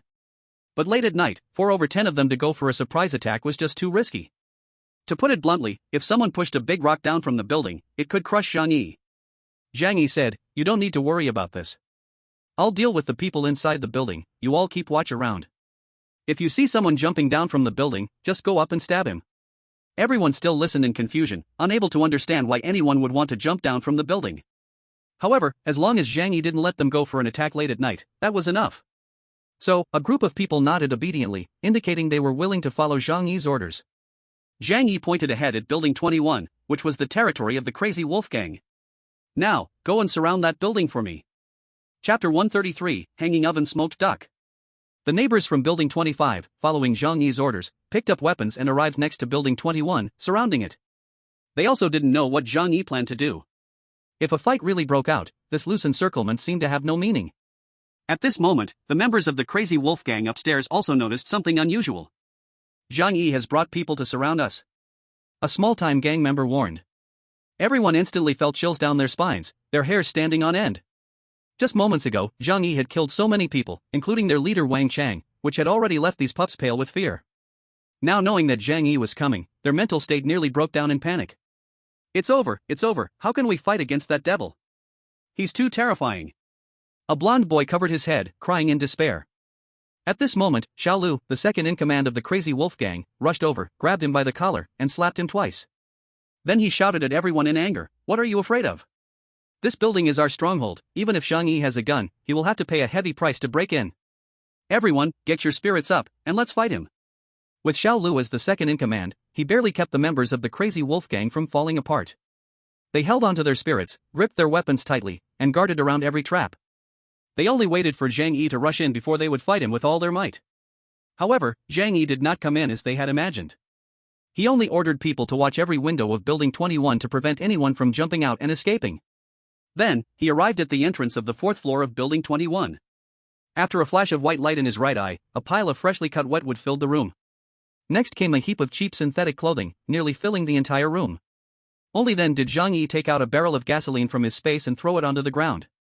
After doing all this, he stepped back out of the room. The front door was unguarded, including Zhang Yi's neighbors, so no one saw what he did. Zhang Yi took out his handgun and fired a bang, shattering the gasoline barrel. The gasoline flowed out with a splash, extending all the way to the doorway, like a natural fuse. Zhang Yi walked over and lit the gasoline fuse with a lighter. Whoosh! The flames erupted instantly, lighting up the entire room. Zhang Yi quickly stepped back, and within just a second, the fire surged and roared to life. The synthetic clothing caught fire immediately, and the blazing flames consumed the entire room. Then the damp wood, after the moisture on the surface evaporated, quickly caught fire. However, due to incomplete combustion, thick black smoke billowed out. The smoke mixed with the burning of synthetic clothes shot straight into the sky. In this cold weather, every window in the building was tightly shut. So the thick smoke had nowhere else to go and could only rise straight up, squeezing through any crack. Like a black dragon, it quickly engulfed layer after layer. The members of the Mad Wolf gang upstairs were still waiting for Zhang Yi to attack. But unexpectedly, they didn't get the person they were waiting for. Instead, they were met with an unbearably pungent black smoke. Cough, cough, cough. They're setting the building on fire. These people are so despicable, shameless. Zhang Yi is such a coward, even with a gun in his hand. Quick, open the windows. Open the windows to let the smoke out. Cough, cough, cough, cough, cough, cough. Water, is there any water? Wet the cloth and cover your nose. Where's the water? Only ice. Pee on it. Ah, my eyes. My eyes are burning, I can't see anything. Cough, cough, cough, cough, cough. Cough. The thick smoke quickly engulfed the entire building. By the time they realized what was happening and tried to open the windows for fresh air. But in such an environment, all the windows were sealed shut by snow and ice, and they couldn't open them at all. Now the apartment building had turned into a giant oven, and they were the ducks roasting inside. However, rather than being roasted ducks, smoked ducks might be a more fitting description. Zhang Yi, holding a rifle, stood outside the building. The yellow flames illuminated his face, giving off an incredibly warm glow. He remembered when he was in college, the school had organized a bonfire party. Everyone gathered around the bonfire, singing and dancing. That time was truly unforgettable. But tonight's bonfire was bigger and more unrestrained than the one that day. Only now did the neighbors around realize what Zhang Yi was doing. They could hear screams and coughs from inside the building, like those of a dying ghost, which sent a chill down their spines. At this moment, the building had turned into a death trap, with no way to escape. The only exit was also blocked by Zhang Yi. They could only wait for death, or choose to go out and die. Soon, someone couldn't stand it anymore and rushed down the stairs through the thick smoke, trying to escape outside. But blinded by the smoke, he stumbled, and fell into the flames. With a chilling scream, not long after, he fell into the fire pit. Crash! Someone upstairs smashed the window and desperately jumped outside. From 7 or 8 floors up, if not for the threat of death, few would dare jump. But after landing, he didn't have time to feel relieved before a woman holding a knife nearby killed him on the spot.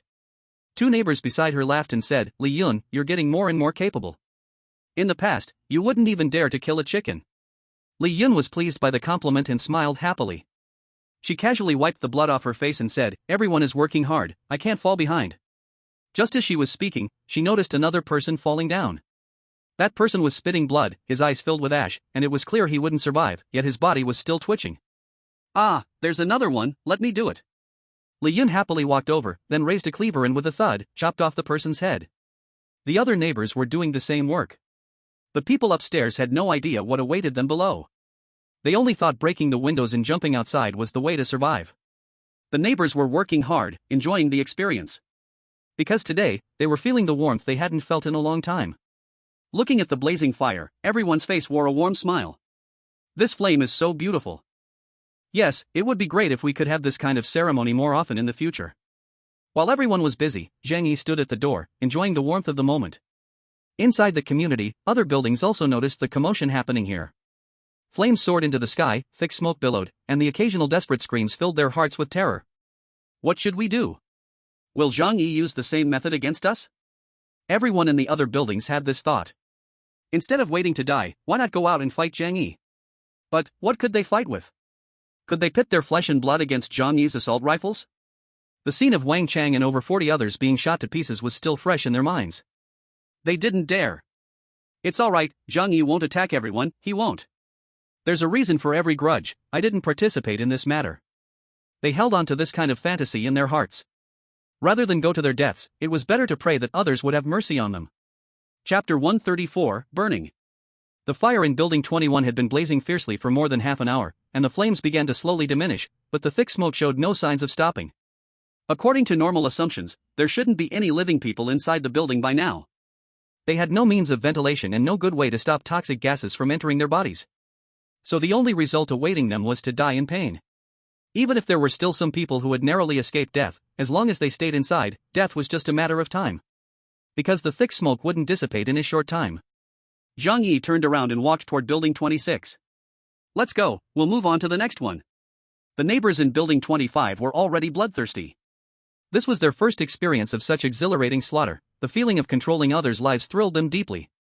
So a group of people followed Zhang Yi, shouting as they headed to the territory of the Tianhe gang in Building 26. The people in Building 26 were all watching the scene from their windows. Seeing Zhang Yi and his group approaching, they were scared to the core. Someone shouted from inside, Zhang Yi, Huang Tianfang is dead, this has nothing to do with us. Every grudge has its owner, you can't wrongly kill good people. Hearing this, Zhang Yi burst into laughter. Wrongly kill good people? Do you think you're good people?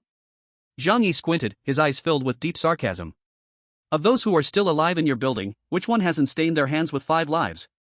Moreover, even if you are good people, what does that have to do with me killing you? Zhang Yi didn't care how many people were involved in the attack against him. As long as anyone was suspicious, even by a tiny fraction, he would erase them without mercy. In the apocalypse, even a trace of mercy could not be retained. Otherwise, it would bring disaster upon oneself in the future. Let's continue. Zhang Yi used the same method to seal off Building 26, then he started the fire from below. Screams and curses could be heard from inside the building. A few people, screaming like mad, rushed down the stairs, and the moment they stuck their heads out, they were shot in the head by Zhang Yi. Moments later, thick smoke enveloped the entire Building 26. Zhang Yi wasn't in a hurry, he continued killing building by building, ensuring no fish slipped through the net. Soon, the people in Building 26 were mostly dealt with.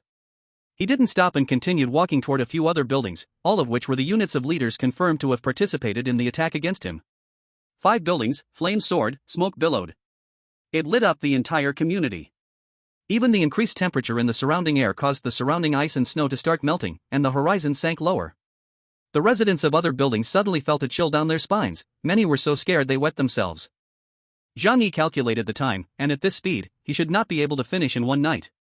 He was also tired and needed to go back to rest, while checking on Uncle Yu's treatment results. To prevent these guys from causing trouble and adding to his issues, he decided to calm them down first. So he pulled out a horn from the other space and shouted in the community, everyone, rest assured, I, Zhang Yi, never harm the innocent. This time, the grievances have a source, and I only target the units where those who attack me reside. And for those friendly units, I will not harm you. Everyone, don't be afraid. Other unit owners, who were initially tense, felt like they had grasped the last straw of hope and despair upon hearing this. Although they knew deep down that Zhang Yi's words might just be deceiving them. But people often like to deceive themselves, thinking of everything in a good direction. Zhang Yi doesn't intend to kill us? Great, this is wonderful. Exactly, we are not the ones who attacked Zhang Yi. What does it have to do with us? He shouldn't retaliate against us. He has killed so many people, he must be tired too. I don't believe he can really kill the entire community. When a person is not in a desperate situation, they will not throw an egg at a stone, risking their lives for a slim chance. Zhang Yi gave them this hope, so they could comfortably act like ostriches, burying their heads in the sand, pretending there was no danger around. After finishing his speech, Zhang Yi told the neighbors around, alright, today's activities end here. Go back and rest. The neighbors were a bit reluctant and said, we'll stay here and warm ourselves by the fire for a bit. How warm the flames are. Returning to the apartment would still be cold, it's more comfortable to stay by the fire. Zhang Yi said lightly, it's up to you. After saying that, he turned and returned to 25 hashtag. Other neighbors were reluctant to leave, huddled around the fire, their eyes shining with warmth. However, the flames were slowly diminishing because the fuel provided by Zhang Yi would eventually run out. The fire is getting small, what should we do? One person said anxiously. Another person looked around and suddenly his eyes brightened, thinking of a great idea. He whispered a few words to 2 nearby people, then the 3 of them, with great understanding, walked over, lifted a corpse, and threw it into the fire. Crackle! A crisp explosion sounded, like grease bursting at high temperatures. Whoosh! The flames shot up high again. Everyone cheered with joy. This method is good. How did I forget, animal fat is also excellent fuel. There are many more corpses around, enough to keep them roasting for a while longer. If they get hungry, they could even have a bite too. What a delightful barbecue feast. On his way back, Zhang Yi passed by the corpses of Li Changbin and Zhang Lei. His footsteps paused slightly, and he suddenly felt curious. These two had been quite useful before, obedient and motivated, when following Zhang Yi, at least he had made sure they were well fed. But why did they suddenly turn against him? Zhang Yi felt no surprise, just a little curious. So he searched their bodies, found their phones, and used the firelight to unlock their faces. Zhang Yi opened the phone and browsed through their chat records, his eyes gradually became playful. So that's how it is. Zhang Yi smiled and threw their phone into the snow. After returning home, Zhang Yi opened the door to the temporary infirmary. At this moment, Zhou Ker was leaning against the wall with her legs crossed. Even in a blue surgical gown, her long and beautiful legs were hard to conceal. Zhang Yi glanced at the hospital bed. Uncle Yu wore an oxygen mask, and the heart rate monitor next to him displayed a steady wave. Zhang Yi let out a sigh of relief. It seemed Uncle Yu's life was saved. This meant he hadn't harmed his partner and didn't need to feel too guilty.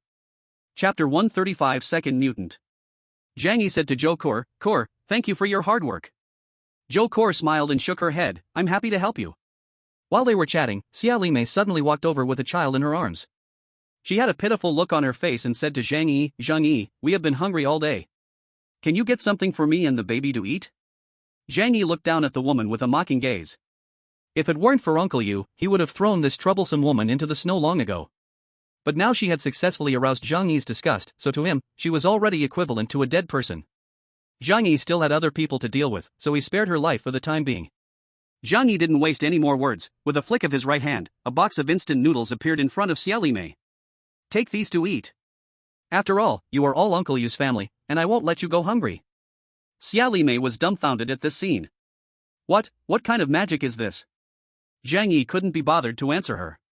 But he didn't care if Xia Mei knew his abilities. After all, how could a dead person leak secrets? Zhang Yi put his arm around Zhou Ker, planning to take her back to the room to rest. After several hours of surgery, she was indeed very tired. At that moment, Xia Mei followed closely and said, do you have anything else to eat besides instant noodles? I just saw eggs in the kitchen, and there are chicken bones in the trash can. Xia Mei's face looked weak, but her eyes were fixed on Zhang Yi. Zhang Yi felt annoyed and replied, there's only instant noodles, take it or leave it. Xia Mei realized Zhang Yi was angry, so she took a couple of steps back and softly said, oh, if you don't want to, then don't. I was just asking, instant noodles are actually pretty good. Zhang Yi helped Zhou Ker back to her room. Zhou Ker smiled and asked, now that's good, there's another trouble at home. Zhang Yi said lightly, it won't be trouble. Seeing Zhou Ker's tired legs, Zhang Yi placed her on the bed and reached out to take off her shoes. Zhou Ker's face flushed, her toes, covered by black socks, curled up slightly, especially cute. I've been standing all day, my feet might smell. You don't smell? That's just perfect. Zhang Yi's smile was a bit wicked. But seeing Zhou Ker's tired appearance, he decided to let her off the hook for today. How is Uncle Yu's body? How long will it take for him to recover, or is it just a brief flicker before he can't hold on much longer? Zhang Yi inquired. Zhou Ker showed an unusual expression in her eyes. She said, his injuries are very severe, he lost a lot of blood, and we don't have any blood packs available. At first, I thought it would be very hard to save him. Zhang Yi frowned. The issue of blood packs had not crossed his mind before. After all, he wasn't a professional medical staff, so it was impossible to cover everything. Then how did you manage to save him? Zhang Yi asked. Zhou Ker looked puzzled, his heart rate was almost at zero, but then suddenly, his body seemed to undergo some change. The activity of his body quickly increased, and even the bleeding from the wounds greatly reduced. She spread her hands, indicating that she didn't understand it either. I can't explain it. After hearing this, Zhang Yi's heart skipped a beat. This kind of extraordinary event was all too familiar to him because it had happened to him once. It was very likely that Uncle Yu had awakened some kind of ability. Actually, after being reborn, Zhang Yi had considered this issue. Gamma rays affected human genetic sequences, causing him to become a mutant. So besides him, could there be others born with abilities? However, in the past month, among the more than 1,000 people in the community, he had not seen a second mutant appear. This shows that the conditions for the birth of mutants are extremely harsh. After all, genetic mutations themselves have a probability of 1 in 10 million, and the direction of mutation is uncertain, so it is not necessarily a good change.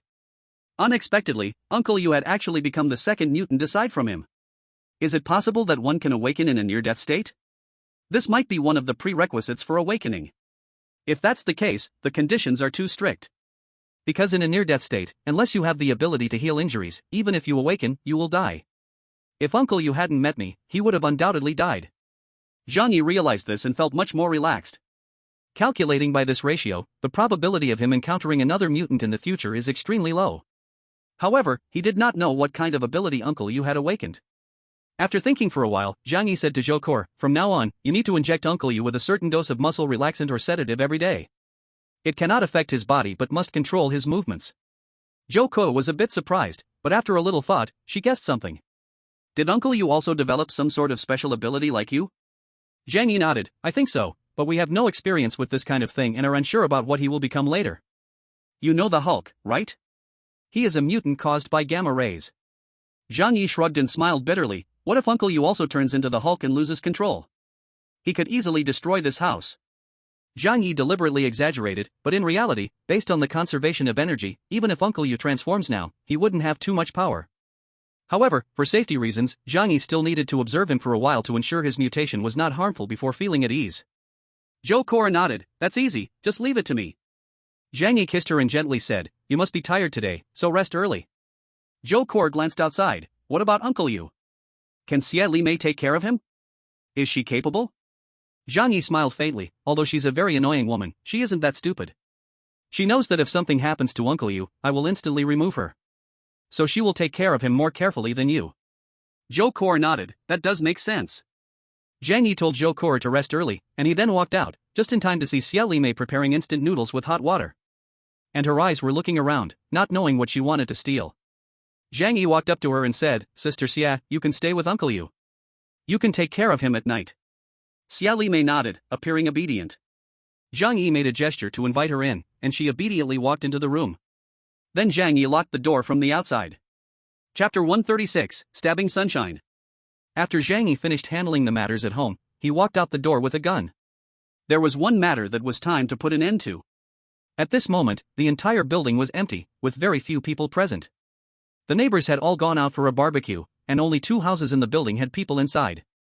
Zhang Yi came to the door of another house. This was the room where Lin Kaining and Fang Yuqing had previously lived. Zhang Yi took out his handgun and aimed at the door lock. Bang! Bang! He fired twice, then kicked the door open. He held a riot shield in his left hand and a gun in his right as he walked inside. The room was very dark, and Zhang Yi turned on the mining lamp above his head. In an instant, the whole room turned as bright as day, and every corner was clearly visible. At that moment, a scream came from beside him, and a woman with disheveled hair rushed at him, wielding a kitchen knife. Zhang Yi calmly raised his explosion-proof shield in front of him. Her slash was weak and powerless, and not only did it not make Zhang Yi feel much force, but the woman herself fell backward to the ground from the rebound. Zhang Yi turned around to look at her, his lips curling into a sneer and mocking smile. Long time no see, Fang Yuqing. The mining lamp shone on her face, making it impossible for her to open her eyes. At this moment, Fang Yuqing was neither human nor ghost, her body covered with bloodstains and grease. The whole room was filled with a foul smell, and the floor was covered in bones. In one corner of the room, there was a half-eaten corpse. From the remnants of the clothing, Zhang Yi deduced that it belonged to Lin Kaining. No wonder you've lived until now, you really are a plastic sister flower. Zhang Yi mocked with a laugh. Fang Yuqing covered her eyes from the incoming light. Upon recognizing Zhang Yi, she let out a desperate and furious scream. Ah! Zhang Yi, why are you not dead? Why? That group of trash, there are so many of them, and they can't even kill you, they really are useless. Zhang Yi's lips were filled with sarcasm. Stupid woman, do you think that secretly contacting Wang Chang and those people and inciting Zhang Lei and Li Changbin can kill me? You are so pitifully stupid. With your kind of brain, you deserve to be toyed with by others. It was she who informed Wang Chang first, leading him to ambush Zhang Yi in the snow. It was also she who incited Li Changbin and Zhang Lei to attack Zhang Yi along with Wang Chang and Huang Tianfang. This woman couldn't do anything else, but her tea art had reached an extraordinary level. And the green tea always understands men the best, knowing how to seduce them. Zhang Yi, I hate you. Everything I have today is because of you. Fang Yuqing, knowing revenge was hopeless, started to vent her inner feelings toward Zhang Yi in a hysterical manner. Clearly, you pursued me for 2.5 years, but why did you suddenly stop? This is shameless betrayal. You can't even withstand this little test, how can you say you love me? If only you had held on just a moment longer, I would have agreed to marry you. But why did you leave me for that cheap woman? I hate you so much, I wish I could kill you and that cheap whore with my own hands. Fang Yuqing became more and more agitated, eventually charging at Zhang Yi to hit him. Zhang Yi let out a cold laugh, there was no need to use a gun, and he directly raised the explosion-proof shield to knock her down to the ground. Cheap women are just pretentious. With brainless green tea bitches like this, Zhang Yi had no words to waste. In short, in the eyes of such a woman, everything a man does is wrong. He put away the handgun, then took out a crowbar, and walked forward to smash down hard on Fang Yuqing's wrist and calf. She was now so hungry that she was nothing but skin and bones, her small bones broke easily at a touch. The crisp sound of breaking was accompanied by her sharp scream, and surprisingly, it had a harmonious quality, quite pleasant to the ears. Fan Yuqing was in so much pain that her whole body twitched, and her mouth was no longer so defiant. She cried and begged Zhang Yi. "Zhang Yi, spare me. I don't want to die. Please, let me go." Zhang Yi said nothing, he simply grabbed her hair and, amid her wailing, dragged her to the window.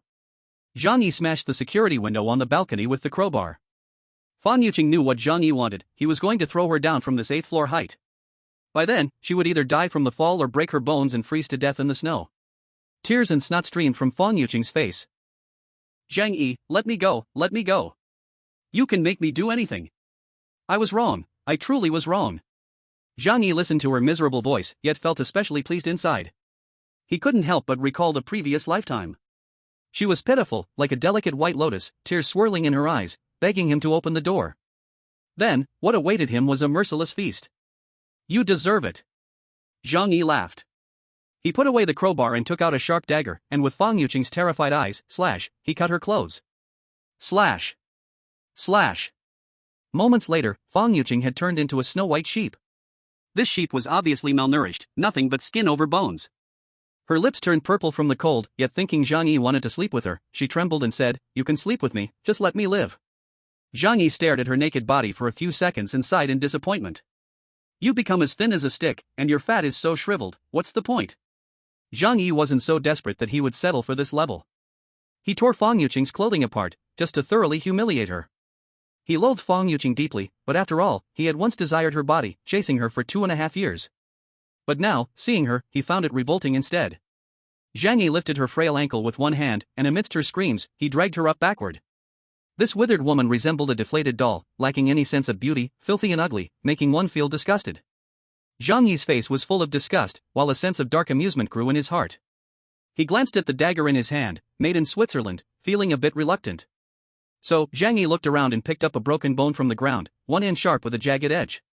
Perhaps this broken bone belonged to Zhou Pang. Zhang Yi's lips curled up slightly. "Ah!" A shrill and agonizing scream escaped Fan Yuqing's mouth. She struggled painfully in Zhang Yi's grip, like a mother hen being scalded alive. Zhang Yi felt much more relaxed, then threw her out the window. At this temperature, falling naked onto the snow, the experience didn't need much explanation. Zhang Yi leaned out from the windowsill, looking down at the snow where only a human-shaped pit remained. He sighed, "Am I too kind? Just letting her die like this is a bit too merciful." If there were no other matters, he had intended to find a place and slowly cut her piece by piece. However, now he had too many tasks to handle, too many people to eliminate, so he couldn't be bothered to waste time on this woman. Zhang Yi turned around and left the room, all the while saying, "I am truly a kind person." Chapter 137, $1 billion Super Sanctuary. After a night passed, the next morning, Zhang Yi had Zhou Ke to check Uncle Yu's health.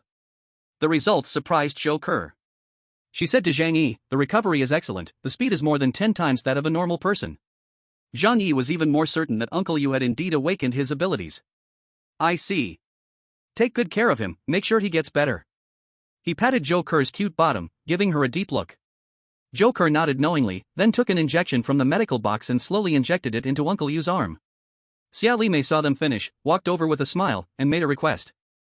"Zhang Yi, I forgot to bring my charger. Can you grab it for me? Also, the baby's diapers." This woman had a full smile, composed and relaxed, looking as if she intended to stay here for a long time. She believed Zhang Yi owed Uncle Yu a life, so it was only right to take care of Uncle Yu. And she was Uncle Yu's woman, definitely had to stay. Zhang Yi glanced at Uncle Yu on the sickbed. Although Uncle Yu was still in a coma, Zhang Yi remembered that people could still hear things while in a coma. So he smiled and said to Xia Limei, "I have urgent matters to deal with outside, after I'm done, I will help you solve this." Xia Limei's smile grew even brighter. Just make sure you don't forget." After providing them with food and water, Zhang Yi locked the mother and daughter back in the small room. In his heart, he vaguely had a plan to deal with this annoying woman. Zhang Yi equipped himself fully and then gathered all the neighbors downstairs, preparing to continue clearing the other buildings. The neighbors looked a bit surprised. "Zhang Yi, didn't you say yesterday that you would only clean the building where the main attackers were?" Zhang Yi smiled and said, "Yes, but after my investigation yesterday, I found that several buildings had people who also participated in the attack against me." "Don't worry, Zhang Yi won't harm innocent people, only target those evildoers. Once the operation is over, the entire community will be ruled by our unit's people. At that time, I will assign these buildings to you all to manage." He spread his hands, describing a bright future to the neighbors. Only by cleaning out the pests can we welcome true peace and a happy life. Do you all agree? After hearing Zhang Yi's words, many in the crowd showed happy expressions. They lived in 25 hashtag with much apprehension. If they could become managers in other units, wouldn't their lives be wonderful in the future? Some people doubted Zhang Yi's words, but out of respect for him, no one dared to voice any doubts. Among the crowd, there was a former wealthy second generation, Su Hao, whose eyes revealed a strange expression after hearing Zhang Yi's words. It was fear and dread, to the extent that his body trembled slightly. A neighbor nearby noticed his abnormality and asked, Su Hao, what's wrong with you? Su Hao swallowed hard and quickly lowered his head. Nothing, I'm fine. Just a bit cold. Another person said, oh, then you should keep warm. If you catch a cold in this weather, there's a high chance you could die. Zhang Yi, along with a group of followers, began the grand cleaning one building at a time. His target, of course, were the buildings with stubborn forces. Early in the morning, many were still shrinking under the blankets, half asleep, when Zhang Yi's constant temperature barbecue began. By the time many were choked awake by the thick smoke, they had already lost the chance to escape. While he set the fire, Zhang Yi held a loudspeaker and shouted to the entire community, I, Zhang Yi, am not someone who kills innocents indiscriminately. After my investigation last night, there were people in these buildings who participated in the attack against me. As long as you hand over those people, I will not hold it against you. If you stubbornly refuse to hand over the people, I can only regard you as accomplices, and eliminate all of you. As Zhang Yi shouted, the buildings that were not on fire went quiet. Zhang Yi is still very reasonable, those people deserve to die. As long as the fire doesn't burn me, Zhang Yi won't continue after this batch. This matter has nothing to do with me, why would Zhang Yi kill me? No, this situation doesn't concern me. Going out would also get shot, so it's better to stay home honestly. I believe Zhang Yi isn't unreasonable. Everyone maintained this mindset, watching from a distance. Besides, although Zhang Yi was setting fires, the neighbors also benefited. Look, the temperature in this community suddenly rose a lot. People were not so cold anymore. The flames burned fiercely, and the owners upstairs could not tolerate it any longer. They pushed a few people out and said to Zhang Yi, it is them who want to harm you. We will hand them over, please let us go. Zhang Yi glanced at them, then calmly raised the gun in his hand. Bang! Bang! Bang! All those people were shot dead by him. Zhang Yi said indifferently, nonsense. I see you are just the thieves shouting to catch thieves.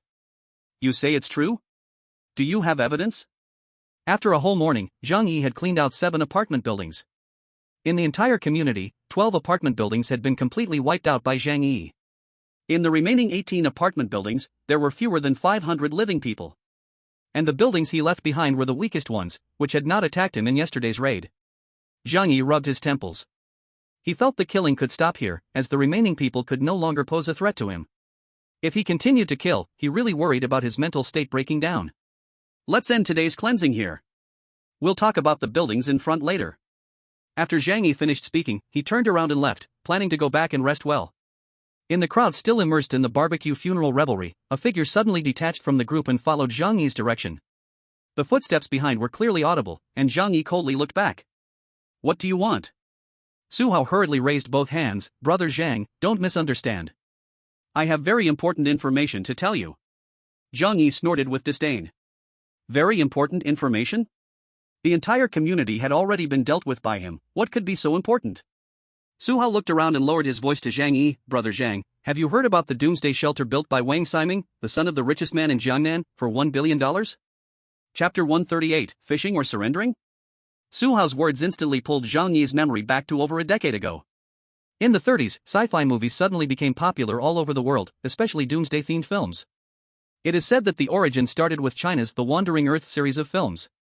During those years, Doomsday movies were extremely popular, and many films in this genre swept that year's box office. The influence brought about by movies genuinely led some people to begin constructing shelters, including many of the world's top millionaires. At that time, people undoubtedly regarded this behavior as a joke. Few truly believed the end of the world would come. In Zhang Yi's memory, there was a funny incident in China that had remained on the trending topic list for months and even became a classic parody subject on a certain AC platform.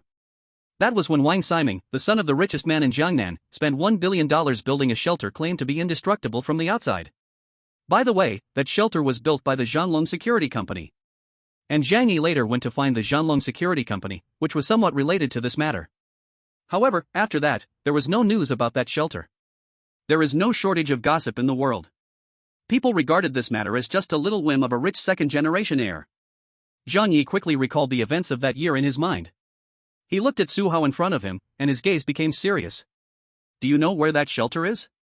If such a super shelter really exists, costing $1 billion, it would undoubtedly be one of the safest places in the world. Compared to the safe house Zhang Yi built for 8 million Wabik currency, its safety level, indoor space, and facilities would be countless times better. That is a true Doomsday fortress. The level that can prevent bullets. Zhang Yi was also very curious about whether such a place really existed. Su Hao looked around cautiously and then said to Zhang Yi, "There are too many people here, let's go back and talk about it in detail." Zhang Yi nodded and let Su Hao walk in front of him. Su Hao had no objections and obediently led the way to show his sincerity.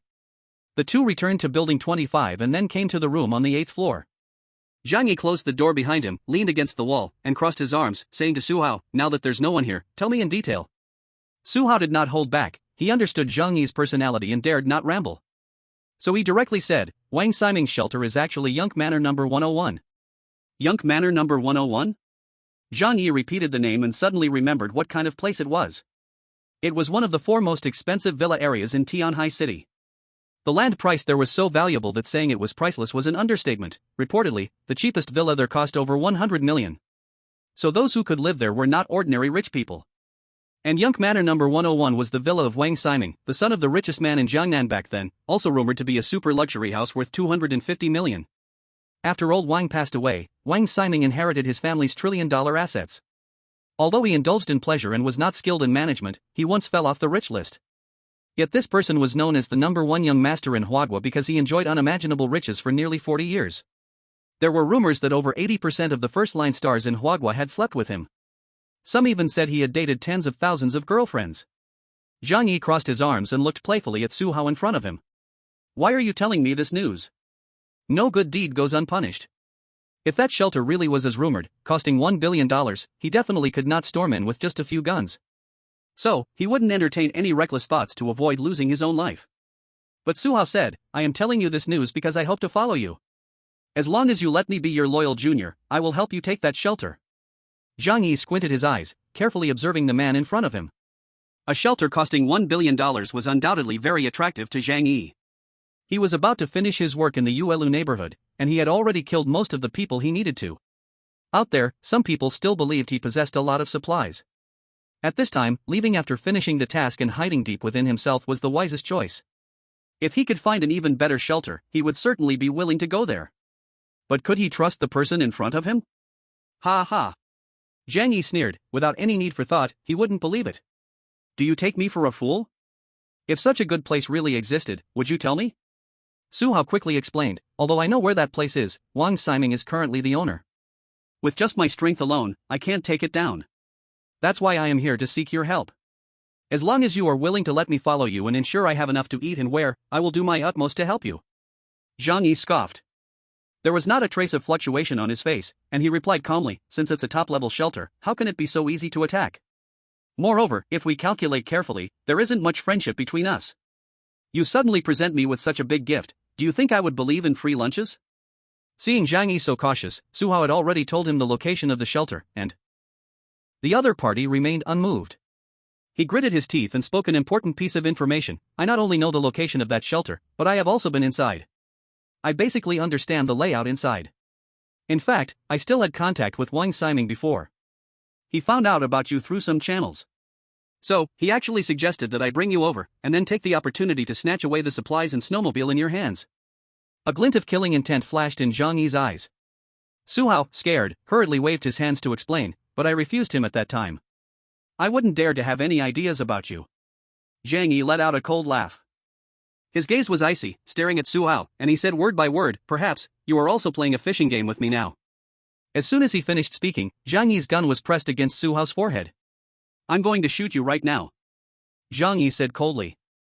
Su Hao was so scared that his legs trembled, and he screamed hoarsely, "Don't kill me, don't kill me. What I said is true.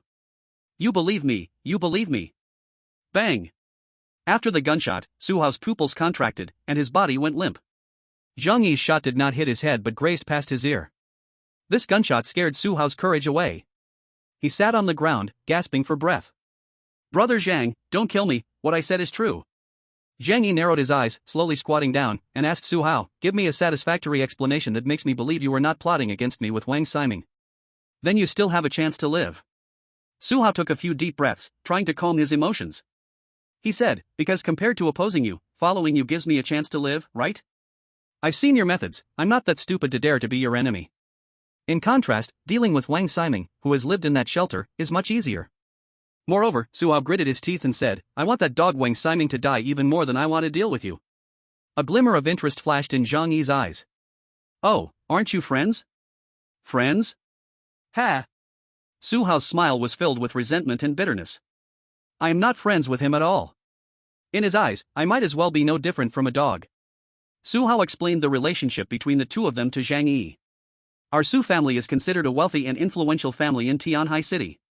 My father's listed company is valued at billions, so I should be considered one of the rich young masters in Tianhai City, right? But after Wang Ximing returned from abroad, the entire elite circle of the second generation in Tianhai City changed completely. The Wang family far surpasses us in both financial power and background. In front of others, I am the valuable young master Su. But in his eyes, I am nothing." Zhang Yi smiled slightly and said with interest, "I remember Wang Ximing once said, 'I don't care if my friends have money, anyway, none of them are richer than me.'" Su Hao nodded, "That's right, that's the point." Zhang Yi was somewhat confused. "So you hate him just because he is richer than you?" "No, you don't understand our circle at all." Su Hao shook his head and then explained to Zhang Yi. "The Su family is in the building materials business, and the Wang family is our biggest financial backer. In other words, our whole family has to rely on the Wang family for our livelihood. So, when Wang Ximing returned, I had to do everything I could to curry favor with him." Su Hao's eyes were filled with humiliation, and his fists were clenched tightly. A privileged young master who had enjoyed wealth and comfort for over 20 years was forced to lower himself day after day. To please others, one must surely feel a sense of humiliation inside. "Even if he likes my woman, I dare not complain a word, I must personally deliver her to his bed." Su Hao's excited face turned red. "That is my woman, my woman. At his command, I have to send her over for him to play with. Not just once, but several times, several times. Do you know, because of this, I have become a laughingstock among the second-generation circle across Jiangnan." Zhang Yi raised his eyebrows, feeling a bit touched by this. A somewhat famous rich second-generation guy in Jiangnan, yet he offers up his girlfriend multiple times to please a wealthier second generation. What is the difference between this behavior and that of a pimp? No wonder Su Hao was so excited. "When it comes to women," Zhang Yi curiously asked, "I've long heard that Wang Ximing's greatest hobby is beautiful women. Some even say he has had tens of thousands of girlfriends, is that true?" When Zhang Yi heard this rumor, he found it hard to believe. After all, even if a person lives to be 100 years old, it's only 36,500 days. With so many girlfriends, one a day would not be enough. Su Hao just laughed. "Brother Zhang, don't blame me for speaking harshly. The lifestyle of the real rich circles is something you normal folks can't even imagine. You think those wealthy lives described in online novels are already exaggerated and false, right? But compared to reality, they are far from it." Zhang Yi's gaze became more serious. "People always have a bit of gossip in them." "Oh? How so?" Su Hao smiled. "Wang Ximing has far more than just a few tens of thousands of women, that's over 100,000. Zhang Yi was stunned for a moment, then burst out laughing, cursing, "Are you kidding? There should be a limit to boasting. Don't think just because I'm not a rich second generation like you that I know nothing. Over 100,000? Why don't you say over 100 million? Zhang Yi thought Su Hao was just messing with him. Historically famous debauched emperors like Sima Yan only had a few thousand concubines. With so many, he couldn't pay attention to them all. He was even pulled around in a sheep cart, stopping wherever for the night. Wang Ximing is only in his 40s now. If he had over 100,000 women, wouldn't it mean he'd have to play cards with hundreds of them each day? At that rate, it would be a miracle if he could stay alive. Brother Zhang, I'm telling the truth. I've said it, the world of the wealthy is beyond your imagination." Su Hao smiled with some helplessness. Zhang Yi curiously asked, "Really? Then tell me carefully, how does he manage all these tens of thousands of women?" Su Hao answered seriously, "Isn't this simple? Wang Ximing has people specifically searching for women for him across the country. These women have a variety of backgrounds. From actresses in the film industry, online streamers, to socialites in Tianhai City and girls from Shengjing Baizuan. He has no restrictions, as long as she is a beautiful girl, he gathers all of them. From what I know, he has dozens of phones, each marked with numbers representing dozens of provinces. And inside each phone, there are dozens of WeChat groups. In each region across the country, he organizes a group with local beauties. not only in China, but also abroad. Zhang Yi's expression was slightly bewildered. Can it be played like this? What an eye-opener. With so many girls, how does he manage? Zhang Yi couldn't understand. Did he practice a shadow clone technique? Or had he mastered infinite suspension? Su Hao laughed. Actually, it's quite simple. Whenever he decides to visit a certain place, he just informs the people nearby, and suddenly, hundreds of them will come to accompany him. Even if he doesn't go often, as long as he wants to have fun, it's just a matter of sending a message across the country. By the way, have you seen those videos online of girls with writing on their bodies? Like congratulating EDG on winning, or Messi winning. Where do these videos come from? For example, if Wang Simon gives an order in the group, they immediately put on various performances for you. Not just writing on their bodies, they have even more daring acts. Usually, it involves tossing red packets into the group, often worth tens or even hundreds of thousands. The girls who snatch the biggest red packets send out videos. Zhang Yi listened, feeling quite emotional. He hadn't expected that wealthy people could play like this. I get it. Simply put, he collects all those girls as a backup team. Whether he uses them or not is hard to say, but it's just like raising pets, he can indulge when he wants, right? Su Hao nodded. That's the idea. After all, their money could last 10 lifetimes, so they need a way to spend it. He humorously added, this could be seen as a kind of social wealth redistribution, don't you think? Zhang Yi took a deep breath and gently shook his head. Now I finally understand why there are so many leftover women in big cities. Chapter 140, 3 Conditions. Su Hao's words made Zhang Yi touch the edge of the life of a top wealthy second generation. But now that didn't matter anymore. After the gossip, Zhang Yi fixed his gaze on Su Hao and asked calmly, tell me your thoughts. If I agree to cooperate with you, how will you help me? Su Hao felt a spark of hope and instantly perked up. I still have contact with Wang Siming. When I mentioned your situation before, he showed great interest in the supplies and snowmobiles you have. So, we can stage a play. Pretend I tricked you into coming over, then let Wang Siming open the door. At that time, hey, with your skills, taking him down shouldn't be a problem at all, right?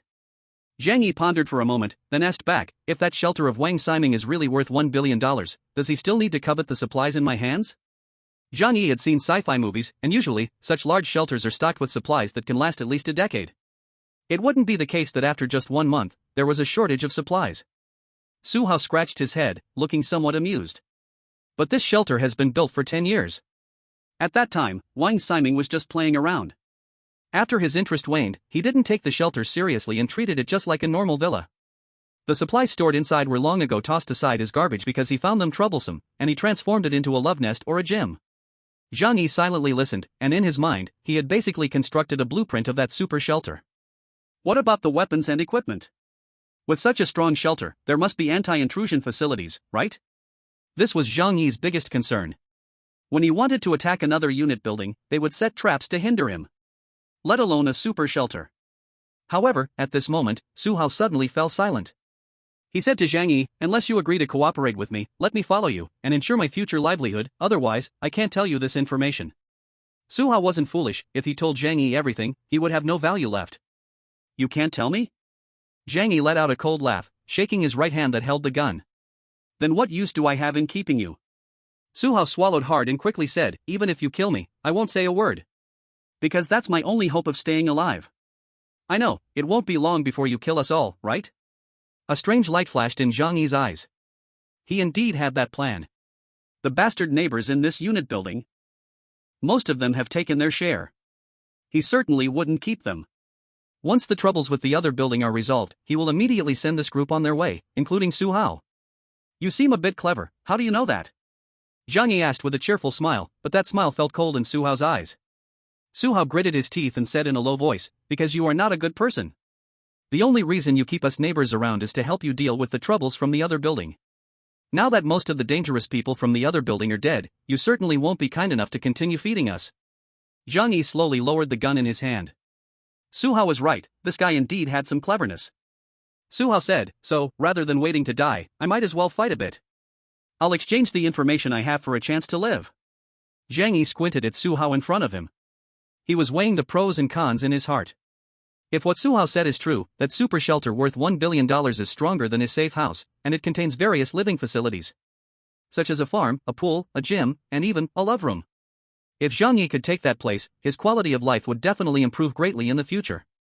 However, he had to consider the risks behind this matter. First, Zhang Yi did not trust Su Hao.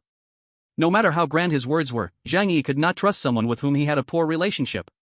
And according to Zhang Yi's impression of Su Hao himself was unreliable. Building trust between them was the most important thing. He had to ensure that Su Hao wouldn't deceive him. Second, even if what Su Hao said was true, the risks of action were still unknown. Zhang Yi himself had a safe house, and it was because of it that he had killed dozens of neighbors who attempted to break in.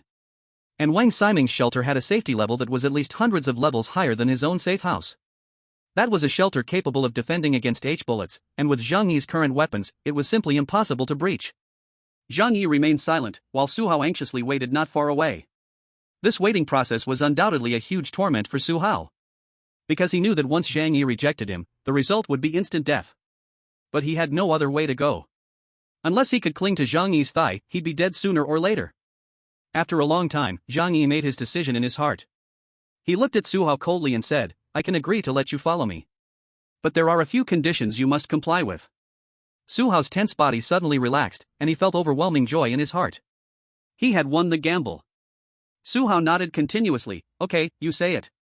Zhang Yi said, "First, you must clearly explain the situation inside that shelter to me. Especially the security devices and firepower situation." Su Hao quickly replied, "Of course." After that shelter was built, Wang Ximing invited many people to visit in order to show off. I was one of them. Zhang Yi nodded. "Second, I need you to help me kill someone." This was easier to handle. Now it was the apocalypse, what's a life or two? But Su Hao was a bit curious. "Who do you want to kill? Do you really need me?" Zhang Yi smiled lightly. "It's someone I can't conveniently deal with. Just wait for my news." Su Hao did not hesitate at all. Killing one person was equivalent to submitting a letter of loyalty. This deal was too worthwhile. "Then, there's one last condition." Zhang Yi's smile became somewhat eerie, making Su Hao unable to help but swallow a mouthful of saliva. "What?" Zhang Yi said, "Let's go upstairs.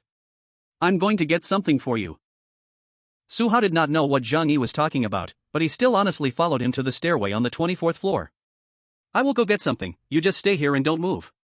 After Zhang Yi finished speaking, he entered the room alone, leaving Su Hao there. Chapter 141, Poison. After waiting outside for a few minutes, the sound of the door opening came. He quickly peeked outside and saw Zhang Yi coming over with a silver briefcase. Su Hao's eyes were fixated on the briefcase, feeling that it looked very mysterious, not knowing what was hidden inside. Zhang Yi walked up to Su Hao and calmly said to him, "Do you know what I used to do?" Su Hao was stunned for a moment, then shook his head. He used to be a rich second generation, and Zhang Yi was just an ordinary young man common in the community. How would he care about who Zhang Yi was? Zhang Yi continued, "In the beginning, I was a fighter. In 2041, I won the championship in Southeast Asia's first freestyle fighting competition. In 2042, I defeated the Sakura Heavy Artillery Lei Long, and then swept away the karate masters of Sakura country for 3 consecutive years. Later, I joined the French mercenaries and participated in battles in the Middle East for many years, earning the nickname Half a Fox. Tired of the fighting and killing in the underworld, I returned home.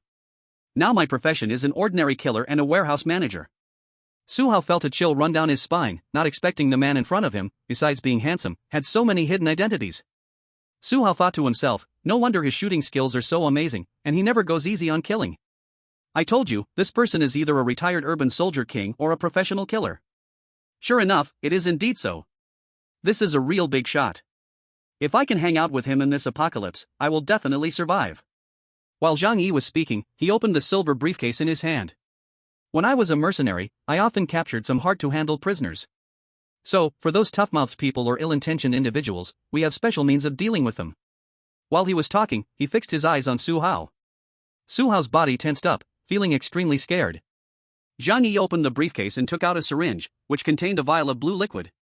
The deep blue color immediately made Su Hao think of poison. He had seen this scene in movies more than once. The fear in his heart made Su Hao step back repeatedly. Brother Zhang, what are you going to do?" Zhang Yi's lips curled into a slight smile as he walked towards him with the syringe. "This is a commonly used chronic poison. After injection, it will take a week to take effect. If there is no antidote, death is certain. If you want me to believe you, then let me give you an injection. Don't worry, once we capture Wang Ximing's shelter, I will give you the antidote." Su Hao's eyes widened. "What? Is it really poison?" "No, don't come closer." Zhang Yi was too lazy to waste words with him. "This is not up to you. It has come to this, you must take it." After saying that, he pinned Su Hao down and directly pushed him against the wall. Then he yanked down his pants and slowly but firmly inserted the needle into his butt. Su Hao shed tears out of humiliation. Zhang Yi quickly finished, put away the syringe, and smiled at him. From now on, you are my person. Su Hao shakily pulled up his pants, suddenly feeling his head spinning, and collapsed to the ground. Ugh, ugh. Su Hao lay on the ground, dry heaving. He felt extremely uncomfortable, dizzy, gagging, and even had difficulty breathing. This made him more certain that he had been poisoned. Zhang Yi said lightly, "No need to panic, this poison is chronic. I did this so we don't have to suspect each other. If you kill me, you won't survive either. After I get that sanctuary, there would be no need to kill you. Instead, I'll provide you with plenty of food and a comfortable living environment." Su Hao gagged for a moment. Although he was displeased, he knew he had gained Zhang Yi's trust. "I understand. I'll contact Wang Siming as soon as I get back, and we'll head there as soon as possible." Zhang Yi nodded, "Good. You can go back now. I'll give you further instructions on what's next." Su Hao breathed heavily, struggling to hold onto the stairs as he walked down. Zhang Yi watched him go down, feeling slightly relieved in his heart. Agreeing to collaborate with Su Hao to spy on the $1 billion sanctuary was a big challenge for him. Actually, the so-called chronic poison Zhang Yi mentioned didn't exist at all. He used a drug called methylene blue, which is used to treat methemoglobinemia. However, if injected too quickly, it can cause symptoms like dizziness, nausea, and chest tightness, resembling poisoning. Only by doing this could he ensure Su Hao was not deceiving him and could avoid him turning against him later. "First, clear up the issues in this neighborhood, then we can go check that place." Zhang Yi had his own plans in mind. He returned home and checked the scenes in the hospital room using the surveillance footage. Uncle Yu had surprisingly woken up, while Xia Lime was holding a child, whispering something to him. Although Zhang Yi couldn't hear, he knew it must not be anything good. Zhang Yi smiled and walked over to open the door. Upon hearing the door open, Xia Lime immediately shut her mouth, pretending to soothe the child. Zhang Yi didn't look at her, instead smiling as he approached Uncle Yu. "Uncle Yu, you're awake. You really scared me, I'm glad you're okay." Uncle Yu had a weak expression. He squeezed out a smile and said to Zhang Yi, "Fortunately, you had a doctor here, otherwise I might have really lost my life. I heard you took care of those people sent by Huang Tian? You're really something." Zhang Yi laughed, "What are they? To me, they're not worth mentioning." As he said this, he opened his coat to reveal a bulletproof vest underneath. "I was wearing a bulletproof vest, they were hiding a broken gun, thinking it was a secret weapon. But it was useless against me." Uncle Yu's eyes widened, his mouth agape, feeling very awkward. He risked his life to help Zhang Yi block bullets and didn't expect it to be in vain. Zhang Yi chuckled, "It's also my fault for not telling you in advance. Who could have known they would suddenly attack? Fortunately, you're fine. Otherwise, I would feel terrible." Uncle Yu felt quite awkward. "No, I wasn't much help at all. You still saved me." Zhang Yi waved his hand, "No need to be so polite with me. I'm already very moved that you have this heartfelt intention." In just a few words, Zhang Yi made Uncle Yu understand that he didn't know him much but merely accepted a kindness. Such matters should be made clear to avoid trouble in the future. Chapter 142, The Surgery Begins. Zhang Yi consoled Uncle Yu for a bit. At this moment, Uncle Yu meant something different to Zhang Yi. His body had already undergone mutations, and the nature of his abilities was still unknown. However, according to Zhou Kor's description and current observations, it should enhance physical strength. This was crucial for Zhang Yi. What he needed was a reliable, well, it might not sound great, but it was essentially a laborer plus meat shield. "You need to take good care of your injuries, you don't need to worry about other things now," Zhang Yi reassured him. Uncle Yu's voice was a bit weak as he said, "No, I feel like I have no strength at all, I can't even lift my arms. If this goes on, I don't know how long it will trouble you." Zhang Yi knew that it was the effect of the muscle relaxant. "It's okay, you just focus on getting better. I'll take care of everything else." Uncle Yu glanced gratefully at Zhang Yi and nodded. Beside them, Xia Lime quickly spoke up, "Zhang Yi, you were so good to my husband. Our family of 3 doesn't know how to thank you. We will be relying on you from now on." Uncle Yu's face turned red, and he weakly said, We can't keep bothering him. Wait until I recover so I can take care of you." Xia Lime pressed her hand on his shoulder, aggrieved, and said, "Injuries take 100 days to heal, and you got shot. When will you get better? Even if you do, your health won't be the same as before. What can you do? Zhang Yi is so capable, if he wants to take care of us, why say anything?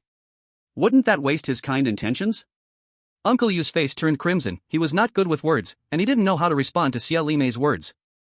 Zhang Yi smiled slightly, "Sister Xia is right, I will take responsibility for your family's life from now on." Xia Limei's eyes sparkled with excitement as she said, Zhang Yi, you promised this in person. You can't go back on your word. Zhang Yi nodded with a smile, of course, I Zhang Yi will keep my word, no regrets. Uncle Yu felt very embarrassed, Zhang Yi, this. Zhang Yi stopped Uncle Yu from continuing. You just focus on healing. After saying this, Zhang Yi stood up to leave. Before he reached the door, he silently counted, 3, 2. Before he could get to 1, Xia Limei's voice rang out. Zhang Yi, don't rush to leave yet. I need to talk to you about something. Zhang Yi's mouth curled slightly. Xia Limei had been in this room all day. Although he provided food and hot water, people always wanted more, she would inevitably have more requests. And when she came over, she had not brought over any living supplies for herself and the child. She must go back to get things. Zhang Yi turned his head and smiled, Sister Xia, what do you need? Xia Limei said, Zhang Yi, we've been here for a day. The phone is dead and can't be charged, and the baby needs a diaper change. How about this, can you help me get some stuff? Zhang Yi laughed helplessly, Sister Xia, I've been busy all day and I'm really a bit tired. You know, I deal with fighting and killing every day, not only is my body tired, but my mind also needs rest. Besides, I'm not familiar with Uncle Yu's place and don't know where things are kept. Why don't you just go get it yourself? Xia Limei hesitated for a moment, she turned to look at Uncle Yu on the bed, feeling somewhat reassured. She jokingly stared at Zhang Yi and said, then when I come back, you must let me in. Zhang Yi replied, hey, what are you saying? Am I that kind of person? Uncle Yu is here, if I don't let you in, what will I become? Xia Limei smiled slyly and suddenly stuffed the baby into Zhang Yi's arms. Alright, you take care of the baby for me. I'll be right back. Xia Limei thought that Zhang Yi and Chokor couldn't take care of the baby, so as long as she left the child, Zhang Yi would have no choice but to let her in. Zhang Yi saw through this little scheme clearly. He sneered in his heart. What, you think I can't just throw this baby away? On the surface, he still smiled, no problem, but Sister Xia, you better come back quickly. I'm afraid I can't handle this baby well. Xia Limei smiled triumphantly, don't worry, I don't want to stay out for long. In such a great place, I can't bear to leave. She glanced at the comfortable house, her eyes filled with a satisfied look, as if she were evaluating her new home. Zhang Yi opened the door for Xia Limei, and she went out. Zhang Yi closed the door. He looked down for a moment at the baby in the swaddle. This was a tender little child, its skin like it was made of water. When Zhang Yi saw her, his heart was surprisingly touched. He couldn't help but reach out to touch the child's small face. Cool to the touch, like a piece of soft, cool jelly. Zhang Yi took a deep breath, after all, he still could not bring himself to harm a child. Let's find a woman to adopt you later. Zhang Yi took out his phone and sent a message to Su Hao, then carried the child back to the hospital room to chat with Uncle Yu. After Xia Limei left Zhang Yi's home, she immediately felt a bone-chilling cold hit her. Shivering from the cold, she quickly put on her hat and tucked her hands into her pockets. So cold, so cold. She turned back to glance at Zhang Yi's heavy front door, her eyes filled with a trace of jealousy and longing. So this room is so warm, outside is like a hell of ice. My baby and I will live here, I will never leave. Only here can my baby grow up healthy. Xia Limei thought about what her child would look like growing up, and a knowing smile appeared at the corner of her mouth. However, the cold outside pulled her back to reality. She quickly hugged her arms and ran downstairs. Just as she reached Uncle Yu's door, prepared to unlock it, a figure appeared behind her. Su Hao raised a bloody kitchen knife in his right hand and swung it down toward her neck. Puff! Blood gushed out like a fountain. Xia Limei fell to the ground with a dazed look, her wide-open eyes filled not just with the fear of death, but also with unwillingness and worry for her child. Su Hao stepped forward, worried that Xia Limei might still be alive, and quickly stabbed her a few more times. Only after ensuring Xia Limei showed no signs of life did he nod in satisfaction and hurriedly leave the scene. At Zhang Yi's home. He sat with the child in his arms in front of Uncle Yu's hospital bed, smiling as he said, I've thought it over, let Sister Xia stay here with the child from now on. Once you're well and the child has grown, we can move back. Uncle Yu was so excited to hear Zhang Yi's words that he didn't know what to say. This is too much trouble for you. Your family's resources are limited. With 3 more people, just for heating alone, the coal will need to increase by more than half. Once my injury is healed, I'll move out. I have arms and legs, I can't let you take care of me. Zhang Yi laughed, let's not talk about that for now. Just focus on resting. We'll discuss future matters later. At that moment, the baby in Zhang Yi's arms suddenly let out a loud cry. Zhang Yi had no experience with children. The way he held the baby was incorrect, so he quickly woke the baby up, causing it to cry even louder. Zhang Yi hurriedly tried to comfort the baby, but no matter what he said, it just kept crying. Zhang Yi's head was about to explode. Even facing dozens of people trying to kill him had never made him feel this helpless. Uncle Yu was also unable to help. Usually, it was Xie Li Mei who took care of the child at home. With no other choice, Zhang Yi had to seek help from Zhou Core. You come up with a way to make this child quiet. Zhang Yi's face showed his helplessness. But who would have guessed, when Zhou Core saw the crying baby, she was just as at a loss. I don't know how to take care of children either. Zhang Yi had a flash of inspiration. How about giving it a sedative? If that doesn't work, we can try some sleeping pills. Zhou Core looked speechless. Giving sleeping pills to a baby would be very harmful to their health, isn't that a bit bad? Where's her mother? Zhang Yi's tone was somewhat cold. She went back to get something. With no other choice, Zhou Core could only take the child from Zhang Yi's hands. But the two of them were both novices in this regard. She couldn't coax the baby. Suddenly, Zhang Yi thought of something and said, could it be that she needs a diaper change? Zhou Core also realized. She opened the swaddle and saw that the baby's diaper was almost full. Zhang Yi coughed softly, then quietly stepped back 2 meters, while pulling out a bag of diapers from an alternate space and placing it on the ground. It's up to you. Zhou Core was quite speechless, but looking at the baby crying in her arms, she had no choice but to try to change the diaper. After a lot of effort, Zhou Core finally managed to change the diaper, and indeed, the crying gradually weakened. Zhang Yi and Zhou Core then went to Uncle Yu's ward together, chatting with him, and letting Zhou Core check Uncle Yu's health again. Zhang Yi asked Uncle Yu, have you felt any changes in your body? Anything different from usual? Uncle Yu weakly shook his head. I have no strength at all. I only feel an itchy sensation at the wound. But Zhou Core said, that means your wound is healing, it's a normal phenomenon. Zhang Yi at least got some information that Uncle Yu's abilities are not particularly strong against medication and can also be affected. The few chatted for a while longer, but after more than half an hour, there was still no sign of Xie Li Mei returning. Uncle Yu couldn't help but feel a little worried. Why hasn't she come back yet? Upon hearing this, Zhang Yi's pupil sharply contracted, and he said in a deep voice, could it be that she encountered danger? He quickly stood up and said worriedly, it's very chaotic outside, people are going crazy between buildings. Yesterday, Jiang Lei and Li Changbin even attacked me. It's hard to guarantee that there are no traitors among the remaining people. Not good, Sister Xie is in danger. Zhang Yi looked incredibly tense. Uncle Yu also said worriedly, Zhang Yi, you must go take a look. Don't let anything happen to her. Zhang Yi nodded, Core, take care of Uncle Yu and the baby. I'm going out to check. After saying that, he quickly turned and left the ward.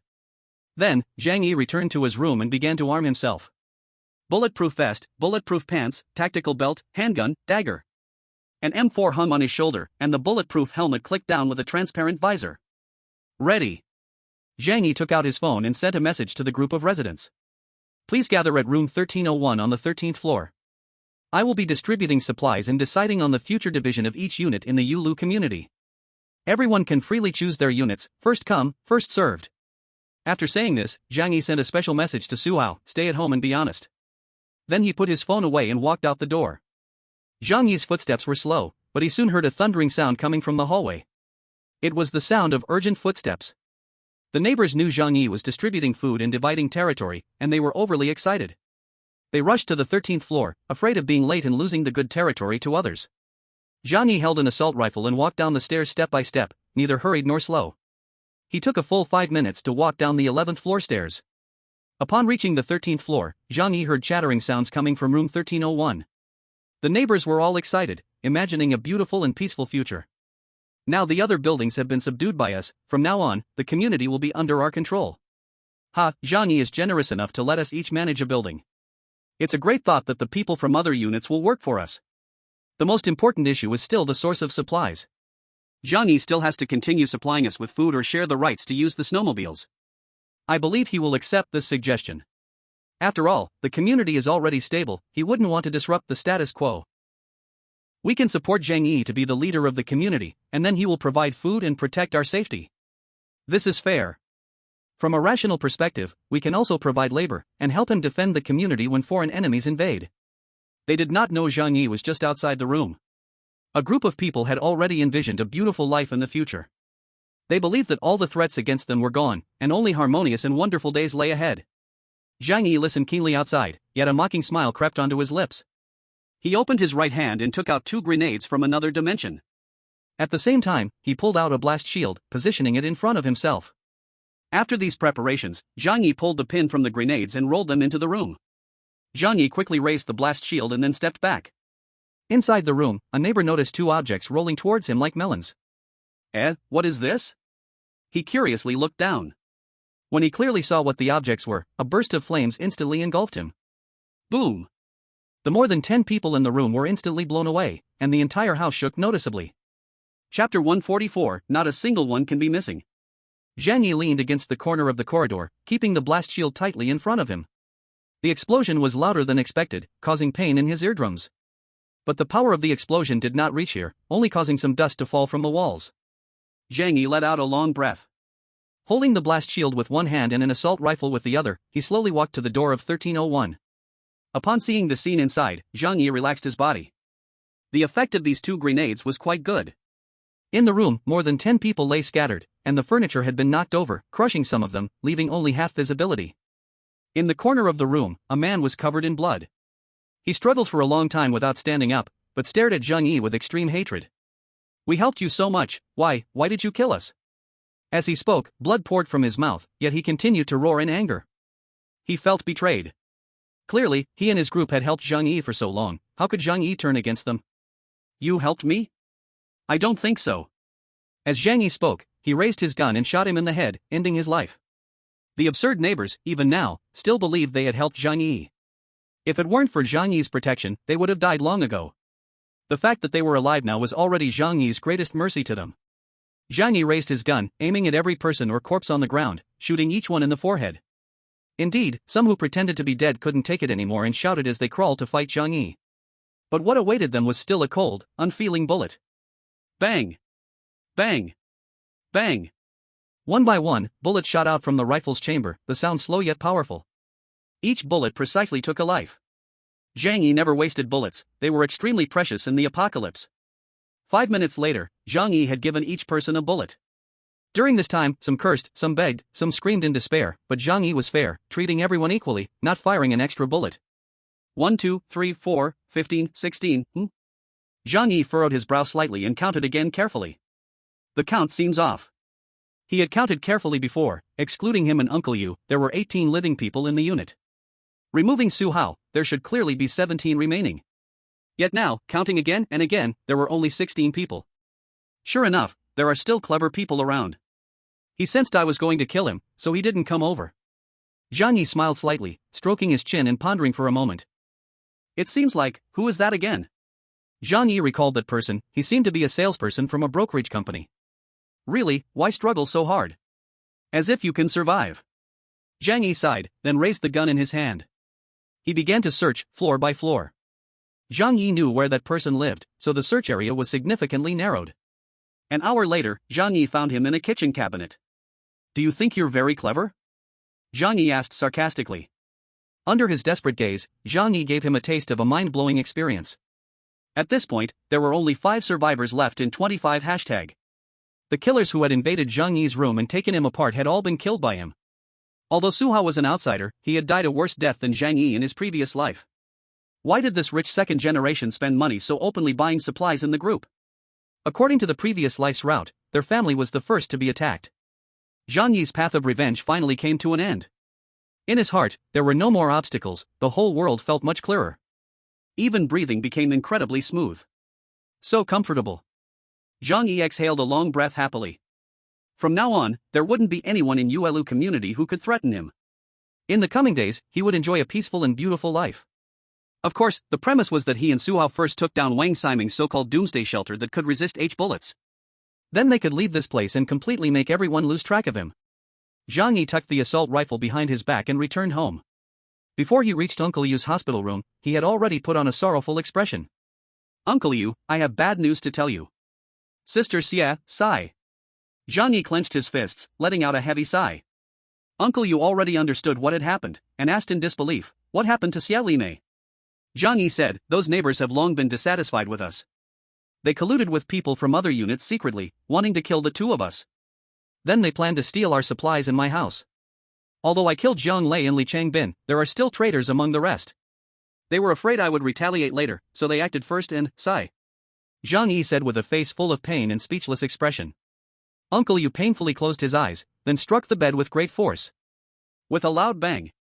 The steel bed was even dented at the corner. A glimmer of light flashed in Zhang Yi's eyes. It seemed his estimation was not wrong. Uncle Yu had a power-type ability.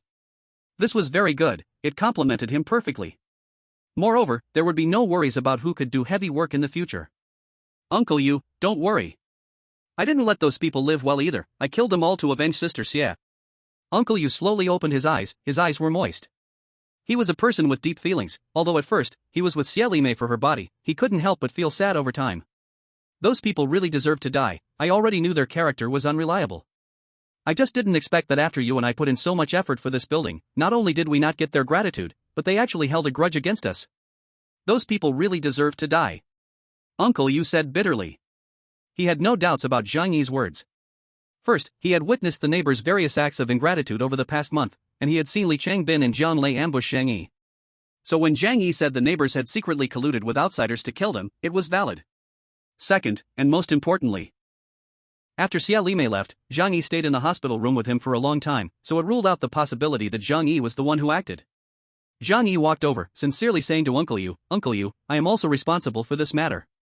I didn't expect them to be so heartless. Don't worry, I will definitely help you find a good wife who has youthful looks and great skills. Uncle Yu was silent for a moment. He slowly spoke, I prefer someone more mature and full. Chapter 145 Entrusting the Orphan. Uncle Yu really understood. People who have experienced the apocalypse tend to think deeply since they are used to life and death separations. Moreover, he and Xie Li Mei were originally a couple of circumstance, lacking a solid emotional foundation. He wouldn't be heartbroken over her death. Zhang Yi saw Uncle Yu's reaction and smiled with relief. This is easy. I will definitely choose one who satisfies you. While they were talking, Zhou Qiu'er came over, holding a crying baby. She looked lost and helpless. Zhang Yi, Uncle Yu, she's crying again. What should I do? Zhang Yi and Uncle Yu exchanged a look, both were confused. Take care of the baby? One was an old bachelor, the other a man of experience, neither had any experience. She must be hungry. Zhang Yi's gaze turned to Zhou Qiu'er, slowly landing on the baby's feeding structure. Rounded and full, surely if they had children in the future, they wouldn't go hungry. Zhou Qiu'er blushed and said excitedly, what are you thinking? I haven't had a baby, how could I have milk for her? Zhang Yi said, this child is indeed hard to care for. We need to find someone experienced to look after her. He glanced at Uncle Yu, should we give this child away? When Xie Li Mei was still around, Uncle Yu could take care of this child for her sake. But without Xie Li Mei, would Uncle Yu take care of the child? Isn't that purely being a resentful fool? Uncle Yu wasn't foolish enough to do such a dumb thing. But looking at the baby in the swaddle, he couldn't bear it. His expression was conflicted, but if we give this child away, will she survive? Zhang Yi nodded, affirmatively saying, don't worry, after this battle, large-scale conflicts will be hard to happen in the community. I'll find a reliable family to send her to, and provide some baby necessities. It will definitely be fine. Zhang Yi's words eased Uncle Yu's heart a lot. He nodded, well, it can only be done this way. Seeing Uncle Yu nod in agreement, Zhang Yi walked over, taking the child from Zhou Qiu'er's arms. She seemed to understand the fate she was about to face, and her crying grew louder. I'll find you a good family right away. Zhang Yi looked at her tender little face, speaking coldly, sorry, even though you are innocent, I truly can't carry a burden. There are too many innocently dead people in this world, if you must blame, just blame this world. Zhang Yi knew that after sending the child away, her chances of surviving were not higher than 1%. Not only him, but Uncle Yu understood as well. But in life, sometimes you must learn to pretend to be confused. As long as you know how to pretend, you will face much less trouble. Avoiding problems may be shameful, but it is useful. Just like Zhang Yi. He couldn't bear to act against the child, but he also didn't want to take care of her, so he could only throw her to someone else. As for whether the child could survive, that would depend on God's decision. Zhang Yi found a backpack from the room, stuffing in 2 packs of diapers, 2 bags of milk powder, and a 10-kilogram bag of rice. Then, with the backpack on his back, holding the crying child in one arm and a gun in the other, he left the house. Today is exceptionally quiet. The neighbors are all dead, and this world seems to have become calm. Zhang Yi step by step walked down the stairs, then headed towards building 18 step by step. The entire community is incredibly silent, he fought and killed most people, especially taking down all the martial artists. The remaining residents pose little threat, at least that's how it is for Zhang Yi. Some people peeked through windows, quietly watching Zhang Yi, their eyes filled with terror. Zhang Yi, is he coming to kill us? People are extremely afraid. Zhang Yi's target is precisely Building 18, which uses the slogan of harmonious living as its survival motto. This scared the residents of Building 18 to death. In their building, more than 60 people are still alive, while the dead mostly froze or died from complications. As an idealist, Li Jian has remarkably maintained his ideals until now. This is also why Zhang Yi hasn't attacked Building 18. Zhang Yi arrived at the entrance of Building 18, raised his gun, and fired 2 shots into the sky. Li Jian, come out. Before long, Li Jian's short and frail body appeared before Zhang Yi. His dark circles are very heavy, and his face is ashen, as if he could die at any moment. This shows how heavy the torment of this day and night has been for him. They all fear that Zhang Yi will come and smoke them out of the building like in the other buildings. Zhang Yi, I'm coming. Li Jian gathered his courage and stood in front of Zhang Yi. Zhang Yi glanced at him. This middle-aged man's body surprisingly didn't tremble. No wonder, after going through so much, Li Jian has probably become numb to death. Aren't you afraid of me? Zhang Yi asked with a smile. Li Jian swallowed. I am afraid. But being afraid is useless. And I feel that you didn't come today to kill us. He pointed at the swaddled baby in Zhang Yi's arms, the tightly wrapped bundle still showing the sounds of a crying infant. You came alone, and you are holding a child. With your personality, you wouldn't kill in this way. Zhang Yi nodded. That's right, I already said you are a smart person. I came to give you a child. You have the most survivors in this building. Is there a breastfeeding mother? A flicker of excitement flashed in Li Jian's eyes. Because he saw a chance to live from Zhang Yi's words. Yes, yes, yes. Are you looking for a wet nurse for the baby? Li Jian nodded vigorously, quickly providing a positive response. Zhang Yi nodded. Oh, that's perfect. This child will be handed over to you all to raise. As a condition, I won't kill you. As Zhang Yi spoke, he handed the baby over. Li Jian hurriedly embraced the child, looking down at her, his gratitude overflowing. Because she had saved the lives of everyone in the building. Zhang Yi also threw the backpack from his back onto the ground. Inside are diapers and milk powder prepared for her, along with a bag of rice. Of course, I know you might not give her that milk powder. How you take care of her is up to you. I just want her to survive. If you really can't keep her alive, I won't blame you, but don't intentionally let her die. Baby flesh is plump and tender. Take good care of what the people in your building eat. After all, she is a child I brought over. You have to give me this face, right? Li Jian saw the heavy backpack on the ground, listening to Zhang Yi's bare threats, quickly nodded. Don't worry, we will definitely take good care of this child. We absolutely won't let her come to harm. Chapter 146 Hope. Li Jian turned around and shouted a woman's name several times. Lu Mei, Lu Mei. Come down quickly. Soon, a long-haired woman ran over. Li Jian solemnly handed the child to her. From now on, this child will be entrusted to you for raising. Treat her like your deceased daughter, and make sure nothing happens to her. She is our fate, understand? The woman named Lu Mei had just lost her own daughter a while ago. At this moment, looking at the infant before her, she was overwhelmed with emotion and tightly hugged her, refusing to let go. Zhang Yi smiled casually. Looks like I can rest easy, right? Li Jian nodded repeatedly. Yes, you can definitely rest assured. Zhang Yi didn't say anything more. What he could do for the infant was already enough to honor her, and from now on, whether she lived or died, Zhang Yi had no energy to care anymore. He glanced at the emaciated Li Jian and then looked up at Building 18 ahead of him. Suddenly, he asked, how many people are still alive in this building?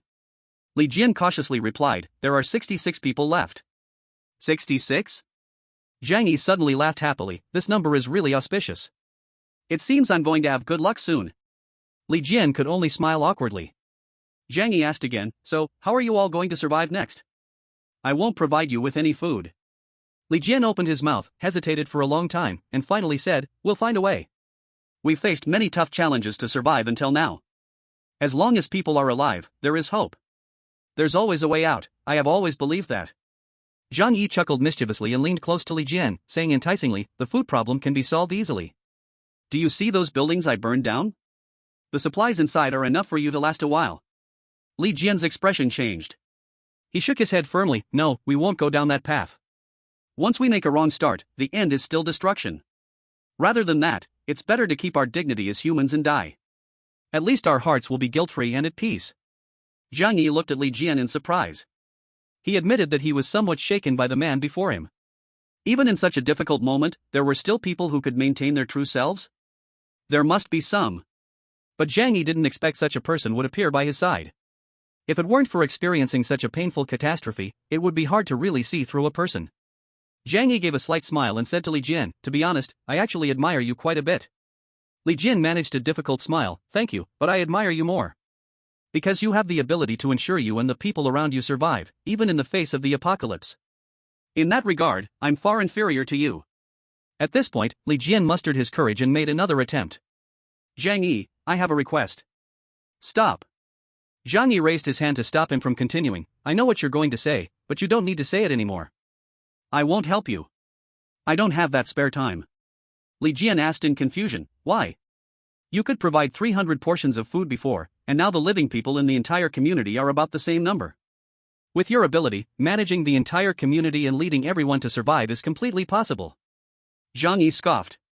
All beings suffer, I am not Buddha and cannot save so many people. Even if I did save them, they might not even be grateful. I understand the principle of giving and resenting very well. Living in chaotic times, being able to take care of myself is already quite not easy. I don't have such grand ambitions or lofty aspirations, I just want to live well. The last bit of hope shattered, and Li Jian's expression grew dim. Although he spoke well, preaching about hope, the current situation made it clear they would find it difficult to last much longer. Zhang Yi looked at him and suddenly said, in life, one must rely on oneself for everything. You, to some extent, have moved me. You've made me believe that there is still human goodness even in the apocalypse. So don't say I didn't give you a chance. Zhang Yi pretended to reach into his large pocket, and after some fumbling, he surprisingly pulled out a bag of corn seeds. He tossed the corn seeds onto the ground and continued digging in his pocket. Before long, seeds and roots of wheat, rice, soybeans, potatoes, sweet potatoes. Dozens of types of crop seeds appeared before Li Jian. This is the chance I give you. You can try planting food to sustain yourselves. Of course, you can also eat them. Do as you wish, I can only help you up to here. Zhang Yi didn't know how to farm either, so he gave Li Jian a lot of seeds and roots. In his view, it was like throwing 2 fish fry into a pond and waiting to harvest a school of fish years later. What he waited for was a miracle. If Li Jian and the others could really survive, it would mean that heaven would indeed bless those who stayed true to their hearts. If they died, then they would just die. After doing all this, Zhang Yi turned around with flair, waved his hand, and left number 18 without hesitation. Li Jian stood there, dumbfounded. Looking at the seeds and roots scattered on the ground, he felt a bit at a loss. Could these things be planted in -60 or 70 degrees? At that moment, an elderly man with white hair suddenly ran out of the corridor. He hurriedly picked up the seeds and roots from the ground, ignoring the cold, stuffing them into his arms. Quickly collect these seeds, if we plant them, we won't have to worry about food. Li Jian's eyes lit up when he saw the old man. This was a retired old professor who specialized in crop research at the agricultural college and was now 75 years old. It was only in number 18 that he could survive with his old arms and legs. Old Gu, can you plant these grains? Can you plant them in such cold weather? Old Gu trembled and said, there is a chance, there must be a chance. We have to try, even if the hope is small, but what if we succeed? We can survive. Li Jian suddenly understood, and hurriedly helped him stuff these precious seeds and roots into their clothes for warmth. After doing all this, Zhang Yi went home. At this moment, he felt incredibly relaxed inside. The grievances in the community were finally over. As long as he completed that next matter, he could hold the beautiful Zhou Kor and have 10 or 8 children in the future. Zhou Kor had just finished changing Uncle Yu's bandage and was unwinding her mask as she walked out of the room. Seeing Zhang Yi lazily lying on the sofa, she asked, are you done with your business? Zhang Yi nodded, I'm a bit hungry. Let's cook. Okay, what do you want to eat for lunch today? Zhou Kor walked to the kitchen, putting on an apron as she prepared to cook. Zhang Yi smiled and walked into the kitchen, reaching from behind to hug her. I want to eat you. Ah. What are you doing? Uncle Yu is still next door. It's fine, the sound insulation at home is good. He can't hear. I still have to cook. Can't you wait a bit? You do your thing, I'll do mine, it won't delay anything. Chapter 147, Su Hao's True Nature. That night, Zhang Yi worked late into the night. The problems in the community were finally completely resolved, and he felt incredibly relaxed. Having not let go before, this time he was not at all polite. Zhou Kor had also accumulated desires for a long time and released them all that night. However, there was still a gap between them. Zhang Yi's energy and stamina were quite strong. The next morning, he still woke up feeling vigorous. But Zhou Kor was exhausted, finding it hard to even get out of bed to cook. Zhang Yi was in a good mood, taking out some food from the other space to eat. Next, he waited to see how Su Hao's side was contacting him. When his message came through, if Zhang Yi felt there was a chance to act, he would go with him to take a look. Zhang Yi was not in a hurry. Su Hao was very anxious. After being injected by Zhang Yi yesterday, he hadn't slept well the whole night and felt like he was about to die. In the morning, he sent a message to Zhang Yi. Brother Zhang, I've talked with them. When are we going over? Zhang Yi smiled slightly and quickly typed back, come to my house for a detailed chat. Soon, Su Hao arrived at Zhang Yi's doorstep. Zhang Yi opened the door and let him enter the room. After entering the room, Su Hao's expression was as shocked and surprised as those of Zhu Kuo and Xieli Mei. He looked like a beggar had entered a paradise filled with gold, silver, and jewels, wearing a silly smile and seeming dazed. It's so warm here, is this paradise? Su Hao said dreamily. Zhang Yi rolled his eyes at him, this is my home. Su Hao snapped back to reality and immediately felt unbearably hot, having wrapped himself in 6 or 7 layers of clothing, while Zhang Yi's house was 26 degrees, making him feel like he was in a furnace. He hurriedly took off several layers of down jackets and cotton clothes, awkwardly coming to Zhang Yi's side. Brother Zhang, I've agreed with Wang Ximing. I will pretend to cooperate with him and then bring you over. When the time comes, as soon as he opens the door, we'll seize the chance to take him out. Su Hao's face was filled with impatience. Zhang Yi sat on the sofa with crossed legs and pointed to the opposite sofa, sit. No rush, let's talk slowly. Su Hao glanced at Zhang Yi's sofa, which was high-end and as white as a cloud. He didn't dare to sit on it, having not bathed for a month, fearing he would dirty Zhang Yi's place. So, he sat on the carpet. Even so, he felt extremely satisfied. A month, a whole month. He finally felt what temperature was. Zhang Yi was sitting, so his angle happened to look down at Su Hao. This once proud rich second generation now looked as humble as a stray dog. Oh, how could I say like? He was clearly a stray dog. Su Hao flattering looked up at Zhang Yi, brother Zhang, let me tell you how I chatted with him. Zhang Yi smiled slightly and reached out his hand to Su Hao. No need to bother, I can see it myself. Su Hao's face stiffened, what? You can see it yourself? Give me your phone. Let me see your chat history. Zhang Yi's smile was bright, but in Su Hao's eyes, it was especially terrifying. There were some things in his chat with Wang Ximing that could not be seen by Zhang Yi. Just as he couldn't let Wang Ximing know he belittled him in front of Zhang Yi, it was the same logic. Hurry, give me your phone. You don't have anything to hide from me, right? Zhang Yi's squinted eyes revealed a slit, a murderous intent flashing by. No, there isn't. But. Su Hao's forehead was sweating cold, his gaze drifting, his right hand instinctively covering his pocket. Zhang Yi was too lazy to waste more words with him, pulling out a black handgun from his pocket and pointing it at his forehead. Isn't it good to talk properly? Su Hao hurriedly begged for mercy, brother Zhang, don't shoot. I did say some bad things about you to Wang Ximing. But that was just to confuse him, none of it was what I truly meant. Zhang Yi was a bit impatient now, coldly ordering, hurry, give it to me. Su Hao didn't dare to talk back anymore, tremblingly took out his phone, unlocked it, and handed it to Zhang Yi. It's out of battery. Su Hao said softly, trying to make one last stand. Zhang Yi took it and looked, and indeed the battery was almost dead. After all, ordinary residents had power for only about an hour a day. And he and Wang Ximing had definitely talked for a long time, so it wasn't surprising to have so little power left. Zhang Yi casually picked up a power bank from under the coffee table and recharged his phone. Su Hao's face turned pale, his body almost shrinking to the floor, looking a bit like a deflated balloon. Zhang Yi opened the chat record between him and Wang Ximing, browsing through it. Oh, you two have been in contact for half a month. Zhang Yi laughed. Su Hao didn't dare to make a sound. Zhang Yi quickly flipped down. The corners of his mouth slowly curled into a sneer of disdain. No wonder Su Hao didn't dare to let him see the chat record. The chat history from the past half-month was very rich in content. At the beginning, Su Hao planned to have Wang Ximing help deal with Zhang Yi, then seize Zhang Yi's safe house and supplies. At that time, his evaluation of Zhang Yi was, that damn dog just acts all high and mighty because he has a gun. Why does he deserve such a nice house? He. Zhang Yi laughed coldly, which frightened Su Hao greatly. Later, roughly during the time Zhang Yi subdued everyone in the building and brutally attacked the Tianhan gang and the Quanglong gang. Su Hao's evaluation of Zhang Yi changed to, this kid is ruthless, killing dozens of people in one go. He's not easy to deal with. As Zhang Yi killed nearly all the building leaders overnight and set fire to destroy 12 buildings, Su Hao's evaluation changed again. Zhang Yi is a powerful figure, very capable indeed. Brother Ming, I can't deal with him alone, but if we team up, it should be fine. In the chat record, he used a lot of insulting words towards Zhang Yi, especially in the earlier conversations filled with contempt. And just as Zhang Yi had thought, Su Hao originally planned to lure him over, allowing Wang Ximing to use a trap to take him down. Zhang Yi sneered and looked at Su Hao, shaking his phone. How do you explain this? Su Hao swallowed hard, hurriedly explaining, brother Zhang, listen to me. I said those things to confuse him, to make him think I'm on his side. Only by doing this can I trick him. He raised his right hand and swore to the light, "If I, Su Hao, have any bad intentions towards brother Zhang, let me die an unworthy death." Zhang Yi scoffed disdainfully, making that vow now is useless. "You'd better get real." Chapter 148, The Deception Plan.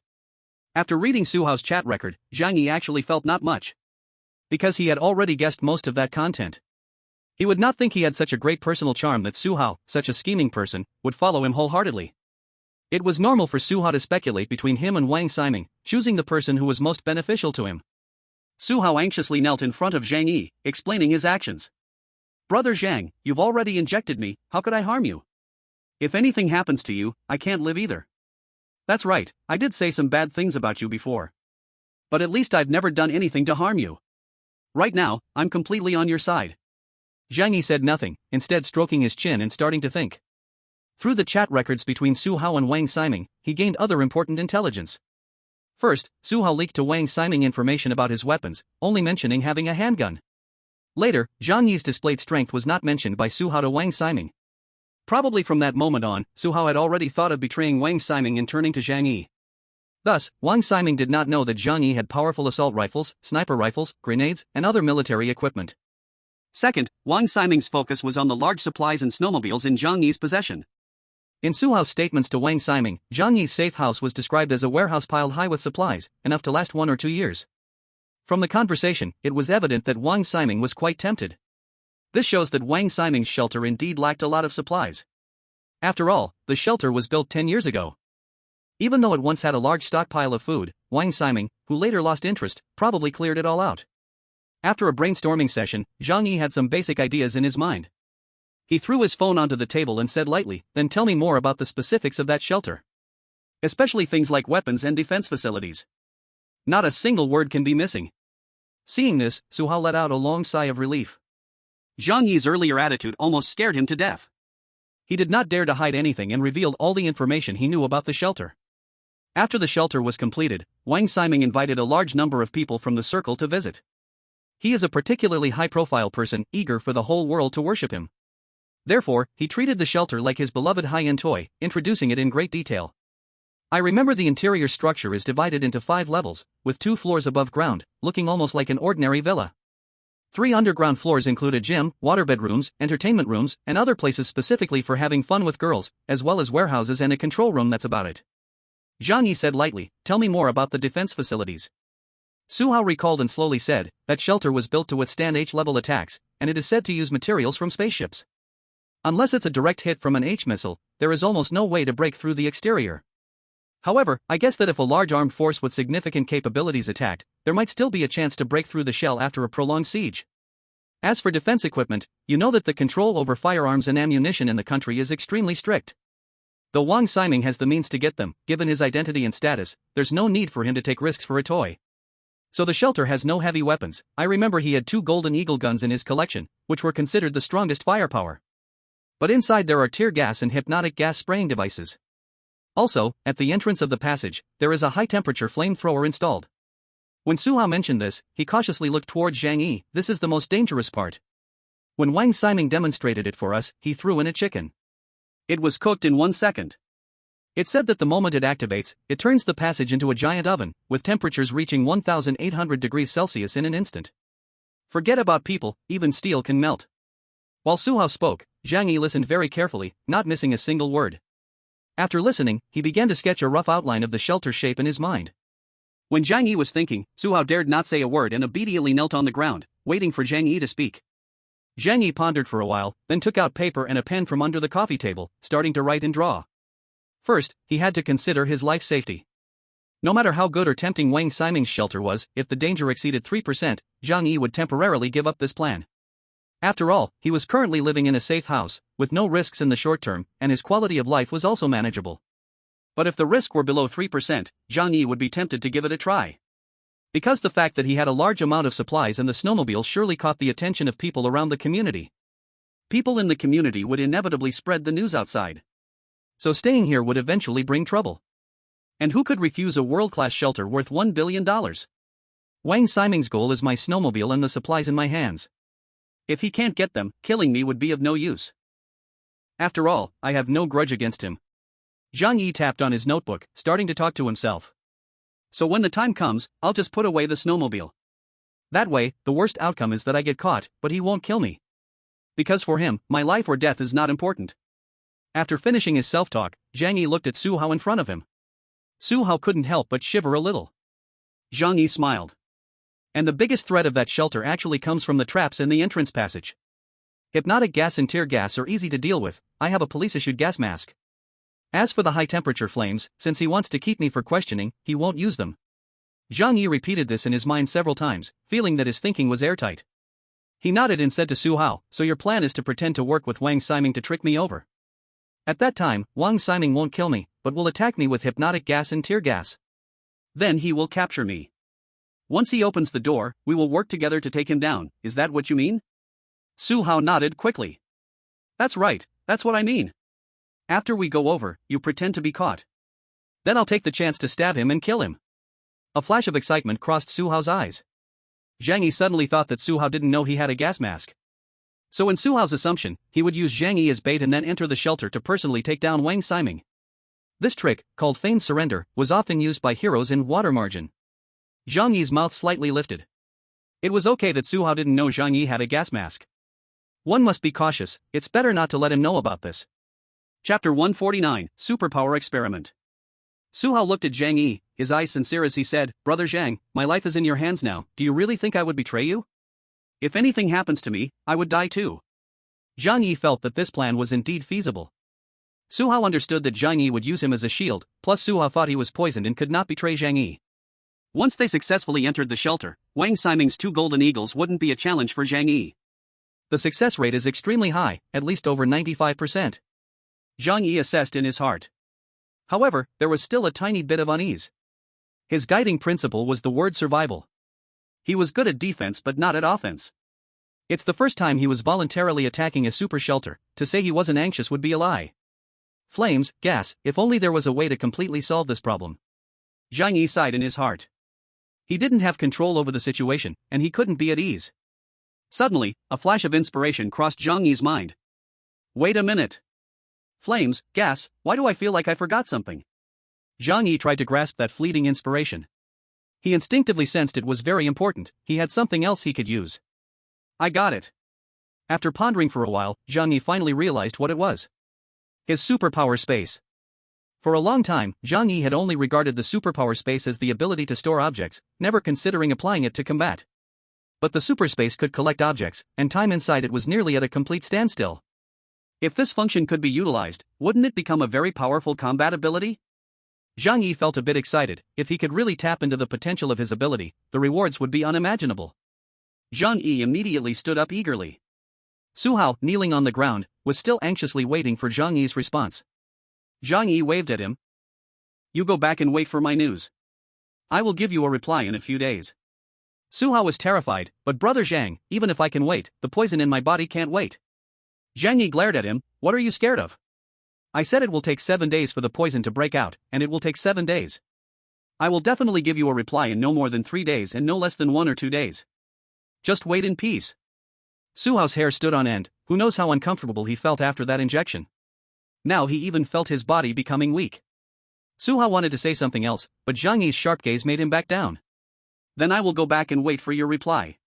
You must contact me. Su Hao left Zhang Yi with a long face. Zhang Yi quickly returned to his room while inspiration was still there, continuing to ponder how to develop his abilities. In fact, Zhang Yi had always only used the other space to store objects. His understanding of its abilities was not deep, he just knew a rough idea, and that was enough. For example, the other space can store independently existing objects.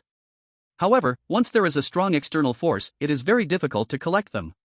Like a certain house in a building. Or digging out a patch of snow from the ground.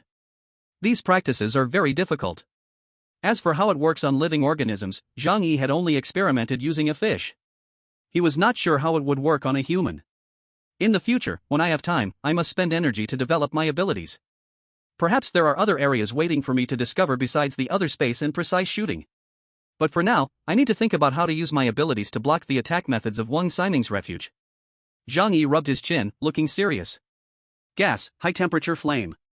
When they spray out from the trap, they actively attack me, so collecting them will involve no resistance. Theoretically, it is completely doable. Zhang Yi's eyes grew brighter, and his mind slowly opened a door to a new field. My other space is in a state of absolute stillness or close to absolute stillness. Therefore, as long as I change the direction and alter the vector while maintaining constant kinetic energy, I could even return the objects attacking me back along their original path. Zhang Yi excitedly paced back and forth in his room, his eyes sparkling with excitement. After thinking for a while, he left the room and went to an empty room downstairs. Then he started a fire to conduct a test. After the flames ignited, Zhang Yi extended his right hand towards the flames, fingers spread, using his abilities to collect them with the other space. As expected, this process went very smoothly. Because Zhang Yi was using the rules that already existed in the other space. In the past, he was accustomed to fighting with firearms and had not paid attention to the development of his powers. After collecting the flames, Zhang Yi immediately opened an exit in the other space from the direction of the flames, right in front of where he originally collected the flames in the external space. Whoosh! The flames shot out with a swish. From the outside, it looked as if Zhang Yi had cast some kind of magic, rebounding the collected flames back. Isn't this full counterattack? Zhang Yi's eyes widened, and he laughed with joy. Ha ha ha, I understand. The other space can be used this way. This is the divine skill of defense. At that moment, Zhang Yi was like a child who had discovered a new toy. Men remain boys until death. Who hasn't held a dream of serving the motherland in their heart? Amidst the excitement, Zhang Yi clenched his fists, his eyes shining brightly in the glow of the fire. Next, I need to master this skill proficiently. Then any long-range attacks.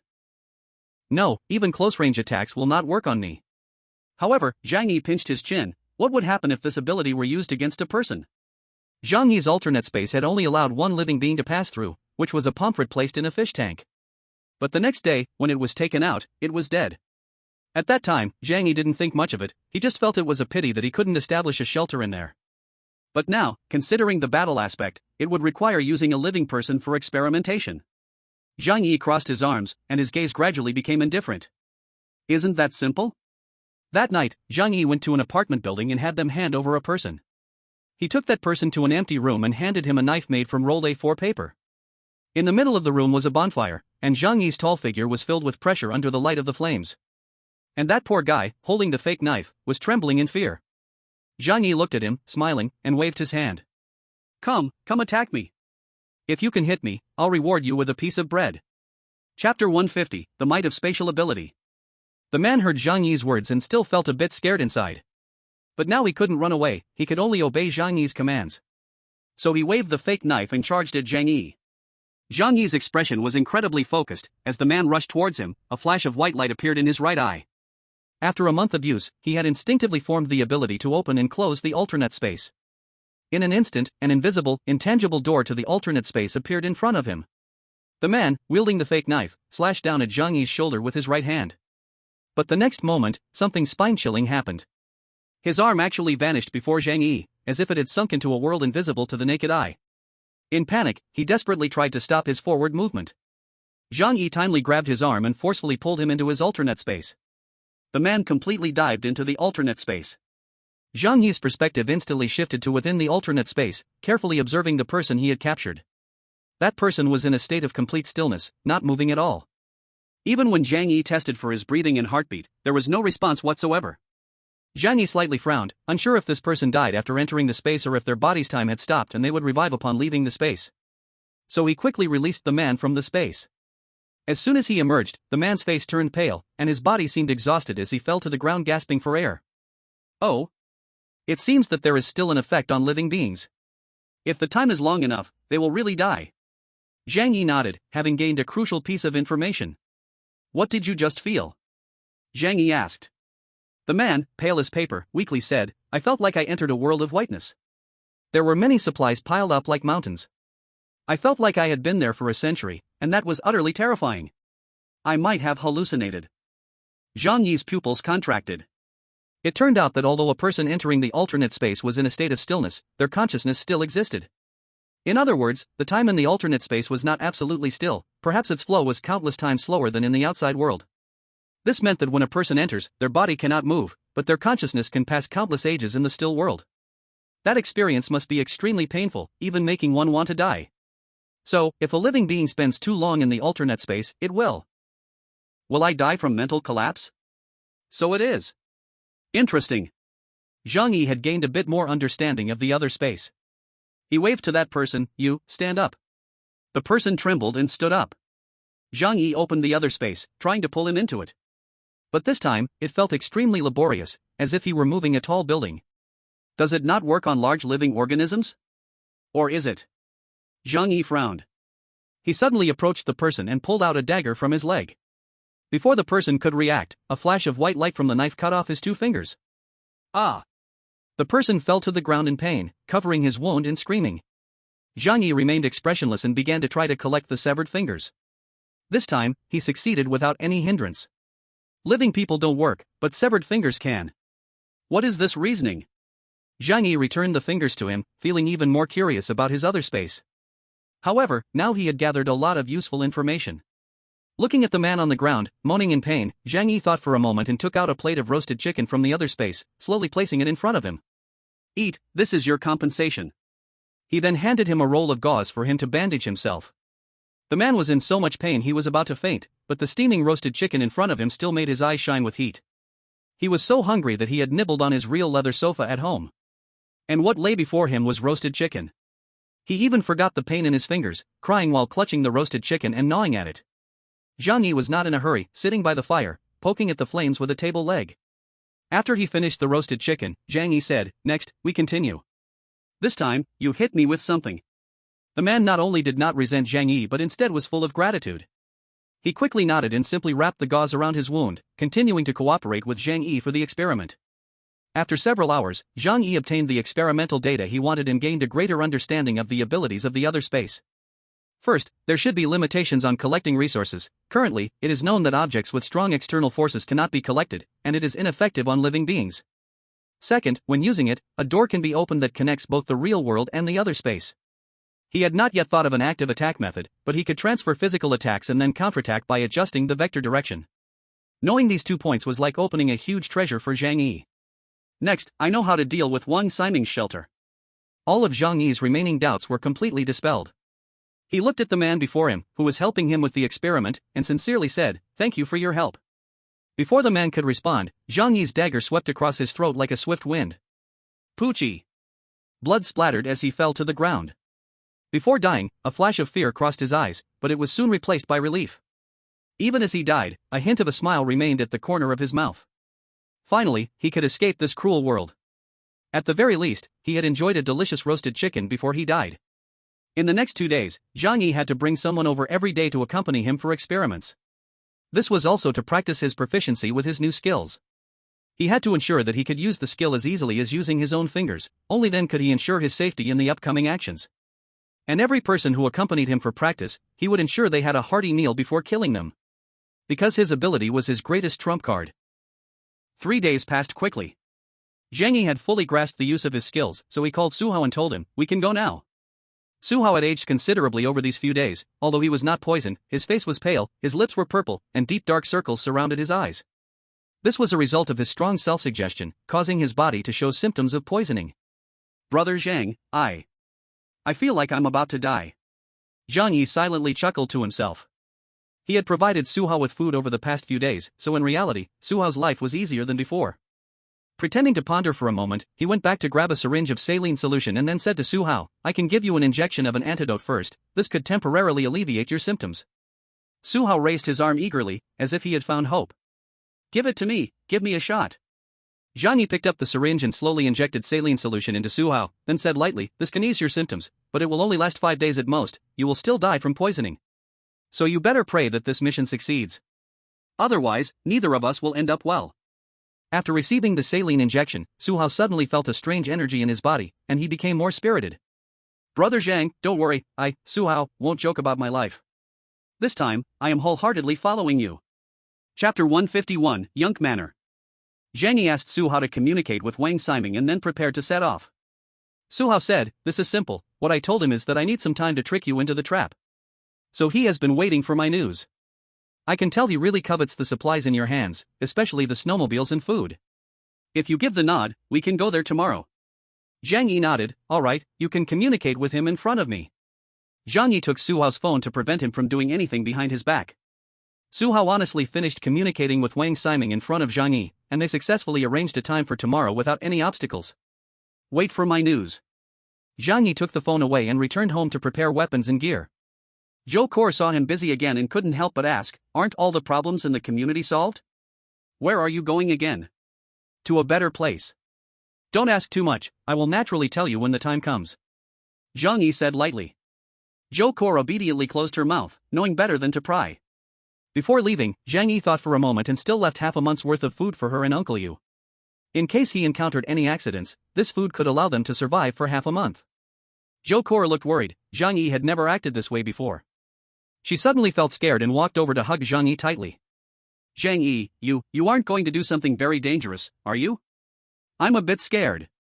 Her tall and slender figure combined with her soft and full curves made her hug a man very moving. This was a natural advantage, perhaps she didn't intend to seduce others, but it was innate and unavoidable.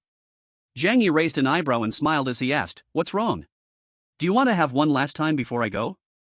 Zhou Kor blushed, do as you wish. At worst, I can wear just a white shirt or an apron. Zhang Yi chuckled and squeezed her delicate chin. Don't worry, I, Zhang Yi, never do things without confidence. I am more afraid of death than anyone else and won't put myself in danger. However, it's my personal habit to prepare everything in advance. He pulled Zhou Kor's head closer and kissed her fiercely. After a long time, Zhou Kor almost couldn't breathe before he let go. A crystal thread slowly fell and broke, leaving it at the corner of her lips. I have very important things to do this afternoon, I will take good care of you when I return. Zhou Kor weakly lay on the sofa, blushing and nodding, saying Zhang Yi smiled as he left the house and then knocked on Su Hao's door. Su Hao, open the door. Su Hao walked over and opened the door, a bit surprised to see Zhang Yi looking for him. Brother Zhang, do you have any more instructions? Zhang Yi, with his cut-resistant gloves, gestured with his thumb behind him, let's go, we're off. Su Hao's eyes widened. Didn't we agree to go tomorrow? Tomorrow? Zhang Yi scoffed. All's fair in war. If we tell him it's tomorrow, then we can go today and catch him off guard, right? Su Hao opened his mouth, thinking, you're being too cautious. But he still gave a thumbs up, clever, truly clever. Zhang Yi had another reason for doing this. People are always suspicious. Although Wang Ximing, this wealthy second generation, is unrestrained, he is not a fool. If everything goes too smoothly, he would become suspicious instead. It was precisely because of Zhang Yi's sudden decision that Wang Ximing would think Zhang Yi had truly fallen into a trap. Zhang Yi took Su Hao downstairs, pretending to fetch the snowmobile. Su Hao was about to get on the vehicle, but Zhang Yi stopped him. He took out a white zip tie and said to Su Hao, put your hands out. This plastic zip tie is used at construction sites to bind steel pipes, very strong, and the more it struggles after being tied on, the tighter it gets. It's not much different from handcuffs. Su Hao pleaded with a pained face, brother, why don't you trust me now? I'm truly on your side, I even have poison on me. Zhang Yi calmly said, there's no special reason, I just feel more at ease doing this. Moreover, when we get to Wang Ximing, he will believe you more if he sees you tied up. Su Hao was very unwilling in his heart, but he understood that his resistance was futile, so he could only obediently extend his hands for Zhang Yi to bind them together. After doing all this, Zhang Yi made him sit in front of the motorcycle while he drove from behind. V-room. The motorcycle roared to life and headed out of the community. The wind and snow whipped across Su Hao's face, like little knives cutting him, causing intense pain, making it hard to open his eyes. If he wasn't wearing a thick turtleneck sweater, his face would probably be frostbitten. Brother, this wind hurts my face, do you have an extra helmet?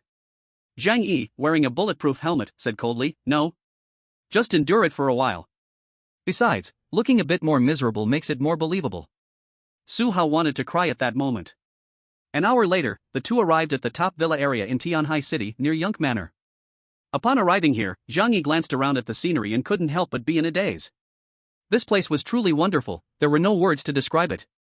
He had seen luxurious villas and tall buildings, but this villa area, just in terms of geography, overshadowed other high-end villas completely. Yunk Manor is backed by two mountains, with the Lujiang River of Tianhai City in front. From a distance, this terrain resembled an armchair, with Yunk Manor seated in the middle of it. Behind it is a natural barrier, with the wind passing between the two mountains, flowing down towards the Lujiang River in front. This feng shui was clearly guided by experts. There are many merchants in the south who are very obsessed with feng shui, so it is quite natural for such a luxurious villa area to have excellent feng shui. However, what impressed Zhang Yi the most was that due to Yunk Manor being backed by two mountains as a shield, the area became a natural windbreak. After the heavy snowfall, everything would be blown towards the Lujiang River by the wind between the two mountains.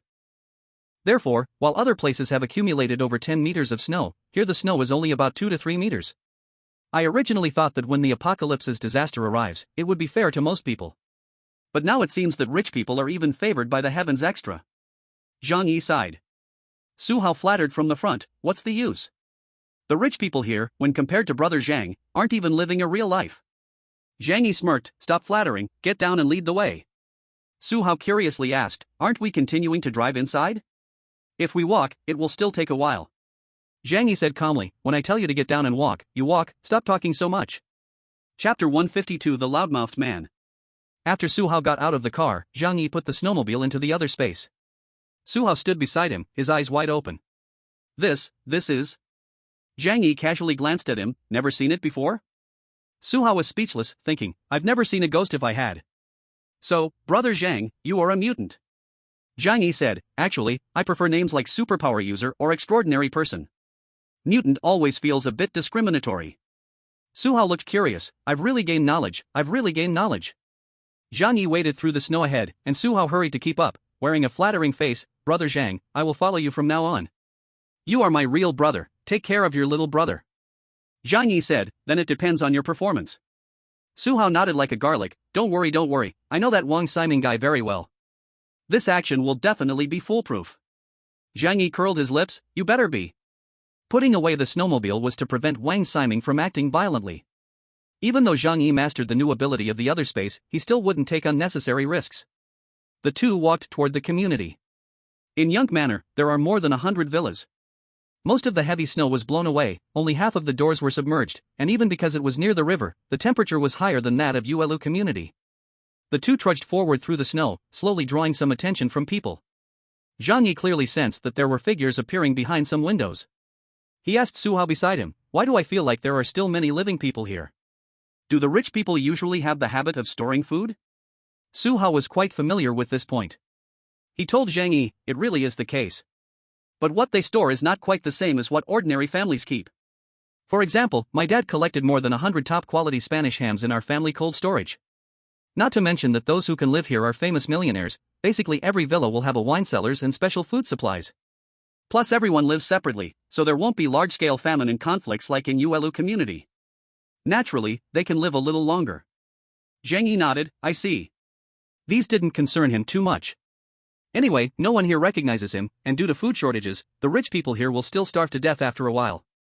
The two walked along the road to the villa number 101 in the center of the community, which belonged to Wang Siming. They walked leisurely, with Zhang Yi observing the surrounding scenery as he walked.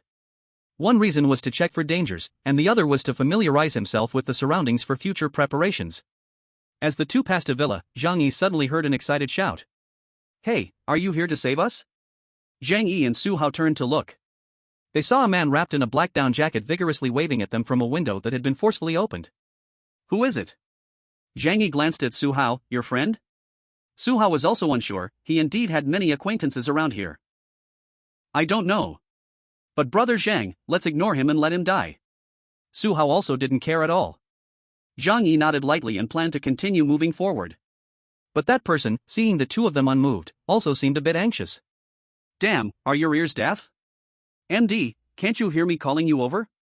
That person trudged through the snow and quickly blocked Zhang Yi and Su Hao's way. Zhang Yi frowned slightly. Such filthy words? Why does it sound a bit familiar? His hand was beside his thigh, wanting to take this guy down. But considering the upcoming actions, he didn't want to alert the enemy, so he didn't make a move for now. He just coldly looked at the person, trying to figure out his identity. Su Hao was unhappy, understanding that at this moment, he couldn't let Zhang Yi take the lead. So he stepped forward and asked, who the hell are you? That person pulled down the scarf wrapped around his face, revealing his pale and plump face. Don't you even recognize me? I, the famous program host, Zhang Yuanzhang. Zhang Yi laughed, no wonder he found that voice familiar, especially that filthy mouth, which had become his trademark in the entertainment industry. Zhang Yuanzhang didn't pay any attention to the expressions of the two and immediately began to curse. Are you two candles? Why can't you light up? Damn, we've been calling you for so long, and you just came to take us. I really don't know what you people, taking our taxpayer money, are doing. Zhang Yi originally wanted to slap him a couple of times. But when he heard Zhang Yuanzhang say this, both he and Su Hao were curious. Calling for help? Could it be that Zhang Yuanzhang could contact the hidden organization in Tianhai City? What do you mean by that, we? Zhang Yi was about to ask in detail, but his words were interrupted by Zhang Yi. I'm telling you, right now, we need to leave here. Although the villa is expensive, there isn't much food left at home, and the charcoal and alcohol are all used up. You need to take us to the shelter and arrange a place for me and my accomplice. It must be independent housing. We can't possibly live with others. Zhang Yi raised an eyebrow upon hearing the word shelter. This was the first time he had heard someone mention a shelter in Tianhai City. However, thinking carefully, this isn't anything strange. After all, every city would have means to deal with emergencies. When encountering floods or air raids during war times, there needs to be a shelter to hide. And those hidden organizations were probably in those places. Zhang Yi asked, "Do you know where the shelter is?" Zhang Yuanzhang widened his eyes upon hearing this. "You're asking me? You actually came to ask me, what are you doing? Aren't you the one sent by the shelter to pick us up?" Zhang Yi was getting a bit annoyed by his duck-like voice. This Zhang Yuanzhang had been foul-mouthed from the beginning, always with a condescending attitude. Really didn't know where his confidence was coming from. Zhang Yi coldly said, "We are not from there." "Don't dream, they can't even take care of themselves right now, how could they come to manage you?" What? Zhang Yuanzhang raised his hands with pinky fingers up and covered his head with a terrified expression. How could this be possible? We've paid quite a bit in taxes, we are big stars. They don't care about us? Aren't they afraid of causing social backlash? Zhang Yi and Su Hao looked at him as if watching a fool. Su Hao leaned closer to Zhang Yi's ear and whispered, "There are fewer people in the villa area, and information isn't exchanged much. He might still be unclear about the situation outside." Zhang Yi replied, "Can't he go online?" After the end of the world, communication has been greatly restricted. For example, when Zhang Yi was at the Yuelu community, the people he could contact were all around him. But distant friends or relatives, unable to contact him. But several large official media can still use super servers to spread news across the country. Could Zhang Yuanzhang really have no outside information at all? Suddenly, Zhang Yi recalled the news reported by those official media all day long. According to data from Johns Hopkins University, this snow disaster will last for 3 months. After 3 months, the global temperature will see a significant rise, reaching above 0 degrees Celsius. Currently, Huadhua has launched a comprehensive disaster relief action against the snow disaster, achieving remarkable and effective results. In response to the demands of the broad masses, we will start from the facts and relentlessly fight against the snow disaster. Establish new working mechanisms, clarify new directions for development, explore new ways to increase income, gather new advantages for construction, and explore new pilot paths. It is the prerequisite, the foundation, the key, the core, the guarantee. In this snow disaster, we will fully open up and let everyone adapt to the cold. Although there will be some pain in the short term, in the long run it is beneficial. He suddenly realized why Zhang Yuanzhang was in this state. Chapter 153. A friend like you is too beautiful. Zhang Yi looked at the foul-mouthed Zhang Yuanzhang in front of him and felt somewhat sorry for him. He actually fantasized about someone coming to rescue him. He probably still thought the snow disaster would pass quickly, and he could continue being a star, still looking down on ordinary people. No wonder, the higher one's status, the more they fear the end of the world. Because everything they have, wealth, status, and social connections, will vanish. Let's go. Zhang Yi didn't want to waste time with Zhang Yuanzhang and called Su Hao to prepare to leave. Who knew that Zhang Yuanzhang was unwilling? Where did you come from? Is there food there? Oh, we are quite far from the supermarkets and malls of those common people. Food used to be air expressed by plane from abroad. Now it's too cold, and planes don't fly. Damn, those dogs took my money and aren't doing their job. Once the snow disaster is over, I must sue them. You guys have food, right? Sell some to me, I can pay 10 times the market price. Zhang Yuanzhang had an air of superiority. Perhaps he had been high up for so long that he couldn't change now. Zhang Yi sighed. I originally had things to do and didn't want to deal with you. But you're such an annoying fool. After Zhang Yi finished speaking, he swung his palm and slapped Zhang Yuanzhang's face. His face was deformed from the slap, blood from his nose and a few teeth splattering out. Thud. With a sound, he was knocked down into the snow. Zhang Yuanzhang covered his face, looking at Zhang Yi in shock, then pointed at Zhang Yi with an orchid finger and scolded, You dare to hit me? Do you know who I am? I am Zhang Yuanzhang. Are you looking to die, you bitch? Zhang Yi was really angry and rushed up, kicking Zhang Yuanzhang's face fiercely. The heavy snow boots mercilessly stamped on his face. You rotten fool, do you really think you are something? Acting tough with me? Watch me not beat you to death. Su Hao also came forward and kicked him a few times. Zhang Yuanzhang was beaten to tears, initially still hard-mouthed, but soon crying and begging Zhang Yi for mercy. Stop, you guys stop. As Zhang Yi was getting into it, someone emerged from the villa, telling them to stop. Zhang Yi and Su Hao glanced at each other. They couldn't see the person clearly but thought the figure looked delicate and weak, like a woman. Could it be Cohen? Su Hao smiled and said to Zhang Yi. That person had to come out when seeing Zhang Yuanjing being beaten. When they came in front of Zhang Yi and Su Hao, they slowly took off their hat and scarf, revealing a fair and exquisite face.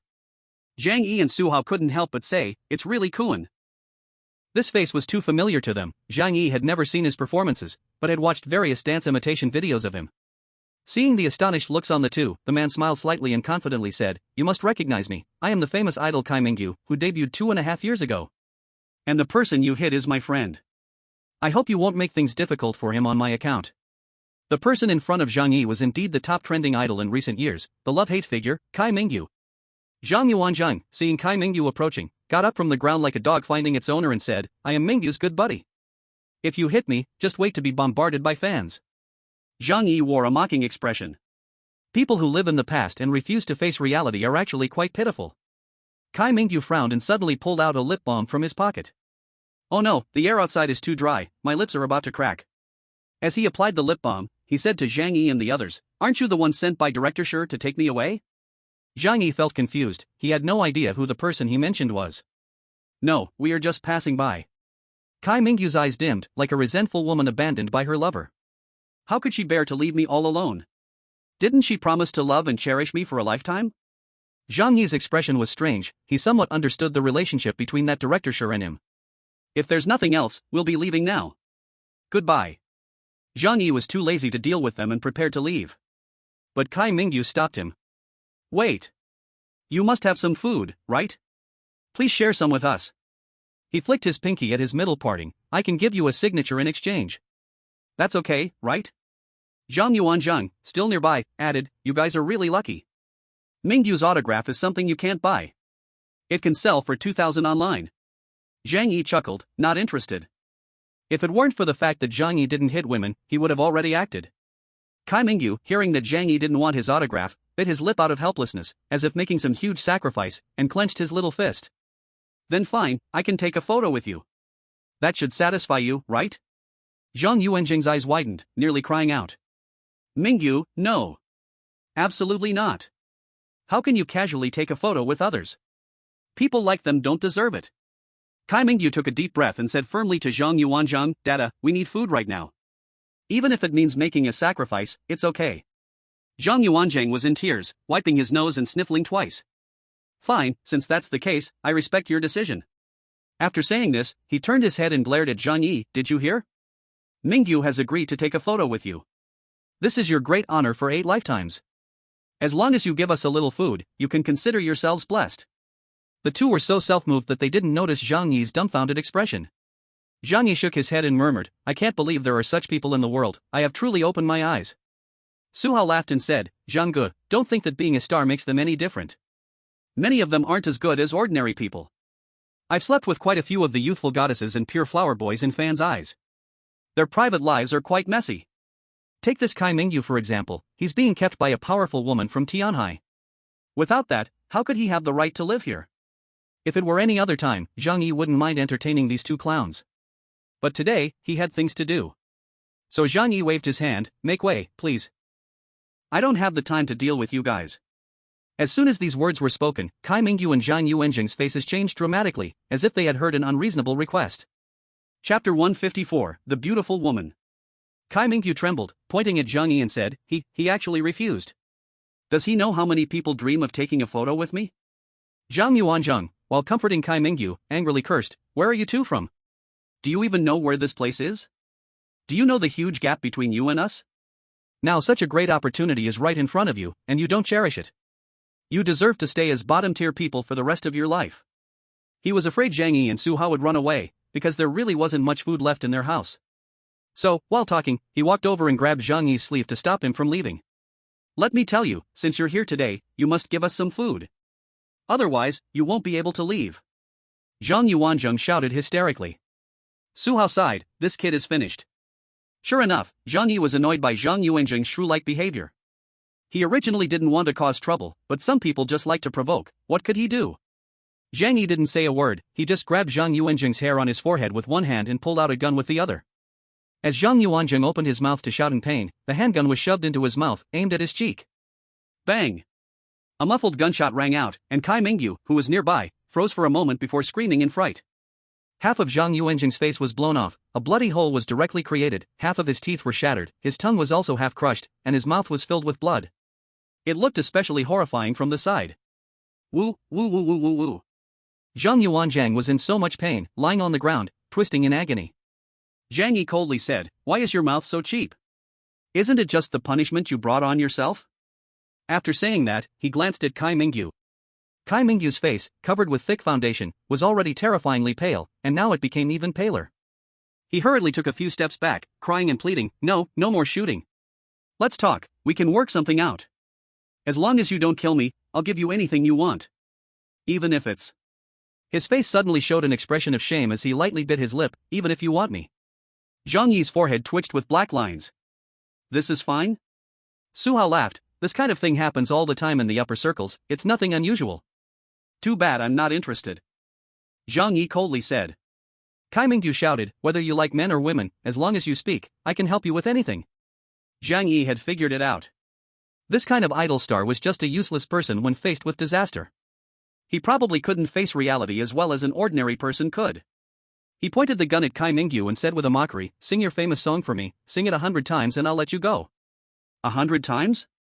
Kai Mingyu hesitated for a moment, then slowly began to speak. "Hey, hey, hey." Zhang Yi frowned, "What kind of nonsense are you singing?" Kai Mingyu looked aggrieved, "I'm singing my famous song. This is an award-winning piece." Zhang Yi disdainfully curled his lips, trying to play tricks on me? "You know what song I'm talking about, sing it." Su Hao, laughing while holding his stomach, said, "Not only do you have to sing, you also have to dance and rap." Kai Mingyu's face darkened, feeling extremely ashamed, and he adjusted his middle part of the hair. "Mingyu, you're so beautiful." Zhang Yi nodded in satisfaction. "It's much more standard to watch the live performance, don't you think?" Su Hao nodded in agreement. Yes, the flavor is just right. Ordinary people can't imitate this." Zhang Yi kicked Kai Mingyu, making him turn his back, then said, "You can only stop after singing and dancing 100 times, otherwise I'll finish you off." Kai Mingyu froze, and danced even more desperately. Zhang Yi and Su Hao walked away confidently. However, the gunshots just now echoed throughout the entire community, and Wang Ximing must have noticed. But it doesn't matter. Wang Ximing already knew that Zhang Yi had a gun, so hiding it was a pointless action. It's better to go straight to him, it would give the other party the illusion that he was reckless. Any action that can make the enemy let down their guard is necessary. The gunshots startled many people in the neighborhood, and more people appeared at the windows, looking at Zhang Yi and Su Hao. However, the two of them were wrapped up tight, making it impossible to tell who they were. For some, the two of them with a gun were a massive threat. But for others on the brink of despair, they were hope. Inside Villa 204, a proud and beautiful woman was eagerly leaning against the glass, looking outside. She wore a black cashmere robe, her snow-white skin flawless and pure. Her exquisite oval face bore no blemish, and who knows how many high-end cosmetics she used daily for maintenance. Those living in such a place were either top billionaires or entertainment industry superstars. This young woman saw Zhang Yi and Su Hao walk past her door, biting her rosy lips, her face full of conflict. Since she was in the south, her villa was specially equipped with a fireplace, making the indoor temperature much higher than outside. However, recently, the carbon crystals were almost burned out, and her food had run out 3 days ago. Now, she was so hungry that she felt dizzy, and if she didn't get food and fuel soon, she was afraid she wouldn't last a few days before freezing or starving to death. Either way, both methods were immense torture, making you slowly die in infinite despair. But in this place, although the people nearby were neighbors, there was hardly any communication usually. She had no way to borrow any food. Let alone now with the snow disaster situation unclear, who would be willing to lend her anything? She had tried to contact some friends, but as long as she mentioned borrowing supplies, the other party immediately turned hostile. The harshness of society was evident. And these two outsiders brought a glimmer of hope to the wealthy woman. Their willingness to brave the heavy snow meant they likely had plenty of food and the ability to survive in extreme cold. It seems that if I want to live, I must try to contact them. No, I must live. She looked at the mirror in the corner of the room. In the mirror, she still appeared charming and stunning. As a top celebrity, she had once been the goddess in countless men's hearts across the country. She felt she could try, after all, who would refuse an extraordinarily beautiful top celebrity? Chapter 155, Cloud Mansion 101. Zhang Yi was unaware that he was being thought of, he was currently highly focused, as a life and death showdown might be imminent. Before long, the two arrived near Cloud Mansion 101. In fact, Zhang Yi had seen it from afar. If Cloud Mansion was a luxurious town for the rich, then Cloud Mansion 101 was the royal palace of that town. It was a black luxury villa, made of unknown materials. Although the outer surface had been painted, making it seem like an ordinary villa, the metallic texture could not be completely concealed. The snow covered the roof, making it look solemn and magnificent, resembling a Nordic castle in the snow. Though it had only 2 stories above ground, it was nearly 20 meters tall. Even the steps rose 2 or 3 meters above the snow. At the moment Zhang Yi appeared here, he immediately opened the door to another space in front of him. The gate of space is formless and intangible, lacking thickness, it is a 2-dimensional plane. However, anything that attacks Zhang Yi will cross it, entering another space. Its attacking ability Zhang Yi has not yet explored, but its defensive and counterattack capabilities are maxed out. It suits Zhang Yi's current steady style of play well. Although Su Hao said the shelter had no heavy firepower, Zhang Yi still chose to believe in himself. Zhang Yi shoved Su Hao, making him stagger, then aimed his gun at Su Hao's head and said, "Is this the shelter you talked about? Go open the door for me." Su Hao lifted his head, looking up at the black metal door, and said loudly, "Wait a moment, I will open the door for you." In the control room of the villa, a man in a yellow silk robe stood in front of the monitors, his eyes fixed intently on Zhang Yi. He is Wang Siming, a famous wealthy man from Huagua. On the screen, he saw Su Hao giving him a signal, but Wang Siming remained unmoved, not pressing the button to open the door. Clearly, the agreed time was tomorrow, but unexpectedly, the other party arrived today. Caught off guard, many things were not prepared in time. Moreover, he did not see the snowmobile he was most concerned about in his view. Although there was food and women in the shelter, he was a man who loved freedom deeply, adhering to the belief of better dead than unfree. Therefore, he was eager to leave the shelter and breathe the free air of the outside world. "Where is that snowmobile?" Wang Siming frowned, his expression very dissatisfied. So he did not open the door for Su Hao but quietly observed. Su Hao arrived at the door, pretending to unlock it with his retina. Clearly, this method was ineffective. Zhang Yi at the door waited for a while and became somewhat impatient. He pointed his pistol at the back of Su Hao's head. "Bastard! Do you dare to play tricks on me?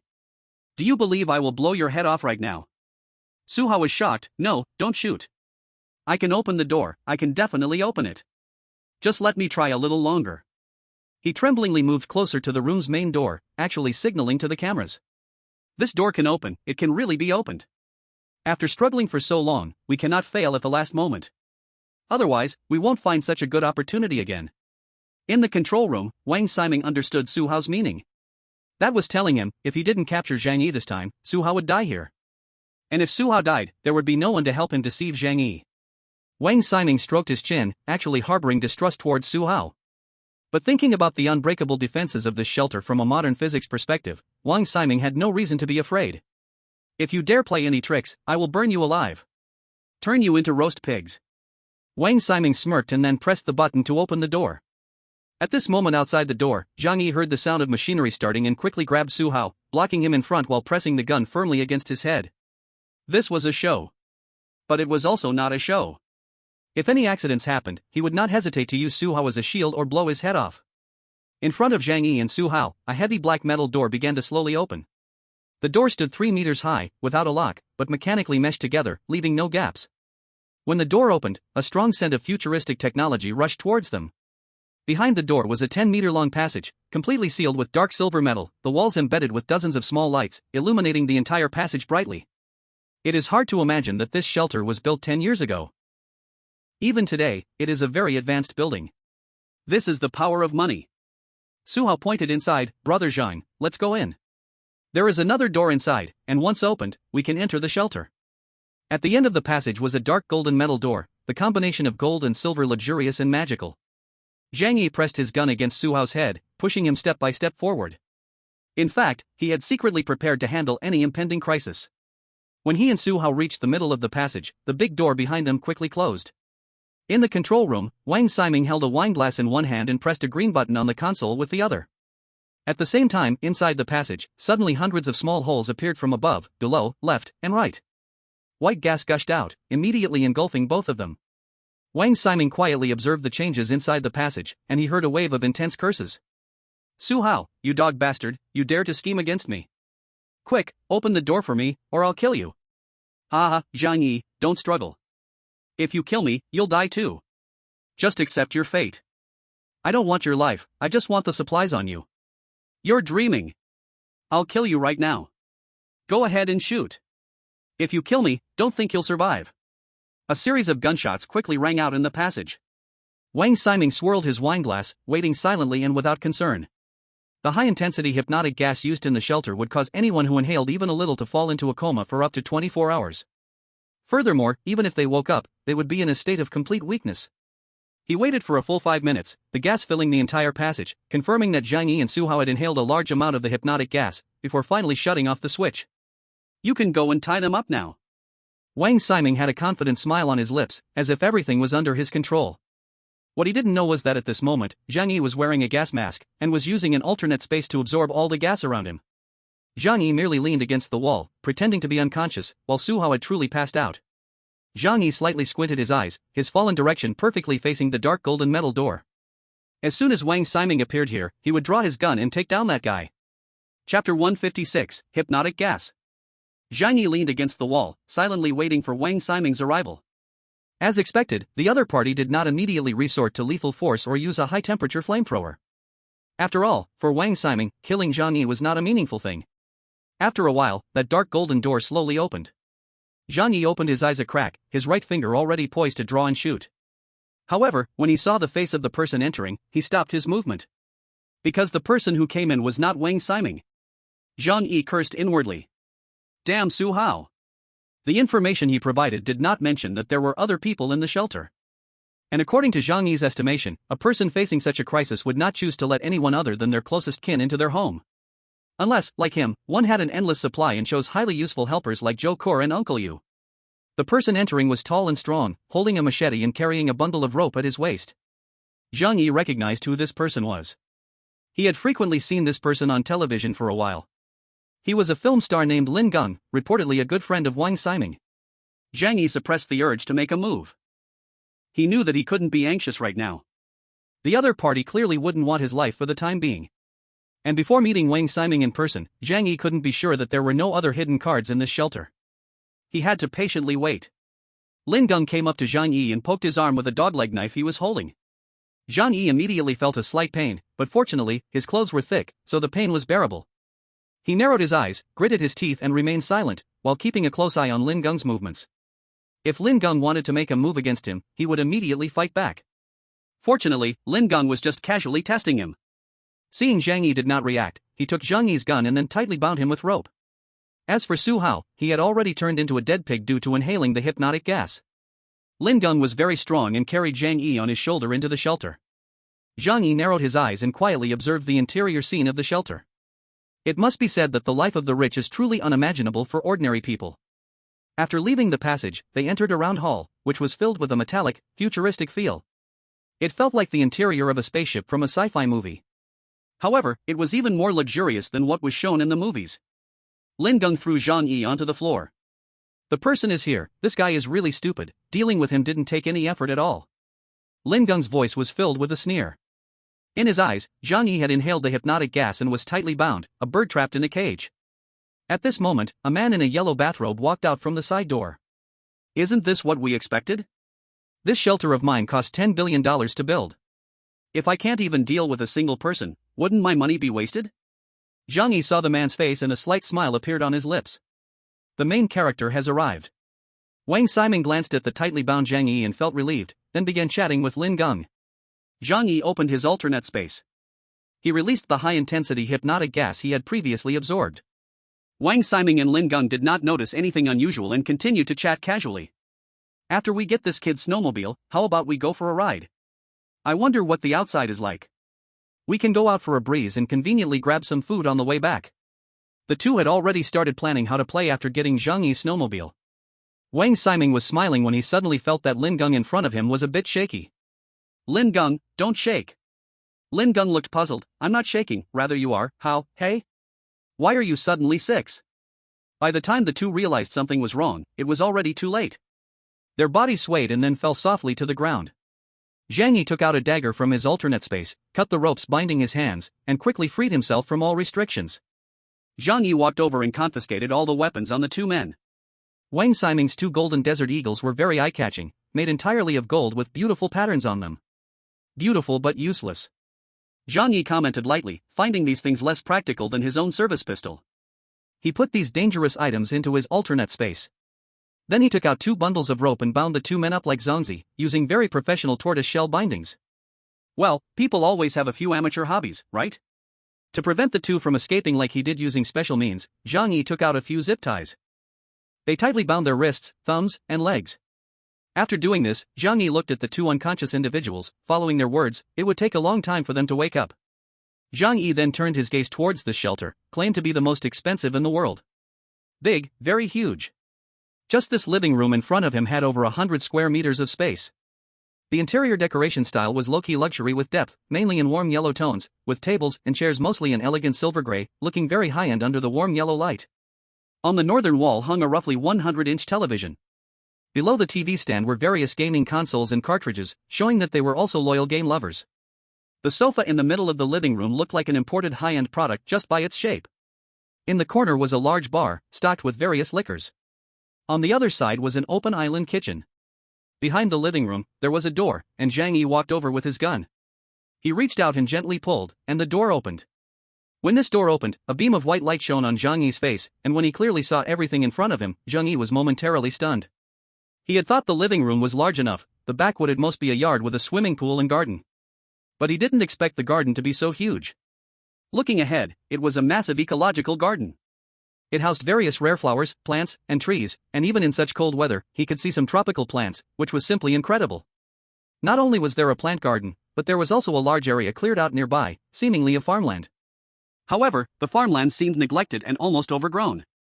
If it weren't for the sight of the furrows, Zhang Yi wouldn't have thought this wasteland was actually farmland.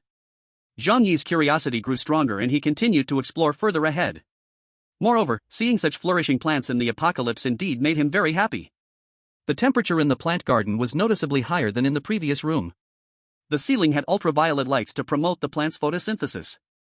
Many of the plants inside had withered away, also due to the lack of dedicated care.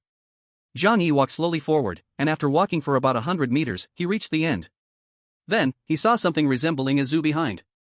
The reason it was called similar to a zoo was that there were no animals inside, but the cages were still there, and he could faintly see some animal droppings. Is this the shelter that costs $1 billion? This is simply a miniature ecological chain. Zhang Yi couldn't help but exclaim. What does it mean to be wealthy? This is what it means to be wealthy. The shelter they built 10 years ago had already considered all aspects of sustainable development. It must be said that the professional team that built the shelter is truly impressive.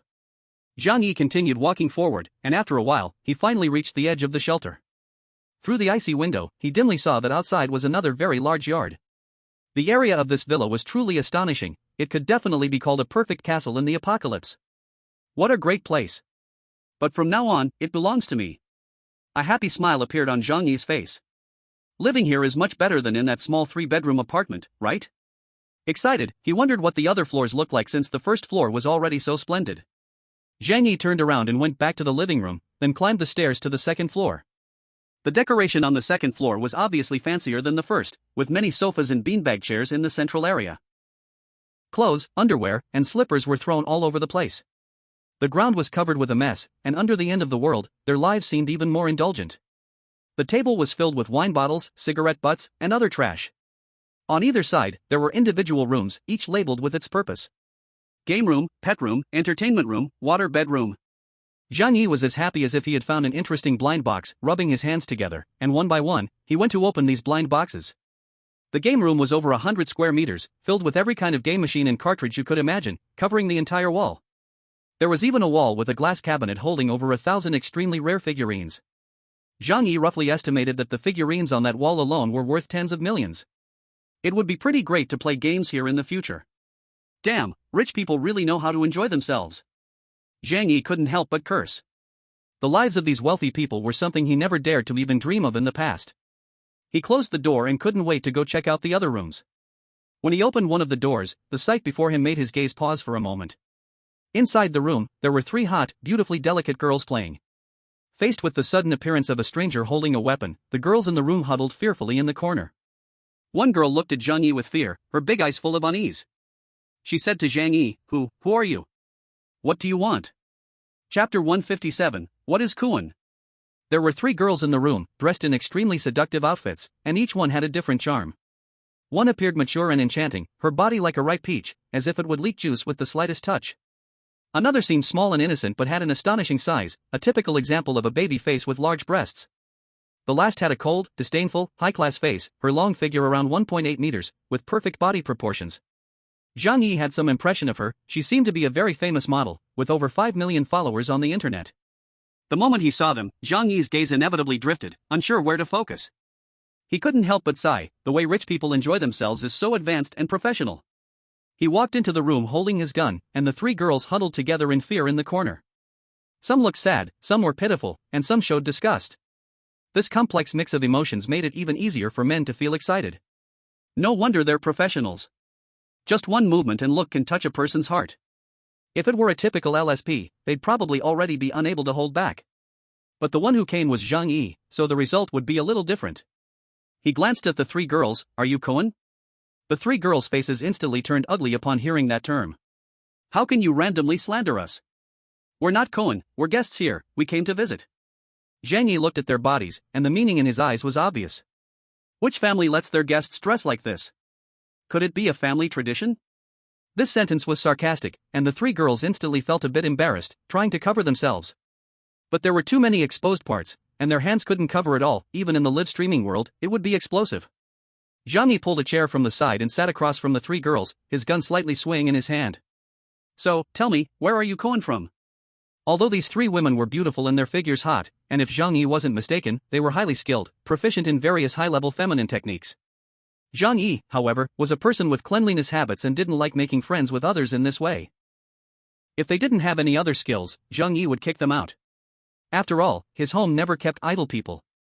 That's right, this billion-dollar shelter now belongs to him, Zhang Yi.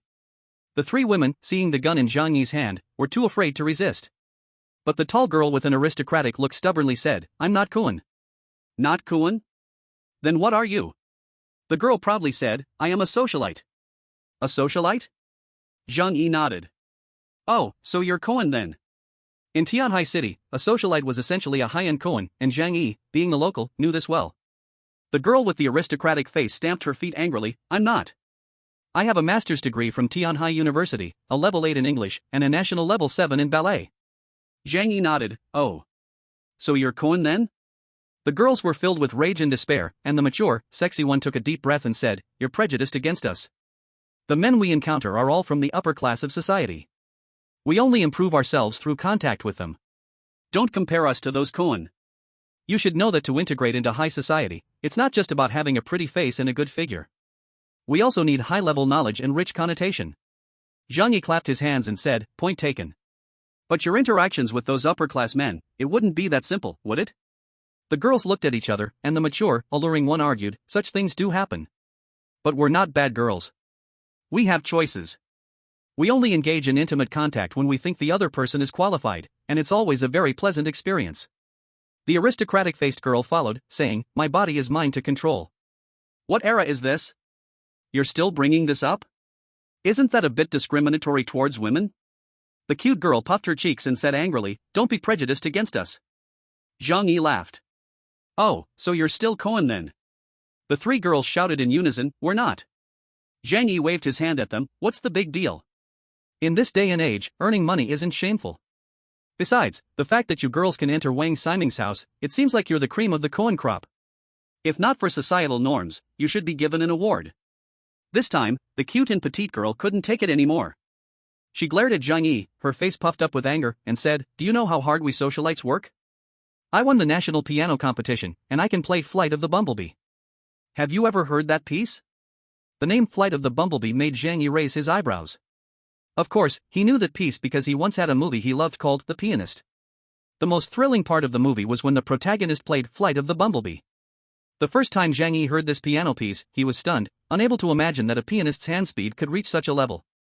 He looked at the cute girl in front of him with some surprise, you really can play it? The cute girl proudly raised her chin, of course. I play it really well. The aristocratic-faced girl next to her also said, I can play it too. Zhang Yi laughed. To be able to play Flight of the Bumblebee fluently, a pianist must at least have a level 8 professional rating. And the highest piano rating is level 9. In other words, these two young and beautiful girls in front of Zhang Yi were rare, exceptional pianists in the country. And such girls were here to be Cohen. It's really an era that laughs at poverty but not at prostitution. Thinking about it, maybe the apocalypse is not so bad. At least when facing death, everyone is equal. Zhang Yi didn't have much to say. They came to perform, and at least they could get tens or even hundreds of thousands of dollars in red envelopes. In the face of this temptation, most goddesses in ordinary people's eyes cannot resist. When Zhang Yi looked at the few beautiful girls again, the fire in his eyes had faded significantly. He raised the gun in his hand and aimed it at the three girls. Turn around and lay against the wall. The three girls flashed a hint of a smile at his words.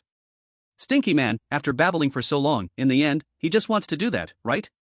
The three pretended to be scared and then turned around to lay against the wall. It was obvious they were very skilled at it. Zhang Yi took several bundles of rope and some zip ties from the other space and walked over to firmly tie them up. After binding them, Zhang Yi tossed them into the room, closed the door, and left. It was still not time to relax completely. Zhang Yi was not that kind of man who lets lust control him. He needed to continue searching the house to see if there were any dangers present. Chapter 158, Let's Talk. Zhang Yi searched the other rooms on the second floor again. This level was mainly for entertainment. Besides the pet room, there was also a Halwan room full of various props, and a uniquely designed waterbed room. However, the waterbed room had basically been abandoned. The overall temperature inside the shelter was around 10 degrees Celsius. It seemed that too much energy had been consumed, and they were starting to conserve. Zhang Yi glanced around the waterbed room and found 5 or 6 corpses on the floor. No wonder there was a chilling wind when I entered. The problem was here. Seeing those corpses, Zhang Yi was already used to it. All 6 corpses were women, and they were all very beautiful. If Zhang Yi was not mistaken, they were the same kind of so-called socialites as the 3 girls in the pet room before. This shelter is not as harmonious as it looks, Zhang Yi said in a calm tone. 9 women plus 2 men, surviving in a post-apocalyptic shelter, can easily devolve into a primitive society. He did not know the cause of their deaths, but he could roughly guess some things. However, these things had nothing to do with him. But those 3 girls in the pet room were definitely connected. They need to be dealt with. These women, who can sell their bodies for money, are a disaster if left alive. A firm killing intent flashed in Zhang Yi's eyes. Although it was a bit regrettable to do so, Zhang Yi would respect his own rationality and do what needed to be done. After exploring the first 2 floors, following what Su Hao said before, Zhang Yi found the entrance to the basement and walked down. Compared to the surface, the 2 floors below were mainly prepared for the post-apocalyptic shelter. B1 looked overall like a spaceship. 8 independent rooms, all with heavy alloy metal doors. There were no keyholes. Zhang Yi guessed that they were opened using magnetic cards or methods like retinal verification. He spent half a day trying to open them but failed. It seems that to understand how the entire shelter works, I must ask the owner, Wang Ximing. Zhang Yi muttered to himself. He didn't linger here but went to check other places one by one. Aside from the living rooms, B1 had other rooms, which seemed to be labeled with names to avoid forgetting due to the large number of rooms. Warehouse, power center, network server, control console, water room. Most doors were tightly closed, except for the control console. Zhang Yi approached the control console. The door was open, suggesting that just a moment ago, Wang Ximing was monitoring everything happening outside from here. The core of the entire shelter should be here. Zhang Yi stepped into the control console, where the walls were filled with monitors, and there was even a gigantic screen under his feet. On the control panel, various embedded keyboards and buttons dazzled Zhang Yi. After a thorough examination, I found some basic functional usage methods. Because those buttons were marked with Chinese characters indicating their uses, like power control for a certain area and the way to open doors. But more applications left Zhang Yi confused. I wish I were a computer engineer. Zhang Yi helplessly spread his hands and chose to give up. Such specialized things, without a manual, would take who knows how long to figure out by trial and error.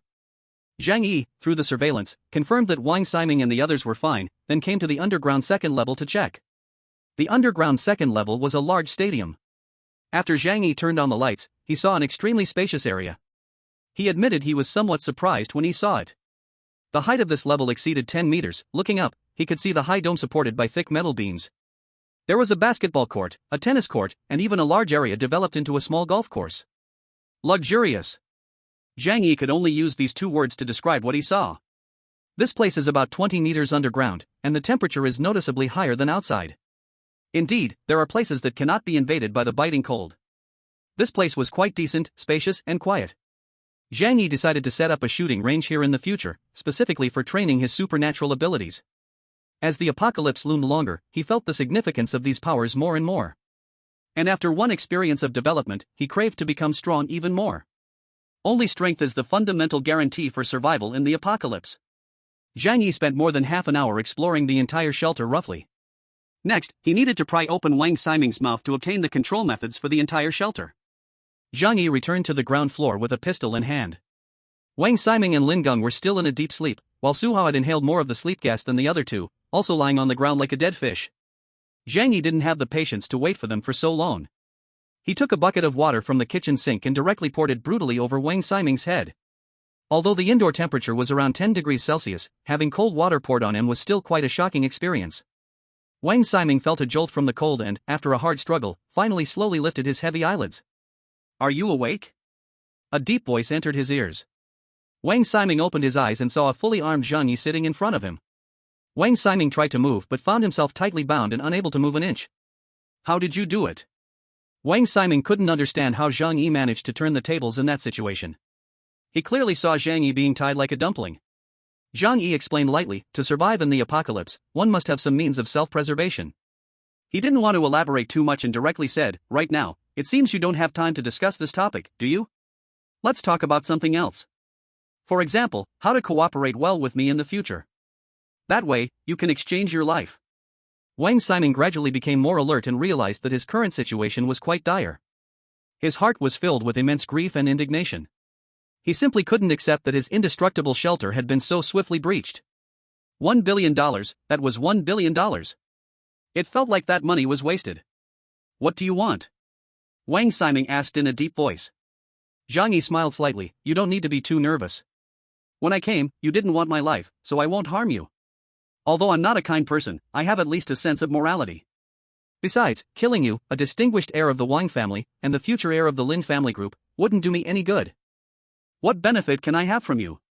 Wang Ximing's identity is indeed not simple, at least it was before the apocalypse arrived. His parents were both powerful big shots, with a strong background behind them. Wang Ximing relaxed a bit when he heard Zhang Yi say he wouldn't harm him. He took a deep breath and said, "What do you want? We can have a good talk. As long as you don't harm my life." Chapter 159. Relax, dizziness is normal. Zhang Yi calmly took out a pack of Golden Lily 13 sticks and pulled one out to stick in his mouth. "Do you smoke?" Zhang Yi offered the cigarette to Wang Ximing. Wang Ximing instinctively turned away. "Thank you, I don't smoke that." Zhang Yi raised the corner of his mouth slightly. After all, he was a well-known rich kid, still picky even at this time. It was clear that he hadn't lacked supplies for a while. Zhang Yi wasn't in a hurry to negotiate conditions, but first took a couple of puffs, casually flicking the ash onto the ground. "To put it simply, I came here hoping to find a safe place to survive. It's too dangerous outside, resources are scarce and the temperature is cold. With such a large space here, adding one more person isn't too much, right?" Listening to Zhang Yi's calm tone, Wang Ximing felt his heart slightly calm down. "Your purpose is to move in here? You don't want to kill me and become the master here, do you?" Zhang Yi chuckled. "Kill you? Do I have that need?"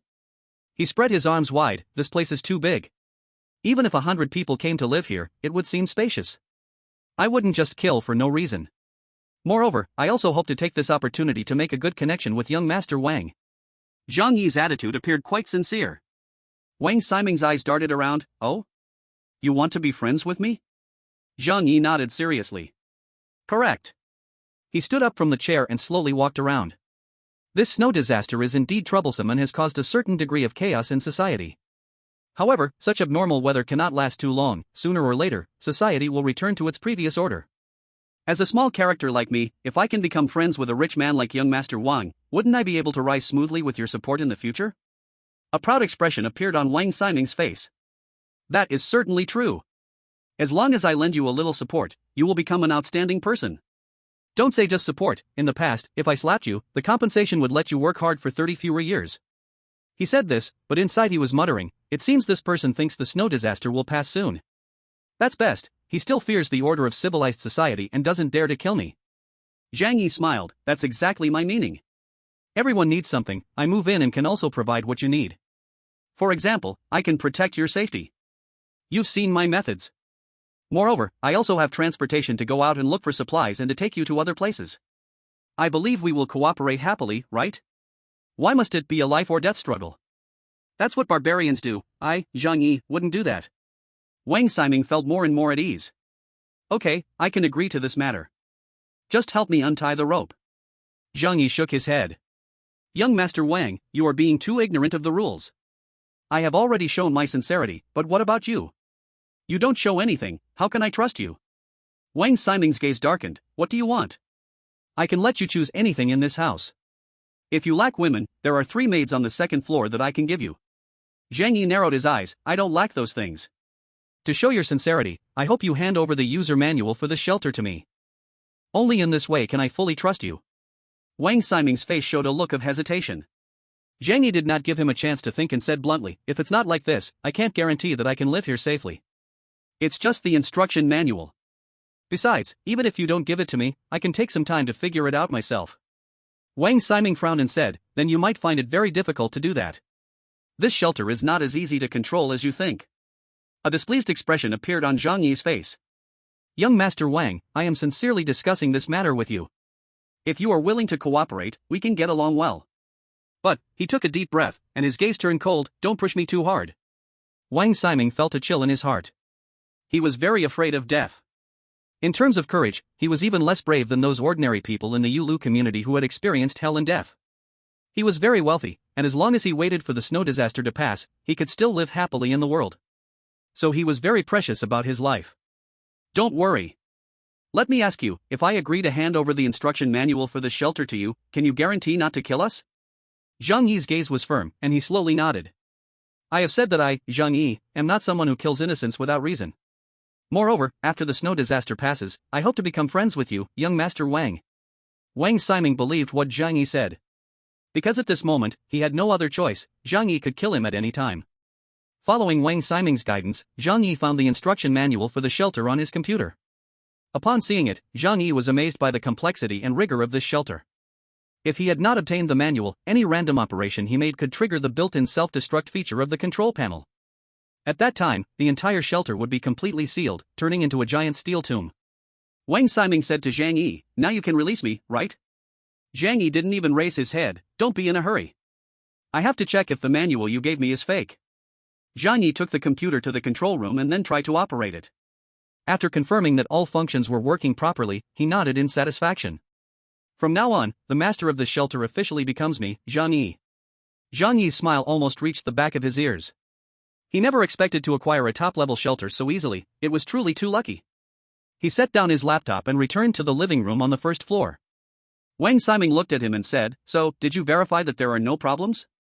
Hurry up and release me, I feel like my body is going numb. Alright, just a moment. Zhang Yi took a blanket from the sofa and spread it on the floor. He approached Wang Ximing and suddenly pulled out a golden claw knife from his waist. Then, while holding Wang Ximing's head, he stabbed the knife into his neck. Blood flowed down like a spring, and Wang Ximing looked at Zhang Yi in shock, as if he couldn't understand why he did as Zhang Yi said, yet Zhang Yi still wanted to kill him. But he couldn't speak, blood foam already bubbling out of his throat. Zhang Yi held his head while gently placing him on the blanket, saying softly, relax, relax, deep breath. Yes. At first, it might make you a little dizzy, but that's normal. Soon, you won't feel any pain. Not long after, Wang Ximing really felt no pain at all. He just kept his eyes wide open when he died, as if he was very unwilling. Zhang Yi wrapped him in the blanket so that there wouldn't be a lot of blood on the ground, making it easier to clean up. He gently explained, I'm sorry, I don't feel like explaining this in detail to you. It's just that right now, you no longer have any value to me. Translated_content. I can't possibly raise a useless piece of trash, can I? Chapter 160, Let Go. After Zhang Yi got rid of Wang Ximing, he casually killed Lin Geng who was nearby. He was quite lucky, because he was still unconscious when he died, so he didn't suffer much pain. Zhang Yi put the corpses of the two into the alien space, planning to throw them away somewhere on his way back. There were still some bloodstains left on the ground, so he went to the bathroom and found a mop to clean it up. Su Hao still hadn't woken up. Zhang Yi stared at him carefully for a whole minute. If he wanted to kill Su Hao, now would be the best time, and Su Hao wouldn't even know. To kill, or not to kill? Zhang Yi was a bit hesitant about what to do with Su Hao. After all, without Su Hao's help, he couldn't have found this place. Without his cooperation, Zhang Yi wouldn't have been able to enter the shelter and take control of it. But Zhang Yi absolutely couldn't accept living under the same roof with a man he couldn't trust. After thinking for a while, Zhang Yi made a decision. He didn't rush to deal with Su Hao, but went back upstairs to the 2nd floor. There were still 3 Kuan women here. Leaving them would just waste food. It's better to deal with them quickly. Zhang Yi came to the second floor and opened the door to the pet room. The three women were tied up tightly, sitting back to back on the soft carpet. Their large areas of pale white skin and the intentionally exposed seductive flesh would make any normal man drool upon seeing them. To be honest, if Zhang Yi didn't know they were Cohen, he might have considered keeping them, even if it was just to perform Flight of the Bumblebee for him from time to time. The mouths of the three women were gagged by Zhang Yi, and they whimpered with eyes full of begging. They seemed to feel that this man was very dangerous and began to worry about their lives. Zhang Yi walked over, pulled them up from the ground, and led them downstairs. When passing the living room in the middle of the second floor, he saw clothes, underwear, stockings, uniforms, and sperm isolation bags thrown all over the place. Zhang Yi stopped walking. The three women saw this and thought Zhang Yi was tempted by them, so they looked at him with pleading eyes and moved closer to him. Zhang Yi ignored them, picked up their clothes, and continued driving them downstairs. Not until they reached the passage near the main door did the three women realize what was happening, and they shook their heads in terror. Zhang Yi pulled out his claw knife, cut off the ropes on their bodies, and threw the clothes to them. Leave this place. Go out and find your own way to survive. Zhang Yi had no personal hatred with them, so he didn't want to kill them. That was his bottom line. But he would not keep these cunning Cohen women in his house either. That would be leaving behind danger. As for whether they lived or died after leaving, that had nothing to do with Zhang Yi. The one killing you is this world, not Zhang Yi. Although it felt a bit like taking off his pants to fart, Zhang Yi didn't want his hands stained with the blood of those who had no feud or conflict of interest with him. This was the little bit of humanity he had left in the apocalypse. When the three women heard that Zhang Yi was kicking them out, and looked at the snow-covered world outside the window, they all began to cry in fear. The women begged Zhang Yi bitterly, but Zhang Yi stayed unmoved. They even offered to give Zhang Yi the highest level of service, but he was still not swayed. When choosing between the big brother and the second brother, it was obviously more important to protect the big brother first. He didn't believe in the humanity of a bunch of Cohen. It was that simple. Zhang Yi pointed his gun at them, and in despair, the three women could only quickly put on their clothes and leave the shelter. When the three women went out, Zhang Yi closed the entrance to the passage. Looking at their upper bodies in fur, and their lower bodies in black silk and high heels, Zhang Yi shook his head. If they freeze to death, at least it will preserve three beautiful corpses. It's better than me killing them with my own hands. Now, only Zhang Yi and Su Hao were left as the living beings in the room. Su Hao inhaled a lot of the hypnotic gas, and when he would wake up was an unknown. For safety reasons, Zhang Yi tied him up as well. Today, his tying skills had improved a lot. Having just gained control of the entire Cloud Pavilion Manor 101, Zhang Yi began to study the internal structure of this super shelter. The doors that he couldn't open before were now all opened by Zhang Yi. Zhang Yi arrived at the warehouse on the basement level, eager to find out how many supplies were left in the shelter. Arriving at the warehouse door, he used his access key, a black metal card, to open it. Boom! The heavy metal door opened from the middle, revealing a circular opening, and a cold white mist wafted out, making Zhang Yi shiver. The first thing Zhang Yi saw was a complete mess. Many cans were thrown on the ground, their contents spilled everywhere, still intact in the low-temperature environment. Wearing snow boots, Zhang Yi slowly walked inside. He saw that this was a warehouse of about 200 square meters, and the supplies were already very few. Especially the food, which seemed to mainly consist of cans for easier storage. No wonder there are cans thrown everywhere, it looks like that young Master Wang ate so many cans that he threw up. Zhang Yi shook his head helplessly. The warehouse mainly contained food, and based on the remaining amount, if it were for one person, it could last at least 6 months. But young Master Wang had lived a lavish life, always eating delicacies. These cans stored due to a whim 10 years ago simply did not suit his taste. Moreover, he had to share with Lin Gong and the family's Cohen. The consumption concept of rich people really differs greatly from that of ordinary folks. If it were me, this entire warehouse would be filled with cans and compressed food, enough for a single person to eat for decades. Zhang Yi couldn't help but sigh. When the War Dragon Security Company originally designed this shelter, they considered the problem of survival in the apocalypse. But they overlooked the eating habits of this young Master Wang. According to Su Hao, most of the cans here were cleared out by Wang Siming, who found them troublesome. Zhang Yi walked over, took a can, and opened it with a claw knife. Inside was a large can of luncheon meat. If this were tossed into the Yulu community, it would surely cause a frenzy among many. However, I won't eat this, I'll just leave it here. Who knows, it might come in handy later. Zhang Yi had little interest in this food. In his other space, he had plenty of fresh ingredients and delicious dishes prepared by skilled chefs. Besides the warehouse, Zhang Yi also checked other places one by one. The shelter had over a dozen rooms up and down, all securely closed with heavy metal doors, only possible to open with the magnetic card key. The highest authority was in Zhang Yi's hands. In other words, these rooms could turn into solid cages at any time. Unless Zhang Yi allowed it, those trapped inside would be utterly unable to open the electromagnetic lock without thousands of kilograms of strength. The more Zhang Yi looked, the more satisfied he became. However, when he checked the energy system, he discovered the problem with the shelter. This super shelter, covering thousands of square meters and with 4 floors in total, had an extremely terrifying energy consumption. Just for power supply and heating alone, the energy consumed is 50 times that of Zhang Yi's safe house. In other words, with the current energy storage in Zhang Yi's hands, the maximum time to maintain operations here is only 5 years. Although it's a problem, it's not a big one. Zhang Yi rubbed his chin and had a solution. There are plenty of large gas stations outside. I can just empty a few more gas stations to solve this trouble. After checking the entire shelter for issues, Zhang Yi's heart finally felt at ease. Compared to his own little house that cost only 8 million huabins, this place had an upgrade in defense and comfort by more than one level. Even the furniture in the house was top-notch, bought from the best furniture makers in the world. Zhang Yi returned to the living room on the first floor, adding another half a year's worth of energy to the whole shelter, and now the temperature in the house had risen to 27 degrees Celsius. Warm and comfortable. From now on, I will live in this place. However, if I could have a few obedient and sensible women to play poker with me, life would be perfect. To make a deck, at least 4 women are needed. They play cards, and I watch under the table. Hey, this is awesome.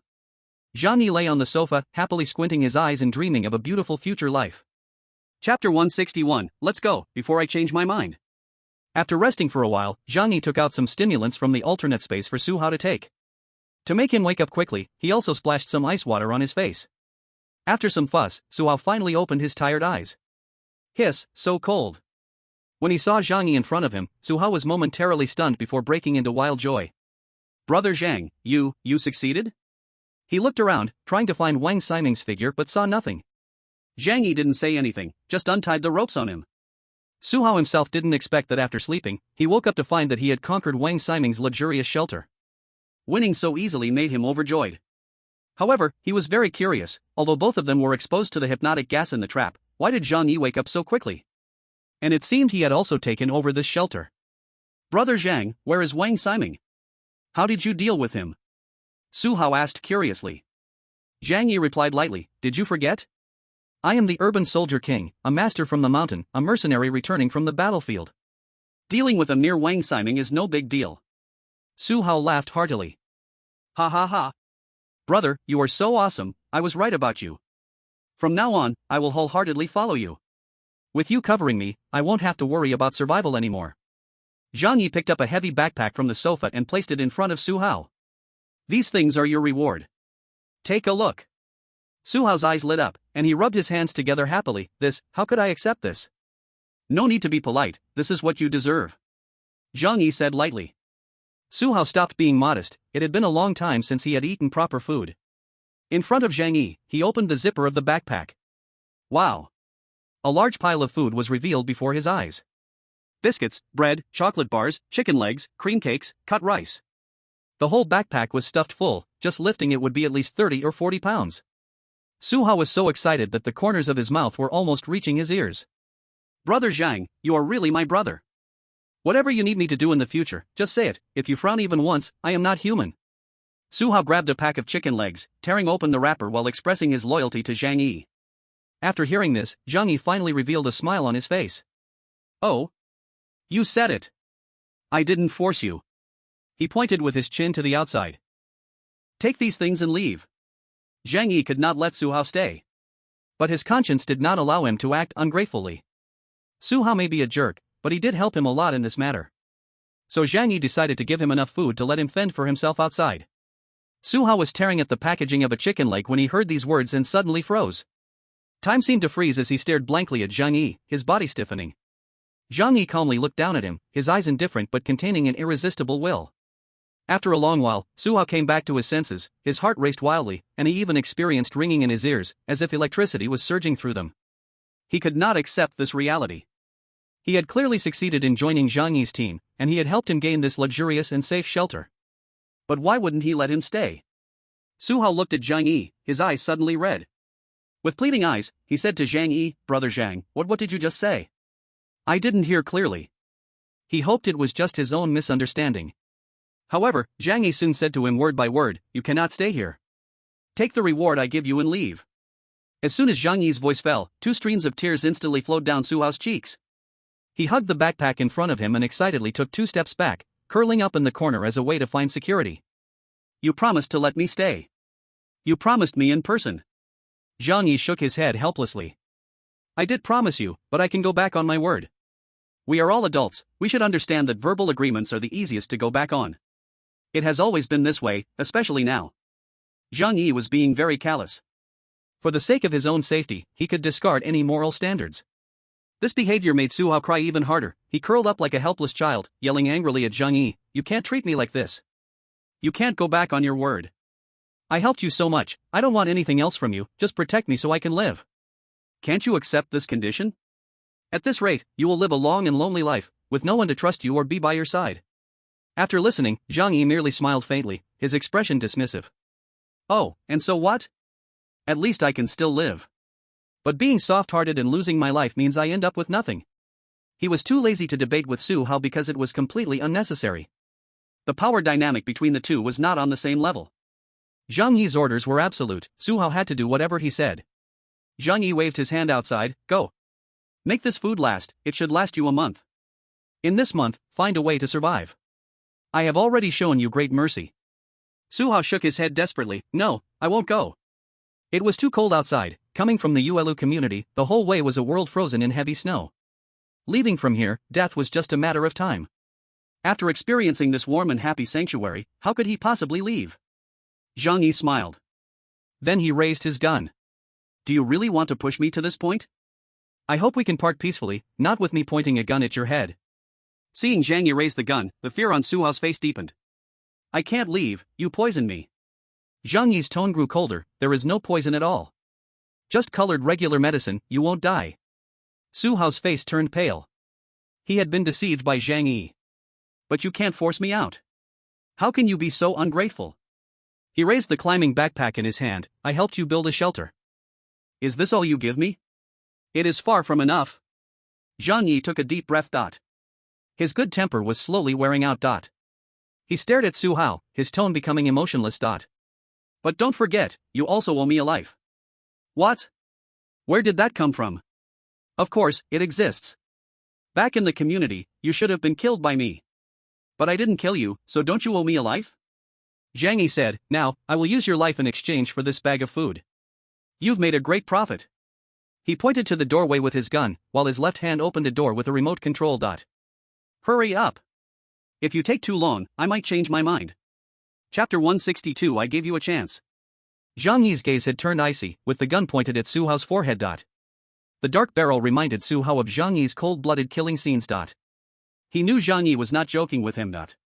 But he felt aggrieved and was filled with hatred for Zhang Yi at that moment. That kind of hatred shone through in his eyes, with red veins all over his eyeballs. Fine, I'm going. Su Hao gritted his teeth, unwillingly walking towards the passage. As he walked, he took another look at the luxurious decorations inside the shelter. Such a luxurious living environment that he had never enjoyed in the past. A strong resentment was stuck in his chest, and he couldn't swallow it down. So when he reached the passage, Su Hao suddenly turned his head and glared at Zhang Yi, saying fiercely, Zhang Yi, you are untrustworthy, sooner or later you will get your comeuppance. Zhang Yi just calmly glanced at him. Su Hao chuckled mockingly, turned, and walked into the passage. Zhang Yi stared at his back for several seconds. After hesitating for a moment, Zhang Yi raised the gun and aimed at the back of Su Hao's head. Bang! A hole appeared in Su Hao's head, going through from front to back. Instantly, he was brain dead, with no pain, and he just slumped down in the passage. Zhang Yi sighed and looked at Su Hao's body, saying, anger cannot make you strong, you need to have strength. He walked up to Su Hao, picked up the backpack on his back. I initially intended to let you live, so why did you go seek death yourself? The choice of whether to kill or not had always left Zhang Yi hesitating. It was his inner commitment that led him to decide to let Su Hao go. It was Su Hao's final words that changed his mind. I have already let you go, so I am not ungrateful. We are now even. But who told you to threaten me later? It's only reasonable for me to kill you. Zhang Yi's logic was internally consistent, and he nodded in satisfaction. In this clouded pavilion manner, Su Hao was the only one who knew his identity. Moreover, Su Hao had some understanding of the internal structure of the shelter. Who knows, one day he might bring trouble to Zhang Yi. Zhang Yi felt somewhat grateful towards Su Hao. Because he gave Zhang Yi a reasonable reason to kill him. After killing, Zhang Yi also stored Su Hao's body into the alternate space. Then he turned on the room's sound system worth over 10 million, playing a cheerful tune. Mama, just killed a man. Put a gun against his head, pulled my trigger, now he's dead. Mama, life had just begun. But now I've gone and thrown it all away. Zhang Yi brought a mop and cloth from the bathroom, whistling cheerfully as he mopped up the blood on the floor. I hope this is my last time killing. No one knows my past here, and no one will disturb me. If I could live here until the end of the apocalypse, or until I die of old age, that would be great. But it should still be quite difficult. Zhang Yi smiled and murmured to himself. Soon, he cleaned up the blood on the floor. There was only him alive in the entire room, so it was particularly quiet. But the house was too big, a little bit dull at times. I should go back and bring Heir over. A mature man always needs a beautiful woman by his side, this is what makes life interesting. As for Uncle Yu. When mentioning Uncle Yu, Zhang Yi had other thoughts. This shelter is very big, and there are many houses, but Zhang Yi was not very willing to let Uncle Yu move in. After all, he and Zhou Keir were still in their honeymoon phase, hoping for space just for the two of them. And she always could come up with new tricks for Zhang Yi, having outsiders at home would affect her performance. For example, a sheer white shirt or a sheer apron, something like that. With other men in the house, the two couldn't fully express themselves. Anyway, I already have a better shelter, so why not leave that safe house for Uncle Yu to live in? First, he has protected me from bullets, I owe him a favor, and providing him with a good living environment is my way of repaying him. Second, there's no good way to put that safe house into a different space for now. It's better to keep it in Yuelu community as a backup base. In case of future needs, I can still go back to live there. That means someone needs to stay behind to guard it. Zhang Yi calculated clearly in his mind, and this way, everything was perfectly solved. Uncle Yu would surely be very grateful to him. But there was one problem he still needed to help Uncle Yu with. That is, the aspect of problems that men understand. Zhang Yi and Uncle Yu were both physiologically normal men. One in his 20s, and one in his 40s, with strong builds, so naturally, they would have physiological and psychological needs. After killing Xie Limei, Zhang Yi thought about compensating Uncle Yu with a woman. I promised Uncle Yu to find him someone better. But in the community, there are not many living women left, those who fit the criteria are even fewer. This is a bit difficult to solve. Forget it, I'll take this problem slow and see later. If it really doesn't work, let him find a few women in the community to live with, making do is also okay. With limited options, sometimes you really cannot be picky. Zhang Yi sat on the sofa, in front of him was a 100-inch big TV. He was curious about what Wang Ximing usually watched, so he picked up the remote control and turned on the TV. The black screen slowly lit up. Zhang Yi walked to the bar, where various brands of liquor were displayed, many he had never even heard of, they were all special wines from foreign vineyards. Zhang Yi poured himself a glass of fresh beer, drinking while watching the TV program. He thought he would see only the few remaining official channels, but unexpectedly, a white female host's face appeared on the screen. Blah blah blah. Alright, Zhang Yi admitted his English level was limited to CET6, and his speaking was even more of a mess. He really couldn't understand what was being said. Strange, how could I receive foreign channels? Logically, the blizzard has affected the transmission of signals, the range of signals that mobile phones can receive is limited. How did this happen? Zhang Yi walked in surprise to the front of the TV and picked up the remote to change the channel. After switching, it was still a foreign channel. Continuing to switch, Zhang Yi actually saw dozens of foreign channels. Zhang Yi thought for a moment and suddenly understood what was going on. There must be a super strong network system in this shelter. Zhang Yi took a sip of wine and then turned to the control panel to take a look. Following the cables, he indeed discovered clues. In the control room, there was a secret door. When opened, it revealed an independent server as large as a wardrobe. You actually set up a server right at home, you really know your stuff. Zhang Yi couldn't help but smile, and his eyes gradually lit up. Although he didn't understand how it was done, based on the signals he received, he could judge that. The network system inside this shelter is super strong. Its signal transmission capability can even reach global levels. With this, Zhang Yi can use the internet to gather information from all around the world. Chapter 163 Sweet and Happy. No wonder this shelter cost $1 billion, everything inside is at the world's top level even 10 years from now. With this series of network facilities, Zhang Yi can obtain external information more accurately. After all, the major news stations in the country only know how to report some entertainment-type news every day, though they treat it as serious news. Zhang Yi sat down in a chair and began browsing some information on the international network. Currently, the intelligence he could obtain was limited to the Tianhai city range, so he was very curious about the current situation in the outside world. After browsing, the basic situation was almost what Zhang Yi had imagined. The extreme cold environment led to the death of the vast majority of living beings. And the lack of information flow made it impossible to determine the accurate number of deaths worldwide. However, according to the mathematical model from the underground laboratory of Hopkins University, about 2 billion people now remain from a global population of 8.5 billion. In just 1 month, nearly 3/4 were wiped out. It will already be very difficult to have a 5% survival rate in the future. Zhang Yi sighed. Yet even in such an environment, humanity still had to resist the bitter cold while fighting and killing each other continuously. The extreme low temperatures brought human production activities to a standstill. There was no way to plant food, nor could resources be mined. This has led to food and energy on the planet currently being scarce and limited resources. For these things, wars erupted everywhere. From small conflicts between people to larger ones among small countries. Food and energy, these two things are still the most maddening elements in the apocalypse. Fortunately, I'm not lacking. Zhang Yi took a deep breath, feeling extremely thankful for his ample preparations. He continued to browse the webpage and suddenly saw news about mutants. Mutants is a term used by a mysterious website in the Big Rice Country for those who have mutated. It comes from a comic that was once extremely popular. Zhang Yi immediately sat up straight. This kind of information was what he urgently wanted to obtain now. His own body had mutated, so he gained spatial abilities. However, he knew very little about mutations. Through searching the internet, Zhang Yi obtained a wealth of foreign information about mutants. First of all, biological mutations widely exist around the world. As of now, more than 100 countries have discovered the occurrence of mutated individuals. These include not just humans, but also mutated animals, insects, and plants. The direction of mutation can be both good and bad. Some life forms exhibit positive mutations, gaining powerful abilities beyond the norm. Zhang Yi saw a girl in the freezing cold of the Rust Bear, extending her right hand, magically creating a ball of fire. But the fire only lasted 2 seconds before it extinguished, and the girl fainted. Awakening fire abilities in such temperatures, to be honest, is a bit tragic. Zhang Yi casually remarked. Then he saw other images of mutants on the internet. Some people's bodies became huge and twisted, entirely a repulsive zombie green, somewhat like the Hulk from the comics. However, the shape of their bodies even deviated from human form, extremely eerie. There were also mutants with body-splitting phenomena, capable of detaching parts of their bodies while still keeping them alive. The footage online was limited, and some information about mutants was only based on rumors. What was said above? It can barely be considered a positive mutation, resulting in biological evolution.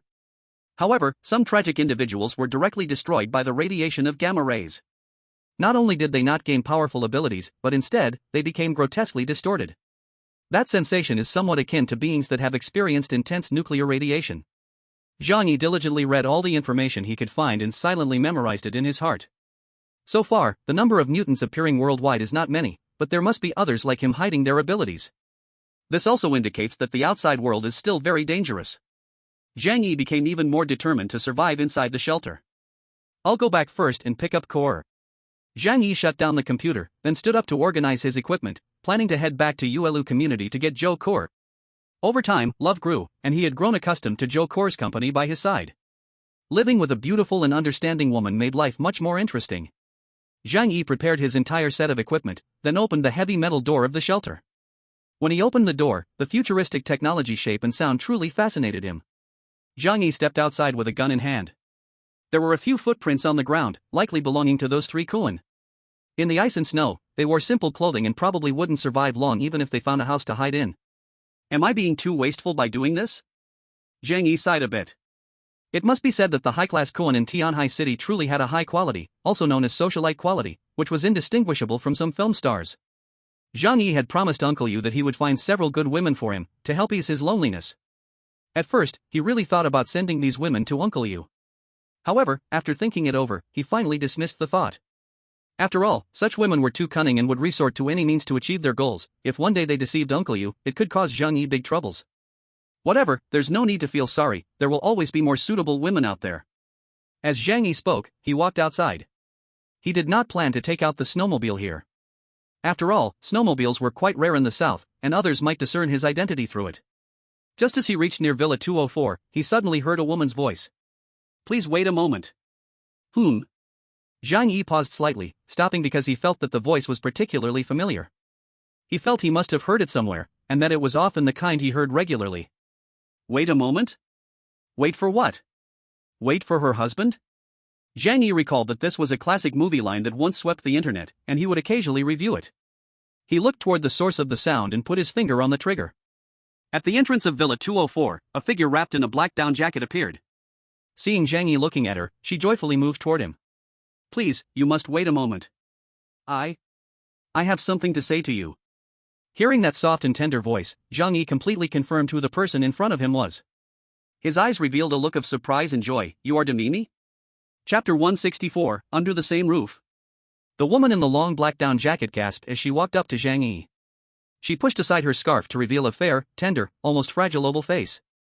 Zhang Yi recognized her. There were hardly any netizens in the whole of Huagua who didn't know her.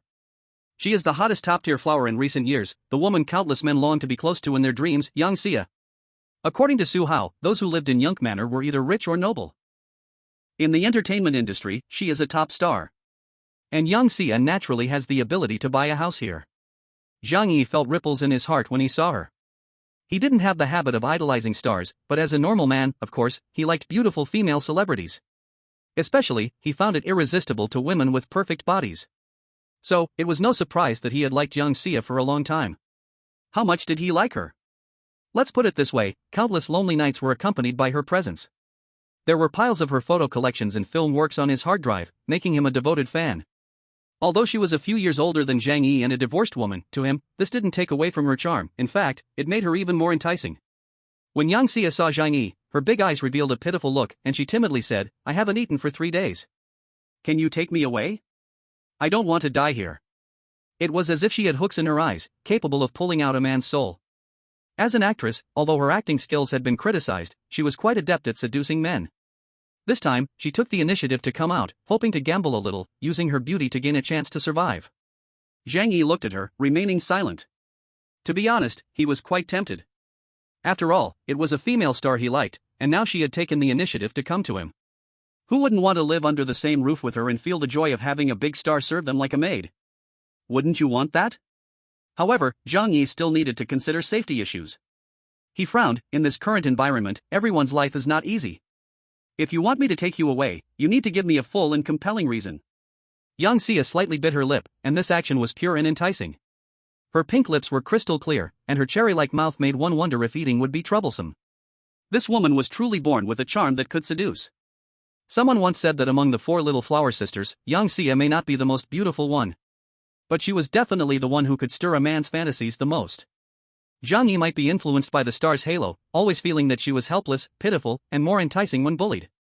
Yang Xia stepped forward, looking at Zhang Yi with bunny-like eyes full of pity, her voice soft and tender. I just want something to eat. If you are willing to give me that, I can agree to any condition. Wanting a bite to eat. Looking at her pink cherry-like mouth, Zhang Yi didn't know how to refuse. She was direct and straightforward. She portrayed herself as pitiful, like a fragile little rabbit, no, a big rabbit. But when it came to Zhang Yi's suggestive request, she showed no hesitation at all. Compared to the female Dr. Zhou Karen, her thinking was much more mature. No wonder she could start her own film company, being both an artist and a boss. Zhang Yi knew she wasn't as easy to bully as she seemed. A cute contrast? This made him even more tempted. Zhang Yi said to her, come with me. He turned around, abandoning the thought of going back to the Yulu community to pick up Zhou Karen. After all, there were still plenty of supplies left for them, and there was no rush to go back. Yang Xia, seeing this, breathed a sigh of relief. Fortunately, her charm was still there. And fortunately, he was a young man full of vigor. Yang Xia followed Zhang Yi closely to Yunk Manor 101. She looked surprised at the villa in front of her. Isn't this Wang Siming's home? Zhang Yi smiled slightly. Now this is my home. Saying this, he took out a magnetic card key and opened the door. Yang Xia's eyes were full of curiosity as she followed Zhang Yi into the room. The temperature in the room was 27 degrees, very warm and pleasant. Soon, Yang Xia began to feel hot all over and hurriedly took off her thick clothes. Zhang Yi, however, slowly took off his cold-resistant clothing and changed into his usual clothes. Yang Xia shed several outer garments, revealing her body tightly wrapped in a black sweater. Even so, her impressive figure could not be concealed. Zhang Yi was nearly grinding his back teeth. This Chow thief, he is surely set. Yang Xia felt Zhang Yi's unabashed gaze and gently bit her lip. How could she not know what the man in front of her was thinking? But she also understood that since she chose to use her beauty to seek a man's protection, she could not pretend to be reserved. She calmly walked over and sat down opposite Zhang Yi. Even wearing a black sweater and sweatpants, with such a good figure, wearing more clothes instead made people even more imaginative than not wearing them.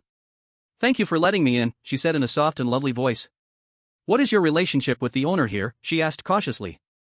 Yang Xia naturally knew Wang Ximing. But now she didn't see Wang Ximing. Instead, Zhang Yi was acting like the master, which surprised her. Zhang Yi did not answer her question. He asked back, "Are you very familiar with Wang Ximing?" Yang Xia gently nodded. "In our circle, how many people are not familiar with him?" "Oh, so that means your friendship is also good?" Zhang Yi's smile was somewhat teasing. Yang Xia quickly denied, "Not really. He is just a very famous person, and his family is wealthy. So we encounter him at some activities." She said somewhat self-deprecatingly, "Someone like him wouldn't really take a star seriously." Zhang Yi raised his eyebrows and poured her a glass of water. "Then don't worry about him. Just remember, the owner here is me now." Zhang Yi was not afraid of his act of killing Wang Ximing being exposed. After all, true big shots would not hide in the shelter of their own homes. What billionaire or socialite could have their lives weighed lightly in the apocalypse? "Thank you," Yang Xia said, taking a sip of water. After entering the room, as her body temperature slowly rose, a feeling of itchiness began to appear all over her body. After all, she hadn't taken a shower in a while. With a pleading look, Yang Xia asked, "Can I borrow the bathroom here?" Zhang Yi generously pointed toward the bathroom. "Feel free." Yang Xia politely thanked him and then turned around to walk toward the bathroom. Chapter 165, The Clever Woman. Whose bathroom is bigger than the bedroom, and has various leisure and entertainment options. If this person is relatively poor, we usually call it making a fuss. If this person is relatively wealthy, we call it a playboy's fancy, a rich person's interest. Wang Ximing, as a notorious womanizer, is absolutely outstanding in this area. So their bathroom is also unique. Zhang Yi is a very polite person. So he didn't ask Yang Xia to let him check after she entered. But for safety's sake, even if he was very unwilling to do so, he had to take a careful look to ensure that Yang Xia wasn't hiding poison or weapons. However, he would let Yang Xia go wash up first to clean herself. This was a sign of respect for the star he once liked. But the necessary procedures had to be followed, no one could be an exception. In the bathroom, Yang Xia turned on the faucet, letting hot water flow over her body from her head. She let out a long breath. Long time no see, hot shower. Such a thing usually does not feel special. Only when you lose it will you understand how precious it is. Especially for a woman who loves beauty and cleanliness, not being able to bathe is like a kind of torture. The bathroom is very large, over 80 square meters, and the huge gilded massage bathtub in the middle looks like a fish pond. She stands under the shower, rinsing her body with hot water. It has been a long time since she last bathed. The hot water soaks her beautiful hair. She tilts her head back to wash her exquisite and pretty face. Comfortable, warm, making one unable to stop. But while she bathes, her mind does not stop. Since entering this villa, she has been thinking about what to do next. When she saw Zhang Yi appear in this community, she planned to take a gamble in her desperate situation. And the only price she could pay is her body that countless men dream about. In the face of life and death, many things can be set aside. Fortunately, after seeing Zhang Yi, she felt much more relaxed inside. Although the man in front of her looks like he carries a dangerous aura. But his looks are handsome, his figure tall, exuding a certain manliness. He is not an ugly old man. This makes Yang Xia feel much more balanced in her heart. If it is this man, then even if I spend some time with him, perhaps it wouldn't be a loss. A helpless smile appeared at the corner of Yang Xia's mouth. If she could choose, she would rather not have to do this. Although she is in the entertainment circle, she is not one of those women who climb up using unspoken rules. The Yang family is also quite prestigious in the capital, and she has reached her current position entirely on her own abilities and family background. Even though she has been married once, her body and spirit are still clean. I've decided, I want to talk to him, to ask him to let me stay here for a while. And I. Yang Xia bit her lip and said with difficulty, I also have the corresponding awareness to pay something. This is just a transaction. She murmured to herself. Yang Xia tightly hugged herself, tilting her neck to let the hot water flow over her cheeks. I just need someone to protect me, to provide me with food and a comfortable shelter. Once the snow disaster is over, I will clear the boundaries with him. As long as no one knows, I will still be that dazzling star. Yang Xia spoke softly, her gaze becoming resolute. After a while, Yang Xia walked out of the bathroom. With steam still on her body, her wet hair draped over her shoulders like a blooming lotus. Zhang Yi, can you let me stay here? Yang Xia asked pitifully. A weak woman like me finds it hard to survive alone in such harsh conditions. So, I need a man to protect me. Don't worry, I won't trouble you for too long. After the snow disaster is over, I will leave here, this memory will only belong to the two of us. Sincerity is the killer move. Yang Xia could see that Zhang Yi is not an easy man to fool, so she laid her cards on the table, hoping to gain his protection. After hearing this, Zhang Yi raised an eyebrow, appreciating Yang Xia's approach. A smart woman, that's good. Zhang Yi hates foolish women, as they are often naive, which annoys him. But a smart woman like Yang Xia, who knows how to trade her body for survival conditions, makes things much easier for Zhang Yi. This way, he can avoid empty discussions about feelings. What he needs is just to satisfy his fantasy as a fan towards his idol. Get closer to her. And let this empty house have a touch of warmth. One Yang Xia, one Zhou Kur, both are intelligent and beautiful women. With them around, Zhang Yi's life will obviously not be boring. Even playing Do Diju can gather 3 people together. This is a very fair trade. Zhang Yi really likes this a lot. When he is with Zhou Kur, he occasionally needs to care for her youthful heart, sweet-talking to please her. Look at this one, Yang Xia is really a clear-headed person. Everyone gets what they need, it's quite convenient. However, there is one thing she might be thinking too naively about.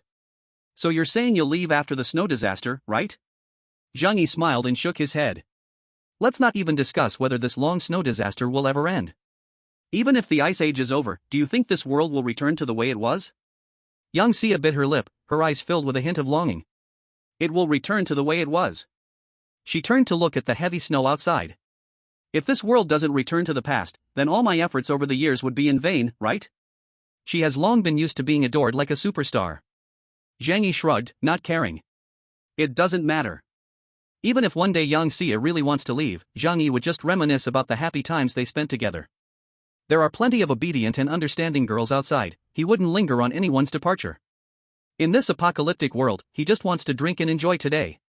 Having figured out Yang Xia's thoughts, Zhang Yi no longer wasted time cultivating feelings.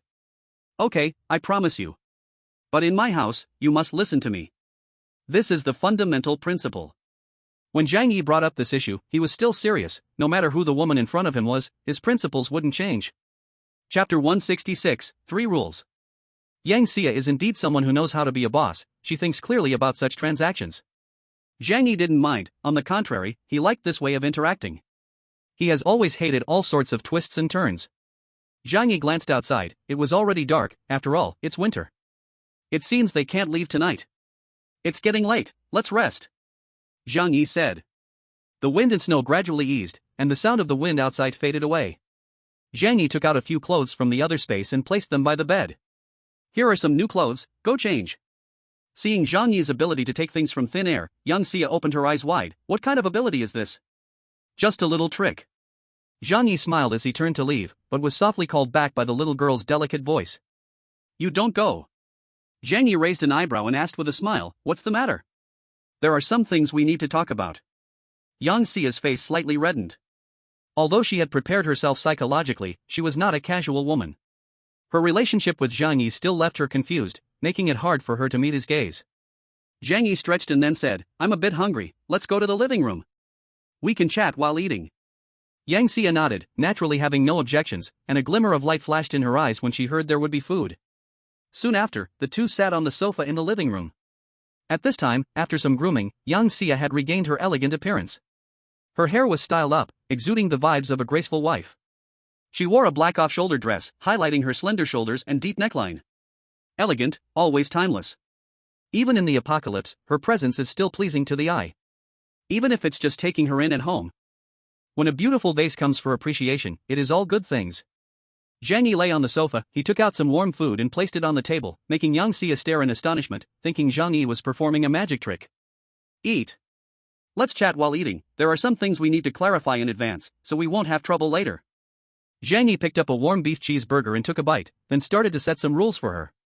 My house is quite big, having one more woman is not a big deal. My only requirement is one thing, that is the 2 words, be obedient. You are so smart, you should understand what I mean, right?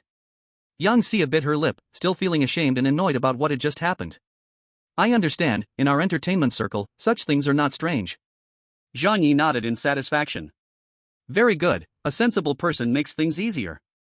He didn't have many demands on Yang Xia. Keeping her was like having a vase at home. When Zhou Kur comes over, the 2 women can help share some household chores, and they can take turns, the pressure won't be much.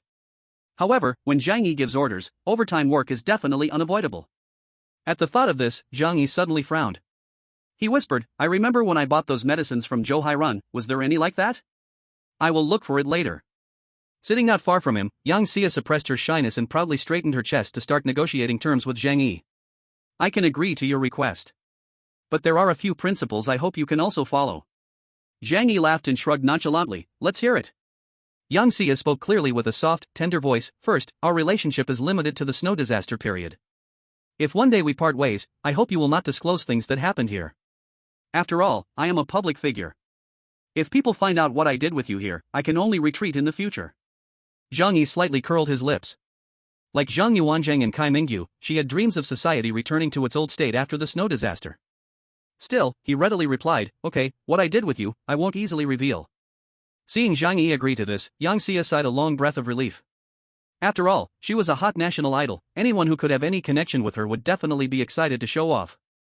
The second point is, I will comply with your requests. But sometimes, you cannot force me to do things I don't want to do.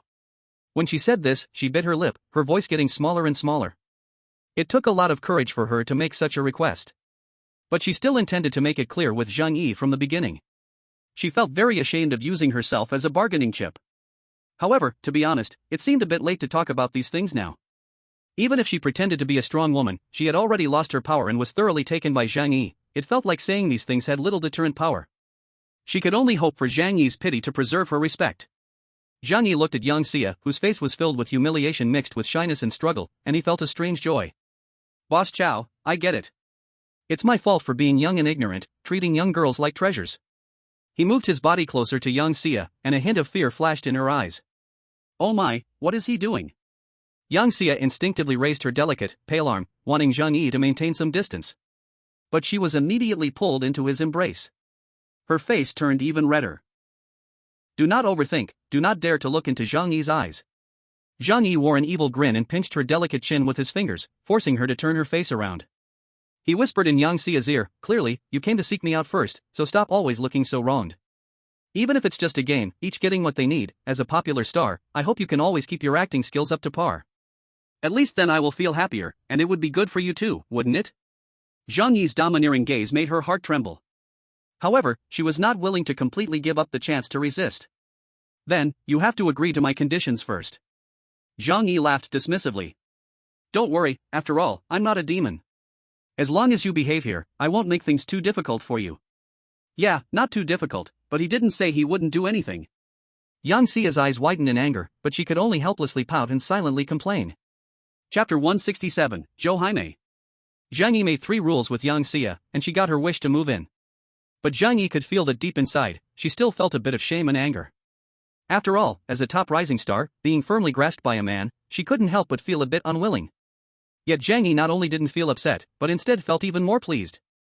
Men naturally enjoy conquering, and the harder a wild horse is to tame, the more he wants to tame it. This woman, she was damn sweet.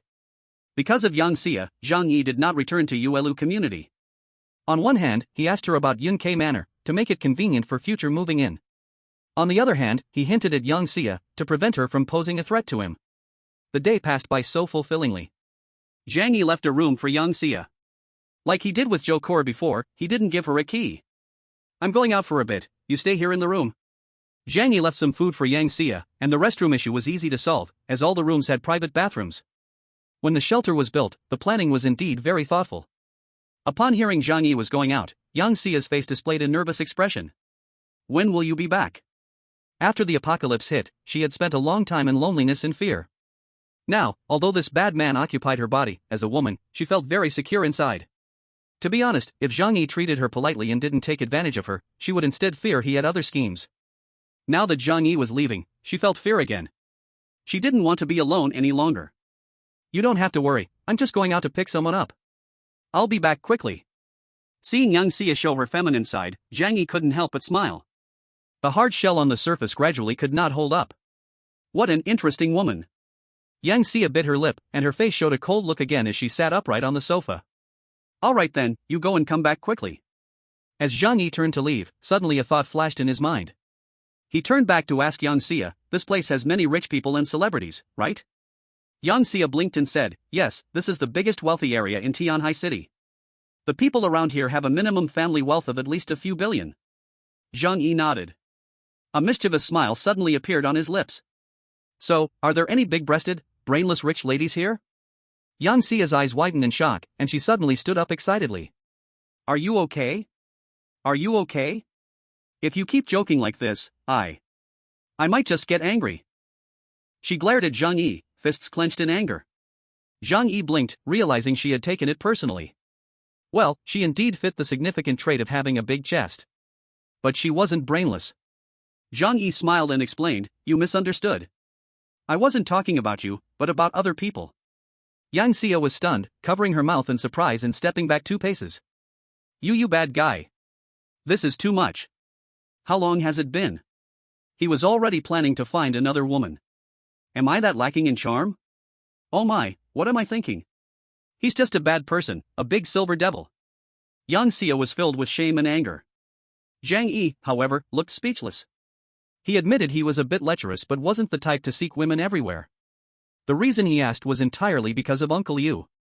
He hoped to find a suitable partner for him. After all, he was quite lonely on his own. As for the opposite sex, Zhang Yi wasn't that desperate. If it weren't for the filter he had for Yang Xia from his youth, he wouldn't have easily let her into this shelter. To be honest, even the 3 Koan he had chased away, purely in looks, weren't much worse than her. Plus, those 3 surely had better skills in that aspect than her. Here's the thing. I have a friend back home who was quite friendly to me. However, he was deceived in love by a bad woman and now needs comfort from the opposite sex both mentally and physically.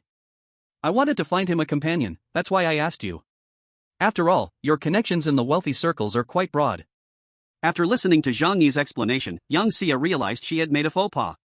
But now, looking at Zhang Yi, she also had a filter, thinking of him as a sexually frustrated pervert. However, under the same roof, she couldn't refuse his request for help. Moreover, since Zhang Yi had the ability to survive in the apocalypse, his friend also wouldn't be lacking too much. If she could introduce her friend to him, it would be like saving a life. Yang Xia said, there are fewer deaths in the wealthy area now, and there are indeed some wealthy women.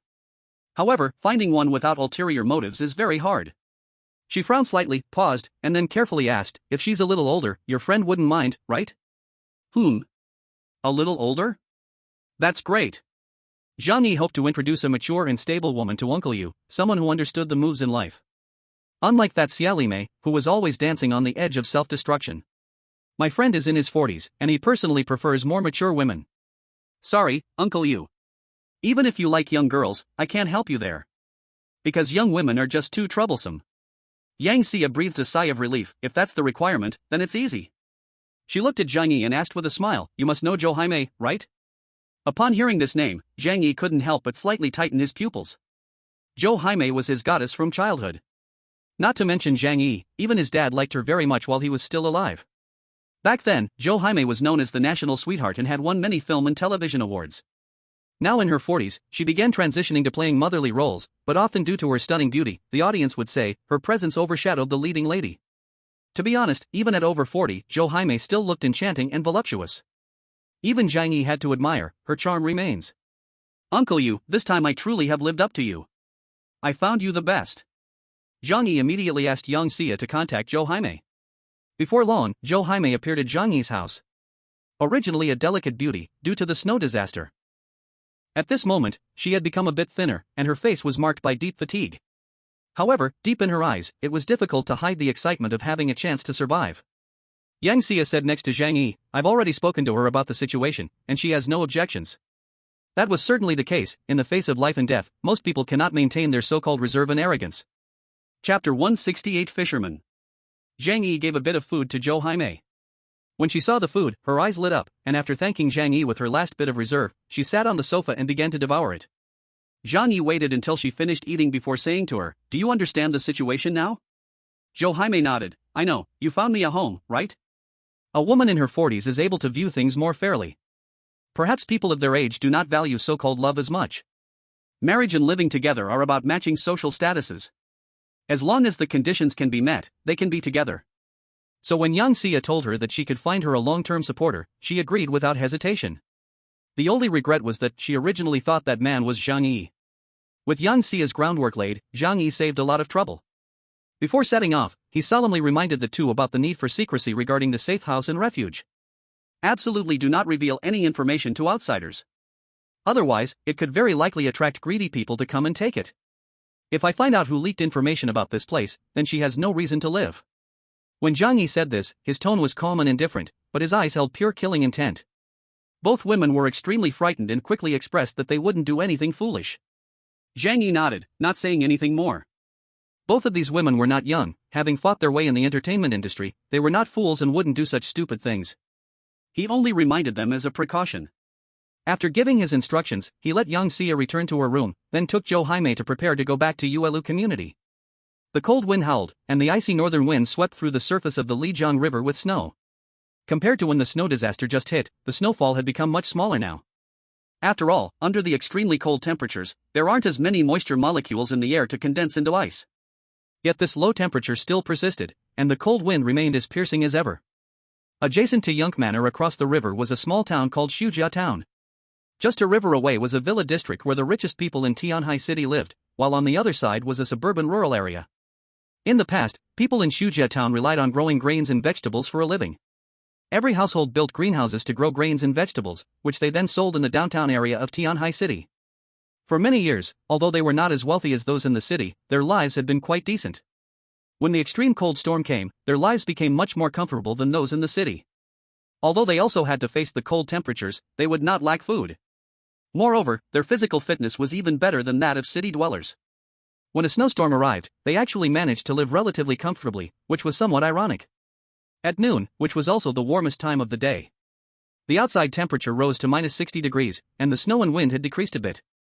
On the Lijiang River, a group of villagers from Sudong village, wrapped up tightly, appeared. They came onto the ice, each holding various tools. They also brought 5 or 6 dogs, all Alaskan and husky sled dogs. However, in the low temperatures, the dogs were all wrapped up in cotton jackets. The people of Sudong village cared deeply for these dogs, treating them with more passion than they treat themselves. Because now in the south, they are the only ones who can still be used as draft animals. However, at this moment, these sled dogs look different from the silly appearances one usually sees. Their eyes are filled with fierce aggression, their mouths reveal sharp teeth, and their fur is stained with blood. Led by a black-faced man in his 50s, a group of people came out onto the ice. The black-faced man walked back and forth on the ice, sometimes crouching down to look deep into the ice layer. After a while, he tapped a certain spot with the stick in his hand. "Right here, start digging." As soon as he finished speaking, more than a dozen people behind him immediately stepped forward, with several large ice-breaking devices on the sled behind. The crowd lifted the equipment down, placed it in the designated spot, and then tied it to the dogs with ropes. "Run, run!" The dog owner held the rope tightly, shouted a couple of times, and several dogs began to run forward. This also drove the icebreaker to cut through the ice layer. With the draft power of the dogs, the ice-breaking efficiency was very fast, and soon a huge circular hole was dug in the ice. All right. We've hit fish." The leading black-faced man waved his hand, and the dog owners hurriedly restrained the dogs. The crowd worked together to lift out the icebreaker, revealing dozens of frozen fish trapped in the broken ice below. They remained frozen in the position they died in, stuck in the ice layer. After freezing, the oxygen concentration in the river waters dropped, and the fish schools floated up to seek oxygen. Although they ultimately could not find a breathing hole, they still perished near the ice surface. This provided a great source of food for the fishermen of Shujia Town in this generation. As long as they break the ice layer, they can dig out the frozen fish from within. This also became their main source of protein. A group of people busied themselves as usual, with the leader being Su Dezai from Sudong village of Shujia Town. In the past, he was just a fisherman, with an average status in the village. But after the apocalypse, he became a crucial figure in Sudong village thanks to his fishing skills. For example, now when they go out to fish, he only needs to designate the location, while others handle the physical labor. A dog owner named Su Manjin walked over and chit-chat with Su Dezai. "Second uncle, do you think that in this cold weather, the city folks are all freezing to death?" Su Dezai tucked his hands into his pockets and scoffed disdainfully at the remark. "Those city folks, they can't even plant crops, and they rely on us farmers to sustain them. Now they probably find it hard to even fill their stomachs. I think they're mostly dead already." Su Manjin nodded and said thankfully, "Lucky for us, we are country people. No matter how bad the weather gets, we have food at home and strength in our hands, so we're not afraid of starving. But this weather, it's chilling to the bone. When will it pass?" Su Manjin looked at the luxurious villa area across the river, his eyes carrying a hint of proud disdain, but also some confusion about the future. Yes, they could survive, but this kind of life was clearly not what they wanted. Su Dezai frowned slightly, his eyes squinting against the snow and wind. "It's hard to say. But in this weather, we can survive. As long as we are willing to work, we don't have to fear hunger. Back when I was in Mo, the temperature wasn't much higher than here. We used to swim there bare-chested. A few people chatted idly. In the past, they liked to gather together to discuss international affairs, and their conversations would always touch on Europe and America, deriding other countries as worthless. But now, with no news sources and no mood to care about foreign affairs, they could only discuss how miserable the city folks were living. Suddenly, a sound of an engine echoed from afar. It came from across the river. Although the sound wasn't very loud, in this silent world of ice and snow, it seemed especially noticeable. Su Manjin was stunned. Did I just hear the sound of a motorcycle? Su Dahai perked up his ears to listen carefully, and soon his face was filled with shock.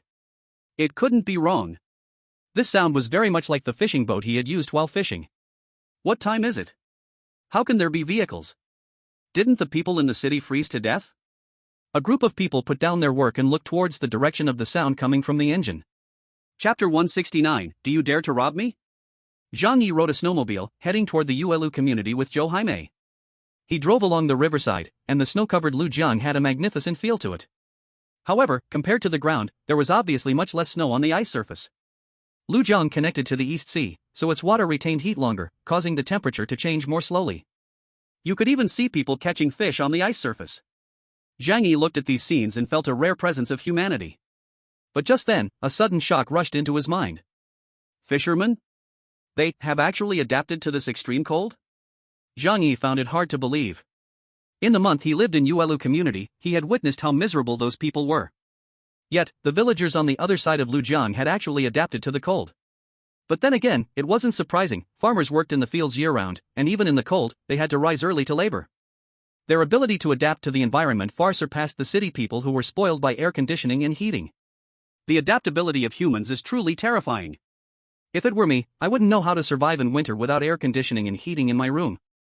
Zhang Yi sighed with this kind of sentiment. But before he could ponder for long, a terrifying barking suddenly erupted from the ice surface not far to the side.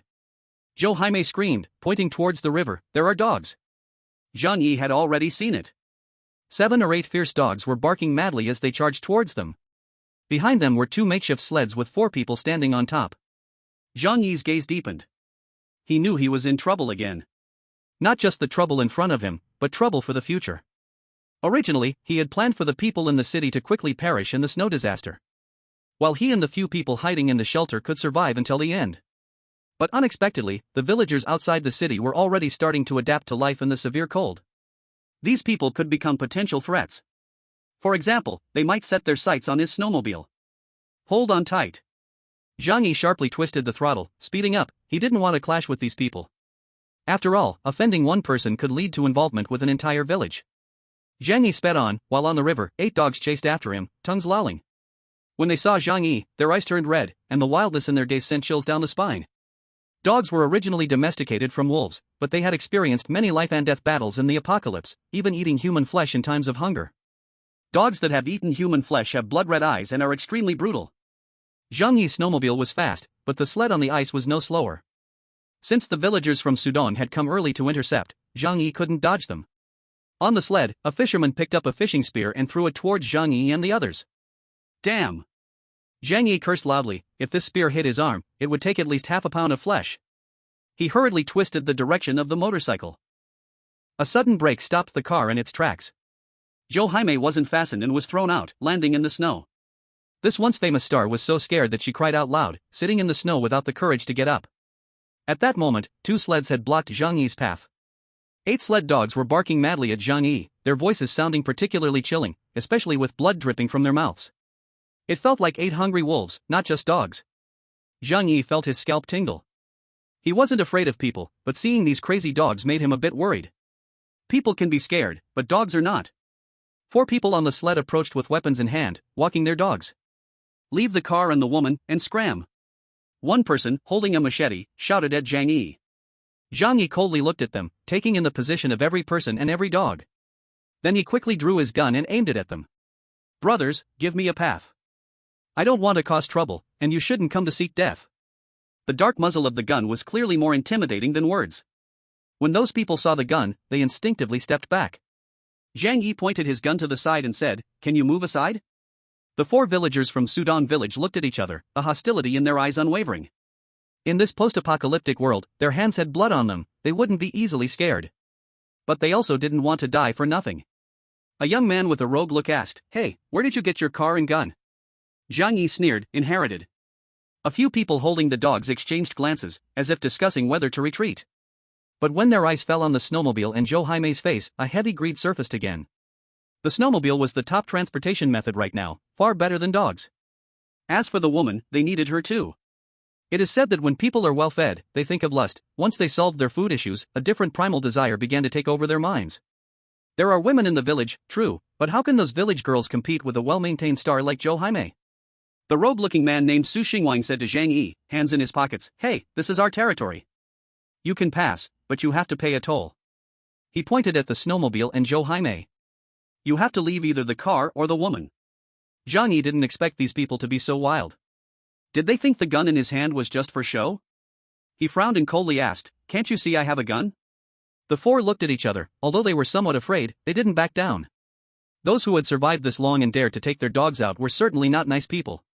To fight over food, they had fought countless times with the neighboring village. They were very bold. Another thin man wearing a felt hat pointed at Zhang Yi and cursed, "Who the hell are you trying to scare?